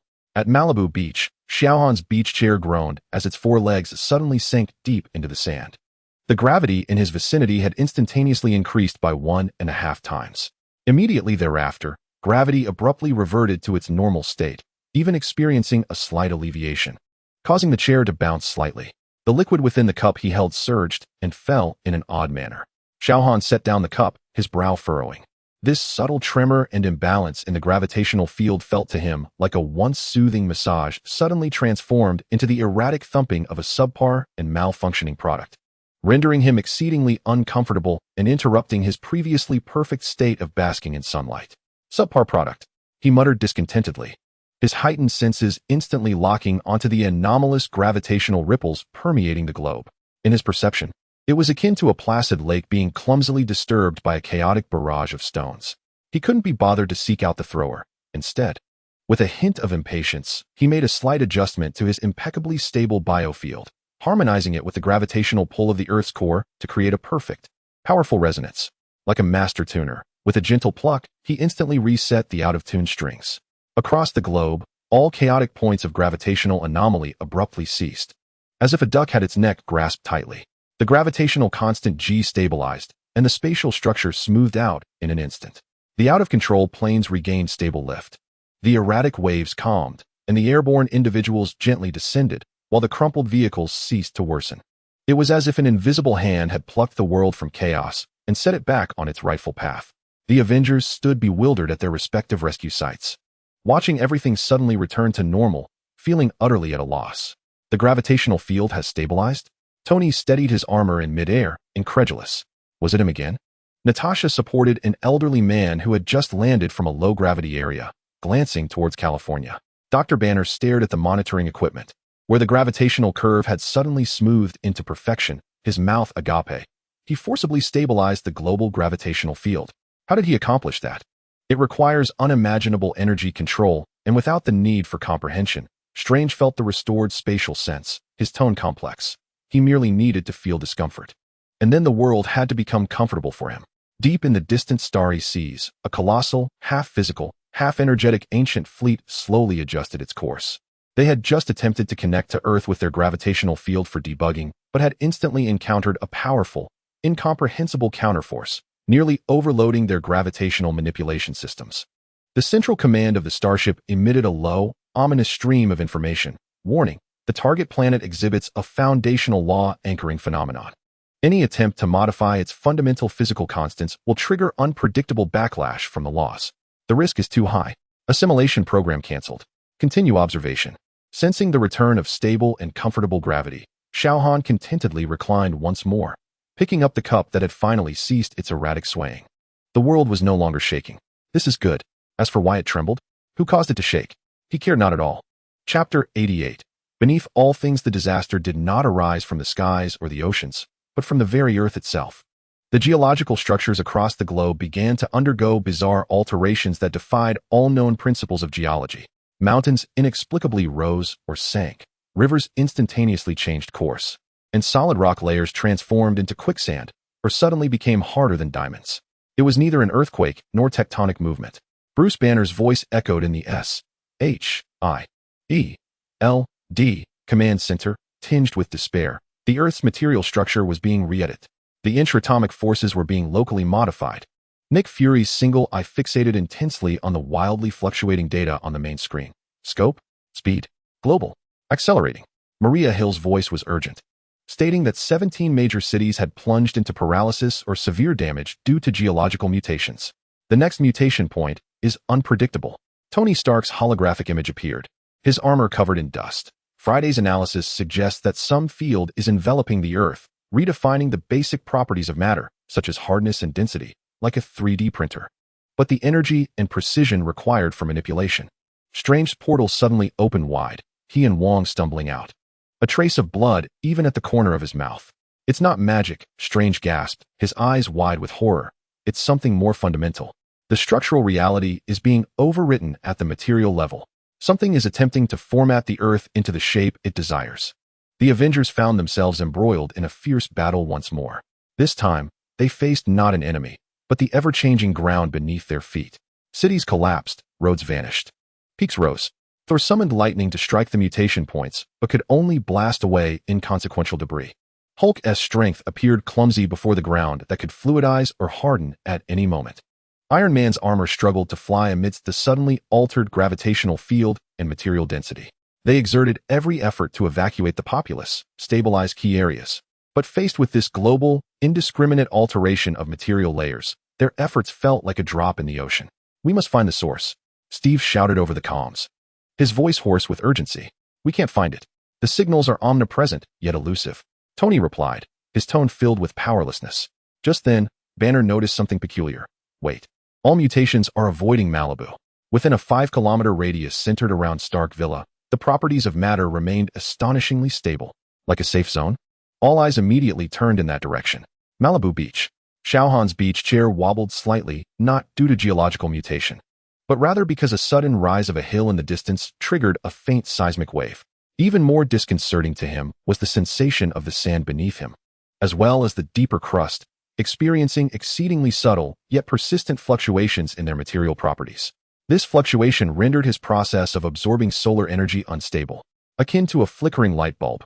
Subpar engineering, he muttered discontentedly, his super senses piercing through the layers of Earth, detecting the editing field attempting to cover the globe and modify the fundamental properties of matter.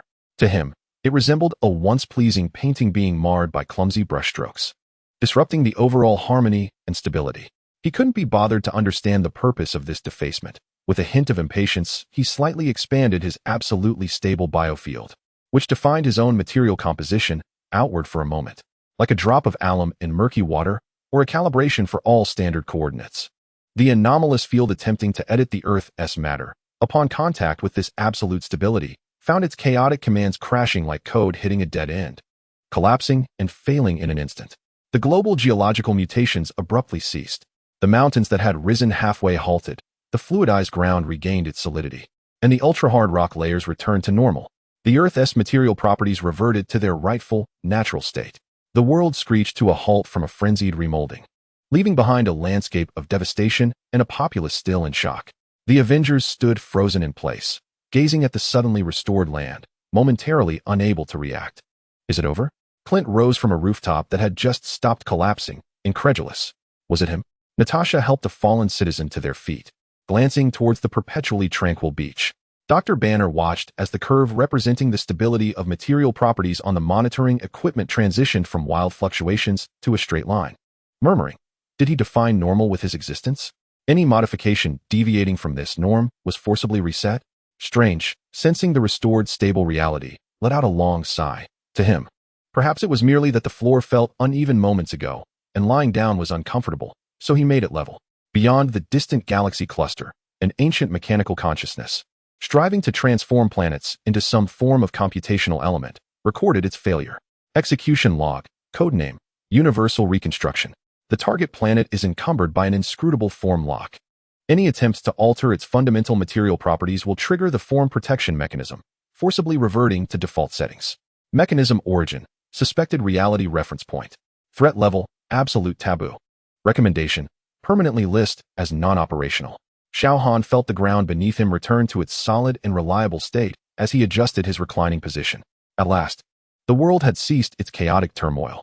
This was indeed a welcome change. As for the recent upheaval, who was responsible? It mattered not to him. Chapter 89. The veil of reality, the arrival of calamity bore no forewarning, yet it began to shake even the steadfastest of minds. People began to perceive that which did not exist, to hear silent whispers, while memories became bizarrely entangled and overlapping. Sturdy walls occasionally shimmered with transparency, and familiar streets inexplicably transformed into both strange and familiar landscapes. The laws of physics fluctuated erratically in localized areas, as if reality itself had morphed into a drying oil painting, subject to capricious alterations. A global phenomenon of reality distortion emerged. Bruce Banner's voice trembled with rare apprehension in the S. S.H.I.E.L.D. command center, declaring, "This is not an illusion. The very resolution of our reality is diminishing. Logic and continuity are collapsing." Nick Fury's solitary, I scanned the absurd reports flooding in from around the globe. His complexion darkened. The cause? Unknown. Maria Hill's voice brimmed with helplessness. Energy signatures are unidentifiable, sources untraceable. Doctor Strange, within the sanctum of Kamartaj, struggled alongside Wong to maintain the protective array, beads of cold sweat forming on his brow. This is not a dimensional incursion. The very fabric of reality is fraying, unraveling. Something is disassembling our reality, akin to unraveling a sweater. The Avengers found themselves once again embroiled in an incomprehensible war. They faced not an enemy, but a set of ever-changing rules. Captain America's shield would sometimes penetrate solid objects, while at other times it felt impossibly heavy. Iron Man's armor navigation system faltered due to spatial distortions. Black Widow and Hawkeye discovered they could occasionally see through walls, yet at other times could not find a door. Hulk's rage became bewildered in the face of indistinguishable illusions. They endeavored to stabilize the situation, to assist the panicked and disoriented populace, yet often found themselves victims of the very reality distortion they sought to combat. The world seemed to be engulfed in a collective waking nightmare. Tony Stark analyzed fragmented data, proposing a chilling hypothesis. This was not an attack, but rather a form of extraction. Something was siphoning the very structural essence of reality, akin to pulling threads from fabric. Extraction? For what purpose? Steve shouted amidst a street awash with shifting colors. Unknown. But if this continues, reality will completely disintegrate. Just as the world teetered on the brink of utter madness, Malibu Beach. Xiao Han's drink suddenly became translucent in his hand, the liquid within appearing to exist and not exist simultaneously. The beach chair beneath him oscillated between being as hard as iron and as soft as clouds. The distant sea flickered madly between shades of blue, purple, and colorless. This extreme uncertainty and chaos severely disrupted his ability to absorb solar energy. The energy became muddled and impure, elusive as he attempted to extract clarity from a severely distorted signal. Poor signal. He frowned, displeased, his supersenses, particularly those pertaining to the stability of reality and microphysical determinism, instantaneously pinpointed the anomalous ways pervading the globe that were causing reality to fade and loosen. To him, it resembled a once clear image forcibly obscured by a mosaic, rendered vague and unsettling. He did not even consciously endeavor to do anything. Instinctively, he merely projected his absolutely certain, undeniably real existence outward, like an impeccably precise coordinate, an unshakable reference point. The aberrant force attempting to unravel reality, to lower its resolution, collapsed upon contact with this absolute and determinate presence, its internal chaotic commands failing as if confronted by an incompatible system. The global phenomenon of reality distortion abruptly ceased. Walls regained their solidity, streets restored their stability, physical laws returned to normalcy, and people's perceptions and memories regained clarity. The world jolted awake from that absurd nightmare, leaving behind lingering dread and countless questions. The Avengers stood frozen, absorbing the restored normalcy and reality, rendered speechless. Reality stabilized? Strange incredulously examined the eye of Agamotto, discovering that the fabric of reality had regained its resilience. Was it him? Tony gazed at the source direction on the monitoring data, which resembled a stabilizing anchor for all readings. Dr. Banner slumped in his chair, staring at the now normal laboratory walls, murmuring, "Is he himself the reference point of reality? Any deviation from this baseline of distortion is forcibly rendered back to normal?" Natasha recalled the absurd scenes just experienced, inhaling deeply. For him, perhaps it was merely that the world had displayed its effects poorly, displeasing to his eyes, thus he casually repaired it. Meanwhile, in a realm beyond dimensions, an indescribable existence attempting to extract lower-level structural reality to weave its own dreams emitted a silent gasp of astonishment. Its extraction efforts encountered incomprehensible resistance.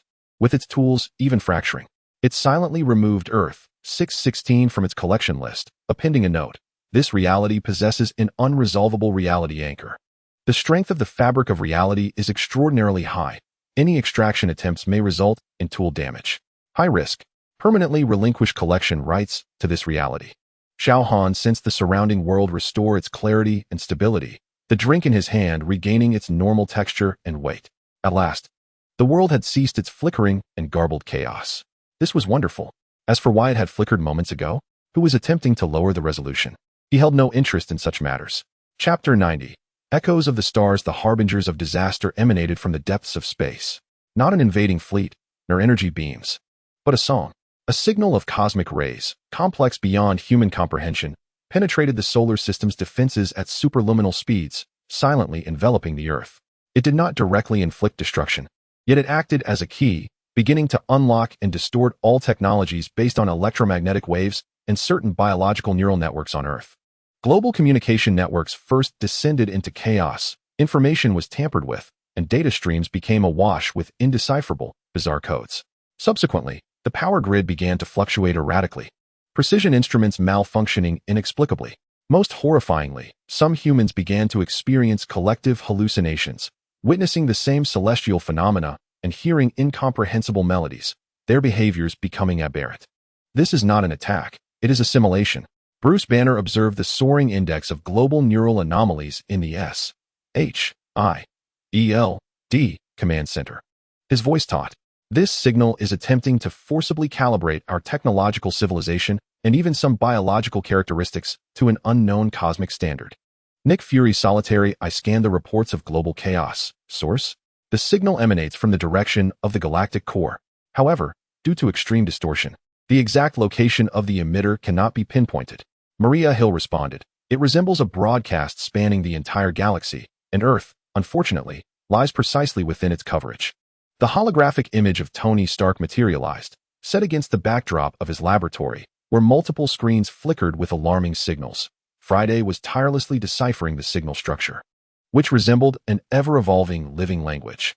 Our firewall appeared as fragile as paper in its presence. Strange and Wong stood guard over the sanctum, sensing disturbances on the magical plane. This force was tainting the ley lines, attempting to incorporate the frequency of magic into its own symphony. The Avengers were once again mobilized. Tony and Banner endeavored to construct a signal jamming field. Natasha and Clint managed the societal chaos triggered by technological malfunctions. Steve coordinated a global response. Thor sought to sense the divine components within the signal. Messages from the Guardians of the Galaxy indicated that they too had received similar signals, referring to it as the Lament of the Forgers, a legacy of an ancient civilization long extinct, attempting to reshape the order of the galaxy. An exceedingly dangerous endeavor. Yet, all resistance seemed futile. The jamming field was rapidly adapted to and penetrated by the signal. Societal chaos intensified. That song was even evolving, beginning to infiltrate the biological subconscious, inciting collective panic and compliance. Just as Earth's civilization appeared poised to be entirely formatted by this interstellar requiem, Malibu Beach. Xiao Han's brow furrowed deeper. The space around him was suffused with the subtle energy ripples of that ubiquitous cosmic melody. This alien, intrusive background noise severely disrupted the purity and stability of his own energy field's exchange with solar energy, akin to a strong interference wave affecting a clear signal reception. What displeased him further was the frequency of this song that struck him as harsh and discordant. "Noise," he muttered with disdain, his supersensory perception instantly locking onto the anomalous signal field permeating the near-Earth space. He could scarcely muster the interest to comprehend the significance or intent of this melody. Instead, he instinctively adjusted his biological energy field to an exceptionally unique and powerful frequency, a baseline frequency that could perfectly resonate and drown out all discordant sounds. Like a master conductor forcefully interrupting a clumsy orchestra's performance, setting an absolutely precise pitch. The cosmic signal attempting to assimilate Earth. Upon encountering this absolute stability and purity of frequency, found its complex internal coding collapsing instantaneously, as if faced with an unrecognizable instruction set by a decoder. The anomalous signal enveloping the globe abruptly vanished. The chaotic communication networks returned to normal, fluctuating electricity stabilized, and the deluded populace awoke in confusion. That interstellar requiem was abruptly silenced as if its signal had been severed. Earth was yanked back from a silent crisis of civilizational assimilation.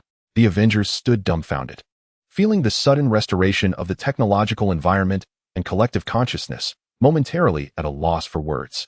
"The signal has vanished?" Tony gazed incredulously at the instantaneously green status indicators. Could it be him again? Natasha, observing the restored surveillance feed, sighed in relief. Dr. Banner, watching the curve representing signal strength drop to 0 on the monitor, murmured, "He used his own biological field as an interference filter? He forcibly jammed the entire interstellar broadcast?" Strange sensed the revival of pure magical energy flow and sighed. For him, It was perhaps merely a matter of finding the background music too unbearable and casually switching the channel. Meanwhile, in a distant ancient civilization relic within the core of the galaxy, a preset program recorded this failure. Log update. Lament protocol execution interrupted.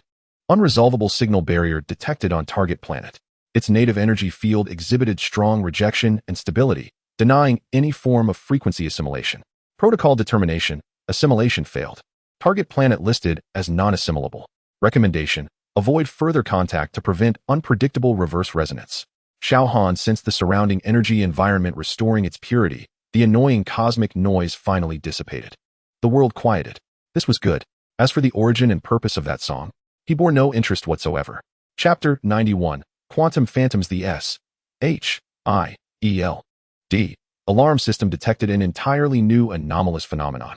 Numerous remote areas across the globe reported brief instances of reality overlap. Ancient battlefields reappeared, extinct animals materialized momentarily, and phantoms of architecture from different eras intermingled. These phenomena were fleeting, leaving no physical traces, yet triggering widespread psychological impacts and reverberations within the realm of temporal theory. This was neither time travel nor holographic projection. Bruce Banner analyzed the sporadic sensor data, his brow furrowed, likening it more to a macroscopic superposition phenomenon of quantum states. Certain probabilistic clouds of past events were forcibly activated and briefly collapsed into visibility. Nick Fury's singular gaze swept over the bizarre reports. Source? Purpose? Unable to trace the origin. Maria Hill responded. The energy characteristics were exceedingly weak and discrete, as if part of the background noise itself. Yet, the frequency and intensity of occurrences were slowly increasing. Tony Stark's holographic image connected. I discussed this with Reed Richards. It resembles some form of quantum retrocausality. Someone or something is attempting to dredge fragments of past information from the quantum foam, but the technology is crude, resulting in leaks into the macroscopic reality. Strange and Wong monitored dimensional fluctuations. No anomalies in the magical realm. This was not dimensional penetration. It resembled more the side effects of pure technology. A violent fishing of the space-time continuum. The Avengers investigated several sites of these phenomena, but aside from recording some residual quantum fluctuation anomalies, they found nothing. These quantum phantom events appeared harmless, yet instilled an unsettling sense of an invisible tampering and mockery of historical authenticity. Until an incident occurred in the suburbs of New York. A phantom of a 19th-century farm overlapped with a modern residential area for a full 10 seconds, resulting in a traffic accident among 3 civilians due to visual confusion. This must be stopped, Steve declared gravely. However, the enemy was intangible and formless. How could one intervene? Malibu Beach. Xiao Han was relishing the afternoon sun when suddenly, the beach scene he inhabited flickered momentarily. The ocean before him seemed to transform into an ancient forest. The sound of the waves mingling with unfamiliar bird calls and the distant roars of prehistoric beasts, though it lasted less than half a second before normalcy returned. This brief disorientation disrupted his immersive tranquility while absorbing sunlight. Like a film suddenly interrupted by a few frames of erroneous imagery, though transitory, it was enough to cause discomfort. Signal interference. He muttered in displeasure, his supersensory perception, particularly attuned to the continuity of time-space and the stability of quantum layers, instantly locking onto the weak disturbance field permeating the space, causing quantum state anomalies. To him, it was akin to pebbles being cast into a clear water surface, creating unpleasant ripples. He did not even seek the thrower. Instead, slightly impatient, he solidified his biological energy field, which was absolutely present in the now, stabilizing the time-space coordinates to their utmost, slightly solidifying the surrounding reality structure, like placing a layer of solid ice over the rippling water surface, forcibly terminating all disturbances. Across the globe, all quantum phantom phenomena abruptly ceased. The probabilistic clouds returned to tranquility, and the boundaries between past and present became distinctly clear and insurmountable once more. Those attempts to dredge the past from the quantum foam slammed into an invisible wall of time, completely obstructed. The world regained its temporal order. The Avengers quickly noted the sudden disappearance of the anomalous phenomena. Is it over again? Clint looked up, bewildered. From an archaeological site where a Roman legion phantom had just appeared, monitoring revealed that all quantum fluctuations had simultaneously subsided.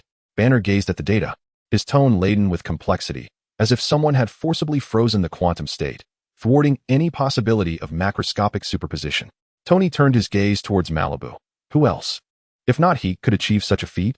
With an overwhelming presence, he had pinned the present moment, rendering the past incapable of surfacing. Strange contemplated, for him, time might not be a river that one can traverse back, but rather an unshakable now. Any attempt to disturb this moment would be perceived by him as a disruption that warranted elimination.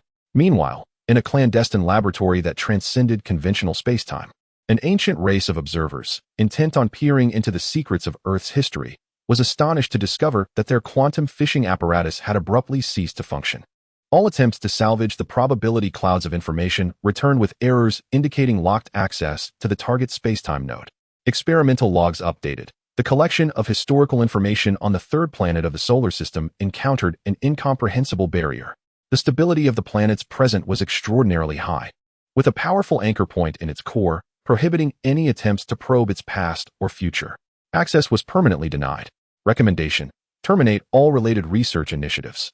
Xiao Han sensed the surrounding realm returning to a clean and stable present. The chaotic imagery from moments prior seemed as if it had never occurred. The world had finally ceased its flickering back to the past. This was a relief. As for who wished to explore the past, why the desire to peek? He felt no intrigue. Chapter 92. Whispers of the Void. This crisis was formless and intangible, yet it struck at the very soul. Across the globe, reports began to surge. Not of physical anomalies, but of a collective psychological disturbance. People started experiencing the same nightmares, awakening without recollection of specific details, leaving only a profound sense of emptiness and inexplicable anxiety. Creativity waned, emotions soured, and even the most optimistic found themselves ensnared in baseless despair. It was not a pandemic of mental illness. Bruce Banner, within the S.H.I.E.L.D. command center, observed the steep decline of the global mental health index. His voice heavy with the weight of external psychological oppression. Something was instilling a concept of nihilism into the collective subconscious of humanity. Nick Fury's solitary, I scanned the unsettling reports that were vague yet disturbing. Source? Means. The physical origin remained untraceable. Maria Hill responded that the energy signatures were exceedingly bizarre, resembling a pure information vacuum or a field of meaning dissolution, directly influencing consciousness in an unknown manner. Tony Stark attempted to counteract with various brainwave modulation techniques. Yet the results were minimal. Friday's analysis suggested that it resembled a reverse concept weapon. It did not convey negative information, but rather extracted and diluted the very essence of existence. Strange and Wong struggled within the sanctum, their magic primarily protective of the reality layer, proving ineffective against this direct assault on the mind and conceptual realm. This was not an incursion from any known dimension, but rather a whisper emanating from the void between concepts itself. The Avengers themselves were also affected. Steve felt an inexplicable decline in morale. Tony's thoughts became sluggish. Natasha recalled the futility of their missions. Clint doubted the value of his arrows. And even Hulk appeared somewhat melancholic. The world succumbed to a silent suffocation of the spirit. Artistic creation halted, scientific exploration lost momentum, and societal operations became mechanical and devoid of vitality. A slow, intangible demise was creeping forth. Just as this atmosphere of despair threatened to overwhelm everyone, Malibu Beach. Xiao Han set down the book in his hands. He sensed an exceedingly subtle yet incessant disturbance, not of sound nor energy, but a disquieting sense of nihilism or meaning dissolution attempting to infiltrate his consciousness. This feeling tried to compel him to ponder the futility of basking in the sun, prompting him to question the very purpose of his existence. This interference with his inner peace and pure enjoyment proved exceedingly displeasing. Mental pollution, he uttered with disdain. His heightened senses, especially those involving absolute autonomy over consciousness and existential certainty, momentarily locked onto the whispers of the void that permeated the collective subconscious of humanity. To him, it resembled the act of introducing ink into a crystal-clear spring, tainting its essence. He did not even seek the source of the pollution. Instinctively, he radiated his absolute existence and self-affirming consciousness outward. Like a resplendent lighthouse, its light instantaneously dispelled all approaching mists and shadows. The whispers attempting to instill nihilism and meaninglessness, upon contact with this realm of absolute existence and self-affirmation, encountered their nemesis. Their very nullity was filled, covered, and shattered. The collective psychological oppression that had enveloped the globe came to an abrupt halt. Nightmares ceased, anxiety receded, and the inexplicable sense of emptiness was replaced by a resurgence of life's vitality. People awoke in bewilderment, as if emerging from a heavy dream. Although still shaken, the world regained its vibrancy and significance. The Avengers also felt an immediate uplift in spirit, previous despondency and doubt dissipating like smoke. The whispers have ceased? Steve felt his fighting spirit reignite. Is it him again? Natasha keenly sensed the suffocating pressure had vanished. Doctor. Banner observed the mental health index beginning to rebound and muttered. His absolute presence served as a benchmark for meaning. He forcibly dispelled nihilism. Strange sensed the ocean of collective subconscious returning to health and exhaled deeply. For him, perhaps it was merely that the oppressive psychological atmosphere had dampened his mood for sunbathing, prompting him to cleanse it a bit. Meanwhile, in an ineffable void beyond the conceptual realm, an ancient existence attempting to draw intelligent civilizations into eternal nothingness recorded this failure. Observation log. The target civilization possesses an inexplicable fortress of existence. The self-definition intensity of its core individuals is sufficient to distort local reality logic, immunizing against all forms of meaning deconstruction and nihilistic assimilation. Assimilation protocol failed. The target civilization is now listed as untouchable. Warning: any further attempts may trigger existential backlash. Xiao Han felt the surrounding psychological environment returning to normalcy and meaning, the odious whispers of nihilism entirely vanquished. His heart found tranquility once more. This was good.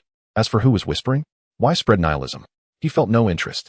Chapter 93. Etheric flood. The arrival of calamity was heralded by a peculiar hue in the sky. Not clouds, but a stunning yet disquieting, ever-shifting purplish-red aurora engulfed the entire horizon. From this dazzling curtain of light, a rain of flickering, liquid energy descended. The objects that came into contact with this rain were not damaged. Rather, they began to exhibit bizarre properties. Metals acquired the growth characteristics of plants, twisting and branching. Concrete gained the fluidity of water, slowly undulating. Plants became as hard as rock yet frail. The laws of physics became obscured and chaotic within this etheric rain. Reality structure was being tainted. Bruce Banner exclaimed in the S.H.I.E.L.D. command center, watching the chaotic data streaming in from global sensors. An unknown etheric substance was permeating our reality, rewriting the physical laws of localized areas. Nick Fury's singular eye fixated on the screen, displaying these illogical phenomena. Source? Purpose? The aurora originated from beyond the atmosphere, yet the source of the etheric rain could not be precisely located. Maria Hill urgently reported that it appeared to be a leak from higher dimensions. The purpose was unknown, yet its effects were catastrophic. The holographic image of Tony Stark materialized, as the armor seemed to undergo some form of adaptive adjustment to contend with the shifting physical environment. Friday aptly dubbed it the reality softener. It diminished the structural integrity of reality, rendering the laws of physics malleable, even susceptible to override. We could not predict what attributes might manifest in the next moment. Strange and Wong initiated maximum protection within the sanctum, as the golden magical array struggled to fend off the infiltrating ether rain, yet the energy expenditure was monumental. This was not a magical assault, but rather akin to a leakage from a high-dimensional landfill. Strange gritted his teeth, realizing that some high-dimensional entity was dumping the refuse of reality into our dimension. The Avengers found themselves ensnared once more in an absurd and perilous battle. They were not only confronted with the dangers posed by the tumultuous environmental changes, but also with objects and even creatures that had become aggressive due to attribute mutations. Thor's lightning could animate a pool of liquid metal. Hulk's strikes might transform a section of ground into a springboard. And Iron Man's armor weapon systems became exceedingly unreliable due to fluctuations in physical constants. The world appeared to be ensnared in a mad alchemical experiment, conducted by an utterly irresponsible experimenter. On Malibu Beach, one of the legs of Xiao Han's beach chair suddenly began to grow and entwine like a vine, while the drink in his hand became jellied and wobbly. The rain descending from the sky bore an unpleasant sense of impurity and chaos that severely tainted his pure environment of solar energy absorption. This wanton distortion and pollution of the fundamental rules of reality made him feel as though he were ensconced in a room suffused with the stench of cheap perfume. Unable to relish the sunlight in peace, the environment had become sullied. He frowned in displeasure, his supersenses, particularly his acute perception of the purity of reality and the stability of physical laws, swiftly pinpointing the etheric pollutants that pervaded the atmosphere, originating from higher dimensions. To him, it resembled clear air tainted by murky smoke, necessitating purification. He did not even contemplate the source of the pollution. Rather, instinctively, he slightly projected his absolutely pure and stable biofield outward to cleanse it. Like an ultra-efficient air purifier operating at full power, or a potent ultraviolet sterilization. The etheric pollutants that attempted to permeate and soften the structure of reality were neutralized, decomposed, and reverted to harmless fundamental particles upon contact with this supremely pure and stable field. The strange auroras enveloping the globe dissipated in an instant, and the bizarre ether rains ceased abruptly. All contaminated objects halted their attribute mutations, leaving behind permanent oddities, yet at least stabilizing. The laws of physics reasserted their dominance. The world was forcibly pulled back from that mad reality leakage incident. The Avengers stood frozen, gazing at the suddenly normalized world, though in disarray. Having at least returned to its regular operational patterns, their hearts still racing. The pollution had ceased? Tony observed the armor's systems reverting to normal readings and sighed in relief. Was it him again? Natasha wiped the remnants of the now harmless, glimmering droplets from her face, glancing towards California. Doctor. Banner watched as the index representing reality's stability on the monitoring instruments instantly returned to normal ranges, murmuring, "Did he just disinfect reality with his biofield? Forcefully purified the higher-dimensional pollutants?" Strange, feeling the restoration of the solid structure of reality, was fatigued yet relieved, for him. It was perhaps merely that the prior environment had been too dirty, detracting from his experience, leading him to inadvertently tidy up. Meanwhile, at some indescribable higher-dimensional level, an ancient entity casually dumping refuse into the lower dimensions abruptly discovered its waste pipes had been forcibly clogged and even reversed purified. It glanced curiously at this inconspicuous low-dimensional planet, sensing an extraordinarily pure and exclusionary existential force. Indifferently, it shrugged, redirecting its waste outlet to another less discerning universe, and casually noted in its logs, the low-dimensional universe Terra 616 possesses an effective reality purification mechanism, not suitable for waste disposal. Blacklisted. Xiao Han felt the surrounding reality return to a clean and stable state, and the loathsome sensation of pollution finally vanished. He glanced at the chair leg that had morphed into a bonsai-like form, casually breaking it off and discarding it aside, opting for a new beach chair. At last, the world was free of impurities. This was pleasing. As for who was dumping the garbage, why, he held no interest. Chapter 94. Whispers of Entropy. The onset of disaster was silent and unobtrusive, yet more disquieting than any explosion. The phenomenon of energy depletion escalated suddenly on a global scale. It was not a shortage, but rather a catastrophic decline in conversion efficiency. The heat released from fuel combustion inexplicably diminished, battery discharge times plummeted, and even the calories in food seemed to be discounted. More alarmingly, this depletion appeared to be contagious, spreading from one system to another. Entropy was accelerating. Bruce Banner's voice trembled with a hint of terror as he spoke in the S.H.I.E.L.D. command center. The ultimate law of the universe is being locally reinforced. Everything is hurtling faster toward chaos and heat death. Nick Fury's singular eye scanned the steeply declining curve on the global energy report. Scope? Cause. Global. Cause unknown. Maria Hill responded urgently, indicating that the energy characteristics suggested a micro-adjustment in the physical constants themselves, leaning towards higher dissipation and lower efficiency, as if the universe's coefficient of friction had been heightened. A holographic image of Tony Stark appeared, the lights in the background laboratory seemingly dimmed. Friday has computed all possibilities. This is not energy absorption, but rather the universe's very enthusiasm is waning. All processes are becoming laborious. Strange and Wong felt the acceleration of magical flow within the sanctum, the maintenance of spells requiring ever more effort. This was not dimension plundering, but rather the vitality of reality was ebbing away. Strange's expression grew grave, as if something were pressing the brakes on the universe, hastening its cooling. The Avengers themselves sensed the effects. Movements seemed to demand greater effort, thoughts became sluggish, and the energy consumption of armor and weapons soared alarmingly.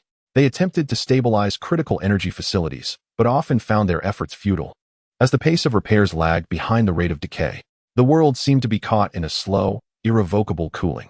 Industrial production slowed, transportation efficiency dwindled, and even the vitality of life was quietly fading. A silent despair began to spread. On Malibu Beach, Xiao Han felt the sensation of sunlight upon him growing less pleasant. It was not the sun itself that had diminished, but rather the process of energy absorption and conversion had become sluggish and inefficient, as though unnecessary losses had been introduced into the mix. This increased resistance in the energy transfer process rendered his absorption of energy less smooth and gratifying, akin to wearing thick gloves while attempting to touch something delicate. Inefficient. He muttered in displeasure. His super senses, particularly his acute sensitivity to energy flow and conversion efficiency, instantly locking onto the resistance field permeating the realm of physical laws that was causing the abnormal acceleration of entropy. To him, it resembled a finely tuned engine maliciously adulterated with coarse sand, requiring cleansing. He did not even seek to identify who had introduced the sand, merely feeling somewhat impatient. Projecting his nearly perfect energy conversion efficiency, one that nearly defied the laws of entropy, outward ever so slightly, like injecting top-tier lubricant into rusty gears, or replacing inferior wires with superconductive materials, the anomalous regulatory field attempting to amplify entropy and increase the universe's friction coefficient was negated, enveloped, and reversed upon contact with this supremely efficient, near-perpetual biofield. The phenomenon of anomalous entropy increase across the globe abruptly ceased. Energy efficiency returned to normal. The flow of magic resumed its fluidity, and the vitality of life was rejuvenated. The world was forcefully pulled back from the precipice of a slow heat death. The Avengers stood in stunned silence, grappling with the sudden restoration of their agile and efficient bodies, their disbelief palpable. Had the decay truly halted? Steve felt the fluidity and power of wielding his shield return. Was it him again? Natasha observed the energy monitor displaying normal readings, exhaling in relief. Dr. Banner watched as the data representing the rate of entropy increase plummeted back to baseline, murmuring, did he, with his near anti-entropy efficiency, serve as a lubricant? Forcibly reduced the universe's friction coefficient? Strange since the revitalizing flow of reality's energy, fatigue mingling with awe, perhaps for him. It was merely a matter of optimizing the previously sluggish cosmic operations, thereby enhancing his experience. In some realm, transcending conventional universes, an experimental consciousness, endeavoring to study the universe's resilience by fine-tuning physical constants, was astonished to find its directive to raise the target universe's entropy rate forcibly overridden and reset. Curiously, it probed the force that had imposed this modification, perceiving an extraordinarily efficient and stable existential characteristic. It silently set the physical constants of that universe to read-only. Annotating, existence possesses an inherent stability protection mechanism. Any attempts to alter fundamental physical constants will trigger a forced restoration. Experimental conditions are uncontrollable. Recommendation: terminate all related intervention research. Xiao Han felt the energy flow around him regain its smooth and efficient nature, the sunlight once more delectable. The world had finally ceased to stutter. This was splendid. As for who had elevated the universe's friction, and why, he felt no interest in such matters. Chapter 95. Tidal waves of memory. This crisis insidiously eroded the foundational memories of human civilization. A widespread chaos and loss of memory began to manifest globally. People forgot essential skills, failed to recognize loved ones, and even the details of significant historical events became blurred or distorted.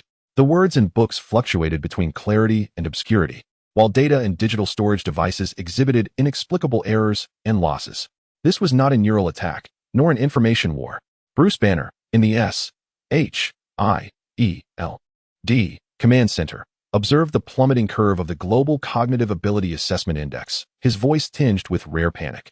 Memory itself is becoming unstable. It was as if the medium carrying memory was fading. Nick Fury's single eye swept over the chilling reports. Source? Means. Untraceable. Maria Hill's voice brimmed with helplessness. The energy signature was exceedingly bizarre, operating at the very level of information itself. It was as though it were extracting the concept of memory, not merely its content. Tony Stark's holographic image appeared, his expression grave. Friday has likened it to a cosmic eraser. It is increasing the rate of information forgetting and error. Our backup systems are all synchronously malfunctioning. Strange and Wong, within the sanctum, struggled to stabilize the concept of knowledge through magic, but found it immensely challenging. This was not brainwashing targeted at individuals. A trickle of blood escaped Strange's lips. This was an assault on the foundational structure of collective cognition. Something was rendering memory and knowledge itself difficult to maintain. The Avengers were not spared either. Steve found himself doubting the details of tactics. Tony felt estranged from a particular equation, and Natasha experienced confusion regarding a disguise. They endeavored to maintain order, aiding those plunged into panic due to amnesia. Yet even they began to feel unreliable. Civilization, as if built upon quicksand, was slowly sinking into the abyss of forgetfulness. Malibu Beach. Xiao Han noticed that a certain page of the book he was reading seemed to flicker, rendering the text somewhat difficult to decipher. What displeased him further was the realization that his memory of an inconsequential detail from sunbathing yesterday now harbored a trace of unsettling uncertainty. This interference with information stability and memory certainty left him profoundly uncomfortable. He cherished absolute existence and certainty. Any form of uncertainty felt like an unnameable impurity in delectable food. Information interference. He muttered in displeasure. His super senses, particularly those involving absolute precision in information processing and reliability in memory, instantaneously pinpointed the anomalous disturbance permeating the information field, causing memory degradation and data errors. To him, it resembled a high-definition image marred by noise and interference, in need of restoration. Without even seeking the source of the disturbance, he instinctively stabilized his own absolutely certain, precisely processing biological consciousness field slightly outward, like an impeccably accurate clock calibrating all timers, or an utterly stable hard drive rectifying all data errors. The anomalous information field attempting to elevate the rates of forgetting and error encountered an insurmountable barrier upon contact with this absolute certainty and precision of consciousness. Its chaotic directives instantaneously corrected, overridden, and obliterated. The global phenomena of memory chaos and data errors abruptly ceased. People's memories regained clarity, the words in books stabilized, and digital storage devices ceased reporting errors. Civilization was forcibly pulled back from the brink of forgetfulness. The avengers stood in stunned silence. Feeling the sudden restoration of clear and reliable memory and cognition, their hearts still racing. Memory stabilized? Steve once again understood the details of tactics with clarity. Was it him again? Natasha observed the now normal flow of monitoring data, exhaling in relief. Dr. Banner noted the index representing information stability instantly revert to normal, murmuring. Did he use his absolute certainty as an information anchor?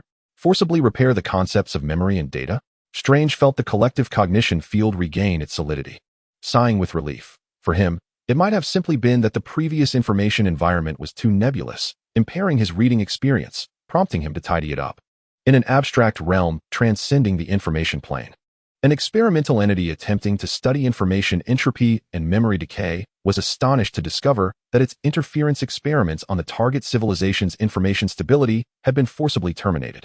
All parameters reset to default. It sensed the force that had completely negated its experimental interference, perceiving an extraordinarily definite and immutable existential characteristic. Silently, it set the information stability parameters of the experimental target to read-only, annotating. The target possesses a robust information stability protective mechanism. Any attempts to increase its information entropy or memory decay rate will trigger forced calibration. Experiment deemed ineffective. Recommendation: terminate related research to avoid potential information backlash.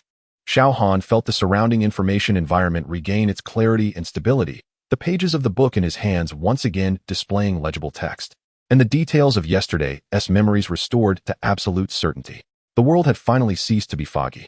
This was splendid. As for who was interfering with the information, and why, he felt no interest in such matters.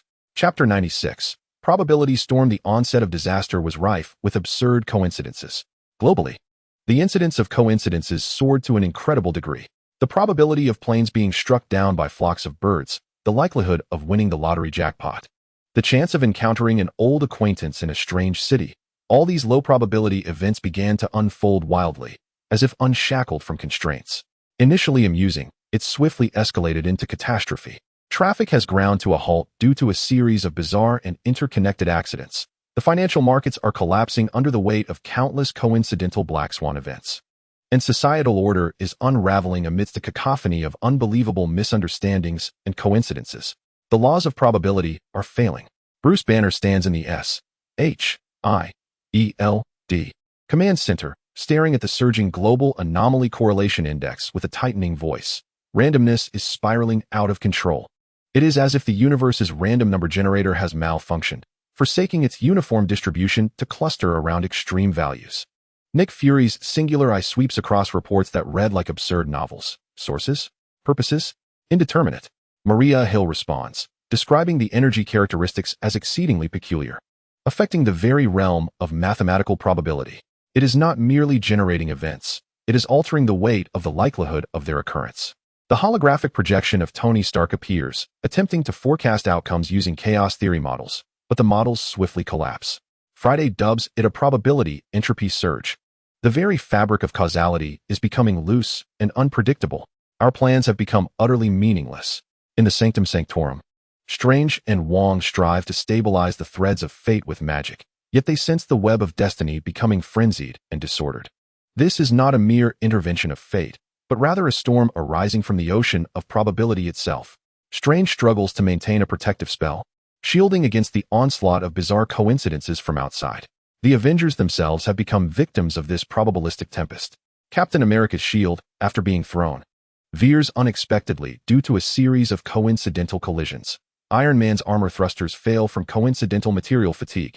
Black Widow's camouflage is improbably penetrated by the least likely individual. They are beleaguered by a myriad of strange circumstances as societal order accelerates its collapse. The world seems to transform into a vast and malevolent casino, where every roll of the dice yields the most improbable outcome. On Malibu Beach, Xiao Han's drink tumbles over due to a sequence of coincidental breezes and vibrations, soaking him completely. Even more displeasing is the sensation that the operational logic of the surrounding world has become sluggish and disjointed, rife with meaningless and inefficient random disturbances. This lack of certainty and predictability severely undermines his enjoyment of the pure sunlight, which once afforded him a sense of absolute control and tranquility. An operational error. He murmurs with discontent. His supersensory abilities, especially those concerning causal logic and probabilistic foresight, instantly pinpointing a source of noise that permeates the mathematical rules, causing abnormal probability distributions. To him, it resembles a finely tuned instrument injected with random interference signals, necessitating filtering. Without even seeking the origin of the noise, he subconsciously adjusts his own biological logic field, one that adheres strictly to the laws of physics and is highly predictable, slightly outward. Like a perfectly precise clock pulse, it forcibly synchronizes all disordered timers. The anomalous rule field, which seeks to disrupt probability distributions and increase randomness, encounters this absolute certainty and predictability. In that instant, its internal chaotic commands are swiftly overridden, corrected, smoothed, and reset. The global probability storm comes to a sudden halt. Bizarre coincidences cease, low probability events return to normal levels, and the laws of causality regain their clarity and reliability. The world is forcefully pulled back from the absurd revelry of randomness. The Avengers stand frozen, sensing the sudden restoration of a normal and predictable world, their hearts racing. Has probability returned to normal? Steve's shield once again flies accurately back to his hand. Is it him again? Natasha observes as the rate of traffic accidents plummets back to normal, exhaling in relief. Dr. Banner watches the index representing the stability of probability distribution return to normal, mumbling. Has he served as an absolute anchor of certainty for probability? Has he recalibrated the universe's random number generator? Strange feels the reordering of the web of fate and exhales deeply for him. Perhaps it was merely a matter of finding the previous world too chaotic and filled with tedious surprises, prompting him to tidy things up a bit. Meanwhile, on an abstract level transcending mathematical rules, an experimental consciousness testing the boundaries of free will and determinism, seeking to inject more randomness into a lower-dimensional universe, is astonished to find its experimental interventions forcibly terminated, with probability distributions reset to a perfect Gaussian curve. It detects the force that completely offsets and normalizes its randomness, sensing an extraordinarily certain and unshakable deterministic characteristic. It silently sets the probability intervention permissions of that experimental universe to read-only, noting the target universe possesses a powerful deterministic protective mechanism. Any attempts to increase its randomness or disrupt the stability of its causality will trigger forced recalibration.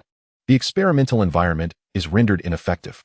Recommendation: terminate relevant interventions to avoid a rebound of logical paradoxes.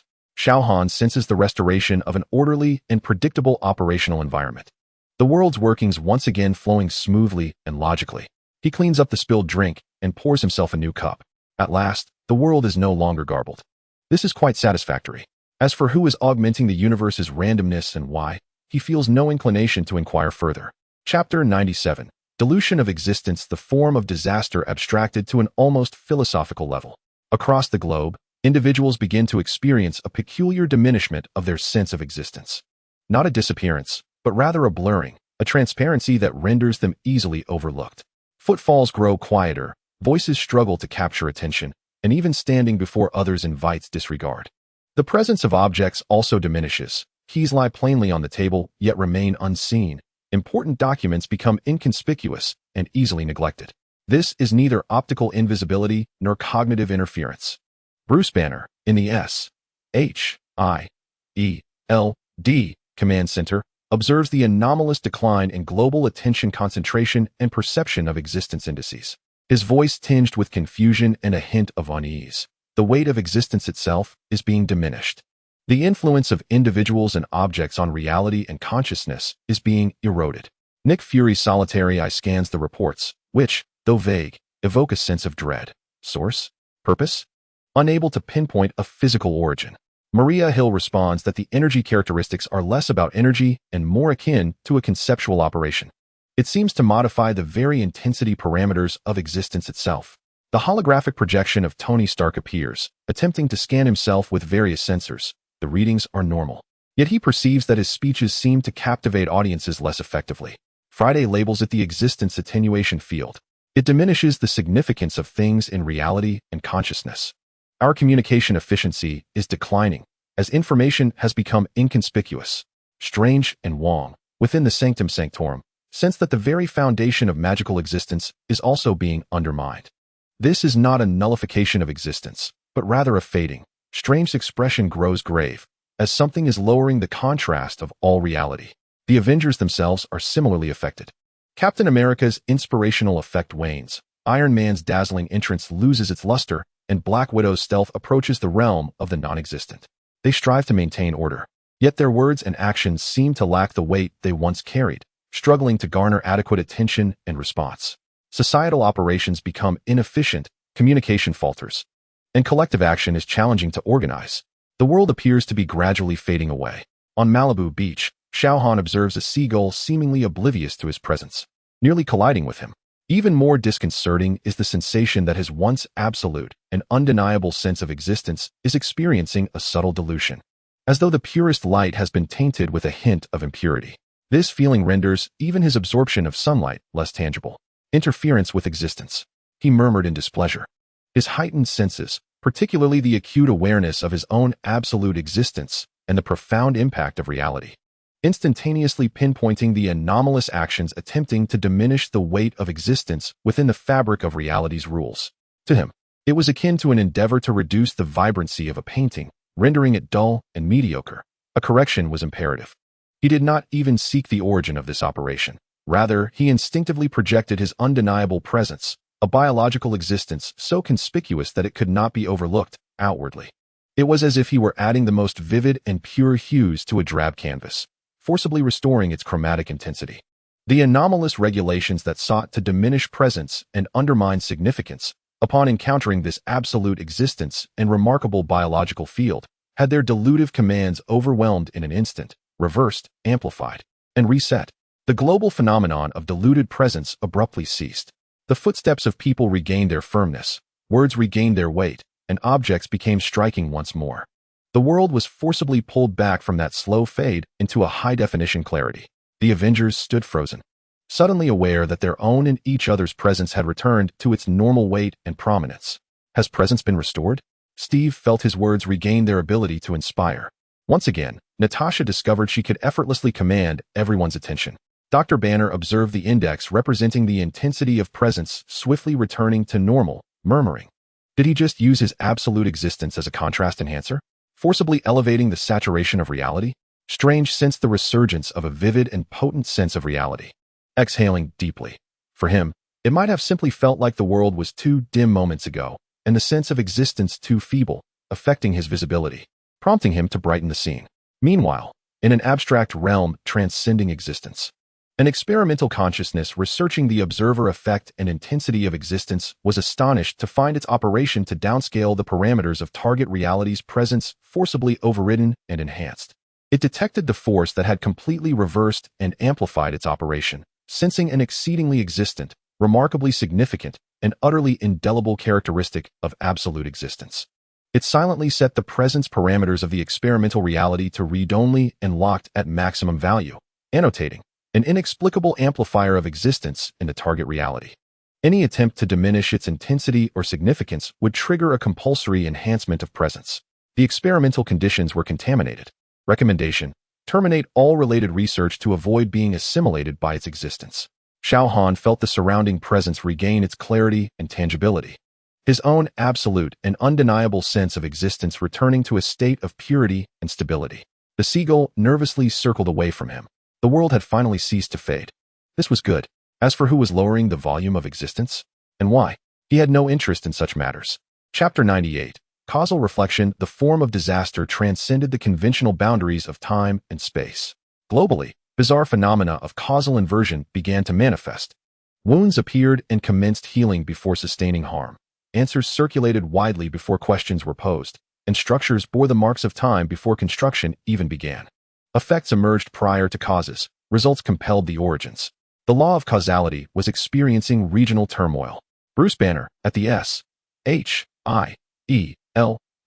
command center, watched the curve of global logical paradox events soar, his voice tinged with shock and a hint of fear. The chronological sequence of time was being subverted. The chain of cause and effect was being disrupted, even inversely connected. Nick Fury's solitary eye scanned reports that read like absurd jokes, yet were genuinely occurring. Source? Purpose? Impossible to pinpoint. Maria Hill's voice brimmed with helplessness, the energy signature resembling a distortion of the rules governing logical relationships themselves. It was not merely modifying events, but altering the connections between them. The holographic image of Tony Stark appeared in his laboratory, where a data result was displayed on the screen before the experiment even commenced. Friday dubbed it temporal entropy disorder. Causality was no longer reliable. Predictions and plans became utterly meaningless, for the future was leaking into the present and affecting the past. Strange and Wong struggled within the sanctum to maintain the stability of the flow of time, the eye of Agamotto flickering erratically. This was not time travel. It was as if the very mirror of causal logic had shattered. Blood trickled from Strange's lips as the boundaries of past, present, and future blurred and became permeable. The Avengers themselves found themselves ensnared in the whirlpool of causal chaos. Captain America noticed new scratches on his shield, but could not recall when or where they had occurred. Iron Man's armor activated defense mode before an attack. Black Widow received directives that seemed to know the outcomes before execution. They endeavored to maintain order. Yet their actions were often predicated on causes that had yet to occur, leading to further confusion. Society's operations fell into a logical quagmire.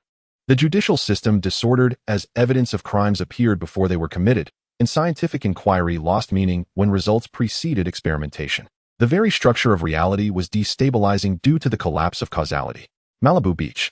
Xiao Han noticed the ice cubes in his drink began to melt even before the sun shone intensely, and when he glanced at the sun, they seemed to regain their form. What irked him further was the sensation of his absolute presence in the now, with a clear and unambiguous chain of causality, being subjected to a subtle logical disturbance. This disruption of certainty and temporality made the process of absorbing solar energy feel inexplicably misaligned. A logical error, he murmured in displeasure. His heightened senses, particularly the acute perception of causal logic and temporal absoluteness, instantaneously identifying the pervasive logical noise that was precipitating causal inversion within the realm of reality's rules. To him, it resembled a code afflicted by a severe logical error, necessitating mandatory correction. He did not seek the source of the error. Instead, he instinctively synchronized his biological logical field, which adhered absolutely to the order of causation and existed firmly in the present, outwardly. Like an impeccably precise temporal controller, he forcibly resynchronized all chaotic logical signals to the correct clock pulse. The anomalous field attempting to invert causation and disrupt the temporal order, upon encountering this absolute order and certainty of logic, found its internal chaos commands meeting an insurmountable barrier, corrected, streamlined, and reset in an instant. The global phenomenon of causal inversion halted abruptly. Wounds appeared only after they were inflicted, answers arose only after questions were posed, and the sequence of construction to wear and tear returned to its normal order. The laws of causality regained their clarity and reliability. The arrow of time restored its steadfast direction. The world was forcibly pulled back on track from that logical nightmare. The Avengers stood frozen, sensing the sudden restoration of a normal and predictable chain of causality, their hearts still racing. Has causality returned to normal? Steve gazed at the scratches on his shield, finally recalling the events of the battle. Once again, it was him. Natasha discovered that directives would once more reveal outcomes only after being received. Dr. Banner observed the index representing temporal stability restore to normal in an instant, murmuring, did he use his absolute causal certainty as a temporal calibrator? forcibly untangling the logical chain of the universe. Strange felt the flow of time regain its order and clarity, exhaling deeply. For him, it might have simply felt like the preceding world was operating with chaotic logic, rife with vexing paradoxes, prompting him to debug the situation. At a level of abstraction that transcends the confines of logical rules, an entity engaged in testing the boundaries of free will and determinism was attempting to infuse a greater temporal elasticity into a lower-dimensional universe. To its astonishment, it discovered that its experimental intervention had been abruptly terminated, and the causal chain had been reset to an absolute, linear, and irreversible state. It sensed the force that completely counteracted and solidified its temporal elasticity, feeling an unmistakably determined and linear characteristic of causality that could not be distorted by any means. Quietly, it set the causal intervention permissions of that experimental universe to read-only and annotated. The target universe possesses a robust mechanism of causal determinacy. Any attempts to introduce elasticity into its temporal arrow or to subvert its causal order would trigger a mandatory logical restructuring. The experimental environment was rendered ineffective. Recommendation: terminate relevant interventions to avoid a rebound of logical collapse. Xiao Han felt the surrounding environment restore its orderly and determinate logical framework, the causal chains once again becoming clear and unshakable. He took a sip of his drink, the ice cubes melting slowly under the gentle embrace of sunlight. The world had finally ceased its logical disarray. This was indeed a welcome relief. As for who was toying with causality and why, he felt no particular interest. Chapter 99. The echo of Leviathan. The sunlight outside the Malibu villa appeared to blaze with an intensified fervor.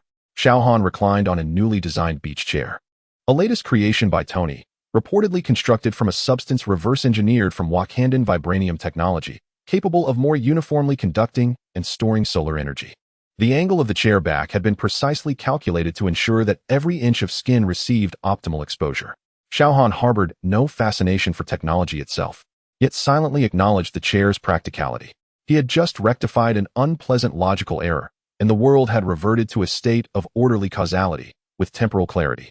This newfound certainty and sense of order seemed to enhance his efficiency in absorbing sunlight. The ice cubes in his drink melted just right, the sea breeze wafting at a most pleasant speed and humidity. Everything seemed to return to normal, indeed, even better than before. However, this perfect tranquility did not endure for long. A subtle, yet persistent noise began to infiltrate his heightened senses. It was neither sound nor energy fluctuation, but rather a form of informational background radiation. It was omnipresent, faint yet inescapable, akin to a continuous whispering broadcast aimed at the entire planet. The content was fragmented, interspersed with an abundance of incomprehensible symbols and logical disjunctions, yet the core message repeatedly pointed to a coordinate on Earth, along with a vague yet powerful energy characteristic strikingly similar to his own. Xiao Han furrowed his brow. This incessant informational disturbance was far more irksome than the prior direct energy assaults or distortions of rules. It was not forceful, yet impossible to ignore, much like a mosquito perpetually buzzing in one's ear. Friday, Tony's voice emerged from the internal channel of the laboratory, laden with an unusual gravity. Have the analysis results come in? What is the nature of this global anomaly in information redundancy? Analyzing, boss. Friday's tone remained steady, yet processing speed was noticeably slower. The information structure exceedingly complex, with encryption surpassing any known standards on Earth.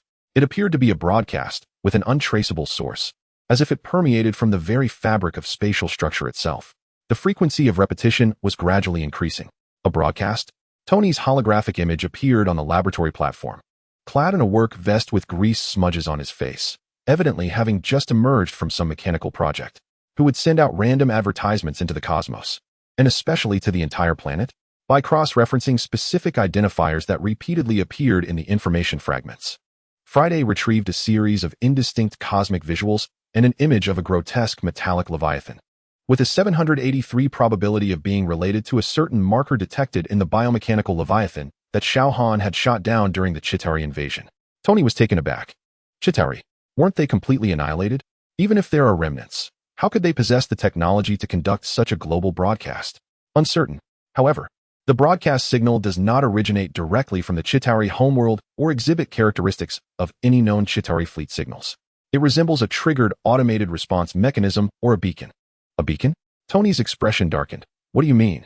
One possibility is that the destroyed Leviathan, or its core components, recorded and encrypted some form of extreme environmental encounter information just before its demise. This information is now being intercepted and rebroadcast by some unknown, universe-spanning monitoring network, potentially with the intent of marking and locating. Marking Earth? Or perhaps marking. Tony's gaze involuntarily shifted to the figure on the beach. The core of the information possesses energy characteristics highly congruent with Mr. Xiao Han, prioritized far above the Earth coordinates themselves. Friday's conclusion was cold and clear. Damn it. Tony muttered under his breath. I knew it. That thing must have left a parting gift. This isn't revenge, it's a warning. It's broadcasting the existence of a super energy source to the entire universe. He raked his fingers through his hair. Can we block it? Interfere? With Earth's current technology, the likelihood of completely blocking such a deeply penetrating broadcast is less than 0.04. Local interference will have limited effects and may even accelerate the signal's repetition frequency to counteract the disruption. Damn it. Tony paced irritably.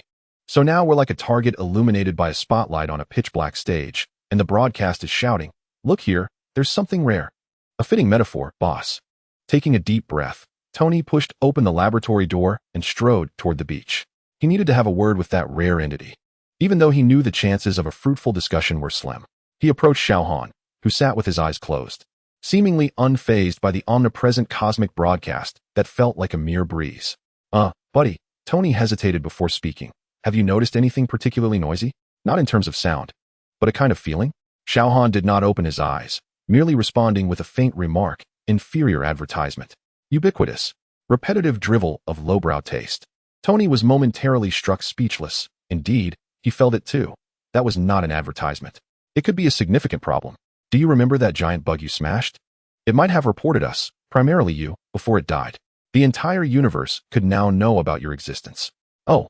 Xiao Han's reaction was so flat it drove Tony to the brink of frustration. Oh, that's it. This means countless aliens, cosmic pirates, or other bizarre entities could be drawn here, like sharks smelling blood. Tony attempted to emphasize the severity of the situation. Let them come. I'll swat them down. Xiao Han replied with unwavering calmness. A gathering of bugs merely brings more bugs. This isn't just a matter of swatting them. Tony felt a sense of helplessness. They could bring war, chaos, endless probing. Do you still want your peaceful days? At last, Xiao Han slightly opened his eyes and glanced at Tony. You are the one creating noise right now. I'm trying to remind you. Isn't this broadcast itself a form of noise? Don't you want it to shut up? It's too faint. Not worth the effort to act. Xiao Han closed his eyes once more, stating he would deal with the source of the noise when it drew near. Tony was utterly at a loss for words. This guy's logic was so brutally simplistic it was maddening. You're not afraid of thieves stealing. You just fear they won't come? If they do, you'll just swat them dead? But how many waves of disturbance will Earth have to endure in the meantime? What if, hypothetically, it isn't just a single ship, but a fleet, or some incomprehensible cosmic entity? Tony made one last effort. Xiao Han remained silent for a few moments. And just as Tony believed he would not respond again, he spoke up. His tone tinged with a hint of barely perceptible impatience. The fleet is akin to insects, an incomprehensible existence. If it produces noise, it is merely an insect as well. The distinction lies only in the degree of effort required to engage with it. Tony gazed at the individual before him, suddenly realizing a fact he had long been willfully avoiding. Xiao Han's level of threat had perhaps transcended the definitions that Earth, or even any singular cosmic civilization could comprehend. The troubles he understood were fundamentally misaligned with the troubles perceived by other cosmic entities. To Xiao Han, this so-called Leviathan echo, which might attract cosmic-level attention, was likely nothing more than a prolonged and widespread advertisement of inferior quality. Very well. Tony ultimately relinquished the attempt at communication. I will instruct Friday to continue monitoring the signal fluctuations. Should there be any indications of the entity approaching, I trust you will handle the situation before they dismantle Earth. There was no response. Xiao Han appeared to have once again immersed himself in his sunbathing, treating the incessant cosmic broadcast as inconsequential white noise. With a sigh, Tony turned to depart. He needed to contact Fury, reach out to the Space Telescope Array, and connect with all possible forces to prepare for the impending cosmic storm, possibly triggered by an echo. Meanwhile, unbeknownst to Tony, Xiao Han's supersensory abilities had been passively monitoring the broadcast signal. The information structure, encryption methods, and propagation mechanisms were swiftly analyzed under his understanding, which far surpassed Earth's technological capabilities. He indeed perceived the signal as primitive, with inefficient transmission, rudimentary encryption, and high information redundancy, akin to shouting across the universe using primitive Morse code. with content that was both foul and lengthy. Yet, from this signal, he managed to capture some implicit information. The broadcast network's coverage was exceedingly vast, and the technological support behind it evidently surpassed that of civilizations like the Chitauri. It resembled an ancient, automated cosmic monitoring system, activated by a specific signal emitted by the Leviathan in its dying moments. A cosmic pest control checklist? A sardonic thought flickered through his mind. Perhaps, in the eyes of certain entities, an energy being like him, exceeding conventional norms, was deemed a pest in need of marking and extermination? It mattered not. Should the so-called cleaners dare to approach and bring their noise to his doorstep, he would not hesitate to make them understand who truly required cleansing. His attention returned to the sunlight, endeavoring to filter out the bothersome background broadcast. In the face of potential future troubles, absorbing energy and enhancing his own power was paramount. As long as he was sufficiently strong, any trouble could be resolved with a mere slap. Simultaneously, aboard the S.H.I.E.L.D. helicarrier, in the Wakandan Monitoring Center at Heimdall's Eye in Asgard, and within the Sanctum Sanctorum, Earth's guardians detected varying degrees of this anomalous spatial permeation broadcast. Anxiety began to spread. They were uncertain of what this broadcast signified. But the associations of the Leviathan, Chitauri, unknown cosmic signals, and energy markers could not bode well. A cosmic storm, sparked by Xiao Han, yet requiring the entirety of Earth to confront, seemed to be brewing silently. Yet at the storm's epicenter, he was solely concerned with the comfort of his sunbathing. In the distant depths of space, a small fleet of Kree reconnaissance vessels intercepted the repetitive broadcast. Commander Ronan's aide, Karath, observed the unusually high-energy responses and descriptions of the unknown powerful individual within the information analysis report, along with the accompanying Earth coordinates, his eyes flickering with interest. Mark this coordinate. Elevate the priority of this information and send it to the Supreme Intelligence. A primitive civilization harboring such an individual may warrant special attention. He issued the command. In even more distant star realms, the Collector's envoy noted this information within the monitoring network. To Tanalir Tyvan, who devoted himself to collecting rare items from across the universe, an unknown powerful individual was an irresistibly enticing label for a collectible. The Leviathan's echo, akin to a stone cast into a tranquil lake, began to ripple outward into the boundless cosmos. The first insect attracted to this phenomenon might already be en route. Chapter 100. Kree Dagger. After several days of the incessant Leviathan echo, akin to cosmic background noise, its repetitive frequency began to exhibit a barely perceptible, rhythmic fluctuation. This fluctuation was exceedingly subtle, rendering it meaningless random variation to any existing monitoring equipment on Earth, yet to Xiao Han, whose supersensors had passively adapted to the noise. It was akin to a small stone thrown into a still pond. He remained with his eyes closed, basking in the sunlight, but his perceptive tendrils had detected this change.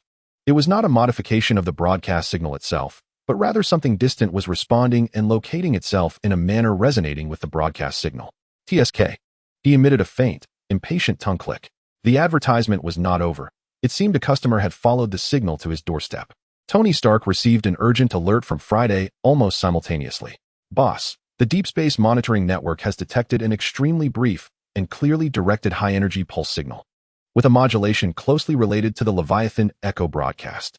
The signal source is at an azimuth of 7 degrees, an elevation of 23 degrees. Distance is being calculated. Preliminary assessment indicates it originates beyond the Kuiper Belt.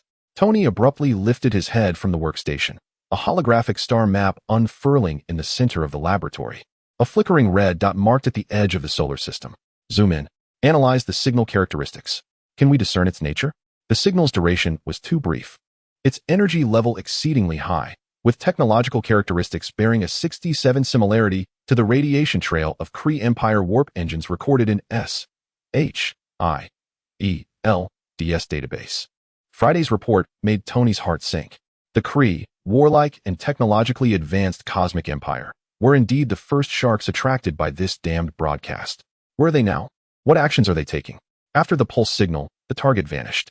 It is presumed to have entered optical invisibility or some form of spatial obscuration. Tracking is impossible. Friday's response was unsettling. Damn it, they are lurking right at the entrance of our solar system. Tony immediately connected to Nick Fury's encrypted line. Fury, the Kree have arrived. They are loitering right at our doorstep. They must have received that cursed broadcast. Fury's single eye appeared particularly grim on the screen. We have also detected abnormal energy fluctuations. The global defense network has been raised to level 2 alert. Can we ascertain their scale and intent? Currently, only one signal source has been identified. It is likely a small vessel, resembling a reconnaissance unit. Intent. They can't possibly be here to deliver takeout. Tony spoke rapidly. They are hiding. But they are definitely observing, collecting data, especially. His gaze shifted once more to the window. About my data. Fury completed the latter half of his sentence. Maintain surveillance. Stark. I will instruct S.H.I.E.L.D to coordinate all available space assets. If they are merely observing, we should refrain from provoking them. Observing? They are not here for the scenery. Tony ended the call, irritably rubbing his temples. He understood Fury's strategy was prudent. But the sensation of being in the dark while the enemy lurked in the light was thoroughly uncomfortable. The ensuing hours passed in silence. The deep space monitoring network failing to capture any further anomalies. Yet, the Leviathan echo that permeated space seemed to have grown a touch clearer, as if its signal strength had intensified due to the presence of a definitive receiver. Xiao Han remained reclined, seemingly indifferent to the world around him. Yet, he alone was privy to the faint energy signature, carefully concealed, yet resonating subtly with the broadcast, progressing toward the inner solar system, toward Earth, at a slow but resolute pace. Its method of movement was astutely crafted, utilizing the gravitational shadows of planets and the background radiation of the sun as a veil. Clearly, it was the work of a seasoned expert in stealth. Amateur, he mused inwardly.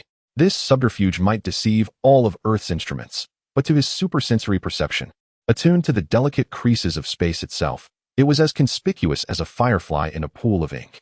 He could hardly be bothered.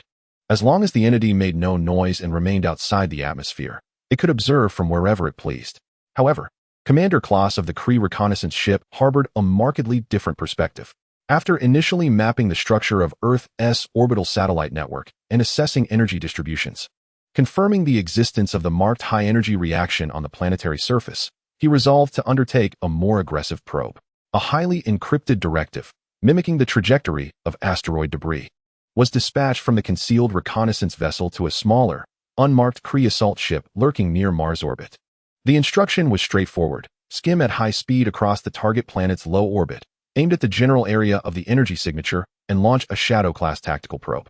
Mission objective: collect energy samples at close range and assess the target's defensive response level. Priority level, Gamma.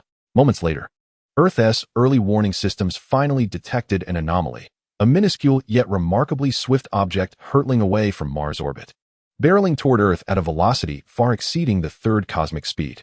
Unidentified high-speed object approaching. Orbital parameters indicate it will enter near-Earth orbit in 3 minutes and 17 seconds. Speed too great for effective interception. The voice of the monitor aboard the S.H.I.E.L.D. helicarrier was tinged with panic. Images. Give me images. Maria Hill commanded sharply. A blurry, magnified image materialized on the main screen. It depicted a sharply contoured, pitch-black, arrowhead-shaped spacecraft, seemingly capable of absorbing all light. Devoid of any visible windows or markings, save for a cold metallic sheen. Not an asteroid. It's a spacecraft. Some form of assault vessel or reconnaissance craft. What direction is it headed? Fury's voice crackled through the comms. The trajectory extends toward the North American West Coast, the Malibu area of California. The monitor's voice quivered. A collective tension seized the hearts of all who were informed. The target was Xiao Han. The Kree's first probing attack was aimed directly at him. Tony received the alert as well. He dashed out of the laboratory, shouting toward the beach, "Hey, something's headed your way. Get into the atmosphere now." Finally, Xiao Han languidly rose to a seated position, gazing skyward. His vision effortlessly pierced the atmosphere, spotting the small craft trailing a faint ion stream, akin to a black poison dart. He observed as the craft subtly adjusted its angle, its belly opening to reveal a launch port from which a similarly dark, faster probe was silently ejected, swiftly penetrating the atmosphere, targeting the very beach where he sat. The design of the probe was clearly optimized for stealth and speed. Its energy signature suppressed to a minimum, generating almost no sonic boom during flight. Ordinary humans would be incapable of tracking its trajectory with the naked eye. Yet, to Xiao Han's perception, it was as conspicuous as a lighthouse in the night. Not only did it exude an unsettling, non-earthly mechanical energy fluctuation, but its locked target was unmistakably directed at him. Most critically, as it breached the atmosphere, the slight tremors generated by friction with the air, the high-frequency vibrations from its internal precision instruments, and the continuous low hum from its energy core coalesced into a sound that, while not deafening, was sufficiently clear and irritating. Bug, Xiao Han uttered flatly. He made no extravagant gestures. Instead, he raised his right hand and, with a flick of his finger directed at the probe, which had already surpassed the troposphere and was about to enter the visible range, he let it fly. No dazzling light erupted, no energy explosion ensued. However, at an altitude of tens of thousands of meters, that shadow probe, plummeting at supersonic speed and employing the Kree Empire's top-tier stealth and protective technology, seemed to collide with an invisible yet impenetrably solid wall, or rather, it was struck head-on by an unseen meteor moving at a relative velocity. In a fraction of a second, the probe's atomic structure was utterly obliterated, disintegrating and vanishing without a trace, as if it had never existed. Akin to a speck of dust flicked away by a fingertip. Simultaneously, the Kree assault ship, which had just launched the probe and was preparing to veer away, suddenly manifested a massive, impeccably smooth and circular hole in its central hull without warning.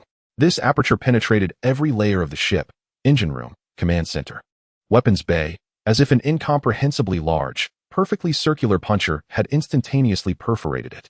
The ship's cloaking field collapsed in an instant, revealing its dark hull.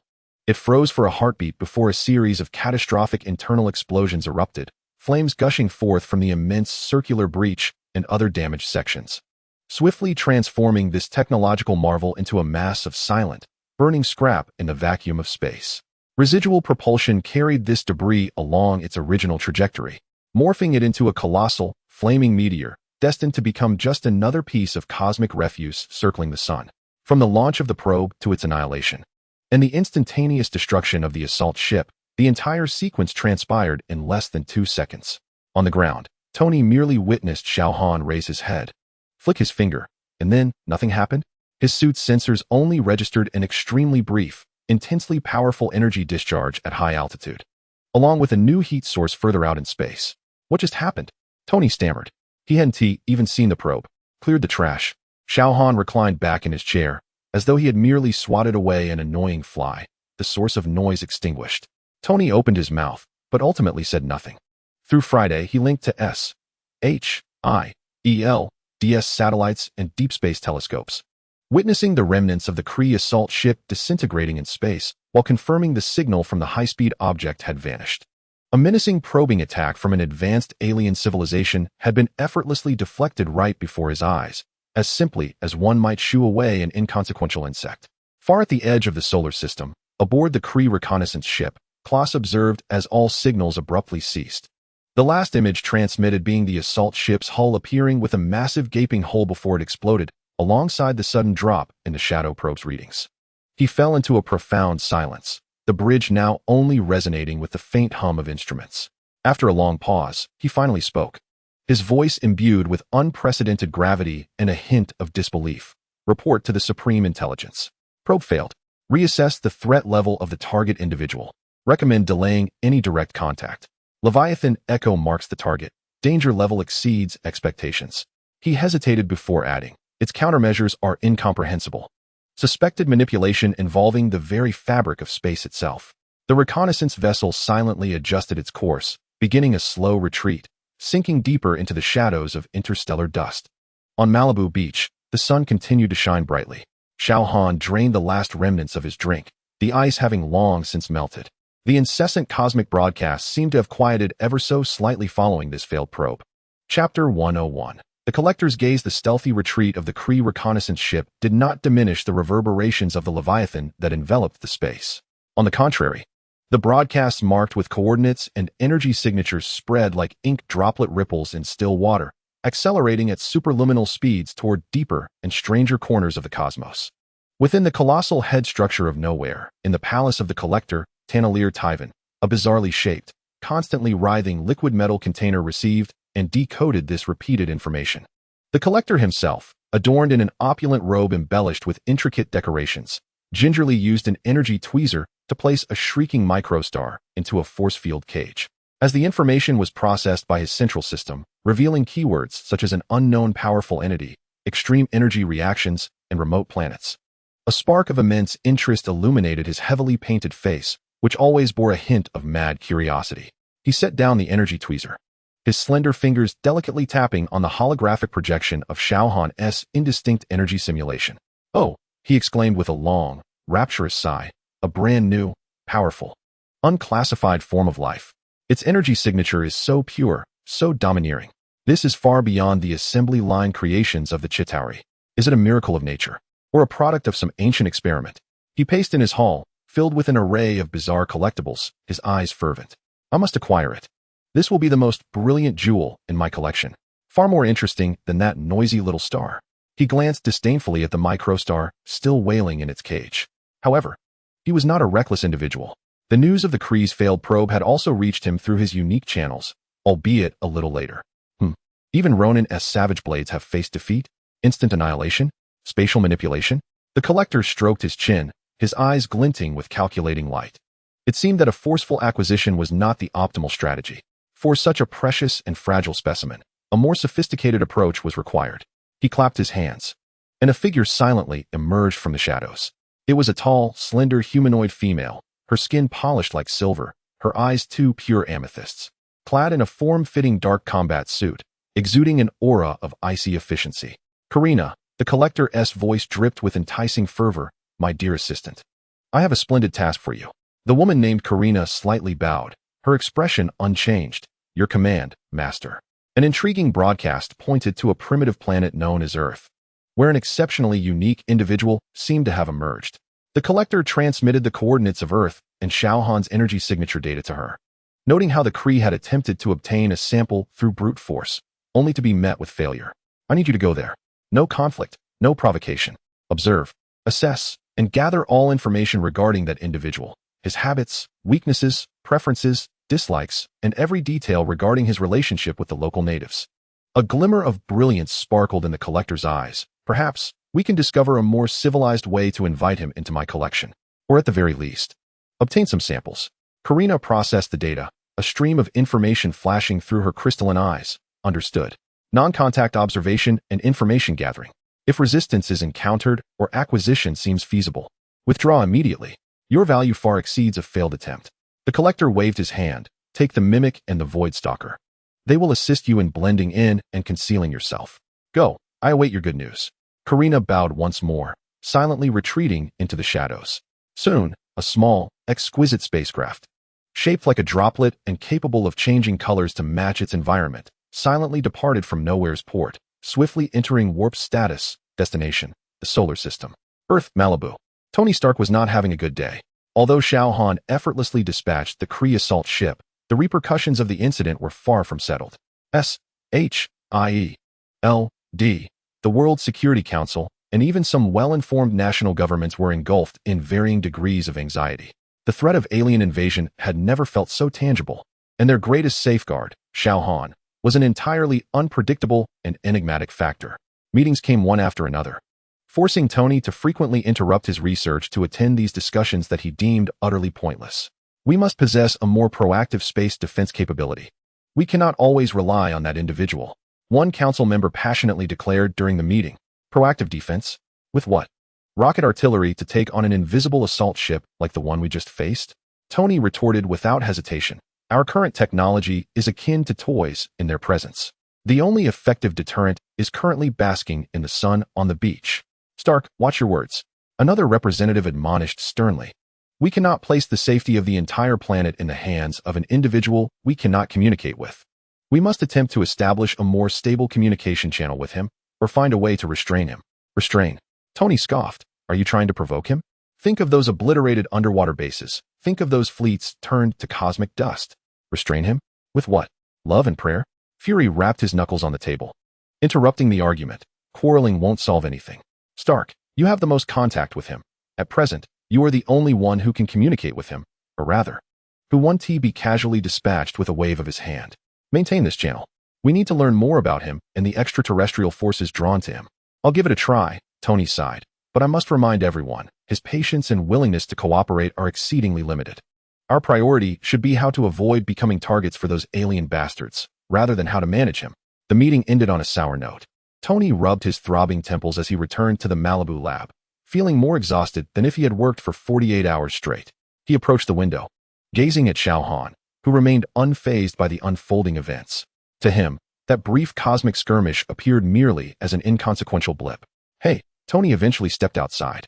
deciding to fulfill Fury's task. Thanks for that. Though you might not care. Xiao Han did not even raise his eyelids. The noise has ceased. No need for thanks. Tony carefully chose his words. The current situation is that because you dispatched that Leviathan, the signal it emitted seems to have attracted quite a bit of trouble. The Kree were merely the first. Xiao Han's response remained unperturbed. Are you not the least bit concerned? What if the next wave of creatures is particularly formidable, or arrives in overwhelming numbers? Tony couldn't help but inquire. Formidable? Xiao Han finally glanced at him, his look laced with a hint of condescension. What does that mean? Can they endure a slap? What does many even signify? How many more hand waves will it take? All right, forget I asked. Tony resigned, confirming the futility of this communication. In this being's perception, the concepts of defeat or trouble simply did not exist. There were only distinctions in the volume of noise and the effort required to eliminate it. Is there anything else? Xiao Han seemed to feel somewhat out of place. The last question. If, and I stress if, the next intruders do not attack directly, but instead choose to observe stealthily or attempt to approach you in a different manner, what would you do? Xiao Han fell silent for a few moments, seemingly contemplating whether this question warranted a response. Observation, let them be. Just remain quiet, he replied with an air of indifference. Create noise, and we shall expunge it. Succinct and to the point, a standard answer. Tony received the anticipated response. Once again acutely aware of the suffocating disparity brought about by that absolute power. He shook his head, preparing to return to the lab. At the very least, he could report to Fury that this individual did not mind being observed, but the observer must maintain absolute silence, a task that would likely prove challenging for those extraterrestrial spies. Shortly after Tony turned to leave, Xiao Han's heightened senses stirred slightly.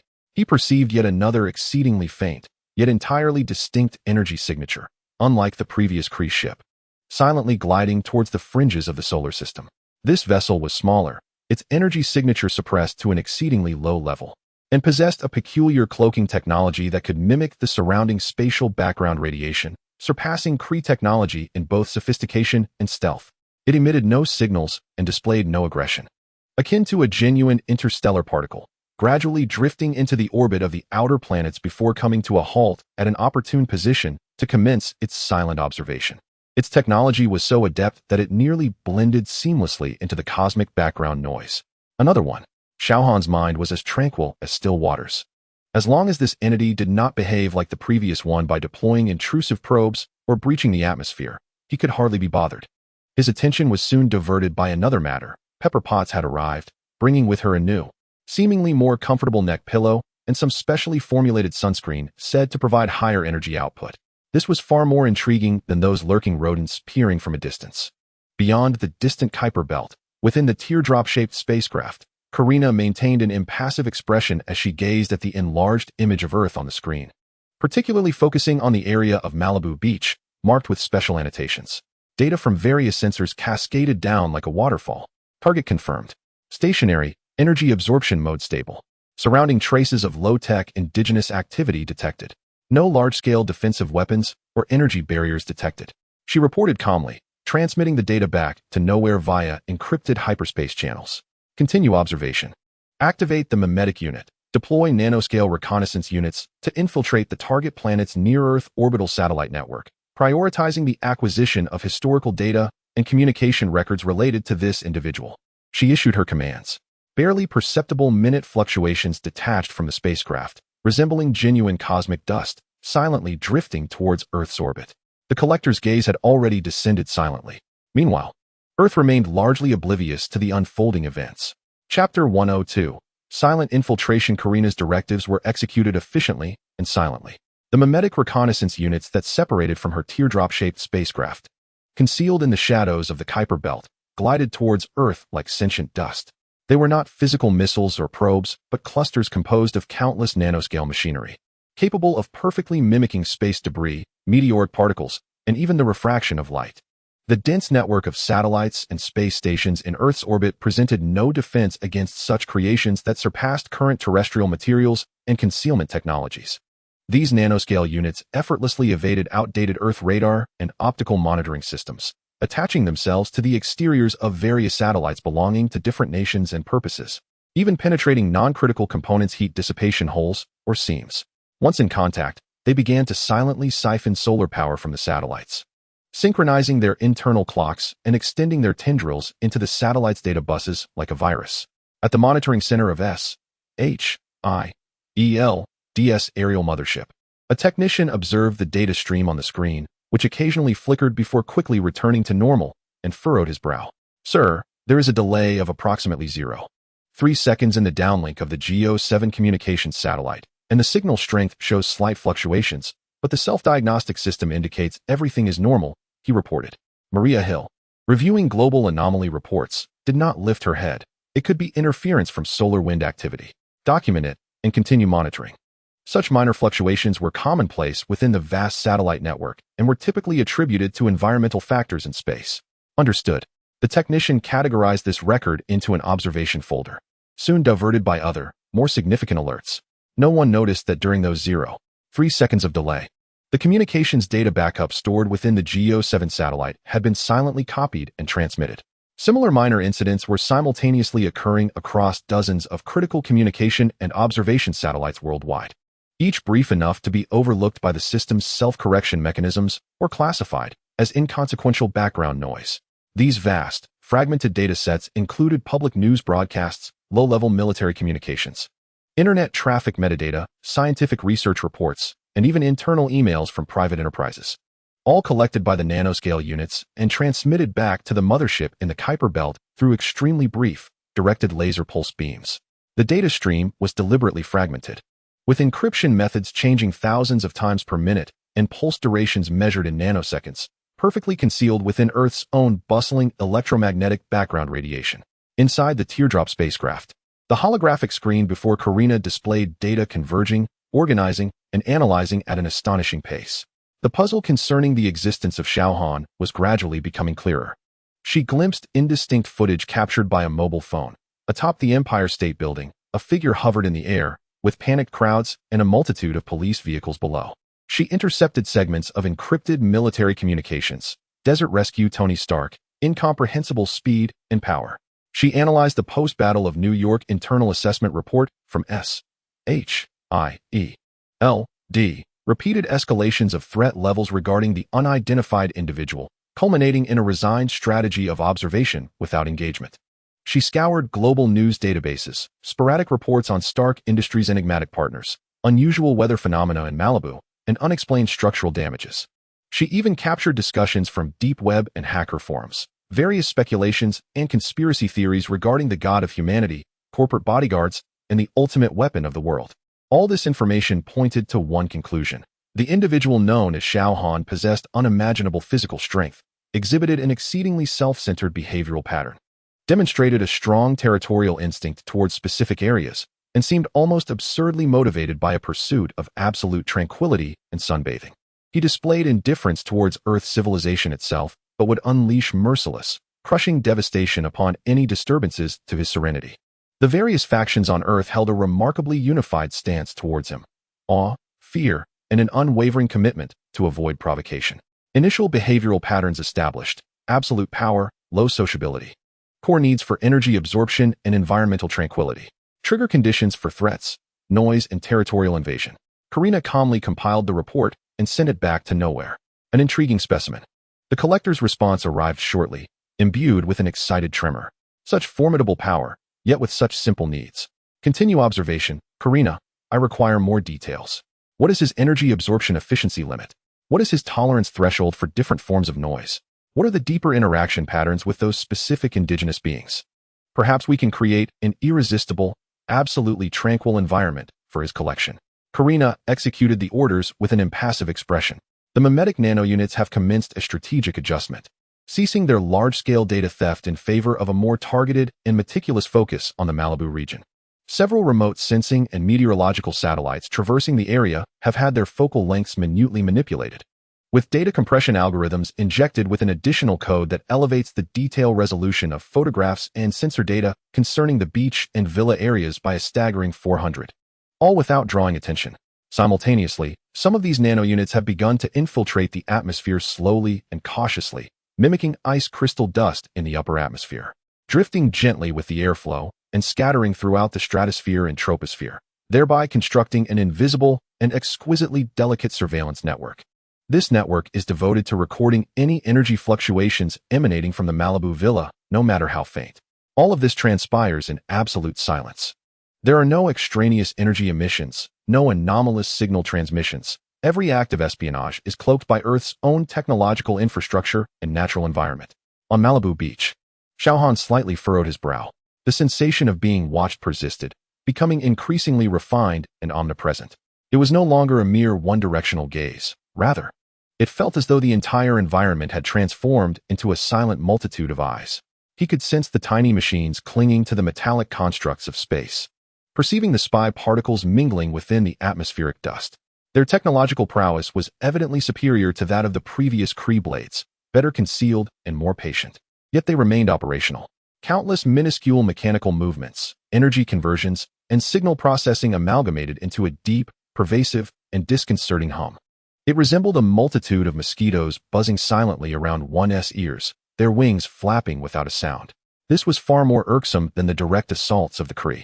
Attacks could be swatted away, but this insidious, relentless scrutiny felt like a perpetual, low-level provocation. His patience began to wane. Did these pests not comprehend the meaning of silence? Did they believe that as long as they remained sufficiently discreet, they could act with impunity? He contemplated whether to glance skyward, using thermal vision to vaporize the watchers in space along with their parasitic satellites. Alternatively, he could take a deep breath and freeze the damn nanodust in the atmosphere, sending it flying. However, such actions would create quite a commotion, potentially destroying Tony's toys and alarming any genuine locals passing by. Moreover, the cleanup seemed rather troublesome, as those tiny entities were too widely dispersed.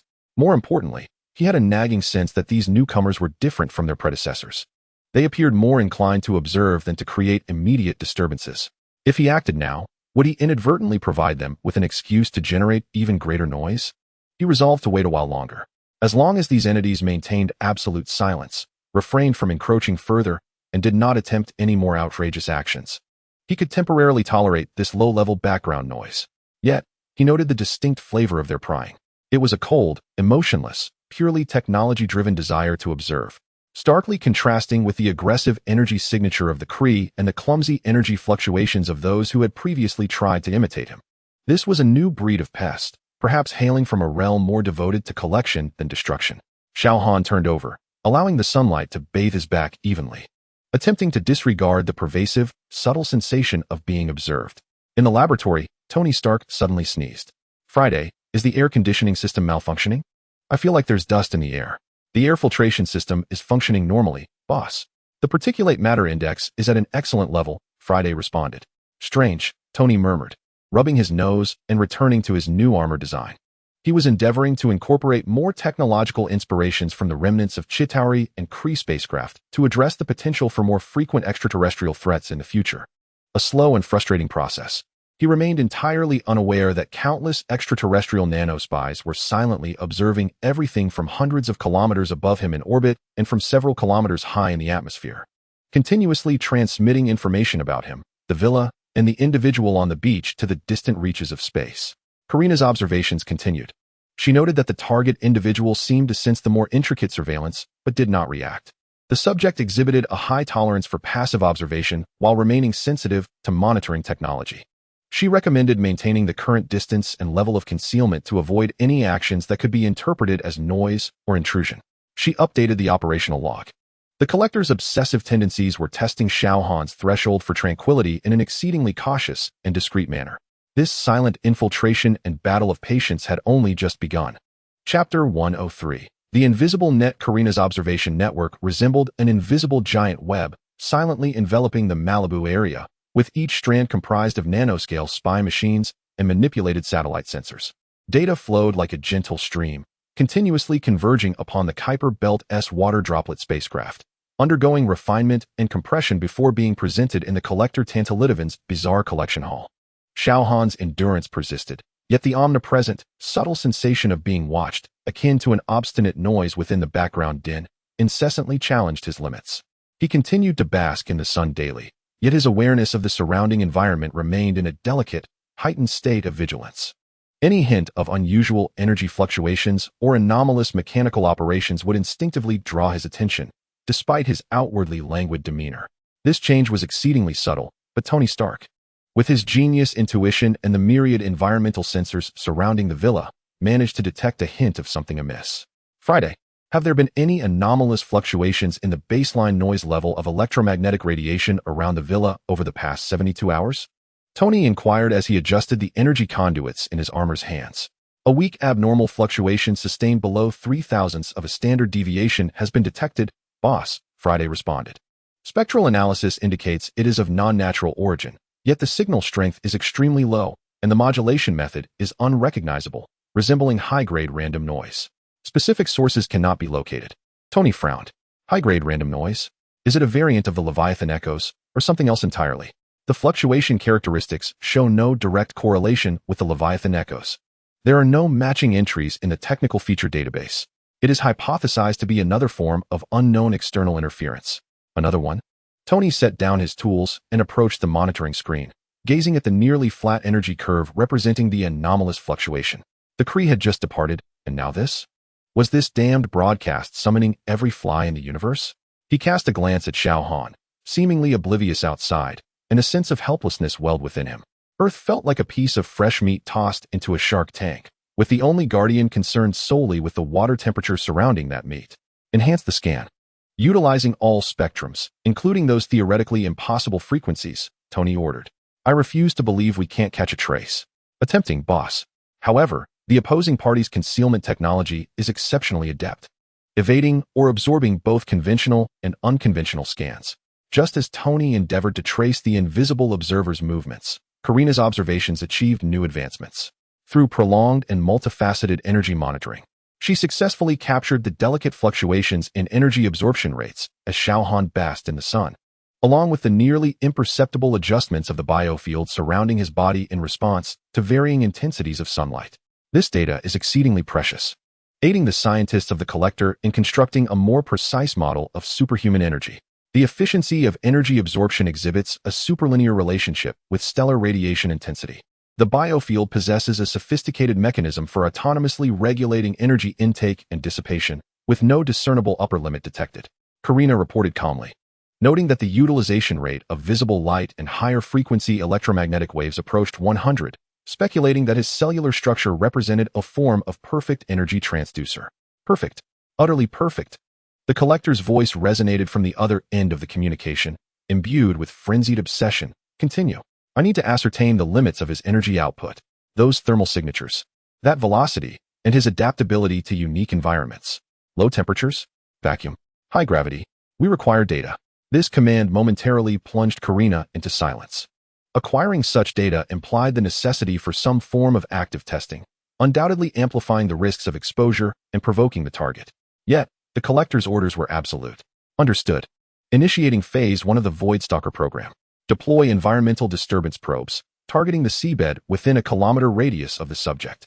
Mission: induce a low-intensity, localized, naturally camouflaged microseismic event and observe the subject's reaction. Deployment distance: maintain a safe distance with a delayed trigger.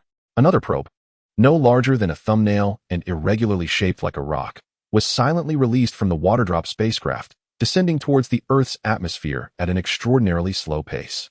As if naturally floating, its trajectory was meticulously calculated to ensure it would ultimately land several kilometers beyond the Malibu coastline, where it would lie in wait for further instructions. At that moment, Xiao Han's brow furrowed noticeably. He sensed the newly descending object. Its energy signature was slightly stronger than the nanodust in the atmosphere, yet it was well disguised, simulating an ordinary meteorite. Its landing trajectory was distant from the shore, seemingly posing no immediate threat. However, this series of probing tactics had accumulated his impatience to a critical level. These insects, relentless. First global surveillance, then staring contests. And now they were tossing things into the sea. What on earth did they intend to do? Host an exposition? His displeasure escalated. The incessant background hum, coupled with this new, ambiguous falling object, was elevating his low-grade irritation to a clearer anger. He remained motionless. Yet his supersenses had firmly locked onto the slowly descending stone and all the nano-units diffused throughout the surrounding space. Should any of these entities exhibit even the slightest movement, he would not hesitate to execute a thorough cleansing. Meanwhile, Tony's side received an abrupt alert from Friday. Boss, a small object has been detected re-entering the atmosphere at an extremely slow speed, with an anticipated landing 0.5 kilometers west of the coastline. Its energy characteristics are weak, but structural analysis reveals the presence of intricate mechanical components. An unnatural celestial body. What? Here we go again? Tony rushed to the control panel. Can we intercept it? The object's speed is too slow, and its size too small. Our current defense systems cannot effectively lock onto it. Its descent poses no threat to aviation or shipping. Damn it, they are probing us. Time and again, Tony felt a surge of frustration. Is that guy still unresponsive? Mr. Xiao Han's energy field exhibits slight disturbances, but no other reactions observed. Tony stared at the trajectory on the screen, his fists clenching and relaxing. He felt a profound sense of helplessness. The enemy loomed above, employing a myriad of tactics, while they could barely muster effective reconnaissance or interception, passively awaiting the enemy's next move or hoping that the sunbathing gentleman would someday take action. Notify the Coast Guard, mark that area, and temporarily prohibit vessels from approaching. Ultimately, he had no choice but to issue such a resigned command, continuing to monitor the object to see what it would do upon hitting the water. Yes, boss. The environmental disturbance probe silently plunged into the sea, sinking hundreds of meters to the seabed, lying in wait like a true pebble, utterly still. Seconds turned into minutes, and the ocean's surface remained calm. Tony's taut nerves relaxed slightly. Perhaps this was merely another failed deployment? Or a dud. However, just as he momentarily lost focus, the probe, buried beneath the seabed, received a command from the distant spacecraft. No sound, no light. Only a highly precise, directional high-frequency vibration wave was instantaneously released, acting upon the surrounding rock layers within an exceedingly small range. Boom. A minuscule, almost imperceptible seismic tremor occurred beneath the sea. The intensity was insufficient to trigger a tsunami warning. It merely caused some sensitive fish in the vicinity to feel uneasy and swim away. Yet on land, especially for the extraordinarily perceptive Xiao Han, this microseismic event felt akin to someone gently tapping a gong in his ear with an exceedingly fine needle. Though the sound was faint, the abrupt, unnatural, targeted vibration instantly pierced through the ocean's barrier, clearly entering his perception. More importantly, the energy characteristics of this microtremor were identical to those of the previously fallen stone and the buzzing nanodust in the atmosphere. They were indeed of the same ilk, and they had commenced making noise. Xiao Han's patience finally wore thin at this moment. He abruptly rose from his beach chair, his face displaying a rare and unmistakable expression of displeasure for the first time. It seems this is never-ending, he muttered coldly. He did not gaze skyward or towards the ocean. Instead, two intense beams of crimson light, as thin as lasers, erupted unexpectedly from his eyes. Yet, the targets of these thermal beams were not the satellites in the sky, nor the probes in the deep sea, but the countless invisible nanospies permeating the air around him.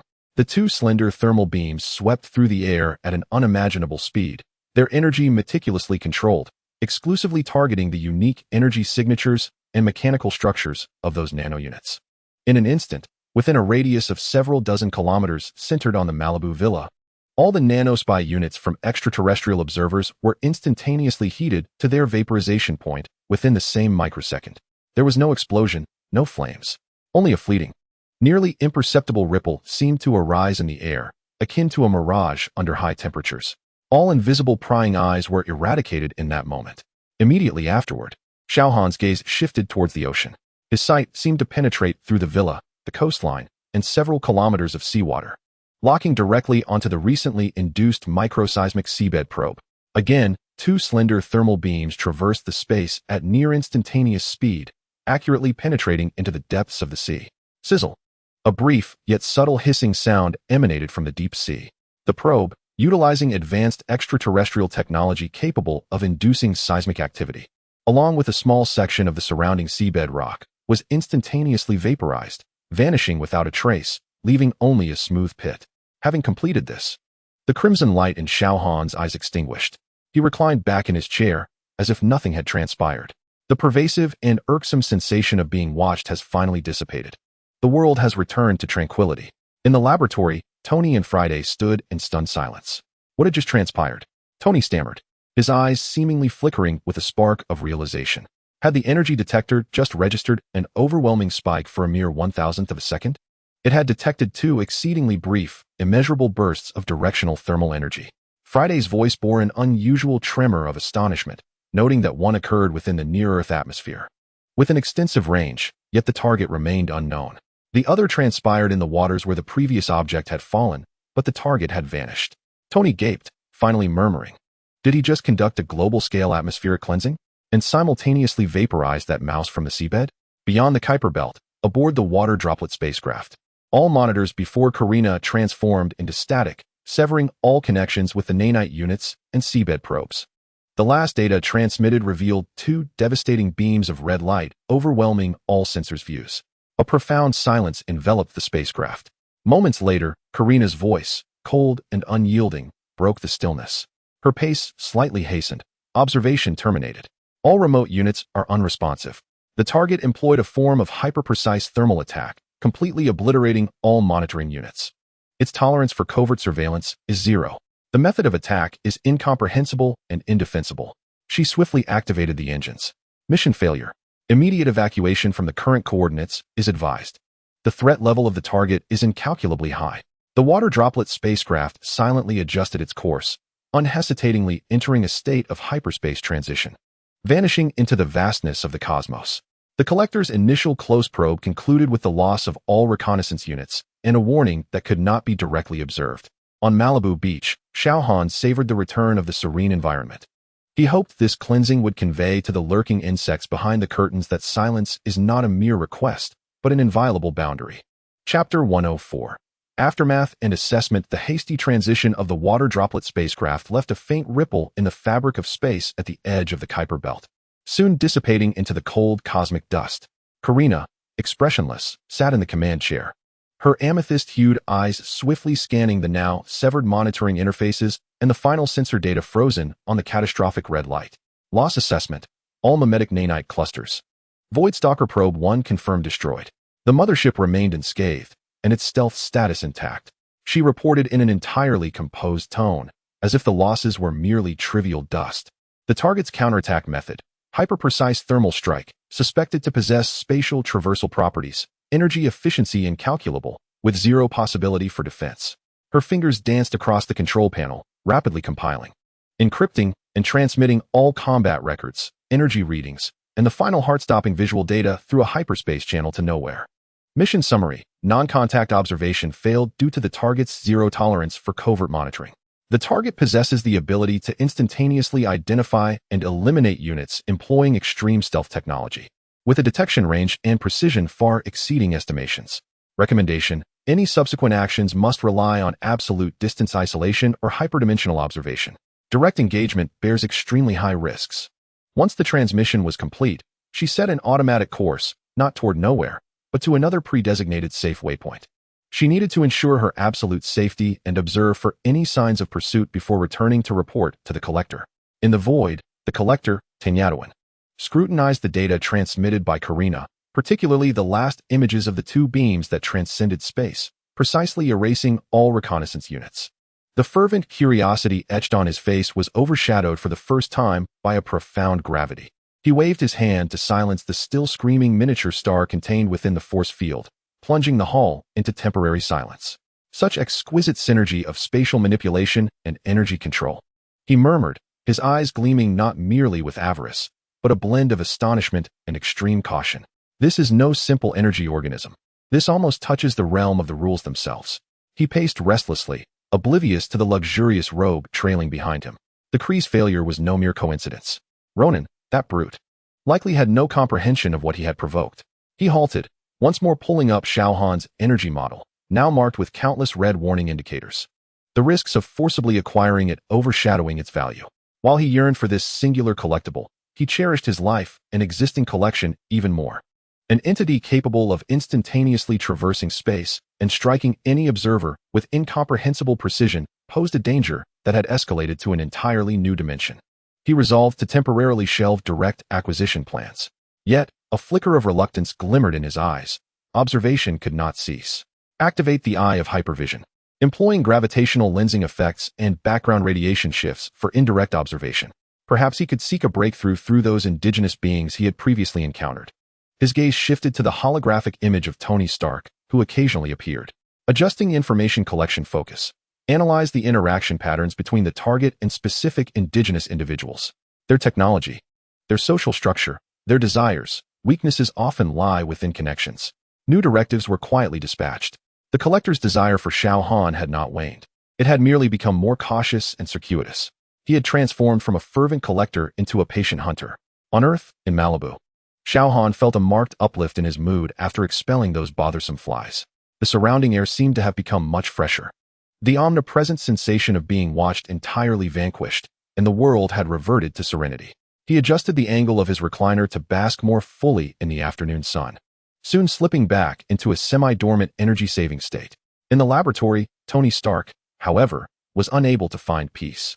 Friday, just how high was that energy reading? He fixated on the screen displaying the now normalized energy curve, his heart racing. Unable to measure accurately, boss. The burst duration was too brief, and the peak far exceeded the sensor's limits. Based on residual atmospheric ionization effects, the instantaneous energy release is equivalent to that of a multi-megaton nuclear bomb completely converted to thermal energy in the upper atmosphere, yet with a remarkably precise effect range, limited to microscopic targets. Tony inhaled sharply.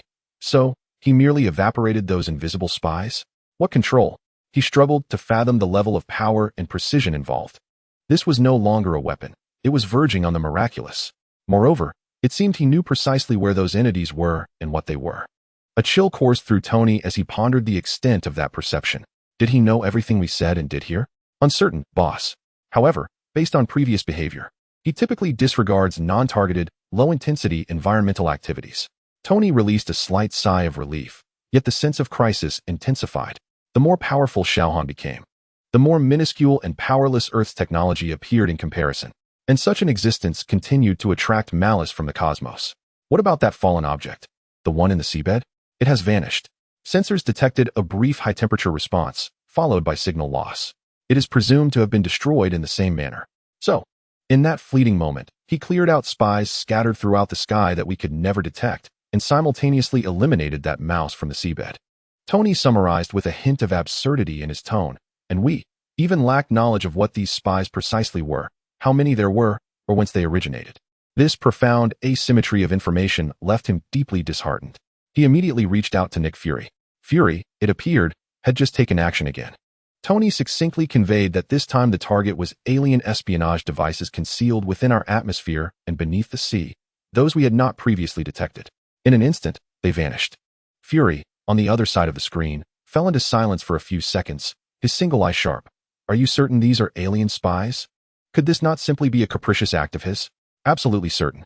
There had been anomalous fluctuations prior, followed by a small object plummeting into the ocean, and then a barely perceptible tremor on the seabed, prompting his intervention. The chain of logic was exceedingly clear. He had been vexed. Tony asserted confidently, adding that his purview of cleansing was extensive, far beyond merely targeting the one in the ocean. I understand. Fury's voice grew somber, indicating the presence of another alien force that had infiltrated us in a manner far more insidious than the Kree, all without our awareness. The consequences, had it not been for him, would have been dire. We need to convene a meeting.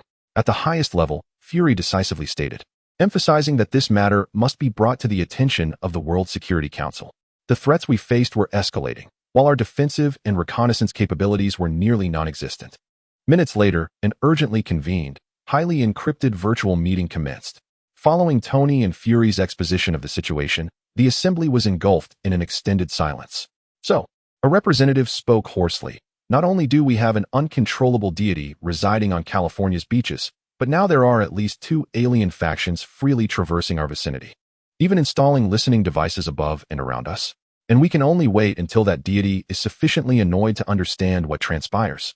The words were harsh, yet they laid bare the stark reality. Such was indeed the current state of affairs. Fury acknowledged expressionlessly that our technological gap was vast. The only silver lining was that this Mr. Xiao Han seemed disinterested in safeguarding Earth, but maintained an absolute demand for tranquility in his surroundings. Any extraterrestrial activity that generated noise or trouble within Earth's vicinity, particularly near him, would provoke his wrath. What sort of good news is that? Are we entrusting global security to a landlord with an obsession for silence? Another representative nearly slammed the table. This is, for now, the only effective deterrent, Tony interjected. Unable to restrain himself, despite finding the situation absurd, at least he remained sprawled on the beach. If he departed or deemed Earth too noisy, what do you think those Kree or the aforementioned cloaked spies would do? The conference room fell silent once more. Stark had a point. Another representative reluctantly remarked that, while difficult to accept, the reality was that his existence objectively constituted an obstacle to those alien invaders. We needed to learn to leverage this fact. How do we leverage it? Should we beseech him? Please, could you help us check if there are spies in the sky? Someone sarcastically remarked. No, Fury interrupted, we cannot. Nor must we attempt to direct or request him to do anything. That would only backfire. What we can do is strive to minimize activities on Earth that he might perceive as noise, avoiding unnecessary conflict. Simultaneously, we must develop our technology to at least discern who our enemies are and whence they come. The meeting ultimately concluded in an atmosphere heavy with oppression. A reluctant consensus was reached to tacitly accept the bizarre status of Xiao Han as Earth's involuntary guardian, while fully supporting Tony and S.H.I.E.L.D. in accelerating research into alien technology to enhance Earth's early warning and foundational defense capabilities. Exiting the meeting, Tony felt an unprecedented weight upon his shoulders. He gazed out the window. The sunset cast a golden hue upon the beach, where that figure still lay, as if it had merely brushed away a speck of dust moments ago. Serene, powerful, yet so distant and uncontrollable. Tony inhaled deeply and turned towards his workstation. He needed to exert greater effort, at the very least to discern the nature of those pests attempting to intrude upon his doorstep. Meanwhile, in a distant corner of the cosmos, at a border outpost of the S.H.I.E.L.D. Empire, a brief transmission of the Leviathan's echo and subsequent anomalous activity of Kree reconnaissance vessels was also captured. A high-ranking S.H.I.E.L.D. commander, observing the information regarding the unknown high-energy entity in Earth, felt a flicker of intrigue. A primitive planet capable of causing the Kree to falter? Fascinating. Mark this coordinate for long-term observation. It may be worth reaching out to explore the potential for an alliance against the Kree Empire or perhaps a new vassal. New eyes turned once more towards the third planet of the solar system. Xiao Han's moment of impatience had not only failed to suppress the subsequent effects of the cosmic broadcast, but had further proclaimed his existence and power on a broader universal stage. Earth, this diminutive blue planet, was unwittingly being drawn into an increasingly intricate vortex of interstellar politics. Chapter 105. The Gaze of the S.H.I.E.L.D. The S.H.I.E.L.D. Empire. A formidable interstellar civilization renowned for its military glory, rigid social hierarchy, and expansionism. Its vast territories have long been in a state of competition and friction with the Kree Empire. Any news that could cause the Kree to suffer would swiftly capture the interest of the S.H.I.E.L.D. intelligence department. At the border star sector's eye of the Sharp Watchtower, Commander Valera, a S.H.I.E.L.D. woman with bronze skin, hair bound in silvery metallic strands, and eyes sharp as a hawk's, meticulously reviewed the intelligence brief compiled by her subordinates. The brief encompassed fragments of the Leviathan's echo broadcast, anomalous energy pulse records from Kree reconnaissance vessels, the final images before the disappearance of an assault ship signal, and the faint engine characteristics left behind during the hasty retreat of a Karath reconnaissance craft. All clues pointed to a third planet in a remote star system, identified as an unknown entity exhibiting extremely high-energy reactions. Valera's finger traced the inconspicuous bright spot on the star map. A civilization yet to enter the interstellar age compelled the Kree's elite task force to retreat. Had they even lost a Shadow-class assault ship? She called up the Civilization Assessment Report for Earth. Internal strife, low technological advancement, crude energy utilization efficiency, and several competing political entities. A classic backward planet in need of guidance or protection. Yet, this very planet had produced an individual that even the Kree Empire dared to avoid. Analyze the data on that energy entity, she commanded. The technician promptly complied, and a holographic display depicted the energy simulation of Xiao Han reconstructed from the broadcast and Kree fragments, accompanied by various readings that could not be fully deciphered. The energy characteristics cannot be classified, Commander. Its intensity fluctuates greatly, but the baseline level far exceeds that of standard warship main cannons. The manner in which the Kree assault ship was destroyed suggests it suffered some form of spatial cutting or energy annihilation attack, executed instantaneously and defenselessly. Spatial cutting? A flicker of surprise crossed Valera's eyes. Such technology, even within the S.H.I.E.L.D. Empire, belonged to high military secrets, typically equipped only on the most advanced capital ships or wielded by formidable psionic warriors. Indeed, Commander. Moreover, based on monitoring before the Kree reconnaissance vessels retreat, this entity appears to be acutely sensitive to stealth reconnaissance activities and can instantaneously eliminate all monitoring units in an incomprehensible manner. An unknown entity possessing formidable power, zero tolerance for intrusion, and the capability to retaliate instantly. Valera fell into contemplation. This stands in stark contrast to the S.H.I.E.L.D. Empire's tradition of open challenges and glorious confrontations. It resembles more a guardian of an absolute domain, or perhaps an isolationist wielding terrifying power. The commander, the aide reminded, according to the Interstellar Civilization's contact code. It is typically advisable to observe or isolate lower civilizations in the presence of unknown high-risk entities to avoid direct conflict. Varela nodded. Despite the Shia Empire's belligerence, it is not foolish. To act rashly in the face of an incomprehensible threat is a folly characteristic of the Kree barbarians. Yet, to relinquish this matter also does not align with Shia interests. A planet capable of inflicting losses upon the Kree may harbor immense value. That unknown entity represents both a threat and a potential opportunity. A plan for distant observation must be devised. Varela resolved to dispatch a silent whisper reconnaissance vessel to Earth. The mission, to conduct ultra-long-range observations, establish a behavioral model of the energy entity, assess its relationship with the native civilization, and determine the possibility of contact or exploitation. She emphasized, any form of close-range reconnaissance or active provocation is strictly forbidden.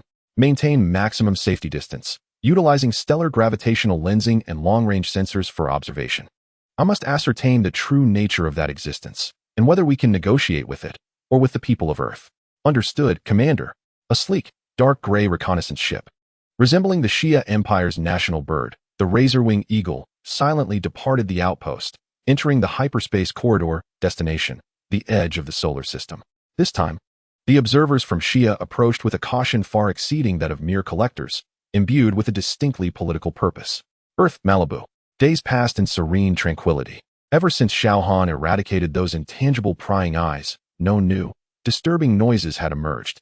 The incessant Leviathan echoes seemed to have been habitually filtered by the brain into mere background noise. However, Tony Stark found it impossible to relax. He had virtually taken up residence in the laboratory, obsessively analyzing the faint signal characteristics left by the alien spies, as well as the energy fragment data released during the explosion of the Kree assault ship. Friday, reconstruct the mathematical model of the Kree's cloaking field. We need to identify its weaknesses, or at least detect it. Attempting, boss. Data is insufficient, progress is slow. Then increase the computational power. Allocate all available resources. Tony's eyes were bloodshot as he pointed at the holographic screen displaying the continuously rotating, fragmented energy structure diagram. We can't remain blind every time. We must have our own eyes. Yes, boss. Friday silently executed the command, and the laboratory's cooling system emitted a hum louder than usual. Pepper Potts looked at him with concern. Tony, you need to rest.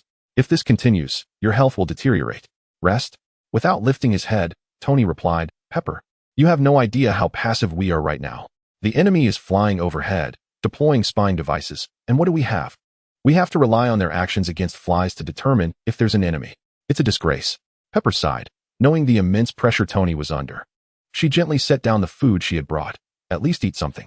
You are one of the smartest people on Earth, but you are not made of iron. Tony finally paused his work, rubbed his face, and took the food. The smartest person? Huh. In the face of true cosmic-level technology, I feel like a primitive wielding a wooden stick. At that moment, Friday's alarm sounded once more, but this time it did not originate from external space. Boss. Abnormal data streams detected in the Stark Industries satellite network.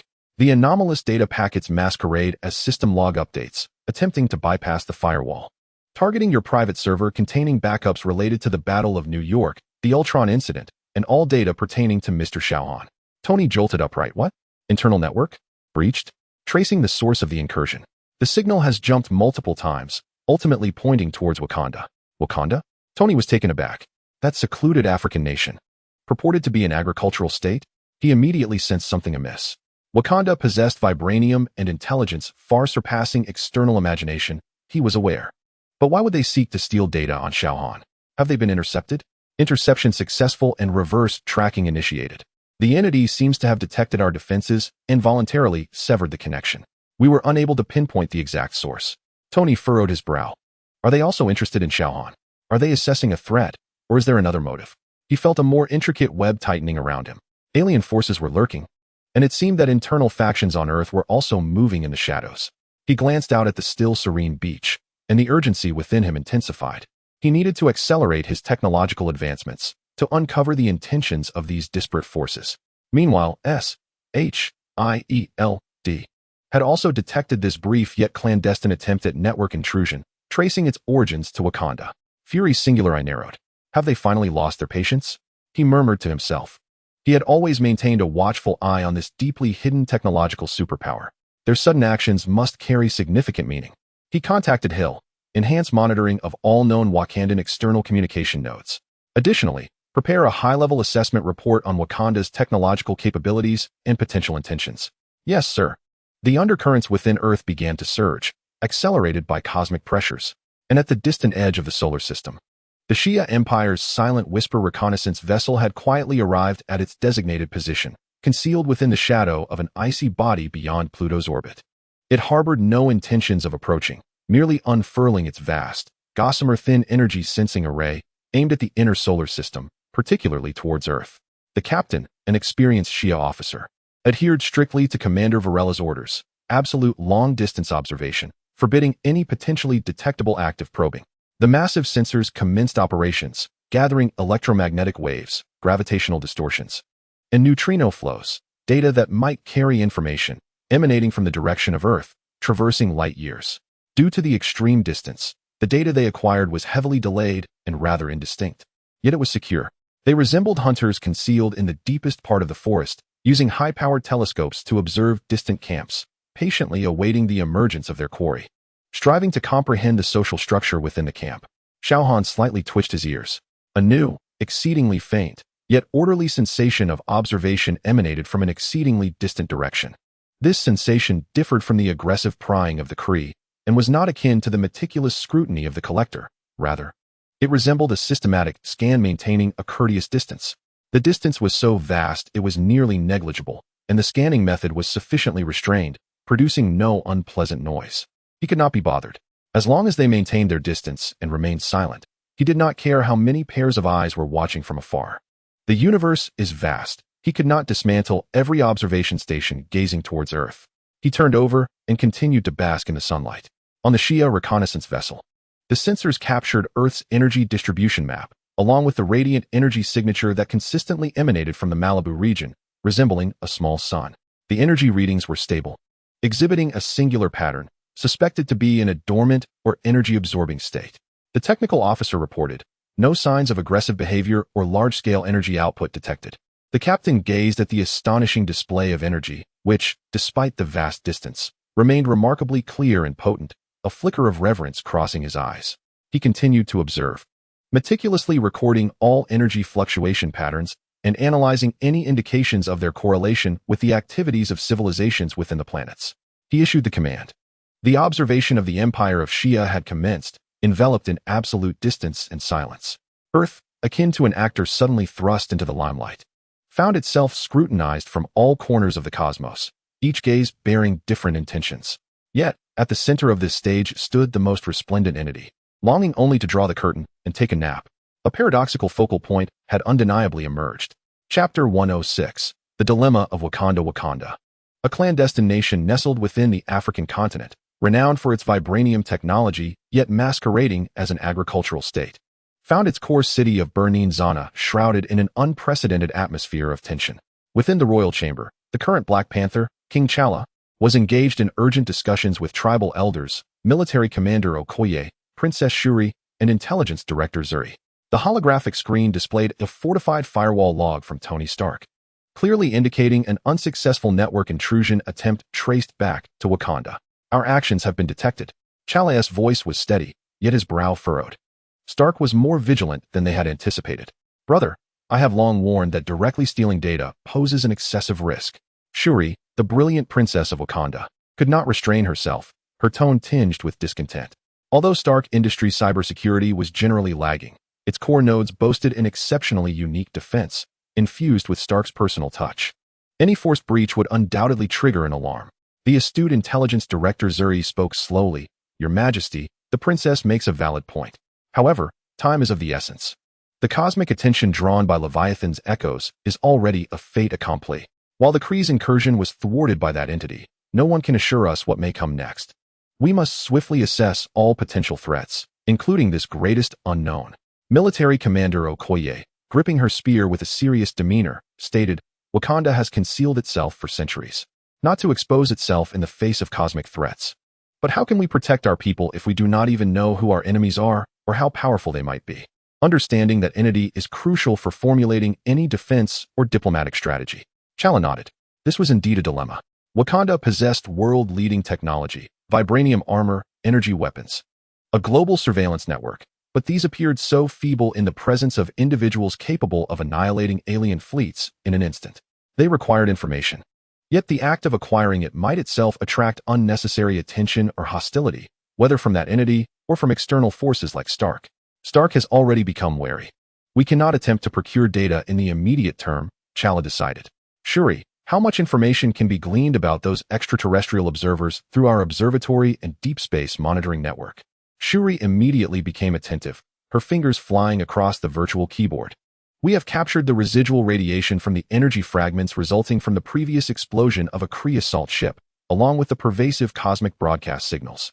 Additionally, there is a newly emerged, extremely covert observation source beyond the Kuiper Belt, whose technological characteristics differ from any known Earth or Kree technology.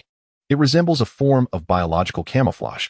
Furthermore, at a greater distance, beyond the orbit of Pluto, there exists a new signal source employing ultra-long-range scanning, exhibiting a highly militarized and orderly style.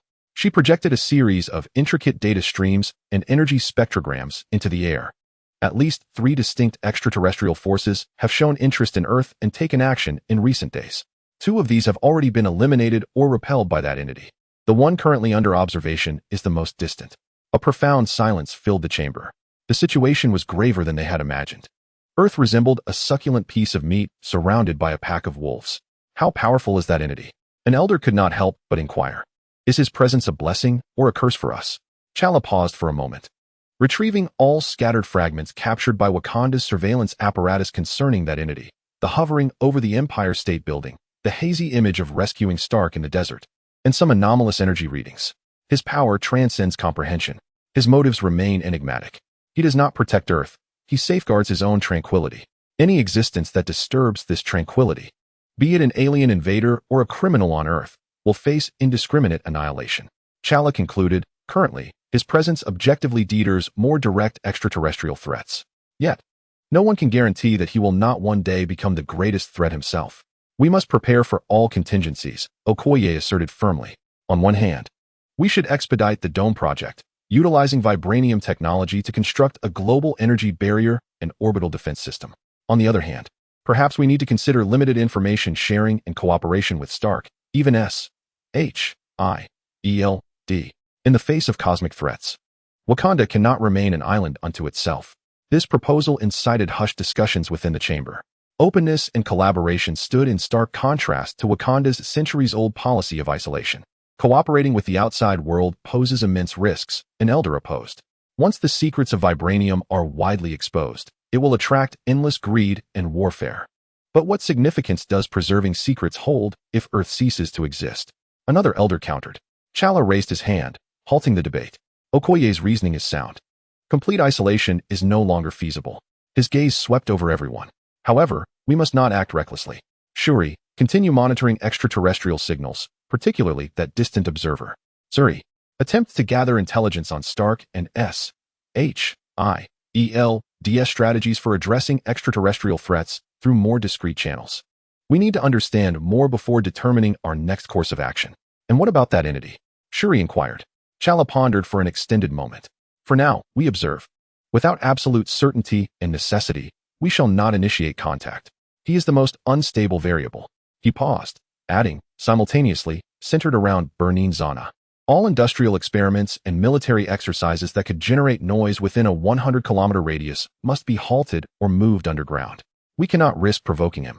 A covert directive aimed at avoiding disturbances to that entity quietly emanated from the heart of Wakanda. This hidden technological powerhouse, with utmost caution, began to adjust its behavior to accommodate the existence of the neighbor on the beach. Malibu, Tony's laboratory. Wakanda.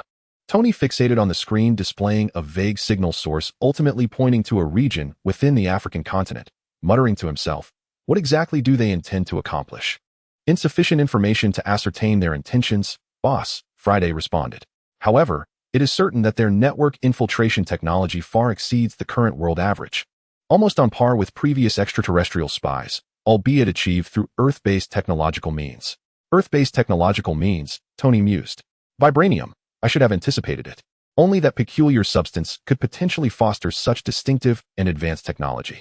He sensed the complexity of the situation escalating, surrounded by a pack of wolves on the outside. There were also hidden power players stirring within, and he, like one perched on the brink of an impending volcanic eruption, held merely a water gun in hand. Friday. Change the priority of our projects. Tony resolved. The Home Defender Orbital Defense Platform project is temporarily shelved. We must fully focus on developing the Eye of Insight ultra-distance sensor network. We need to identify all players before deciding how to proceed. Understood, boss. Computational resources have been reallocated. Tony approached the window, gazing at the shimmering sea beneath the setting sun and the leisurely figure in the distance. He recognized that Xiao Han's presence was the sole and most significant stabilizing force in his life at that moment. Yet, the thought that this stability rested upon such a fragile foundation filled him with profound unease. He knew he had to take action. After much hesitation, he made his way back to the beach, this time holding 2 glasses of chilled whiskey. Hey, he attempted to sound casual as he placed one glass on the table beside Xiao Han. The weather has been quite pleasant lately. Xiao Han opened his eyes briefly, glancing at the amber liquid, but showed no interest and closed them again. Tony, undeterred, took a sip and leaned against the railing. It's just that the wind can be a bit strong at times. He tried to initiate a conversation through metaphor. Xiao Han remained unresponsive. Tony pressed on. What I mean is, sometimes there are winds that seem to come from nowhere, carrying a bit of sand, which can be rather bothersome, don't you think? Xiao Han finally spoke, his tone flat. What do you want to ask? Tony exhaled in relief, grateful that he was willing to converse. It's about that sand. The previous wave that came and the one that we see from afar, are they the same? Xiao Han fell silent for a few seconds, seemingly weighing whether the question warranted a response. No, he replied tersely.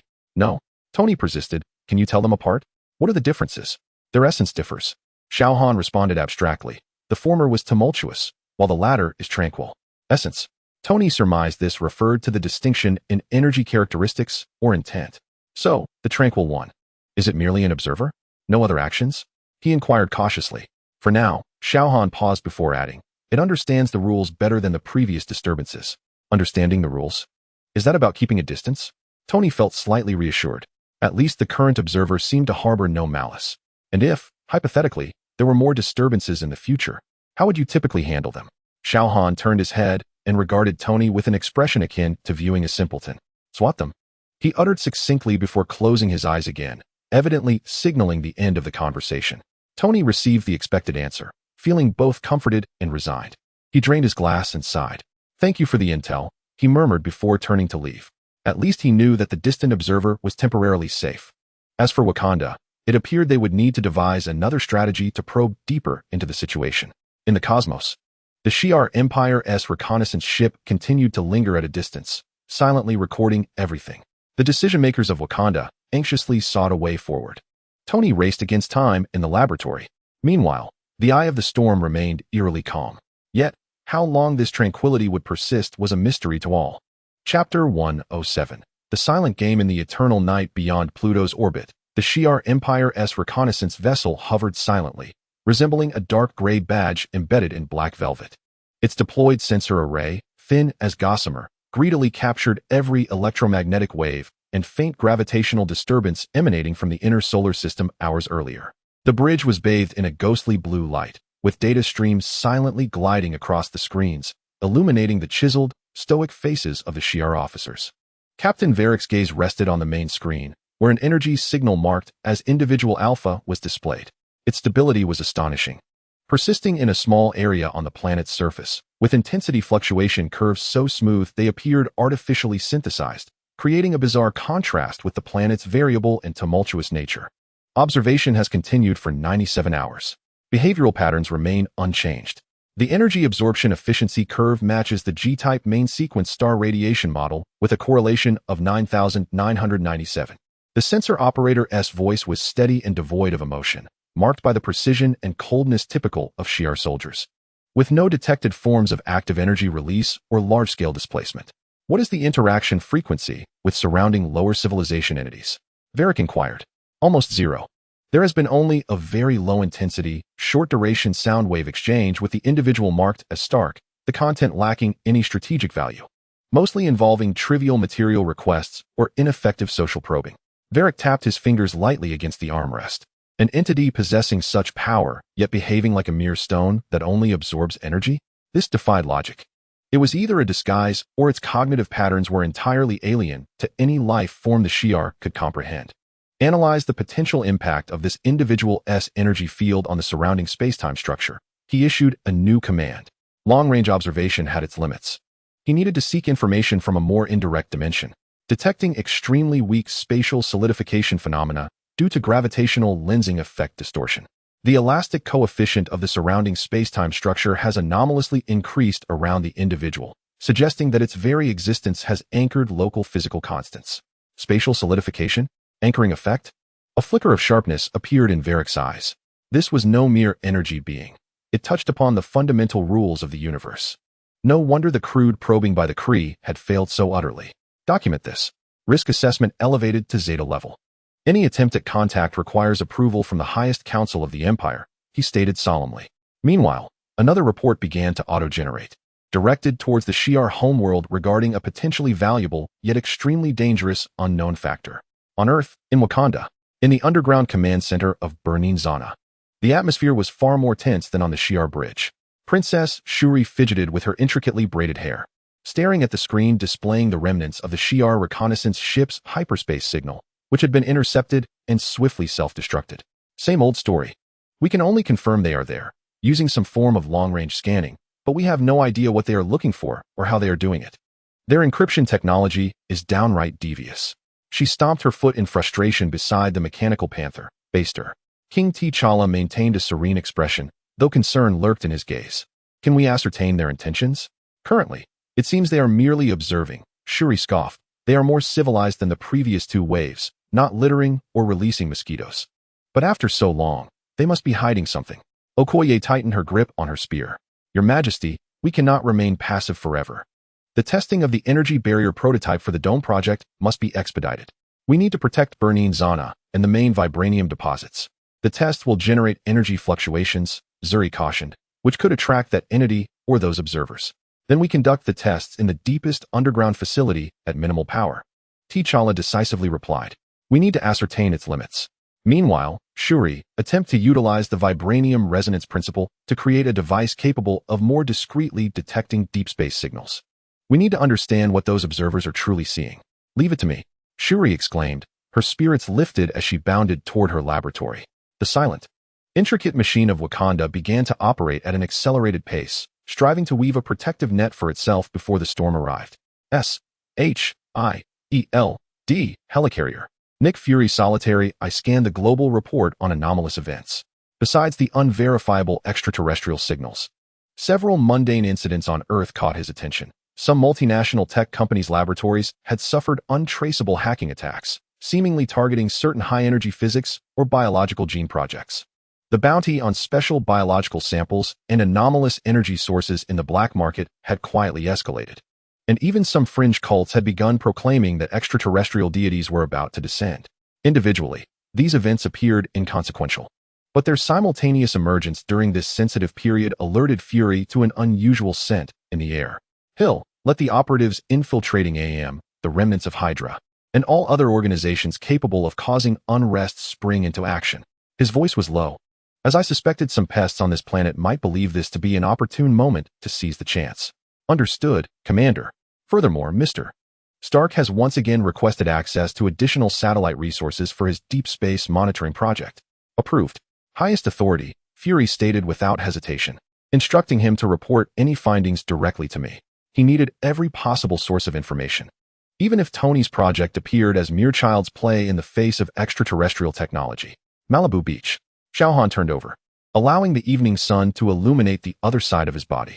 He could still feel that gaze from an exceedingly distant place, imbued with a chilling sense of order, akin to an inconspicuous star hanging at the edge of the night sky, persistent, yet sufficiently distant and tranquil to remain undisturbing. He also sensed, deep beneath the earth, a faint vibration of vibranium energy from a far-off continent, deliberately activated and suppressed, like a child attempting to illuminate a flashlight beneath a heavy blanket. Cautious, yet unable to conceal it from his perception, he could even detect in the atmosphere those native to Earth, weak yet filled with greed and malice, signals of energy belonging to insects attempting to profit amidst the chaos, beginning to stir. All of these wove together into a tapestry of background noise far more intricate than before. Although the volume was currently low, the diversity suggested a greater instability. He frowned slightly. He did not favor this change. He preferred the previous monotony of pure tranquility, characterized only by sunlight and the sound of waves. Should this cacophony continue to escalate, or if any party dared to raise the volume? His fingers unconsciously tapped lightly on the armrest of the beach chair, leaving an almost imperceptible fingerprint that disturbed the material structure at the atomic level, only to be instantly repaired by his formidable biofield, a silent warning. To himself and to all potential noisemakers.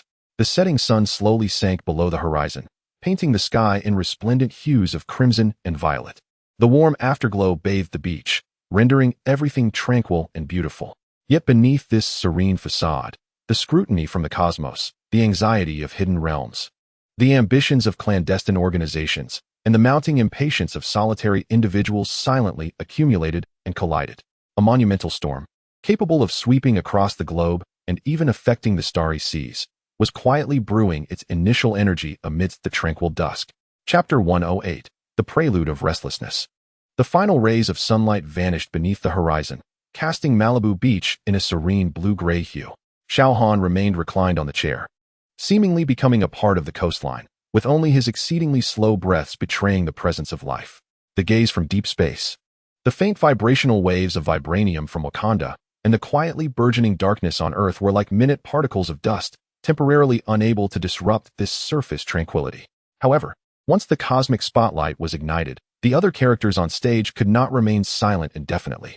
Thousands of kilometers away from Malibu, within a maritime base disguised as an abandoned drilling platform, a fervent demonstration was underway. The base's leader, a mad scientist who had self-proclaimed the title of Modoc, was showcasing their latest achievements to several potential investors with his sharp, twisted voice. A holographic projection displayed edited and exaggerated footage, the wreckage of Chitauri leviathans being dragged into the base, blurred images of Kree warships exploding, and various assessments regarding the power of that existence in Malibu. Ladies and gentlemen, Modoc's voice trembled with excitement. The times have changed. The old power structures crumble before true might. Chitauri, Kree, even that so-called god among men, they have all proven one thing. Cosmic energy exists, it can be contacted, understood, and even mastered. His enormous brain bobbed slightly in its container, and we at AIM are at the forefront. Through reverse engineering of these extraterrestrial remnants, combined with our unique gene splicing and energy manipulation technology, the Prometheus project is on the verge of groundbreaking progress. In the center of the demonstration hall, a rough but dangerously powerful armor prototype was elevated. At its core was a dark red energy core, constantly twisting and attempting to consume the surrounding light, exhibiting a blend of Chitauri and Kree technological traits, yet exceedingly unstable. Behold, this Titan prototype armor. It can absorb and convert various forms of energy. Although its efficiency pales in comparison to that existence, it validates our direction. Modoc shouted fervently. With sufficient resources and samples, we can mass-produce our own gods. At that time, we will no longer fear any extraterrestrial threats and can even redefine the order of Earth. In the audience, those investors hidden in the shadows began to breathe heavily. Fear and greed intertwined in their eyes. The existence of Xiao Han instilled a sense of despair and helplessness in them, while simultaneously igniting a grotesque ambition. If such power cannot be wielded by us, then we shall create it ourselves. We need more alien remnants, more energy data, especially biological information regarding that individual. Fund us. Support us. AIM will lead humanity into a new era. Similar scenes were playing out in other shadowy corners of the world. The remnants of Hydra sought power against gods from myths and dark magic. Certain arms magnates increased their investment in reverse engineering extraterrestrial technology. Even some extremist organizations regarded Xiao Han as a false god or demon, plotting mad and futile purging actions. The dark side of Earth began to boil under the pressure of cosmic forces and the allure of that supreme power. S.H.I.E.L.D. swiftly captured these unusual financial flows and gatherings of personnel. AIM has begun to court disaster again. Maria Hill handed the report to Fury. They seem to believe this is their opportunity to rise. Fury snorted, a bunch of fools blinded by greed. They do not comprehend the fire they are playing with. He glanced at the crude image of the Titan armor on the report. In the eyes of that existence, it was likely no more than a toy. The real trouble was that their reckless actions could prematurely ignite a situation beyond our control. Should we take action? Strike those known AIM bases? No, Fury shook his head. Attacking them now would only raise alarms and possibly drive them further into extremism. Maintain close surveillance. Gather the lists of all participants and investors. We must wait for them to expose themselves, then catch them all in one fell swoop. A glint of cold light flashed in his single eye. The primary objective remained those stars overhead. Wakanda, Princess Shuri's laboratory. Success. Ha! Shuri exclaimed. Watching a complex device composed of vibranium coils and peculiar crystals emitting a gentle humming sound, her excitement palpable. Your Highness, what is this? Okoye inquired curiously. This is a deep space echo amplifier. Shuri explained proudly. Utilizing the unique resonant properties of vibranium, it can capture the distorted and hidden information streams from deep space with remarkable sensitivity. Although we cannot yet fully decipher the signals from advanced civilizations, we can at least gain clearer insights into what they are listening to and watching. She activated the device, and a complex holographic star map unfolded, with light bands representing different signals flowing within. A striking, stable, and frigid beam of light emanating from beyond Pluto is remarkably conspicuous. Behold, this is the observer from the Shi'ar Empire. Their signal is decidedly focused, nearly entirely directed towards the magnified image captured by Shuri. With the beam's terminus precisely landing on Malibu Beach, it is indeed him. Chala and Okoye exchanged grave glances. Can we analyze the details of their observations? Chala inquired. We are still attempting to do so, but it proves challenging. Their encryption techniques are exceedingly sophisticated. However, after a few adjustments, Shuri retrieved another set of data, and I discovered some intriguing elements. In addition to the Shi'ar signals, there are also some exceedingly faint fragments of signals, distinctly different in technological style, attempting to pry into Malibu, albeit in a more bizarre manner, as if seeping through dimensional rifts, intermittent and elusive. Another observer? Okoye's demeanor shifted to one of vigilance. It does not appear to be an organized observation, more like scattered, curious gazes. Shuri tilted her head. Perhaps they are solitary entities from the cosmos, or even more enigmatic presences. The information is scant. The unknown observers are multiplying. Chala felt the weight on his shoulders intensify. Continue monitoring. Prioritize ensuring the efficacy of our shielding systems, he commanded. In Malibu, the night had deepened, and the stars shone brilliantly. Xiao Han remained reclined, absorbing cosmic rays and the faint glow of the moonlight. His superhuman senses operated like the most exquisite radar, scanning the globe. The restlessness of the underground worlds. AIM's absurd experiments. The vibranium fluctuations from Wakanda, S.H.I.E.L.D's anxiety. And even those scattered new gazes in space. All these sensations resonated like the various calls of insects in a summer meadow, although noisy. They had yet to reach a level that necessitated his intervention. Yet, his brow furrowed tighter than during the day. The ambient background noise was undeniably becoming complex. A subtle, instinctual unease began to accumulate within him. He favored simplicity, cherished purity. Now, however, the sounds surrounding him were growing increasingly convoluted and chaotic. If this trend continued, his gaze inadvertently drifted across the night sky, sweeping over the seemingly tranquil stars. The Shi'ar reconnaissance vessel, hidden beyond Pluto, suddenly detected an exceedingly brief, nearly immeasurable high-frequency tremor in the energy field of individual alpha, akin to a stone cast into a placid lake. The ripples instantly expanding throughout the solar system before settling once more. An anomalous fluctuation. The sensor operator promptly reported duration 0.00001 seconds. Intensity level delta. Unable to analyze the cause, Captain Varick straightened in his seat. Record. Analyze its impact on the surrounding space-time structure. Data scrolled rapidly. During the fluctuation, localized space-time solidification effects exhibited resonances at corresponding frequency bands, yet it remained indeterminate whether the fluctuation induced the resonance or vice versa. Varick's expression turned grave. This entity was far more intricate and unpredictable than they had imagined.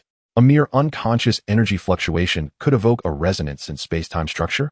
Mark this fluctuation data as the highest priority and transmit it back to the home planet. Request the dispatch of theoretical sages to assist with the analysis. He sensed the situation slipping beyond his control.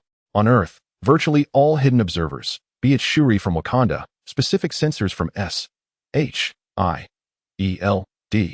or even the unstable devices of AM, simultaneously captured that fleeting and terrifying energy fluctuation, though they could not comprehend it. The profound power that momentarily seemed capable of shaking the very foundations of the universe sent shivers of dread coursing through the souls of all aware parties. What is happening? Tony exclaimed as he gazed at the energy curve displayed by Friday, which had spiked and then plummeted to zero in an instant, his heart racing. Unknown. The energy release appears non-volitional, resembling more of an unconscious physiological reaction? Friday speculated. A physiological reaction? Tony swallowed hard. What kind of physiological reaction could frighten instruments into submission? No one could provide an answer. Xiao Han remained oblivious to the brief commotion he had caused. It was merely an unconscious manifestation of his impatience. He turned over, no longer gazing at the starry sky, attempting to drown out the cacophony of insect chirps. Yet the curtain had been drawn back, and all forces upon the stage were now in position. With that silent thunderclap, all actors understood that the true drama was about to unfold, and tranquility was destined to become a luxury. Chapter 109. The eve of tumult. That brief yet profoundly stirring energy fluctuation resembled a colossal stone cast into a tranquil lake. While the ripples had subsided, they left indelible marks and boundless suspicions in the hearts of all who perceived it. Within the Shi'ar Empire's reconnaissance vessel, the atmosphere was unprecedentedly tense. Captain Varric scrutinized the preliminary feedback from the home planet, a request for absolute caution to suspend all non-essential active sensing, and await the arrival of the theoretical sage's analysis team. His brow furrowed deeply. Even the Empire's wisest, who typically focused solely on abstract cosmic principles, had been stirred and dispatched to the front lines, underscoring the gravity of the situation. The unconscious energy fluctuation of that individual alpha necessitated the engagement of the Empire's most elite intellects for interpretation. Varric could scarcely fathom what that entailed. He strictly adhered to the orders, adjusting the reconnaissance vessel's observation mode to the most conservative passive reception state, as if fearing to disturb the slumbering behemoth in the distance. In contrast, within AIM's maritime base, a different scene unfolded. Modoc, witnessing the sensor record that momentary spike in energy readings, felt no fear. Instead, he erupted into a more frenzied laughter. Did you see that? This is the power of a god. A mere unconscious emanation is sufficient to shake the instruments. His immense brain flushed red with excitement. This proves my theory. Energy absorption and transformation are the ultimate paths of evolution. The Titan project must accelerate. We need to get closer to that energy source. We need samples. The investors, pale with fear at the alarming data, nonetheless burned with an even fiercer flame of greed in their eyes. More funding, more scarce resources were promised to be poured into this mad endeavor.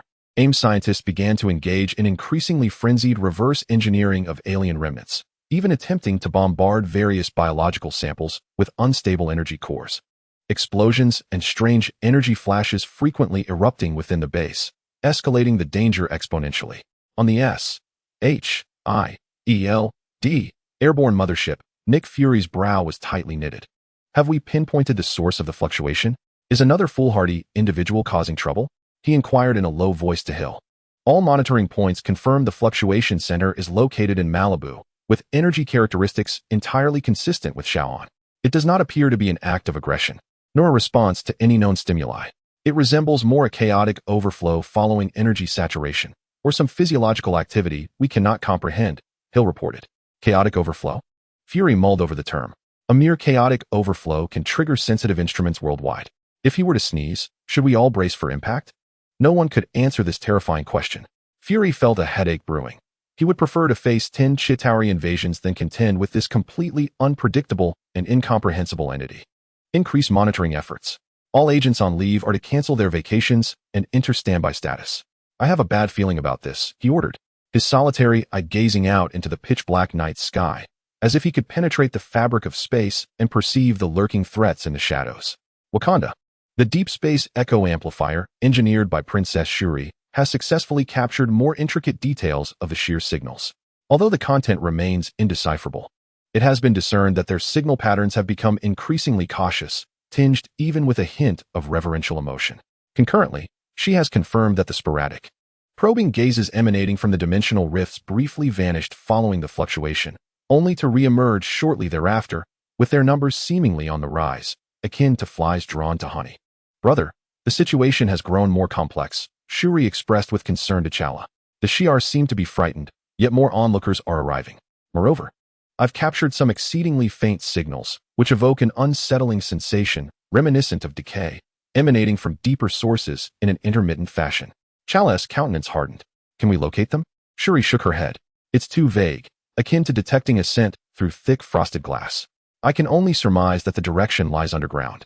Or perhaps within some form of subspace. Underground? Subspace? Chala's heart sank. The unknown threats were multiplying, growing ever more sinister. Increase the energy levels of the underground barriers. Prohibit any large-scale vibranium energy tests without my explicit command. He recognized the necessity for heightened caution. On the darker side of Earth, the restless forces had also been stirred by this fluctuation. The bounties for the celestial cells and superhuman genes on the black market had surged exponentially, inciting a wave of reckless behaviors. An extremist organization, corrupted by Hydra's ideology, even devised a ludicrous plan to remotely purify Malibu using infrasound weaponry. In Malibu, Tony Stark had spent the night in sleepless contemplation. He meticulously scrutinized the energy fluctuation curve from that moment, striving to unearth some semblance of pattern or logic, yet found himself at a complete loss. The magnitude of that power transcended his comprehension. Stepping onto the balcony, he gazed at the still figure on the beach below, feeling an unprecedented sense of alienation and insignificance. What manner of being was this individual who shared his roof, indulged in his ice cream, and exchanged banter with him? Beneath that seemingly nonchalant exterior, what vast and unfathomable core lay hidden? Friday, if one day our greatest insurance suddenly finds this place too noisy and decides to leave, or if a sneeze were to uproot the house, do we have a contingency plan? Tony's voice bore an unrecognized weariness. Contingency plan database is empty, boss, Friday replied calmly. Based on existing data, there are no known means to prevent or influence Mr. Xiao Han's decisions. Tony offered a wry smile. Indeed, a contingency plan? In the face of absolute power. Such notions seemed utterly ludicrous. He inhaled deeply, forcing himself to regain composure. Panic would not resolve the issues at hand. He needed to concentrate, to progress more swiftly, at least to be able to comprehend the warning signs before the storm arrived. Returning to the laboratory, he immersed himself once more in the ocean of alien technology data. A new day dawned, sunlight flooding the Malibu beach once again. Xiao Han awoke, feeling the energy of the sun flooding in, the unconscious impatience of the previous night dissipating. Yet, he keenly noted that the ambient noise had escalated imperceptibly since yesterday. The distant observer seemed more restrained, but the fragmented gazes from various directions had grown increasingly animated. Deep beneath the earth, the weak fluctuations of vibranium energy had become more frequent and deliberately suppressed. Meanwhile, the darker aspects of humanity stirred restlessly, akin to water nearing its boiling point, producing more bubbling sounds. The entire world felt like a bowstring drawn taut, emitting subtle yet discomforting vibrations. He disliked this trend, intensely so. He sat up, reaching for the new flavor of ice cream Tony had left on the table, taking a taste. Too sweet, not to his liking. He set the ice cream aside, his gaze casually sweeping across the horizon. Far off in the high seas, the AM base was conducting a high-risk energy overload test on an unstable Titan prototype armor. The dark red energy core flickered dangerously, emitting a menacing hum, as the surrounding scientists recorded data with a mix of excitement and trepidation. Suddenly, the armor's energy readings began to surge uncontrollably, breaching the safety threshold in an instant. Not good.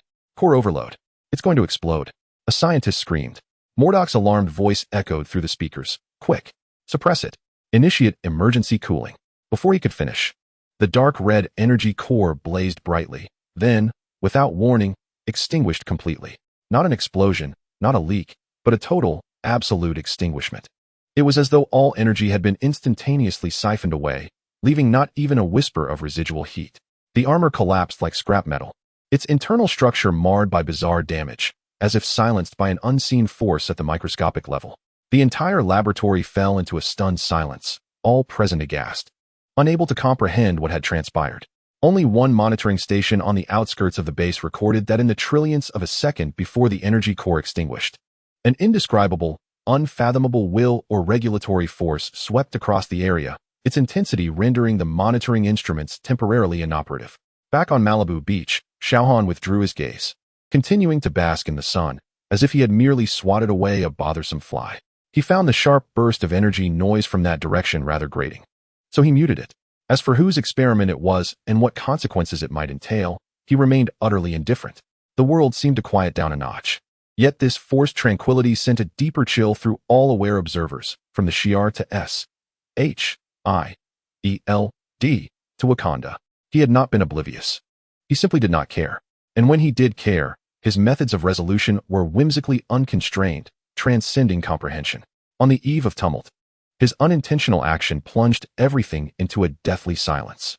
The true storm, however, continued to gather strength in the distance. Chapter 110. The observers report the chaos and panic within the AM maritime base did not persist for long. Upon confirming that the invaluable Titan prototype armor had been reduced to a pile of inert scrap metal devoid of any energy response, and that its core structure had inexplicably embrittled, Mordok's astonishment rapidly morphed into hysterical rage. Investigate. I want a thorough examination. Which aspect failed? Energy overload, material defect, or sabotage? His shrill voice reverberated through the base's corridors, his colossal intellect quivering with fury. He absolutely refused to believe in the unseen strike. He preferred to attribute it to internal errors or conspiracies from rivals. AIM's research direction grew increasingly radical and perilous, as if desperate to prove something through ever more reckless ventures, or perhaps to conceal the fears lurking deep within. Meanwhile, those who had truly perceived the fleeting yet monumental silence of S.H.I.E.L.D. found themselves enveloped in deeper shock and silence. The S.H.I.E.L.D. reconnaissance vessel's sensors detected the incomprehensible interference waveform that had traversed space. Its energy characteristics were highly congruent with those of individual alphas, yet its mode of action was not merely one of violent destruction. It resembled a negation at the level of rules, directly erasing the state of energy existence. Rule-level intervention. Captain Varric contemplated, his throat dry as he reviewed the analysis report.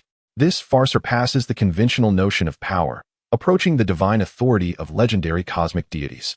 He once again commanded the entire fleet to maintain the utmost silence, even contemplating whether to retreat to a safer distance. The significance and risk of this observational report were escalating exponentially. Princess Shuri of Wakanda detected a subtle resonance of vibranium energy at that moment, globally. Vibranium seemed to produce an extraordinarily delicate, synchronous tremor, as if paying homage to some higher authority or perhaps out of fear. This reinforced her conviction that this entity possessed an extraordinary sensitivity, even influence, over the unique substance of vibranium. Meanwhile, S.H.I.E.L.D. was preoccupied with quelling the aftermath of an imminent explosion at an AM base and failed to capture the details of the spatial intervention in real time. However, Fury's intuition suggested that this incident was far from a mere experimental failure. A sense of foreboding loomed over those in the know. Amidst all this turmoil, speculation, and dread, none of it penetrated Xiao Han's awareness. He continued to bask in the sunlight, feeling as though the world had grown significantly quieter and more pleasant. For him, it was merely a matter of disposing of an intrusive noise, akin to swatting a bothersome mosquito. Yet, this act of silencing, carried out at his whim, rippled through the multidimensional cosmic pond, eventually reaching ancient and transcendent entities. Somewhere beyond the conventional three-dimensional space, in a realm indescribable by human language, there existed neither light nor darkness, nor the passage of time, only an endless flow of information surging and intertwining like a galactic river. A member of a cosmic race known as the Observers, named Watu, typically tasked with monitoring the eternal and immutable head of Universe 616, slightly tilted his immense cranium in a particular direction. In his star-like eyes reflected countless futures, both unfolding and potential.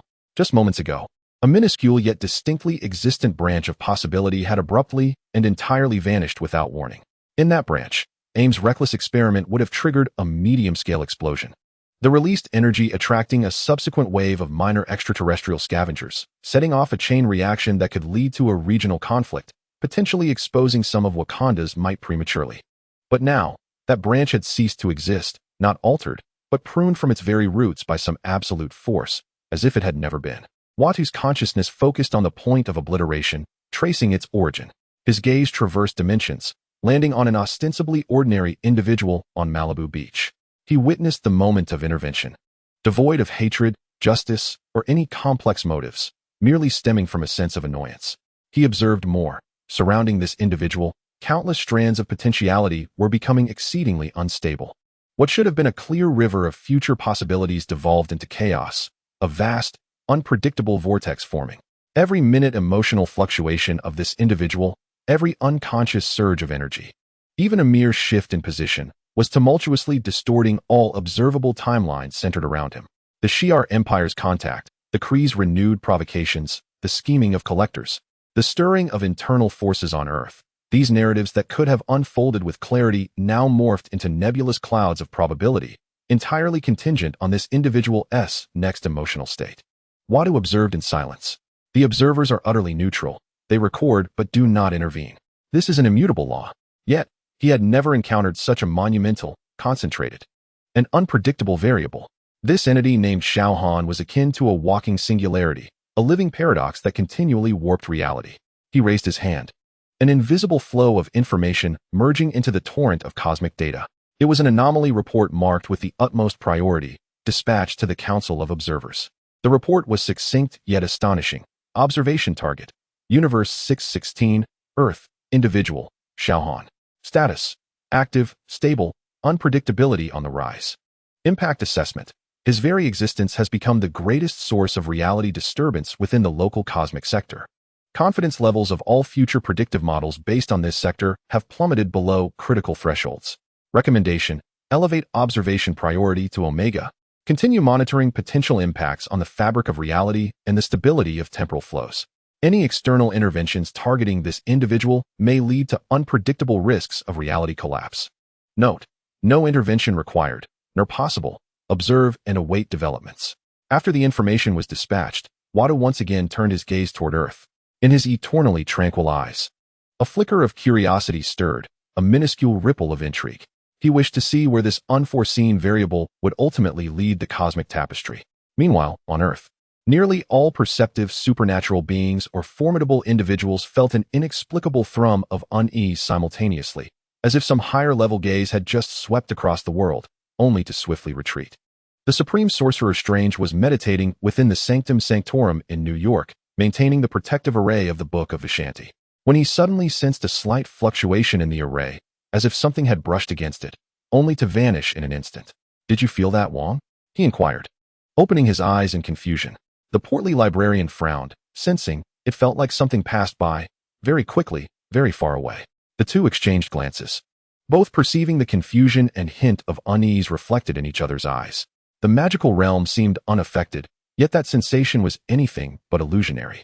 In Asgard, Heimdall, the guardian of the Bifrost, narrowed his all-seeing eyes slightly. He seemed to glimpse an exceedingly faint, neutral gaze sweeping over Midgard, yet could not trace its origin.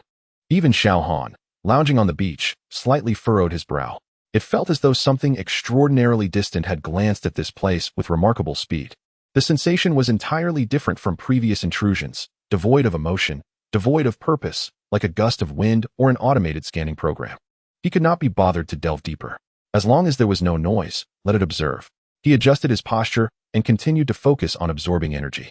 Yet, the highest-level observers in the cosmos had already made their entrance. The tumult sparked by him had finally garnered the attention of the true overseers. The storm, however, continued to brew in the unknown distance, its reach extending beyond anyone's imagination. Chapter 111. The gaze of the Council Watu's report resonated like a deep yet penetrating toll of a bell, echoing across dimensions beyond mortal comprehension. The attention of the Council of Observers, an absolutely neutral supervisory body composed of the oldest and wisest beings in the cosmos, was formally directed towards Universe 616, Earth, and the individual known as Xiao Han for the very first time. The Council convened not in a physical gathering, but through a synchrony of consciousness, a momentary intersection and processing of information. Countless observational data from various universes and dimensions were summoned at this instant. And all known information regarding Xiao Han, from his arrival at the Empire State Building to the casual eradication of extraterrestrial spies and the silencing of AIM experiments, was subjected to absolute rational scrutiny. The assessment process was brief, yet extraordinarily efficient.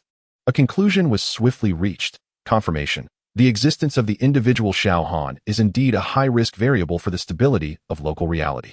Confirmation. The behavioral patterns of the subject elude conventional logical predictions, with motivations deeply internalized and an unpredictable threshold for responding to external stimuli. Confirmation. Any form of direct intervention carries an exceedingly high probability of inciting uncontrollable paradoxes within reality. Resolution. Adopt the Council of Watu, elevating the observational priority of the Earth sector within Universe 616 to Omega level. Initiate the Silent Eye Protocol, conducting uninterrupted, multidimensional monitoring of the deep structural reality surrounding the individual and their environment. All observational data will be directly uploaded to the core database of the Council. Warning: all observers must adhere strictly to the highest tenet of non-intervention. Any violation will result in immediate revocation of observational privileges. At the moment the resolution was established, an intangible yet immensely vast scrutiny descended. It was not the gaze of any specific entity, but rather a cold, pure, and record-like scrutiny emanating from the entire observer council system. This gaze bore no emotion, no notions of good or evil, imposing no pressure. Yet it subtly illuminated the target area against the backdrop of the cosmos, placing it under an invisible magnifying glass for molecular, even quantum-level scanning and recording. Earth, this unremarkable blue planet, suddenly had its visibility elevated to an unprecedented level amidst the vast flow of cosmic information. The first to sense this change were those beings acutely sensitive to energy and dimensional anomalies. In the Sanctum Sanctorum of New York, Strange and Wong simultaneously experienced a slight dizziness, as if the very foundation of reality beneath their feet wavered momentarily before swiftly stabilizing. The protective array of the sanctum illuminated with a faint glow, emitting a low hum, detecting an unidentifiable and incomprehensible superlative observational force sweeping through. Yet it bore no malice and did not breach any magical defenses, as if merely passing by. Here it comes again, Wong exclaimed, astonished. This feels even larger, more objective. Strange's expression turned grave as he attempted to trace the source of this observational power with the eye of Agamotto, only to be met with a void and increasingly complex dimensional barriers. This was not the gaze of a singular entity. It resembled a system, a mechanism. He felt an unprecedented sense of insignificance, as if he were merely a fragment of code inscribed within some vast database. In Asgard, true confusion flickered for the first time in Heimdall's eyes. His vision, capable of piercing through the 9 realms, now found itself unable to penetrate the intangible curtain of observation enveloping Earth. He could see the planet itself, observe the happenings upon it. Yet it felt as though the sphere were encased within an exquisitely pure, yet utterly isolating crystal, every detail magnified and documented infinitely, yet wholly inaccessible. In Wakanda, Princess Shuri's deep space resonance amplifier emitted a shrill alarm, followed by a wisp of smoke rising from the vibranium core due to an instantaneous overload of information flow. Wow! Shuri exclaimed with concern, hurriedly cutting off the power. What on earth is happening? The information flow is as overwhelming as a galactic waterfall. The direction is every direction. It feels as though the entire universe is watching us. King Chala and Okoye exchanged alarmed glances. The entire universe? S.H.I.E.L.D. And Stark's monitoring devices once again endured a brief data tempest, with various sensor readings fluctuating wildly before inexplicably returning to normal, as though it had merely been a momentary disturbance from a powerful solar wind. Friday? What now? Unknown global scale high information background radiation impact. Duration 0.5 seconds, has now dissipated. Source untraceable, nature unanalyzable. Tony Stark felt a wave of helplessness wash over him. He likened himself to a primitive attempting to gauge a volcanic eruption with a mere thermometer. Meanwhile, at the very center of this unseen observational veil, Xiao Han finally furrowed his brow for the first time, straightening his posture. The sensation felt profoundly unsettling. All previous intrusions, whether from the Kree, collectors, the Shi'ar Empire, or even those scattered dimensional gazes, had carried some form of intent or emotion. Curiosity, greed, vigilance, malice, they were sourced. They were alive. Yet the attention now enveloping him was entirely different. It lacked a source, or rather, its origin was dispersed across innumerable directions, omnipresent yet elusive. It bore no emotion, frigid as the void at absolute zero. It held no intention, neither friendly nor hostile, it merely observed. It meticulously recorded everything, from the minutiae to the grand. This pure, lifeless scrutiny enveloped him like an imperceptible yet impenetrable membrane, permeating the very fabric of space and time around him, documenting every pulse of energy he emitted, even the minuscule vibrations of the grains of sand beneath him. This was no longer the irritation of being disturbed by a buzzing mosquito. It was a deeper discomfort, as though he had become an exhibit displayed within a museum's glass case, subjected to the scanning, analyzing, and archiving of countless unseen, frigid eyes. He loathed this sensation deeply. He raised his gaze, as if attempting to pierce through the atmosphere, through space, seeking the source of that intangible scrutiny. Yet, his supersensory feedback returned only a vast, unbounded vacuum of information devoid of any specific direction, as though the entire cosmos had transformed into a colossal, emotionless monitor. A faint red glimmer flickered in his eyes, and the surrounding spatial structure began to emit a barely perceptible hum of strain, the grains of sand on the beach levitating without wind. He yearned to act, to tear apart this accursed membrane. But where was the target? Where was the strike? This feeling of impotence compounded his unease. Ultimately, he merely exhaled a discontented grunt, a sound low yet imbued with a peculiar penetrating quality, causing the suspended grains of sand to instantaneously vanish into the most fundamental particles. He reclined once more in his chair, yet this time, he did not relax completely. His body remained in a state of subtle tension, akin to an enraged lion unable to find its foe, forced to suppress its fury. The intangible, silent eye of the Observer Council continued its relentless operation, recording his slightest reactions and integrating them into the vast database for analysis. The Council's purpose was not provocation, merely observation and documentation. Yet, their very existence, this absolute neutrality, this frigid observation, constituted an unprecedented and ineffable disturbance for Xiao Han, who was intensely self-centered and sought absolute comfort and control. Far beyond in distant dimensions, Watu calmly recorded the target's reactions. The subject exhibited a significant aversion to the Silent Eye protocol. Its perceptual acuity could penetrate dimensional barriers, confirming its sensitivity to unemotional, systematic observation with an exceedingly low tolerance. New data streams flowed into the Council's core. Meanwhile, other observers on Earth, whether from the Shi'ar, Wakanda, or S.H.I.E.L.D., were filled with dread as they perceived that the previously languid entity seemed to grow somewhat agitated. This was an exceedingly dangerous signal. The eye of the storm, for the first time, quivered under the weight of being observed. Unknown variables began to gestate into greater uncertainties. Chapter 112. The probe of contact in the eye of the storm. Xiao Han's sense of agitation grew increasingly palpable. The pervasive, yet intangible feeling of being observed enveloped him like relentless background noise, impossible to mute or dispel. Although he continued to bask in the sun each day, the aura around him had undeniably darkened. His occasional glances at the sky reflected unmistakable displeasure, causing the hapless Happy, who delivered items from time to time, to nearly drop his ice cream in fright. Tony Stark astutely discerned this shift in demeanor. Hesitant to inquire directly, he resorted to utilizing Friday for constant surveillance of the energy readings surrounding the villa. The fluctuations in these readings were more erratic than ever, akin to a volcano on the verge of a minor eruption. Friday, does this pattern of energy fluctuations resemble any form of warning?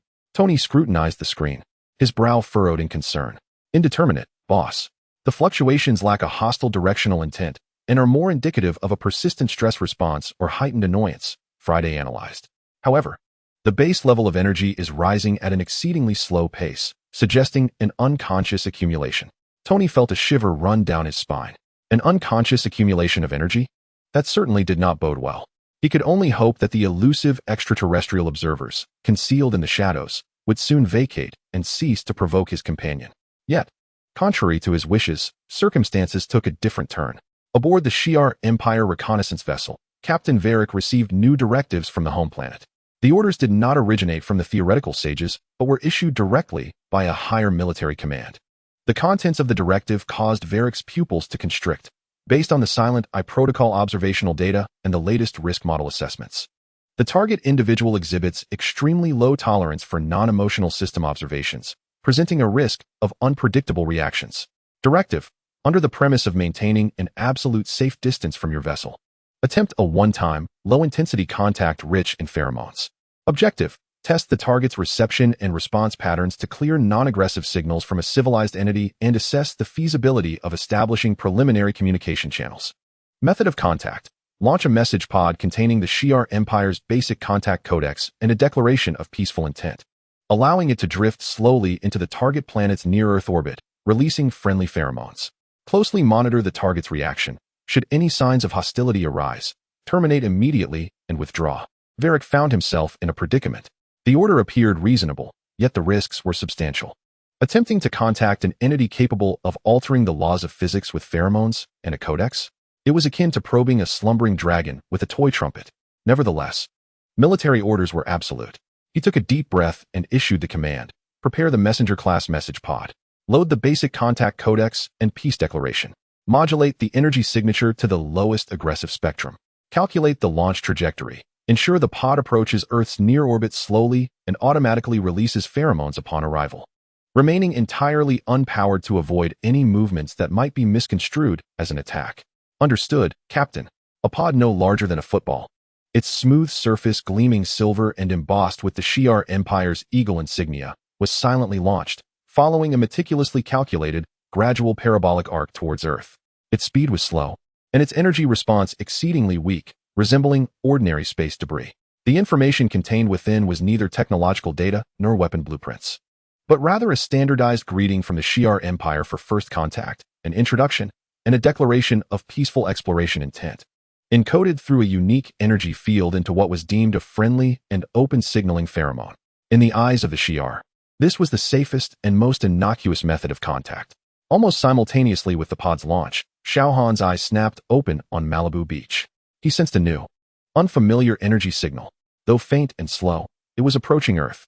Moreover, its energy characteristics were of the same origin as that distant observer from before.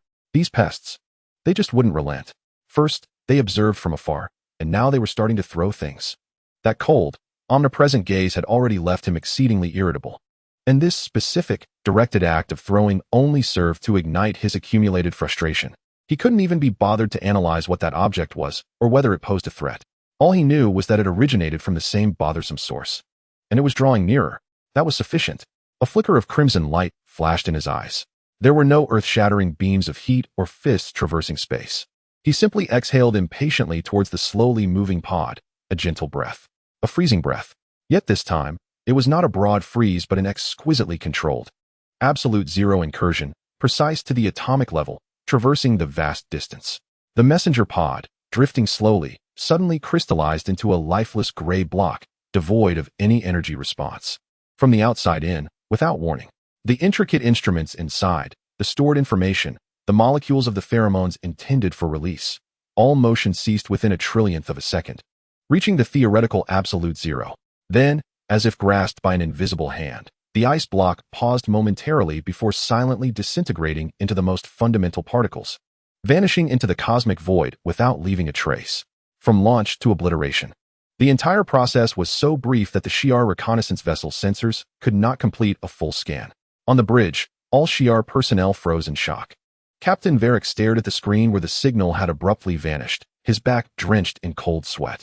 He had not detected any form of energy attack. The pod seemed to have been erased from the universe's ledger.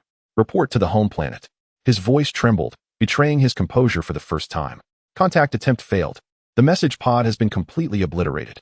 No attack trajectory or energy characteristics detected. Target's reaction is incomprehensible. Extreme danger. Recommend immediate cancellation of all contact plans. Repeat. Cancel all contact plans. The Shi'ar reconnaissance vessel, like a startled rabbit, began to retreat at maximum velocity, even expending valuable energy to perform short-range, erratic jumps, merely to distance itself from that terrifying direction. Meanwhile, on Earth, only a select few entities perceived the momentary, astronomical-level intervention. Strange jolted awake from his meditation. Feeling an incredibly terrifying, icy will pierce through dimensions and sweep towards deep space, only to retract in an instant. Heimdall's eyes, for the first time, displayed incredulity. Princess Shuri's instruments once again blew out a vibranium sensor. Tony Stark watched as the small light representing the unknown extraterrestrial signal vanished from the screen, while the figure downstairs merely seemed to have blown a breath. Friday, what just transpired? Detected an unresolvable energy intervention across vast distances, characterized by extreme low temperatures. The target has vanished. Tony slumped in his chair, feeling as though he might have a heart attack. A contact attempt deemed friendly by the other party had concluded in complete annihilation. Xiao Han's mood did not improve as a result. Eradicating a concrete target did not dispel that omnipresent, frigid gaze. Rather, it only intensified his irritation due to the renewed engagement. The atmospheric pressure around him seemed even lower. All observers understood one vital truth. Any form of contact, regardless of intent, at this stage, was tantamount to suicidal behavior. This entity refused communication, rejected contact, and denied any form of intrusion. All it desired was one thing: absolute silence. Yet, this endeavor appears to be becoming increasingly elusive. In the remote depths of space, the Silent Eye, launched by the Observer Council, continues to coldly and faithfully document these occurrences, transmitting data back to the heart of the Council. A new assessment is underway. The target exhibits an absolute zero tolerance for contact behavior. Recommendation: indefinitely extend the Silent Eye protocol and suspend all forms of proactive contact attempts. Risk level reassessment, extremely high. Chapter 113. Whispers of the storm. The S.H.I.E.L.D. reconnaissance vessel fled in a panic, tracing a path of dread against the backdrop of the inky cosmos, daring to slow its pace only upon retreating to the fringes of the Oort cloud. Reminiscent of a frightened beast returning to the edge of its lair, casting wary glances back at the hunting grounds. Captain Varick's emergency alert disseminated with utmost urgency across the S.H.I.E.L.D. Empire's military network, causing ripples of alarm. Absolute prohibition on contact, with incalculable risks. And phrases such as rule-level extermination capability were reiterated with fervor, elevating the threat level posed by Earth and its inhabitants to that of certain ancient cosmic calamities.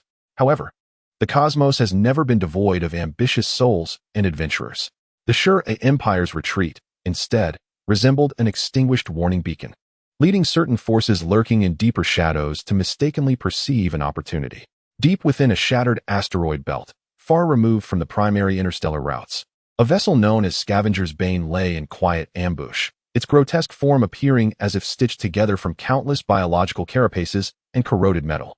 Its owners, a mercenary group known as the Hyenas, thrived on plundering and trafficking rare commodities. They intercepted the warning from the S.H.I.E.L.D. Empire, as well as the earlier, indistinct echoes of Leviathan. Rule-level extermination? Those cowards clad in gleaming armor always exaggerate.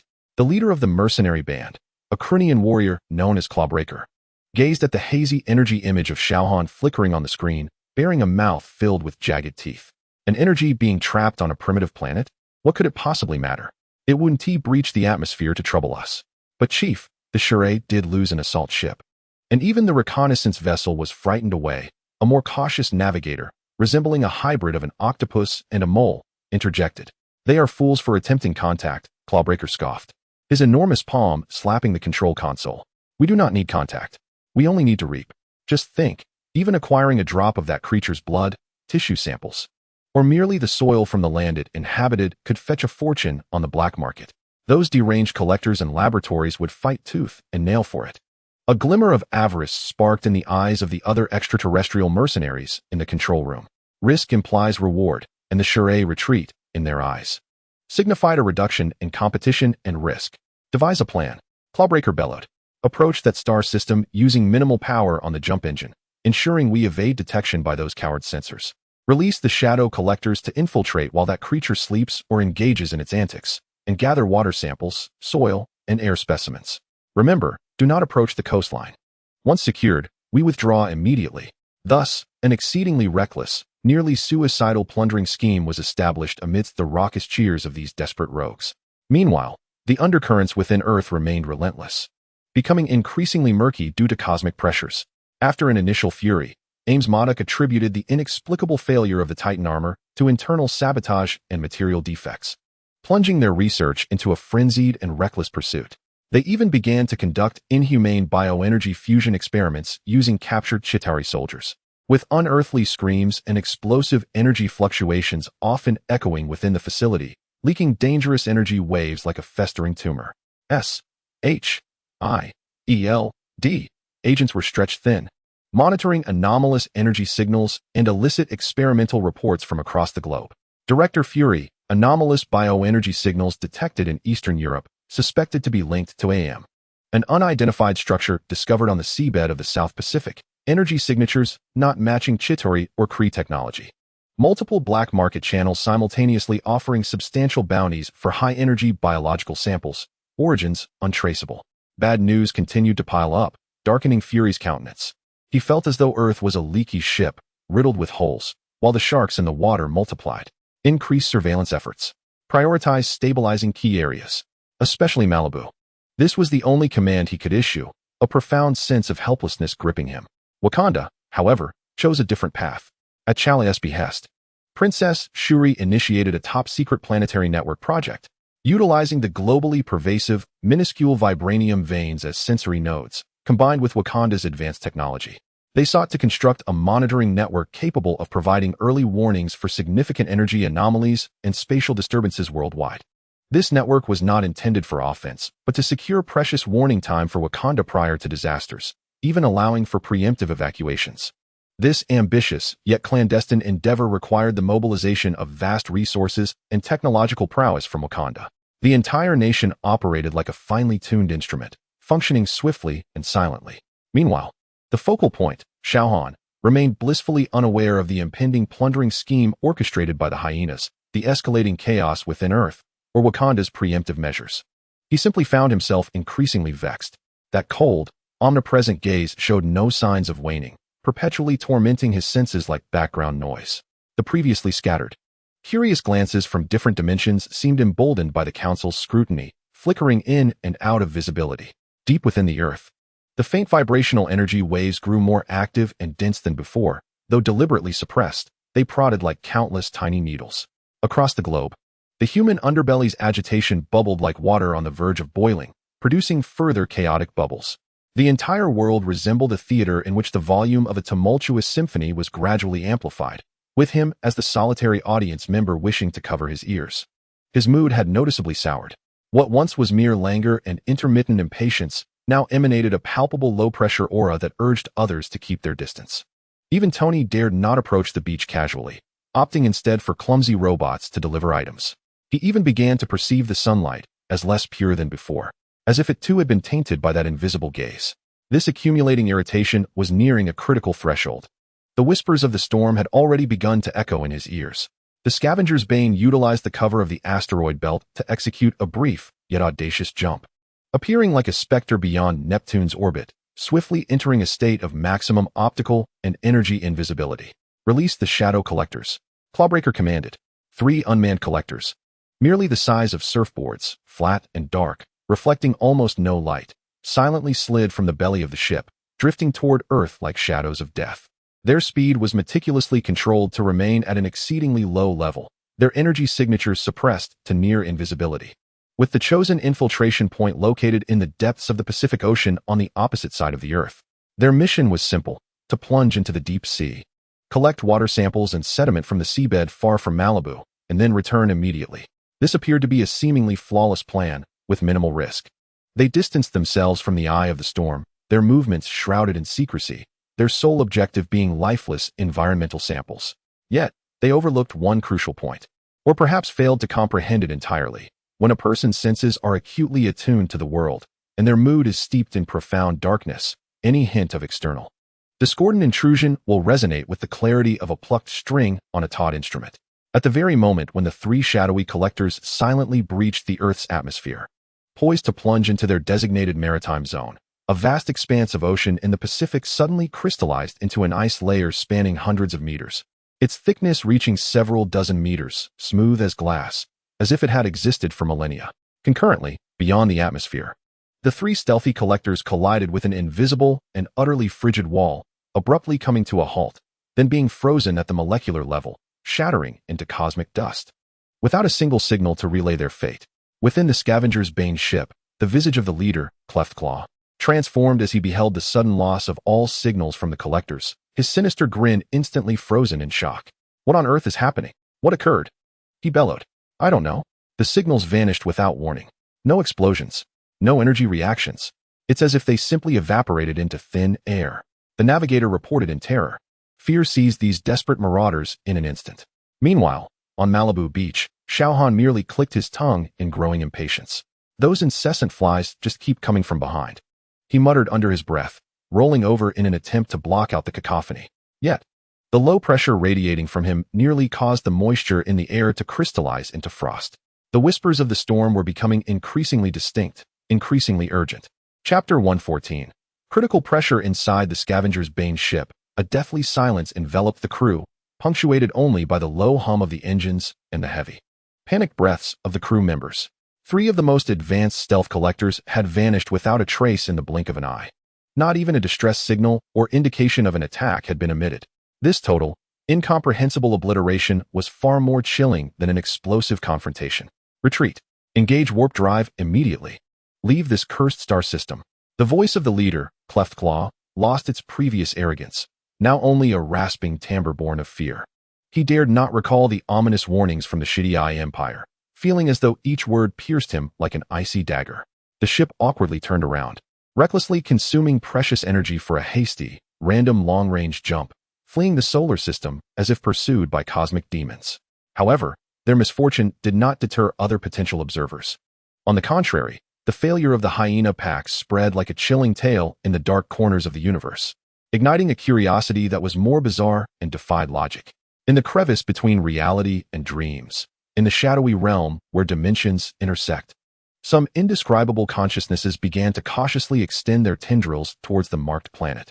They were neither entities nor energy life forms, but rather an amalgamation of concepts, a ghost of information. Their interest in the material world was limited, yet they were irresistibly drawn to Xiao Han, whose very existence stirred the fabric of reality, even garnering the attention of the Observers' Council. Thus, a new noise began to emerge. It did not act upon physical senses, but resonated directly within the realm of perception, echoing against the backdrop of consciousness. It was a multitude of subtle, chaotic murmurs, devoid of logic, fragments of pure information, distorted perceptual feedback, and absurd dream remnants.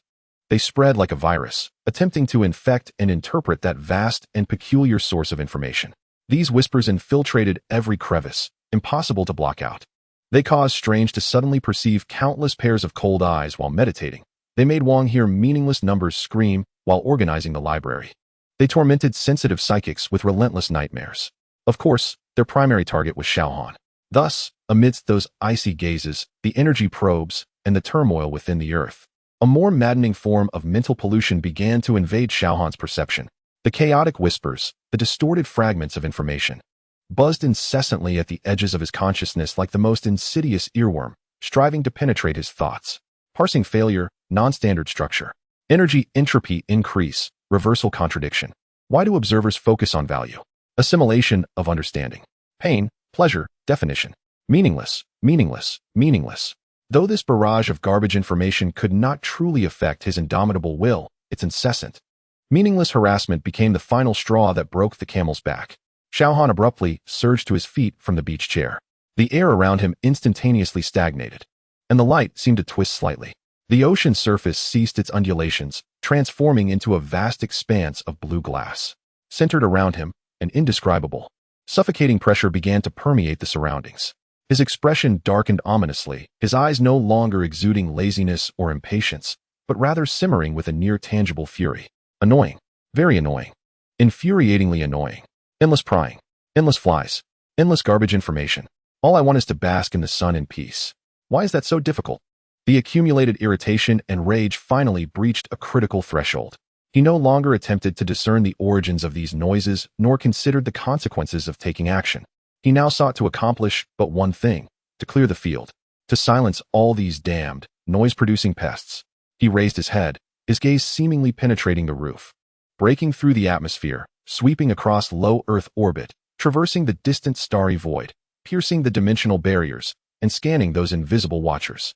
His super senses unfolded with unprecedented intensity, akin to an ever-expanding radar wave, precisely locking onto every noise source within his perceptual range, be it physical, energetic, or informational.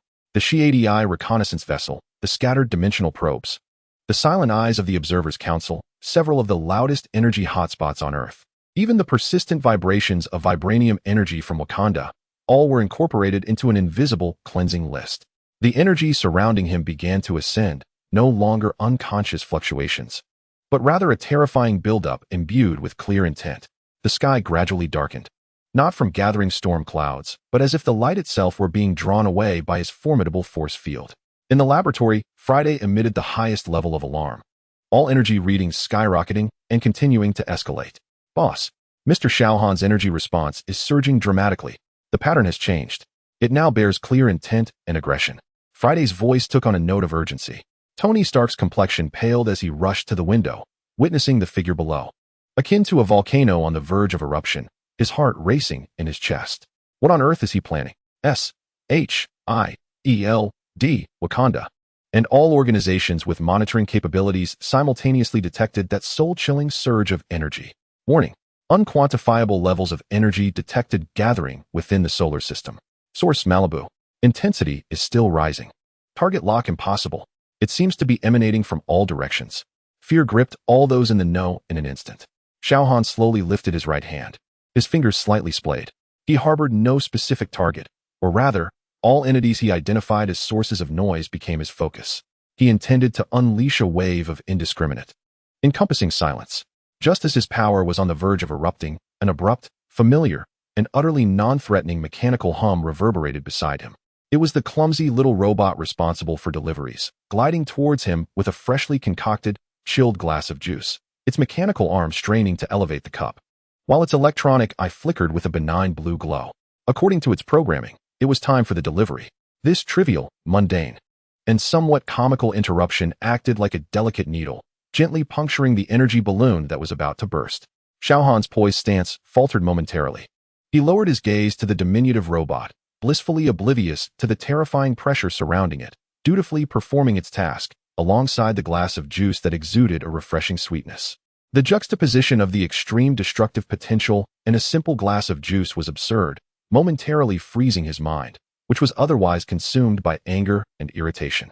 In that fleeting moment of stillness, the most sensitive of the noise sources he had marked, particularly the silent eyes of the dimension-peering observers and the Council of Observers, immediately detected the infinitesimal pause and subtle shift in energy flow.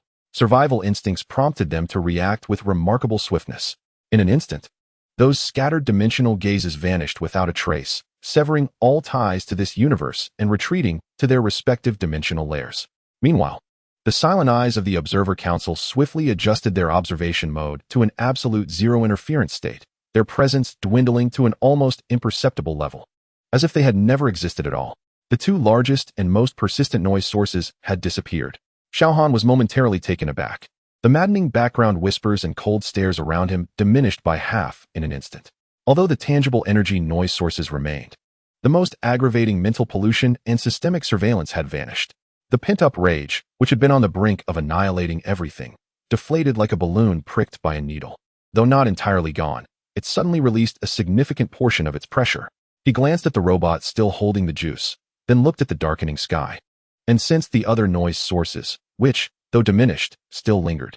The terrifying crimson glow in his eyes gradually receded, and the dreadful energy field surrounding him ebbed like a receding tide, still more active than usual, yet no longer on the verge of eruption. The sky returned to normal, and the sea began to undulate once more. He remained silent for a few seconds before reaching out to take the glass of juice. He took a sip, too sweet, but he drank it nonetheless. Subsequently, he reclined back into the chair, closed his eyes, as if the cataclysmic momentum had merely been a figment of his imagination. Yet, all monitoring devices had recorded that breathtaking energy peak and the inexplicable interruption that perhaps saved the entire solar system at the last moment. In the laboratory, Tony Stark lay sprawled on the floor, drenched in cold sweat, gasping for air. What had just happened? He incoherently queried Friday, unable to fully analyze. Boss. Mr. Xiao Han appeared to have entered a state of preparation for large-scale extermination, but abruptly halted at the last moment for reasons unknown. Tony gazed at the figure downstairs, now basking in the sun once more, feeling as though he had brushed against death itself. He never wished to experience such terror again. Monitoring centers worldwide gradually emerged from their extreme panic, yet the tremors that resonated from the depths of their souls lingered long after. They remained unaware that a glass of juice and a robot had inadvertently delayed the advent of doom. However, the crisis had not been averted. Xiao Han's agitation was merely subdued, not eradicated. The remaining pests were oblivious to the fact that they had collectively danced on the precipice of oblivion. In the cosmos, countless oblivious entities would be drawn to the unspent energy peak, seeking to gaze upon it. The storm's critical point had only been temporarily postponed.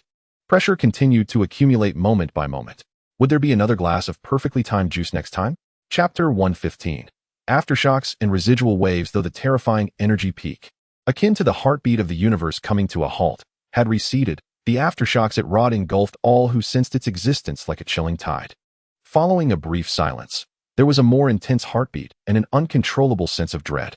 Tony Stark lay on the cold laboratory floor, nearly soaked through with sweat, his heart pounding like a war drum, sending waves of physiological nausea and dizziness coursing through him. Never before had he felt the raw, unparalleled force of destruction so closely. It was akin to an ant gazing up at a colossal foot poised to crush it, leaving no room for despair to take root, only the most primal, freezing fear. Friday recorded all data at the highest encryption level. His voice was hoarse, barely able to articulate complete sentences. Recorded and encrypted, boss. The energy peak exceeded all known scale limits, with an estimated impact range encompassing the globe and near-Earth space, potentially involving certain dimensional layers. There was a barely perceptible electronic tremor in Friday's voice. Tony shut his eyes, his stomach churning. Had he nearly been erased from existence, along with this planet? Due to someone's foul mood? It was preposterous. Terrifying. He struggled to rise, looking out the window. That figure had lain back down, as if everything that had just transpired was merely an illusion. Yet Tony knew it was not. The destructive energy was all too real, and the last-minute interruption was steeped in perplexing chance. Analyze the cause of the energy's retreat. What interrupted him? Tony urgently inquired. He needed to know what had pulled the plug at the last moment, as it might be their only insurance for the future. A minuscule, non-energy-related routine interaction event detected, a household service robot delivering meals. The timing coincided precisely with the onset of the energy retreat. Friday pulled up the data, hypothesizing that this mundane event had produced an unpredictable disruption in the target's decision-making process. A robot? Delivering meals? Tony was taken aback, a wave of absurdity washing over him. A disaster that could have global repercussions had been interrupted by a glass of juice and a foolish robot? It was the utmost mockery of all their efforts and fears. Yet, a deeper sense of helplessness swiftly followed. Their safety was contingent upon such a fragile coincidence. He had to take action. No longer could he passively await the next potentially non-existent stroke of luck. Friday, initiate the ARC protocol's preparatory phase. Back up all core technologies and crucial data to the hidden repository in low Earth orbit in the far side of the moon. Priority, highest. His voice was low but resolute. This was their last retreat, though he knew that, in the face of such power, the so-called ARC might be nothing more than a jest. Understood, boss. The S.H.I.E.L.D. aerospace carrier was already in chaos. When the energy peak manifested, alarms blared across all global branches, only to abruptly cease, leaving personnel in a state of bewilderment. Immediately assess the damage. Confirm whether an attack has occurred. Hill's voice crackled through the communicator, laced with an unusual urgency. Report. No direct physical destruction has been detected globally. However, all sensitive instruments have sustained varying degrees of overload damage. Some low-orbit satellites have temporarily malfunctioned. The source of energy has been confirmed. Malibu. Nature. Unknown. Exceedingly perilous. No subsequent attack indicators have been detected. The target's energy response has returned to normal levels. Normal levels? An overwhelming sense of unreality enveloped everyone. The cataclysmic force that had just manifested, has it simply dissipated? Nick Fury's solitary eye fixated on the rapidly declining energy curve on the main screen, his face ashen and silent. The hand resting on the console was slightly pale from the tension. He was acutely aware of what had just transpired. That entity had nearly executed indiscriminate eradication. And they? Utterly powerless. Notify the World Security Council for an emergency meeting. He finally managed to utter through clenched teeth. We must reassess everything. In Wakanda, at the underground command center. Princess Shuri patted her chest, her face pale. Wow, that scared me to death. I thought we were done for. Beside her, the mechanical panther, Bast, emitted a low whimper. King T'Challa and Okoye exchanged glances, each reflecting astonishment and gravity. The energy surges they sensed through the planet's networks were more visceral and terrifying, as if the very veins of the planet had been forcefully stretched to the brink of rupture. His emotions were in turmoil. T'Challa spoke gravely. Has our engineering exacerbated its agitation? He suspected that even the faint vibranium energy fluctuations might have contributed to the cacophony. Immediately suspend all energy adjustments above ground in the planetary network. He commanded decisively. Transfer all operations to the deepest shielded chamber underground. No further tests that could result in energy leakage shall be conducted until we have absolute certainty. Yes, Your Majesty. Within the Sanctum Sanctorum. Strange and Wong scrutinized the defensive array that had just autonomously activated and was now gradually settling, their expressions grave. It was not mere magic, but a level of power that was terrifyingly profound. Strange felt the lingering, heart-pounding pressure in the air, recalling that instant when he sensed the very structure of reality trembling. We must assume it possesses the capacity to annihilate not only matter, but possibly even dimensions and timelines themselves. Wong's voice was heavy. For the Sanctum's defenses might hold no significance against such a force. An unprecedented sense of crisis weighed upon all supernatural beings tasked with safeguarding Earth. In the cosmos, those fortunate enough to escape the encounter were left utterly shaken.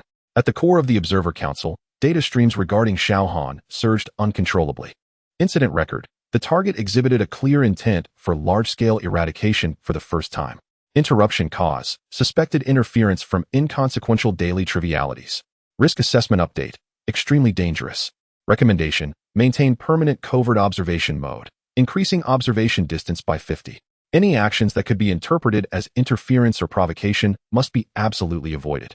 A new proposal has been submitted for discussion. Should the Earth sector of Universe 616 be designated as a reality instability exclusion zone, advising all advanced civilizations to steer clear? The Council's gaze became increasingly obscure and cautious, as if observing an antimatter bomb poised to detonate. Those scattered dimensional entities had long since fled without a trace, daring not to show themselves again anytime soon. The Shi'ar Empire completely severed any thoughts of contact, even contemplating adjustments to their interstellar routes, steering away from the solar system. However, the vastness of the cosmos ensured that there would always be information gaps, and those unyielding to fear. At the edge of the solar system, another smaller, more clandestine reconnaissance ship belonging to the radical faction of the Kree Empire carefully entered orbit. Its mission was to monitor Shi'ar movements, but it inadvertently captured the terrifying energy explosion at that moment. Report: unknown source of extreme energy explosion detected. Location: third planet. Intensity: immeasurable. The Kree scout reported in terror. The captain, gazing at the alarming readings, felt a flicker of fervor. Such immense energy must belong to the Kree Empire. Immediately send a discovery report to the homeworld. Request directive: should we attempt to capture an energy sample?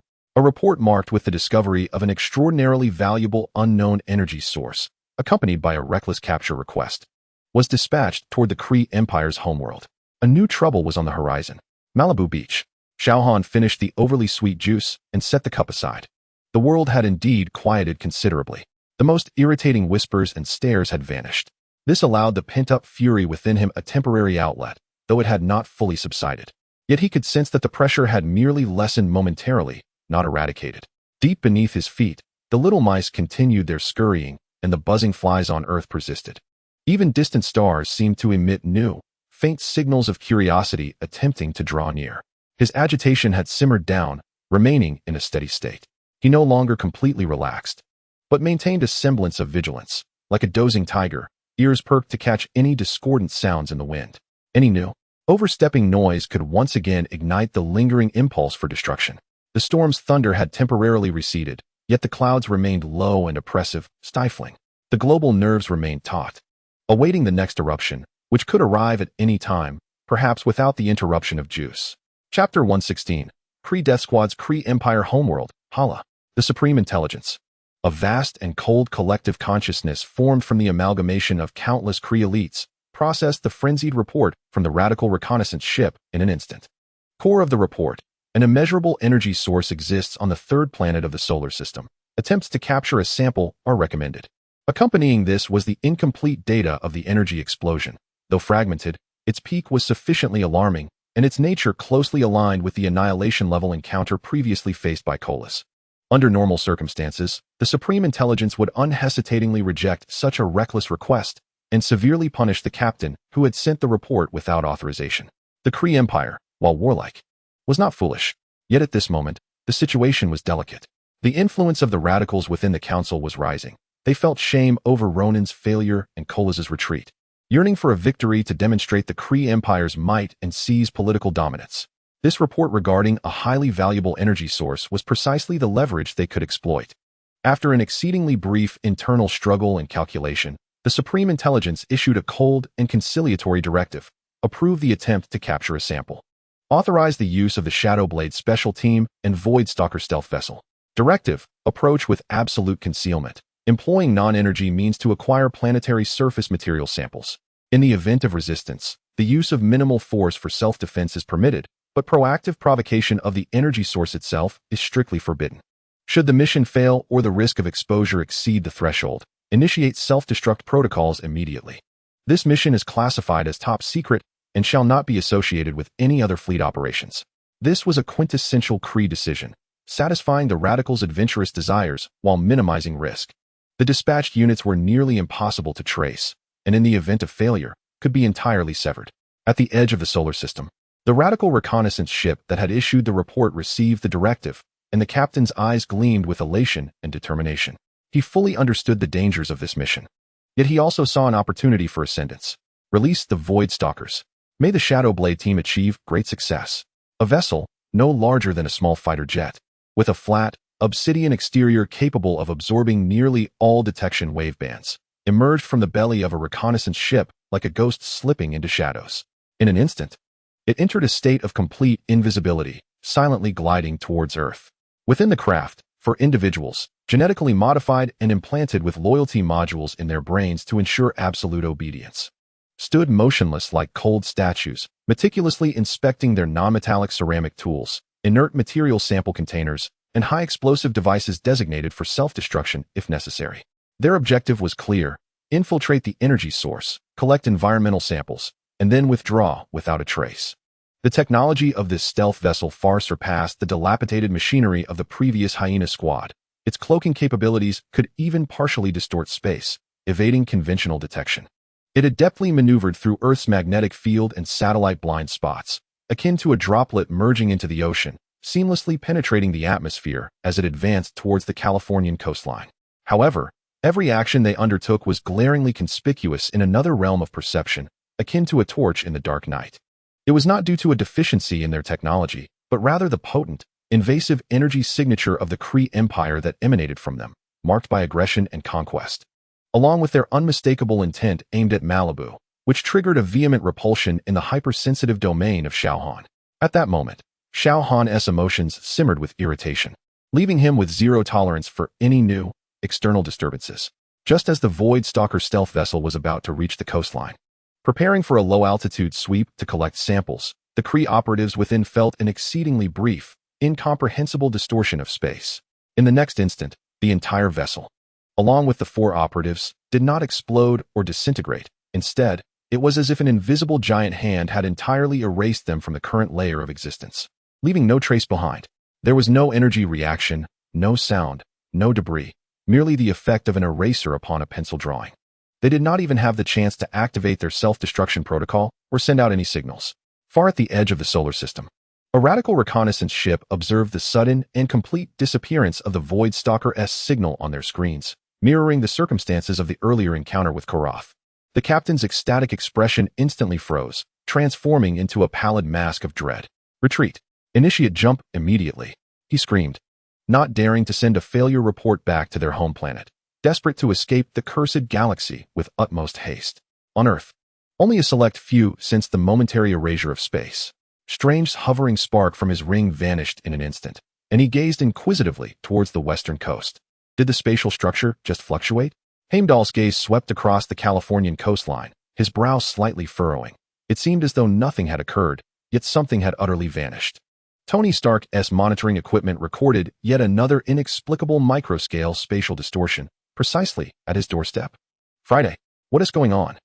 Detected a super-micro-scale spatial structure reorganization event, located 3,000 meters above the coastline. No energy input or material residue detected. Tony felt a wave of dizziness wash over him. Here we go again. And this time, right in front of me. What am I even doing? Swatting flies. Why can't those alien bastards ever learn? On Malibu Beach, Xiao Han expressionlessly withdrew his gaze, as if merely blinking. Another ill-mannered, odorous rodent attempted to intrude. It was swiftly eliminated. The world seemed a touch quieter once more. Yet, his irritation remained unabated. In fact, the act of dispatching yet another intruder only added to his displeasure. Why couldn't these pests allow him a moment of peace? The low pressure surrounding him continued to swirl ominously. This latest act of eradication would have far-reaching consequences.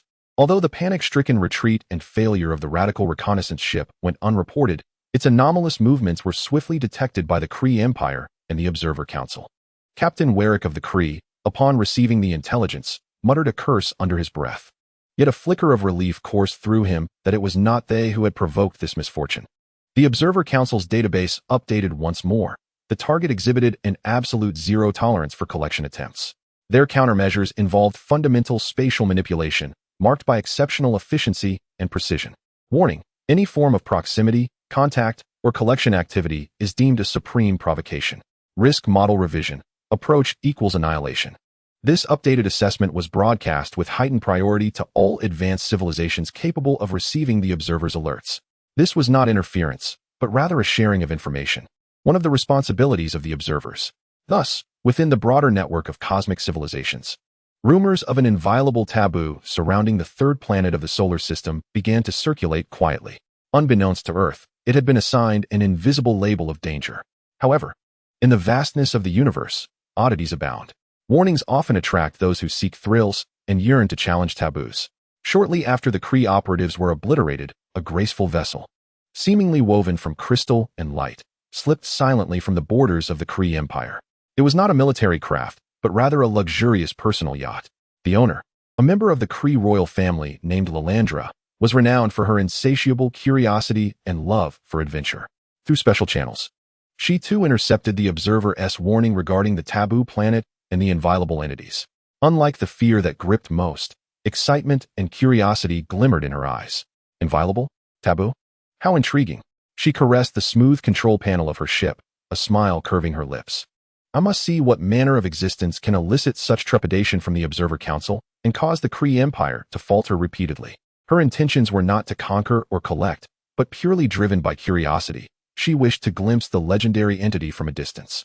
Setting a course for the solar system, she resolved to maintain maximum observation distance. Let us see what this taboo truly entails. The private yacht gracefully turned, leaping into the hyperspace lane. New troubles often begin with the simplest of curiosities. Meanwhile, on Malibu Beach, Xiao Han remained blissfully unaware of another impending observer. He merely sensed that the world, which had just quieted, was once more rising with an irritating hum. His brow furrowed ever tighter. Chapter 117. Lilandra's Vigil. Lilandra's private yacht, the Star Feather, glided forth like an elegant plume of light, silently emerging from hyperspace, halting at the edge of the Oort cloud, farther than the previous Kree reconnaissance ship had ventured. Here, it was nearly the boundary of the solar system, with the distant sun appearing as merely a bright star. Maximum distance scanning activated.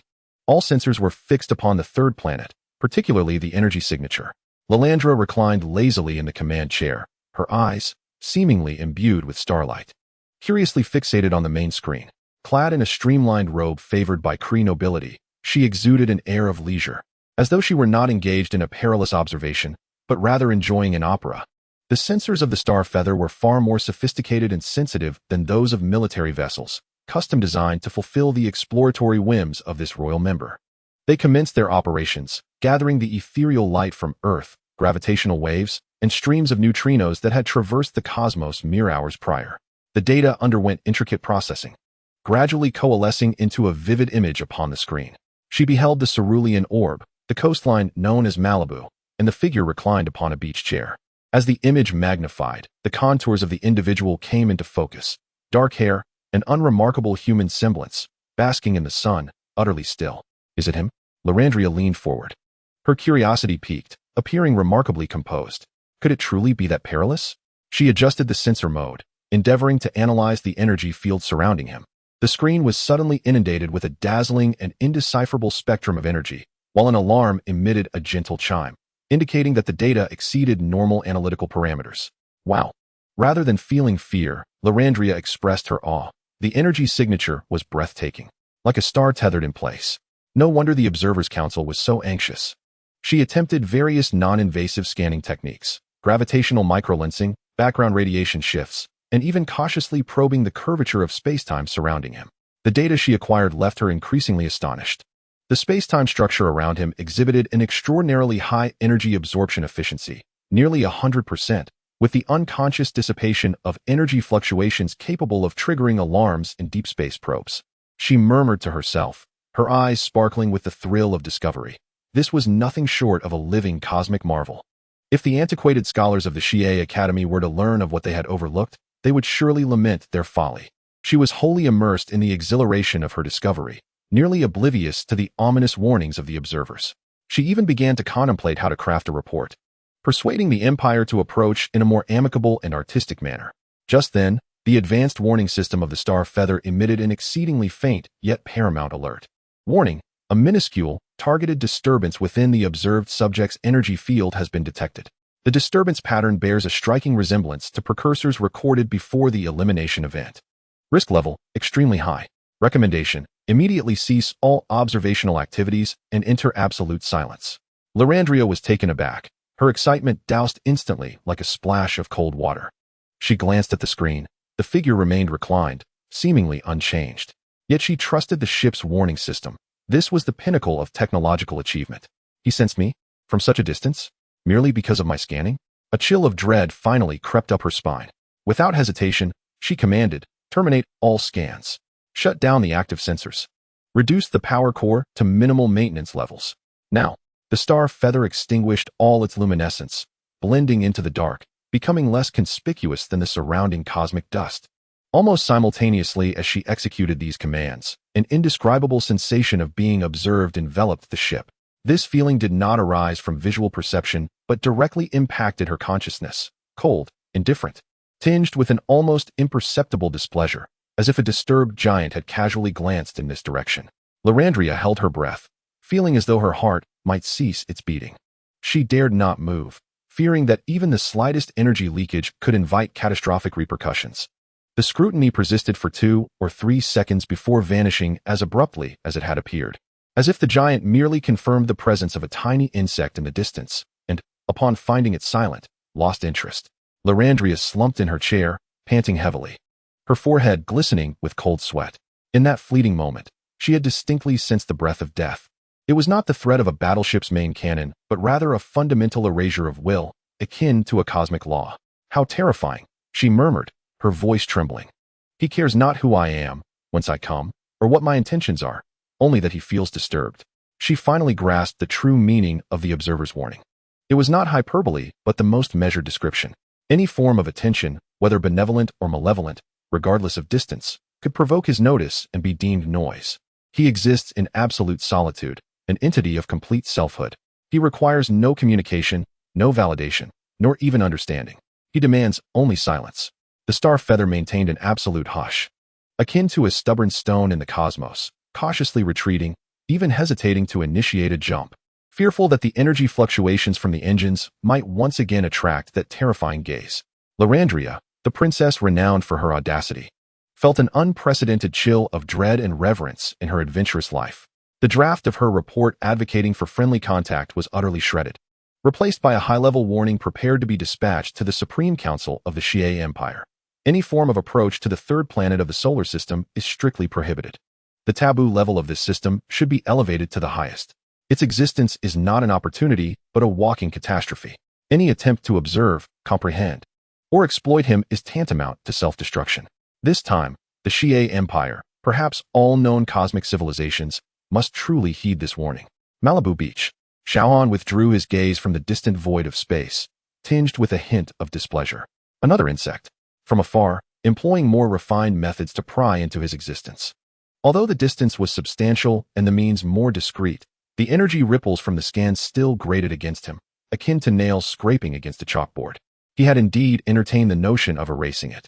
However, the distance was too great, and the insect had promptly and thoroughly quieted, eliminating the source of noise. To expend effort on such a distant and compliant entity seemed hardly worth it. Never mind. He attempted once more to focus on the sunlight. Yet the sensation of being incessantly scrutinized, treated as a rarity for observation, lingered like a thin layer of dust, impervious to complete dispelling. His agitation swelled, akin to a tide slowly rising, accumulating steadily. He understood that as long as he remained here, as long as that infernal cosmic broadcast persisted, these insects would continue to be drawn to him. Perhaps it was time to contemplate relocating to a more tranquil spot for sunbathing? This thought surfaced with unprecedented clarity in his mind. Yet he was momentarily disinclined to move. Relocating was a hassle, unless the noise truly became unbearable. He closed his eyes, allowing a sliver of consciousness to sink into the cycle of energy absorption, striving to neglect all external distractions. Meanwhile, in the cosmos, the rumors of taboo planets and unobservable entities gained newfound significance among certain advanced civilizations, ignited by Princess Lorandria's encounter with the Xi'e Empire. The solar system, unbeknownst to its terrestrial inhabitants, was gradually transforming into a region discreetly marked for avoidance on cosmic navigational charts. Yet for Xiao Han, this was still far from sufficient. He yearned for absolute, unadulterated tranquility. In a universe rife with curiosity and avarice, such a desire seemed destined to remain unfulfilled. The low pressure of the storm continued unabated. Chapter 118. The thought of relocation. Princess Lorandria's hasty withdrawal and the highest level warning she issued created ripples within the upper echelons of the Xi'e Empire, far surpassing the previous reports from the military sector. A royal member renowned for their audacity and extensive knowledge had issued a warning marked by evident trepidation. carrying a weight that was altogether different. After a brief yet intense debate, the Supreme Council of the Xia Empire ultimately adopted Lalandra's proposal. An official decree was issued to all fleets and border outposts. Order: immediately designate the solar system and its surrounding 1 light-year region as an absolute taboo zone. All Xia Empire vessels, personnel, and detection equipment are strictly prohibited from entering this area in any form. All observation research and contact plans concerning this zone are to be rescinded. Priority of this order: highest level of imperial security.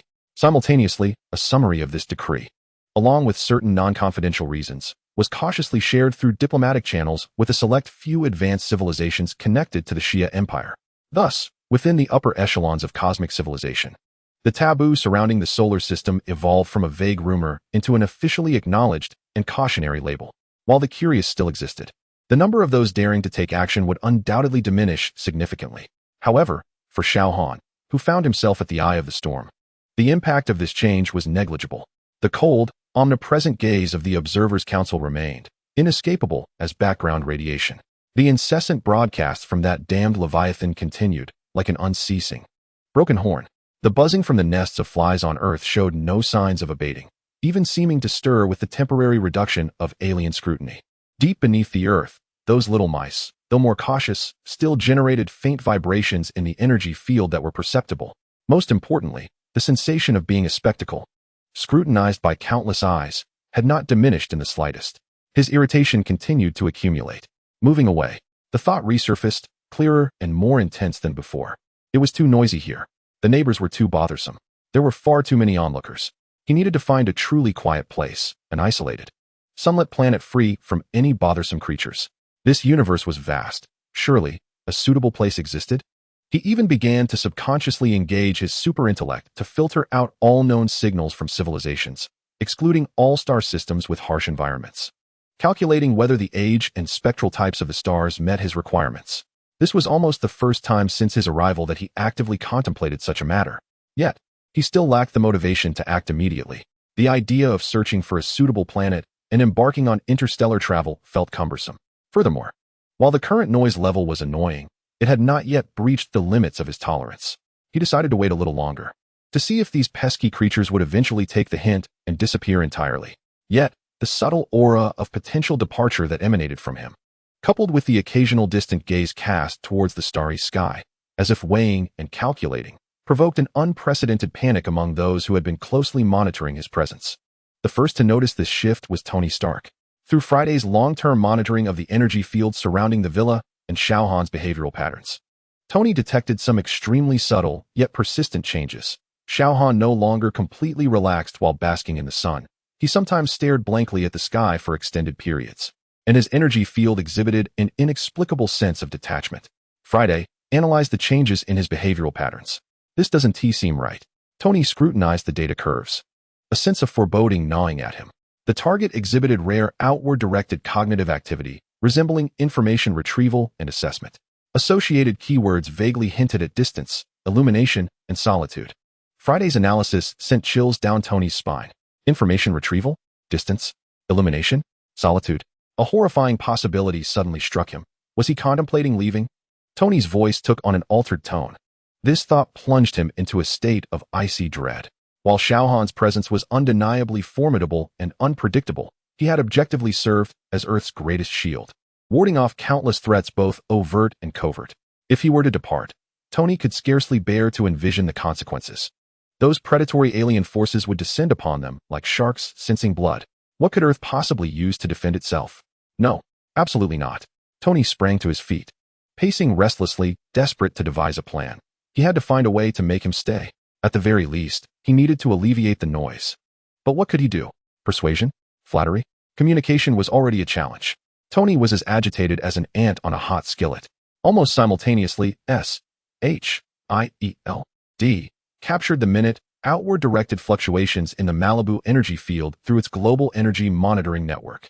Nick Fury's single eye narrowed instantly. He couldn't decipher what those fluctuations specifically indicated, but it was undoubtedly not a good omen. An entity that had previously shown indifference to its surroundings suddenly began gazing at the stars. This alone signified tremendous uncertainty. Hill, immediately assemble the strategic analysis team. I want to know what he intends to do. Fury's voice carried an unprecedented gravity.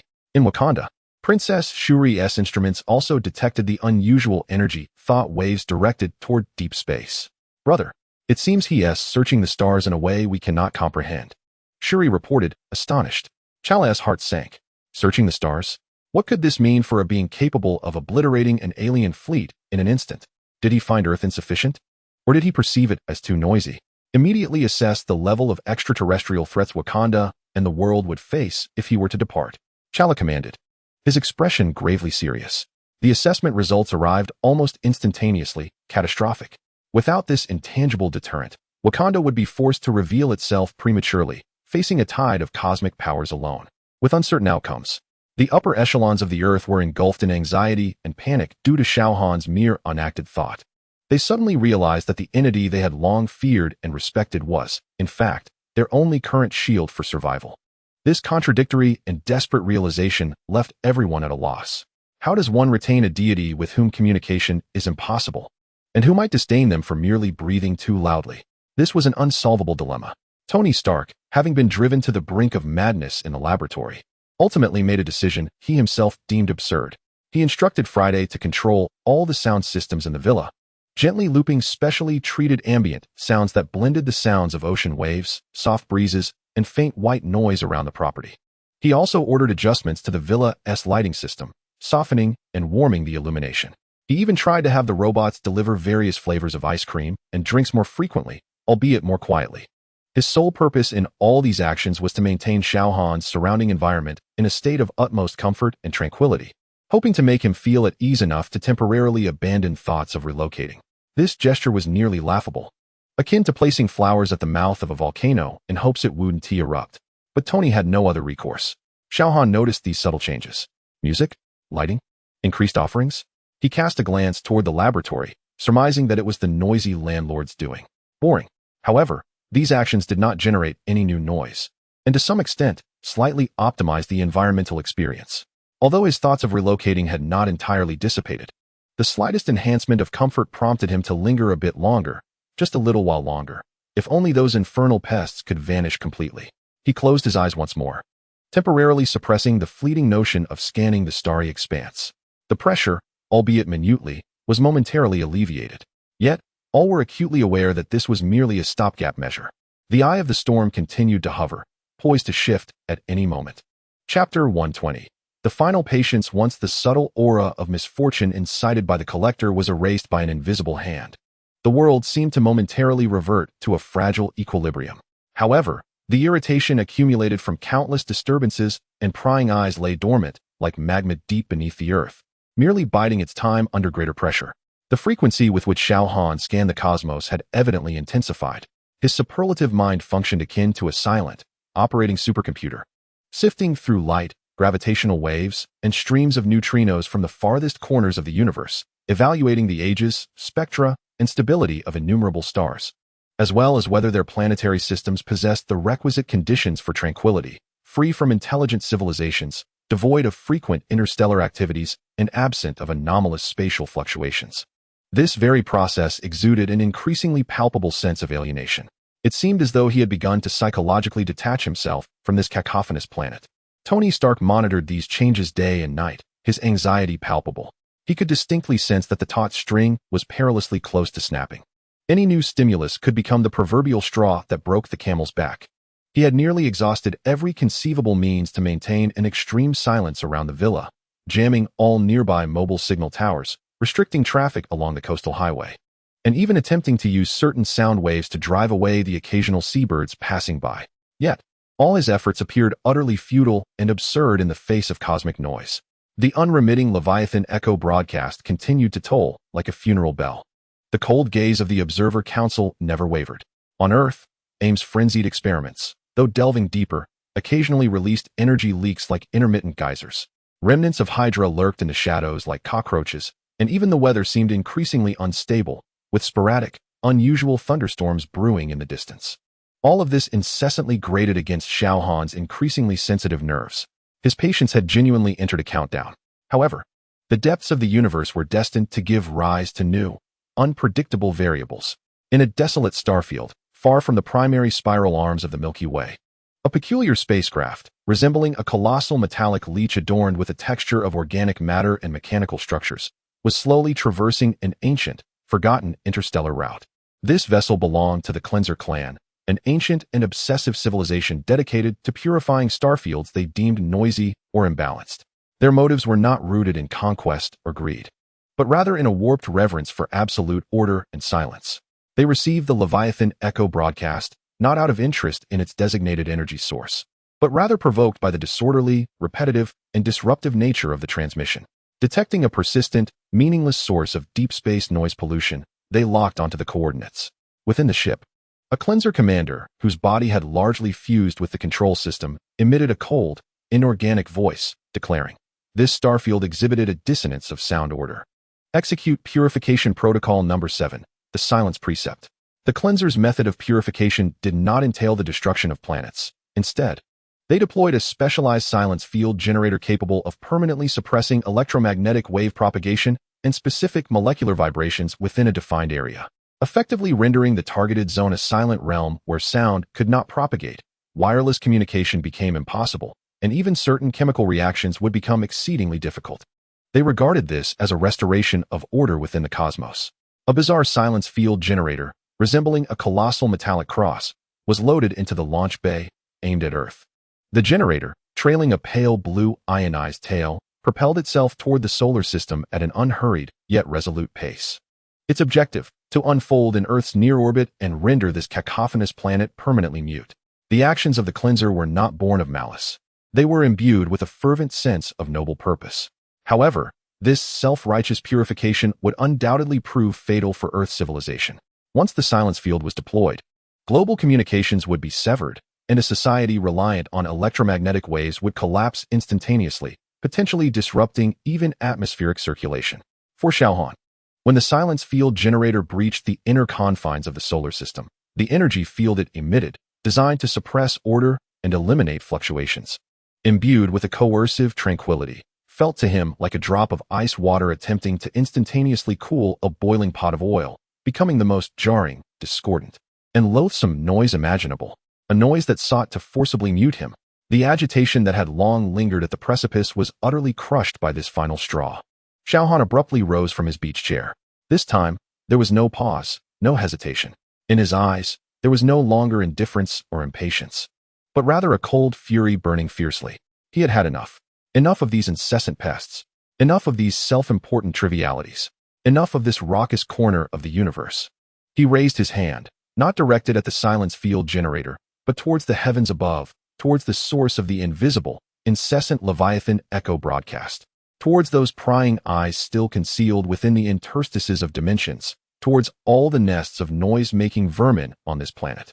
His fingers clenched tightly. There was no earth-shattering explosion, no dazzling beams of energy.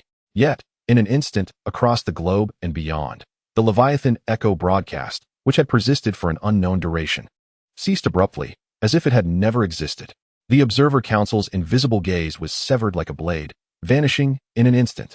In space, the silence field generator hurtling towards Earth quietly disintegrated into cosmic dust. On Earth, all AGEM bases, Hydra strongholds, and several other locations exhibiting the most pronounced energy fluctuations experienced an instantaneous extinguishing of all energy reactions. All equipment became permanently inoperative, leaving personnel within in a state of bewilderment, unaware of what had transpired. Even the anomalous thunderstorm clouds in the atmosphere dissipated in an instant, as if smoothed out by an invisible hand. An absolute, profound silence, reminiscent of the primordial stillness at the birth of the universe, descended. This was not merely a silence of sound, but an absolute tranquility at the perceptual level that arose from the forcible erasure of all noise sources. Tony Stark stood stunned, as all the frantically alarming instruments in his laboratory instantly returned to zero, becoming utterly silent. Global communications seemed to falter for a brief second before resuming. Yet the invisible pressure that had pervaded the air vanished. What had he done? Tony murmured to himself, chilled to the bone. Fury, Chala, strange. And all those in the know felt the sweeping, momentary cleansing and the subsequent heart-stopping silence that followed. Xiao Han stood upon the beach, gently lowering his hands to embrace the long-lost, genuine tranquility. Only the whispers of the wind, the rhythmic crashing of the waves, and the faint yet persistent vibrations of vibranium energy emanating from the planet's core accompanied him. He cast his gaze downward, observing the earth beneath him. The final remnants of noise. He lifted his foot and gently stomped it down, not with destructive force, but rather a precisely calibrated vibrational wave that traversed the crust of the planet in an instant, akin to a delicate smoothing touch. In Wakanda, the energy cores of all underground laboratories were forcibly put into a state of dormancy, and all equipment ceased operations, yet the structures and personnel remained unscathed. For a brief interval, they would be unable to initiate any large-scale energy projects. Having accomplished this, Xiao Han finally felt a sense of satisfaction. The world had been rendered serene. He raised his head for one last glance at the sky, at this planet, devoid of any lingering attachment. His form shimmered slightly, as though merging with the light, and in the next moment, he vanished completely, without farewells, leaving no trace behind. It was as if he had never existed at all. Only a planet, now utterly tranquil yet stripped of its greatest shield, stood poised to confront the impending tempest of the cosmos. Tony Stark gazed at the desolate beach, the tools in his hands clattering to the ground. He had finally departed. After silencing all disturbances, he left without hesitation. The tranquility of Earth had finally arrived. Yet this tranquility, ushered in such a manner, instilled an unprecedented chill and dread in all who were aware. The true storm had only just begun.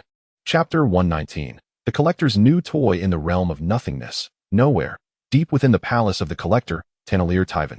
Karina's report of failure and the haunting imagery of the destructive crimson light failed to extinguish the fervent fire of obsession in Tyvan's eyes. Instead, it was as if he had doused it with a bucket of hot oil, igniting it into a more twisted and stubborn blaze. Inaccessible, unobserved, and even the mere thought of being perceived, the Collector paced within a hall adorned with walls that shifted in color. He caressed a nebula creature, ensnared within an energy field, its mournful cries echoing in his mind, his gaze entranced and obsessive. How perfect! How utterly unique! This would undoubtedly be the most resplendent and perilous crown in my collection. Without it, my existence would be devoid of meaning. Yet he was not entirely mad. Karina's report and the whispered taboo warnings circulating through the cosmos led him to comprehend that conventional means had utterly failed. To forcibly acquire it would equate to self-destruction. A new path must be forged. His eyes roamed across the myriad treasures in the hall, from miniature stars to frozen fragments of time, from weeping angel statues to sentient mechanical planets, until they settled upon an unassuming corner. There lay an ordinary-looking metallic chessboard, scattered with uniquely shaped pieces. This was no ordinary game of chess. It was cosmic chess, with pieces intricately linked to specific concepts or probabilities within the real universe, capable of subtly influencing luck or potential outcomes through the shifts of the game. An exceedingly insidious and covert plan began to take shape in his collection-hungry mind. He need not directly confront that existence, for such a feat was impossible. He merely needed to, with the slightest nudge, alter the probability strings of his surrounding world, to orchestrate a series of mishaps in his vicinity, some neither too great nor too small, insufficient to provoke his ire directly, yet incessantly disruptive to his comfort.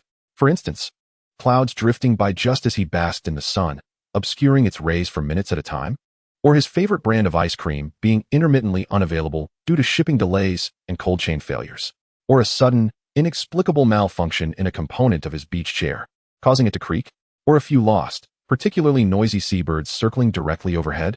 These trivial misfortunes would act like grains of sand in his shoe, continually wearing down his patience. And when his patience reached a breaking point, when he felt the world becoming increasingly bothersome and cacophonous, would he not entertain thoughts of departure?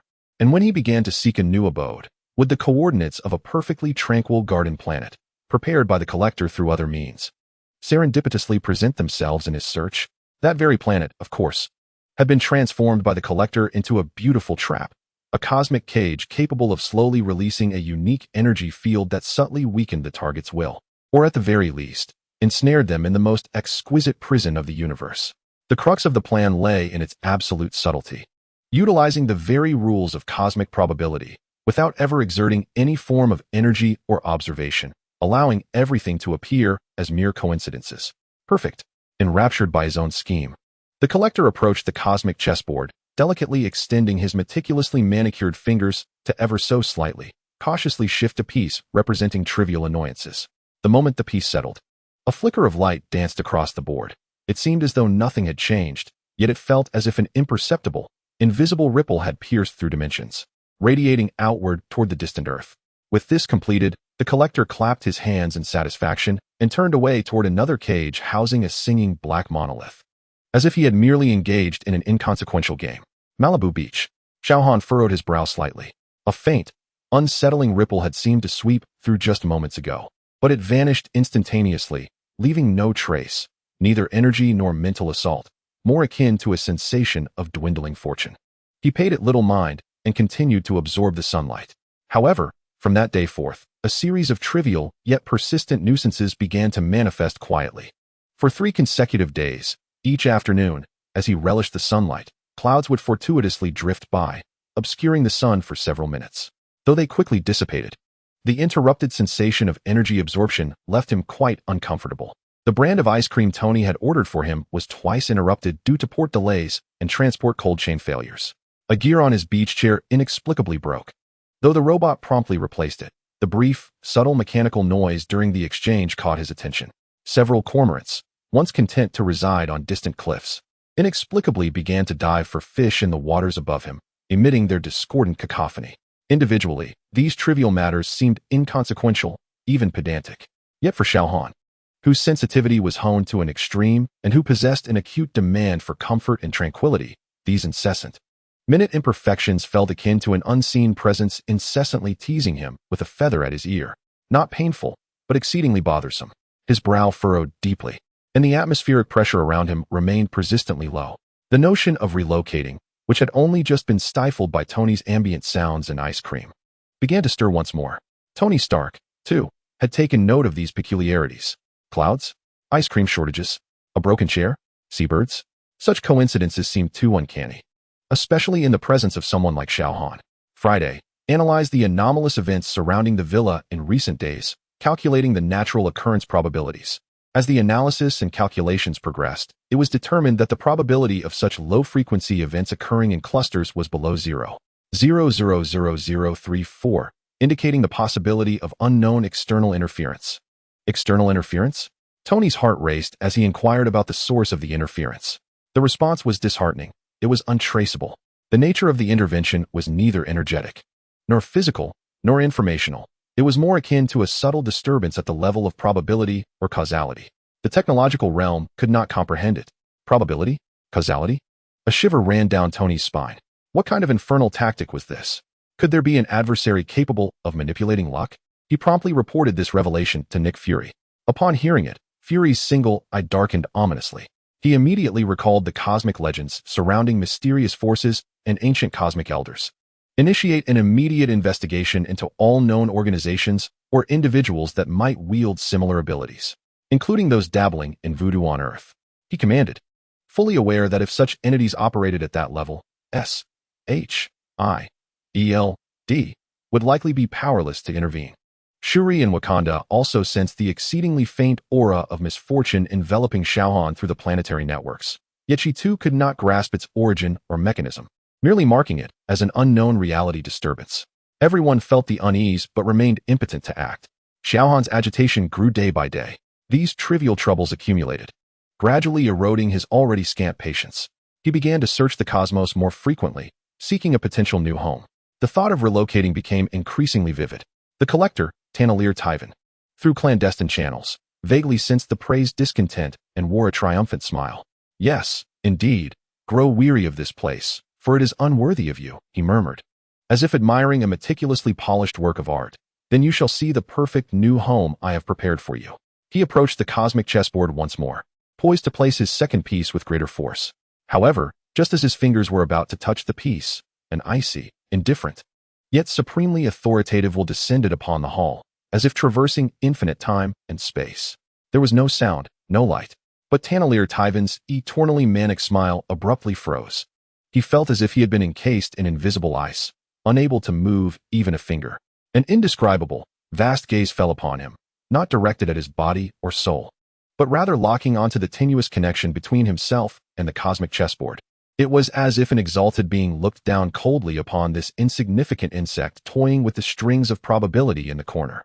In the next heartbeat, that invaluable cosmic chessboard, along with all its pieces, vanished without a trace, dissolving into the primordial cosmic dust without a hint of energy disturbance. The probability string that the collector had plucked was forcefully returned to its original position by an absolute power. The aura of misfortune that had surrounded Xiao Han dissipated in an instant. The oppressive feeling vanished. Tanalier Tyvan staggered back, gasping for breath, his ornate robe drenched in cold sweat. His eyes wide with unprecedented fear and dread. He understood now. It was not a warning. It was merely a simple cleansing. Like someone brushing away a speck of dust from their clothing. That presence could not even be bothered to take action against him, simply erasing the tool of his disruption. The chasm of disparity was absolute. He was not even worthy of being acknowledged. The collector collapsed onto the ground, motionless for an extended period. His fervent desire for accumulation was for the first time overshadowed by a deeper emotion, one named awe. He realized that he would likely never again dare to entertain thoughts of that existence. On Malibu Beach, Xiao Han sensed the unpleasant aura of misfortune abruptly vanish. The world seemed to revert to normality. Puzzled, he scanned his surroundings, finding nothing amiss, and chose to bask in the sun once more. However, following this disturbance, the notion of relocating seemed all the more resolute. Meanwhile, Earth's guardians remained ensnared in anxiety, oblivious to the calamity they had just narrowly escaped. Only the Silent Observer Council meticulously recorded all that transpired. Event: detection of a weak probability level intervention directed at the target. Source of intervention has been marked. Outcome: intervention was perceived and terminated by the target in an unknown manner. The tool of intervention was completely eradicated. Analysis: the target's perception and maintenance of reality stability exceed expectations. Any form of indirect interference is equally intolerable. Recommendation: classify probability causal manipulation as an absolute observational prohibition. The eye of the storm continued to move slowly, in search of a truly tranquil refuge. Chapter 120. After the silence, Xiao Han's departure was not accompanied by the tearing of space or the explosive resonance of energy, but rather an absolute withdrawal, as if he had never existed. The profound silence brought about by the recent invisible cleansing had yet to dissipate when, in the next moment, that radiant source of energy, which had lingered on the periphery of perception like a star, vanished entirely. Malibu Beach lay desolate, save for the specially designed beach chair, a half-melted ice cream on the small table beside it, and a world seemingly muted. Tony Stark was the first to rush down the stairs, stumbling onto the beach, incredulously gazing at the empty chair. Friday's sensors confirmed the worst outcome. The villa and surrounding areas could no longer detect any unique energy signature belonging to Xiao Han. He truly is gone, Tony murmured, his voice hoarse. Instead of the anticipated relief, an overwhelming, frigid void and panic seized him. The presence he had long feared, respected, yet subtly relied upon, had departed without warning. It was as if the sword of Damocles that had hung over him had suddenly vanished, bringing not comfort, but a disorienting sense of loss and fear, stripped of all support. Simultaneously, S.H.I.E.L.D's global surveillance network confirmed the disappearance of the energy source. The target has vanished? Maria Hill's voice trembled with disbelief over the communication channel. Nick Fury's single eye fixated on the main screen, where the light representing Xiao Han's energy signal had extinguished completely. He slammed his fist against the control panel, producing a dull thud. Gone, just as they realized his indispensable nature. He has departed. Global alert levels surged to the highest state. All field agents entered combat readiness. Contact every ally that can be reached. Quickly, Fury's voice reverberated within the airship, tinged with a barely perceptible despair. He understood that the true test was only just beginning. In Wakanda, the underground command center erupted in chaos. The energy source signal has disappeared. Princess Shuri exclaimed, her instruments displaying a blank screen. He is gone. King T'Challa and Okoye exchanged grave glances, their expressions taut with concern. The invisible deterrent that had enveloped the globe had vanished. Peace, hidden for centuries in Wakanda, was likely at an end. Initiate the final phase of the Dome Plan. Fully activate the vibranium energy barrier. All borders enter wartime status. T'Challa commanded without hesitation. Now was not the time for sorrow or surprise. Survival was paramount. In the Sanctum Sanctorum, Strange and Wong also felt the monumental presence's disappearance, along with the ensuing silence and unease akin to a cosmic vacuum. All defensive formations at the Sanctum must operate at full capacity. Strange pallor was striking, and I sensed an innumerable array of gazes redirecting towards this very spot. The frigid scrutiny of the Observers' Council had been momentarily interrupted with Xiao Han's departure. Yet it swiftly returned, albeit in a more insidious and cautious manner. They meticulously documented this historic transformation, The data streams cascading like a waterfall. Event. Target individual Xiao Han has voluntarily exited Universe 616, Earth. Status. Local reality stability exhibits slight fluctuations due to the loss of an anchor point. External threat assessment has escalated sharply. Forecast. This civilization is poised to enter an exceptionally high-risk period. Continuous observation required. The Council remained neutral, merely observing. Yet, their very existence heralded the impending tempest. Meanwhile, throughout the cosmos, forces once intimidated by Xiao Han's might sensed, almost simultaneously, the terrifying power of the taboo dissipating through their distinct channels. At the border outpost of the Xia Empire, a report echoed. Signal from the forbidden energy source in the solar system has vanished. Repeat, the signal has disappeared. The sensor operator's voice quivered with shock. Commander Varric sprang to his feet, eyes wide with disbelief at the extinguished signal displayed on the screen. That nightmarish entity has departed? Confirm immediately. Highest priority. He dared not delay, promptly relaying the intelligence back to the home planet. Princess Lilandra, too, received the news almost simultaneously, seated within the Starfeather. Rendered speechless, her heart a tumult of emotions, relieved yet inexplicably despondent and increasingly uneasy. The shackles had vanished, yet the world beyond the cage appeared more perilous than ever. Within the Kree Empire, remnants of radical factions rejoiced at the news of the energy source's disappearance. Fantastic! Our Void Stalker has succeeded, exclaimed a fervent officer. The opportunity has arrived. Inform the home planet immediately. We must deploy forces to seize that planet and claim all remnants of alien technology. Greed once again eclipsed fear. In the more distant, shadowy realms of space, entities that had once recoiled from a mere glance of Xiao Han now sensed the suffocating pressure dissipate. The restraints had vanished. That planet was now a forsaken treasure trove. Endless riches and slaves awaited. Countless avaricious eyes, brimming with greed, curiosity, and malice, refocused upon the suddenly vulnerable blue planet. After the silence came the undercurrents of unrest, heralding the storm's ominous arrival. Earth, akin to an infant stripped of all protective shields, lay exposed in the cold and merciless depths of the cosmos. Tony Stark stood upon an expansive beach, the sea breeze tousling his disheveled hair. Yet he felt an agonizing chill. He lifted his gaze towards the star-studded night sky, acutely aware that behind that seemingly tranquil dark backdrop, countless eyes were watching intently. Friday. His voice rasped. How long until the Home Guardian project is operational? Despite exerting every effort, the core energy barrier was only at 37 completion, boss. Friday replied coldly and pragmatically. Accelerate. At any cost. Tony gritted his teeth, turning to race towards the laboratory. This was no time for sorrow or regret. He must seize every fleeting moment. Across the globe, high-ranking officials privy to the situation found themselves engulfed in a frenzy of activity and panic. The military entered a state of maximum readiness. Secret plans were hastily activated, and all diplomatic channels were frantically mobilized in search of any possible allies. Yet, all were painfully aware that their preparations seemed woefully inadequate in the face of the impending malice from the starry seas. Xiao Han had taken away the terrifying power and, along with it, all forms of protection. The brief disruption of global communications and equipment failures he inadvertently caused upon leaving only exacerbated the chaotic situation. Following the silence, Earth's civilization faced the darkest and most perilous dawn since its inception. Chapter 121. The Voyager of the Cosmic Sea. Xiao Han's departure was not a mere leap across endless light years, but rather a precise and swift transition through the starry expanse. Propelled by his immense will, transcending conventional physical laws, his supersensory abilities unfurled fully, akin to an infinitely extending, intricate radar, scanning, assessing, and filtering every star system he traversed. His criteria were simple yet exacting. G-type main sequence star. Single star system. At least one Earth-like planet. Absolute absence of intelligent civilization. Far removed from any known civilization routes or anomalous spatial regions. These requirements constituted an exceedingly stringent filter.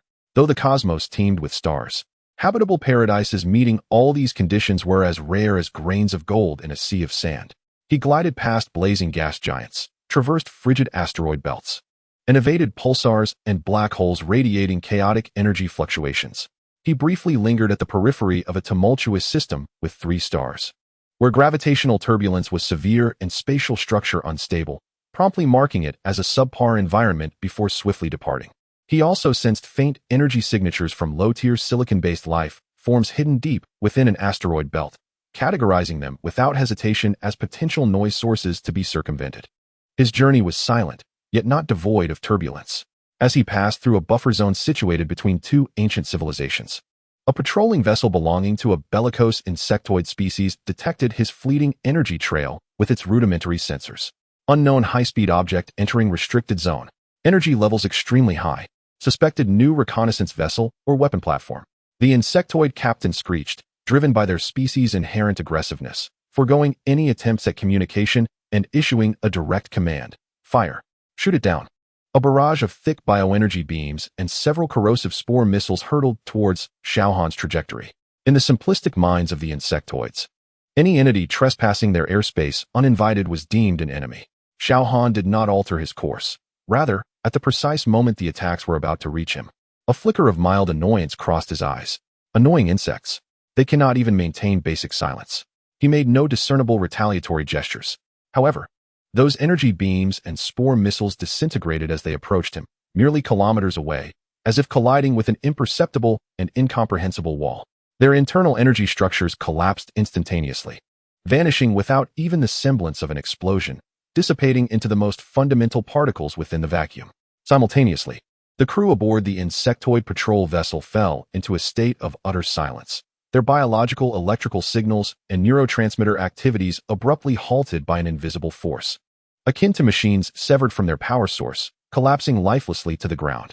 The patrol vessel itself, propelled by inertia, silently drifted into the cosmic abyss, transforming into a floating metal coffin.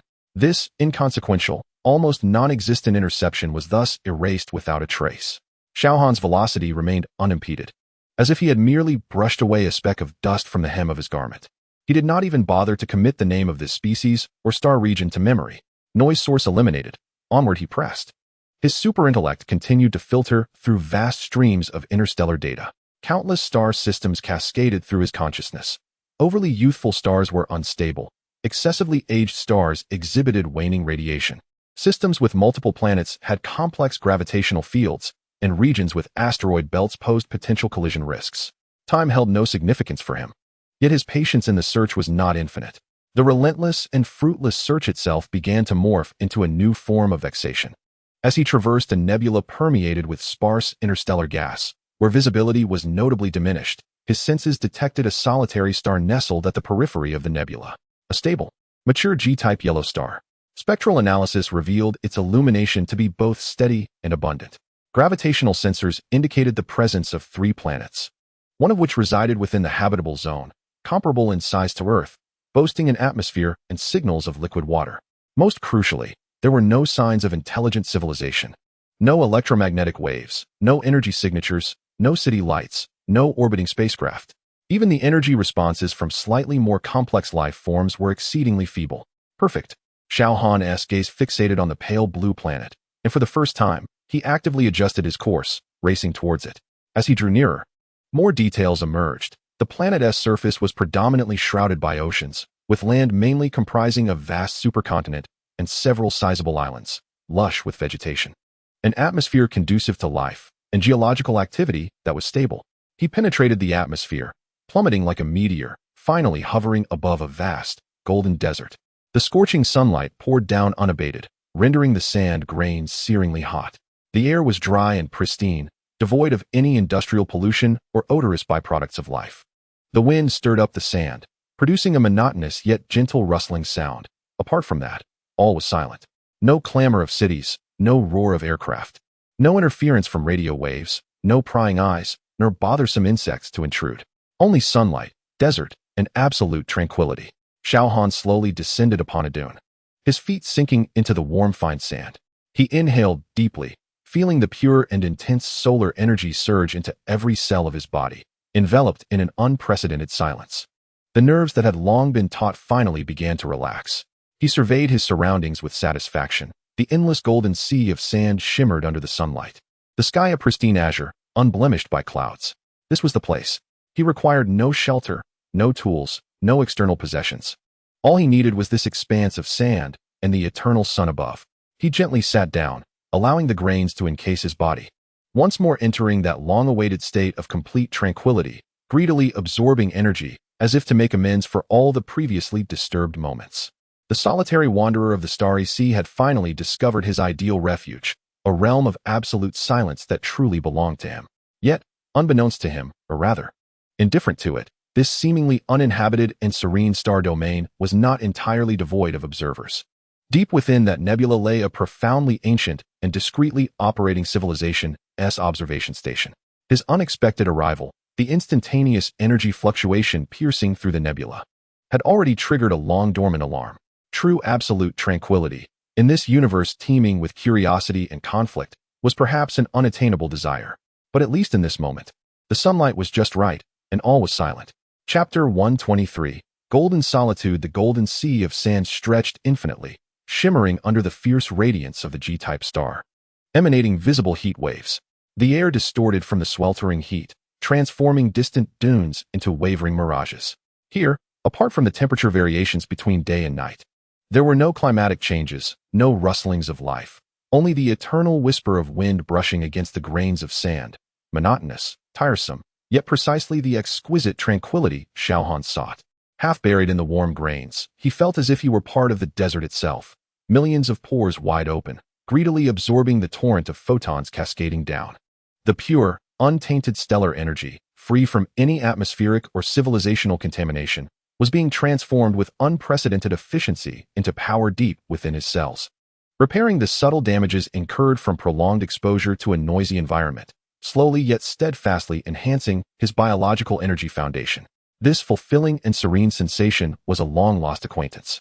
Time lost its meaning, perhaps days passed, or maybe months. He was wholly immersed in the joy of energy absorption and the absolute solitude, his consciousness emptied, no longer pondering, merely existing, akin to a stone basking in sunlight in the desert.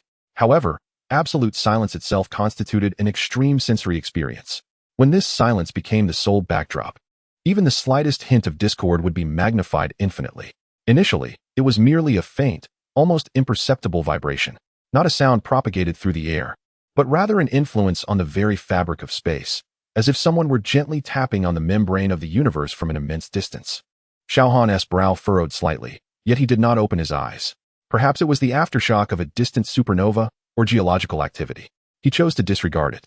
Yet the vibration did not dissipate. Instead, it persisted with a steady, slow rhythm. Thud, thud, thud, like the heartbeat of a sleeping giant, faint yet insistent, penetrating the barriers of space, precisely entering his highly sensitive realm of perception. A sense of agitation began to accumulate, like fine grains of sand. He attempted to shield himself from it, focusing his awareness solely on his immediate surroundings. But that vibration seemed to directly affect his nerve endings, rendering complete isolation impossible. Thud, thud, thud. The rhythm remained unchanged, and the intensity appeared to be increasing at an exceedingly slow pace. Finally, Xiao Han abruptly opened his eyes, his golden pupils glinting with icy displeasure. This was intolerable. All he wished for was a quiet place to bask in the sun. Why was there inexplicably incessant noise wherever he went? He sat up, his gaze sweeping across the desert as if it were a tangible force, his supersensory perception locking onto the source of the vibration with unprecedented precision, not originating from the planet beneath him, nor from the star above, but from deep within the thin cloud of interstellar gas that enveloped portions of the star domain.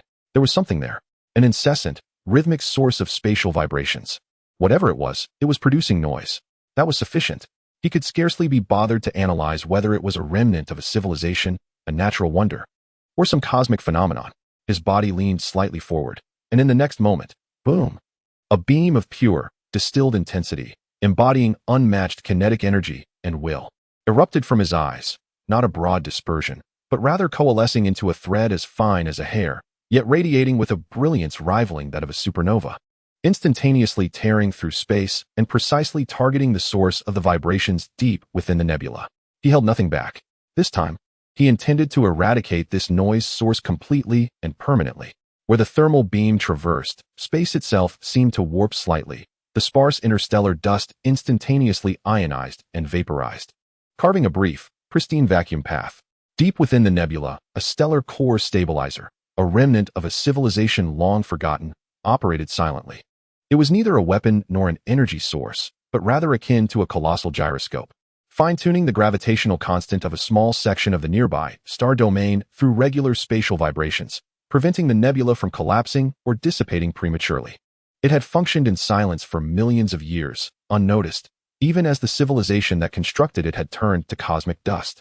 Today, it continued to emit its next regular spatial pulse according to its established program.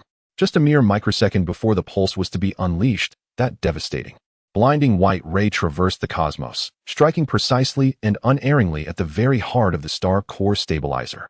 There was no explosion, no debris.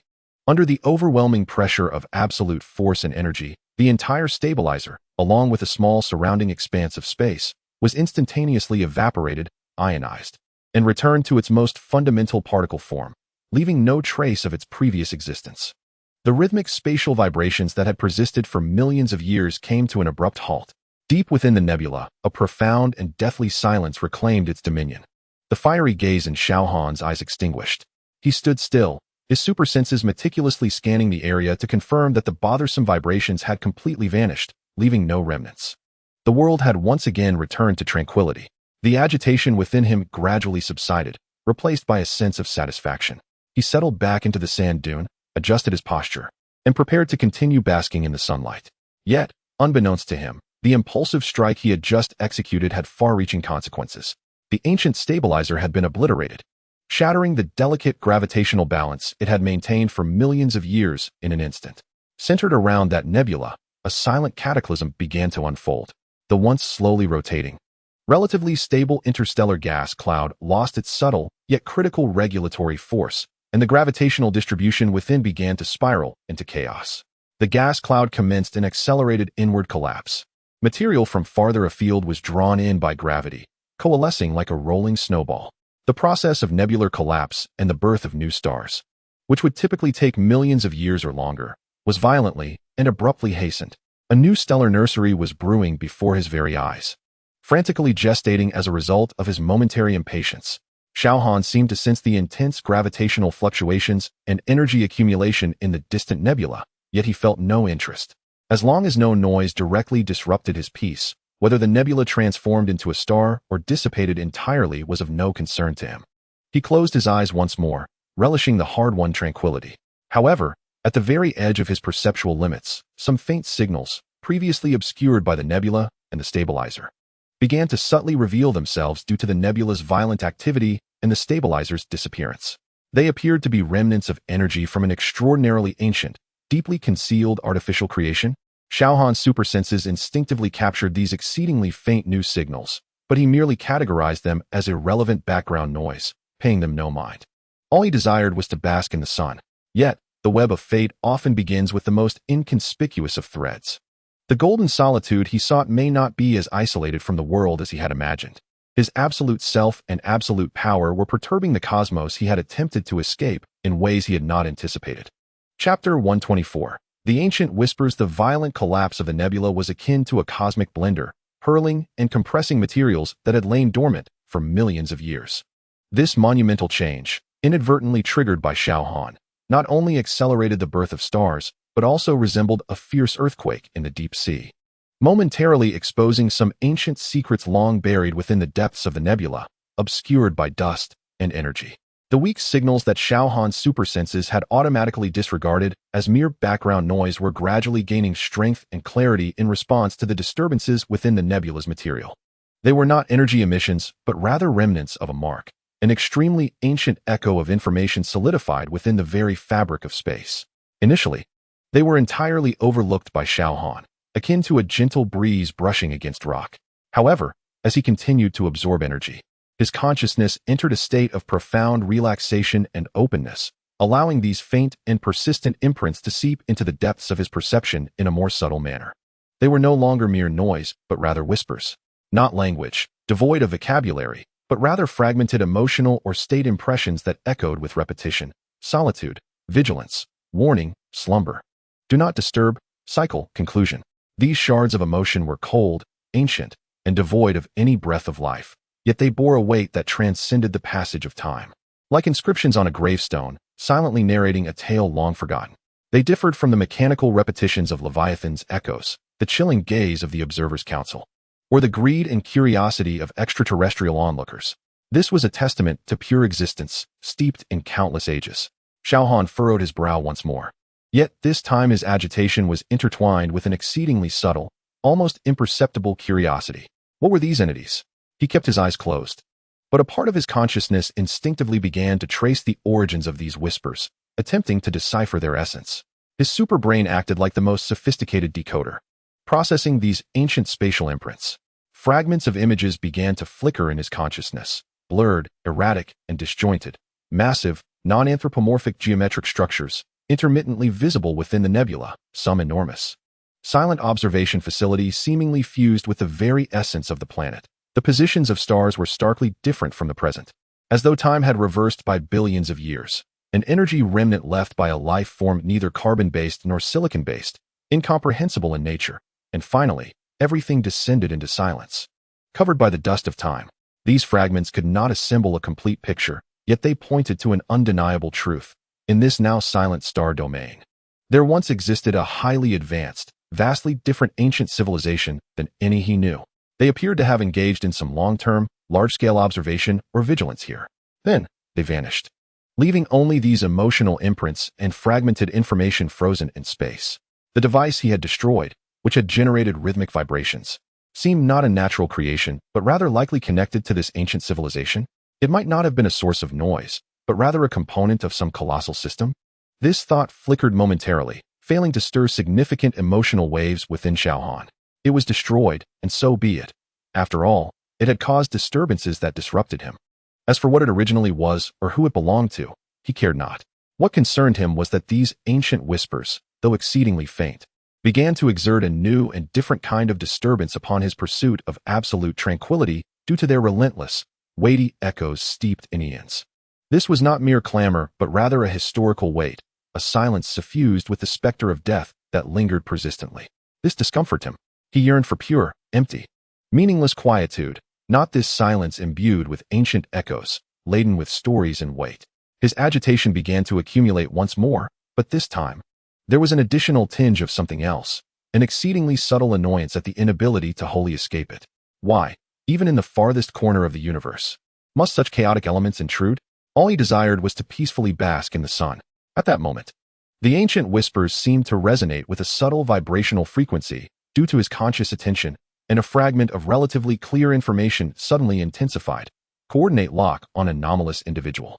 Energy signatures inconsistent with protocols, judged as foreign interference. Initiating secondary response. This message was no longer an emotional imprint, but rather an automated directive echo. Xiao Han abruptly opened his eyes. The next second, hundreds of kilometers away in the depths of the desert, the earth silently fissured, revealing a colossal rift, an immense pyramid, constructed of an obscure, light-absorbing black stone, slowly emerged from the ground like a colossal beast awakening from slumber. Its surface was as smooth as a mirror, devoid of any visible entrances or seams, adorned only with countless intricate and unfamiliar geometric patterns that flickered ominously, exuding a chilling, ancient aura of deathly silence. It was not energy-driven. Its mere existence radiated a formidable force field, warping the surrounding light and space, rendering that area of the desert blurry and surreal. This ancient relic appeared to have sensed Xiao Han's vast energy and his act of destabilizing the stellar core, triggering some dormant defense or observation protocol that had been asleep for eons. On its smooth surface, some geometric patterns began to emit a faint glow, as if innumerable cold eyes were collectively gazing in Xiao Han's direction. An intangible wave of scanning and analytical intent slowly spread out, enveloping Xiao Han. A new source of noise, and it seemed far more troublesome than that vibrating device. Patience vanished from Xiao Han's eyes, replaced by an icy fury. Was this never-ending? Each one leaping forth to seek their demise. He gradually stood up, and the sand particles around him floated in the absence of wind, then vaporized instantaneously under the sweltering heat. He gazed at the enormous black pyramid, devoid of any curiosity or reverence for the ancient artifact. Only pure impatience and a desire for destruction. No matter what ancient civilization had left this wreckage behind, it had generated a new disturbance. It was spying on him. That was sufficient. The golden solitude was utterly shattered. The scorching sunlight continued to pour down, yet the air was thick with a dreadful, oppressive atmosphere. As if a tempest was brewing. A confrontation with the souls of eons past seemed inevitable. Chapter 125. The Tombstone of Souls. The colossal black pyramid loomed majestically over the golden sea of sand, its somber surface absorbing sunlight, and casting a suffocating shadow. The illuminated geometric patterns on its surface resembled awakened neural bundles, coursing with a cold, deathly energy that firmly locked onto the diminutive yet terrifyingly powerful humanoid presence hundreds of kilometers away. An invisible scanning wave brushed against Xiao Han, imbued with a lifeless, programmed analytical intent, attempting to decipher his energy composition, biological form, and threat level. The sensation of being scrutinized as an object ignited all the pent-up anger and impatience within Xiao Han.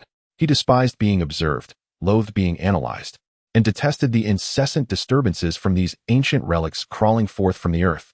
There was not a shred of hesitation. The moment the scanning wave grazed his body, Xiao Han moved, not through instantaneous teleportation, but through the purest embodiment of physical speed. The sand dune beneath him erupted, creating a massive pit as his form became a blurred shadow that tore through space, the hundreds of kilometers beneath him shrinking to mere inches. In a thousandth of a second, he had appeared directly in front of the massive pyramid. There was no probing, no communication. His right fist was drawn back simply and directly, and then he struck. The movement was unadorned, yet contained an absolute force capable of shattering stars. The space before his fist was instantaneously compressed, distorted, and shattered. A visible, ring-shaped shockwave erupted in front of his fist. Boom! It was not the sound of an explosion, but rather a deeper, more terrifying ultimate lamentation of material structure being forcibly torn apart and annihilated by absolute power. The unimaginably massive, seemingly indestructible black pyramid disintegrated upon contact with Xiao Han's fist, as though an ice cube had been thrown into a smelting furnace, vanishing in an instant. Not shattering, not collapsing, but undergoing complete disintegration at the atomic level. A colossal, perfectly circular gap with smooth edges instantly perforated the base of the pyramid, rapidly extending into its depths. The interior of the pyramid was not a hollow chamber, but filled with an intricate network of functioning crystalline structures and energy conduits. At that moment, these structures, under the impact of an incomprehensible force, were silently obliterated in vast swathes. The illuminated geometric patterns flickered wildly, attempting to activate some form of defense mechanism or counterattack system, but before the torrent of absolute power, any semblance of energy barriers or spatial distortions were rendered as fragile as paper, instantly torn apart, perforated, and destroyed. Xiao Han's fist surged forward, propelling his body as if a red-hot iron were piercing through cream, crashing directly into the front of the pyramid and then bursting forth from its rear. Boom! Only when he had completely penetrated the pyramid and emerged from its backside did the delayed, thunderous sound of structural collapse erupt. Countless destructive light spots ignited within the immense black pyramid, which then collapsed inward, followed by uncontrollable energy gushing forth from myriad fissures, ultimately transforming into a terrifying energy storm that swept across the heavens, mingled with utterly pulverized material fragments, soaring into the sky. A mushroom cloud, intermingled with black dust and destructive energy, gradually ascended above the desert. The shockwave radiated outward in a circular fashion, flattening and glassifying the sand dunes within hundreds of miles. Xiao Han hovered at the center of the explosive storm, exuding an invisible force field that repelled and annihilated all energies and fragments directed towards him. He coldly observed the fiery destruction, his expression devoid of any emotion, as if he had merely crushed an annoying stone. Source of noise eliminated. However, just as the pyramid was utterly destroyed and the energy storm began to wane, an exceedingly faint yet exceptionally clear stream of information seemed to emanate from a shattered node at the pyramid's core. It did not transmit through energy waves, but directly affected the very fabric of space, like a final sigh, instantly spreading forth, penetrating the energy storm and Xiao Han's protective field, directly entering the depths of his consciousness. It was no longer the previous vague emotional imprint, but a relatively complete, cold, automated message. Warning: Outpost 7 of the Watcher Array has been completely destroyed. Final designation: anomalous individual energy signature has been recorded. Information uploaded to main network is lost. Executing final protocol. Broadcasting alert coordinates to all operational successor units. Message content: the souls have been awakened. Silence is no more. The message abruptly ceased, like a kite severed from its string, vanishing entirely. The destructive energy storm gradually subsided, leaving behind a vast, molten, glassy crater, and a heavy haze of dust and energy remnants lingering in the air. The desert returned to its tranquil state, with only the eerie whimper of wind passing over the glassy surface. Yet Xiao Han, suspended in the air, bore a countenance more somber than before. Did he comprehend it? Not entirely. The terms Watchtower Array, Successor Unit, and Wraith held no significance for him. Yet, he grasped the pivotal information: alarms, coordinates, broadcasts. This wretched contraption, before succumbing entirely, had audaciously transmitted the coordinates and his energy signature, akin to a distress signal. A broadcast. Again, a broadcast. After finally liberating himself from that accursed Leviathan echo and discovering this seemingly tranquil enclave, he was now confronted with yet another inexplicable, ancient transmission from eons past, directing his coordinates into the unknown depths of the cosmos. A far more ferocious rage surged through Xiao Han's reason in an instant. He yearned for absolute silence. Why was it so difficult? Why did these creatures, whether living or deceased, contemporary or ancient, incessantly contrive various means of creating noise, perpetually exposing his existence? Ugh! For the first time, he emitted a sound, a suppressed roar that erupted from the depths of his fury and annoyance. Accompanying this roar, a terrifying beam of heat emanated from his eyes, no longer concentrated into a singular line, but rather a chaotic torrent, wildly sweeping across the desolate pit below. Boom, boom, boom. Wherever the searing beam struck, the already glassified surface melted anew, evaporating, as the pit expanded and deepened. As if he intended to unleash all his wrath upon this land, he sought to obliterate everything, to annihilate this troublesome planet, to eradicate all that could possibly receive that damned broadcast. The frenzied destruction persisted for nearly a minute, until he had transformed the ground beneath him into a roiling sea of molten, incandescent magma, before he finally relented. Gasping for breath, he hovered above the magma sea, the red glow in his eyes gradually fading, yet the frigid desire for annihilation lingered, swirling undisturbed. He gazed upon the land he had wrought havoc upon, observing the still bubbling magma, devoid of even a trace of pity or regret, only an overwhelming sense of irritation at the uncontrollable circumstances. The coordinates had been broadcasted. This implied that before long, an influx of even more bizarre creatures, drawn by this ancient signal, might arrive in this cursed galaxy. It was no longer quiet here. He needed to depart once more. This notion filled him with profound annoyance and agitation. He lifted his gaze, directing it once again towards the boundless firmament, as his supersenses commenced an unprecedentedly efficient search, infused with wrath. This time, his criteria grew even more extreme, not only devoid of intelligent civilizations, but ideally any form of ancient relics, anomalous spatial structures, or even slightly active stellar systems should be avoided. He sought a truly barren, deathly silent void, where even cosmic dust hesitated to drift by. Meanwhile, in the unseen depths of the universe, the final broadcast signal emitted from the ancient outpost transcended the speed of light, penetrating nebulae and gliding past galaxies, disseminating towards some exceedingly distant, profoundly secret coordinates. Some successor units, dormant in the depths of the star sea, their forms starkly different from the black pyramids, but bearing faintly similar core patterns, began to illuminate from dark to bright. The tombstones of wraiths had already been erected, and what they summoned might be even older nightmares. Xiao Han's quest for tranquility appeared ensnared in a vicious cycle, growing ever noisier with each struggle. The storm raged on, unceasing. Chapter 126. Crimson silence in the wake of his furious outburst. What remained was an even deeper void and profound agitation. The roiling sea of magma beneath him emanated a searing glow and toxic gases, yet for Xiao Han, it was merely another contaminated, unsuitable environment.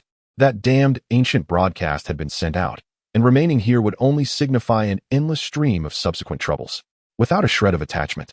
Even too lazy to cast a final glance at his handiwork, Xiao Han's figure surged skyward, breaking through the atmosphere, once again plunging into the cold, desolate expanse of space. His supersenses scanned the cosmos with an unprecedentedly stringent standard, filtering out any potential sources of noise from the galaxies. Young, active stars should not emit unstable solar flares. Aging red giants must not possess inadequate light energy. Those situated at the centers of star clusters should not have overly complex gravitational environments with too many neighbors. Systems with asteroid belts or dense nebulae must be avoided due to high risks of collisions and disturbances. Even galaxies with excessive planets were deemed bothersome due to gravitational perturbations. He required a true cosmic desert, a realm where time itself seemed to stagnate in utter silence. This search proved longer and more thorough than before. He traversed numerous spiral arms, gliding past countless star regions, whether vibrant or desolate, at such speed that even advanced civilizations' deep space probes could only capture a fleeting, indistinct energy trail, triggering a brief, indecipherable alarm. At last, in a dark expanse at the edge of intergalactic void, nearly devoid of interstellar matter, he discovered a target. A solitary, aging red dwarf star. Its light was dim, a deep crimson, low in heat yet remarkably stable, with virtually no active flares or sunspot activity. It possessed 3 planets, all cold, lifeless, barren rock spheres, lacking atmosphere, geological activity, and even pockmarked by billions of years of undisturbed impact craters. Most crucially, this star region was astonishingly pristine. No asteroid belts, no comets, no nebulae. The nearest star lay light years away, nearly overlapping in perspective, thus minimizing light pollution from other stars. No signs of civilization, no energy anomalies, and even the whispers of ancient echoes were imperceptible. Perfect. Xiao Han flew directly towards the red dwarf star, selecting the closest planet. A tidally locked rocky world, half eternally basked in scorching daylight, and the other half shrouded in frigid darkness. He descended near the terminator, where temperatures were relatively moderate. Beneath him lay cold, hard rock, covered by a fine layer of cosmic dust. The sky was perpetually dark red, with the enormous, crimson sun occupying nearly half the horizon, radiating consistent, feeble warmth. No wind, no sound, no changes in light.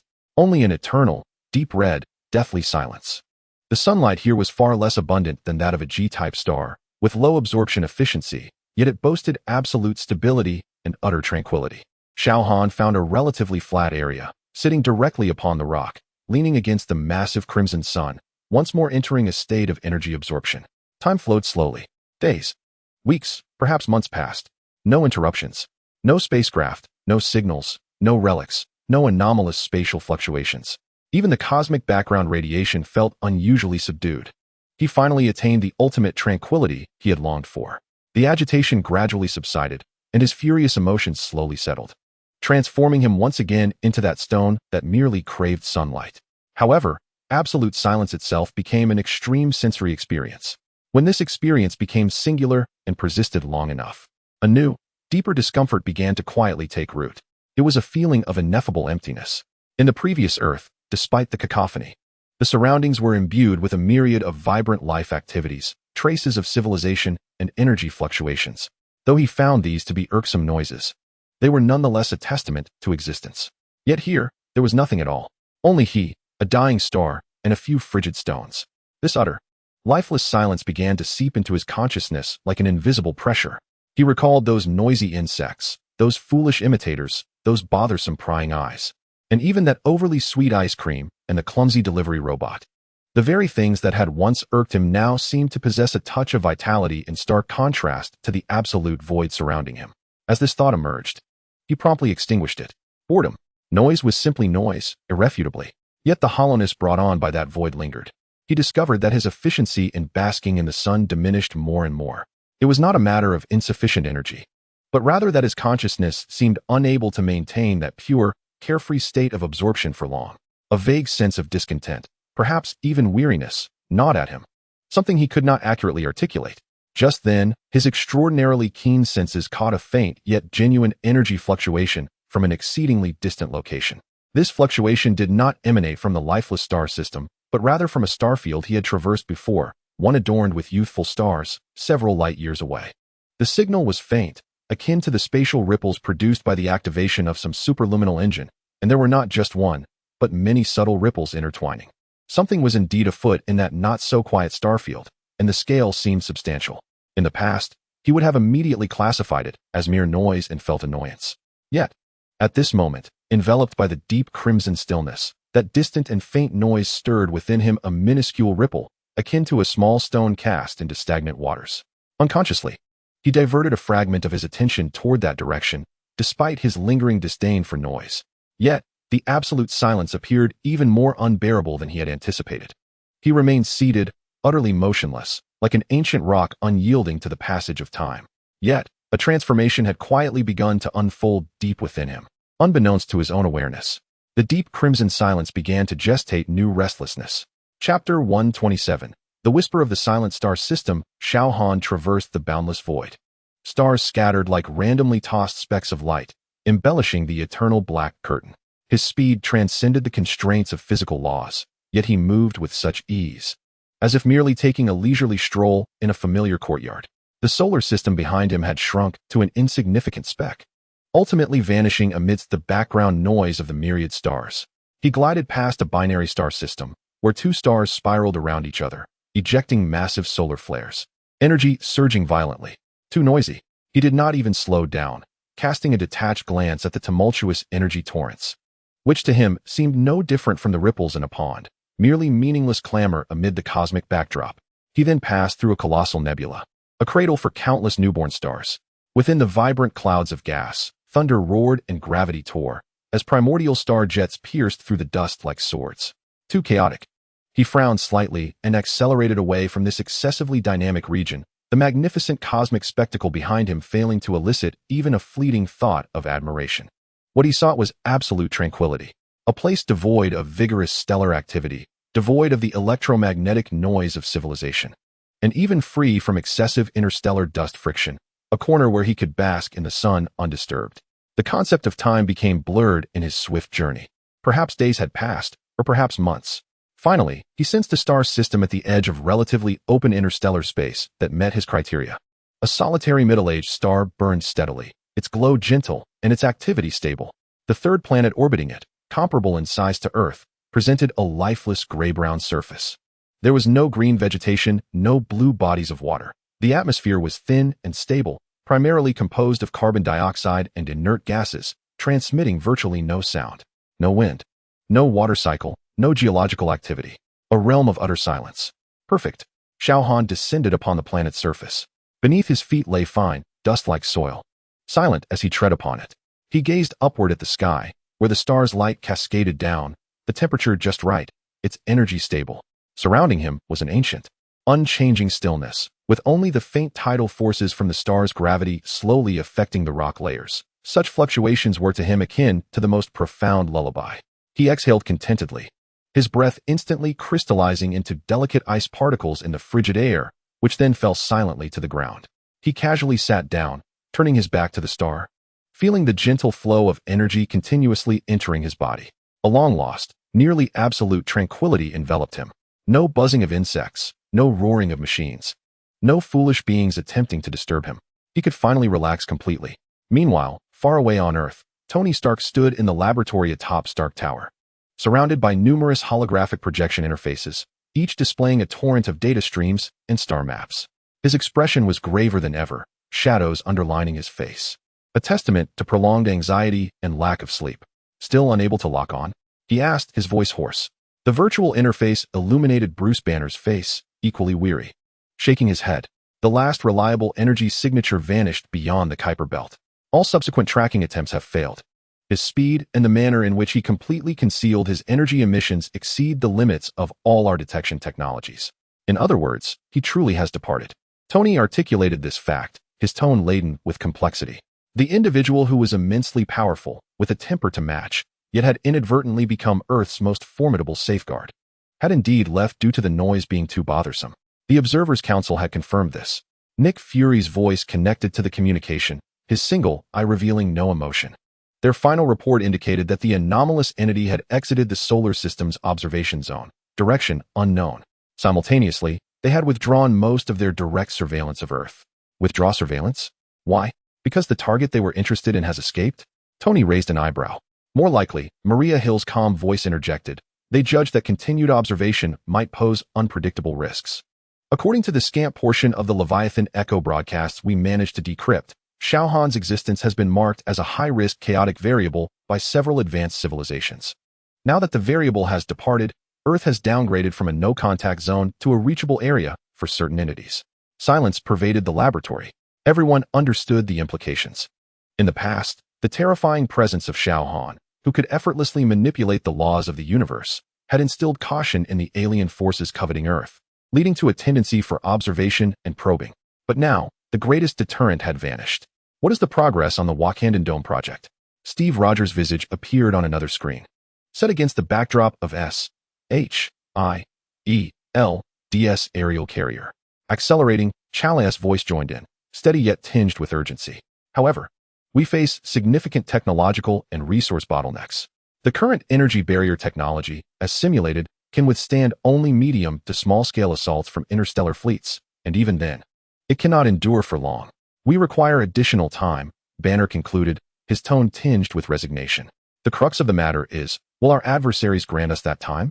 Natasha Romanoff leaned against the console, arms crossed, noting that the frequency of Kree Empire reconnaissance vessels had surged by 300% in Mars orbit over the past month. Several tentative encounters were rife with hostility. We cannot place our hopes on the mercy of others or on the chance that Xiao Han might return when he feels inclined.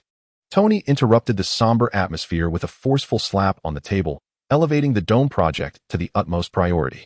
Banner, we must expedite our collaborative energy matrix initiative. Fury, deploy all resources to monitor extraterrestrial threats. Captain, the training and readiness of the Avengers need to be intensified. He paused, casting his gaze over every heavy face displayed on the screen. He has left, and the sky has not fallen. We managed before his arrival, and we shall continue to do so. Nonetheless, everyone knew deep down that the foes of yore and those of the present were not of the same caliber. The loss of that stabilizing force had truly revealed the ocean's profound and terrifying fangs. On the desolate planet, Xiao Han maintained a meditative posture, resembling an ancient statue of eternal existence. The energy of the star nourished him slowly and steadily, while the surrounding silence was sweetly intoxicating. He even partially closed his eyes, savoring this moment of ultimate tranquility. However, an exceedingly subtle, discordant vibration began to intrude upon this serenity. At first, it was as faint as a hallucination, akin to the most trivial fluctuations in cosmic background radiation. Yet, Xiao Han's senses were too acute. This vibration was starkly jarring, like dust settling on an impeccably smooth surface. It was neither sound nor energy fluctuation, but rather a structural tremor, as if something had gently plucked the strings of the universe on an exceedingly distant scale. And this star system was merely a conduit for the echo. Xiao Han did not open his eyes, but his brow furrowed imperceptibly. The tremor persisted, methodical and imbued with an unnatural, mechanical precision. It penetrated the planet's rock layers and his biofield, attempting to create an infinitesimal resonance with the vast energy within him. Disruption. Pure, unequivocal disruption. Finally, Xiao Han opened his eyes, his golden irises devoid of emotion, only of frigid indifference. He rose slowly, his gaze fixed upon the void of deep space, locking onto the source of the tremor. The tranquility he had just found was shattered once more. This time, he would eliminate the source of this noise, along with all potential echoes it could generate, utterly, completely, and forever. Chapter 128. Tracking the source. Xiao Han hovered above the desolate planet, devoid of any radiant energy, as if he had completely merged with the frigid cosmic backdrop. His senses unfurled with unprecedented precision, capturing the faint yet persistent structural tremor. It was not transmitted through conventional mediums, but rather felt like subtle ripples etched into the very fabric of space-time, a coordinate mark that transcended ordinary physical perception. Disruption must be eradicated. This was the singular and absolute principle of action. He did not move immediately, but instead exhibited remarkable patience, standing still like the most seasoned hunter, meticulously discerning every parameter of the unusual vibration. The frequency, amplitude, and modulation all conveyed an unnatural, cold precision. This was not a natural phenomenon, but rather some creation. A creature hidden in an unknown corner, producing this noise specifically targeting high-level energy entities.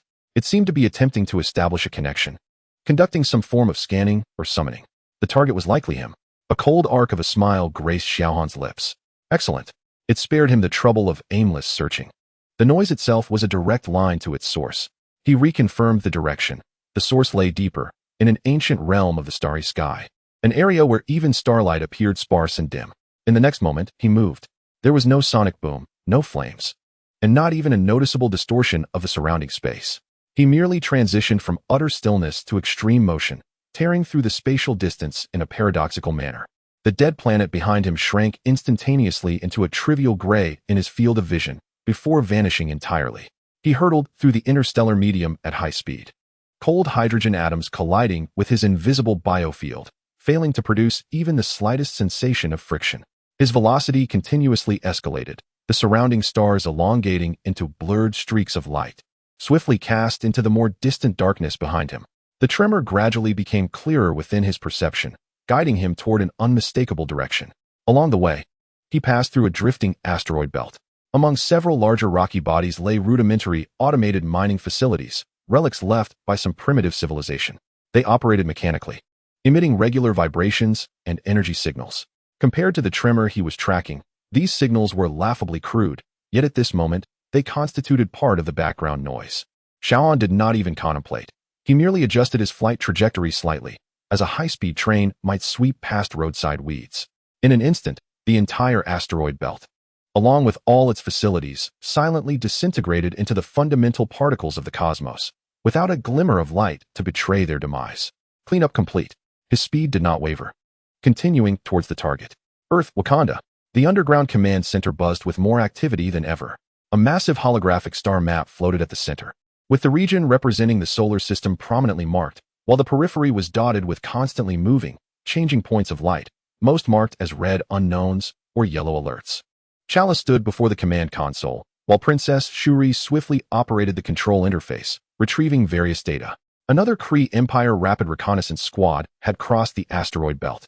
Okoye pointed to several moving red dots on the star map, her tone grave. Their maneuvers were becoming increasingly audacious, nearly abandoning all pretense of stealth. Our long-range detectors have captured their energy signatures. Compared to our database, they belong to the Kree Empire's Annihilator class of ships, Shuri added, gesturing to magnify the details of those red dots. Their firepower configuration is geared for interstellar assaults and planetary suppression. These are not mere reconnaissance units. They are probing the limits of our response and assessing just how vulnerable Earth's defenses are without that presence, Chala stated solemnly, his gaze sweeping over the star map. How much longer until the energy core for the Dome project is calibrated? At least 72 hours, brother, Shuri replied, an uncharacteristic seriousness replacing her usual exuberance. Exhaustion etched on her face. The stability of the vibranium reactor output has always been an issue. Forcing an overload could cause the entire system to collapse. We do not have 72 hours. Nick Fury's voice crackled through encrypted communication, his image appearing on another screen. The latest intelligence from S.H.I.E.L.D. indicates that a Kree medium combat group is moving toward the outer solar system. Their intentions are unclear, but they bear no goodwill. Tony Stark's image also connected, his laboratory visible behind him, where Dr. Banner was bustling about. My space-based defense array requires at least another week for final deployment. Frankly, that system may suffice against a few reconnaissance vessels, but against a coordinated combat group, it might not even buy us time. The Avengers are on full alert. Steve's voice interjected with a resolute tone, yet we find ourselves lacking in effective capabilities for space warfare. Once their fleet breaches the outer atmosphere, we will be rendered exceedingly passive. Wakanda's space fleet is limited in scale, primarily designated for the defense of our airspace. Chala candidly acknowledged that facing a Kree battle group head-on appears to be a futile endeavor. A sense of helpless anxiety permeated the atmosphere among them. A formidable adversary loomed at their doorstep, while their most potent weapon had vacated the premises, deeming the environment too cacophonous. Perhaps Bruce Banner hesitated for a moment, adjusting his glasses, suggesting, could we not attempt to proactively emit some signals? Indicate that we are not without the capacity for resistance or seek to communicate. Communicate? Tony scoffed.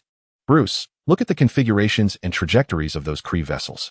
Do they seem inclined to engage in tea and conversation? As for demonstrating our strength, what do we have to showcase?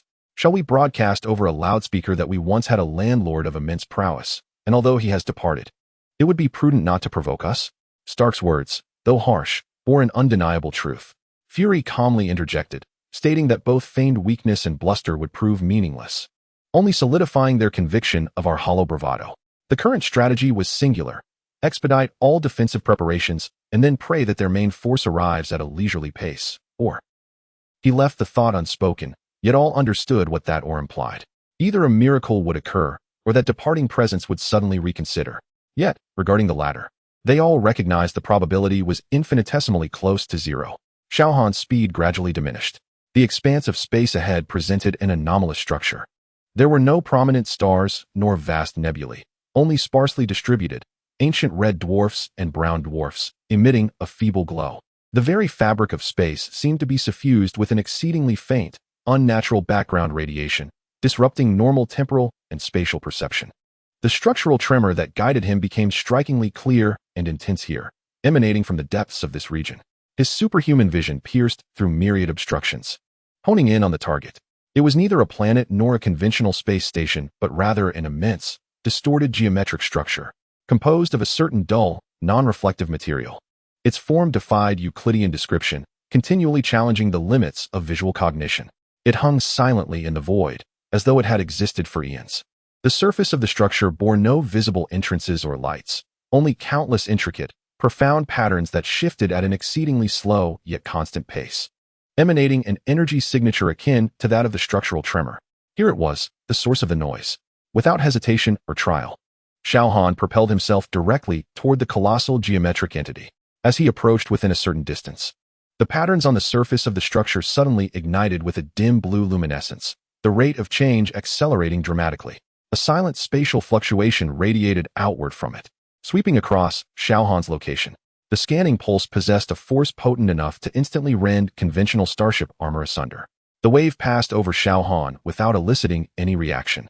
Not even a whisper of disturbance graced the hem of his attire. Seemingly detecting the futility of the scan, the structure, facing Xiao Han, abruptly fissured, revealing a vast, irregular void.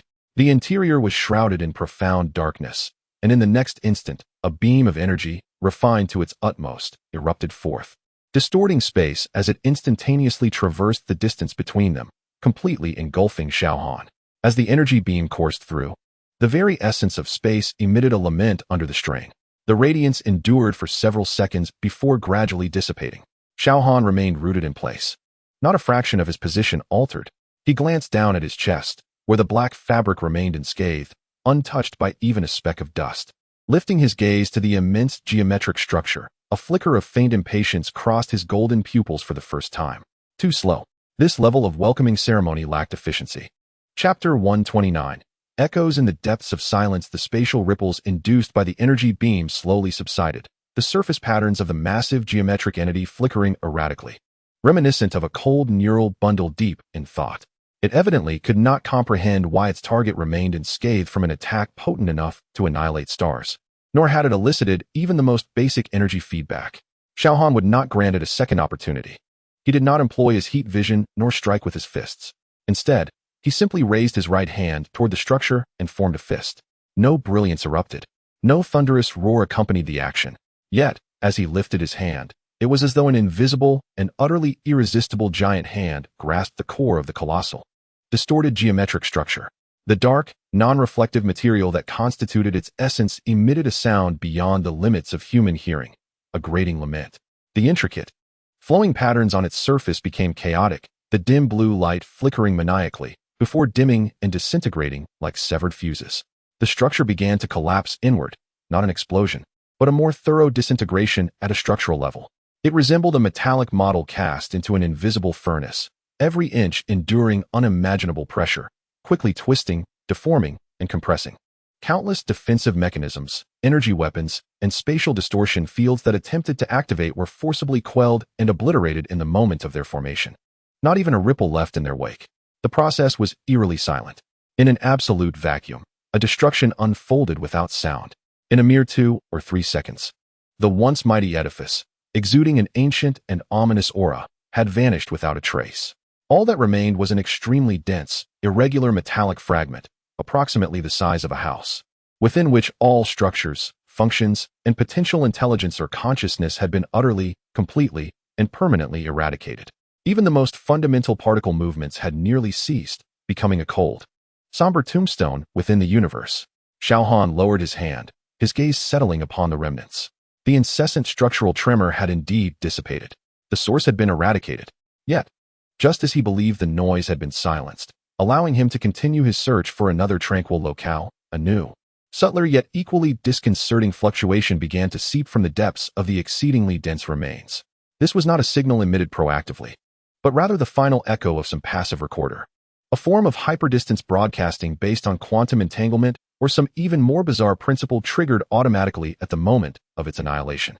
This echo contained no complex information, no images, no sounds, only an exceedingly simple, repetitively identifiable code, radiating toward a predetermined coordinate in the depths of the cosmos. In an instant, Xiao Han deciphered the meaning of this code with his understanding. It was an alarm, a priority 1 alarm. At its core, the content conveyed, detection of an anomalous baseline entity, coordinates marked, threat level infinite. The indifference in Xiao Han's eyes was finally supplanted by the faintest flicker of irritation. Having eliminated one source, he had inadvertently attracted distant, potentially more troublesome matters. These insect-like entities seem to exist solely to generate and propagate noise. He swiftly locked onto the target coordinates of the echoing report, which pointed to a location even more remote and ancient, nearly at the outer spiral arm of the galaxy. He did not set off immediately. Instead, the perception was once again directed towards the massive wreckage, where superhuman vision and a formidable intellect operated in tandem, akin to the most meticulous archaeologist collaborating with the most powerful supercomputer. They began to retrace and analyze every fragment of information left by this colossal structure. The material was composed of an ancient crystalline form laced with a unique alloy, its technological sophistication far surpassing that of the prevailing civilizations in the current galaxy. The energy signature bore a faint resemblance to the Leviathan's echo broadcasts, yet it was more archaic and fundamental. Aside from the obliterated functional zones, the internal structure housed numerous data storage units, the vast majority of which had been physically damaged in the recent cataclysm. Only fragments of information remained, blurred star map segments pointing to several similar structures scattered across the galaxy, indecipherable symbol codes repeatedly invoking concepts such as guardianship, order, and calibration. A brief record of a cataclysmic event concerning a great oblivion was present, alongside extensive discourse on a constant system intended to maintain the stability of reality. Any deviation from this baseline would be marked as an anomaly, necessitating isolation or recalibration. Xiao Han, it was evident, was the most significant baseline anomaly. He comprehended the gravity of the situation. This was an automated monitoring station and calibrator left behind by an ancient civilization. Its duty was to oversee the reality baseline of vast star realms and to autonomously address any anomalies it deemed worthy of attention.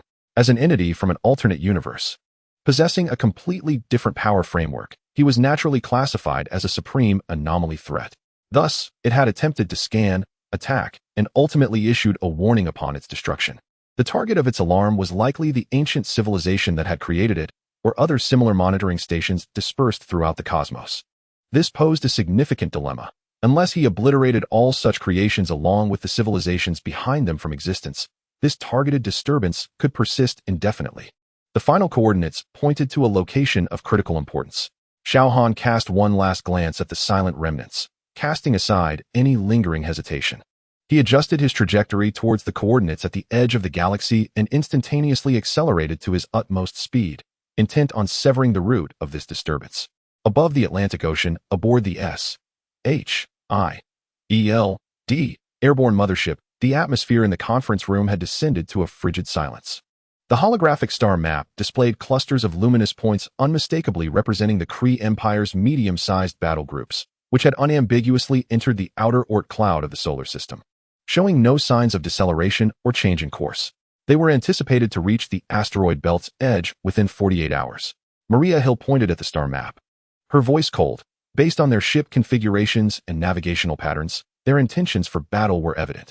Initial assessments suggested that their primary objective might be to establish a forward base and attempt to seize an interstellar strategic point. What countermeasures do we have? Steve Rogers inquired in a low tone, his gaze sweeping over all present.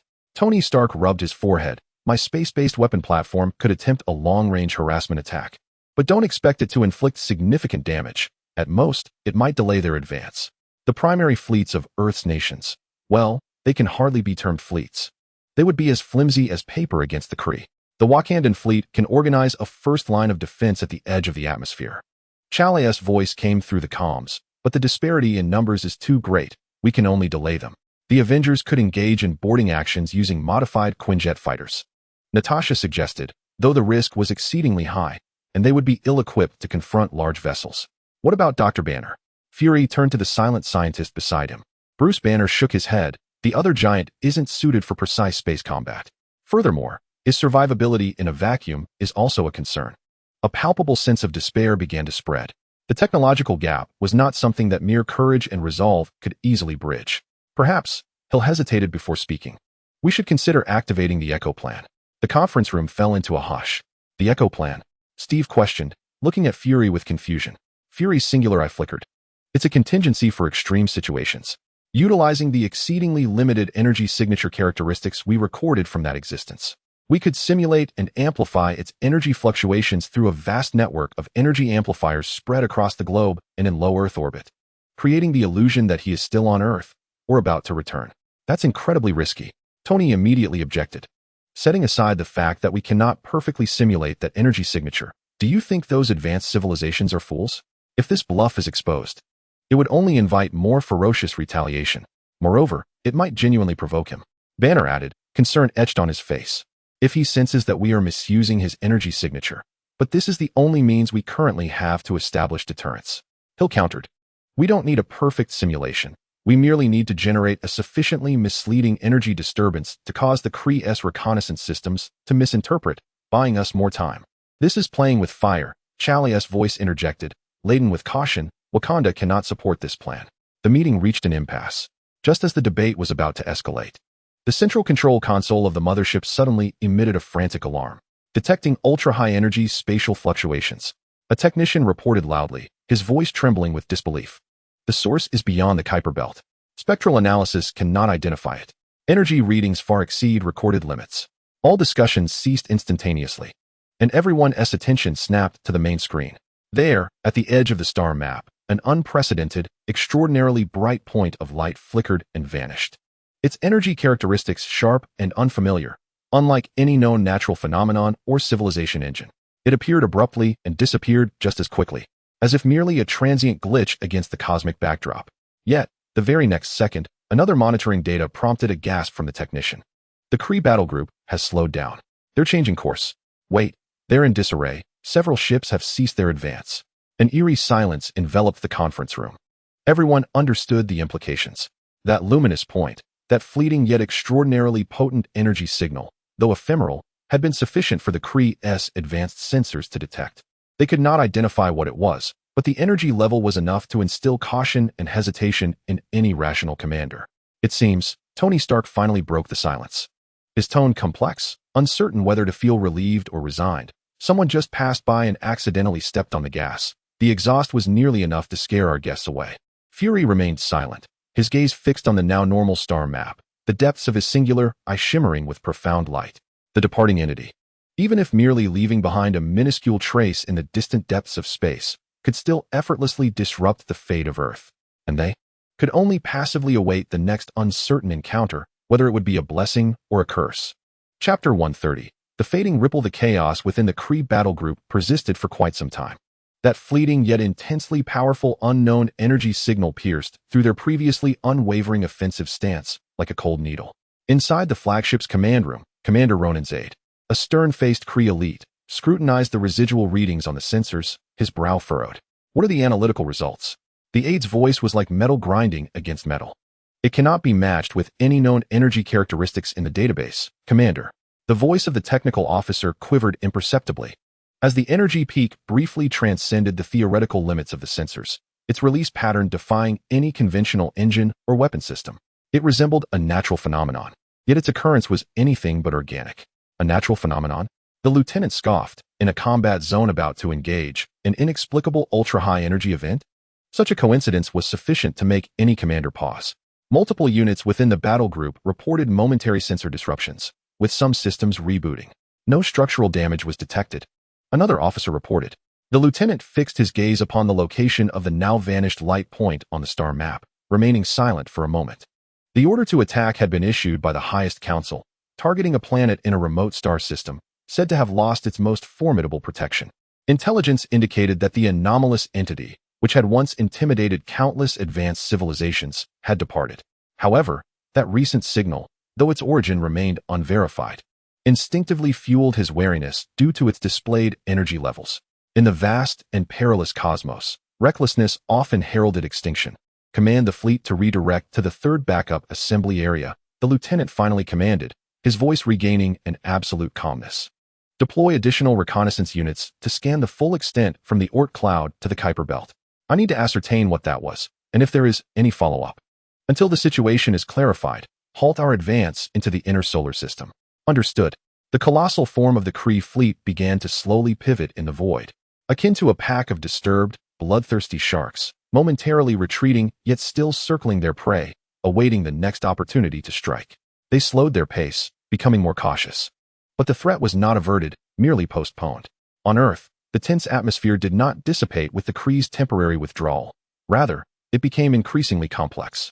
They had halted, yet remained present. He'll scrutinize the data relayed by the sensors, his tone devoid of any relaxation. They were reassessing. They had undoubtedly captured that energy signal. So, they suspected he might not have left or could return. Natasha leaned against the wall, her gaze sharp. At the very least, it had instigated uncertainty within them. Fury interfaced, his single eye sweeping across everyone in the conference room. Yet this double-edged sword loomed ominously above us. We could neither explain that signal nor replicate it. Once the Kree discerned it was merely a coincidence or unrelated to us, their assault would only intensify and become more decisive. We had gained time, but not much. Tony summarized, his fingers swiftly gliding across the virtual interface. We must expedite the Dome project. Banner, we need your stable output plan for the energy matrix. And we need it now. Bruce Banner inhaled deeply from the other side of the screen. I'm doing my best, Tony, but this requires time. The risks of forcibly breaking through the technical bottleneck are too great. We're out of time. Tony's voice rose a notch. It's either take a gamble or wait for the Kree warships to arrive overhead. Which will it be? The meeting descended once more into a heated debate over technical details amid immense pressure. They had secured a brief respite through a chance, uncontrollable encounter. Yet this opportunity was built upon shifting sands, ready to collapse at any moment. Meanwhile, Xiao Han had long since cast aside thoughts of the solar system and the Kree fleet behind him. His entire focus was fixed upon the distant target coordinates ahead. The spiral arms of the galaxy rotated slowly behind him, the stars ahead growing sparse, and the temperature of the cosmic background radiation seemed to dip slightly. He had reached the fringes of the galaxy, desolate and silent.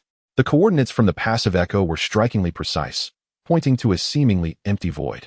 Yet, under Xiao Han's superhuman vision, that void was anything but empty. A massive, nearly entirely transparent structure floated there. Its form was more complex and intricate than the previous monitoring station, almost merging with the starry backdrop, detectable only by the faintest differences in energy refraction. It exhibited no signs of activity, resembling a translucent jellyfish lying dormant in the deep space, ancient and silent. Xiao Han could sense that the pervasive, monitoring energy field here was even more intense. This structure was evidently a higher-level node. He had no intention of any detours or concealment, heading directly toward the transparent structure. As he approached a critical distance, the structure seemed to awaken. The transparent surface suddenly illuminated with countless intricate azure patterns, which were not static but moved and combined like living entities. Without warning, without scanning, this response was direct and lethal. The space around Xiao Han instantaneously froze, locking him in, the density spiking dramatically, attempting to compress him into the most fundamental particles. Concurrently, dozens of energy fields of varying properties generated simultaneously, overlapping and launching attacks from the molecular level, the energy level, and even more abstract realms. Gravity warped, the flow of time became anomalous, and even causality experienced slight disturbances. This was a complex and deadly defense system capable of obliterating an interstellar civilization in an instant. However, all these attacks, upon reaching the invisible biofield surrounding Xiao Han, crumbled silently like waves crashing against a reef, dissipating without even causing him to pause for a moment. Xiao Han could hardly be bothered to raise a hand. He simply continued his forward trajectory, his gaze fixed on a pulsating, calculating energy source at the core of the structure. His very existence served as an absolutely solid, unshakable reference point. All the anomalous laws and attacks applied to him were forcibly recalibrated to the universe's normative state upon contact. The transparent structure's assaults became increasingly frenzied. The flickering frequency of the azure patterns reaching its zenith, resembling a machine trapped in a logical paradox, unable to comprehend the phenomenon before it. It summoned more energy, attempting to construct a more formidable attack pattern. It was too noisy. Xiao Han's patience wore thin. He still made no overtly aggressive movements. He merely directed a gentle breath towards the core of the structure. A freezing breath, not aimed at a specific target, but rather a pervasive, absolute zero cold wave that instantaneously engulfed the entire vast transparent structure. The frantically flickering azure patterns solidified, akin to frozen circuits. The structure's nearly transparent material lost all vitality under the absolute cold, becoming incredibly fragile. All internal energy flows, information processing, and defense mechanisms were forcibly paused and frozen in that moment. In the next instant, Xiao Han flew above it, his invisible biofield subtly expanding. The massive structure, frozen by the extreme cold, emitted faint cracking sounds like an ice sculpture gently tapped, and then silently disintegrated into countless small, glimmering ice crystal particles. dispersing evenly to form a brief and eerie cloud of stardust under the distant starlight. The energy source at the core had long since extinguished. Another source of noise had been eliminated. Xiao Han hovered in place, his senses fully engaged, alert for the potential reemergence of passive echo alarms. This time, silence enveloped the surroundings. No additional information was dispatched. This higher-level node appeared to possess superior intelligent judgment or a different mechanism, failing to trigger an alarm upon its destruction. He meticulously scanned the area, his superbrain processing the residual information carried by each drifting ice crystal particle. The information was more abundant and clearer than that from the previous monitoring station. He acquired further fragments regarding the so-called Guardian civilization, an ancient race long vanished in the annals of time, dedicated to preserving the fundamental stability of the cosmos, leaving behind these automated facilities. He also obtained a more extensive schematic of monitoring network nodes scattered throughout the galaxy.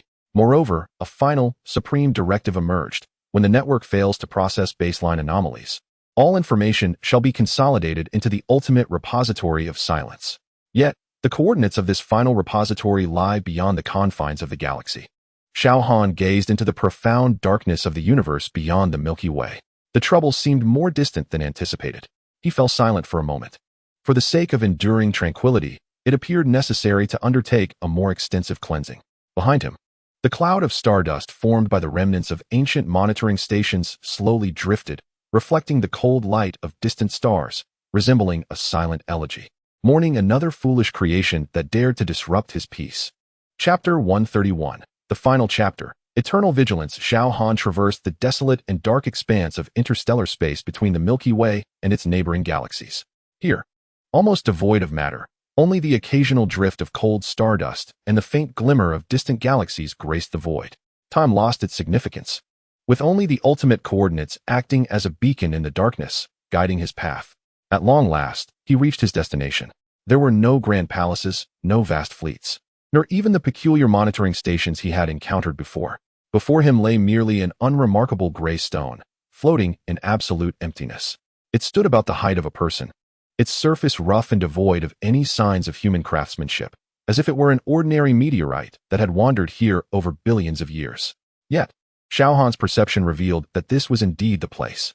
All streams of information ultimately pointed to this seemingly inconspicuous object, the final repository of silence. He approached it, and no defensive mechanisms were triggered. There were no energy fluctuations, no spatial distortions. It was as silent as a true lifeless entity. Xiao Han extended his finger and touched the stone's surface. At the moment of contact, a torrent of information surged into his consciousness like a dam bursting. This was not an attack, but a passive outpouring of data accumulated over countless eons. It encompassed the history of the long-extinct Guardian civilization, their observations of cosmic transformations, the baseline principles they established, the detailed schematics of their monitoring network nodes spread across the entire galactic cluster and even farther afield, as well as their definitions of baseline anomalies, response protocols, and ultimate fears. This stone was a silent database, a final record keeper. It bore no responsibility for combat, nor for monitoring. It existed solely to preserve and awaiting an entity capable of reaching this place to read all that it held. Xiao Han processed this information with astonishing speed. He witnessed the ancient rhythms of the universe, the rise and fall of countless civilizations, and the futile efforts of the Guardians to maintain an absolute stability. Yet, in the eyes of all other beings adhering to the local cosmic laws, he was indeed the greatest anomaly. However, all of this held no significance for him.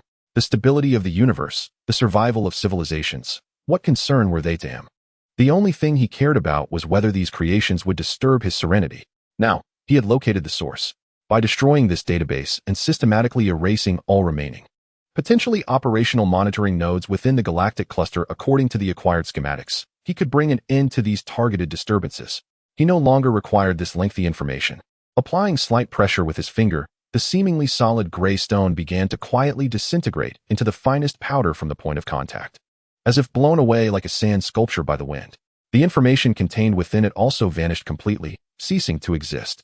Without any pause, he commenced the long and thorough cleansing process, guided by the clear star map etched in his mind.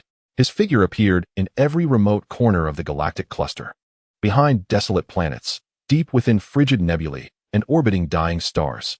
Each appearance was accompanied by the silent obliteration of an ancient monitoring facility. There were no explosions, No brilliance, only utter, absolute annihilation.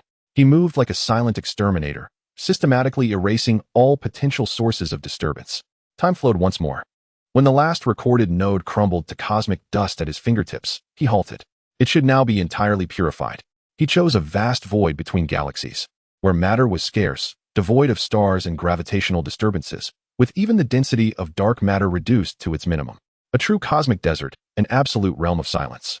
Xiao Han hovered in this eternal darkness and quietude, finally allowing himself to relax completely. He closed his eyes, embracing the near absolute void. There was no light, no sound, no vibration, no disturbance. He had found his tranquility.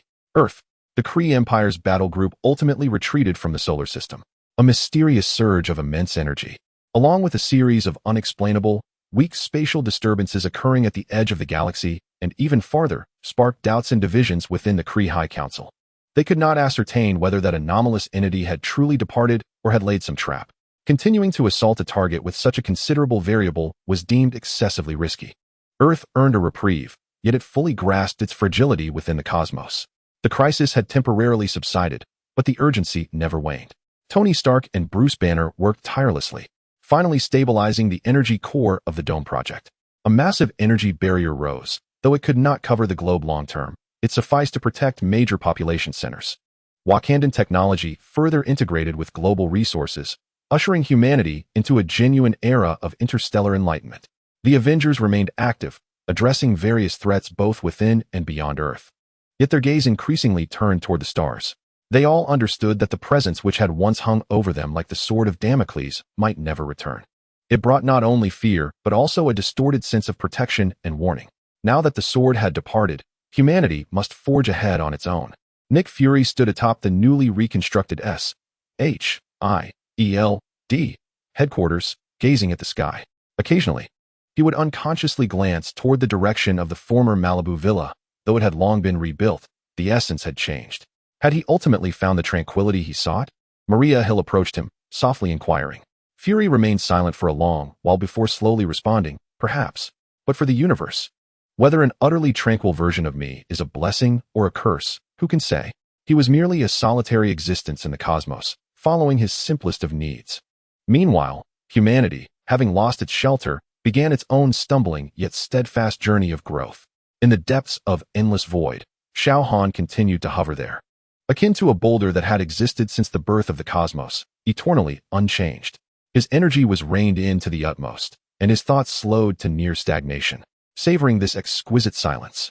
Until, perhaps in some distant future, a faint gravitational ripple from a galactic collision, or a neutrino that fortuitously traversed billions of light years, or merely an inconsequential random fluctuation in the process of cosmic entropy, brushed lightly across this realm of absolute silence. Those eyes, closed for who knows how many millennia, slowly opened in the depths of eternal darkness. The conclusion of the text has been reached. Thank you for tuning in. If you enjoyed it, kindly consider subscribing and giving a thumbs up in support. Until we meet again for the next tale.